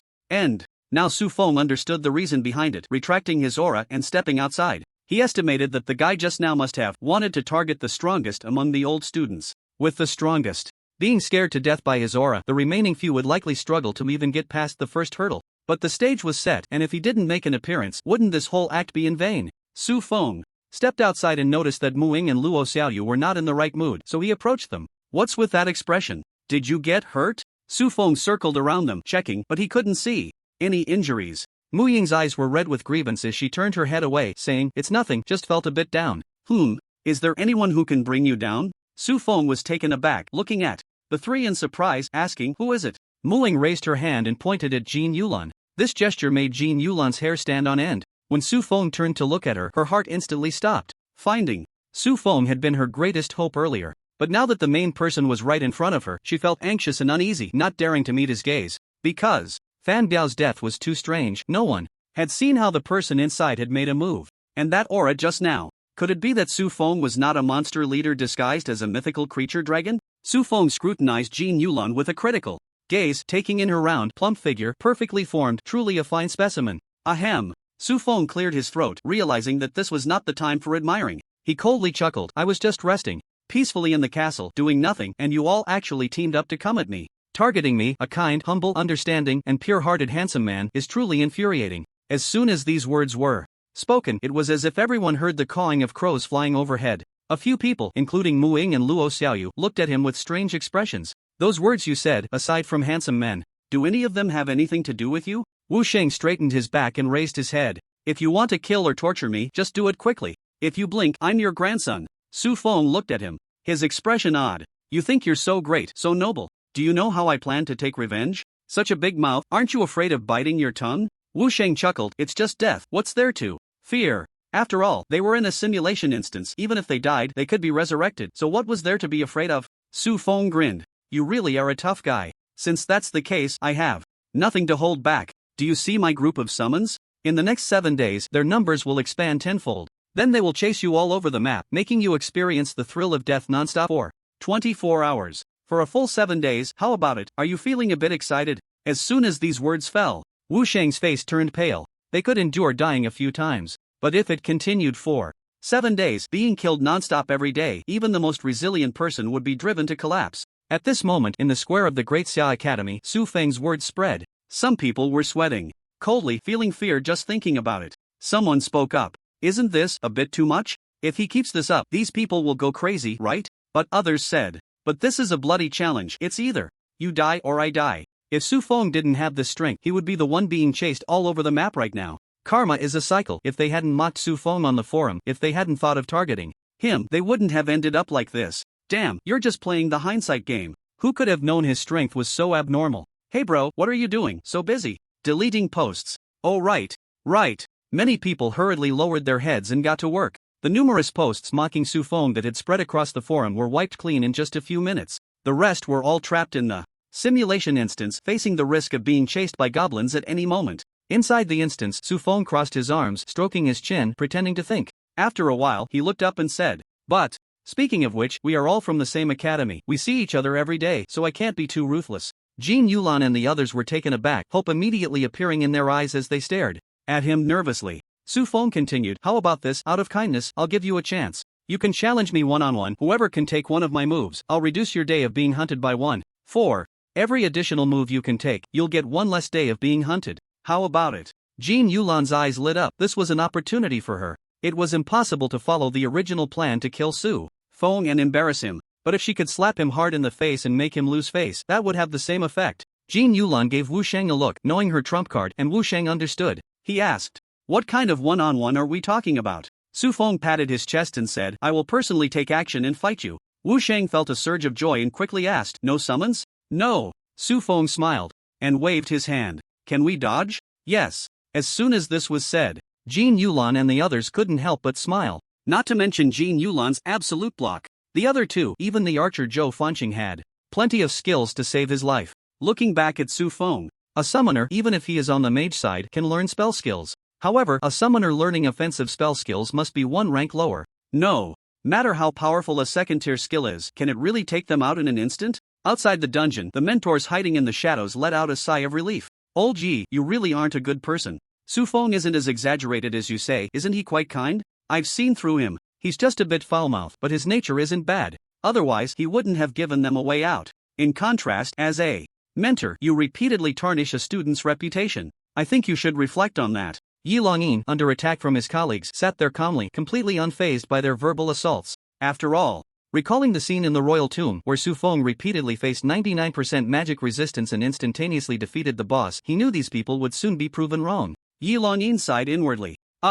Still lacking in experience, not wanting to go all out but still proposing a one-on-one? You'll see soon enough. Su Feng never intended to leave them a way out. "Can we start now?" Wu Sheng said eagerly. He had originally planned to compete with Su Feng. Now that Su Feng had actively proposed a duel, although it was quite unfair for a summoner not to use summon creatures, but such a battle was enough to excite Wu Sheng, making his blood boil. Seeing his eager expression, Su Feng couldn't help but smile. It was the first time he had seen someone so eager to seek death. A friend from afar, how delightful. Since the other party was a guest, how could he spoil the fun? He would definitely do his best to satisfy his desire for danger. "Please go ahead." Su Feng waved his hand. The others immediately stepped back, leaving the battlefield.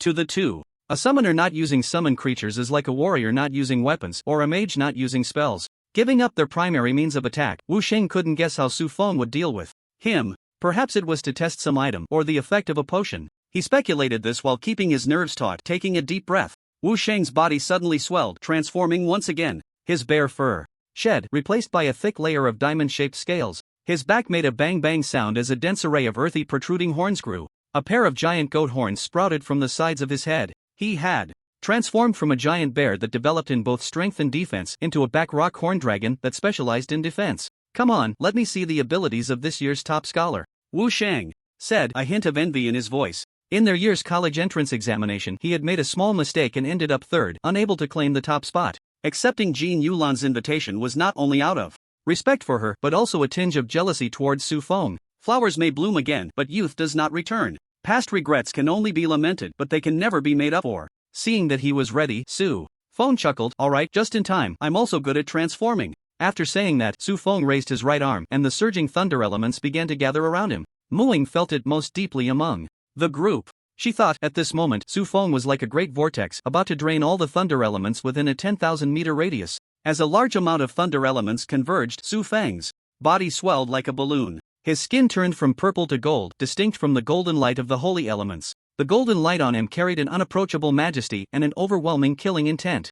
Once his entire body was elementalized, the remaining thunder gathered in his hand, forming a 5-meter-long guandao. Su Feng's appearance made everyone present, except for Muing, who was watching the bloody challenge, feel a shiver. Unlike the previous explosive aura, Su Feng's power was now visibly overwhelming. At the same time, inside the Great Xia Library, Guyu stared blankly, her lips parted wide enough to fit a large chicken leg. She was also watching the bloody challenge. Although she was surprised by the goblins' infrastructure efforts earlier, she knew that some summoners would do anything for money. Su Feng was at most a bit smarter than his summons, but it was still within the realm of understanding. But now, he had turned into a monster. If she hadn't known Su Feng before, and someone told Guyu that this guy was a summoner, she would never have believed it. Looking back, there had been signs all along, like in the Wolf Plains. Su Feng, a summoner, dared to charge into a horde of monsters swinging a great sword. Guyu still remembered it vividly. She recalled Su Feng saying he wanted to master 3 systems simultaneously. With his financial resources, the conditions for the nest and the true self are all met. Could it be? Could he really do it? That would truly be an unprecedented feat, with no one to follow. Guyu's eyes sparkled. She was also a summoner, and if she could witness or even participate in it, then perhaps she could also leave her name in history. The weight of those 4 characters in the hearts of the great Xia people is understood by those who know. Returning to the instance when Su Feng transformed into the demon-subduing thunder god, Wu Sheng was already in a daze. At that moment, a mighty, electrifying voice came from above. "Are you ready to take the hit?" He raised his head, looking at the guando, feeling the weight of the horns on either side growing heavier. The next moment, before Wu Sheng could respond, Su Feng made his move. Divine Idol. After activating the skill, a half-body divine shadow, enlarged 20 times, appeared behind Su Feng. The shadow held the guandao aimed at Wu Sheng. Thunder Soul Annihilation Slash. Su Feng swung down with a virtual slash, but the divine shadow behind him truly brought down the guandao enlarged 20 times onto Wu Sheng. Bang! In an instant, thunder surged through his body. Wu Sheng's body shattered like porcelain, hitting the ground, instantly cracking into countless fissures, with thunder coiling around him like a serpent, constantly emitting light. The crowd saw his body break into hundreds of pieces, yet there was no blood splattering, because the flesh was turned to ashes in midair by the thunder. When the thunder dissipated, as everyone stared in shock, Su Feng withdrew his fairness and sighed, "What a pity. I gave you a chance, yet you were so useless, unable to withstand even one move. It truly saddens me." Zhou Fanqing and Jin Yulan felt their scalps tingle. They now understood how ridiculous their earlier relief had been. Even without the goblin army's protection from within and without, just Su Feng's combat power alone was enough to sweep away everyone Jin Yulan had gathered, including Fan Biao. At this moment, both of them reached a consensus in their minds. This guy is not human. He's a monster. Su Feng turned to look at them, his smile gentle, but his words were more terrifying than a brutal demon. "Time is running out. Who's next?" Without Jin Yulan's hint, Zhou Fanqing stepped forward.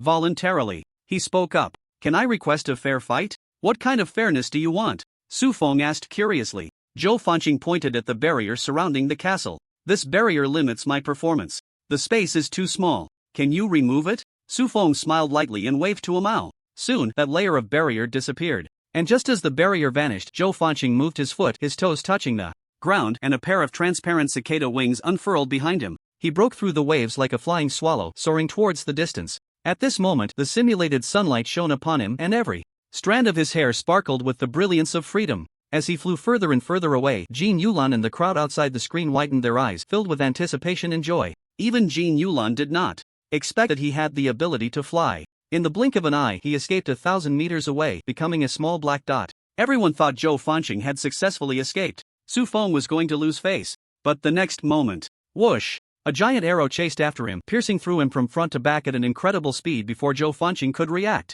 His free-spirited figure fell from the sky into the forest sea, his death tragic and horrifying. Jin Yulan's smile froze on her face as she turned her neck stiffly to look at Su Feng. At this moment, a voluptuous figure leaning against the door voiced her thoughts. "Giving people hope, then snuffing it out, truly is you. Su Feng, why don't you just come back to the abyss with me? You, born on Blue Star, are truly too talented for this place." Su Feng ignored Tiana, who was once again tempting him to fall, put away the giant bow in his hand, and turned to look at Jin Yulan. This beauty intrigued him, not because of her figure, but mainly because she had managed to make Muing suffer. That was not something just anyone could do. Su Feng grinned and said, "Beauty, it's your turn." Jin Yulan took a deep breath, filled with great confidence, and calmly raised her sword, saying, "Come." Seeing her adjust so quickly, Su Feng was taken aback, genuinely curious about where her confidence came from. Just as his curiosity piqued, he cast a true sight towards Jin Yulan. Everything about Jin Yulan appeared before Su Feng's eyes without reservation. After just a few glances, his expression changed to one of mockery. He did not expect that the ridicule he faced on the forum was orchestrated by this woman behind the scenes. He had truly underestimated her. They say Berde is brainless, and indeed, one cannot be too absolute with words. But from the outcome, that statement was also correct. If it weren't for Jin Yulan fanning the flames, Su Feng wouldn't need to gain respect in this way. The sins he had committed in the past came full circle at this moment. With a sigh, Su Feng continued to check her information. He didn't need to look too closely. He saw through all of Jin Yulan's trump cards. Absolute block? Su Feng picked out all the information regarding this skill, and the more he looked, the more delighted he became. A skill that could block everything, and it was only of the second transfer grade. Without needing to look further, Su Feng guessed that this definitely involved the realm of rules. He truly did not expect that ordinary occupational skills could mutate into rules. What delighted Su Feng was, Jin Yulan's talent skill mutation was clearly a lower tier of his talent skill evolution. But he was also puzzled. Why could Jin Yulan mutate a skill containing rules while he, having leveled up so many skills, could not? Upon examining her past experiences more closely, Su Feng quickly found Jin Yulan had received help from her family to purchase a large number of the same low-level skill scrolls, skill experience books, and potions that could help practitioners clear skills forgetfulness potions.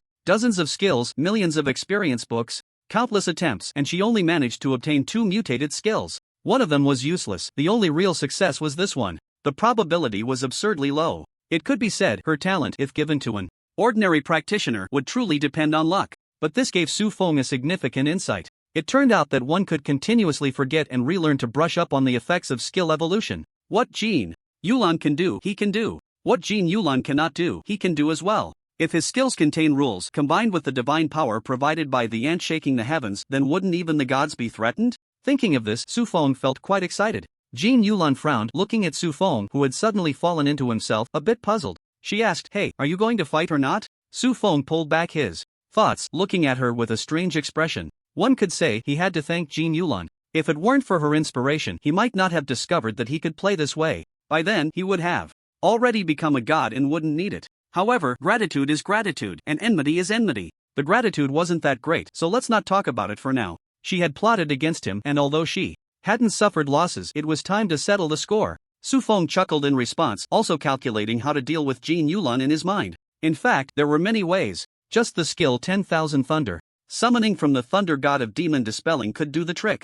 After all, Jin Yulan's skill was merely a block, not an all-angle defense. If 100 bolts of lightning struck her, she could block 100, but could she block 1,000 or 10,000? This was one solution. But Su Feng felt it wasn't enough. The blow he delivered to this woman wasn't enough. He wanted to strike in a way that Jin Yulan thought was the least likely to defeat her, killing her from body to soul. Only then could he end the grudge. In Jin Yulan's view, Su Feng once again activated Phantom Spirit. He transformed into an ordinary skeleton court swordsman. When Jin Yulan saw the long sword at his waist, she couldn't help but smirk. "Are you sure you want to fight me in this form?" Having learned from past experiences, she didn't doubt that Su Feng had a way to kill her. But if he wanted to use a sword, that would be too arrogant. Initially, to practice absolute block, Jin Yulan had fought against warriors using different weapons. Swords, knives, spears, hammers. With 18 types of weapons, she had fought over 100,000 times with each. Among them were many strong fighters specially invited by her family. Now, she had integrated the blocking techniques into her body, forming instinct.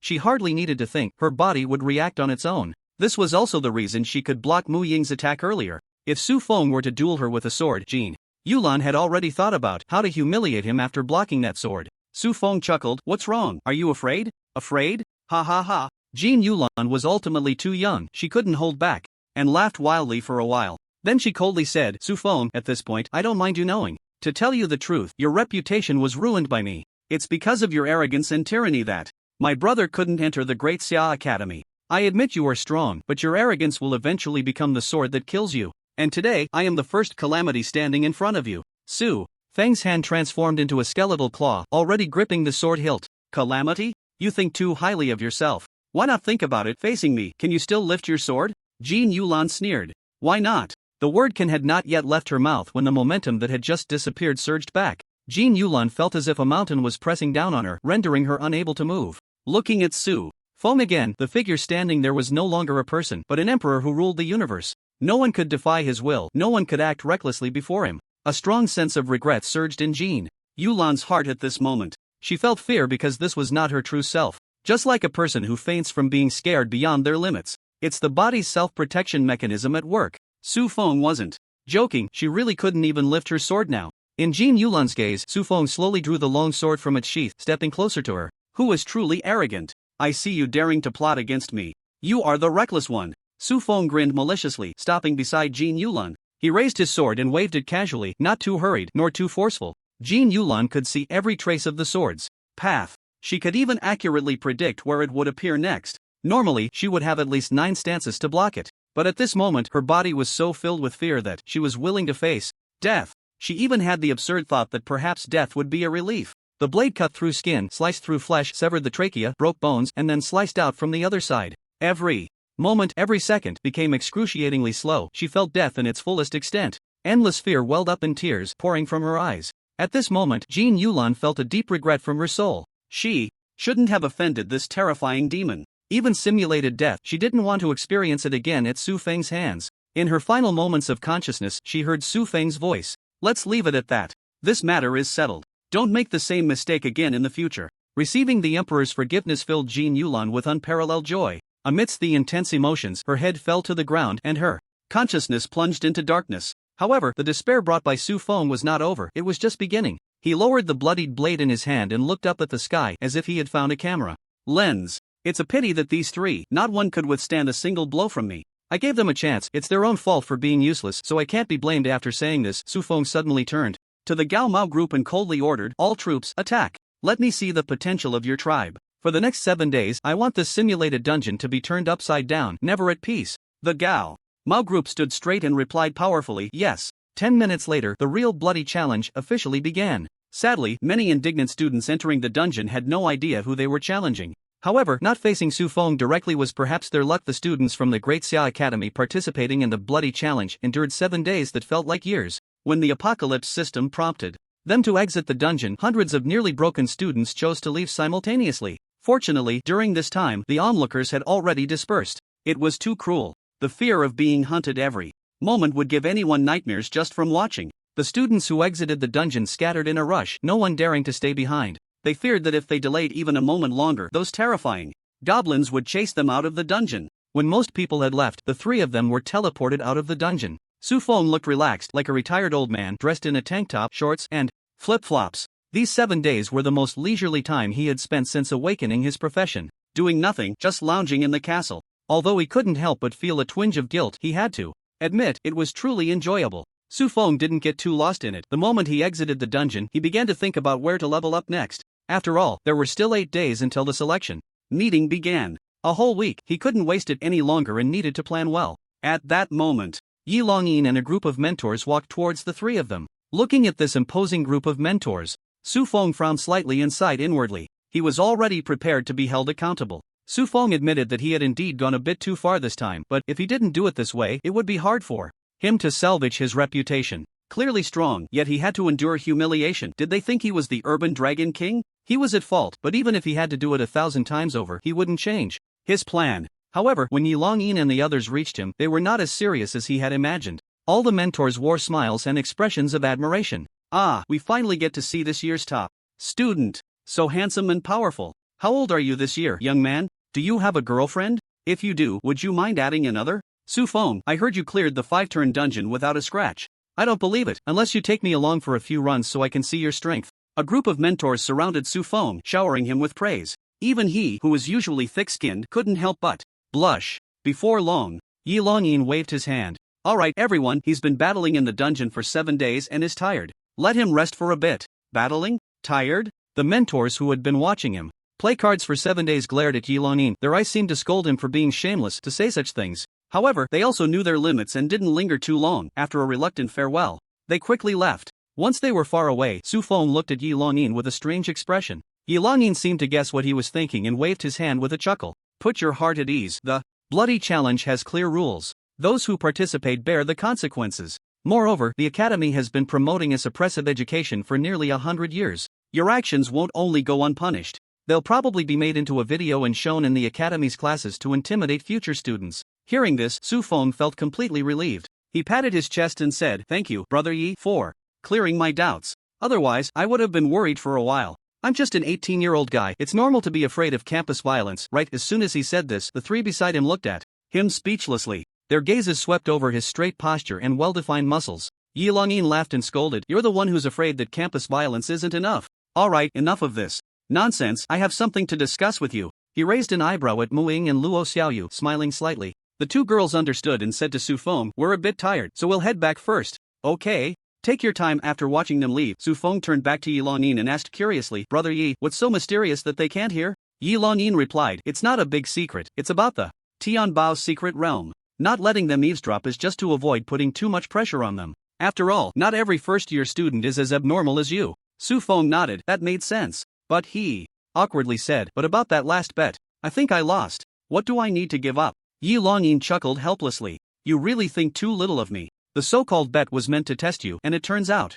you not only don't need testing, but you might even test us mentors." Alright, enough chit-chat. There's a ton of information about the Tianbao secret realm on the Academy forum. To put it simply, it's an ancient battlefield with treasures left behind by various races. As long as you pass the challenges they set, you can obtain the treasures. It said there are legendary items, even divine level ones. Su Feng's eyes sparkled. Legendary level, he had never seen one until now. This level of equipment can only be dropped by bosses of legendary rank 5 or above. With his current strength, it would take considerable effort to defeat a boss of that caliber. Moreover, such high-level bosses are not easy to find. Yi Longyin noticed his interest and smiled, changing the subject. Legendary quality equipment, materials, or some unusual items are indeed precious, but they are not the most important things within the Heavenly Treasure secret realm. There exists a mysterious merchant in that realm. That merchant sells various special items which can be purchased with gold coins, and that is what I wanted to tell you. If you obtain a spot to enter the secret realm, try to gather a large amount of gold coins, preferably in the tens of thousands, and then find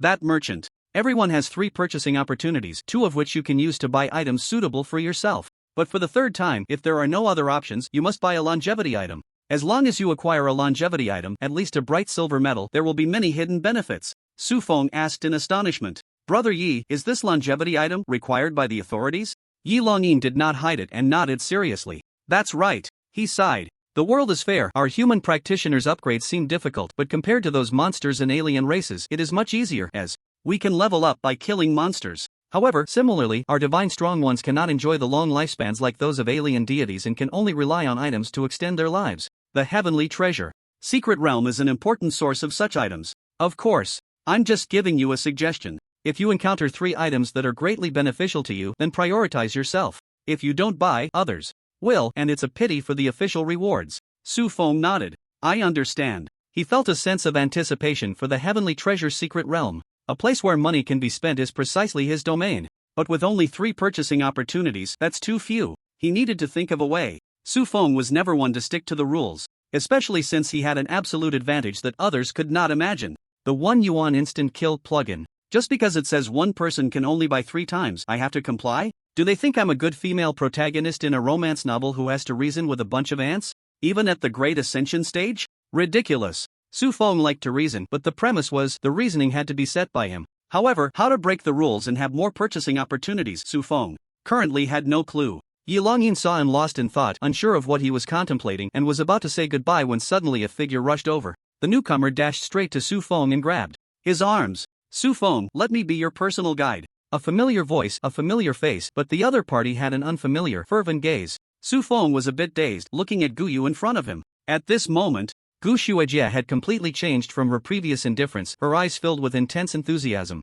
Gu Xuejie, what is this? Su Feng was astonished. But beside them, Yi Longyin showed an even more shocked expression. What? Gu Yu, you said you want to be Su Feng's personal guide, but didn't you already promise the academy to stay? Only then did Gu Yu notice Yi Longyin, and a hint of struggle appeared on her face. Staying at the Dasha Academy as a mentor would not only allow her to rely on the school's support to build a complete nest system but also freely research the knowledge she was interested in. But all of this paled in comparison to the opportunity to create a legacy as a master of 3 systems. Gu Yu firmly stated, for Su Feng, I am willing to give up everything. This. Su Feng was a bit confused. Had he just been confessed to? It seemed like it, but it also felt like it wasn't. Yi Longyin looked at Su Feng strangely, thinking to himself, this kid, is being handsome really that impressive? He patted Su Feng on the shoulder and leaned in to say, you're in luck, classmate Gu Yu is someone even the dean praises. Countless forces, including the government and the academy, are vying for the position of a professional system researcher. She's willing to be your personal mentor. That's a blessing that even 10 lifetimes of good karma wouldn't earn you. After giving Su Feng a look that said he should cherish this opportunity, Yi Longyin left, leaving the 2 of them gazing deeply into each other's eyes.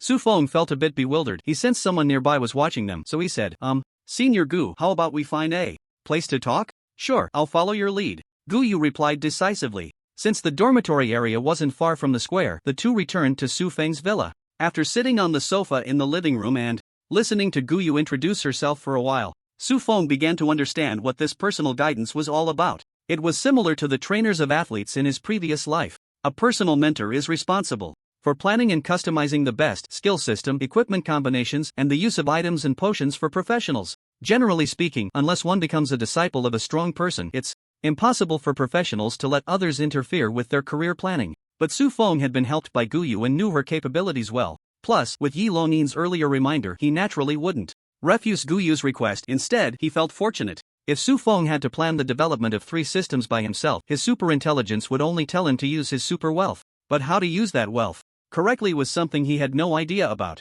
With such an external brain, Su Feng was overjoyed. He quickly asked, "Senior, how much salary do you think I should pay you each month?" Hearing this, Gu Yu's nervousness suddenly relaxed. She knew things had worked out. She didn't refuse Su Feng's offer of a salary. After all, she was here to work, and not taking a salary would be unjustifiable. After thinking for a while, Gu Yu raised one hand, considering 50,000 gold coins a month should be reasonable, right? The top forces outside offered her a salary of 100,000 gold coins a month. For the personal guidance industry, that was already considered a top salary. Although Su Feng didn't seem to lack money, he was still a student, and she was afraid that asking for 100,000 would be too much. Little did she know, Su Feng didn't hesitate and said, 50 million, okay, let's make it 50 million a month. Gu Yu was stunned by the number he provided. 50 million? She must have misheard. This was definitely a monthly salary, not an annual one. Junior, 50 million is too much. Su Feng was taken aback. To him, 50 million still felt low. But seeing Gu Yu's reaction, he smiled and said, "Don't worry, senior, I need to remind you of one thing. When you're my personal mentor, remember this. For me, money is not a problem. When planning items for me in the future, don't aim for the best or the most expensive, aim for the best and the most expensive." Gu Yu looked at Su Feng's handsome face, which seemed to boldly declare two big words, extravagant. She completely relaxed and gained a new understanding of Su Feng's assets. The two quickly established a contract through the Apocalypse system. There were no harsh rules, just a simple agreement. Su Feng pays, Gu Yu provides knowledge. The trust between them was unmatched by thousands of restrictive rules. Once the contract took effect, Gu Yu got straight to the point and asked, "Junior, I have officially become your personal mentor. Can you show me your true strength?" Her meaning was clear. She wanted Su Feng to reveal his attribute panel. Upon hearing this, Mu Ying and Luo Xiaoyu, who were eavesdropping not far away, brightened up. They hurriedly ran to the sofa and sat down, looking like obedient little children. They were also intensely curious about Su Feng's true abilities. Su Feng's expression was strange as he asked, "Do you really want to see?" He had nothing to hide from his own people, but with his abnormal panel, he wondered how much psychological pressure it would put on them if he revealed it. The three girls nodded vigorously. Seeing this, Su Feng no longer hesitated, and with a thought, he opened the attribute panel and removed all viewing restrictions. The three girls leaned in close, starting from the top, their expressions shifting from shock to fear, then to numbness. This attribute, 59,000 mental attributes at the third transfer. This talent, three of them. 2 SSS, 1 SS. Skills, all maxed out. Weapons, also upgraded to max level. 2 demigod level pets. And an affiliated tribe. Forest spirits. After looking at Su Feng's panel, the three girls slumped back onto the sofa, staring at him with the eyes of someone looking at a monster. Reflecting on what he had done earlier, they no longer found it strange. Especially Gu Yu. She carefully examined each talent and the descriptions of all Su Feng's skills. Her face returned to the earlier indifference, as she could no longer express any other emotion. It was too terrifying. These talents and skills, if any one of them fell into the hands of another practitioner, could create a top genius. And now, they were all concentrated in Su Feng alone. It could only be described with one word: terrifying. Once Gu Yu calmed down, Su Feng thought of the earlier dilemma and quickly explained the limited purchase situation with the mysterious merchant in the treasure's secret realm. Then he asked, "Is there any way to let me bypass the purchase limit?" His question left the three girls dumbfounded. Luo Xiaoyu exclaimed in horror, "Su Feng, what are you planning to do? Are you really going to clear out the secret merchant's treasure vault?" Su Feng chuckled, "Why not?" Gu Yu patted her chest to calm her emotions. This was the first task assigned to her by her boss, and she naturally had to take it seriously. After a while, Gu Yu said, "Considering your talents, there is indeed a way. In the mage skill library, there is a third transfer skill called Magic Clone. Ordinary clones can only split half of the main body's strength, but they are just clones. However, your skill evolution talent is extremely abnormal, and if you're lucky, no, even if you're not lucky, you can use a forgetting potion to wash away the skill, then relearn and upgrade it, until you evolve a clone that can perfectly replicate your main body. But there is one problem: the forgetting potion has a cooldown time. And with so many experience books and skill books, even if you have the money, it won't be easy to gather them in a short time. You might not make it in time for the selection meeting." Luo Xiaoyu spoke up, "I can have my family help with the skill books and experience books." Su Feng stroked his chin. Regarding the potion issue, he thought of someone who might have a solution. That person was the pharmacist he had sponsored. In Yunhua City, Songshi, Su Feng took out the remaining magical potion from his backpack and saw that it had no usage cooldown. Looking at the other potions, they all did. With this in mind, his eyes lit up. "Xiao Yu, Senior Gu, I'll leave the skill books and experience books to you. No need to save money for me. As for the potion, I have my ways." The matter of the forgetfulness potion was settled quickly. After all, Su Feng was now Songshi's angel investor and major backer. With just a phone call to explain the need, Songshi patted her chest, promising that it would be developed in no more than 5 days. Su Feng was very satisfied and sent her 50 million gold coins. With a slip of his hand, he accidentally added an extra zero, but it was still successfully sent. Yunhua City. In a research room transformed from a basement. Song. She looked at the 500 million that had arrived in her account, so excited she couldn't speak. She had actually been working non-stop for over 10 days, sleeping less than 2 hours each day. The latest research had just made a bit of progress and she was about to take a short nap. Now, looking at the 500 million in her account. Sleep? What sleep? At her age, how could she sleep? With a boss so generous and trusting of her. If she couldn't produce results that satisfied her boss, was she even human? With determination in her eyes, she threw herself back into her work. On Su Feng's side, after arranging everything, he took Mu Ying and Luo Xiaoyu to Shuemu Academy. They met up with Wen Xian and Xiaolingyun. The four top beauties, each with distinct styles, stood together, creating a stunning sight. However, the atmosphere was a bit strange as they were silent, each pair of beautiful eyes glaring at one another. This made Su Feng stand out even more amidst the flowers. Wow, who is that guy, surrounded by four stunning beauties? He must be really handsome. This is outrageous, everyone else is a muscular man, yet they say I'm disgusting. Why is no one interested in me? Baby, don't cry, I like you, get lost, yours is bigger than mine. Seeing the crowd gossiping, Xiaolingyun's cheeks flushed slightly. She had only just arrived at the academy but was already known as the notoriously difficult to approach ice goddess. If this continued, how would she maintain her persona in the future? She leaned closer to Su Feng, hugging his arm and asking, so, have you thought about where to take us to grind monsters? Su Feng sighed, still thinking for girls relaxed, as long as they followed his lead, it would be fine. But Su Feng had a lot more to consider. Their team was actually quite good. Mage, knight, priest, warrior, plus an all-rounder like him. Perfect. But the problem was, their average level was too low. They were all only in their 20s, only able to choose third-turn dungeons. The rewards from third-turn dungeons, Su Feng scoffed at wasting time on them. As for finding high-level players to join and enter high-turn dungeons, the only high-level professionals he knew were the Yi siblings. But with the selection meeting approaching, they had their own disciples to guide and no free time. This left Su Feng in a difficult position. I have an idea.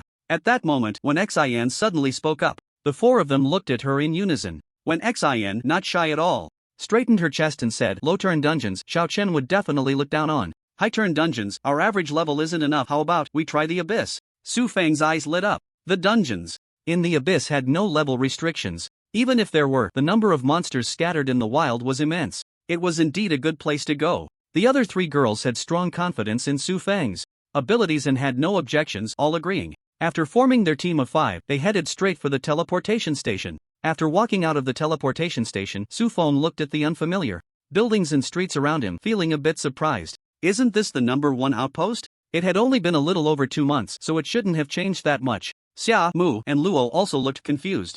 Wen Xin smiled and said, of course not, outpost #1 is the exclusive entrance for the college entrance examination. The four of them looked at her. She continued, there is more than one entrance to the Abyss. According to scholars' research, the spatial structure of the Abyss resembles an inverted pyramid. The upper levels have many small and dense spaces, and as you go down, the spaces become larger and fewer. The first layer of the Abyss is called the entrance. Just the entrance is controlled by our great Xia number over 500. Aside from outpost #1, if you're unlucky, you might have to enter over 500 times to possibly access the same entrance. Su Feng nodded in understanding and praised, as expected of a senior, you really know a lot. Wen Xin raised her eyebrows, feeling proud. That's right. Also, let me share a piece of knowledge with you. Do you know why we can only teleport to the first layer? Luo Xiaoyu curiously asked. Isn't it because only the first layer has teleportation arrays? Wen Xin shook her head. How could that be? Great Xia has been exploring the Abyss for at least 50 years, if not 100. There are definitely teleportation arrays in more than just the first layer.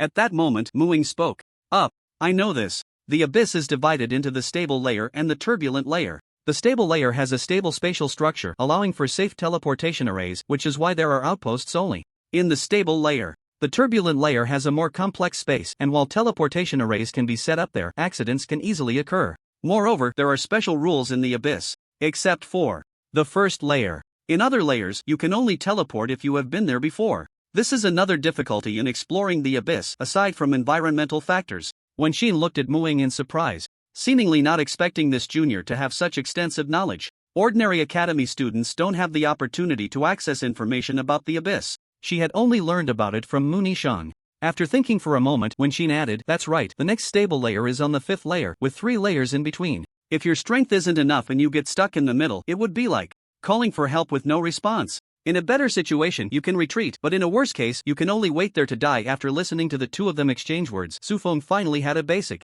understanding of the abyss. No wonder Yang Gang's expectations for him only reached the second layer. Beyond that, the test isn't just about an individual's strength. It's about a team's sustained combatability and supply capability. Xiao Lingyun looked at Sufeng and asked, "We came in a hurry and didn't bring any supplies, so let's not venture deeper. It's better to find a dungeon on the first layer to grind a bit, it's safer." Sufeng smiled lightly, patting her head and said, "With me here, what is there to fear? Judging by the ogre's lair, the dungeon boss on the first layer is only a 4-turn bronze level. Even if they clear the entire dungeon, how much experience can they gain? Even without a dungeon cooldown, grinding for 7 days probably wouldn't even level up once." If he said this out loud, he might get beaten. Top-tier 3-turn professionals generally need over a month of grinding to level up. Luoxiao, with Su Feng's current hard strength, even without any supplies, pushing through to the 5th layer shouldn't be difficult, and this isn't even his limit. Besides, with the Holy Light Spirit and Luoxiao to recover and remove negative states, what more supplies do they need? Let's set a small goal, reach the 5th layer by today, Su Feng said confidently. The next second, an annoyed voice came from the side. Nonsense. Su Feng was taken aback, surprised that someone was eavesdropping nearby. He turned his head to look. The speaker was a mature woman dressed provocatively. The upper body was clad in a military green strapless top, round and full, one word, big. On the abdomen, blocks of abdominal muscles were neatly arranged. The lower body was in a pair of tight-fitting shorts, thighs wrapped tightly, calf muscles clearly defined. The proportions of her hips and legs were excellent. Her bronze skin gave her a rugged, wild beauty. Very alluring, easily causing unnecessary attention. Looking at her face, Su Feng was taken aback, his eyes widening in shock. Then he turned to look at Mu Ying. This woman, while not an exact match for Mu Ying's appearance, bore a striking resemblance. Then, Su Feng heard Mu Ying exclaim in surprise, "Auntie, what are you doing here?" "Humph." The woman approached, pulling Mu Ying over, angrily saying, "If I weren't here, you'd be dragged into a fire pit." She turned to glare at Su Feng, her tone unfriendly. "You must be Su Feng, right? I know you. I thought someone who could achieve the national top score would have some sense. But I didn't expect you to be so arrogant. Just because you guys are at the 3rd transition, you think you can challenge the 5th layer? It's ridiculous." It's no wonder she was angry. Su Feng's earlier words were like a father encountering his daughter sitting on the back of a motorcycle with a punk. The punk, looking smug, boasted, "Old dang, I'm taking your daughter for a ride. I'm going to hit 80 miles an hour. Pop a wheelie, and I'm going to ride right next to a big truck. Ha ha." Anyone who heard that would have their blood pressure rise in frustration. Su Feng understood her anger because she didn't know. Su Feng's motorcycle was a tank that could crush everything. "Auntie, it's not what you think. Su Feng is really strong," Mu Ying quickly explained. Sun Miaoling's face flushed, so angry she could hardly speak. She didn't expect that the usually clever Mu Ying would also have a day when love clouded her judgment. "What's strong? No matter how strong, you are still at the 3rd transition. As a 5th transition professional, I've been preparing for half a year. Only by forming a suitable team can I have the confidence to challenge the 5th layer. You guys just learned the basic rules of the abyss and dare to talk about challenges. You really don't know the heights of heaven or the depths of the earth." Sun Miaoling shouted angrily. She was like a mother tiger protecting her cub, gripping Mu Ying's hand tightly. Mu Ying felt a bit of a headache and turned to Su Feng with a pleading look. Su Feng was also helpless. He couldn't just hit her aunt to prove his strength. After a while, Sun Miaoling calmed down a bit. She said coldly, "Today, you guys are lucky to run into me. If I hadn't stopped you, you probably wouldn't know where you'd end up in the mouth of some monster. I know you are all geniuses, proud and arrogant, don't be unconvinced. Follow me, and I'll take you to experience the terror of the abyss." Saying this, she pulled Mu Ying and walked away. Xiao Lingyun blinked and asked, "What should we do?" Su Feng shrugged, "What else can we do? If there's a free ride, let's take it and follow." He actually wanted to see just how terrifying this abyss was. If it wasn't terrifying enough, then the abyss would know the terror of Su Feng. The group followed Sun Miaoling to her team. A large team of 30 people, both men and women, all above the 4th transition, well-equipped professionals. As soon as Su Feng and the others approached, the group turned to them with probing gazes. Seeing their levels were only at the 3rd transition, someone shouted, "Oh, boss, where did you pick up these rookies?" Sun Miaoling replied with a cold face, "A few inexperienced juniors, just taking them to see the world." "How's the supply preparation going? Is the team ready?" A female mage stepped forward and said, "Everything is ready." Sun Miaoling nodded and said, "Then let's set off." She turned to Mu Ying and added, "You all stay behind and watch, don't even think about sneaking away. If I can't see you later, I'll have your mother come to the capital to find you and put you under house arrest." Mu Ying shrank her neck as if recalling something and chuckled awkwardly. I got it." After Sun Miaoling joined the group, Mu Ying ran to Su Feng's side and whispered, "Don't mind her. Let's hurry." Su Feng couldn't help but laugh. "Aren't you afraid of being grounded?" Mu Ying huffed lightly. What's there to be afraid of? I've already been admitted to the academy. Who can control me? Then my admission to the academy was for nothing. Besides, even if they ground me, can they stop me from attending classes? She grabbed Su Feng's arm, ready to lead the way and escape, when Su Feng called out to stop.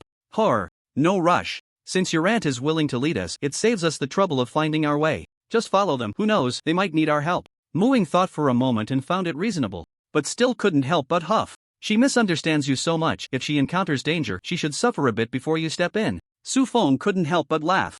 Your aunt is truly lucky to have such a good niece like you. The group quickly set off, nearly 40 people leaving the outpost in a grand procession. They stepped into a desolate, crimson land. Just after leaving the outpost, Su Feng received a system notification. Ding! You are affected by the environment, gaining a blood loss status, wound healing speed decreased by 50%, life recovery reduced by 20%, bleeding effect triggered every 10 seconds. Listening to the notification, Su Feng refreshed his understanding of the abyss. Even without encountering monsters, just being in the abyss could lead to death. This was just the first layer. The deeper one went, the more significant the environmental effects would be. Su Feng stopped Luo Xiaoyu, who was about to cast a spell, and smiled. There's no need to waste magic power now, let me handle it. Saying this, he activated the skill, Summon Holy Light Sprite. A few palm-sized little sprites appeared, landing on the shoulders of the five, radiating holy light and dispelling negative statuses. The effect of the Holy Light Sprite's skill was naturally incomparable to Luo Xiaoyu's. The dispelling duration was only a few minutes,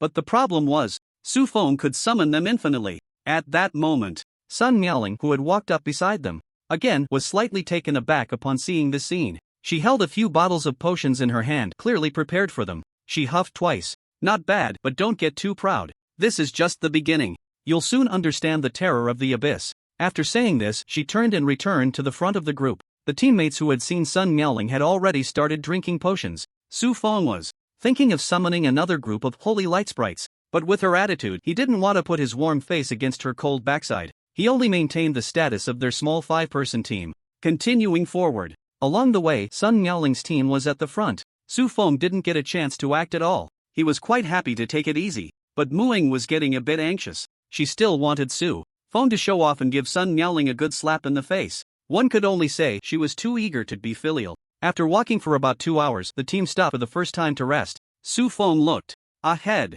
500 meters away was an open space. A black doorframe, 3 or 4 meters high, stood in the center of the clearing. A black vortex quietly spun within the door. Not far in front of the door frame, a two-headed hellhound lay on the ground, fast asleep. At this moment, Sun Miaoling walked up to them again and spoke. You all pay attention, that door is the teleportation passage to the next layer. To enter, you need to obtain a pass. The pass drops from that gatekeeper boss. Did you clearly see the information about that boss? Do you still think you can challenge the abyss? In the first layer of the abyss, the sky was changing. A wave of red mist surged from afar. Sun Miaoling's words were filled with strong admonition. Although her real age was only just 25, the tendency to be a teacher was indeed a common flaw among humans, regardless of gender. As Mu Ying's aunt, Sun Miaoling certainly wasn't completely unaware of Su Feng's strength. The astonishing score he achieved in the college entrance examination was suspected of cheating, and it was the old master of the Mu family who came forward to testify. If Su Feng was just leading them to grind monsters in the first layer of the abyss, that would be fine. Sun Miaoling would have no objections. However, wanting to challenge the abyss was a bit delusional. Not to mention the dangers they would encounter on the way down. Just this gatekeeper boss alone could wipe them out completely. Su Feng ignored her and cast a true sight on the two-headed blood hellhound. Monster, two-headed blood hellhound level, LV 40 rank, silver, abyss, health 50,000,000,000,000 mana, 1,500,000/1,500,000. Strength 280,000 agility, 200,000 constitution, 200,000 spirit, 60,000 skills, bloody bite, blood hell curse, soul rending bark. Su Feng was slightly taken aback. This boss had basic attributes that were indeed at the level of a normal 4-turn silver boss. But this health bar, a full 50 million, which was a bit strange. Sun Miaoling noticed the change in his expression and chuckled lightly. So, did you see it clearly? Although it's only a 4-turn silver, it has the abyss enhancement, with a health bar of 10 million. Plus, its basic attributes are comparable to a 5-turn professional. If you don't have a suitable group of teammates, relying solely on yourself, you won't be able to protect them. Moreover, you're just a summoner, without the ability to protect. She thought that after seeing the gatekeeper boss and hearing her words, Su Feng would be grateful he hadn't acted recklessly. Unexpectedly, as soon as she finished speaking, Su Feng interjected, indifferent. A summoner has no protective ability? If I kill all the monsters, won't I be able to protect my teammates? At this moment, he no longer hid, pulling out the weapon book of multiplication. Wait, what are you doing? Sun Miaoling realized something was wrong and exclaimed in shock. She hurriedly tried to grab Muing. She couldn't care about the others, but her niece must not get into trouble. Unfortunately, she was a step too late, grabbing at nothing. At the same time, a layer of yellow barrier rose around the open space ahead. This was a sign that the boss had entered a challenge state. Sun Miaoling rushed to the barrier, peering inside, and indeed, Su Feng and his group were inside. The four girls could no longer hold back and quickly drew their weapons. Muing eagerly asked, "How do we fight?" "It's simple, just crush through." Su Feng's voice remained as calm as ever. The book of multiplication in his hand fluttered without wind, its pages glowing. Summon goblin. Blood sacrifice worm fused with holy light spirit. Several goblins crawled out from the summoning array. Their health bars plummeted. A few seconds later, the goblins fell, and one by one, holy light spirits flew out from the corpses. The holy light spirits were small, perfectly suited as stacking state tools. Su Feng glanced at the attribute values, feeling it was about time, and switched to the weapon mysterious transformation staff. Then he activated Phantom Spirit, transforming into demon subduing thunder. God! The two-headed blood hellhound sensed the approach of human professionals. It let out a long yawn. Having been stationed at the abyss for countless years, it had killed an unknown number of professionals, and had also been killed by many. This scene it had experienced countless times, and it had long since learned to remain calm and unperturbed. However, as the gatekeeper leader, it had to show its ferocious and brutal side, so it steeled itself. Ah whoa! Ah whoa! Before its two heads even opened their eyes, they let out a deafening howl. As its massive body, towering 3 or 4 stories high, slowly stood up, its blood-red fur flared like flames, expanding wildly. A wave of air spread out beneath it, stirring up dust and ripples. Hee, scared the piss out of you, weak little humans. Even without a mirror, the two-headed blood hellhound knew it looked absolutely stunning right now. Ordinary professionals would surely tremble in fear under its terrifying might. At this moment, it slowly opened its 4 dog eyes. When it saw what was standing before it, the howling mouth quickly shut tight. Its bristling fur froze in an instant. Its tail tucked between its trembling legs. Its 4 dog eyes widened to the point of almost bursting. All these changes were due to, in front of it, besides 4 female human professionals, there was also a 3 to 4 meter tall thunder elemental creature. As if that wasn't enough, the two-headed blood hellhound also sensed an incredibly powerful aura emanating from it. One strike. Perhaps it could be cleaved in 2. No way, am I really going to fight this guy? This must be a boss from at least 20 levels down. You must have come to the wrong place. The two-headed blood hellhound's pupils shook violently, tiny blood vessels filling its entire pupils, its muscles trembling uncontrollably, almost unable to stand upright. However, Su Feng, being kind-hearted, did not let it feel too much fear. His sinister smile seemed to say, "Good dog, don't be afraid. It's okay, if you die, you won't be scared anymore, hee. Owo owo." The two-headed blood hellhound felt the intense presence of death closing in on it, howling in fear as if begging for mercy. But Su Feng's eyes widened, lightning flashing within them. Still dare to bark, divine lords. Statue. A golden giant statue, towering several dozen feet high, appeared behind him out of thin air. With a swing of his blade, the giant's great sword, like a divine weapon judging all evil, carried endless, thunderous power and struck down in fury. Ah whoa! The two-headed blood hellhound's aggrieved yelps were drowned out by the thunderous roar. Bang! Bang! Bang! Bang! -1,650,000. -1,650,000. -16. The astonishing damage numbers in the millions per second continued for a full 10 seconds. As the lightning dissipated, there was no trace of the two-headed blood hellhound left, only a reward light orb remained on the ground. Just as Su Feng had said, it was crushed, not a scrap left. At this moment, outside the barrier, Sun Miaoling's mouth was agape, her expression one of sheer terror as if she had seen a ghost. No, monsters like ghosts were easier to encounter. But no one explained to her why a third-tier summoner could instantly kill a fourth-tier silver boss enhanced by the abyss. 15 million health points gone in the blink of an eye. Is this reasonable? Is there any justice left? Where is the apocalypse system? Say something. This person must be cheating, right? And that boss must be a fake. How could it be killed in one strike? The two-headed blood hellhound felt even more wronged. It could only be bullied for being a dead monster that couldn't speak, otherwise it would definitely retort, "I got up and was killed. In one strike, and you still want to belittle me? Are you human?" At this moment, Sun Miaoling recalled what had happened earlier, feeling her cheeks flush with embarrassment. Su Feng walked all the way, never explaining a word in response to her belittlement. Initially, Sun Miaoling thought he had no reason to explain. Now she realized, with his strength, he no longer needed to explain to anyone. "Ah, auntie, it seems we need to go down to the next level. The gatekeeper will take 10 minutes to reappear, so you can wait slowly with the advantage on their side." Muing jumped in excitement, specifically running to the barrier to inform Sun Miaoling. Without waiting for Sun Miaoling to react, she hurried back to Su Feng's side, and the 5 of them walked towards the light gate together. watching them disappear into the instances. Lightgate, Sun Miaoling felt even more regret. If she had known Su Feng had such powerful strength, how could she not cling to this big thigh? After entering the second layer of the abyss without Sun Miaoling and her team clearing the way, Su Feng found exploring the map quite difficult, because if he wasn't careful he could easily fall asleep. Other exploration teams in the abyss entered the unfamiliar abyss world, needing to be extremely cautious, advancing carefully, one step at a time, fearing that they might accidentally fall into a monster's lair and be besieged by abyss monsters. But Su Feng used fusion in blood, sacrifice worms to summon a large number of thunder spirits. Then he controlled them to fight using all daily battle soul. The ones who needed to worry about being besieged were actually the abyss monsters. Even if they stayed in place doing nothing, the sound of experience gain kept ringing in his ears. The worst part was, the troublesome duo even got him a mobile home. It looked rough on the outside but was very comfortable inside, even allowing him to lie down. He just needed to summon a batch of thunder spirits after a while. It was truly a way to grow stronger while lying down.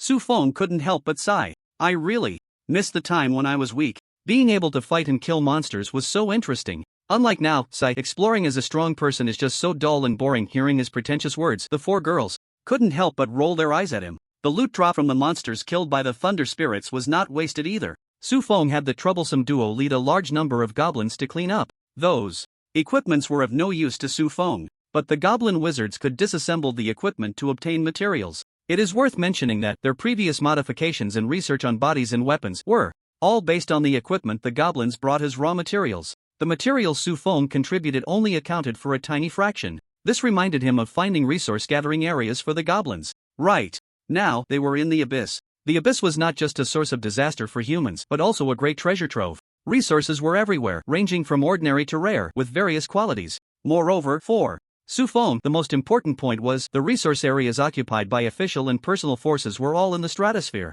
Because the spatial structure of the turbulent layer was unstable, constructing a teleportation process was too dangerous. Additionally, with the presence of numerous monsters, the cost of gathering and transporting was too high, and no one was willing to invest time and money in the turbulent layer. Furthermore, there were many worlds in the upper layer of the abyss. Even now, the Great Xia had not fully consumed all the resources in the stratosphere. Thus, most of the resource areas in the turbulent layer were unowned. This was a great opportunity for Su Feng. The goblins faced the abyss monsters in the second layer. Although they couldn't clear monsters as efficiently as the thunder spirits, as long as there wasn't a tide of monsters, they could still protect the resource area they occupied. Su Feng could also set up divine permission land in the resource area to mitigate the environmental damage to the goblins. Moreover, divine permission land combined with blood sacrifice worms directly turned into a blood sacrifice area. He only needed to sacrifice goblins to maintain it. As for the problems that can easily arise during the teleportation process, causing casualties, don't joke around. Goblins' lives, are they worth anything? To raise the upper limit of wisdom, the daily blood sacrifices are in the tens of thousands. Does anyone care if goblins die during teleportation? Not even the goblins themselves. Therefore, Su Feng did not rush to the third layer. He had the goblins search for resource areas. Once found, all daily battle Spirit led a group of thunder spirits to attack. They took down all the monsters and resource areas along the way. There's an old saying in the Great Xia, bandits pass like a comb, soldiers pass like a comb. Su Feng and his group were even more terrifying than soldiers. They took while they ate and occupied territory, more tyrannical than bandits. The abyss world seemed to be grasped in Su Feng's palm, wantonly squeezed and crushed. The abyss monsters could only suffer in silence. There was no place to seek justice. No one could advocate for them. The abyss demon god did not care about the upper world. One could only say, the abyss made ordinary professionals feel fear. Su Feng, however, turned the tables, making the abyss bear the fear. After devouring several resource areas, Su Feng finally led the four women to the entrance to the lower layer. Facing the gatekeeper leader, he wasted no words and struck him down with a single blow. Entering the third layer, he repeated what he had done in the second layer. He stirred the entire world into chaos. It wasn't until he reached the fourth layer that the abyss world finally slowed down. The abyss monsters in the fourth layer could no longer be held back by the current goblin combat power. Unless Su Feng stayed here for a long time, otherwise, once he left, the monsters would destroy all the facilities here. There was no need to conquer, plus the resource areas he had already devoured, a total of 13. 7 ordinary resources for high quality, 1 premium, and 1 rare. This was already enough for the current goblin tribe to develop. The goblins were overjoyed, promising Su Feng that before they exhausted all the resource areas, they would definitely triple the combat power of the entire tribe. Su Feng was quite pleased. It was not in vain for him to endure hardships along the way. Ahem. Who said lying down wouldn't tire you out? Summoning thunder spirits was quite exhausting, you know. Ding. You are affected by the abyss environment, gaining the blood loss status, losing 300 health points per second, life recovery. Effect -30%, wound healing effect -90%. Upon reaching the 5th layer of the abyss, the environmental effects intensified again. Even the Holy Light Spirit's dispel skill could only last about 10 seconds. 1. Careless move could lead to serious injury. Su Feng was fine. With the support of the mysterious transformation staff, even losing 300 health per second, he could hold on for a long time. But Xia Lingyun and the others couldn't manage. Even warm as a knight couldn't last a few minutes. Fortunately, there was Luo Xiaoyu. Her skills could last quite a while, plus the help of the Holy Light Spirit. The group entered the forward base of the 5th layer without any danger. Stepping into the protection of the city, they were finally free from environmental interference. Phew, this abyss environment is too terrifying. How did the initial explorers endure it? It's truly unbelievable. Xia Lingyun patted her chest, still feeling a lingering fear. Luo Xiaoyu also breathed a sigh of relief. Her magic was nearly exhausted. She scratched her head and said, "In this environment, how are we supposed to kill monsters? Even walking has drained all our energy." They now felt like rookies brought to a high-level monster gathering place by a master.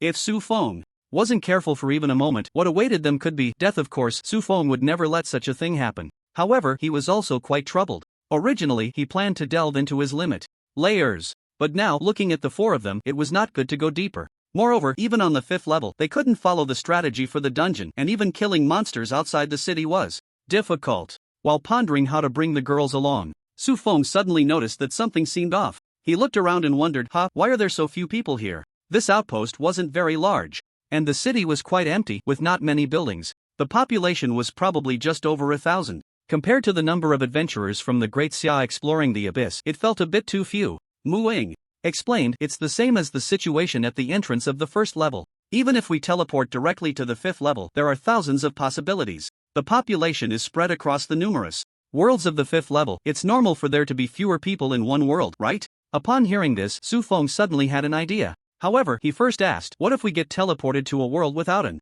outpost?" Mu Ying shrugged. "The probability of that happening is very low. After all, Great Xia has been exploring the abyss for many years, and in every world there is at least one teleportation array. But if we really encounter that, we can use a teleportation scroll to return to the 1st level or blue star, and then enter the 5th level through the teleportation array." Su Feng's eyes lit up, and he nodded. "Then I have a way. Let's go back and retrace our steps. How about that?" As soon as he said this, the 4 girls were left in a daze, looking at him in confusion. "You treat the abyss world like a dungeon and want to go through it again?" When Xin scoffed. But as she spoke, she suddenly choked. For other adventurers, exploring the abyss is filled with danger and hardship. It requires a lot of time to prepare, and then they must explore cautiously. They pray for the favor of the goddess of luck, finally reaching the next stratum overwhelmed with excitement and gratitude. But for Su Feng, the first 5 layers of the abyss were really no different from a dungeon. He pushed through effortlessly, taking everything he wanted. Killing monsters was one thing, but he also had to build a base and extract resources.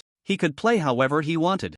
The abyss simply couldn't resist. This was far more rewarding than farming dungeons. Thinking of this, the eyes of the 4 girls suddenly sparkled. Although the resources along the way were useless to them, the experience gained from traversing the 4th layer world was enough to satisfy them. Su Feng also took advantage of the fact that the other abyss worlds in the first 5 layers had no consciousness. Otherwise, if they saw the worlds that had been ravaged by Su Feng, they would definitely close the entrances in a panic, shouting, "Don't come over here." 6 days later, in the 4th layer of the abyss, in a small world, on a high mountain. From the peak to the mountainside, it was densely packed with people. They were clad in golden armor, holding longbows. As the demon eagle perspective transmitted information about all the monsters within 10,000 meters nearby, the beast hunters kept drawing their bows. Whoosh, whoosh. Long, sharp arrows shot through the air, disappearing into the blood-red clouds. Before long, a series of notification sounds returned. Ding! You have successfully hunted a LV-35 ordinary monster, Greystone Troll, gaining experience plus 350,000, Great Xia points plus 35. Ding! You have successfully, Su Feng. And the 5 were leisurely sitting in a caravan made of wooden planks engraved with magical runes. A series of notification sounds kept ringing in their ears. In these 6 days, from the 1st layer to the 5th layer of the abyss, they had swept through no less than 100 times. The accumulated resource area had increased by 12 more. It wasn't because there were no resources left to collect, but because the dimensional space pearl was too small and the summon tents built were too few. In the end, even the goblin laborers were insufficient, so they had to stop there. Su Feng's gains were not just these experiences and resources. Every time he arrived at an outpost, he would visit the trading post. 1, 2, 3 for transformation experience book. Beginner equipment enhancement scrolls, protection scrolls. Beginner skill advancement scrolls. He cleared all 3 items, leaving not a single unit behind. Before long, the assault of the beast hunters completely ceased. This also meant that within 10,000 meters nearby, there were no monsters left. Su Feng glanced at the communication information from the Apocalypse system. Guyu had sent, saying that the magic clone skill scroll and the forgetfulness potion were all ready. After replying with got it, he turned to the 4 girls. Time is short, once we reach the 5th layer, we'll head back. Mei-chem, I'm a bit tired too, Xiaoling Yun yawned lazily. They hadn't fought at all these days, yet their levels had increased significantly. Xiaoling Yun and Wen Xan both leveled up twice, reaching LV 29. Muing and Luo Xiaoyu directly leveled up 5 times, reaching LV 26 and LV 25 respectively.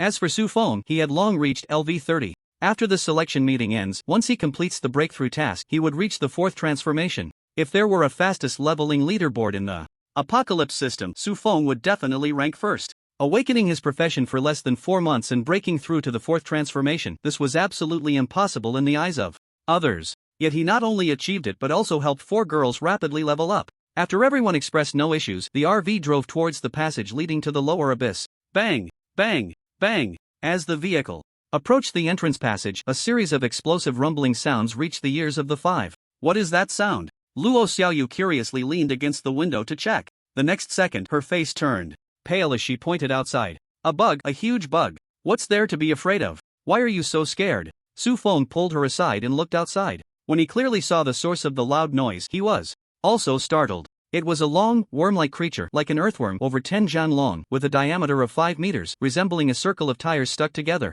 Both ends had circular mouths filled with a chaotic arrangement of teeth. It was burrowing in and out of the ground like a flying fish in the sea, chasing something. Don't move, I'll go take a look. Seeing the worm approaching them, Su Feng informed the 4 girls and got out of the car. The 4 girls weren't worried about him, with Su Feng's strength, let alone the first 5 layers of the abyss. Even if he went down another 10 layers, it would be hard for anything to threaten him. Once outside the vehicle, Su Feng took a few steps forward, and soon saw several figures desperately fleeing in the dust. Su Feng focused and found those faces somewhat familiar. It was as if he had seen them somewhere before. After a moment of thought, he remembered they were members of Mu Ying's aunt's team. What are they doing here?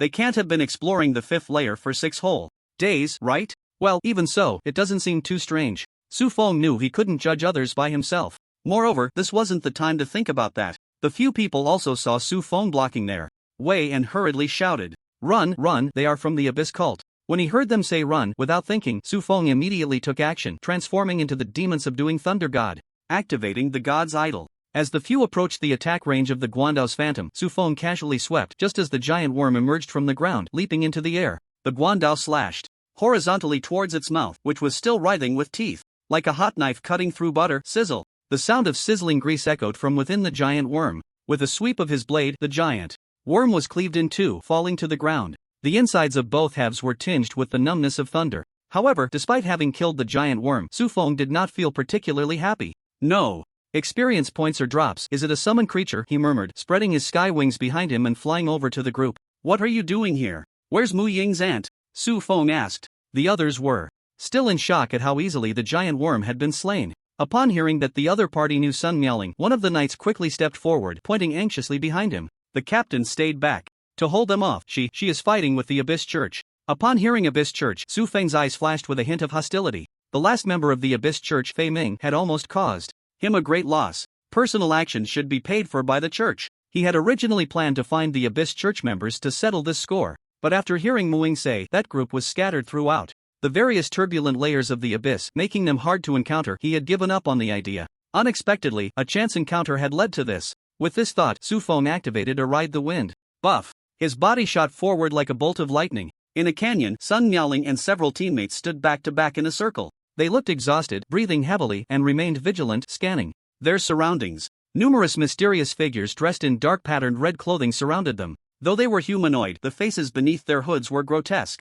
Some appeared burned a deep crimson, others had oozing tumors. Some had completely lost their human form. These individuals had succumbed to the abyss, transformed and tainted by its essence. Little girl, you might as well surrender. It's a pity to kill such a beauty like you. Just put down your weapons and we'll make your death quick. How about it? Ah, exactly. Either way, you're going to die, so why not have a little fun with the brothers before the end? Hearing their vile words, Sun Miaoling's eyes flashed with killing intent. This group wasn't particularly strong, only at the 3rd or 4th transition level. If this were on Blue Star, she could take them all out with one hand. But here in the abyss, they had the advantage of the environment. Moreover, besides them, there was also a fifth transition summoner. Sun Miaoling glanced behind the cultists. Several giant worms, resembling earthworms, straightened their bodies. On a red rock pillar directly above them stood a thin figure. Hurry up and kill them, I sense something is off, delay and there will be changes. The figure commanded coldly. The cultists below dared not hesitate any longer, brandishing their weapons and unleashing skills, charging towards Sun Miaoling and her team. But just as the two sides were about to collide, whoosh! A gust of wind howled, crashing down between them and stirring up a cloud of dust. Before the dust could settle, the sound of thunder roared in everyone's ears. The next second, a series of tragic screams mingled with the thunder. Sun Miaoling and her group tensed in defense, only to realize they were not under attack. They widened their eyes, staring at the figure emerging from the dust, glowing with golden light. Sun Miaoling's heart jolted, a deep memory surfacing in her mind. This figure seemed familiar. Soon, she remembered. 6 days ago, she had seen him. A name popped into her mind without hesitation.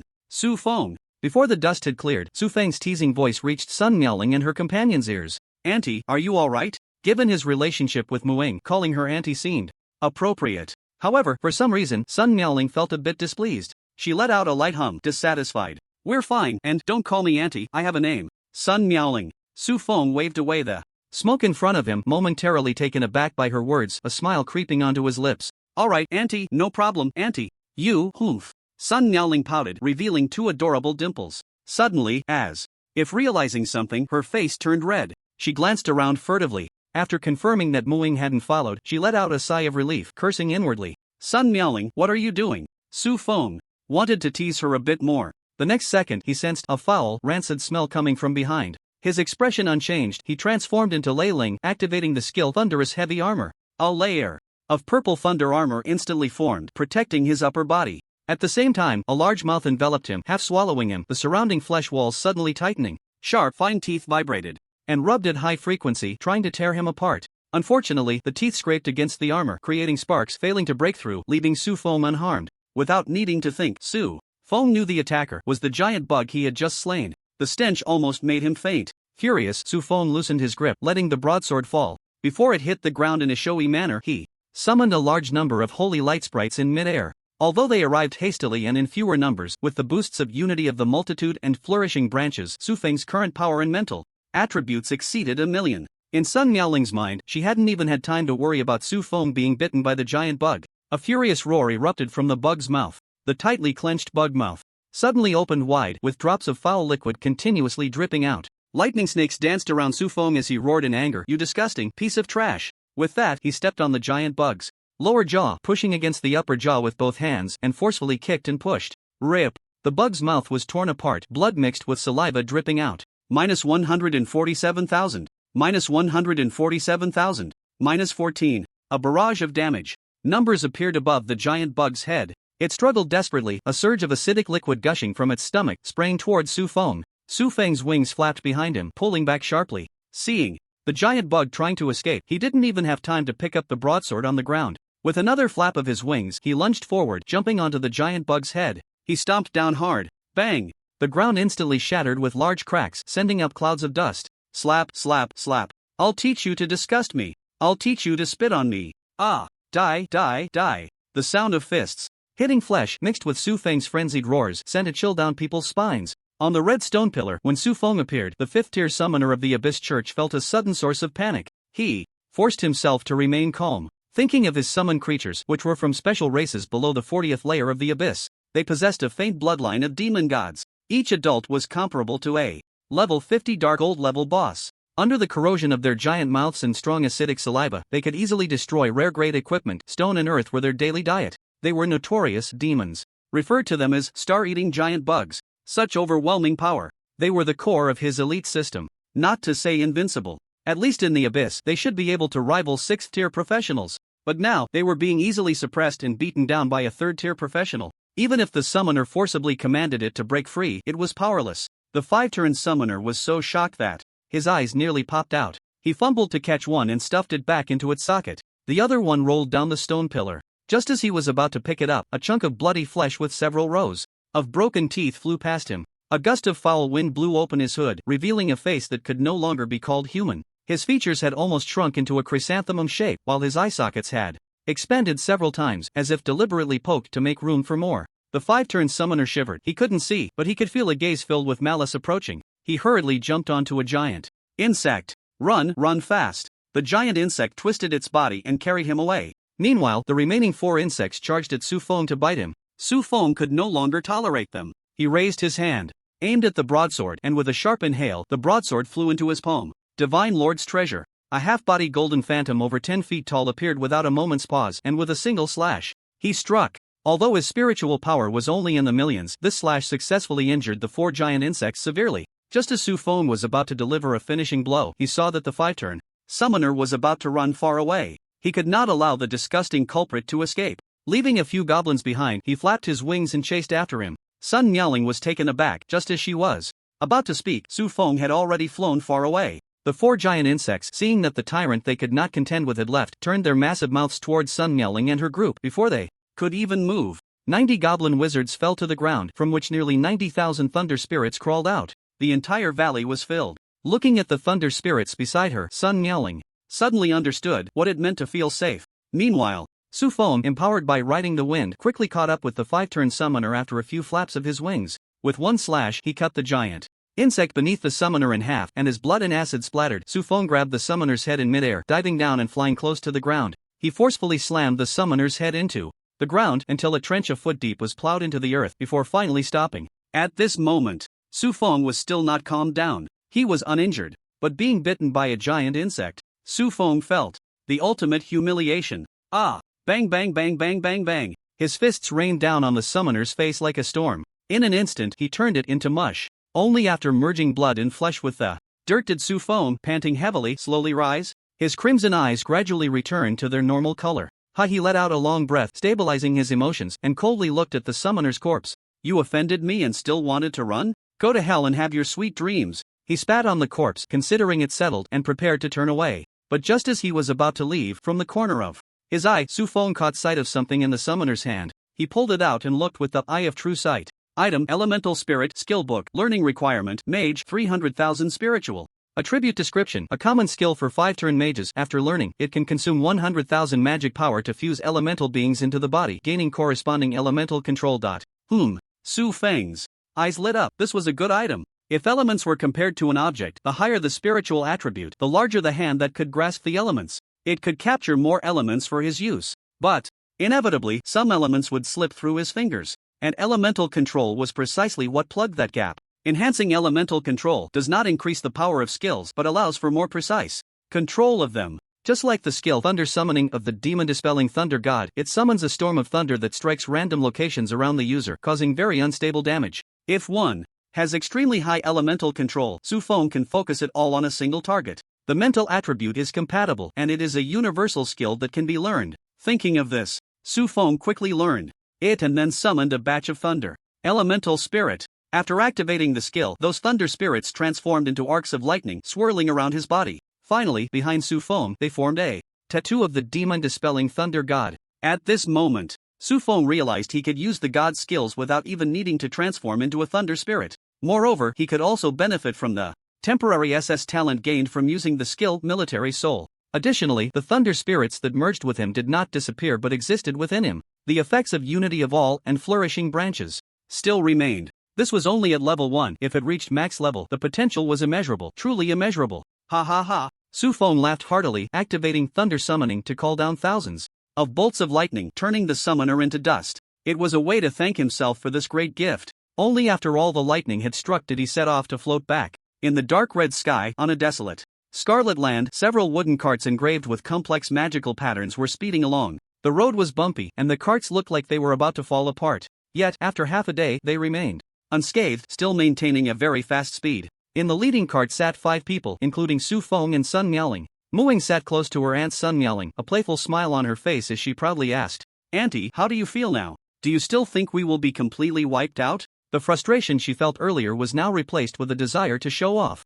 Sun Miaoling shot her a glance, snorting lightly. "I admit Su Feng has strength, but what does that have to do with you, and aren't you all in the 4th layer of the abyss like us?" Muing had anticipated her response and grinned. "This isn't our first time in the 4th layer of the abyss." Sun Miaoling was taken aback. "Not your first time? What does that mean? You can't possibly have reached the 5th layer." then been sent back to the first layer and repeated.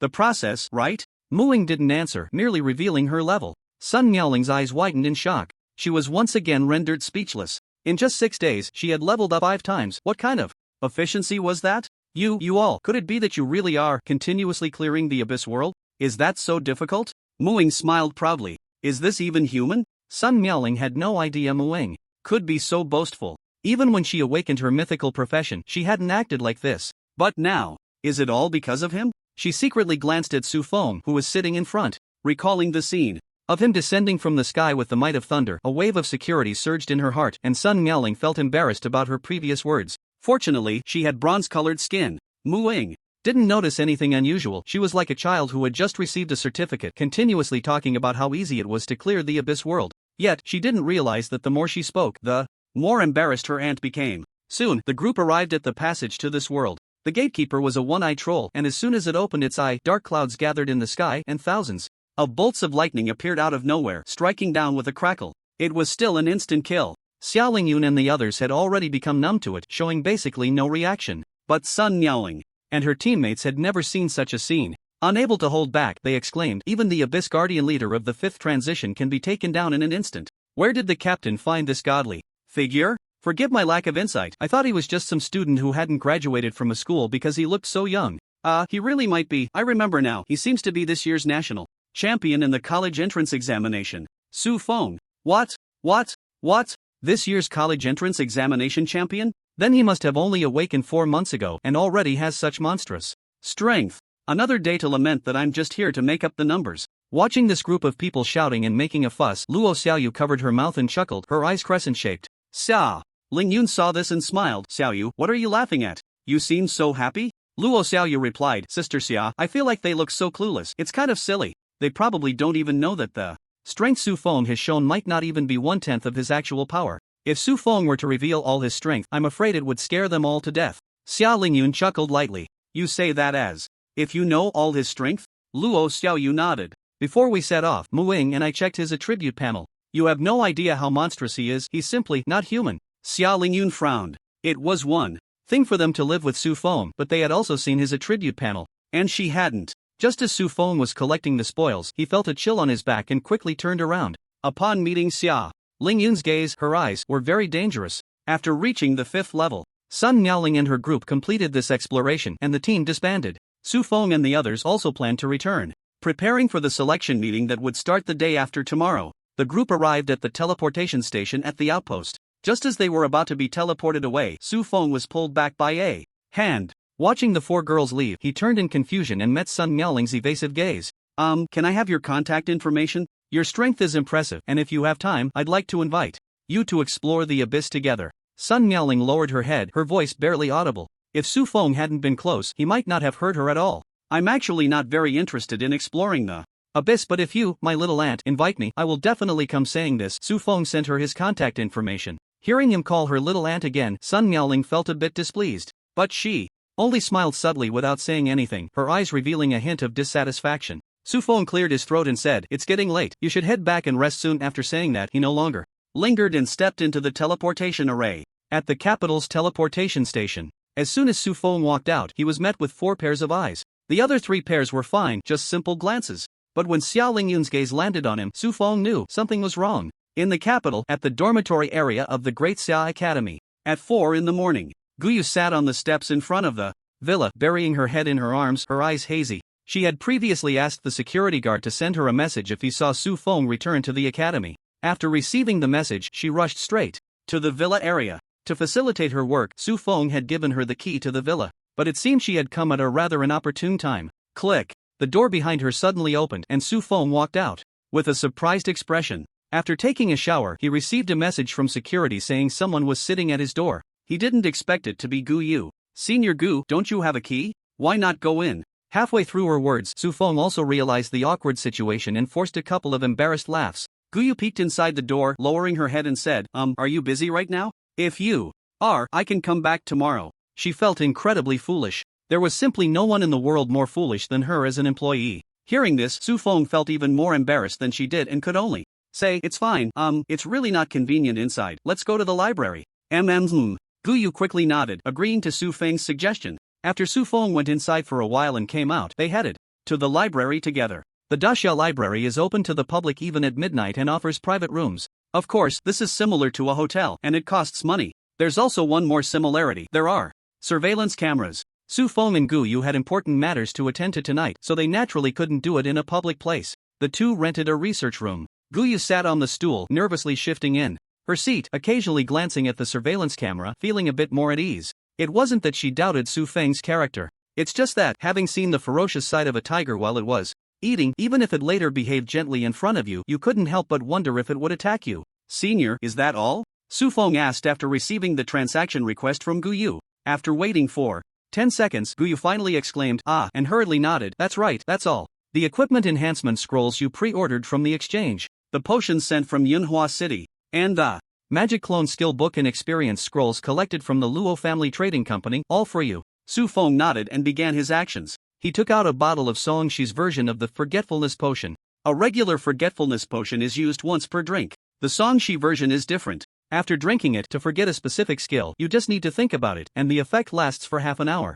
After drinking the potion, he took out the third-tier Magic Clone Skill Book and learned it. Then came the tedious process of discarding skills. Ding! You used a third-tier Advanced Skill Experience scroll on the Skill Magic Clone Experience plus 3000. Ding! Ding! Your skill Magic Clone has reached level 10. Influenced by the talent skill derivation, it has changed. Su Feng glanced at the effect. Compared to before, when he could only create one magic clone with 40% attributes, able to use all skills but unable to gain talents, after 9 derivations, he could still only create one clone, but it had 80% attributes, and gained 1 talent. If Su Feng stayed, he would probably only need to use one skill to block 90% of his opponents in the selection competition. Unfortunately, it didn't meet Su Feng's needs. After forgetting the skill, he continued. One experience book after another disappeared. Skill experience scrolls were torn apart. 2 hours later, the sky was bright. He had forgotten thousands of times, but Su Feng still hadn't seen the effect that could confuse the merchants of the Tianbao secret realm. After the last time, raising the skill to max level,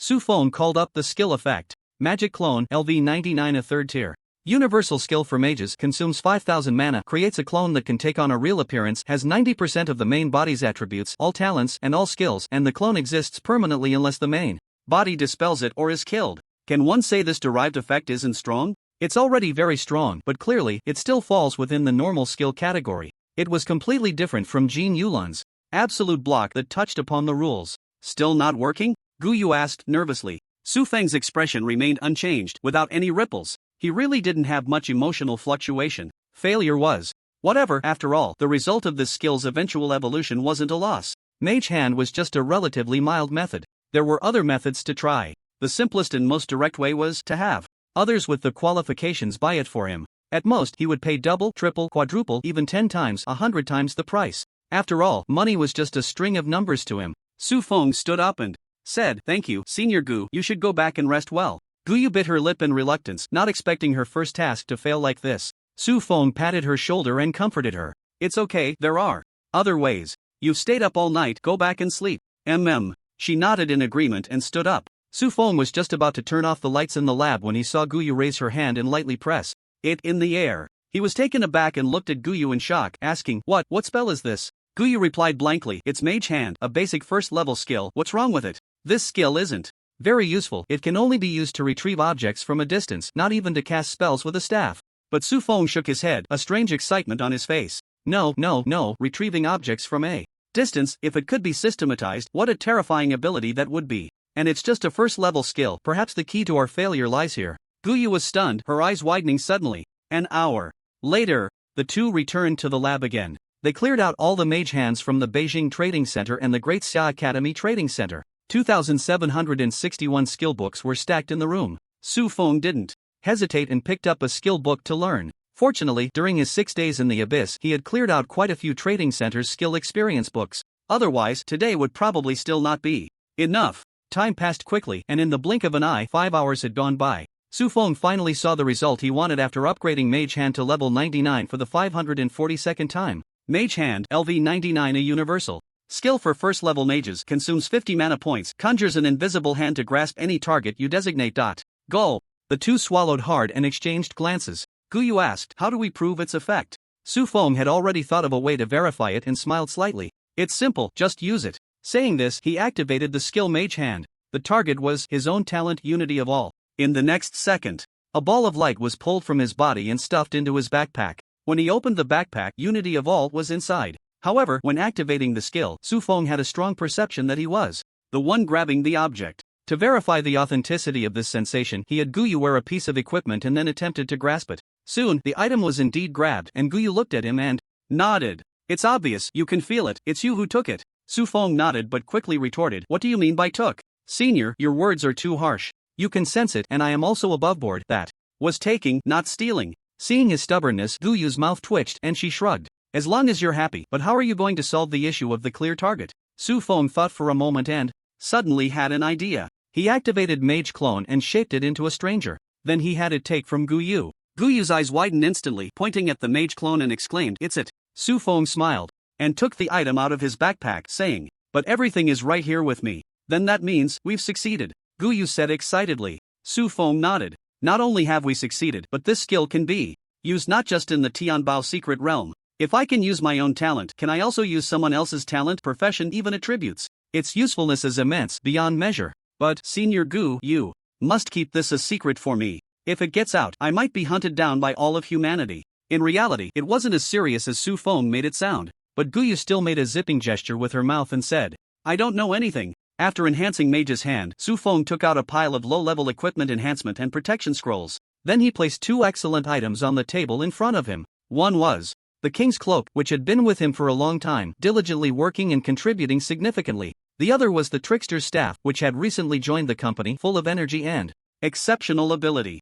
The current resources were only enough to promote one employee to the maximum level, which put Su Feng in a bit of a dilemma. Senior, which piece of equipment do you think I should upgrade to? The maximum level first? Guyu looked around, unable to make a decision. As the two were discussing, suddenly, a notification came from the Apocalypse system. Regional announcement, residents of Daxia, please note that this year's Tianbao Secret Realm Quota Selection Meeting will open for registration at 9 a.m. on September 15th of the Apocalypse calendar. Interested participants can register through the Apocalypse system. Note, this selection meeting prohibits the use of external forces, including but not limited to summons, pets, items, etc. Violators will be considered cheating and severely punished. After reading the message, Su Feng was filled with questions. What does it mean, prohibiting the use of external forces? Not even allowing summons? Doesn't that completely exclude summoners from participating? It's one thing to target someone, but this is just unreasonable. At that moment, Su Feng's emotions were quite complex. He couldn't tell if he should be happy or angry. Only the strong are targeted, and such a blatant targeting of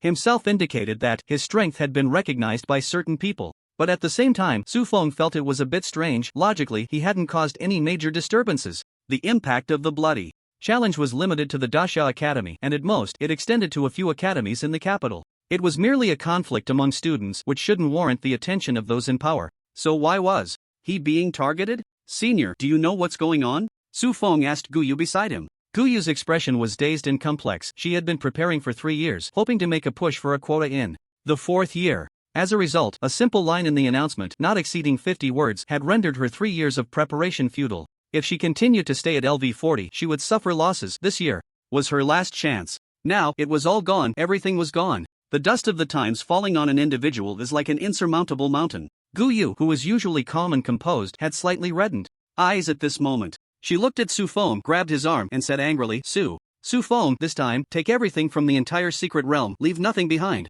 It is human nature to want to destroy what one cannot obtain. Although Su Feng was also a summoner, she believed that he definitely had the ability to do it. Su Feng nodded. He hadn't planned to leave anything behind in that secret realm anyway. If he went there and didn't sweep everything clean, wouldn't that be a waste of all the effort he had put in during this time? There might have been some trouble before, but now, he glanced at Mage's Hand in his skill bar. Su Feng smiled broadly. At that moment, a communication came into his system, a message from Li Fenglu. Li Fenglu, I'm at the entrance of the Daxia Academy. Your artifact has been repaired. Come out to get it. Su Feng's eyes lit up. Li Jianxin's efficiency was indeed high. In just over 10 days, the artifact was repaired. He told Guyu and then hurried to the academy's main gate. When he arrived at the entrance, Su Feng looked around but did not see Li Fenglu. Another message came in, indicating the location of a tea house. Following the map's guidance, soon, he met Li Fenglu in a private room. The two exchanged no pleasantries. Li Fenglu directly handed the repaired bone crown to him. Su Feng took the crown and looked at it with his true sight.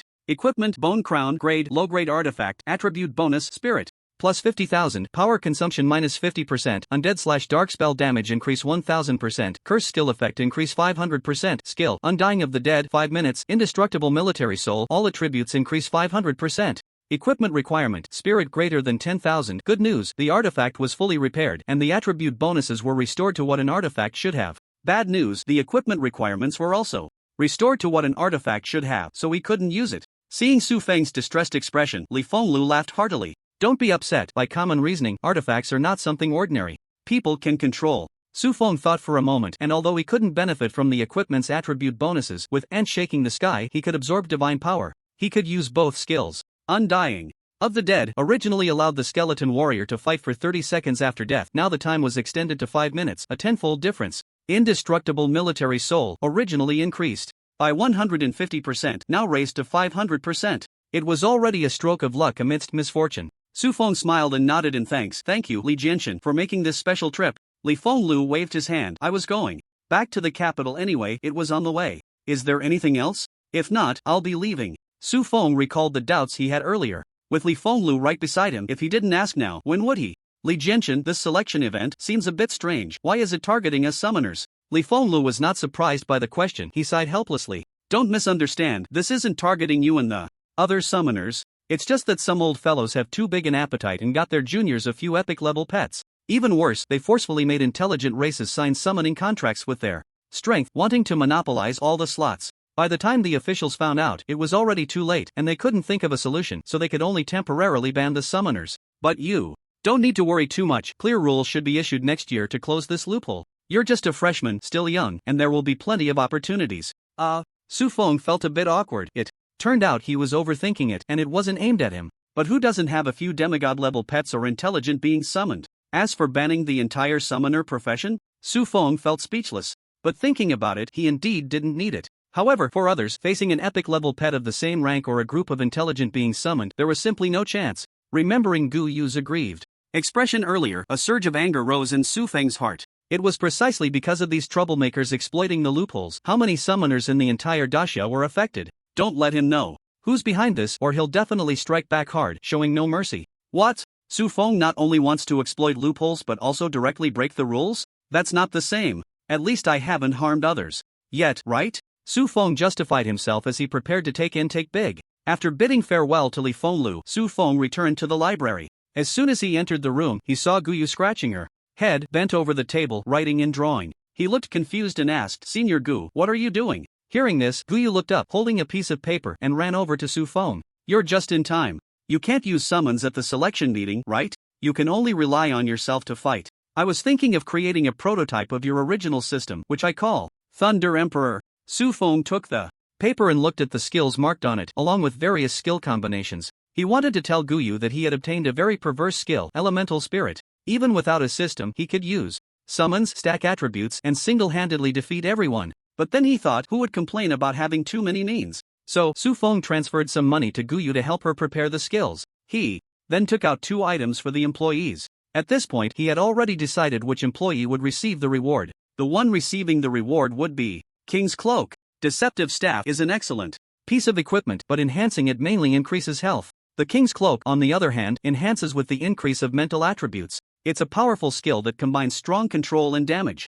Giving it as a reward is definitely the right choice. Time flew by, and the next day, at 8:30 in the morning, inside the villa, Su Feng and Xiao Lingyun were already sitting on the sofa, ready to enter the selection meeting. Su Feng pulled up his attribute panel and took a look. Name, Su Feng, occupation, illusionist, elite, level 30, 99.99%, health 40,000/40,000, magic 150500/150500, strength 5020, constitution 5020, agility 8020, spirit 59W, talent, magic return, SSS, talent evolution, SSS, unity of all, SS, pet, bloodline ancestor, Angelina, demigod, greedy demon king, avatar, Tiana, demigod. Affiliated tribes, forest spirits, illusion forest, goblin tribe, skills, profession exclusive, leader summon, LV41, illusionist summon, goblin, skeleton warrior, dragon hunter, holy light spirit, thunder spirit, magic suppression stone tablet, all-day elite battle soul. Amplification, ride the wind, self-destruct, fury, sacred land, blood sacrifice worm, military soul, weapon enhancement, third transition, armor enhancement.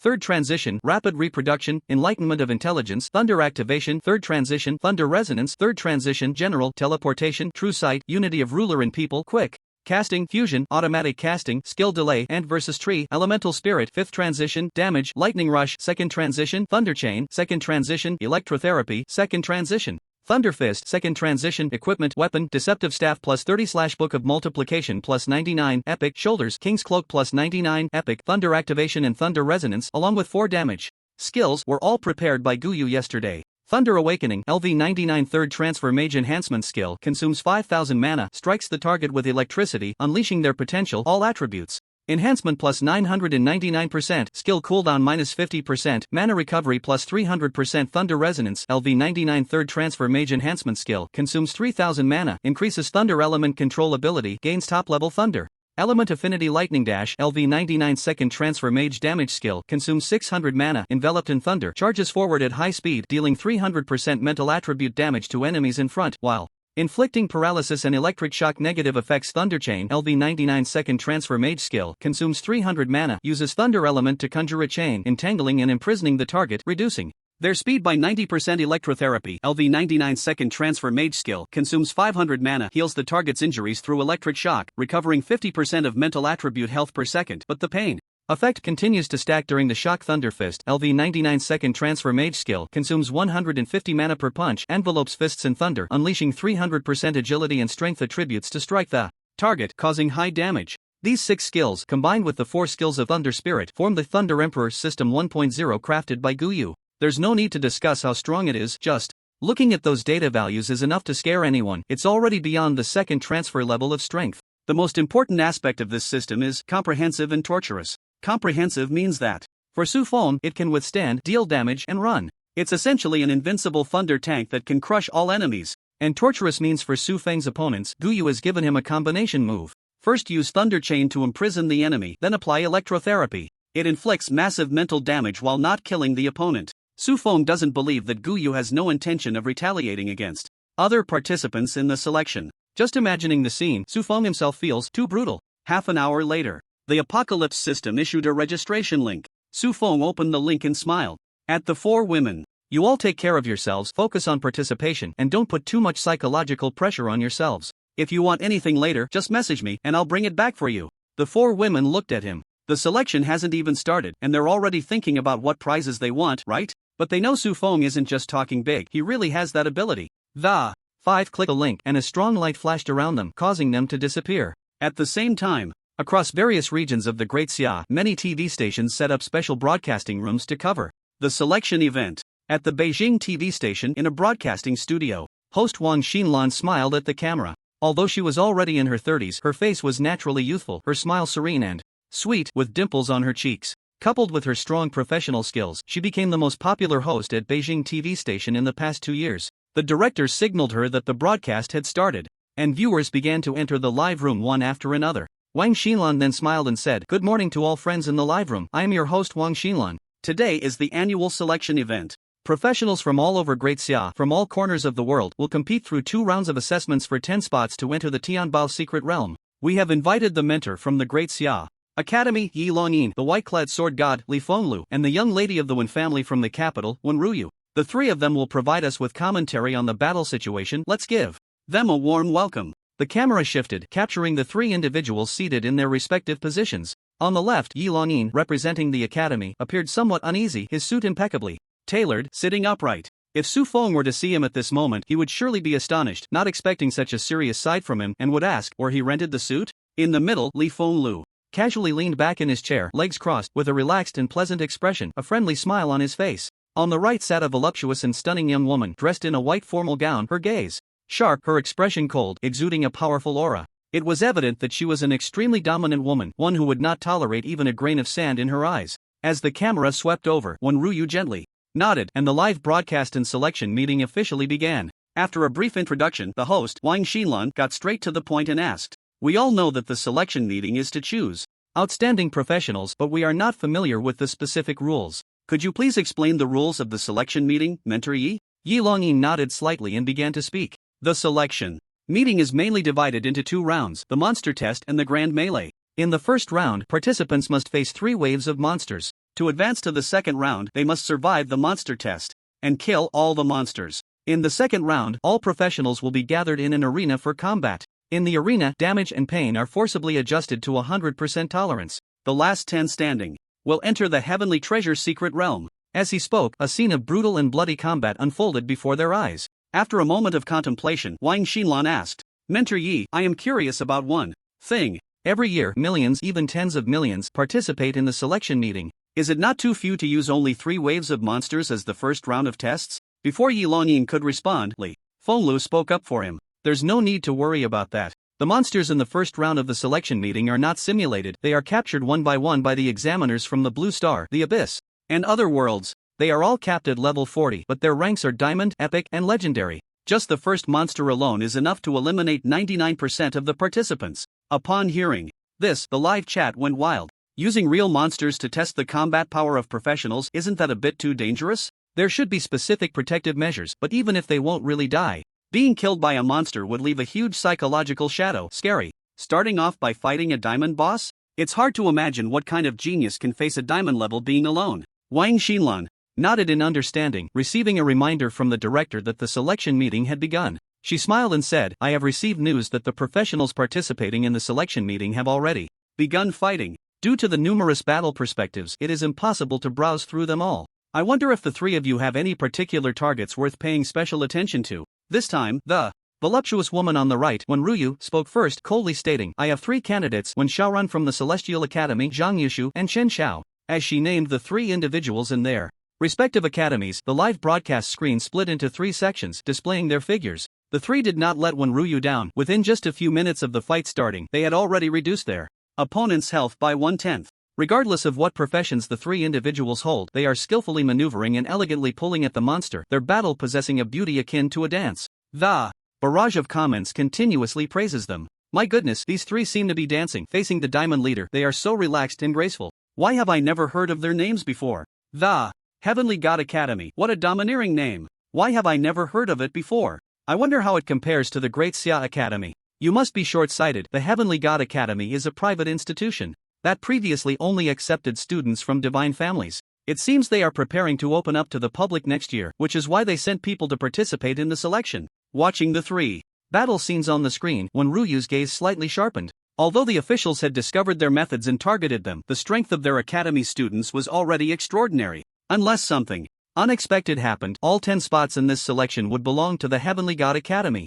This was the first year of the academy opening up to the world. If they could sweep all the spots in the selection, their reputation would even surpass that of the Great Xia Academy. The title of the first academy in Great Xia had been held for hundreds of years. It was time for a change. This was the first step taken by these top families to unite, controlling the source of elite professionals and continuously expanding into various industries. In less than 10 years, they would be able to return to their former glory, and by then, the officials would no longer target them because they would be the officials. As one of the main initiators of this return plan, a faint lonely smile appeared on Wen Ruyu's face. Wang Xinlan clapped her hands and said, Miss Ruyu has a keen eye. These 3 students not only possess extraordinary combat power but also have a very elegant fighting style. I believe they will achieve excellent results in the selection. Then I wonder which professionals Li Jianchen and Mentor Yi have their eyes on. Li Fenglu shrugged and said, I don't know much about young professionals. The only one I know with good talent is a summoner, but he probably can't participate in this selection, so I don't have any candidates I'm optimistic about. A summoner? Yi Longyin was taken aback and immediately thought of Su Feng.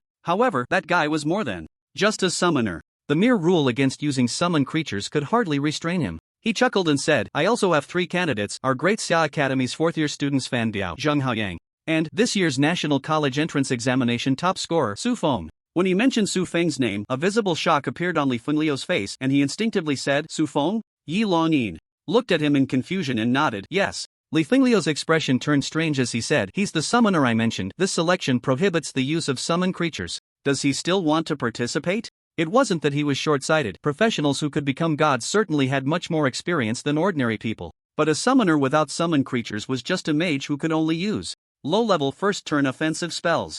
Others were deliberately stuck at LV40, while their actual combat power had long surpassed that of many professionals, and he was only at the 3rd turn able to use 2nd turn skills. The gap was enormous. Participating in the selection would be like coming to embarrass himself, right? Yi Longyin chuckled, so Li Jianchen knows Su Feng too. You only know part of it. Su Feng is not just stronger than summon creatures. Li Fenglu wanted to argue a bit more, but when he thought of Su Feng's terrifying ability to teleport 500,000 troops single-handedly on the wolf plane, he closed his mouth. This kid was born to create miracles. Perhaps he could really bring unexpected surprises. He had fallen silent, but when Ryu coldly snorted and spoke. As far as I know, the Sufeng you speak of has only just awakened his profession for less than 4 months. Is it possible that there are truly no talents left in the Daxia Academy? Yi Longyin frowned slightly. This woman was quite aggressive, her words dripping with blatant hostility. He responded calmly. It's not that there are no talents in the Daxia Academy, but Su Feng's strength is far beyond what ordinary people can comprehend, so I mentioned him. When Ryu let out a cold laugh.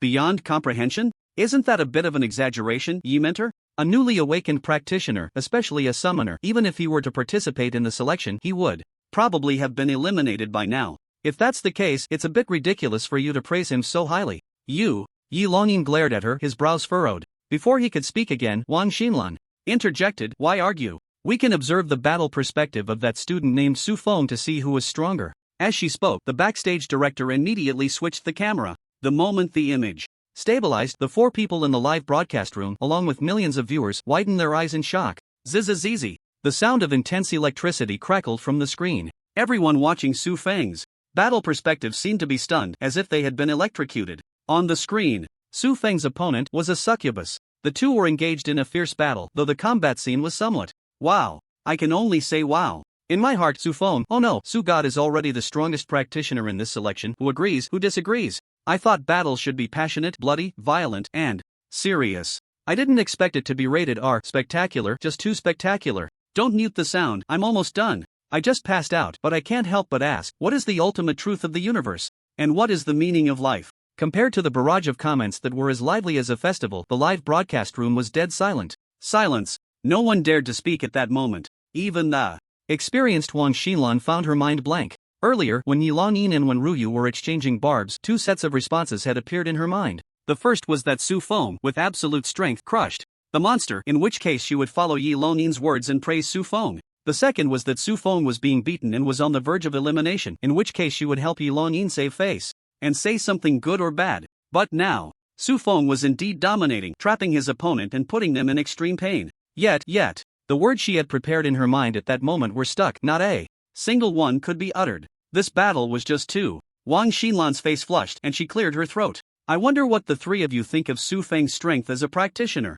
Humph. One Ryu snorted heavily, her eyes filled with gloom, staring at the screen, wishing she could jump into it and take Su Feng down. Yi Longyin and Li Fenglu exchanged glances. They wanted to say something nice about Su Feng, but listening to the audience's request, the battle footage was once again played with sound. Yi Longyin couldn't help but facepalm. This guy was too free-spirited. Didn't he know he was being broadcasted live? Li Fenglu clicked his tongue in amazement. His name carried a sense of charm, and he had quite a few beautiful confidants, but he could only say that young people really knew how to have fun. Not long after, a warning came from above, and the director reluctantly switched the footage to other battle perspectives. But no matter how exciting the subsequent battles were, the audience found them utterly dull. It's really boring to just keep hitting back and forth. I want to see Sushin's battle. Switch back quickly so I can learn properly. The dull brothers are still shouting in the livestream, while the sensible ones have already gone to the Apocalypse system to watch Sushin's personal perspective. Moral decay, twisted humanity, a succubus's life is still a life.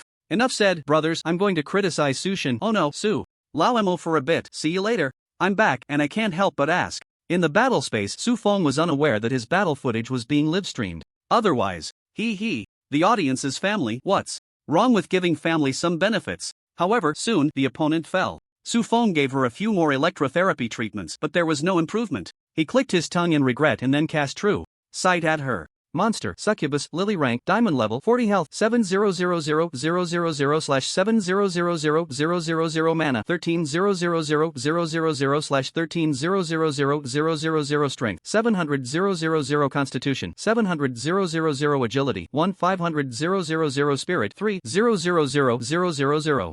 Talent, mental descent, B, skills, double pleasure, enchanting words. Upon entering the selection meeting, Su Feng knew that these monsters he faced were real. So, simply killing her would be too regrettable. Su Feng looked seriously at her talent. Mental descent, be within a radius of 1,000 meters. All opponents' mental resistance is reduced by 30%, making them more susceptible to mental control. Skills, increasing the effectiveness of mental control. This talent is not bad, I'll take it. Su Feng activated Mage's hand and grabbed at the succubus. Soon, a talent scroll appeared in his backpack. Looking at the others, double pleasure, a universal skill for 4th turn mages, consuming 120,000 mana, enhances the target's sensory perception of the outside world. the higher the target's constitution and spirit attributes, the greater the enhancement multiplier. Su Feng stared at this skill, his eyes shining. What a good thing! He couldn't imagine how delightful the experience would be for the opponent when double pleasure was paired with his electrotherapy. Mage's hand reached out again. The moment the skill was acquired, Su Feng immediately learned it. Perhaps because the skill came from a monster, it was instantly maxed out, leaving no room for evolution. He glanced at the other skills, there was nothing good left, so he turned his attention to the attributes. 3 million spirit attributes. I wonder if I can take it. With this thought, Su Feng activated Mage's hand and reached for the succubus's spirit attributes. Hiss! The succubus suddenly woke up, her face turning to extreme terror, as if she was about to scream, but the next moment her gaze froze and she fell down. Su Feng was stunned, watching her health bar empty. She died instantly, her body exploding into sparkling points, leaving only a reward light cluster. Looking again at his backpack, there were no 3 million attribute points, but he had gained an item. Item, Soul of the Succubus rank, epic description, a complete succubus soul can be used to create mental control items, magic arrays, and weapons. I directly extracted the soul? Su Feng pondered, stroking his chin. It seemed that wanting to supplement himself by grabbing others' attributes was impossible. However, epic level materials are still not bad. He stepped forward to pick up the succubus's dropped item, an epic quality long whip. Equipment, love quality, epic attribute bonus, strength plus 100,000, spirit plus 300,000, mana recovery, plus 30% skill, whip of love equipment requirement, spirit attribute greater than 500,000 whip of love, whip allies, putting teammates into an excited state, gaining a 300% bonus to all attributes. This is indeed a piece of equipment that suits me, I'll keep it. Su Feng thought to himself as he stored the equipment in his backpack and rummaged through the reward light orb. The rest were just materials and rare equipment, not worth much. After the reward light orb dissipated, he walked towards the teleportation array in the center of the arena, entering the next round of assessment. The scene of the second round of trials was still a gladiatorial arena. However, compared to the first round, the lighting here was dimmer. The entire scene was pitch black, with only sparse torches providing a faint light source. As Su Feng was surveying his surroundings, suddenly, bang bang bang bang, heavy and rapid footsteps came from behind, and Su Feng's expression turned serious. Just as he turned around, a shadow charged at him with a fierce wind pressure. Bang! Su Feng raised his arms to block, but the shadow slammed into his arms, sending him flying a few meters away. After taking a moment to regain his footing, he stopped. Su Feng slowly raised his head to look at the attacker, a dangerous glint flashing in his eyes. Feeling the burning pain in his arm, he licked his lips and coldly said, "You ambushed me? You have chosen the path to death." A broad figure came into his view. It was a minotaur, with pitch-black skin, dark red horns, standing a full 10 feet tall. Its body was muscular and bulging. It wore heavy dark iron armor and wielded a long-handled warhammer. A true sight revealed. Monster, Infernal Executioner, Alicot rank, epic level, LV 40 health, 15,000,000,000,000 mana, 10,000,000,000/10,000,000 strength, for a 0,000,000 constitution, for a 0,000,000 agility, 2,200,000 spirit, 2,000,000 talent, resilient will, S skills, crippling strike, infernal stomp, fierce charge, unyielding body, human, die. The Minotaur roared in human speech, succinctly raising its hammer and swinging it in a wide arc, crashing down towards Su Feng. However, Su Feng did not confront it head-on, his sky wings unfurled, propelling him backward a distance. The previous succubus had been too easy to deal with, and he hadn't stacked any states, which was why he was ambushed by this guy. But that was also its last chance to deal damage. He took out the Book of Multiplication, channeling the skill. Summon Thunder Spirit to merge with Blood Sacrifice Worm. Before the Thunder Spirit could be summoned, he absorbed it into his body using Elemental Spirit Body. An image of a purple deity slowly formed on his back. As a large amount of Thunder Spirits surged into his body, the deity's image gradually transformed from purple to gold. After 90,000 Thunder Spirits merged into his body, Su Feng retracted the sky wings and slowly descended. Die! The Minotaur roared again, swinging its hammer down. Bang! The hammer struck Su Feng's head directly. Sparks flew, and the sound was like a thunderclap. What a hit! Looking at the move that seemed quite powerful, but then seeing the damage that popped up above Su Feng's head, -0. It was at this moment that Su Feng realized he had inadvertently gained a skill set that could be considered a bug. Elemental Spirit Body allowed him to absorb Thunder Spirits into his body. Unity of Ruler and People ensured that as long as he had summons, he wouldn't take damage. Electrotherapy or Divine Promised Land could restore life to allies. Combining 3 or 4 of these, as long as the enemy's output couldn't instantly eliminate all his summons within him, then he is invincible. Crippling Strike. Seeing that his damage could not shake Su Feng, Elcott roared, his dark skin flushing red, 2 columns of air bursting from his nostrils. He raised his warhammer high, his arm muscles exploding, each muscle fiber clearly visible power visibly coalescing. Su Feng did not dodge or evade, quietly watching, a hint of disdain in his eyes. Whoosh! The warhammer paused for a full 5 seconds, then suddenly smashed down, striking Su Feng squarely in the face. Bang! Su Feng's body staggered back a few steps. But looking at the damage, -0, Alicott's bull-like face froze, his eyes widening in disbelief. How is this possible? No, how? Can you not be hurt? He could not believe what he saw, angrily raising his warhammer, continuously smashing it against Su Feng. After more than a dozen strikes, even as an epic boss, he couldn't help but feel a bit winded. The warhammer crashed to the ground. Alicott bent over, panting, looking down at his hands, his eyes filled with confusion and incomprehension. Could it be that the human gods did something to me? Otherwise, with my strength, how could this weak ant withstand my attacks over a dozen times? Suddenly, a pair of feet entered his line of sight. He looked up sharply, but upon meeting Su Feng's gaze, he felt a powerful force acting on his horns. Su Feng's hands firmly gripped the head of the bull-headed man, forcing him to meet his gaze. Are you done making a fuss? Su Feng grinned.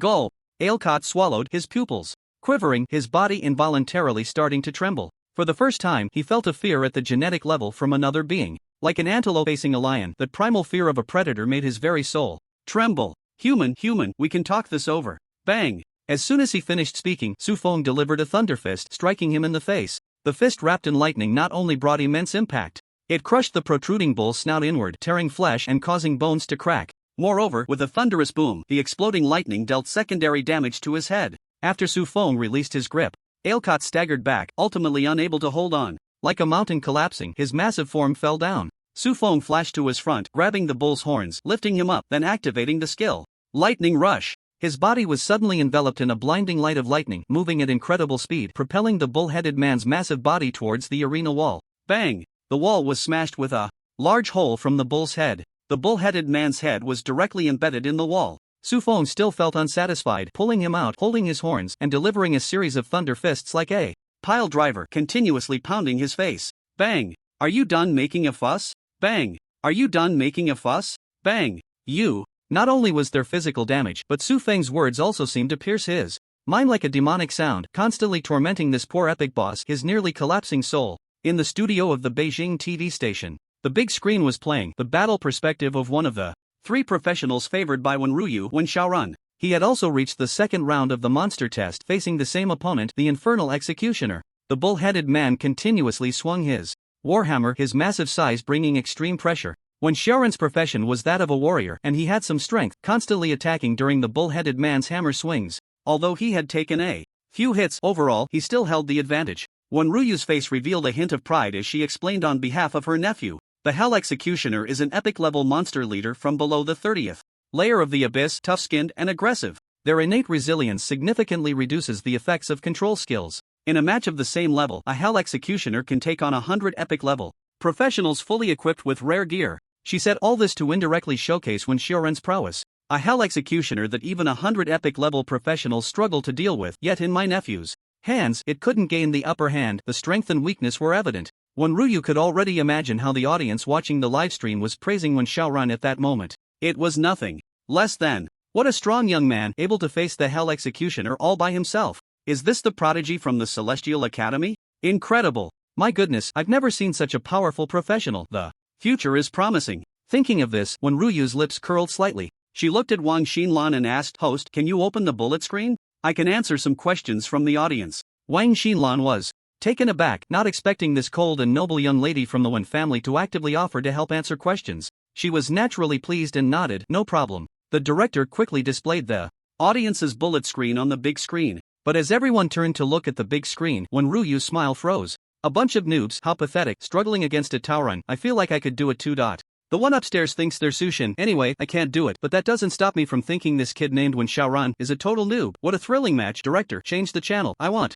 to see Sushin. My evaluation is not as good as a single hair of Sushin times 2. Yi Longyin and Li Fenglu couldn't help but laugh out loud. Because Wenryu's intentions were too obvious, she didn't even try to hide it. In fact, they couldn't deny that Wen Xiaoran's performance was indeed strong and worthy of praise. But now, looking at the contrasting bullet screen comments, a sense of humor arose. Wenryu's expression turned as cold as frost. Upon hearing the laughter, she shot a sideways glance. What are you laughing at? Is it that funny? Wenryu said with a chilling tone. Even facing Li Fenglu, the sword god, she showed no leniency. This was the confidence that her family background gave her. Hee, sorry, we are professionally trained and usually don't laugh, Yi Longyin explained. Li Fenglu added, unless we can't help it, ha ha ha. Ha ha ha. Yi Longyin also couldn't help but burst into laughter. A few seconds later, under Wenruyu's increasingly icy gaze, their laughter gradually faded. Yi Longyin explained, sorry, I just remembered something happy. My neighbor's family had a baby today. Li Fenglu nodded. Wenruyu coldly looked at him and asked, your neighbor's family had a baby too? Li Fenglu replied, no, it's not important. Look at the bullet screen. Weren't you going to answer the bullet screen questions? Hearing his hint, Wenruyu looked at the bullet screen again, her teeth clenched in anger. Were these viewers blind? Why weren't they following the script? When Xiaoran was doing so well, he had already taken down 1/10 of the Hell Executioner's health in just 20 minutes, and he had only taken 9 heavy hits himself. Saying he was a noob was one thing, but saying he was worse than that scoundrel Su Feng? When Ryu looked at the director and coldly said, Director, didn't you see the bullet screen is all shouting to see Su Feng's battle footage? I want to see how this national champion, the top student of the Great Xia Academy, can unleash a battle that shakes the heavens. As she spoke, her teeth were clenched in frustration, disregarding her composure. The director hesitated. After all, Su Feng's previous battle was too explicit. If things went wrong, the entire livestream could be shut down. However, so much time had passed, he should have made it through that challenge, right? The director first glanced at the battle perspective of Su Feng within the Apocalypse system. The fighting scene appeared normal. Feeling it was fine, he presented the footage on the big screen. When Ryu's face was cold, ready to pick apart the performance. But when the image appeared, her mouth opened, yet no sound came out. On the screen, the infernal executioner who could match Wen Xiaoran and defeat 100 epic-class professionals was being beaten like a dog by Su Feng. Bang! Su Feng delivered a heavy punch, smashing into the monster's bloodied face, sending it flying over 10 meters. With a thunderous crash upon landing, Alakoth breathed heavily, turning to crawl away from Su Feng, its fingers digging into the ground. Its face was covered in scars, eyes filled with fear of Su Feng, terror visible to the naked eye. No matter how hard-hearted a person was, seeing its pitiful state at this moment would evoke sympathy for this poor leader. Because it was truly tragic. Run! I must escape. Just reach that place. Alakoth crawled forward, leaving a thick trail of blood behind. But as the dust from its landing settled, a demonic whisper came from behind. Still trying to run. Crows fly planes. Su Feng charged into the air, leaping high, then suddenly dropped down, stomping on Alakoth's back. Crack! The crisp sound of breaking bones echoed through the screen, reaching the ears of everyone watching the livestream. Most of the audience couldn't help but hold their waists, their faces showing traces of terror. Meanwhile, the fear that Alakoth was enduring was 1,000 times greater than theirs. You're not human at all, you demon, brutal devil, ah. Hearing Alakoth's screams, the audience's hearts tightened. However, upon realizing that Alakoth was the true demon from the abyss, their expressions turned strange. You, a demon, are crying thief. But looking at the screen, Su Feng stood with both feet on its shoulders, hands gripping Alakoth's horns, then suddenly exerted force, muscles bulging. Rip! The flesh around Alakoth's neck was instantly torn apart, bones clearly visible. Its head slowly rose. Beneath the neck was a complete, white spine. As the 1-meter-long broken spine was pulled out, large splashes of crimson blood sprayed everywhere. Alakoth's eyes widened in unmatched fear and pain, silently emptying its health bar, thus ending its tragic life. Gazing at that bloodied face directed at the camera, filled with fear, staring into those bulging, bloodshot eyes, countless people felt a chill in their hearts, their spines shivering. Damn, who just said they wanted to see Su God's battle perspective? This is really terrifying. Oh my. Has Su God's battle always been this explicit? It's either lewd and vulgar or bloody and brutal. That monster wasn't wrong. Su Old Demon is even more terrifying than the Abyss Demons. The studio fell into a dead silence once again. Looking at the impactful scene, Wang Xilan's expression was on the verge of breaking. The battle objective between professionals and monsters is often to empty each other's health bars. Even when a high-level character fights a low-level one, they would only use high-damage skills to quickly inflict harm. But killing does not mean it has to be so bloody. Looking at the bull's head that refused to close its eyes, Wang Xilan felt her stomach churn violently, wanting to vomit. She quickly signaled the photographer to focus the lens on the 3 guests. Li Fenglu was filled with astonishment, staring blankly at the screen, where Su Feng, like a victorious boxing champion, held up the bull's head as if it were a trophy. The Su Feng he knew was a very intelligent, sensible, and tactful genius student, full of youthful spirit and vigor. Although his strong physique made him look imposing, knowing he was a mage with a side profession, Li Fenglu instinctively thought,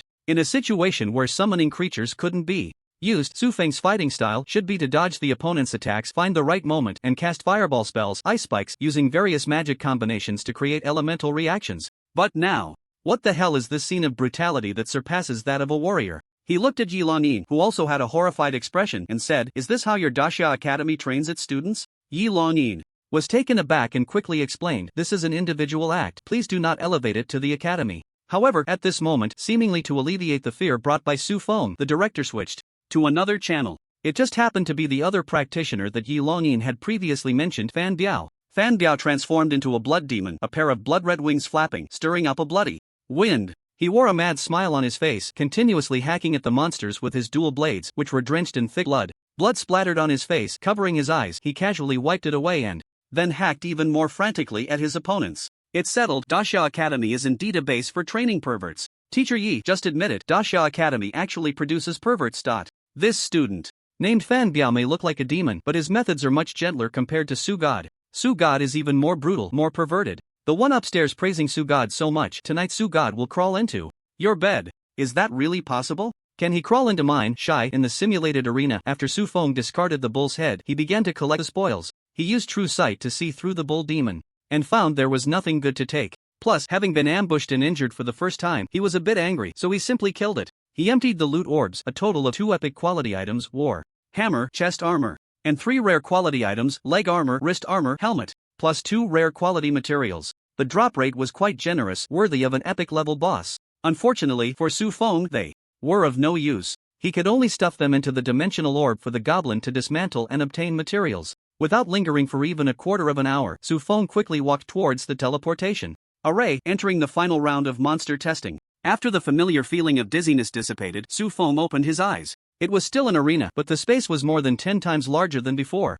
Having learned from the experience of being ambushed once, he landed with his eyes wide open, scanning the surroundings. Soon, Su Feng was stunned. This time, the opponent was not hiding, but lying directly in the center of the arena, forming a small mountain over 10 feet high. Its surface was a chaotic pile of metal blocks of various shapes. If it weren't for its overly conspicuous size, Su Feng would have directly used true sight on it as soon as he entered. He really couldn't believe it. It was actually a monster. Monster, Holy Golden Thunder Beast rank, Legend level, LV 40 health, 5000 W/5000 W mana Strength, 600 W Constitution, 2000 W Agility, 600 W Spirit, 2000 W Talent, Source of Thunder, SS, Skills. Introduction, a legendary thunder spirit formed from pure thunder elements, possessing king level control over thunder elements, capable of unleashing nearly endless thunder elements. Su Feng looked at the information panel in front of him, especially the introduction. When he saw the words king level and endless, he couldn't help but gasp, his eyes shining with excitement.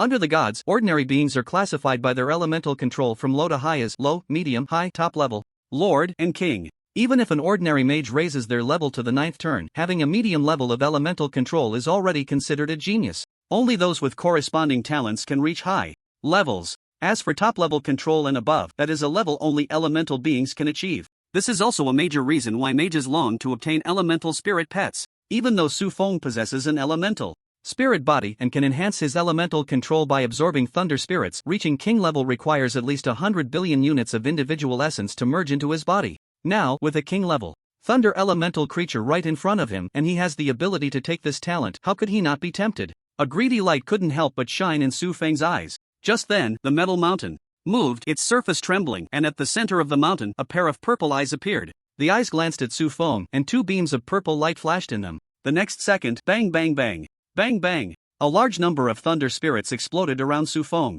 The purple-blue thunder elemental dust instantly engulfed him, leaving his fate unknown. Meanwhile, in the live broadcast studio of the Upper Capital television station, at the strong request of Wenruyu, the director switched the large screen back to Su Feng's battle perspective. When they saw who Su Feng was facing, the 3 guests displayed noticeably different expressions. Yi Longyin and Li Fengliu's faces turned serious, their bodies straightening, brows furrowing. This time, it was Wenruyu's turn to start laughing. It's actually the Holy Golden Thunder Beast. Mentor Yi, it seems that this top scholar from the Great Xia Academy is not having much luck, but then again, isn't luck also a form of strength?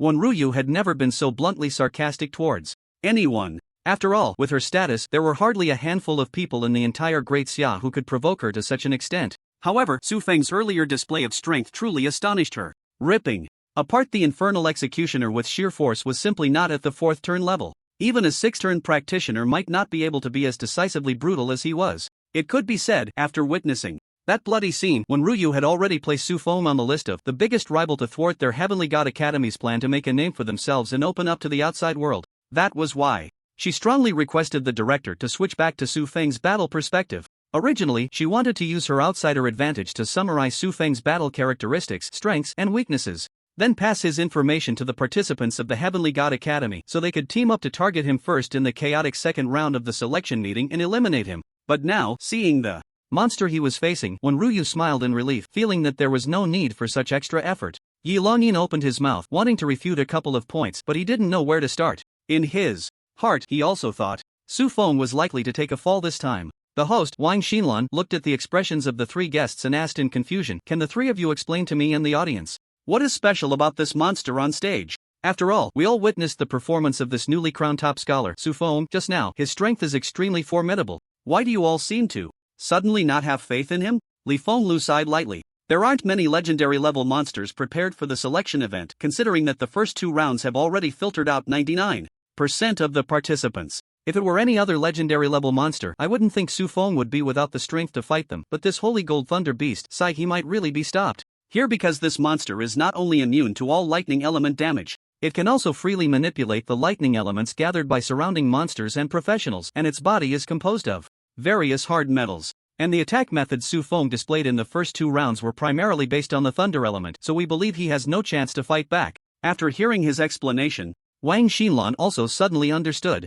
She sighed and shook her head. That it can only be said that it's unfortunate. It seems that Su Feng will be stopped in the 3rd round today. But it's okay, this is his first time participating this year, and making it to the 3rd round is already a great achievement. Logically speaking, that is indeed the case. But thinking about how Su Feng was about to be defeated, for some reason, the mood in the live broadcast room felt a bit heavy, and even the barrage comments had decreased significantly. At this moment, just as Li Fenglu had said, upon sensing the presence of intruders, the holy gold thunder beast was awakened. As soon as it opened its eyes, it immediately activated its king-level control over the lightning element, causing the lightning spirit on Su Feng to self-destruct. The blue-purple lightning element smoke instantly engulfed Su Feng. Except for Wenryu, who looked smug, everyone else sighed in regret. The director was already prepared to switch channels after the participant failure prompt popped up. However, in the next moment, the holy gold thunder beast, which was about to slowly stretch its body, suddenly froze. Then with a boom, it fell to the ground. A blood bar of 50 million popped up above its head.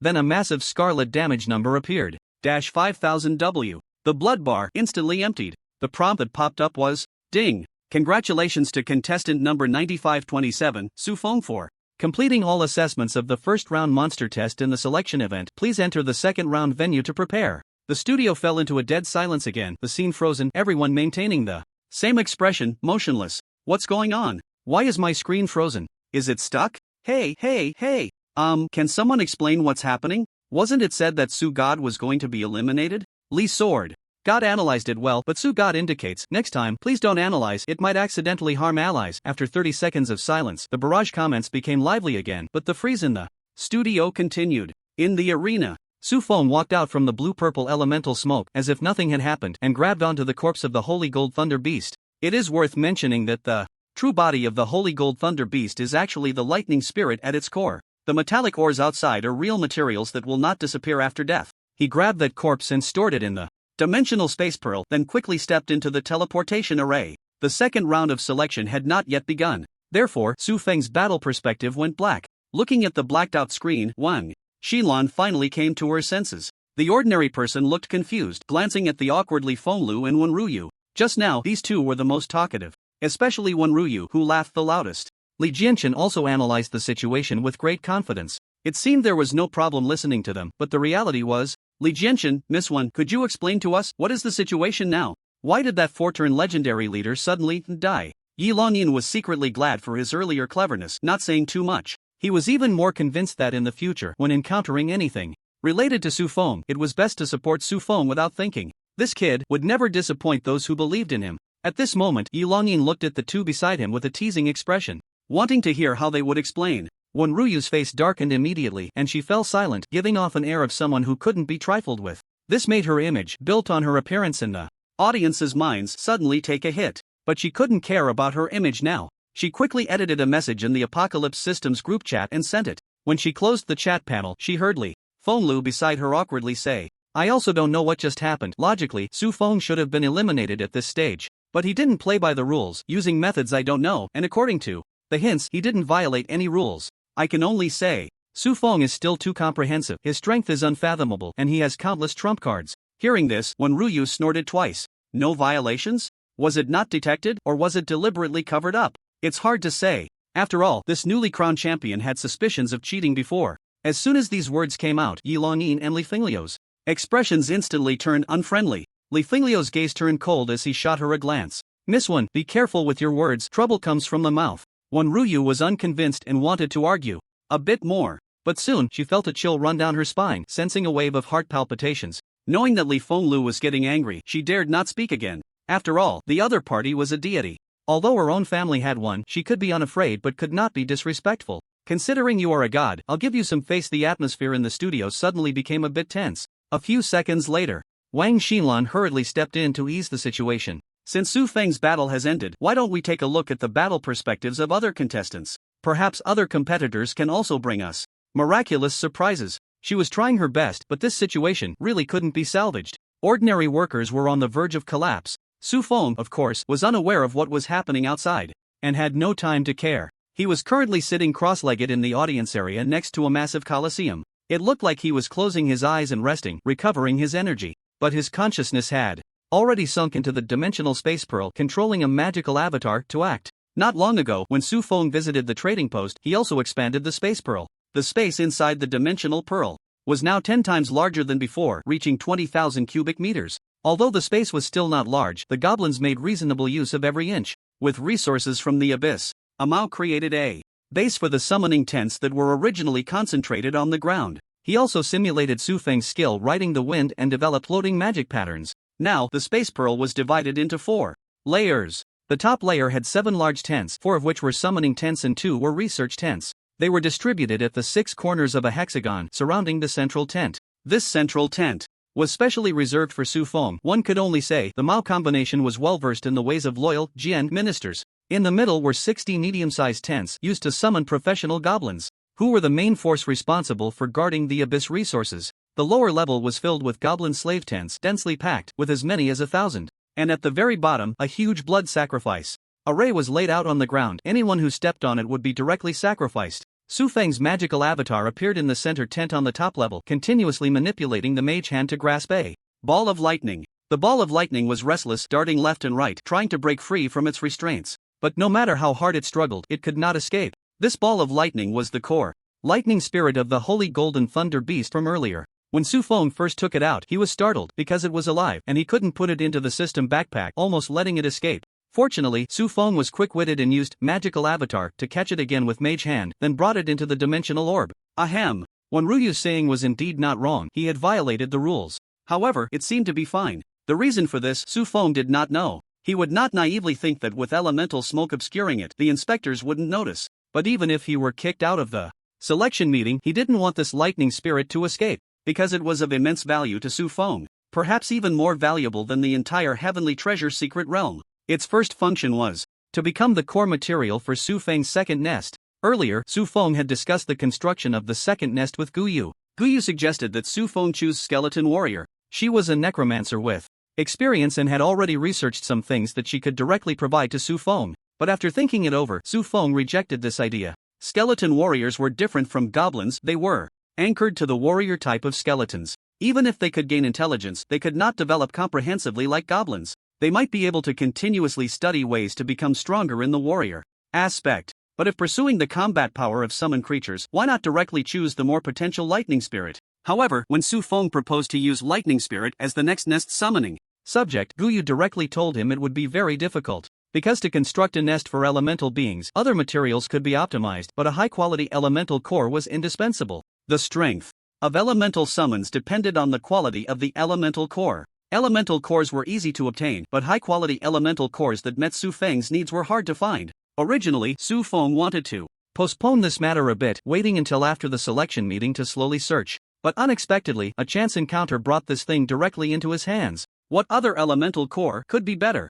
than a living, legendary lightning spirit that could infinitely release thunder elements and had king-level control over thunder elements? None. Of course, relying solely on one elemental core would not be enough to construct a lightning spirit nest. This matter still needed to be delayed, at least until the selection meeting was over, and then he could discuss it further. But this did not mean that the lightning spirit in Su Feng's hand was useless right now. It could release endless thunder elements, essentially serving as an infinite energy source. Once resources were complete, energy would become the biggest problem hindering the development of the goblin tribe. Currently, the energy source for the goblin tribe's development was drawn from the magical power within each goblin wizard's body. The output efficiency was poor and the quality was not high. With this lightning spirit, most of the current problems in the goblin tribe's development would be easily resolved. At that moment, the tense large curtain was lifted and the Mao combination walked in side by side. Mao glanced at the lightning spirit in Su Feng's hand and his body instantly trembled like a sieve, kneeling on the ground. Master, we deserve to die 1,000 deaths. Su Feng was puzzled and,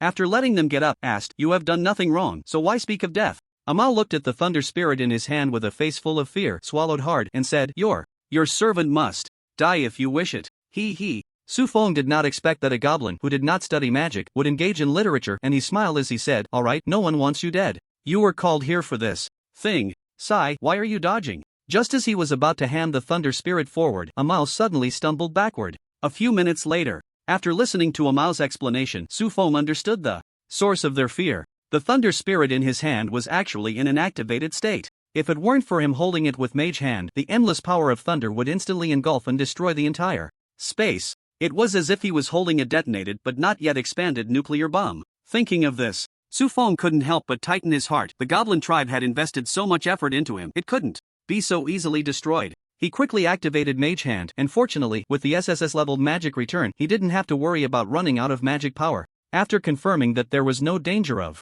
the thunder spirit escaping, Su Feng took out its metallic or body and said to Mao, can you use these metals to create a device that can imprison it and extract energy? Mao looked at the pile of ore and shook his head. Master, that's impossible. Although these ores are hard, they do not have the ability to bind thunder. Su Feng stroked his chin and thought, this pile of metallic ore might be one of the few materials in the world capable of withstanding the explosive energy of the thunder spirit. If they couldn't do it, then even if there were other methods, it would be hard to find.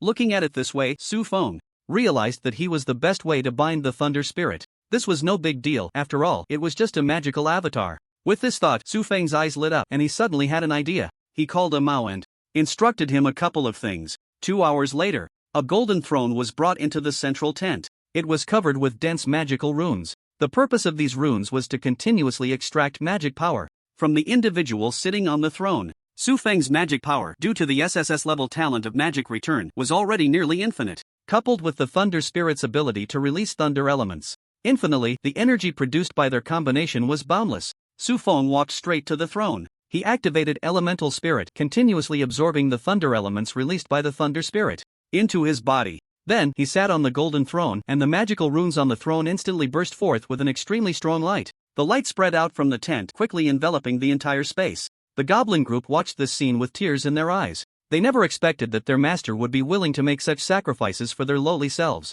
They all knelt on the ground and shouted loudly, Master! Su Feng waved his hand. Don't look so dead. Now that the energy and resources are given to you, I hope to see the latest results soon.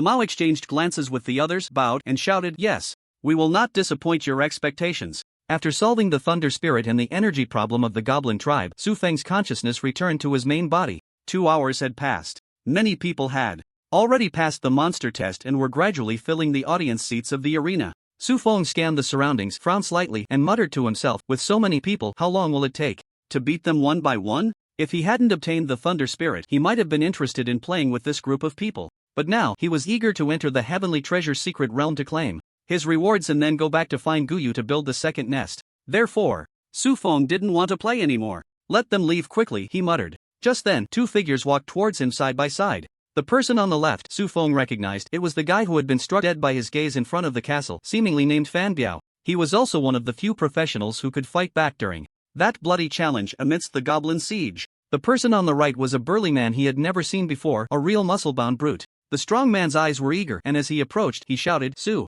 God, I finally get to see you. I'm your fan, can I get your autograph? Su Feng looked at Fan Biao in astonishment and asked, who is he? Fan Biao covered his face, pretending not to want to acknowledge the person next to him, but eventually introduced him, Zhang Haoyang, a 4th-year student at Dasha Academy, the grandson of Vice Dean Zhang Yan. Zhang Haoyang, dissatisfied, said, Hey, there's no need to introduce the guy behind me.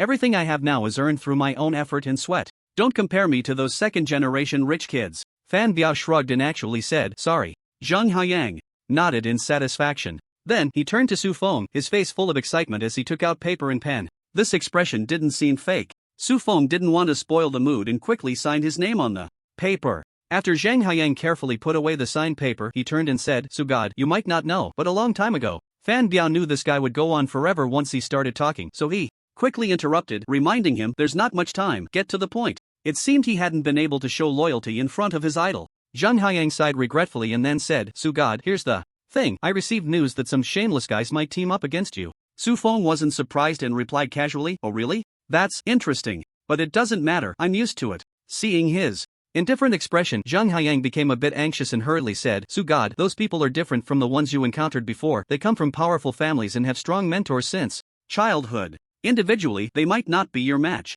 but if they team up, even you might find it hard to cope. I heard they've already organized over 100 people," Fan Biao added from the side.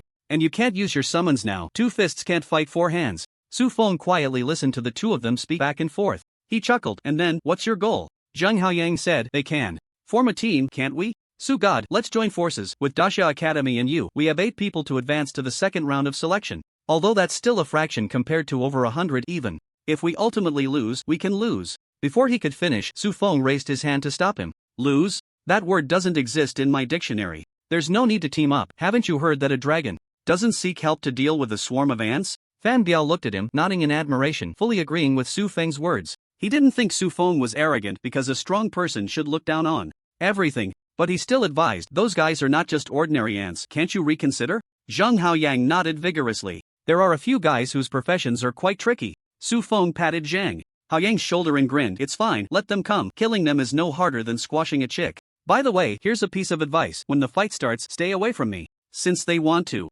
target me, don't blame me for going on a killing spree." In a corner of the audience, a young man with an elegant demeanor, outstanding appearance, and dressed in a blue robe sat in his seat. He was one of the main forces in this Heavenly God Academy plan. When Xiaoran's fingers pointed in the air, replying to messages in the Heavenly Awakening system. 2 messages from his aunt, one Ruyu. "He is the biggest obstacle to our plan. Gather all forces and eliminate him at the first opportunity." Below was a photo of an exceptionally handsome young man. After replying with "understood," when Xiaoran forwarded that photo to the internal group of the Heavenly God Academy contestants who had passed the first round of selection. The next moment, a girl in a purple robe next to when Xiaoran exclaimed, her eyes shining, "Who is this? He's so handsome. I wonder if he has a girlfriend, I want to date him." When Xiaoran's mouth twitched, unable to help but remind her, "Chen Xiao, don't be such a lovesick fool. This operation concerns not only the future of the academy, but also the interests of our various families. If something goes wrong, you won't be able to bear the responsibility."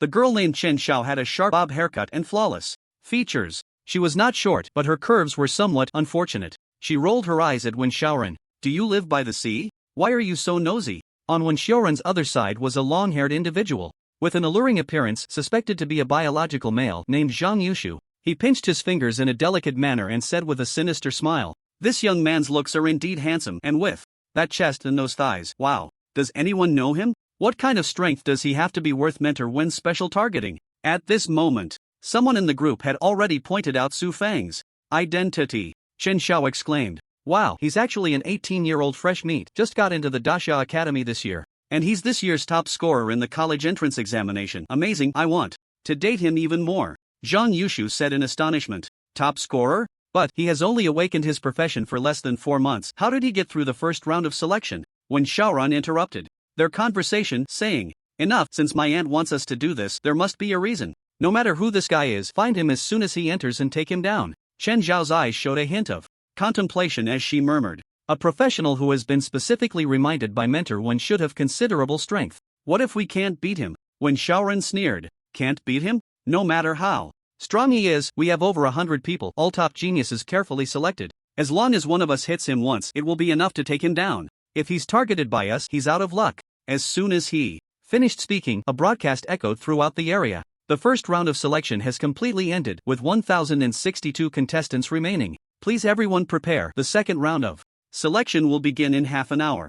Half an hour of rest time quickly passed. When the time was up, over 1,000 people in the audience radiated light. When they opened their eyes again, Su Feng was already in the arena. This arena was larger, accommodating over 1,000 people, yet it still felt very spacious. "Here! He's here!" Just as Su Feng was about to make a move, he heard several shouts from nearby. Turning his head, he saw a dozen people approaching him with weapons. In the distance, when Xiaoran and the other contestants from the Heavenly God Academy grinned at the sight, they didn't expect to find there Target right at the start. Things would be easier from here on out. Seeing Su Feng surrounded by a dozen people, they were not in a hurry, slowly moving towards Su Feng's direction. Noticing that these people were in cahoots, the other contestants dared not intervene, allowing them to advance. Zhang Haoyang and Fan Biao, along with other contestants from the Great Xia Academy, also saw Su Feng's situation. They felt anxious.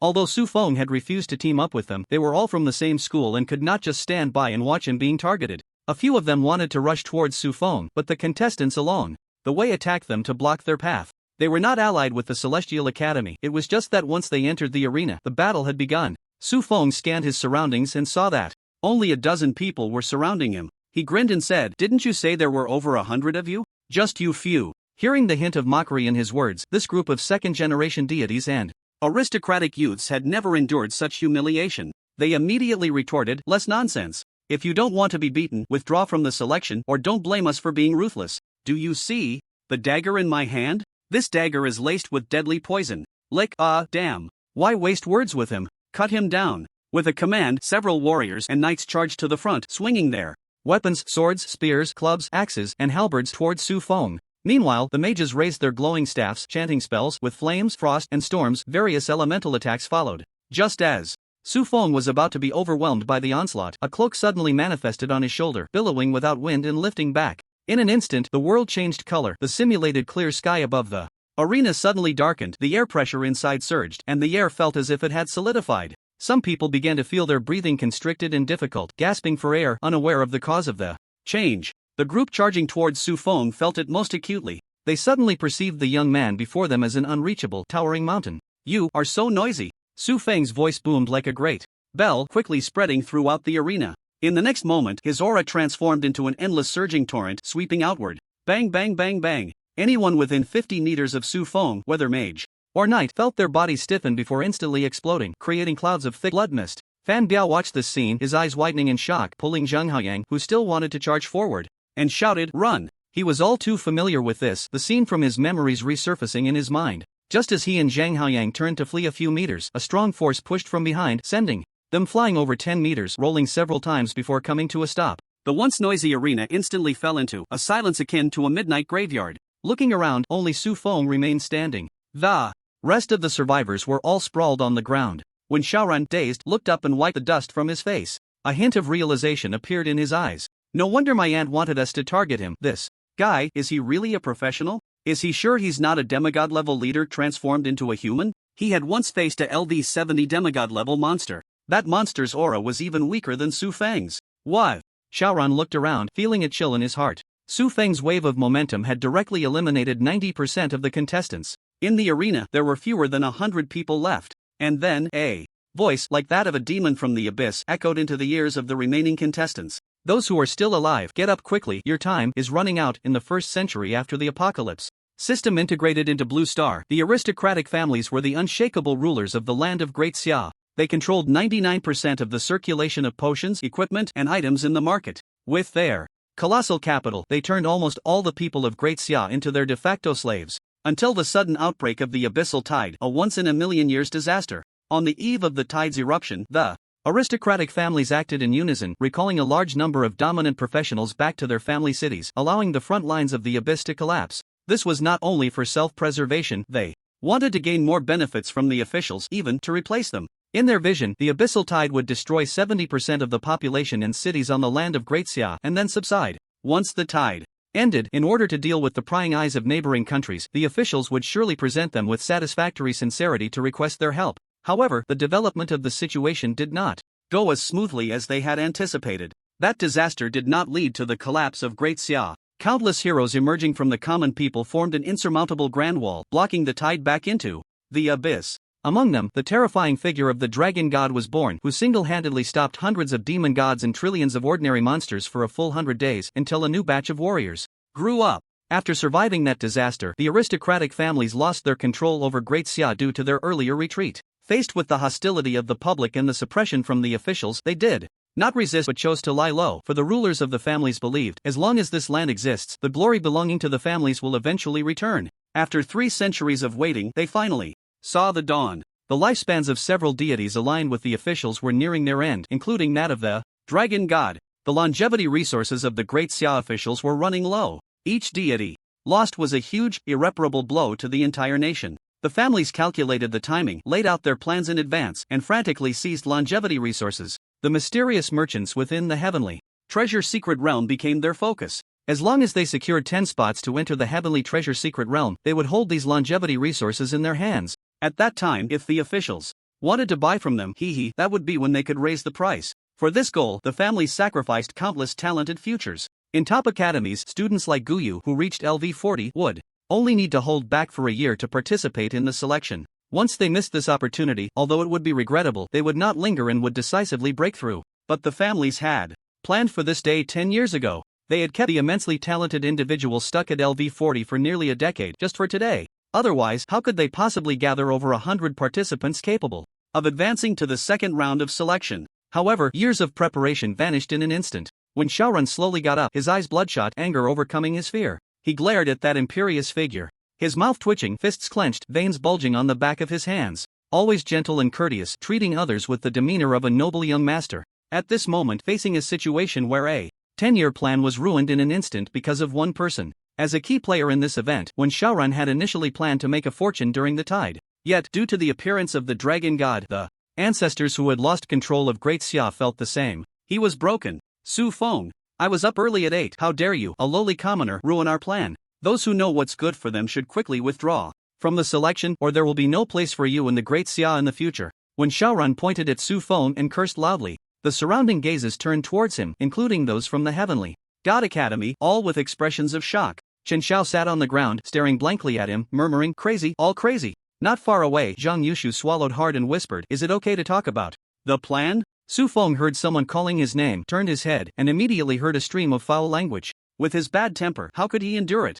He immediately retorted, "IF*CK your stinky asterisk, look at you look like a human but act like a dog. All you know is to eat asterisk and spit asterisk everywhere. When you were born, did they crush your forehead? You look like a big asterisk fool. IF*CK your blood asterisk stinky asterisk." Listening to Su Feng's continuous barrage of insults, everyone was stunned. Those who made it to the second round of selection and survived under Su Feng's kingly aura were all geniuses among geniuses. Very few would dare to speak such foul language in front of them, but now, Su Feng's unending stream of friendly greetings to Xiaorun's female ancestors truly opened their eyes. At the capital's TV station, in the studio, Su Feng's curses echoed from the big screen. The director was almost ready to kneel before Su Feng. "Su God, please stop using your powers, just give them a beating. Stop cursing, the live stream is going to be shut down." Su Feng had violated all the taboo rules of their live stream today. If it were someone else, their live stream would have been shut down countless times by now. However, strangely, no one had called him yet.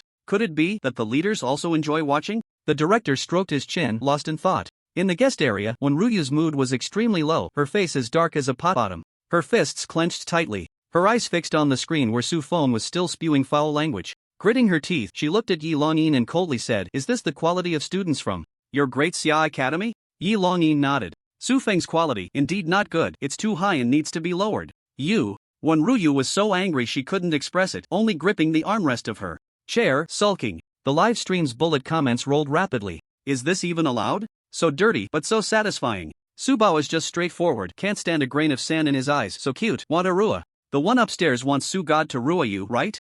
No one cares about what the person who was greeted by Su God said about the plan? It seems quite impressive? What's there to care about, didn't you see? He was completely broken by Su God?" After half an hour of verbal output, Su Feng felt a bit dry in his mouth. He took a breath, pulled out a water bottle from his backpack, and took a sip. Putting the water bottle back, he glared fiercely and shouted, "Damn it, I originally wanted to deal with you quickly, but you dared to insult me. If I don't make you taste some pain, you think I'm a nice guy, right?" Saying this, he conjured a thunderous iron chain in his hand and walked straight towards Wen Xiaorun. Facing the enemy, verbal humiliation was certainly refreshing, but he couldn't let go of the body just because he attacked his spirit. A double blow was the most lethal. "I insulted you?" Wen Xiaorun, who had endured Su Feng's verbal assault for half an hour, looked extremely aggrieved. He indeed cursed Su Feng once, but Su Feng had cursed him more than 100 times. Who was insulting whom? Now is not the time to get tangled up in this. Wen Xiaorun took a deep breath and calmed down a bit. He looked around. After Su Feng's selection, there were still 34 people left in the Celestial Academy. These were the elite among the elite.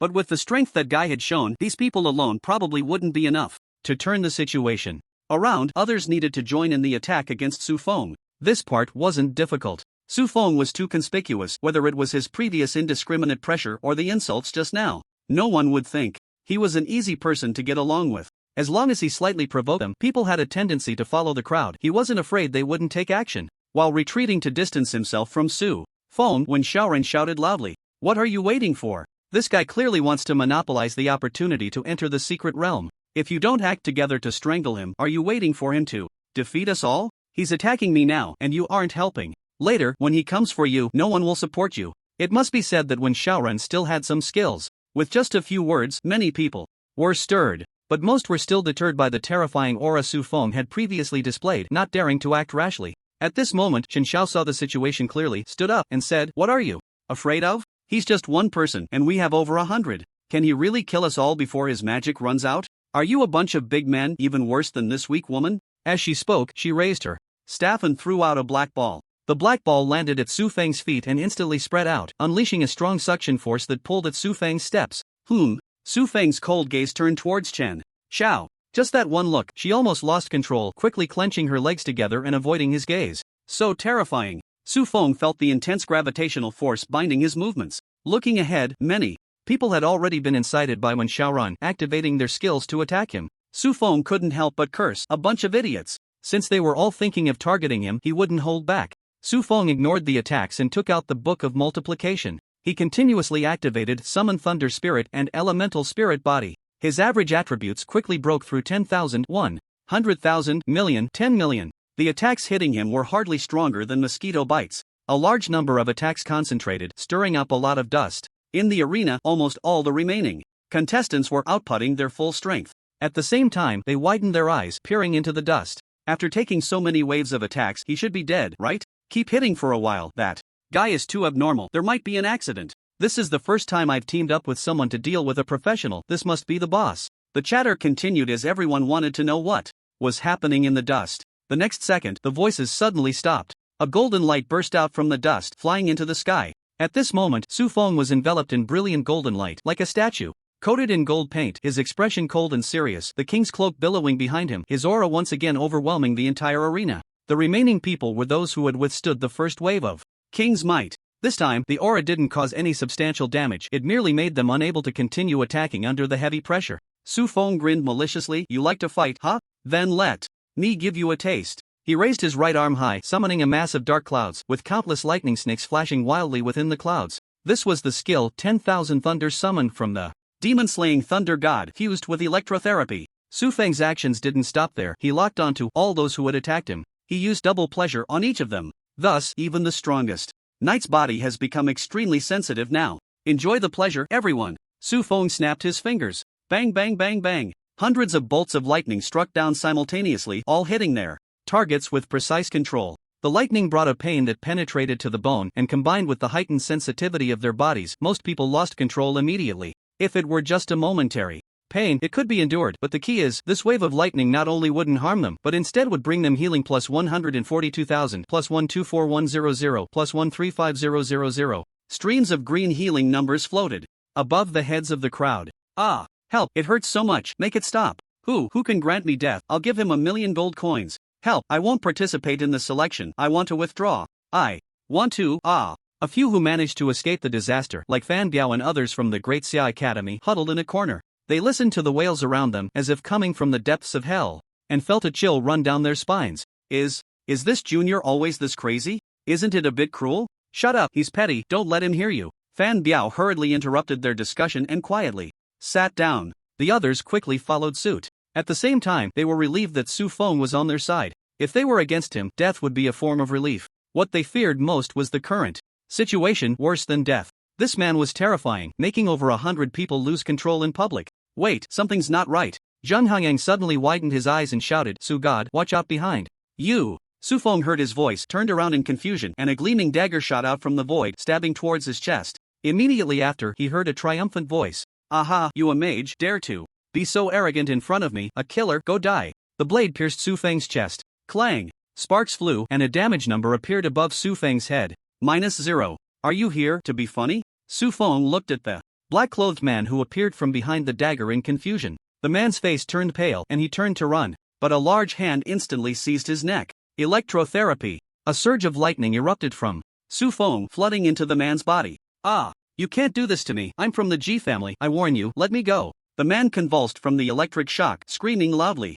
Su Feng sneered. From the G family? Hee, you wouldn't be Ji Buozhang, would you? The man was taken aback, enduring the pain, and joyfully said, You know my older brother. Older brother? Then you are. Su Feng didn't expect this person to actually exist and asked. I'm the third Ji Xiao. Su Feng was speechless, grinning maliciously. You Ji Xiao, your life isn't long either, let me electrocute you. Ah! As Su Feng increased, the voltage Ji Xiao suffered even more, convulsing wildly. However, because his attention was focused on this attacker, the others were barely able to catch their breath. Many people collapsed into puddles, forcing back their shame and anger, quickly communicating with the system to exit the arena. But the people from the Celestial Academy were unwilling to accept a feat like this. When Xiaoran took a breath and shouted at Zhang Shuyu, Chen Xiao, and others, Forget the rules, use your trump cards. In the live broadcast room of the Beijing TV station, when Xiaoran's roar was heard, when Ruyu's expression returned to calm. All along, no matter how strong Su Feng's performance was, she was only angry, not desperate.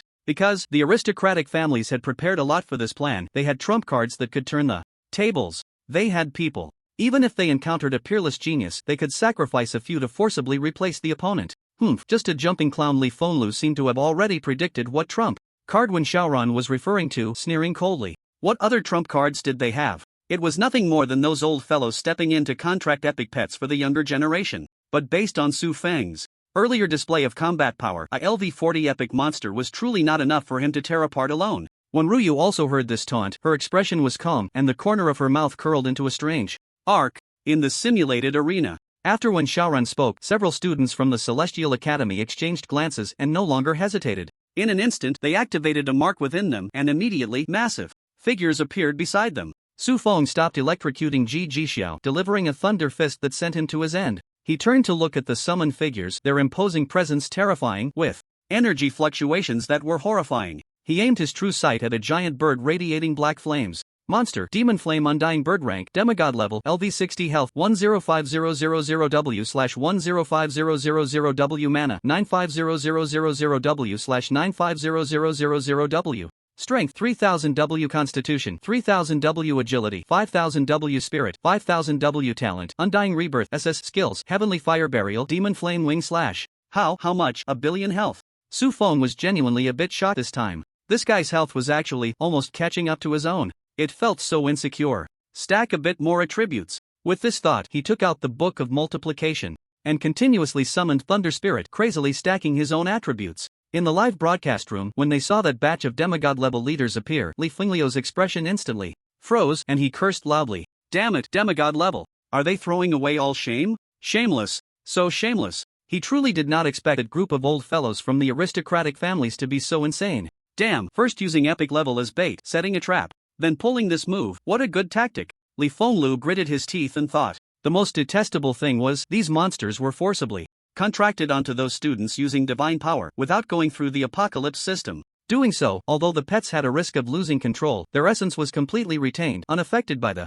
contractor. Li Sword God, I advise you to maintain your composure. How can a divine powerhouse act like a shrew, cursing and shouting? When Ruyu's voice came from the side, exuding a calmness as if she had the situation under control. Upon hearing this, Li Fenglio's brows furrowed even deeper as he and Yi Longyin looked towards Su Feng. They believed Su Feng might have a solution, but that would likely require him to use his summoning ability. However, the officials had clearly stated that once the rules were violated, even if he could defeat these guys, he would not be able to obtain a spot. This was simply an unsolvable conspiracy.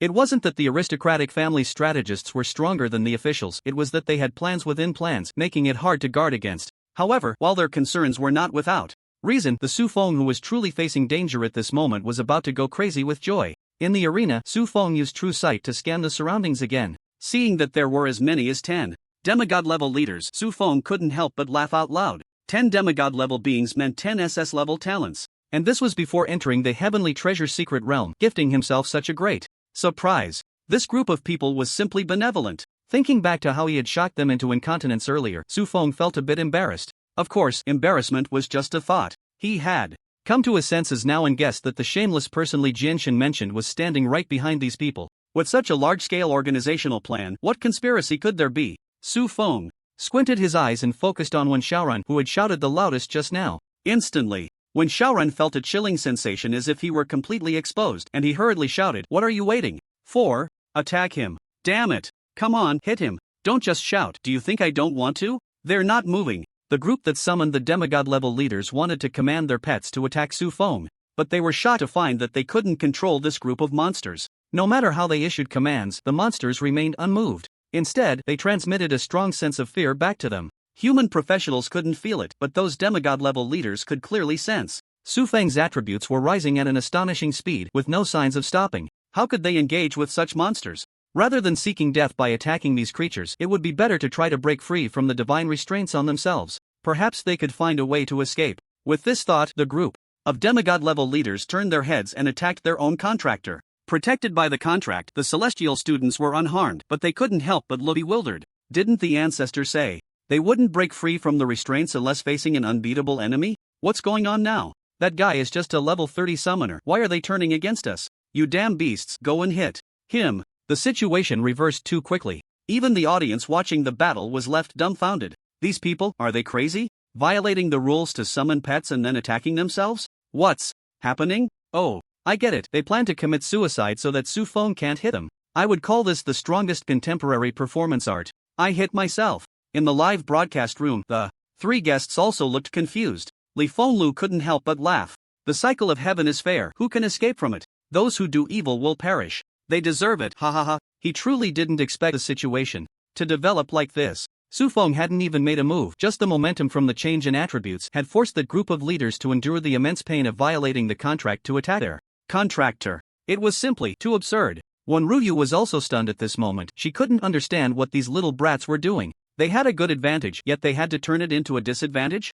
At this moment, Su Feng had roughly understood their plan from Wen Xiaoran. His gaze was cold as he scanned the celestial students. Damn it, I thought you were just simple-minded and targeting me. I didn't expect such a vicious plan behind it. Using your lifespan to control the gods, aren't you afraid they might fight back and take you all down with them? A bunch of tumors. After muttering a few words, Su Feng decided not to give those guys any more chances to stay in this space. Wanting to take all the spots? Then let's make sure none of you get any. With that thought, Su Feng raised his head to look at the group of demigod-level leaders. Although their betrayal was spectacular, a harvest of the chives still couldn't be missed. The Book of Multiplication in Su Feng's hand flipped its pages without wind. A flash of light burst forth, and 10 mage hands were triggered simultaneously. Ding! You used Mage Hand to obtain Undying Rebirth Talent Scroll, Catastrophe Domain Talent Scroll, Flame Emperor Talent Scroll. After acquiring 10 SS level talents, the group of demigod level leaders quickly sensed something was wrong, turning in panic to look at Su Feng, their expressions seemingly saying, "Big brother, are you really going to attack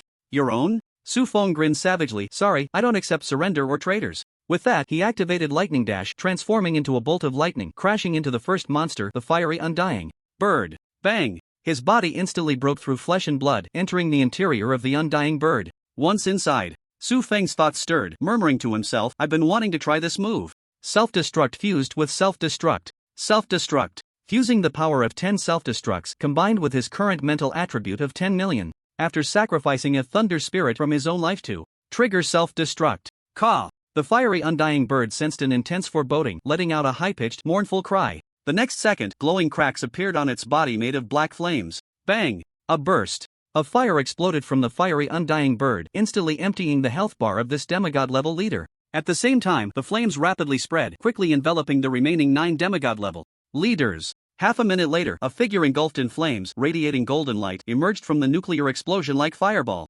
Behind him, the flames slowly dissipated, leaving nothing behind. All 10 demigod-level leaders were annihilated. He looked down at the crowd from the Celestial Academy, casting them a gaze as if looking at the dead. "Now, it's your turn." Whoosh! A gust of wind blew past as Su Feng landed in front of a Celestial Academy student. With a thud, he made it clear what righteousness meant. Seeing his companion's head smashed into his chest, another Celestial Academy student let out a howl, ready to retreat. The next second, Su Feng blocked his path, smiling as he placed a hand on his shoulder. His arm muscles bulged as he forcefully pulled apart. Sizzle. What is called benevolence is merely a means of splitting a person in two. His indifferent voice exuded a chilling aura. While the group of Celestial Academy students was still in a daze, Su Feng's little teaching session continued. He seemed to crush ants. 1, 2, 3. Soon, the 100 or so participants sent by the Celestial Academy were reduced to just 3. Coincidentally, they were Chen Xiao, Zhang Yushu, and Wen Xiaoran. Su Feng first approached Chen Xiao, his fist glowing with thunderous light. Chen Zhao's delicate body trembled violently, her face turning pale with fright as she shouted, "Be big brother, I'm a girl, can you not be so cruel?"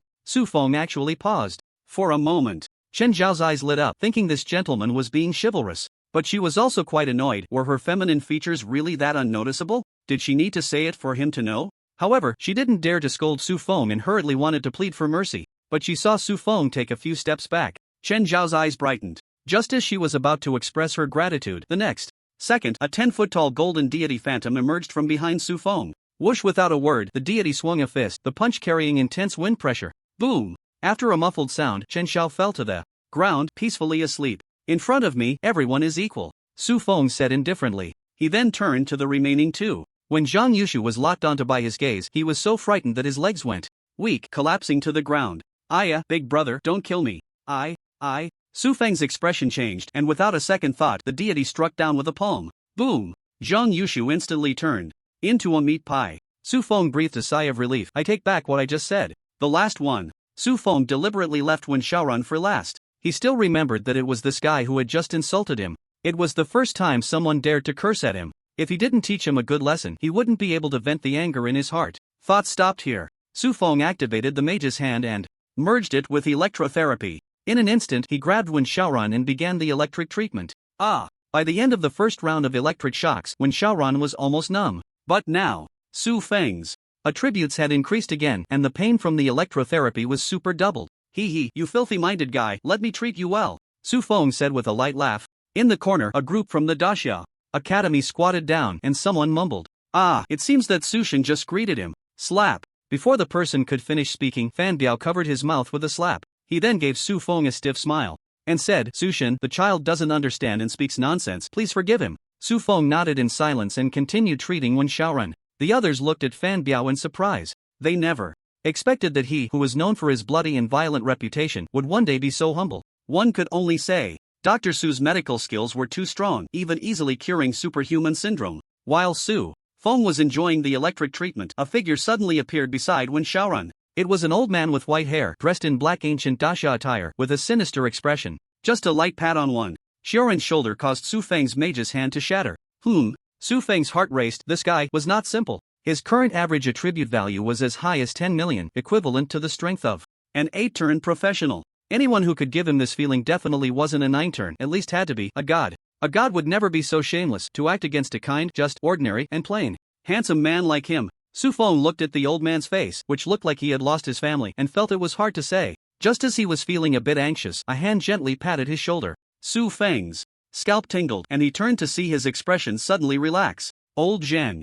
Su Feng, we meet again. Relax a bit, you did well this time," Zhang Yan said with a smile, patting Su Feng's shoulder. Su Feng also noticed that along with Zhang Yan, there was a middle-aged man in silver armor with a solemn expression. It was clear that this was a man who rarely smiled. But when Su Feng looked at him, the man slightly raised the corner of his mouth and nodded at him in approval. The appearance of the two indeed made Su Feng breathe a sigh of relief, and he wisely stepped back behind them. At this moment, the live broadcast rooms of various TV stations, including the Apocalypse System's battle perspective, were all blocked. When Wen Xiaoran realized this, he was almost on the verge of collapse. He trembled as he said, "Ancestral. The battle perspective has been blocked." The ancestor of the Wen family glared at him and scolded, "What are you panicking about? Do they dare to act against me?" This sentence was meant for both Wen Xiaoran and Zhang Yan. 1 against 2, he indeed had no chance of winning, but he not only represented the Wen family but also the many families rooted in Daxia. He didn't believe that Zhang Yan and the others would dare to act against him. However, the next second, a sun fell down and smashed onto him. Ancestral. Wen Xiaoran screamed as he watched his ancestor being swallowed by the sun. Zhang Yan's staff glowed as he sneered. "Wen Shi, do you still think this is the past? If there were no reason, I really wouldn't want to lay a hand on you. But you dared to barge into the arena of the selection competition. I now suspect your intention to harm the future flowers of the Great Xia. Do you have any objections to being punished?" A sword light split the sun, revealing the ancestor of the Wen family once again. His face was burned black, yet even so, it was easy to see his expression. Quite incredulous and angry. He indeed had objections and opened his mouth to speak. But when the middle-aged man beside Zhang Yan drew his weapon, he swallowed his words back. After a half-minute pause, organizing his language, when she said in a deep voice, "There are only 10 people left in the arena now. My great-great-grandson should not suffer any more harm. I intervened to save him, which did not violate your rules. It's reasonable and compliant, right?" Su Feng and the others scanned their surroundings, 8 from the Great Xia plus Wen Xiaoran and a passerby who had just revealed himself, looking terrified. It really was exactly 10 people. Zhang Yan snorted coldly and said, "Why didn't you say so earlier? This time, I'll let your trespassing into the selection venue slide, but it won't happen again." Hearing this, Su Feng became a bit anxious. Old Zhang, letting him off like this is too lenient. I feel uncomfortable all over. Could it be that he used some secret method on me? How about he leaves behind 1 or 2 artifacts as my medical expenses? Upon hearing this, the 3 gods couldn't help but twitch their lips. They looked at Su Feng, who was perfectly fine, not even a thread of his clothes missing. You brat. Su Feng thought it was a pity because in the end, Zhang Yan and the others did not support his proposal for the other party to pay for his medical expenses. However, he kept this matter in mind, planning to demand compensation once his strength grew. Moments later, a ball of light gathered in the air above the arena. 10 beams of light shot out from the ball, each entering the chests of the remaining contestants. Ding! Congratulations, you have received the Heavenly Treasure Secret Realm teleportation order. Please use it within a day, as it will automatically disappear after expiration. Hearing the system prompt, Su Feng's lips curled up and the mage's hand was itching to move. Unable to hold back, he prepared to take action. Just as he was about to use the teleportation order, he was suddenly grabbed by the arm by Zhang Yan, interrupting his movement. Old Zhang, what does this mean? Su Feng blinked in confusion. Zhang Yan smiled and said, Su Feng, you should know that there is a mysterious merchant in the Heavenly Treasure Secret Realm, right? That merchant has quite a few good treasures, even we old fellows are quite envious. But to buy his things, you need money. Su Feng sensed the hidden meaning in his words and scratched his head in confusion. Old Zhang, if there's something you want to say, just say it directly. Don't beat around the bush. My emotional intelligence is low and I don't understand.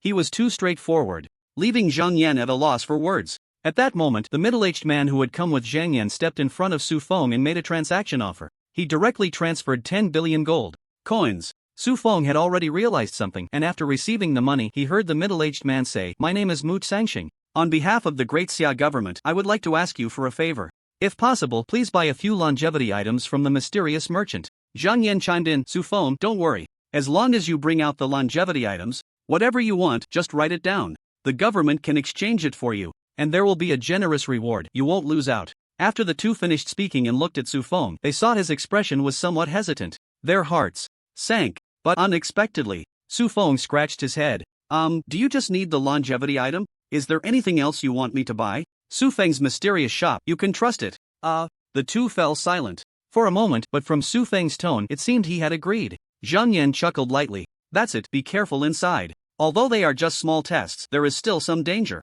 Su Feng nodded in response.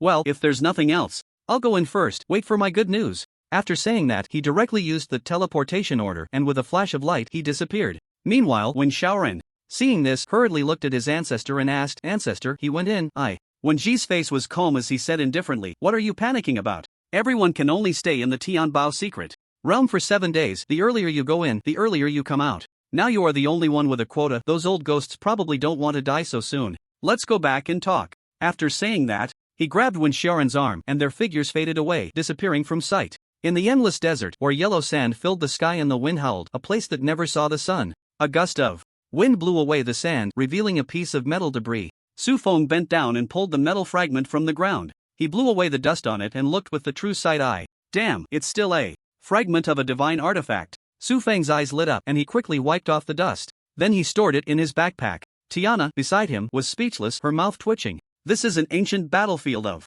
deities. If you search carefully, you should be able to find quite a few good things. You don't need to start digging for trash here, do you? In her view, the artifact fragments were trash. The rules within the fragments had been shattered. Moreover, due to their hard texture, even refining them back into basic materials was a hassle. Su Feng picking up this kind of trash truly puzzled her. You don't understand, Su Feng replied. He then conjured several magic clones and instructed them to conduct a thorough search. The harvest was quite good. Every few meters, he could pick up something. Looking at the increasing number of metal fragments in his backpack, Su Feng nodded in satisfaction. These fragments were of great use to him. Earlier, when he used Mage's Hand on those 10 demigod-level monster leaders, he had obtained a rare growth-type SS-level talent, King of Metal. This talent could manipulate metal and mimic metal. Moreover, it could enhance other abilities of the talent by devouring metal. It was precisely for this reason that he was picking up trash. After sending out a dozen waves of magic clones, Su Feng looked at Tiana and said, Alright, let's go. Tiana raised her chin slightly and said proudly, We agreed that if you find a treasure, you would give me 5 precious souls. Su Feng showed a difficult expression. So many, can we do 3? Tiana exploded in anger. No way, we agreed on 5, not a single one less. Su Feng sighed. Fine. 5 it is, I'm really losing out here, he chuckled to himself. When it came to treasure hunting, who could compete with Tiana, who possessed the divine attribute of greed? With 5 skeleton warriors, he could exchange for 1 treasure. He was truly losing out. Seeing the sadness on Su Feng's face, Tiana raised her eyebrows and smiled in satisfaction. She transformed into a massive dragon form, her tail pointing to her back. Get on! Su Feng's eyes lit up. You're willing to let me ride you? Tiana turned her head away and snorted lightly. If it weren't for the precious souls, I wouldn't be your mount just this once. He. Su Feng chuckled a couple of times, spreading his sky wings behind him and flying onto Tiana's back. With a flap of her dragon wings, the surrounding dust was blown away as they soared into the sky. Days passed. 1 person, 1 dragon, never resting for a moment. Their movements were incredibly swift. Tiana searched for the target, leading Su Feng along. Su Feng used the blood eye to pinpoint the exact location. Then, with a flick of the mage's hand, the treasure was in hand. As for the trials, what trials? He didn't see any, he didn't know. 1 person, 1 dragon teamed up, crazily engaging in zero-cost shopping within the Heavenly Treasure's secret realm. Epic and legendary equipment, measured by the ton, stuffed into their bags. Although many of the items were damaged, there were still plenty that were intact. It was just a bit unfortunate. There were no living beings in this secret realm. Those guarding the treasures were merely remnants left behind after the strong had perished. They possessed considerable strength but lacked physical form. Even if the mage's hand could grasp their talents, they couldn't be taken out of the secret realm. This left Su Feng somewhat disappointed, feeling that the gains were significantly diminished. After all, with his nature, earning less felt like a loss. On the 3rd day in the Heavenly Treasure's secret realm, 1 person, 1 dragon arrived before a massive palace. Su Feng wore a troubled expression and said, "Is this really the last treasure location? Isn't that a bit too few?" Tiana shot him a glance and replied, "We've already emptied this secret realm. Just be content." Tiana thought she would never be the one to advise someone to be content, especially as a greedy demon lord. She used to want to drag Su Feng into the abyss, but now she suddenly didn't want to anymore. Because if Su Feng truly became a demon god, her greed, divine status might be at risk. Collecting all the intact equipment was one thing. Even a brick or a tile, as long as it had value, she wouldn't let it go. This guy was even greedier than her, a greedy demon god. Su Feng sighed dramatically. Alright, sigh, it's really not satisfying. After saying that, he walked towards the palace ahead. Tiana rolled her eyes and followed closely behind. Creak! The long-neglected palace door opened inward with a piercing screech. A large amount of dust spewed out from inside. Su Feng was startled and quickly activated Lightning Dash to dodge to the side. Tiana, who was following behind, bore the brunt of it. She froze in place and after a 2-second pause cast a spell to remove the dust from her body. Then she glared at Su Feng fiercely. "I'm not human, but you really are a dog." Su Feng cleared his throat a couple of times, feeling awkward to engage with her, and hurried into the palace.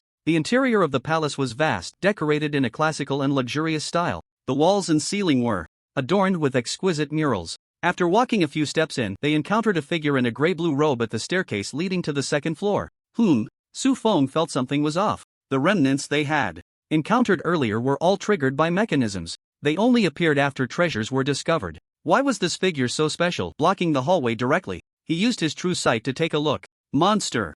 Mage's Remnant, rank, demigod, level, LV 95. After reading the first 3 lines, Su Feng couldn't continue, because that guy had already turned around, pointing a staff at them. The staff shimmered with intense magical brilliance. Tiana's hair stood on end, her fists clenched tightly, and she grabbed Su Feng, ready to flee. Although she was a fragment of a demon god, her strength was diminished to a fraction, due to the influence of the apocalypse system. Now facing a 9-turn demigod-level remnant, she had no way to deal with it and could only run. But before she could take a step, a powerful force gripped her hand. Tiana was alarmed. "Su Feng, what are you doing? This is a 9-turn demigod level, not something we can handle. We should run." If it were any other 9-turn demigod monster, Su Feng would definitely have run, without a second thought. But the one before them was a mage. He might fear any monster, but the mage.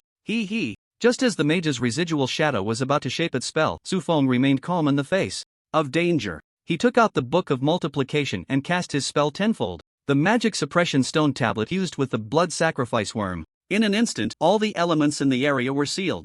ZZZ. The mage's residual shadow waved its staff a few times but couldn't cast a spell. A look of astonishment appeared on its lifeless face. Su Feng grinned and walked forward, patting its shoulder. "Old brother, since the person is dead, stop harming others here, just lie down obediently in the coffin." Tiana, who had just breathed a sigh of relief, couldn't help but cover her face upon hearing Su Feng's words. A house can be rebuilt, but this guy really can't be rebuilt. Below the divine realm, without elements to manipulate, the mage was like a person with their hands and feet cut off, completely useless. It could only watch helplessly as Su Feng walked up to the 2nd floor. After climbing the stairs to the second floor, there was a long corridor. 6 residual shadows were blocking the corridor. They wore robes of different colors: dark red, light purple, brownish yellow, emerald green, silver, and pitch black. Su Feng used the true sight eye to scan, and they were all at the 9-turn subgod level. He grinned and strode forward, filled with anticipation for the open room at the end of the corridor. A treasure guarded by 7 9-turn subgod level mages. Could it be an artifact? With boundless imagination, Su Feng bypassed the 6 confused residual shadows waving their staffs, unable to cast spells. He went straight to the end of the corridor. Pushing open the slightly ajar room, he peered inside. The room was safe, with no other residual shadows blocking him. In the center of the room, there was a long table on which several items were neatly stacked. After summoning a few goblins to scout ahead and bring the items to him, Su Feng began to examine them closely. A robe, a pair of boots, a ring, and a necklace. At first glance, these items all appeared pure white, but upon closer inspection, one could catch glimpses of shimmering rainbow colors. Su Feng looked at their information. Equipment: elemental robe, quality, legendary, attribute bonus, spirit plus 1 million, all element control plus 200%, all element damage reduction plus 200%, skill, elemental sovereign, equipment. Requirement: 3 million points of spirit attribute. Elemental sovereign, gather the 4-piece elemental set to trigger the set skill. When the skill is triggered, it can elevate all elemental control to king level. King level. Su Feng didn't care much about the attribute bonuses on the equipment, but this set skill firmly captured his attention. The last time he encountered king-level elemental control was Koff, that legendary thunder spirit. That guy could manipulate the thunder spirit on him to self-destruct with just a thought, an extremely bizarre method. Su Feng knew well the power of king-level elemental control. Not to mention, it was all-element control. This set of equipment, while not an artifact, was clearly more suitable for him than an artifact. Su Feng couldn't help but feel overjoyed. Although he currently didn't meet the equipment requirements and couldn't wear it, he had already reached LV30, and as long as he completed the breakthrough task, he could level up significantly. This was nothing to worry about. He glanced at the remaining 3 pieces of equipment: the elemental boots, elemental ring, and elemental necklace. Their attribute bonuses were similar to the elemental robe. Su Feng contentedly stored them in his backpack. After searching the room to ensure he hadn't missed anything, he turned back to the corridor. Seeing the residual shadows still waving their staffs, he smiled and planned to leave. But at that moment, Tiana walked out from a room on the left side and glanced at Su Feng. "I think you might need to come here and take a look."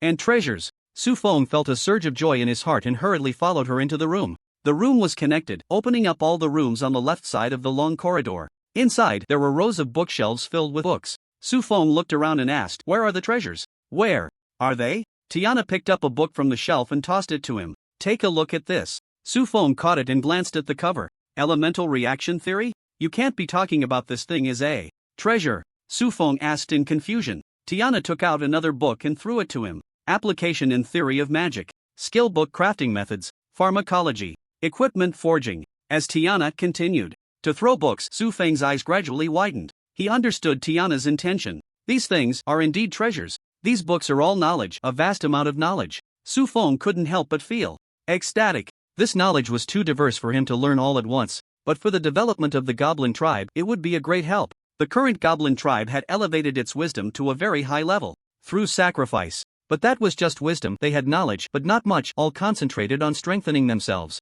With this knowledge, they would have a channel for learning. Not only could they fill in their existing gaps, but they could also reach new heights and innovate. Thinking of this, Su Feng exclaimed, "Ha, Tiana, thank goodness for your reminder. Otherwise, I would have missed this treasure trove."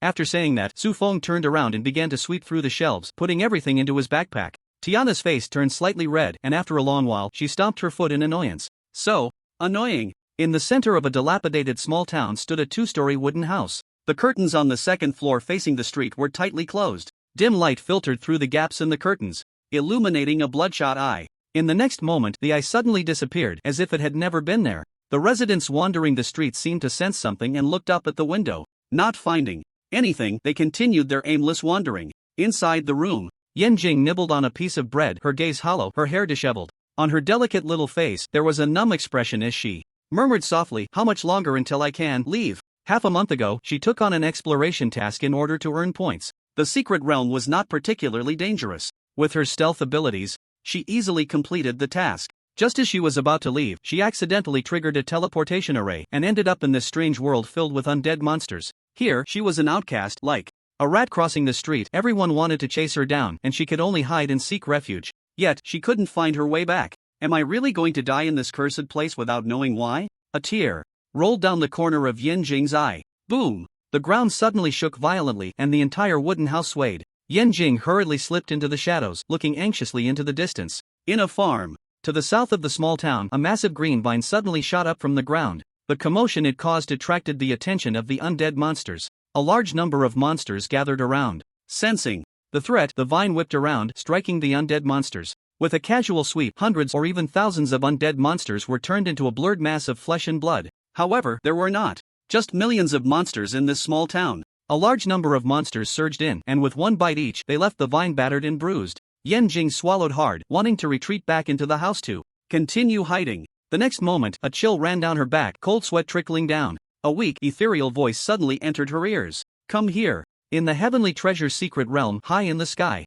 a giant dragon wrapped in thick black mist soared through the sea of clouds, its wings stirring up large ripples. Su Feng sat on the dragon's back, using the true side-eye to explore the surroundings. This was their fourth day in the secret realm. After leaving that magical palace, Tiana had clearly told Su Feng she could not sense anything in this secret realm that could be called a treasure. Su Feng could only sigh in regret, and then he and Tiana began searching for the whereabouts of the mysterious merchant. A person and a dragon flew in the sky for almost a day and a half, yet still found nothing. Just when Su Feng began to doubt the possibility of the mysterious merchant's existence, Tiana suddenly dove down, landing in front of a waterfall. Su Feng jumped off the dragon's back, puzzled, and asked, "What are you doing?" Tiana transformed back into her human form and pointed at the waterfall ahead. "Aren't you looking for the mysterious merchant? That should be it. It has no soul, but I sense a divine aura from it." Su Feng turned his head to look, and in the direction she pointed, there was a golden toad. The toad was of normal size, palm-sized. Its entire body shone with a golden luster, sparkling under the sunlight. Su Feng was astonished. He thought to himself that the mysterious merchant shouldn't be a humanoid creature. Why was it just a frog? But when he looked with the true side-eye, monster, wealth god's residual shadow rank, demigod level, 99 health, 90000W/9000000W magic, strength, 1 agility, 1 constitution, 1 spirit, 1 talent, wealth accumulation, SS skills, description, a rule residual shadow left by the wealth god. After death, eager to accumulate wealth and be reborn. It likes to befriend those who are honest and friendly, willing to do business with it, but if one harbors hostility or has ulterior motives, they will suffer a terrible curse. Su Feng was examining its information. Rib bit. A few croaks came over. Strangely, Su Feng could understand what it meant. Human, stop standing there foolishly. If you want to buy something, come over and take a look. He didn't expect they would be discovered so quickly. However, from the toad's words, it seemed to have no hostility. Coupled with the introduction he saw with the true side-eye, Su Feng mustered his courage and walked forward. Tiana raised her head, seemingly waiting for something. When she saw Su Feng walk over, her expression froze. Then, in anger, she stomped a nearby stone into powder. Su Feng approached the golden toad, looked around, and asked, "Boss, where's your merchandise?" Rib bit. "What's the rush? Are you sure you want to buy?" Su Feng nodded, "Definitely." Rib bit. "Alright, then pay 1 million gold coins as a deposit first." The golden toad opened its mouth and pointed to its big mouth. Su Feng then received a prompt. Ding. "Do you want to spend 100 W gold coins, crossed out 1 copper coin, to check the wealth god's residual shadows goods? Nyo-mo, you scheming merchant, you even charge to see the goods, huh?"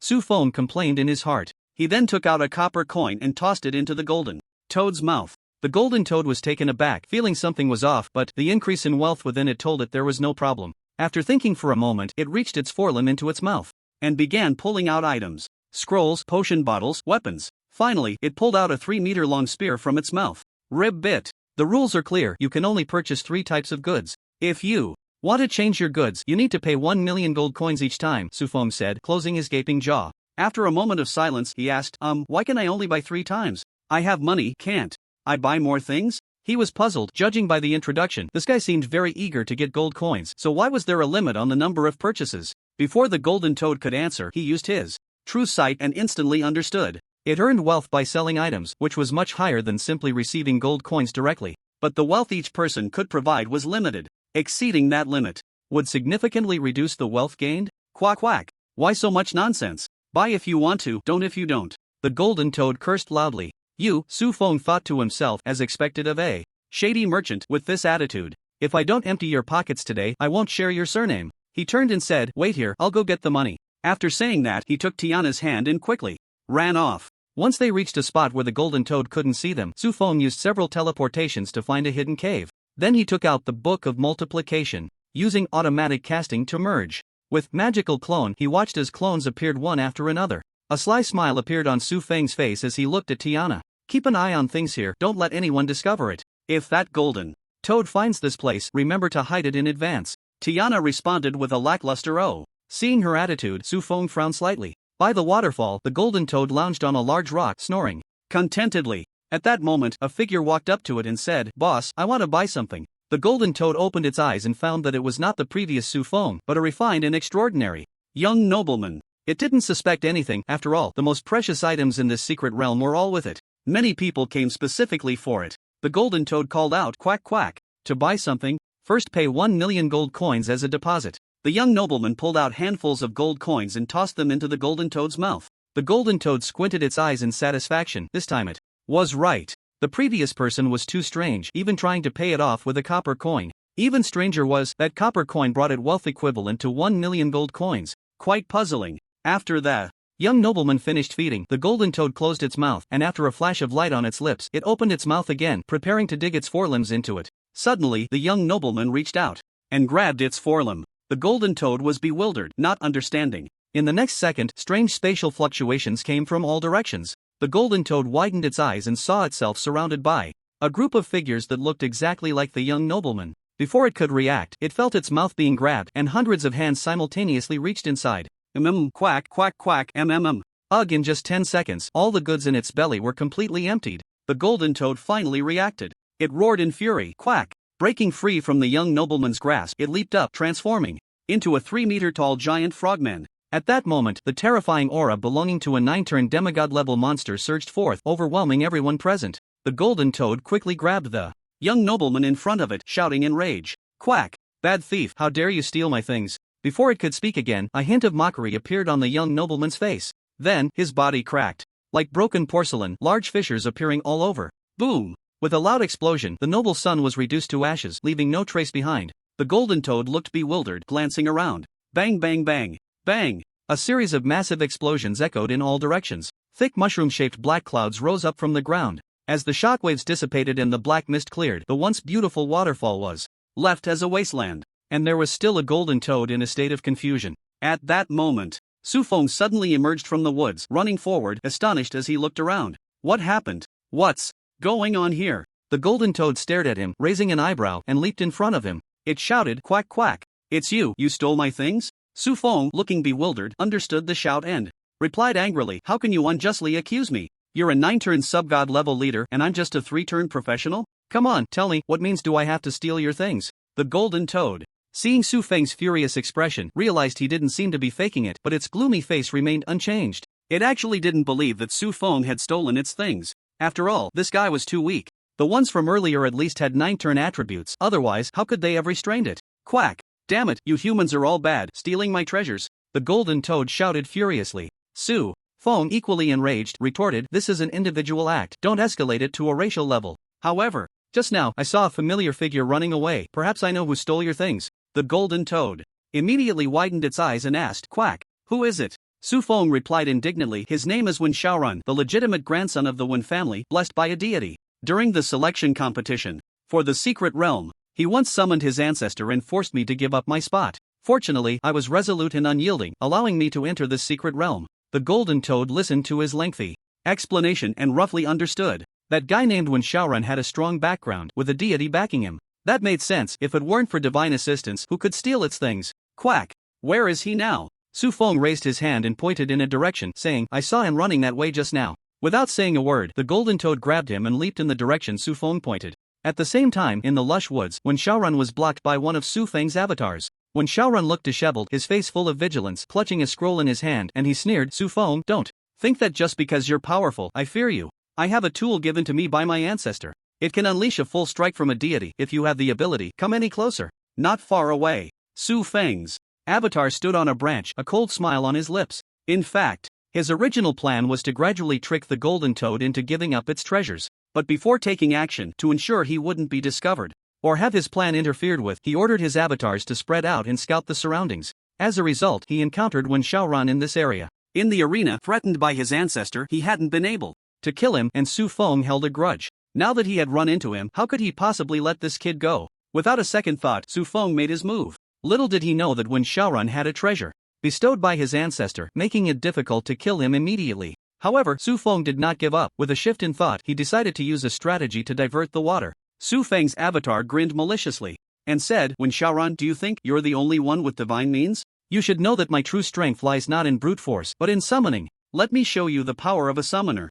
9-turn demigod frogman summoning technique, he said, forming a seal with his hands, and in a flash, he vanished. When Xiaoran was taken aback, looking around, finding no sign of movement, his tense nerves relaxed slightly. The next moment, a massive shadow descended from the sky. Bang! The giant shadow landed, and when Xiaoran heard Su Feng's voice once more, there he is, that's Wen Xiaoran. Quack quack! A huge frogman figure burst out from the dust. The frogman, filled with rage, charged straight at Wen Xiaoran. Seeing this, Wen Xiaoran had no time to think and tore the scroll apart. A dazzling slash erupted from the scroll, roaring forth, aimed at the golden toad. The golden toad's expression changed, its body shimmering, and a massive golden ingot formed above its head. Clang! The slash struck the golden toad, but it didn't inflict much damage. However, the golden ingot above its head rapidly shrank, from the size of a human head to that of a fist in an instant. Quack quack! As expected, it's a divine technique, you despicable thief. The golden toad was furious but dared not act recklessly. Meanwhile, when Xiaoran, seeing that his ancestor's full force strike had failed to kill the monster before him, broke out in a cold sweat. He took out another scroll, terrified, and said, don't come any closer. He still had 2 more scrolls like this. If he used them all, he would be finished. Su Feng sensed that the two were about to reach a stalemate and felt something was off. If they calmed down and started talking, it would be bad. He instantly teleported to the side of the golden toad and said to it, Golden toad, though I am human, I am ashamed to be of the same kind as such a petty thief. I have decided to help you. The golden toad looked down, astonished, and asked, how will you help me? Do you also have divine techniques? Su Feng shook his head, but he took out a copper coin and said, here, initiate a trade with me, you set the amount. The golden toad was stunned by Su Feng's words, initiating the trade and letting it set the price.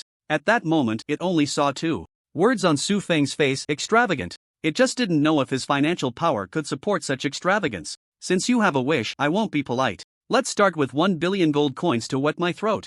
The golden toad opened its mouth and said, ding! Do you want to consume 1,000,000 gold coins, crossed out 1 copper coin to nourish the illusion of the god of wealth? Su Feng grinned and immediately pulled a copper coin from his pocket, tossing it into the golden toad's mouth. The golden toad was puzzled by this, a single copper coin, but what puzzled it even more was that as the copper coin fell into its belly, the golden ingot that had shrunk to the size of a fist immediately regained 3 to 4 times its size. Is that enough? If not, let's go again. Su Feng continued. The golden toad swallowed hard, its eyes suddenly shining. It thought that perhaps with Su Feng's help, it could amass wealth and be reborn. But when it looked again, it saw that the thief named Wen Xiaoran was trying to escape. The golden toad glared angrily and shouted, thief, don't run. After saying that, it leaped into the air, summoning the golden ingot above its head, and a beam of golden light shot out from the ingot. Everything it passed turned to gold. When Xiaoran, fleeing in a panic, felt a crisis approaching from behind, he turned around and tore open another scroll. The slash collided with the golden light, further weakening the golden ingot above the toad's head by 50%. After landing, the golden toad felt heartbroken and was about to turn back to find Su Feng to replenish its losses. But it heard Su Feng urging, Golden toad, that guy is trying to escape, hurry and chase him. The golden toad hesitated, just about to speak. Su Feng, as if reading its mind, immediately said, that divine technique of his can't last forever, he has no trump card now, just a 4-turn mortal. You can easily handle him. Once you kill him, I'll cover all the costs. Hearing this, the golden toad no longer hesitated. It stored the ingot within its body and leaped high, its massive frog paw slamming down fiercely onto Wen Xiaoran's back. As the wild wind howled, Wen Xiaoran ducked and rolled to evade the blow. Once the golden toad flew over his head, Wen Xiaoran raised his head to look at it, his eyes wide with anger. Monster! Why must you force me like this? Since you want to harm me, then let's all perish together. With that, he took out the last scroll given to him by his ancestor. This one was different from the previous 2. The first 2 scrolls were merely the god's full power strikes, while this one was a divine skill. Once used, within a radius of 1,000 meters, not a blade of grass would survive, its power immense. Unless absolutely necessary, Wen Xiaoran would never use it. But now, he had no choice. When Xiaoran roared, tearing the scroll apart, a brilliant light suddenly burst forth from the scroll, instantly covering a 1,000-meter radius. As the light enveloped the grass, trees, flowers, and stones, they turned to ashes and vanished in an instant. Seeing the oncoming light, the golden toad was taken aback, catching a glimpse of Wen Xiaoran's delighted face, and its head grew hot. It opened its mouth and spat out the golden ingot, which shot out like a beam of light, hitting Wen Xiaoran, while it itself was also covered by the light. 10 minutes later, Su Feng teleported back to the battlefield, looking around. The ground had been dug away by more than 10 meters. When Xiaorun had long since disappeared, with his abilities he probably wouldn't have died so easily and must have exited the heavenly treasure secret realm at the most critical moment. As for the golden toad, it could no longer maintain its frogman form and had reverted to the size of a palm-sized toad. Su Feng searched around and finally found it in a mud pit. He picked up a stick and approached, poking it a couple of times. The golden toad jumped up and flipped over. Quack quack, money, give me money, gold coins, I need a lot of gold coins. Ding. Do you want to spend 1 million gold coins? Crossed out, 1 copper coin to support the illusion of the god of wealth? Su Feng observed it for a moment. Confirming that its weak state was not an act, he stood up, intending to leave. Seeing this, the golden toad froze for a moment, then quickly hopped in front of Su Feng. Quack quack. Where are you going? Give me money. Su Feng asked in confusion. What money? Why should I give you money for no reason? The golden toad panicked and shouted, quack quack. Didn't you say earlier that all expenses would be covered by you? Su Feng stroked his chin, fell silent for a while, and then showed a look of sudden realization. He chuckled. I remember now, there was such a saying. The golden ingot you used earlier seemed to be worth only 7 or 8 gold coins. How about this? I'll give you 10. As he spoke, Su Feng tossed out 10 gold coins, which landed in the mud. The golden toad pounced, swallowing the 10 muddy gold coins. It was ecstatic. The copper coin Su Feng had taken out earlier had already significantly increased its wealth. Now that it was gold coins, how could it be any better?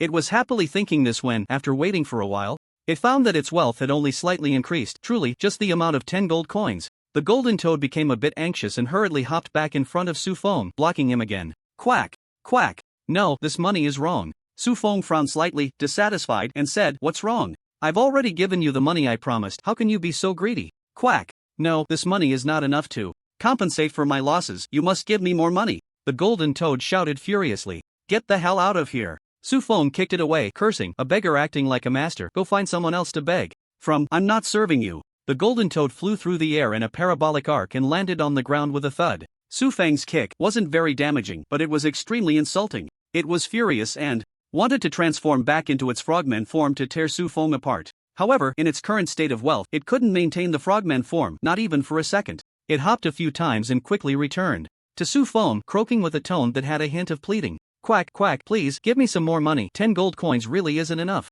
Su Feng crossed his arms and looked at it coldly. After a long while, he sighed and said, Fine, I am kind-hearted after all. How about this, you bring out the goods, and I'll take them all. The golden toad's face lit up at the first half of his words, but by the second half, it froze completely. Quack quack quack. I have no goods left, they were all taken by that bad thief just now. Su Feng raised an eyebrow and coldly questioned, What? No goods, and you still have the nerve to ask me for money? You can't be thinking of getting something for nothing, can you? Golden Toad, you are a merchant and should respect the rules of trade more. How can you be so shameless? At this moment, Su Feng stood at the moral high ground, pointing at the golden toad, yet it had nothing to say in response. Not long after, quack, quack, I have goods, I still have goods. The golden toad suddenly spoke up. Su Feng's heart sank, and he secretly thought, this guy really has some hidden stash. Luckily, it didn't empty out, or this trip would have been for nothing. If you have goods, then hurry up and bring them out, Su Feng said, spreading his hands. The golden toad hesitated. Quack. I have goods, but I need to go get them. My current strength isn't enough to retrieve them.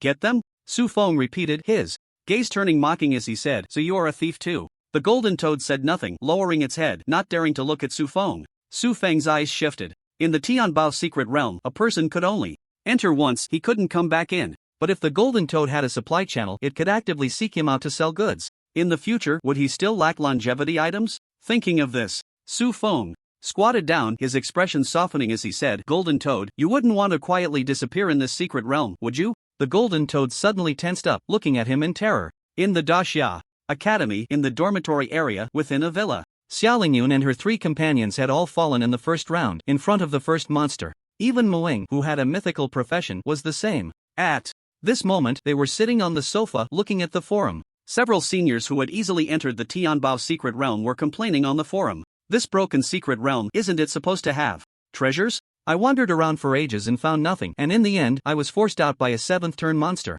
You're better off than me. I worked hard and used all my means to pass a test, and the result? The treasure chest was empty. Whoa, who understands? I not only got nothing, but I also lost an epic level piece of equipment in there. Looking at the complaints on the forum, Xiaolingyun expressed her concern. Wasn't it said that the Tianbao secret realm is full of treasures? Why does everyone look like they've suffered a huge loss? Could it be that all the treasures have already been picked up by those before us? Su Feng wouldn't have also suffered losses in there and is too embarrassed to come out, would he? Muing sighed.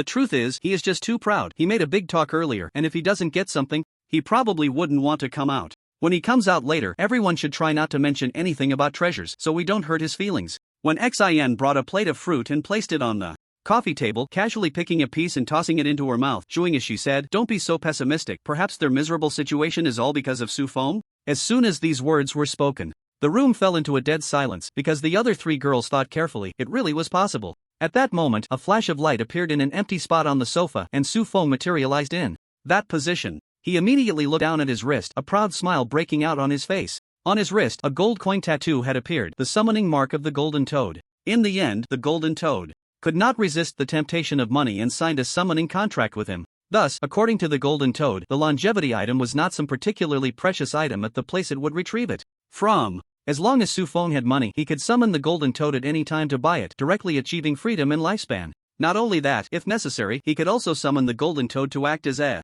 bodyguard. It was a monster of the 9 turns demigod level, capable of withstanding divine attacks, and its strength was not weak. This trip to the Heavenly Treasure Secret Realm was indeed the greatest harvest. Thinking of this, Su Feng couldn't help but burst into wild laughter. Kak. Halfway through his laughter, Su Feng noticed the 4 girls staring at him intently. He restrained himself a bit, cleared his throat, and said, "You're all here." Luo Xiaoyu was sitting next to him, leaning in to ask something, but was pulled back by Muing, who shook her head at her. When Xin inserted a piece of fruit and held it to his mouth, concerned, "Are you hungry? Did you get hurt anywhere?" Xiaolingyun also leaned over, holding his hand, speaking softly. "Welcome back." This was exactly the home Su Feng had longed for. After working hard outside, coming back to have someone who genuinely cared about him, to be able to relax and relieve his fatigue. Late at night, the 5 of them gathered in the living room. "Don't mess around, I want to go back to sleep." When Xin yawned, wanting to return to her bedroom but was pulled back by Su Feng. Su Feng chuckled, "What's the rush? I brought you gifts, don't you want them?"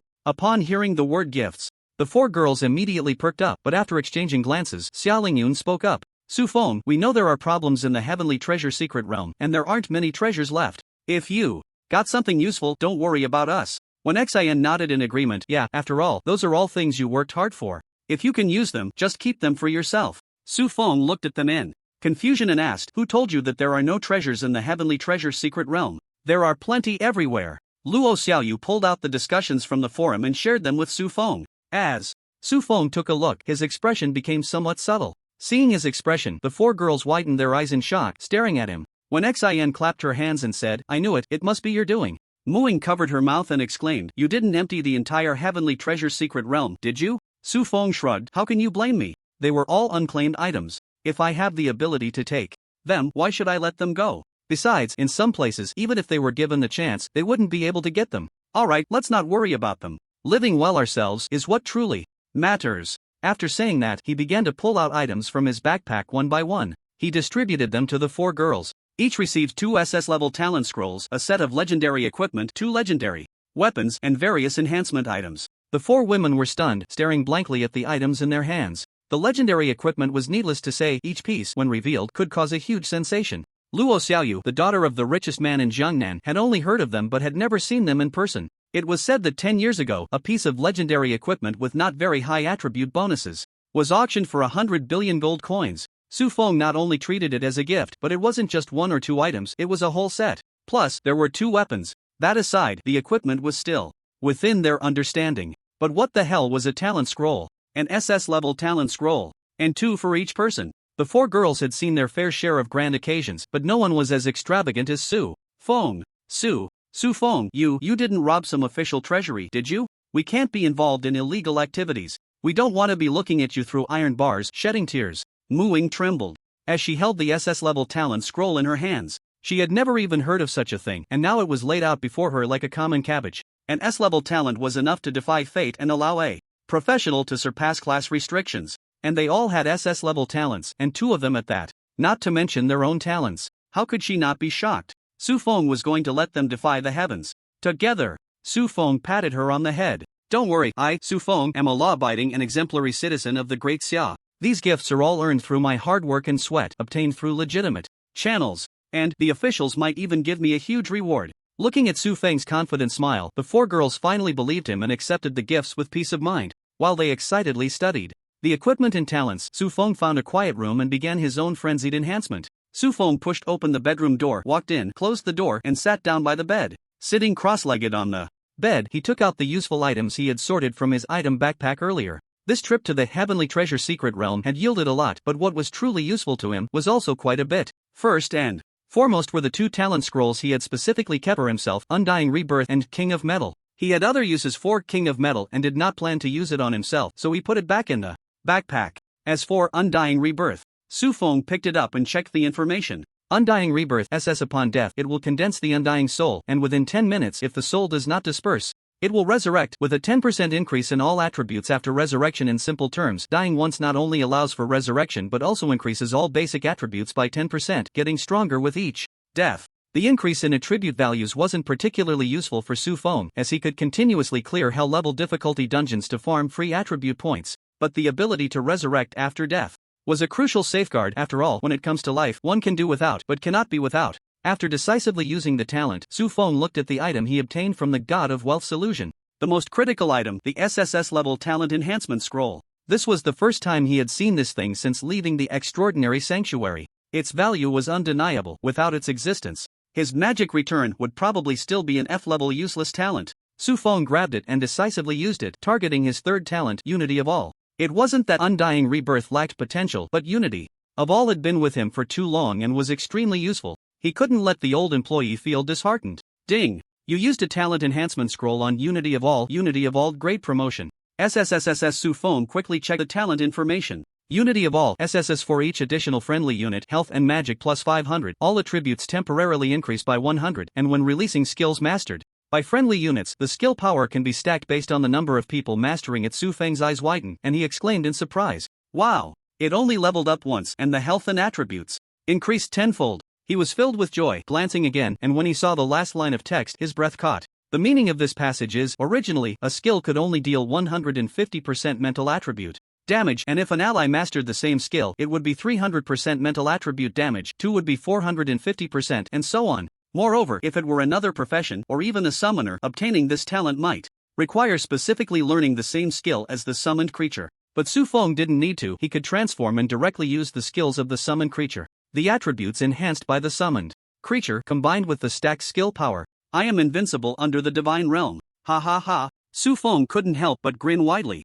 After laughing for a few minutes, Su Feng finally composed himself and continued to look at other things. A scroll for upgrading equipment quality. Below divine artifacts, it could enhance the quality of equipment but would reset the enhancement value to 0. Su Feng picked it up and without a word took out the Book of Multiplication. In this selection event, the Book of Multiplication truly shone. If it weren't for it, Su Feng would have had a hard time quickly summoning Thunder Spirit to stack his attributes while facing that shameless group of Divine Academy students. Rewards for merit. Su Feng directly used it, breaking its quality from epic to legendary. Looking at the attributes again. Equipment, Book of Multiplication rank, legendary attribute bonus, mental plus 100,000, magic recovery plus 100% skill, multiplication, casts 10 skills with 1 spell, equipment requirement, mental attribute, greater than 100,000. It looked unchanged. The attribute bonus had decreased, but the equipment limit had increased. As long as he stockpiled some equipment enhancement scrolls and strengthened it to 99.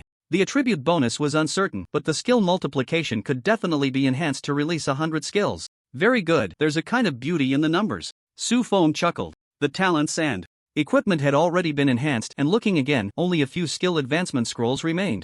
Unlike the skill advancement scrolls that erupted in the abyss, the skill advancement scrolls obtained from the Golden Toad were all designated ranks, with a 100% advancement rate. 1 5-turn skill advancement scroll, 3 4 turns, and 5 3 turns. Su Feng glanced at his skill bar. He had quite a few 4-turn skills: Summon Thunder Spirit, Summon Holy Light Spirit, Automatic Casting, and so on. These all had significant effects. He had no doubt that promoting them to 5 turns would yield even stronger results. But there was one problem. He currently had no way to obtain a large number of 5-turn experience books. High-level skill experience books were already rare. Just the 5-turn experience books stored in a few trading posts in the capital and the internal trading post of the Great Xia Academy would probably make it difficult to reach LV50. Once he promoted his 4-turn skills to 5 turns, he would truly have to rely on his own efforts and sweat to continuously grind for skill experience. This wouldn't do. Su Feng also planned to take on the breakthrough task in the next couple of days to break through his level. If a crucial skill were weakened, that would be troublesome. After thinking it over, Su Feng's gaze turned to the Summon Anti-Magic Stone Tablet. In the Magic Palace, this skill was quite powerful, and to be honest, Aside from countering mages, it didn't seem to have much other use. Promoting it to 5 turns might yield unexpected results? Su Feng thought this and used the scroll to promote Summon Anti-Magic Stone Tablet. The skill bar blurred for a second, and the next moment, a new skill, Summon Anti-Magic Stone Statue, appeared.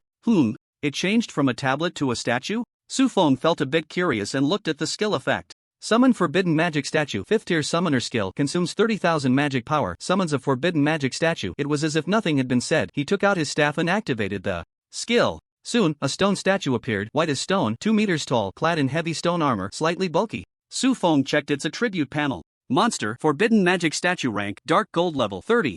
Health 10000000 magic 200000/20000000 strength 10000 constitution 500 agility 10000 spirit 50 skills silence magic armor. The attributes are decent, but it doesn't deal much damage, huh? Su Feng pondered, glancing at the skill effects. Magic armor grants a layer of 200% constitution value as magical resistance armor. Silence prevents the designated target from casting any skills for 10 seconds. Seeing this, Su Feng's eyes lit up. This was far more impressive than the Forbidden Magic Stone Tablet, which only targeted mages. But this silence affected all professions, although it had the greatest restriction on mages and priests, which profession could claim it had no impact from not being able to use skills. Moreover, this was just a LV1 Forbidden Magic Statue. Su Feng couldn't imagine how strong it would become when leveled up to LV99. After dismissing the statue, Su Feng looked at the remaining skill advancement scrolls and quickly made a plan. 3 4th-tier advancement scrolls were used on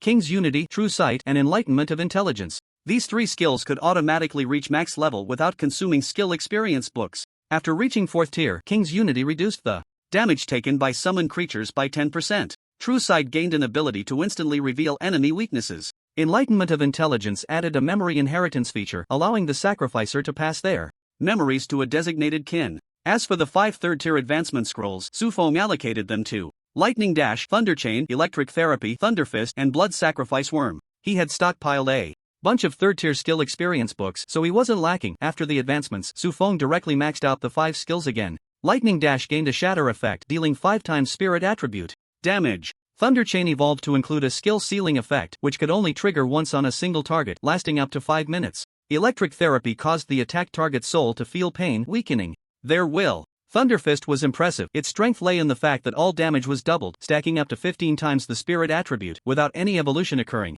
Damn! Blood Sacrifice Worm gained an infection spread effect, meaning enemy units attacked by the worm could also be blood sacrificed, but they could not spawn worms or enjoy the attack speed benefits from the worms, while the number of spawned worms increased tenfold, up to 99,999 at once. Thus, Su Feng had consumed all useful items for himself. He let out a long breath, wiped his forehead, and sighed. Getting stronger is really exhausting. I'm sweating. At that moment, there was a sudden knock at the door. Su Feng called out, "Come in." Xiao Lingyun opened the door and peeked in, saying, "Sister Gu is here." Su Feng's eyes brightened, and he immediately jumped off the bed, saying, "Just in time." His enhancement was far from over. What he had done so far was just the beginning. The real improvement would have to wait for Guyu to arrive before he could proceed.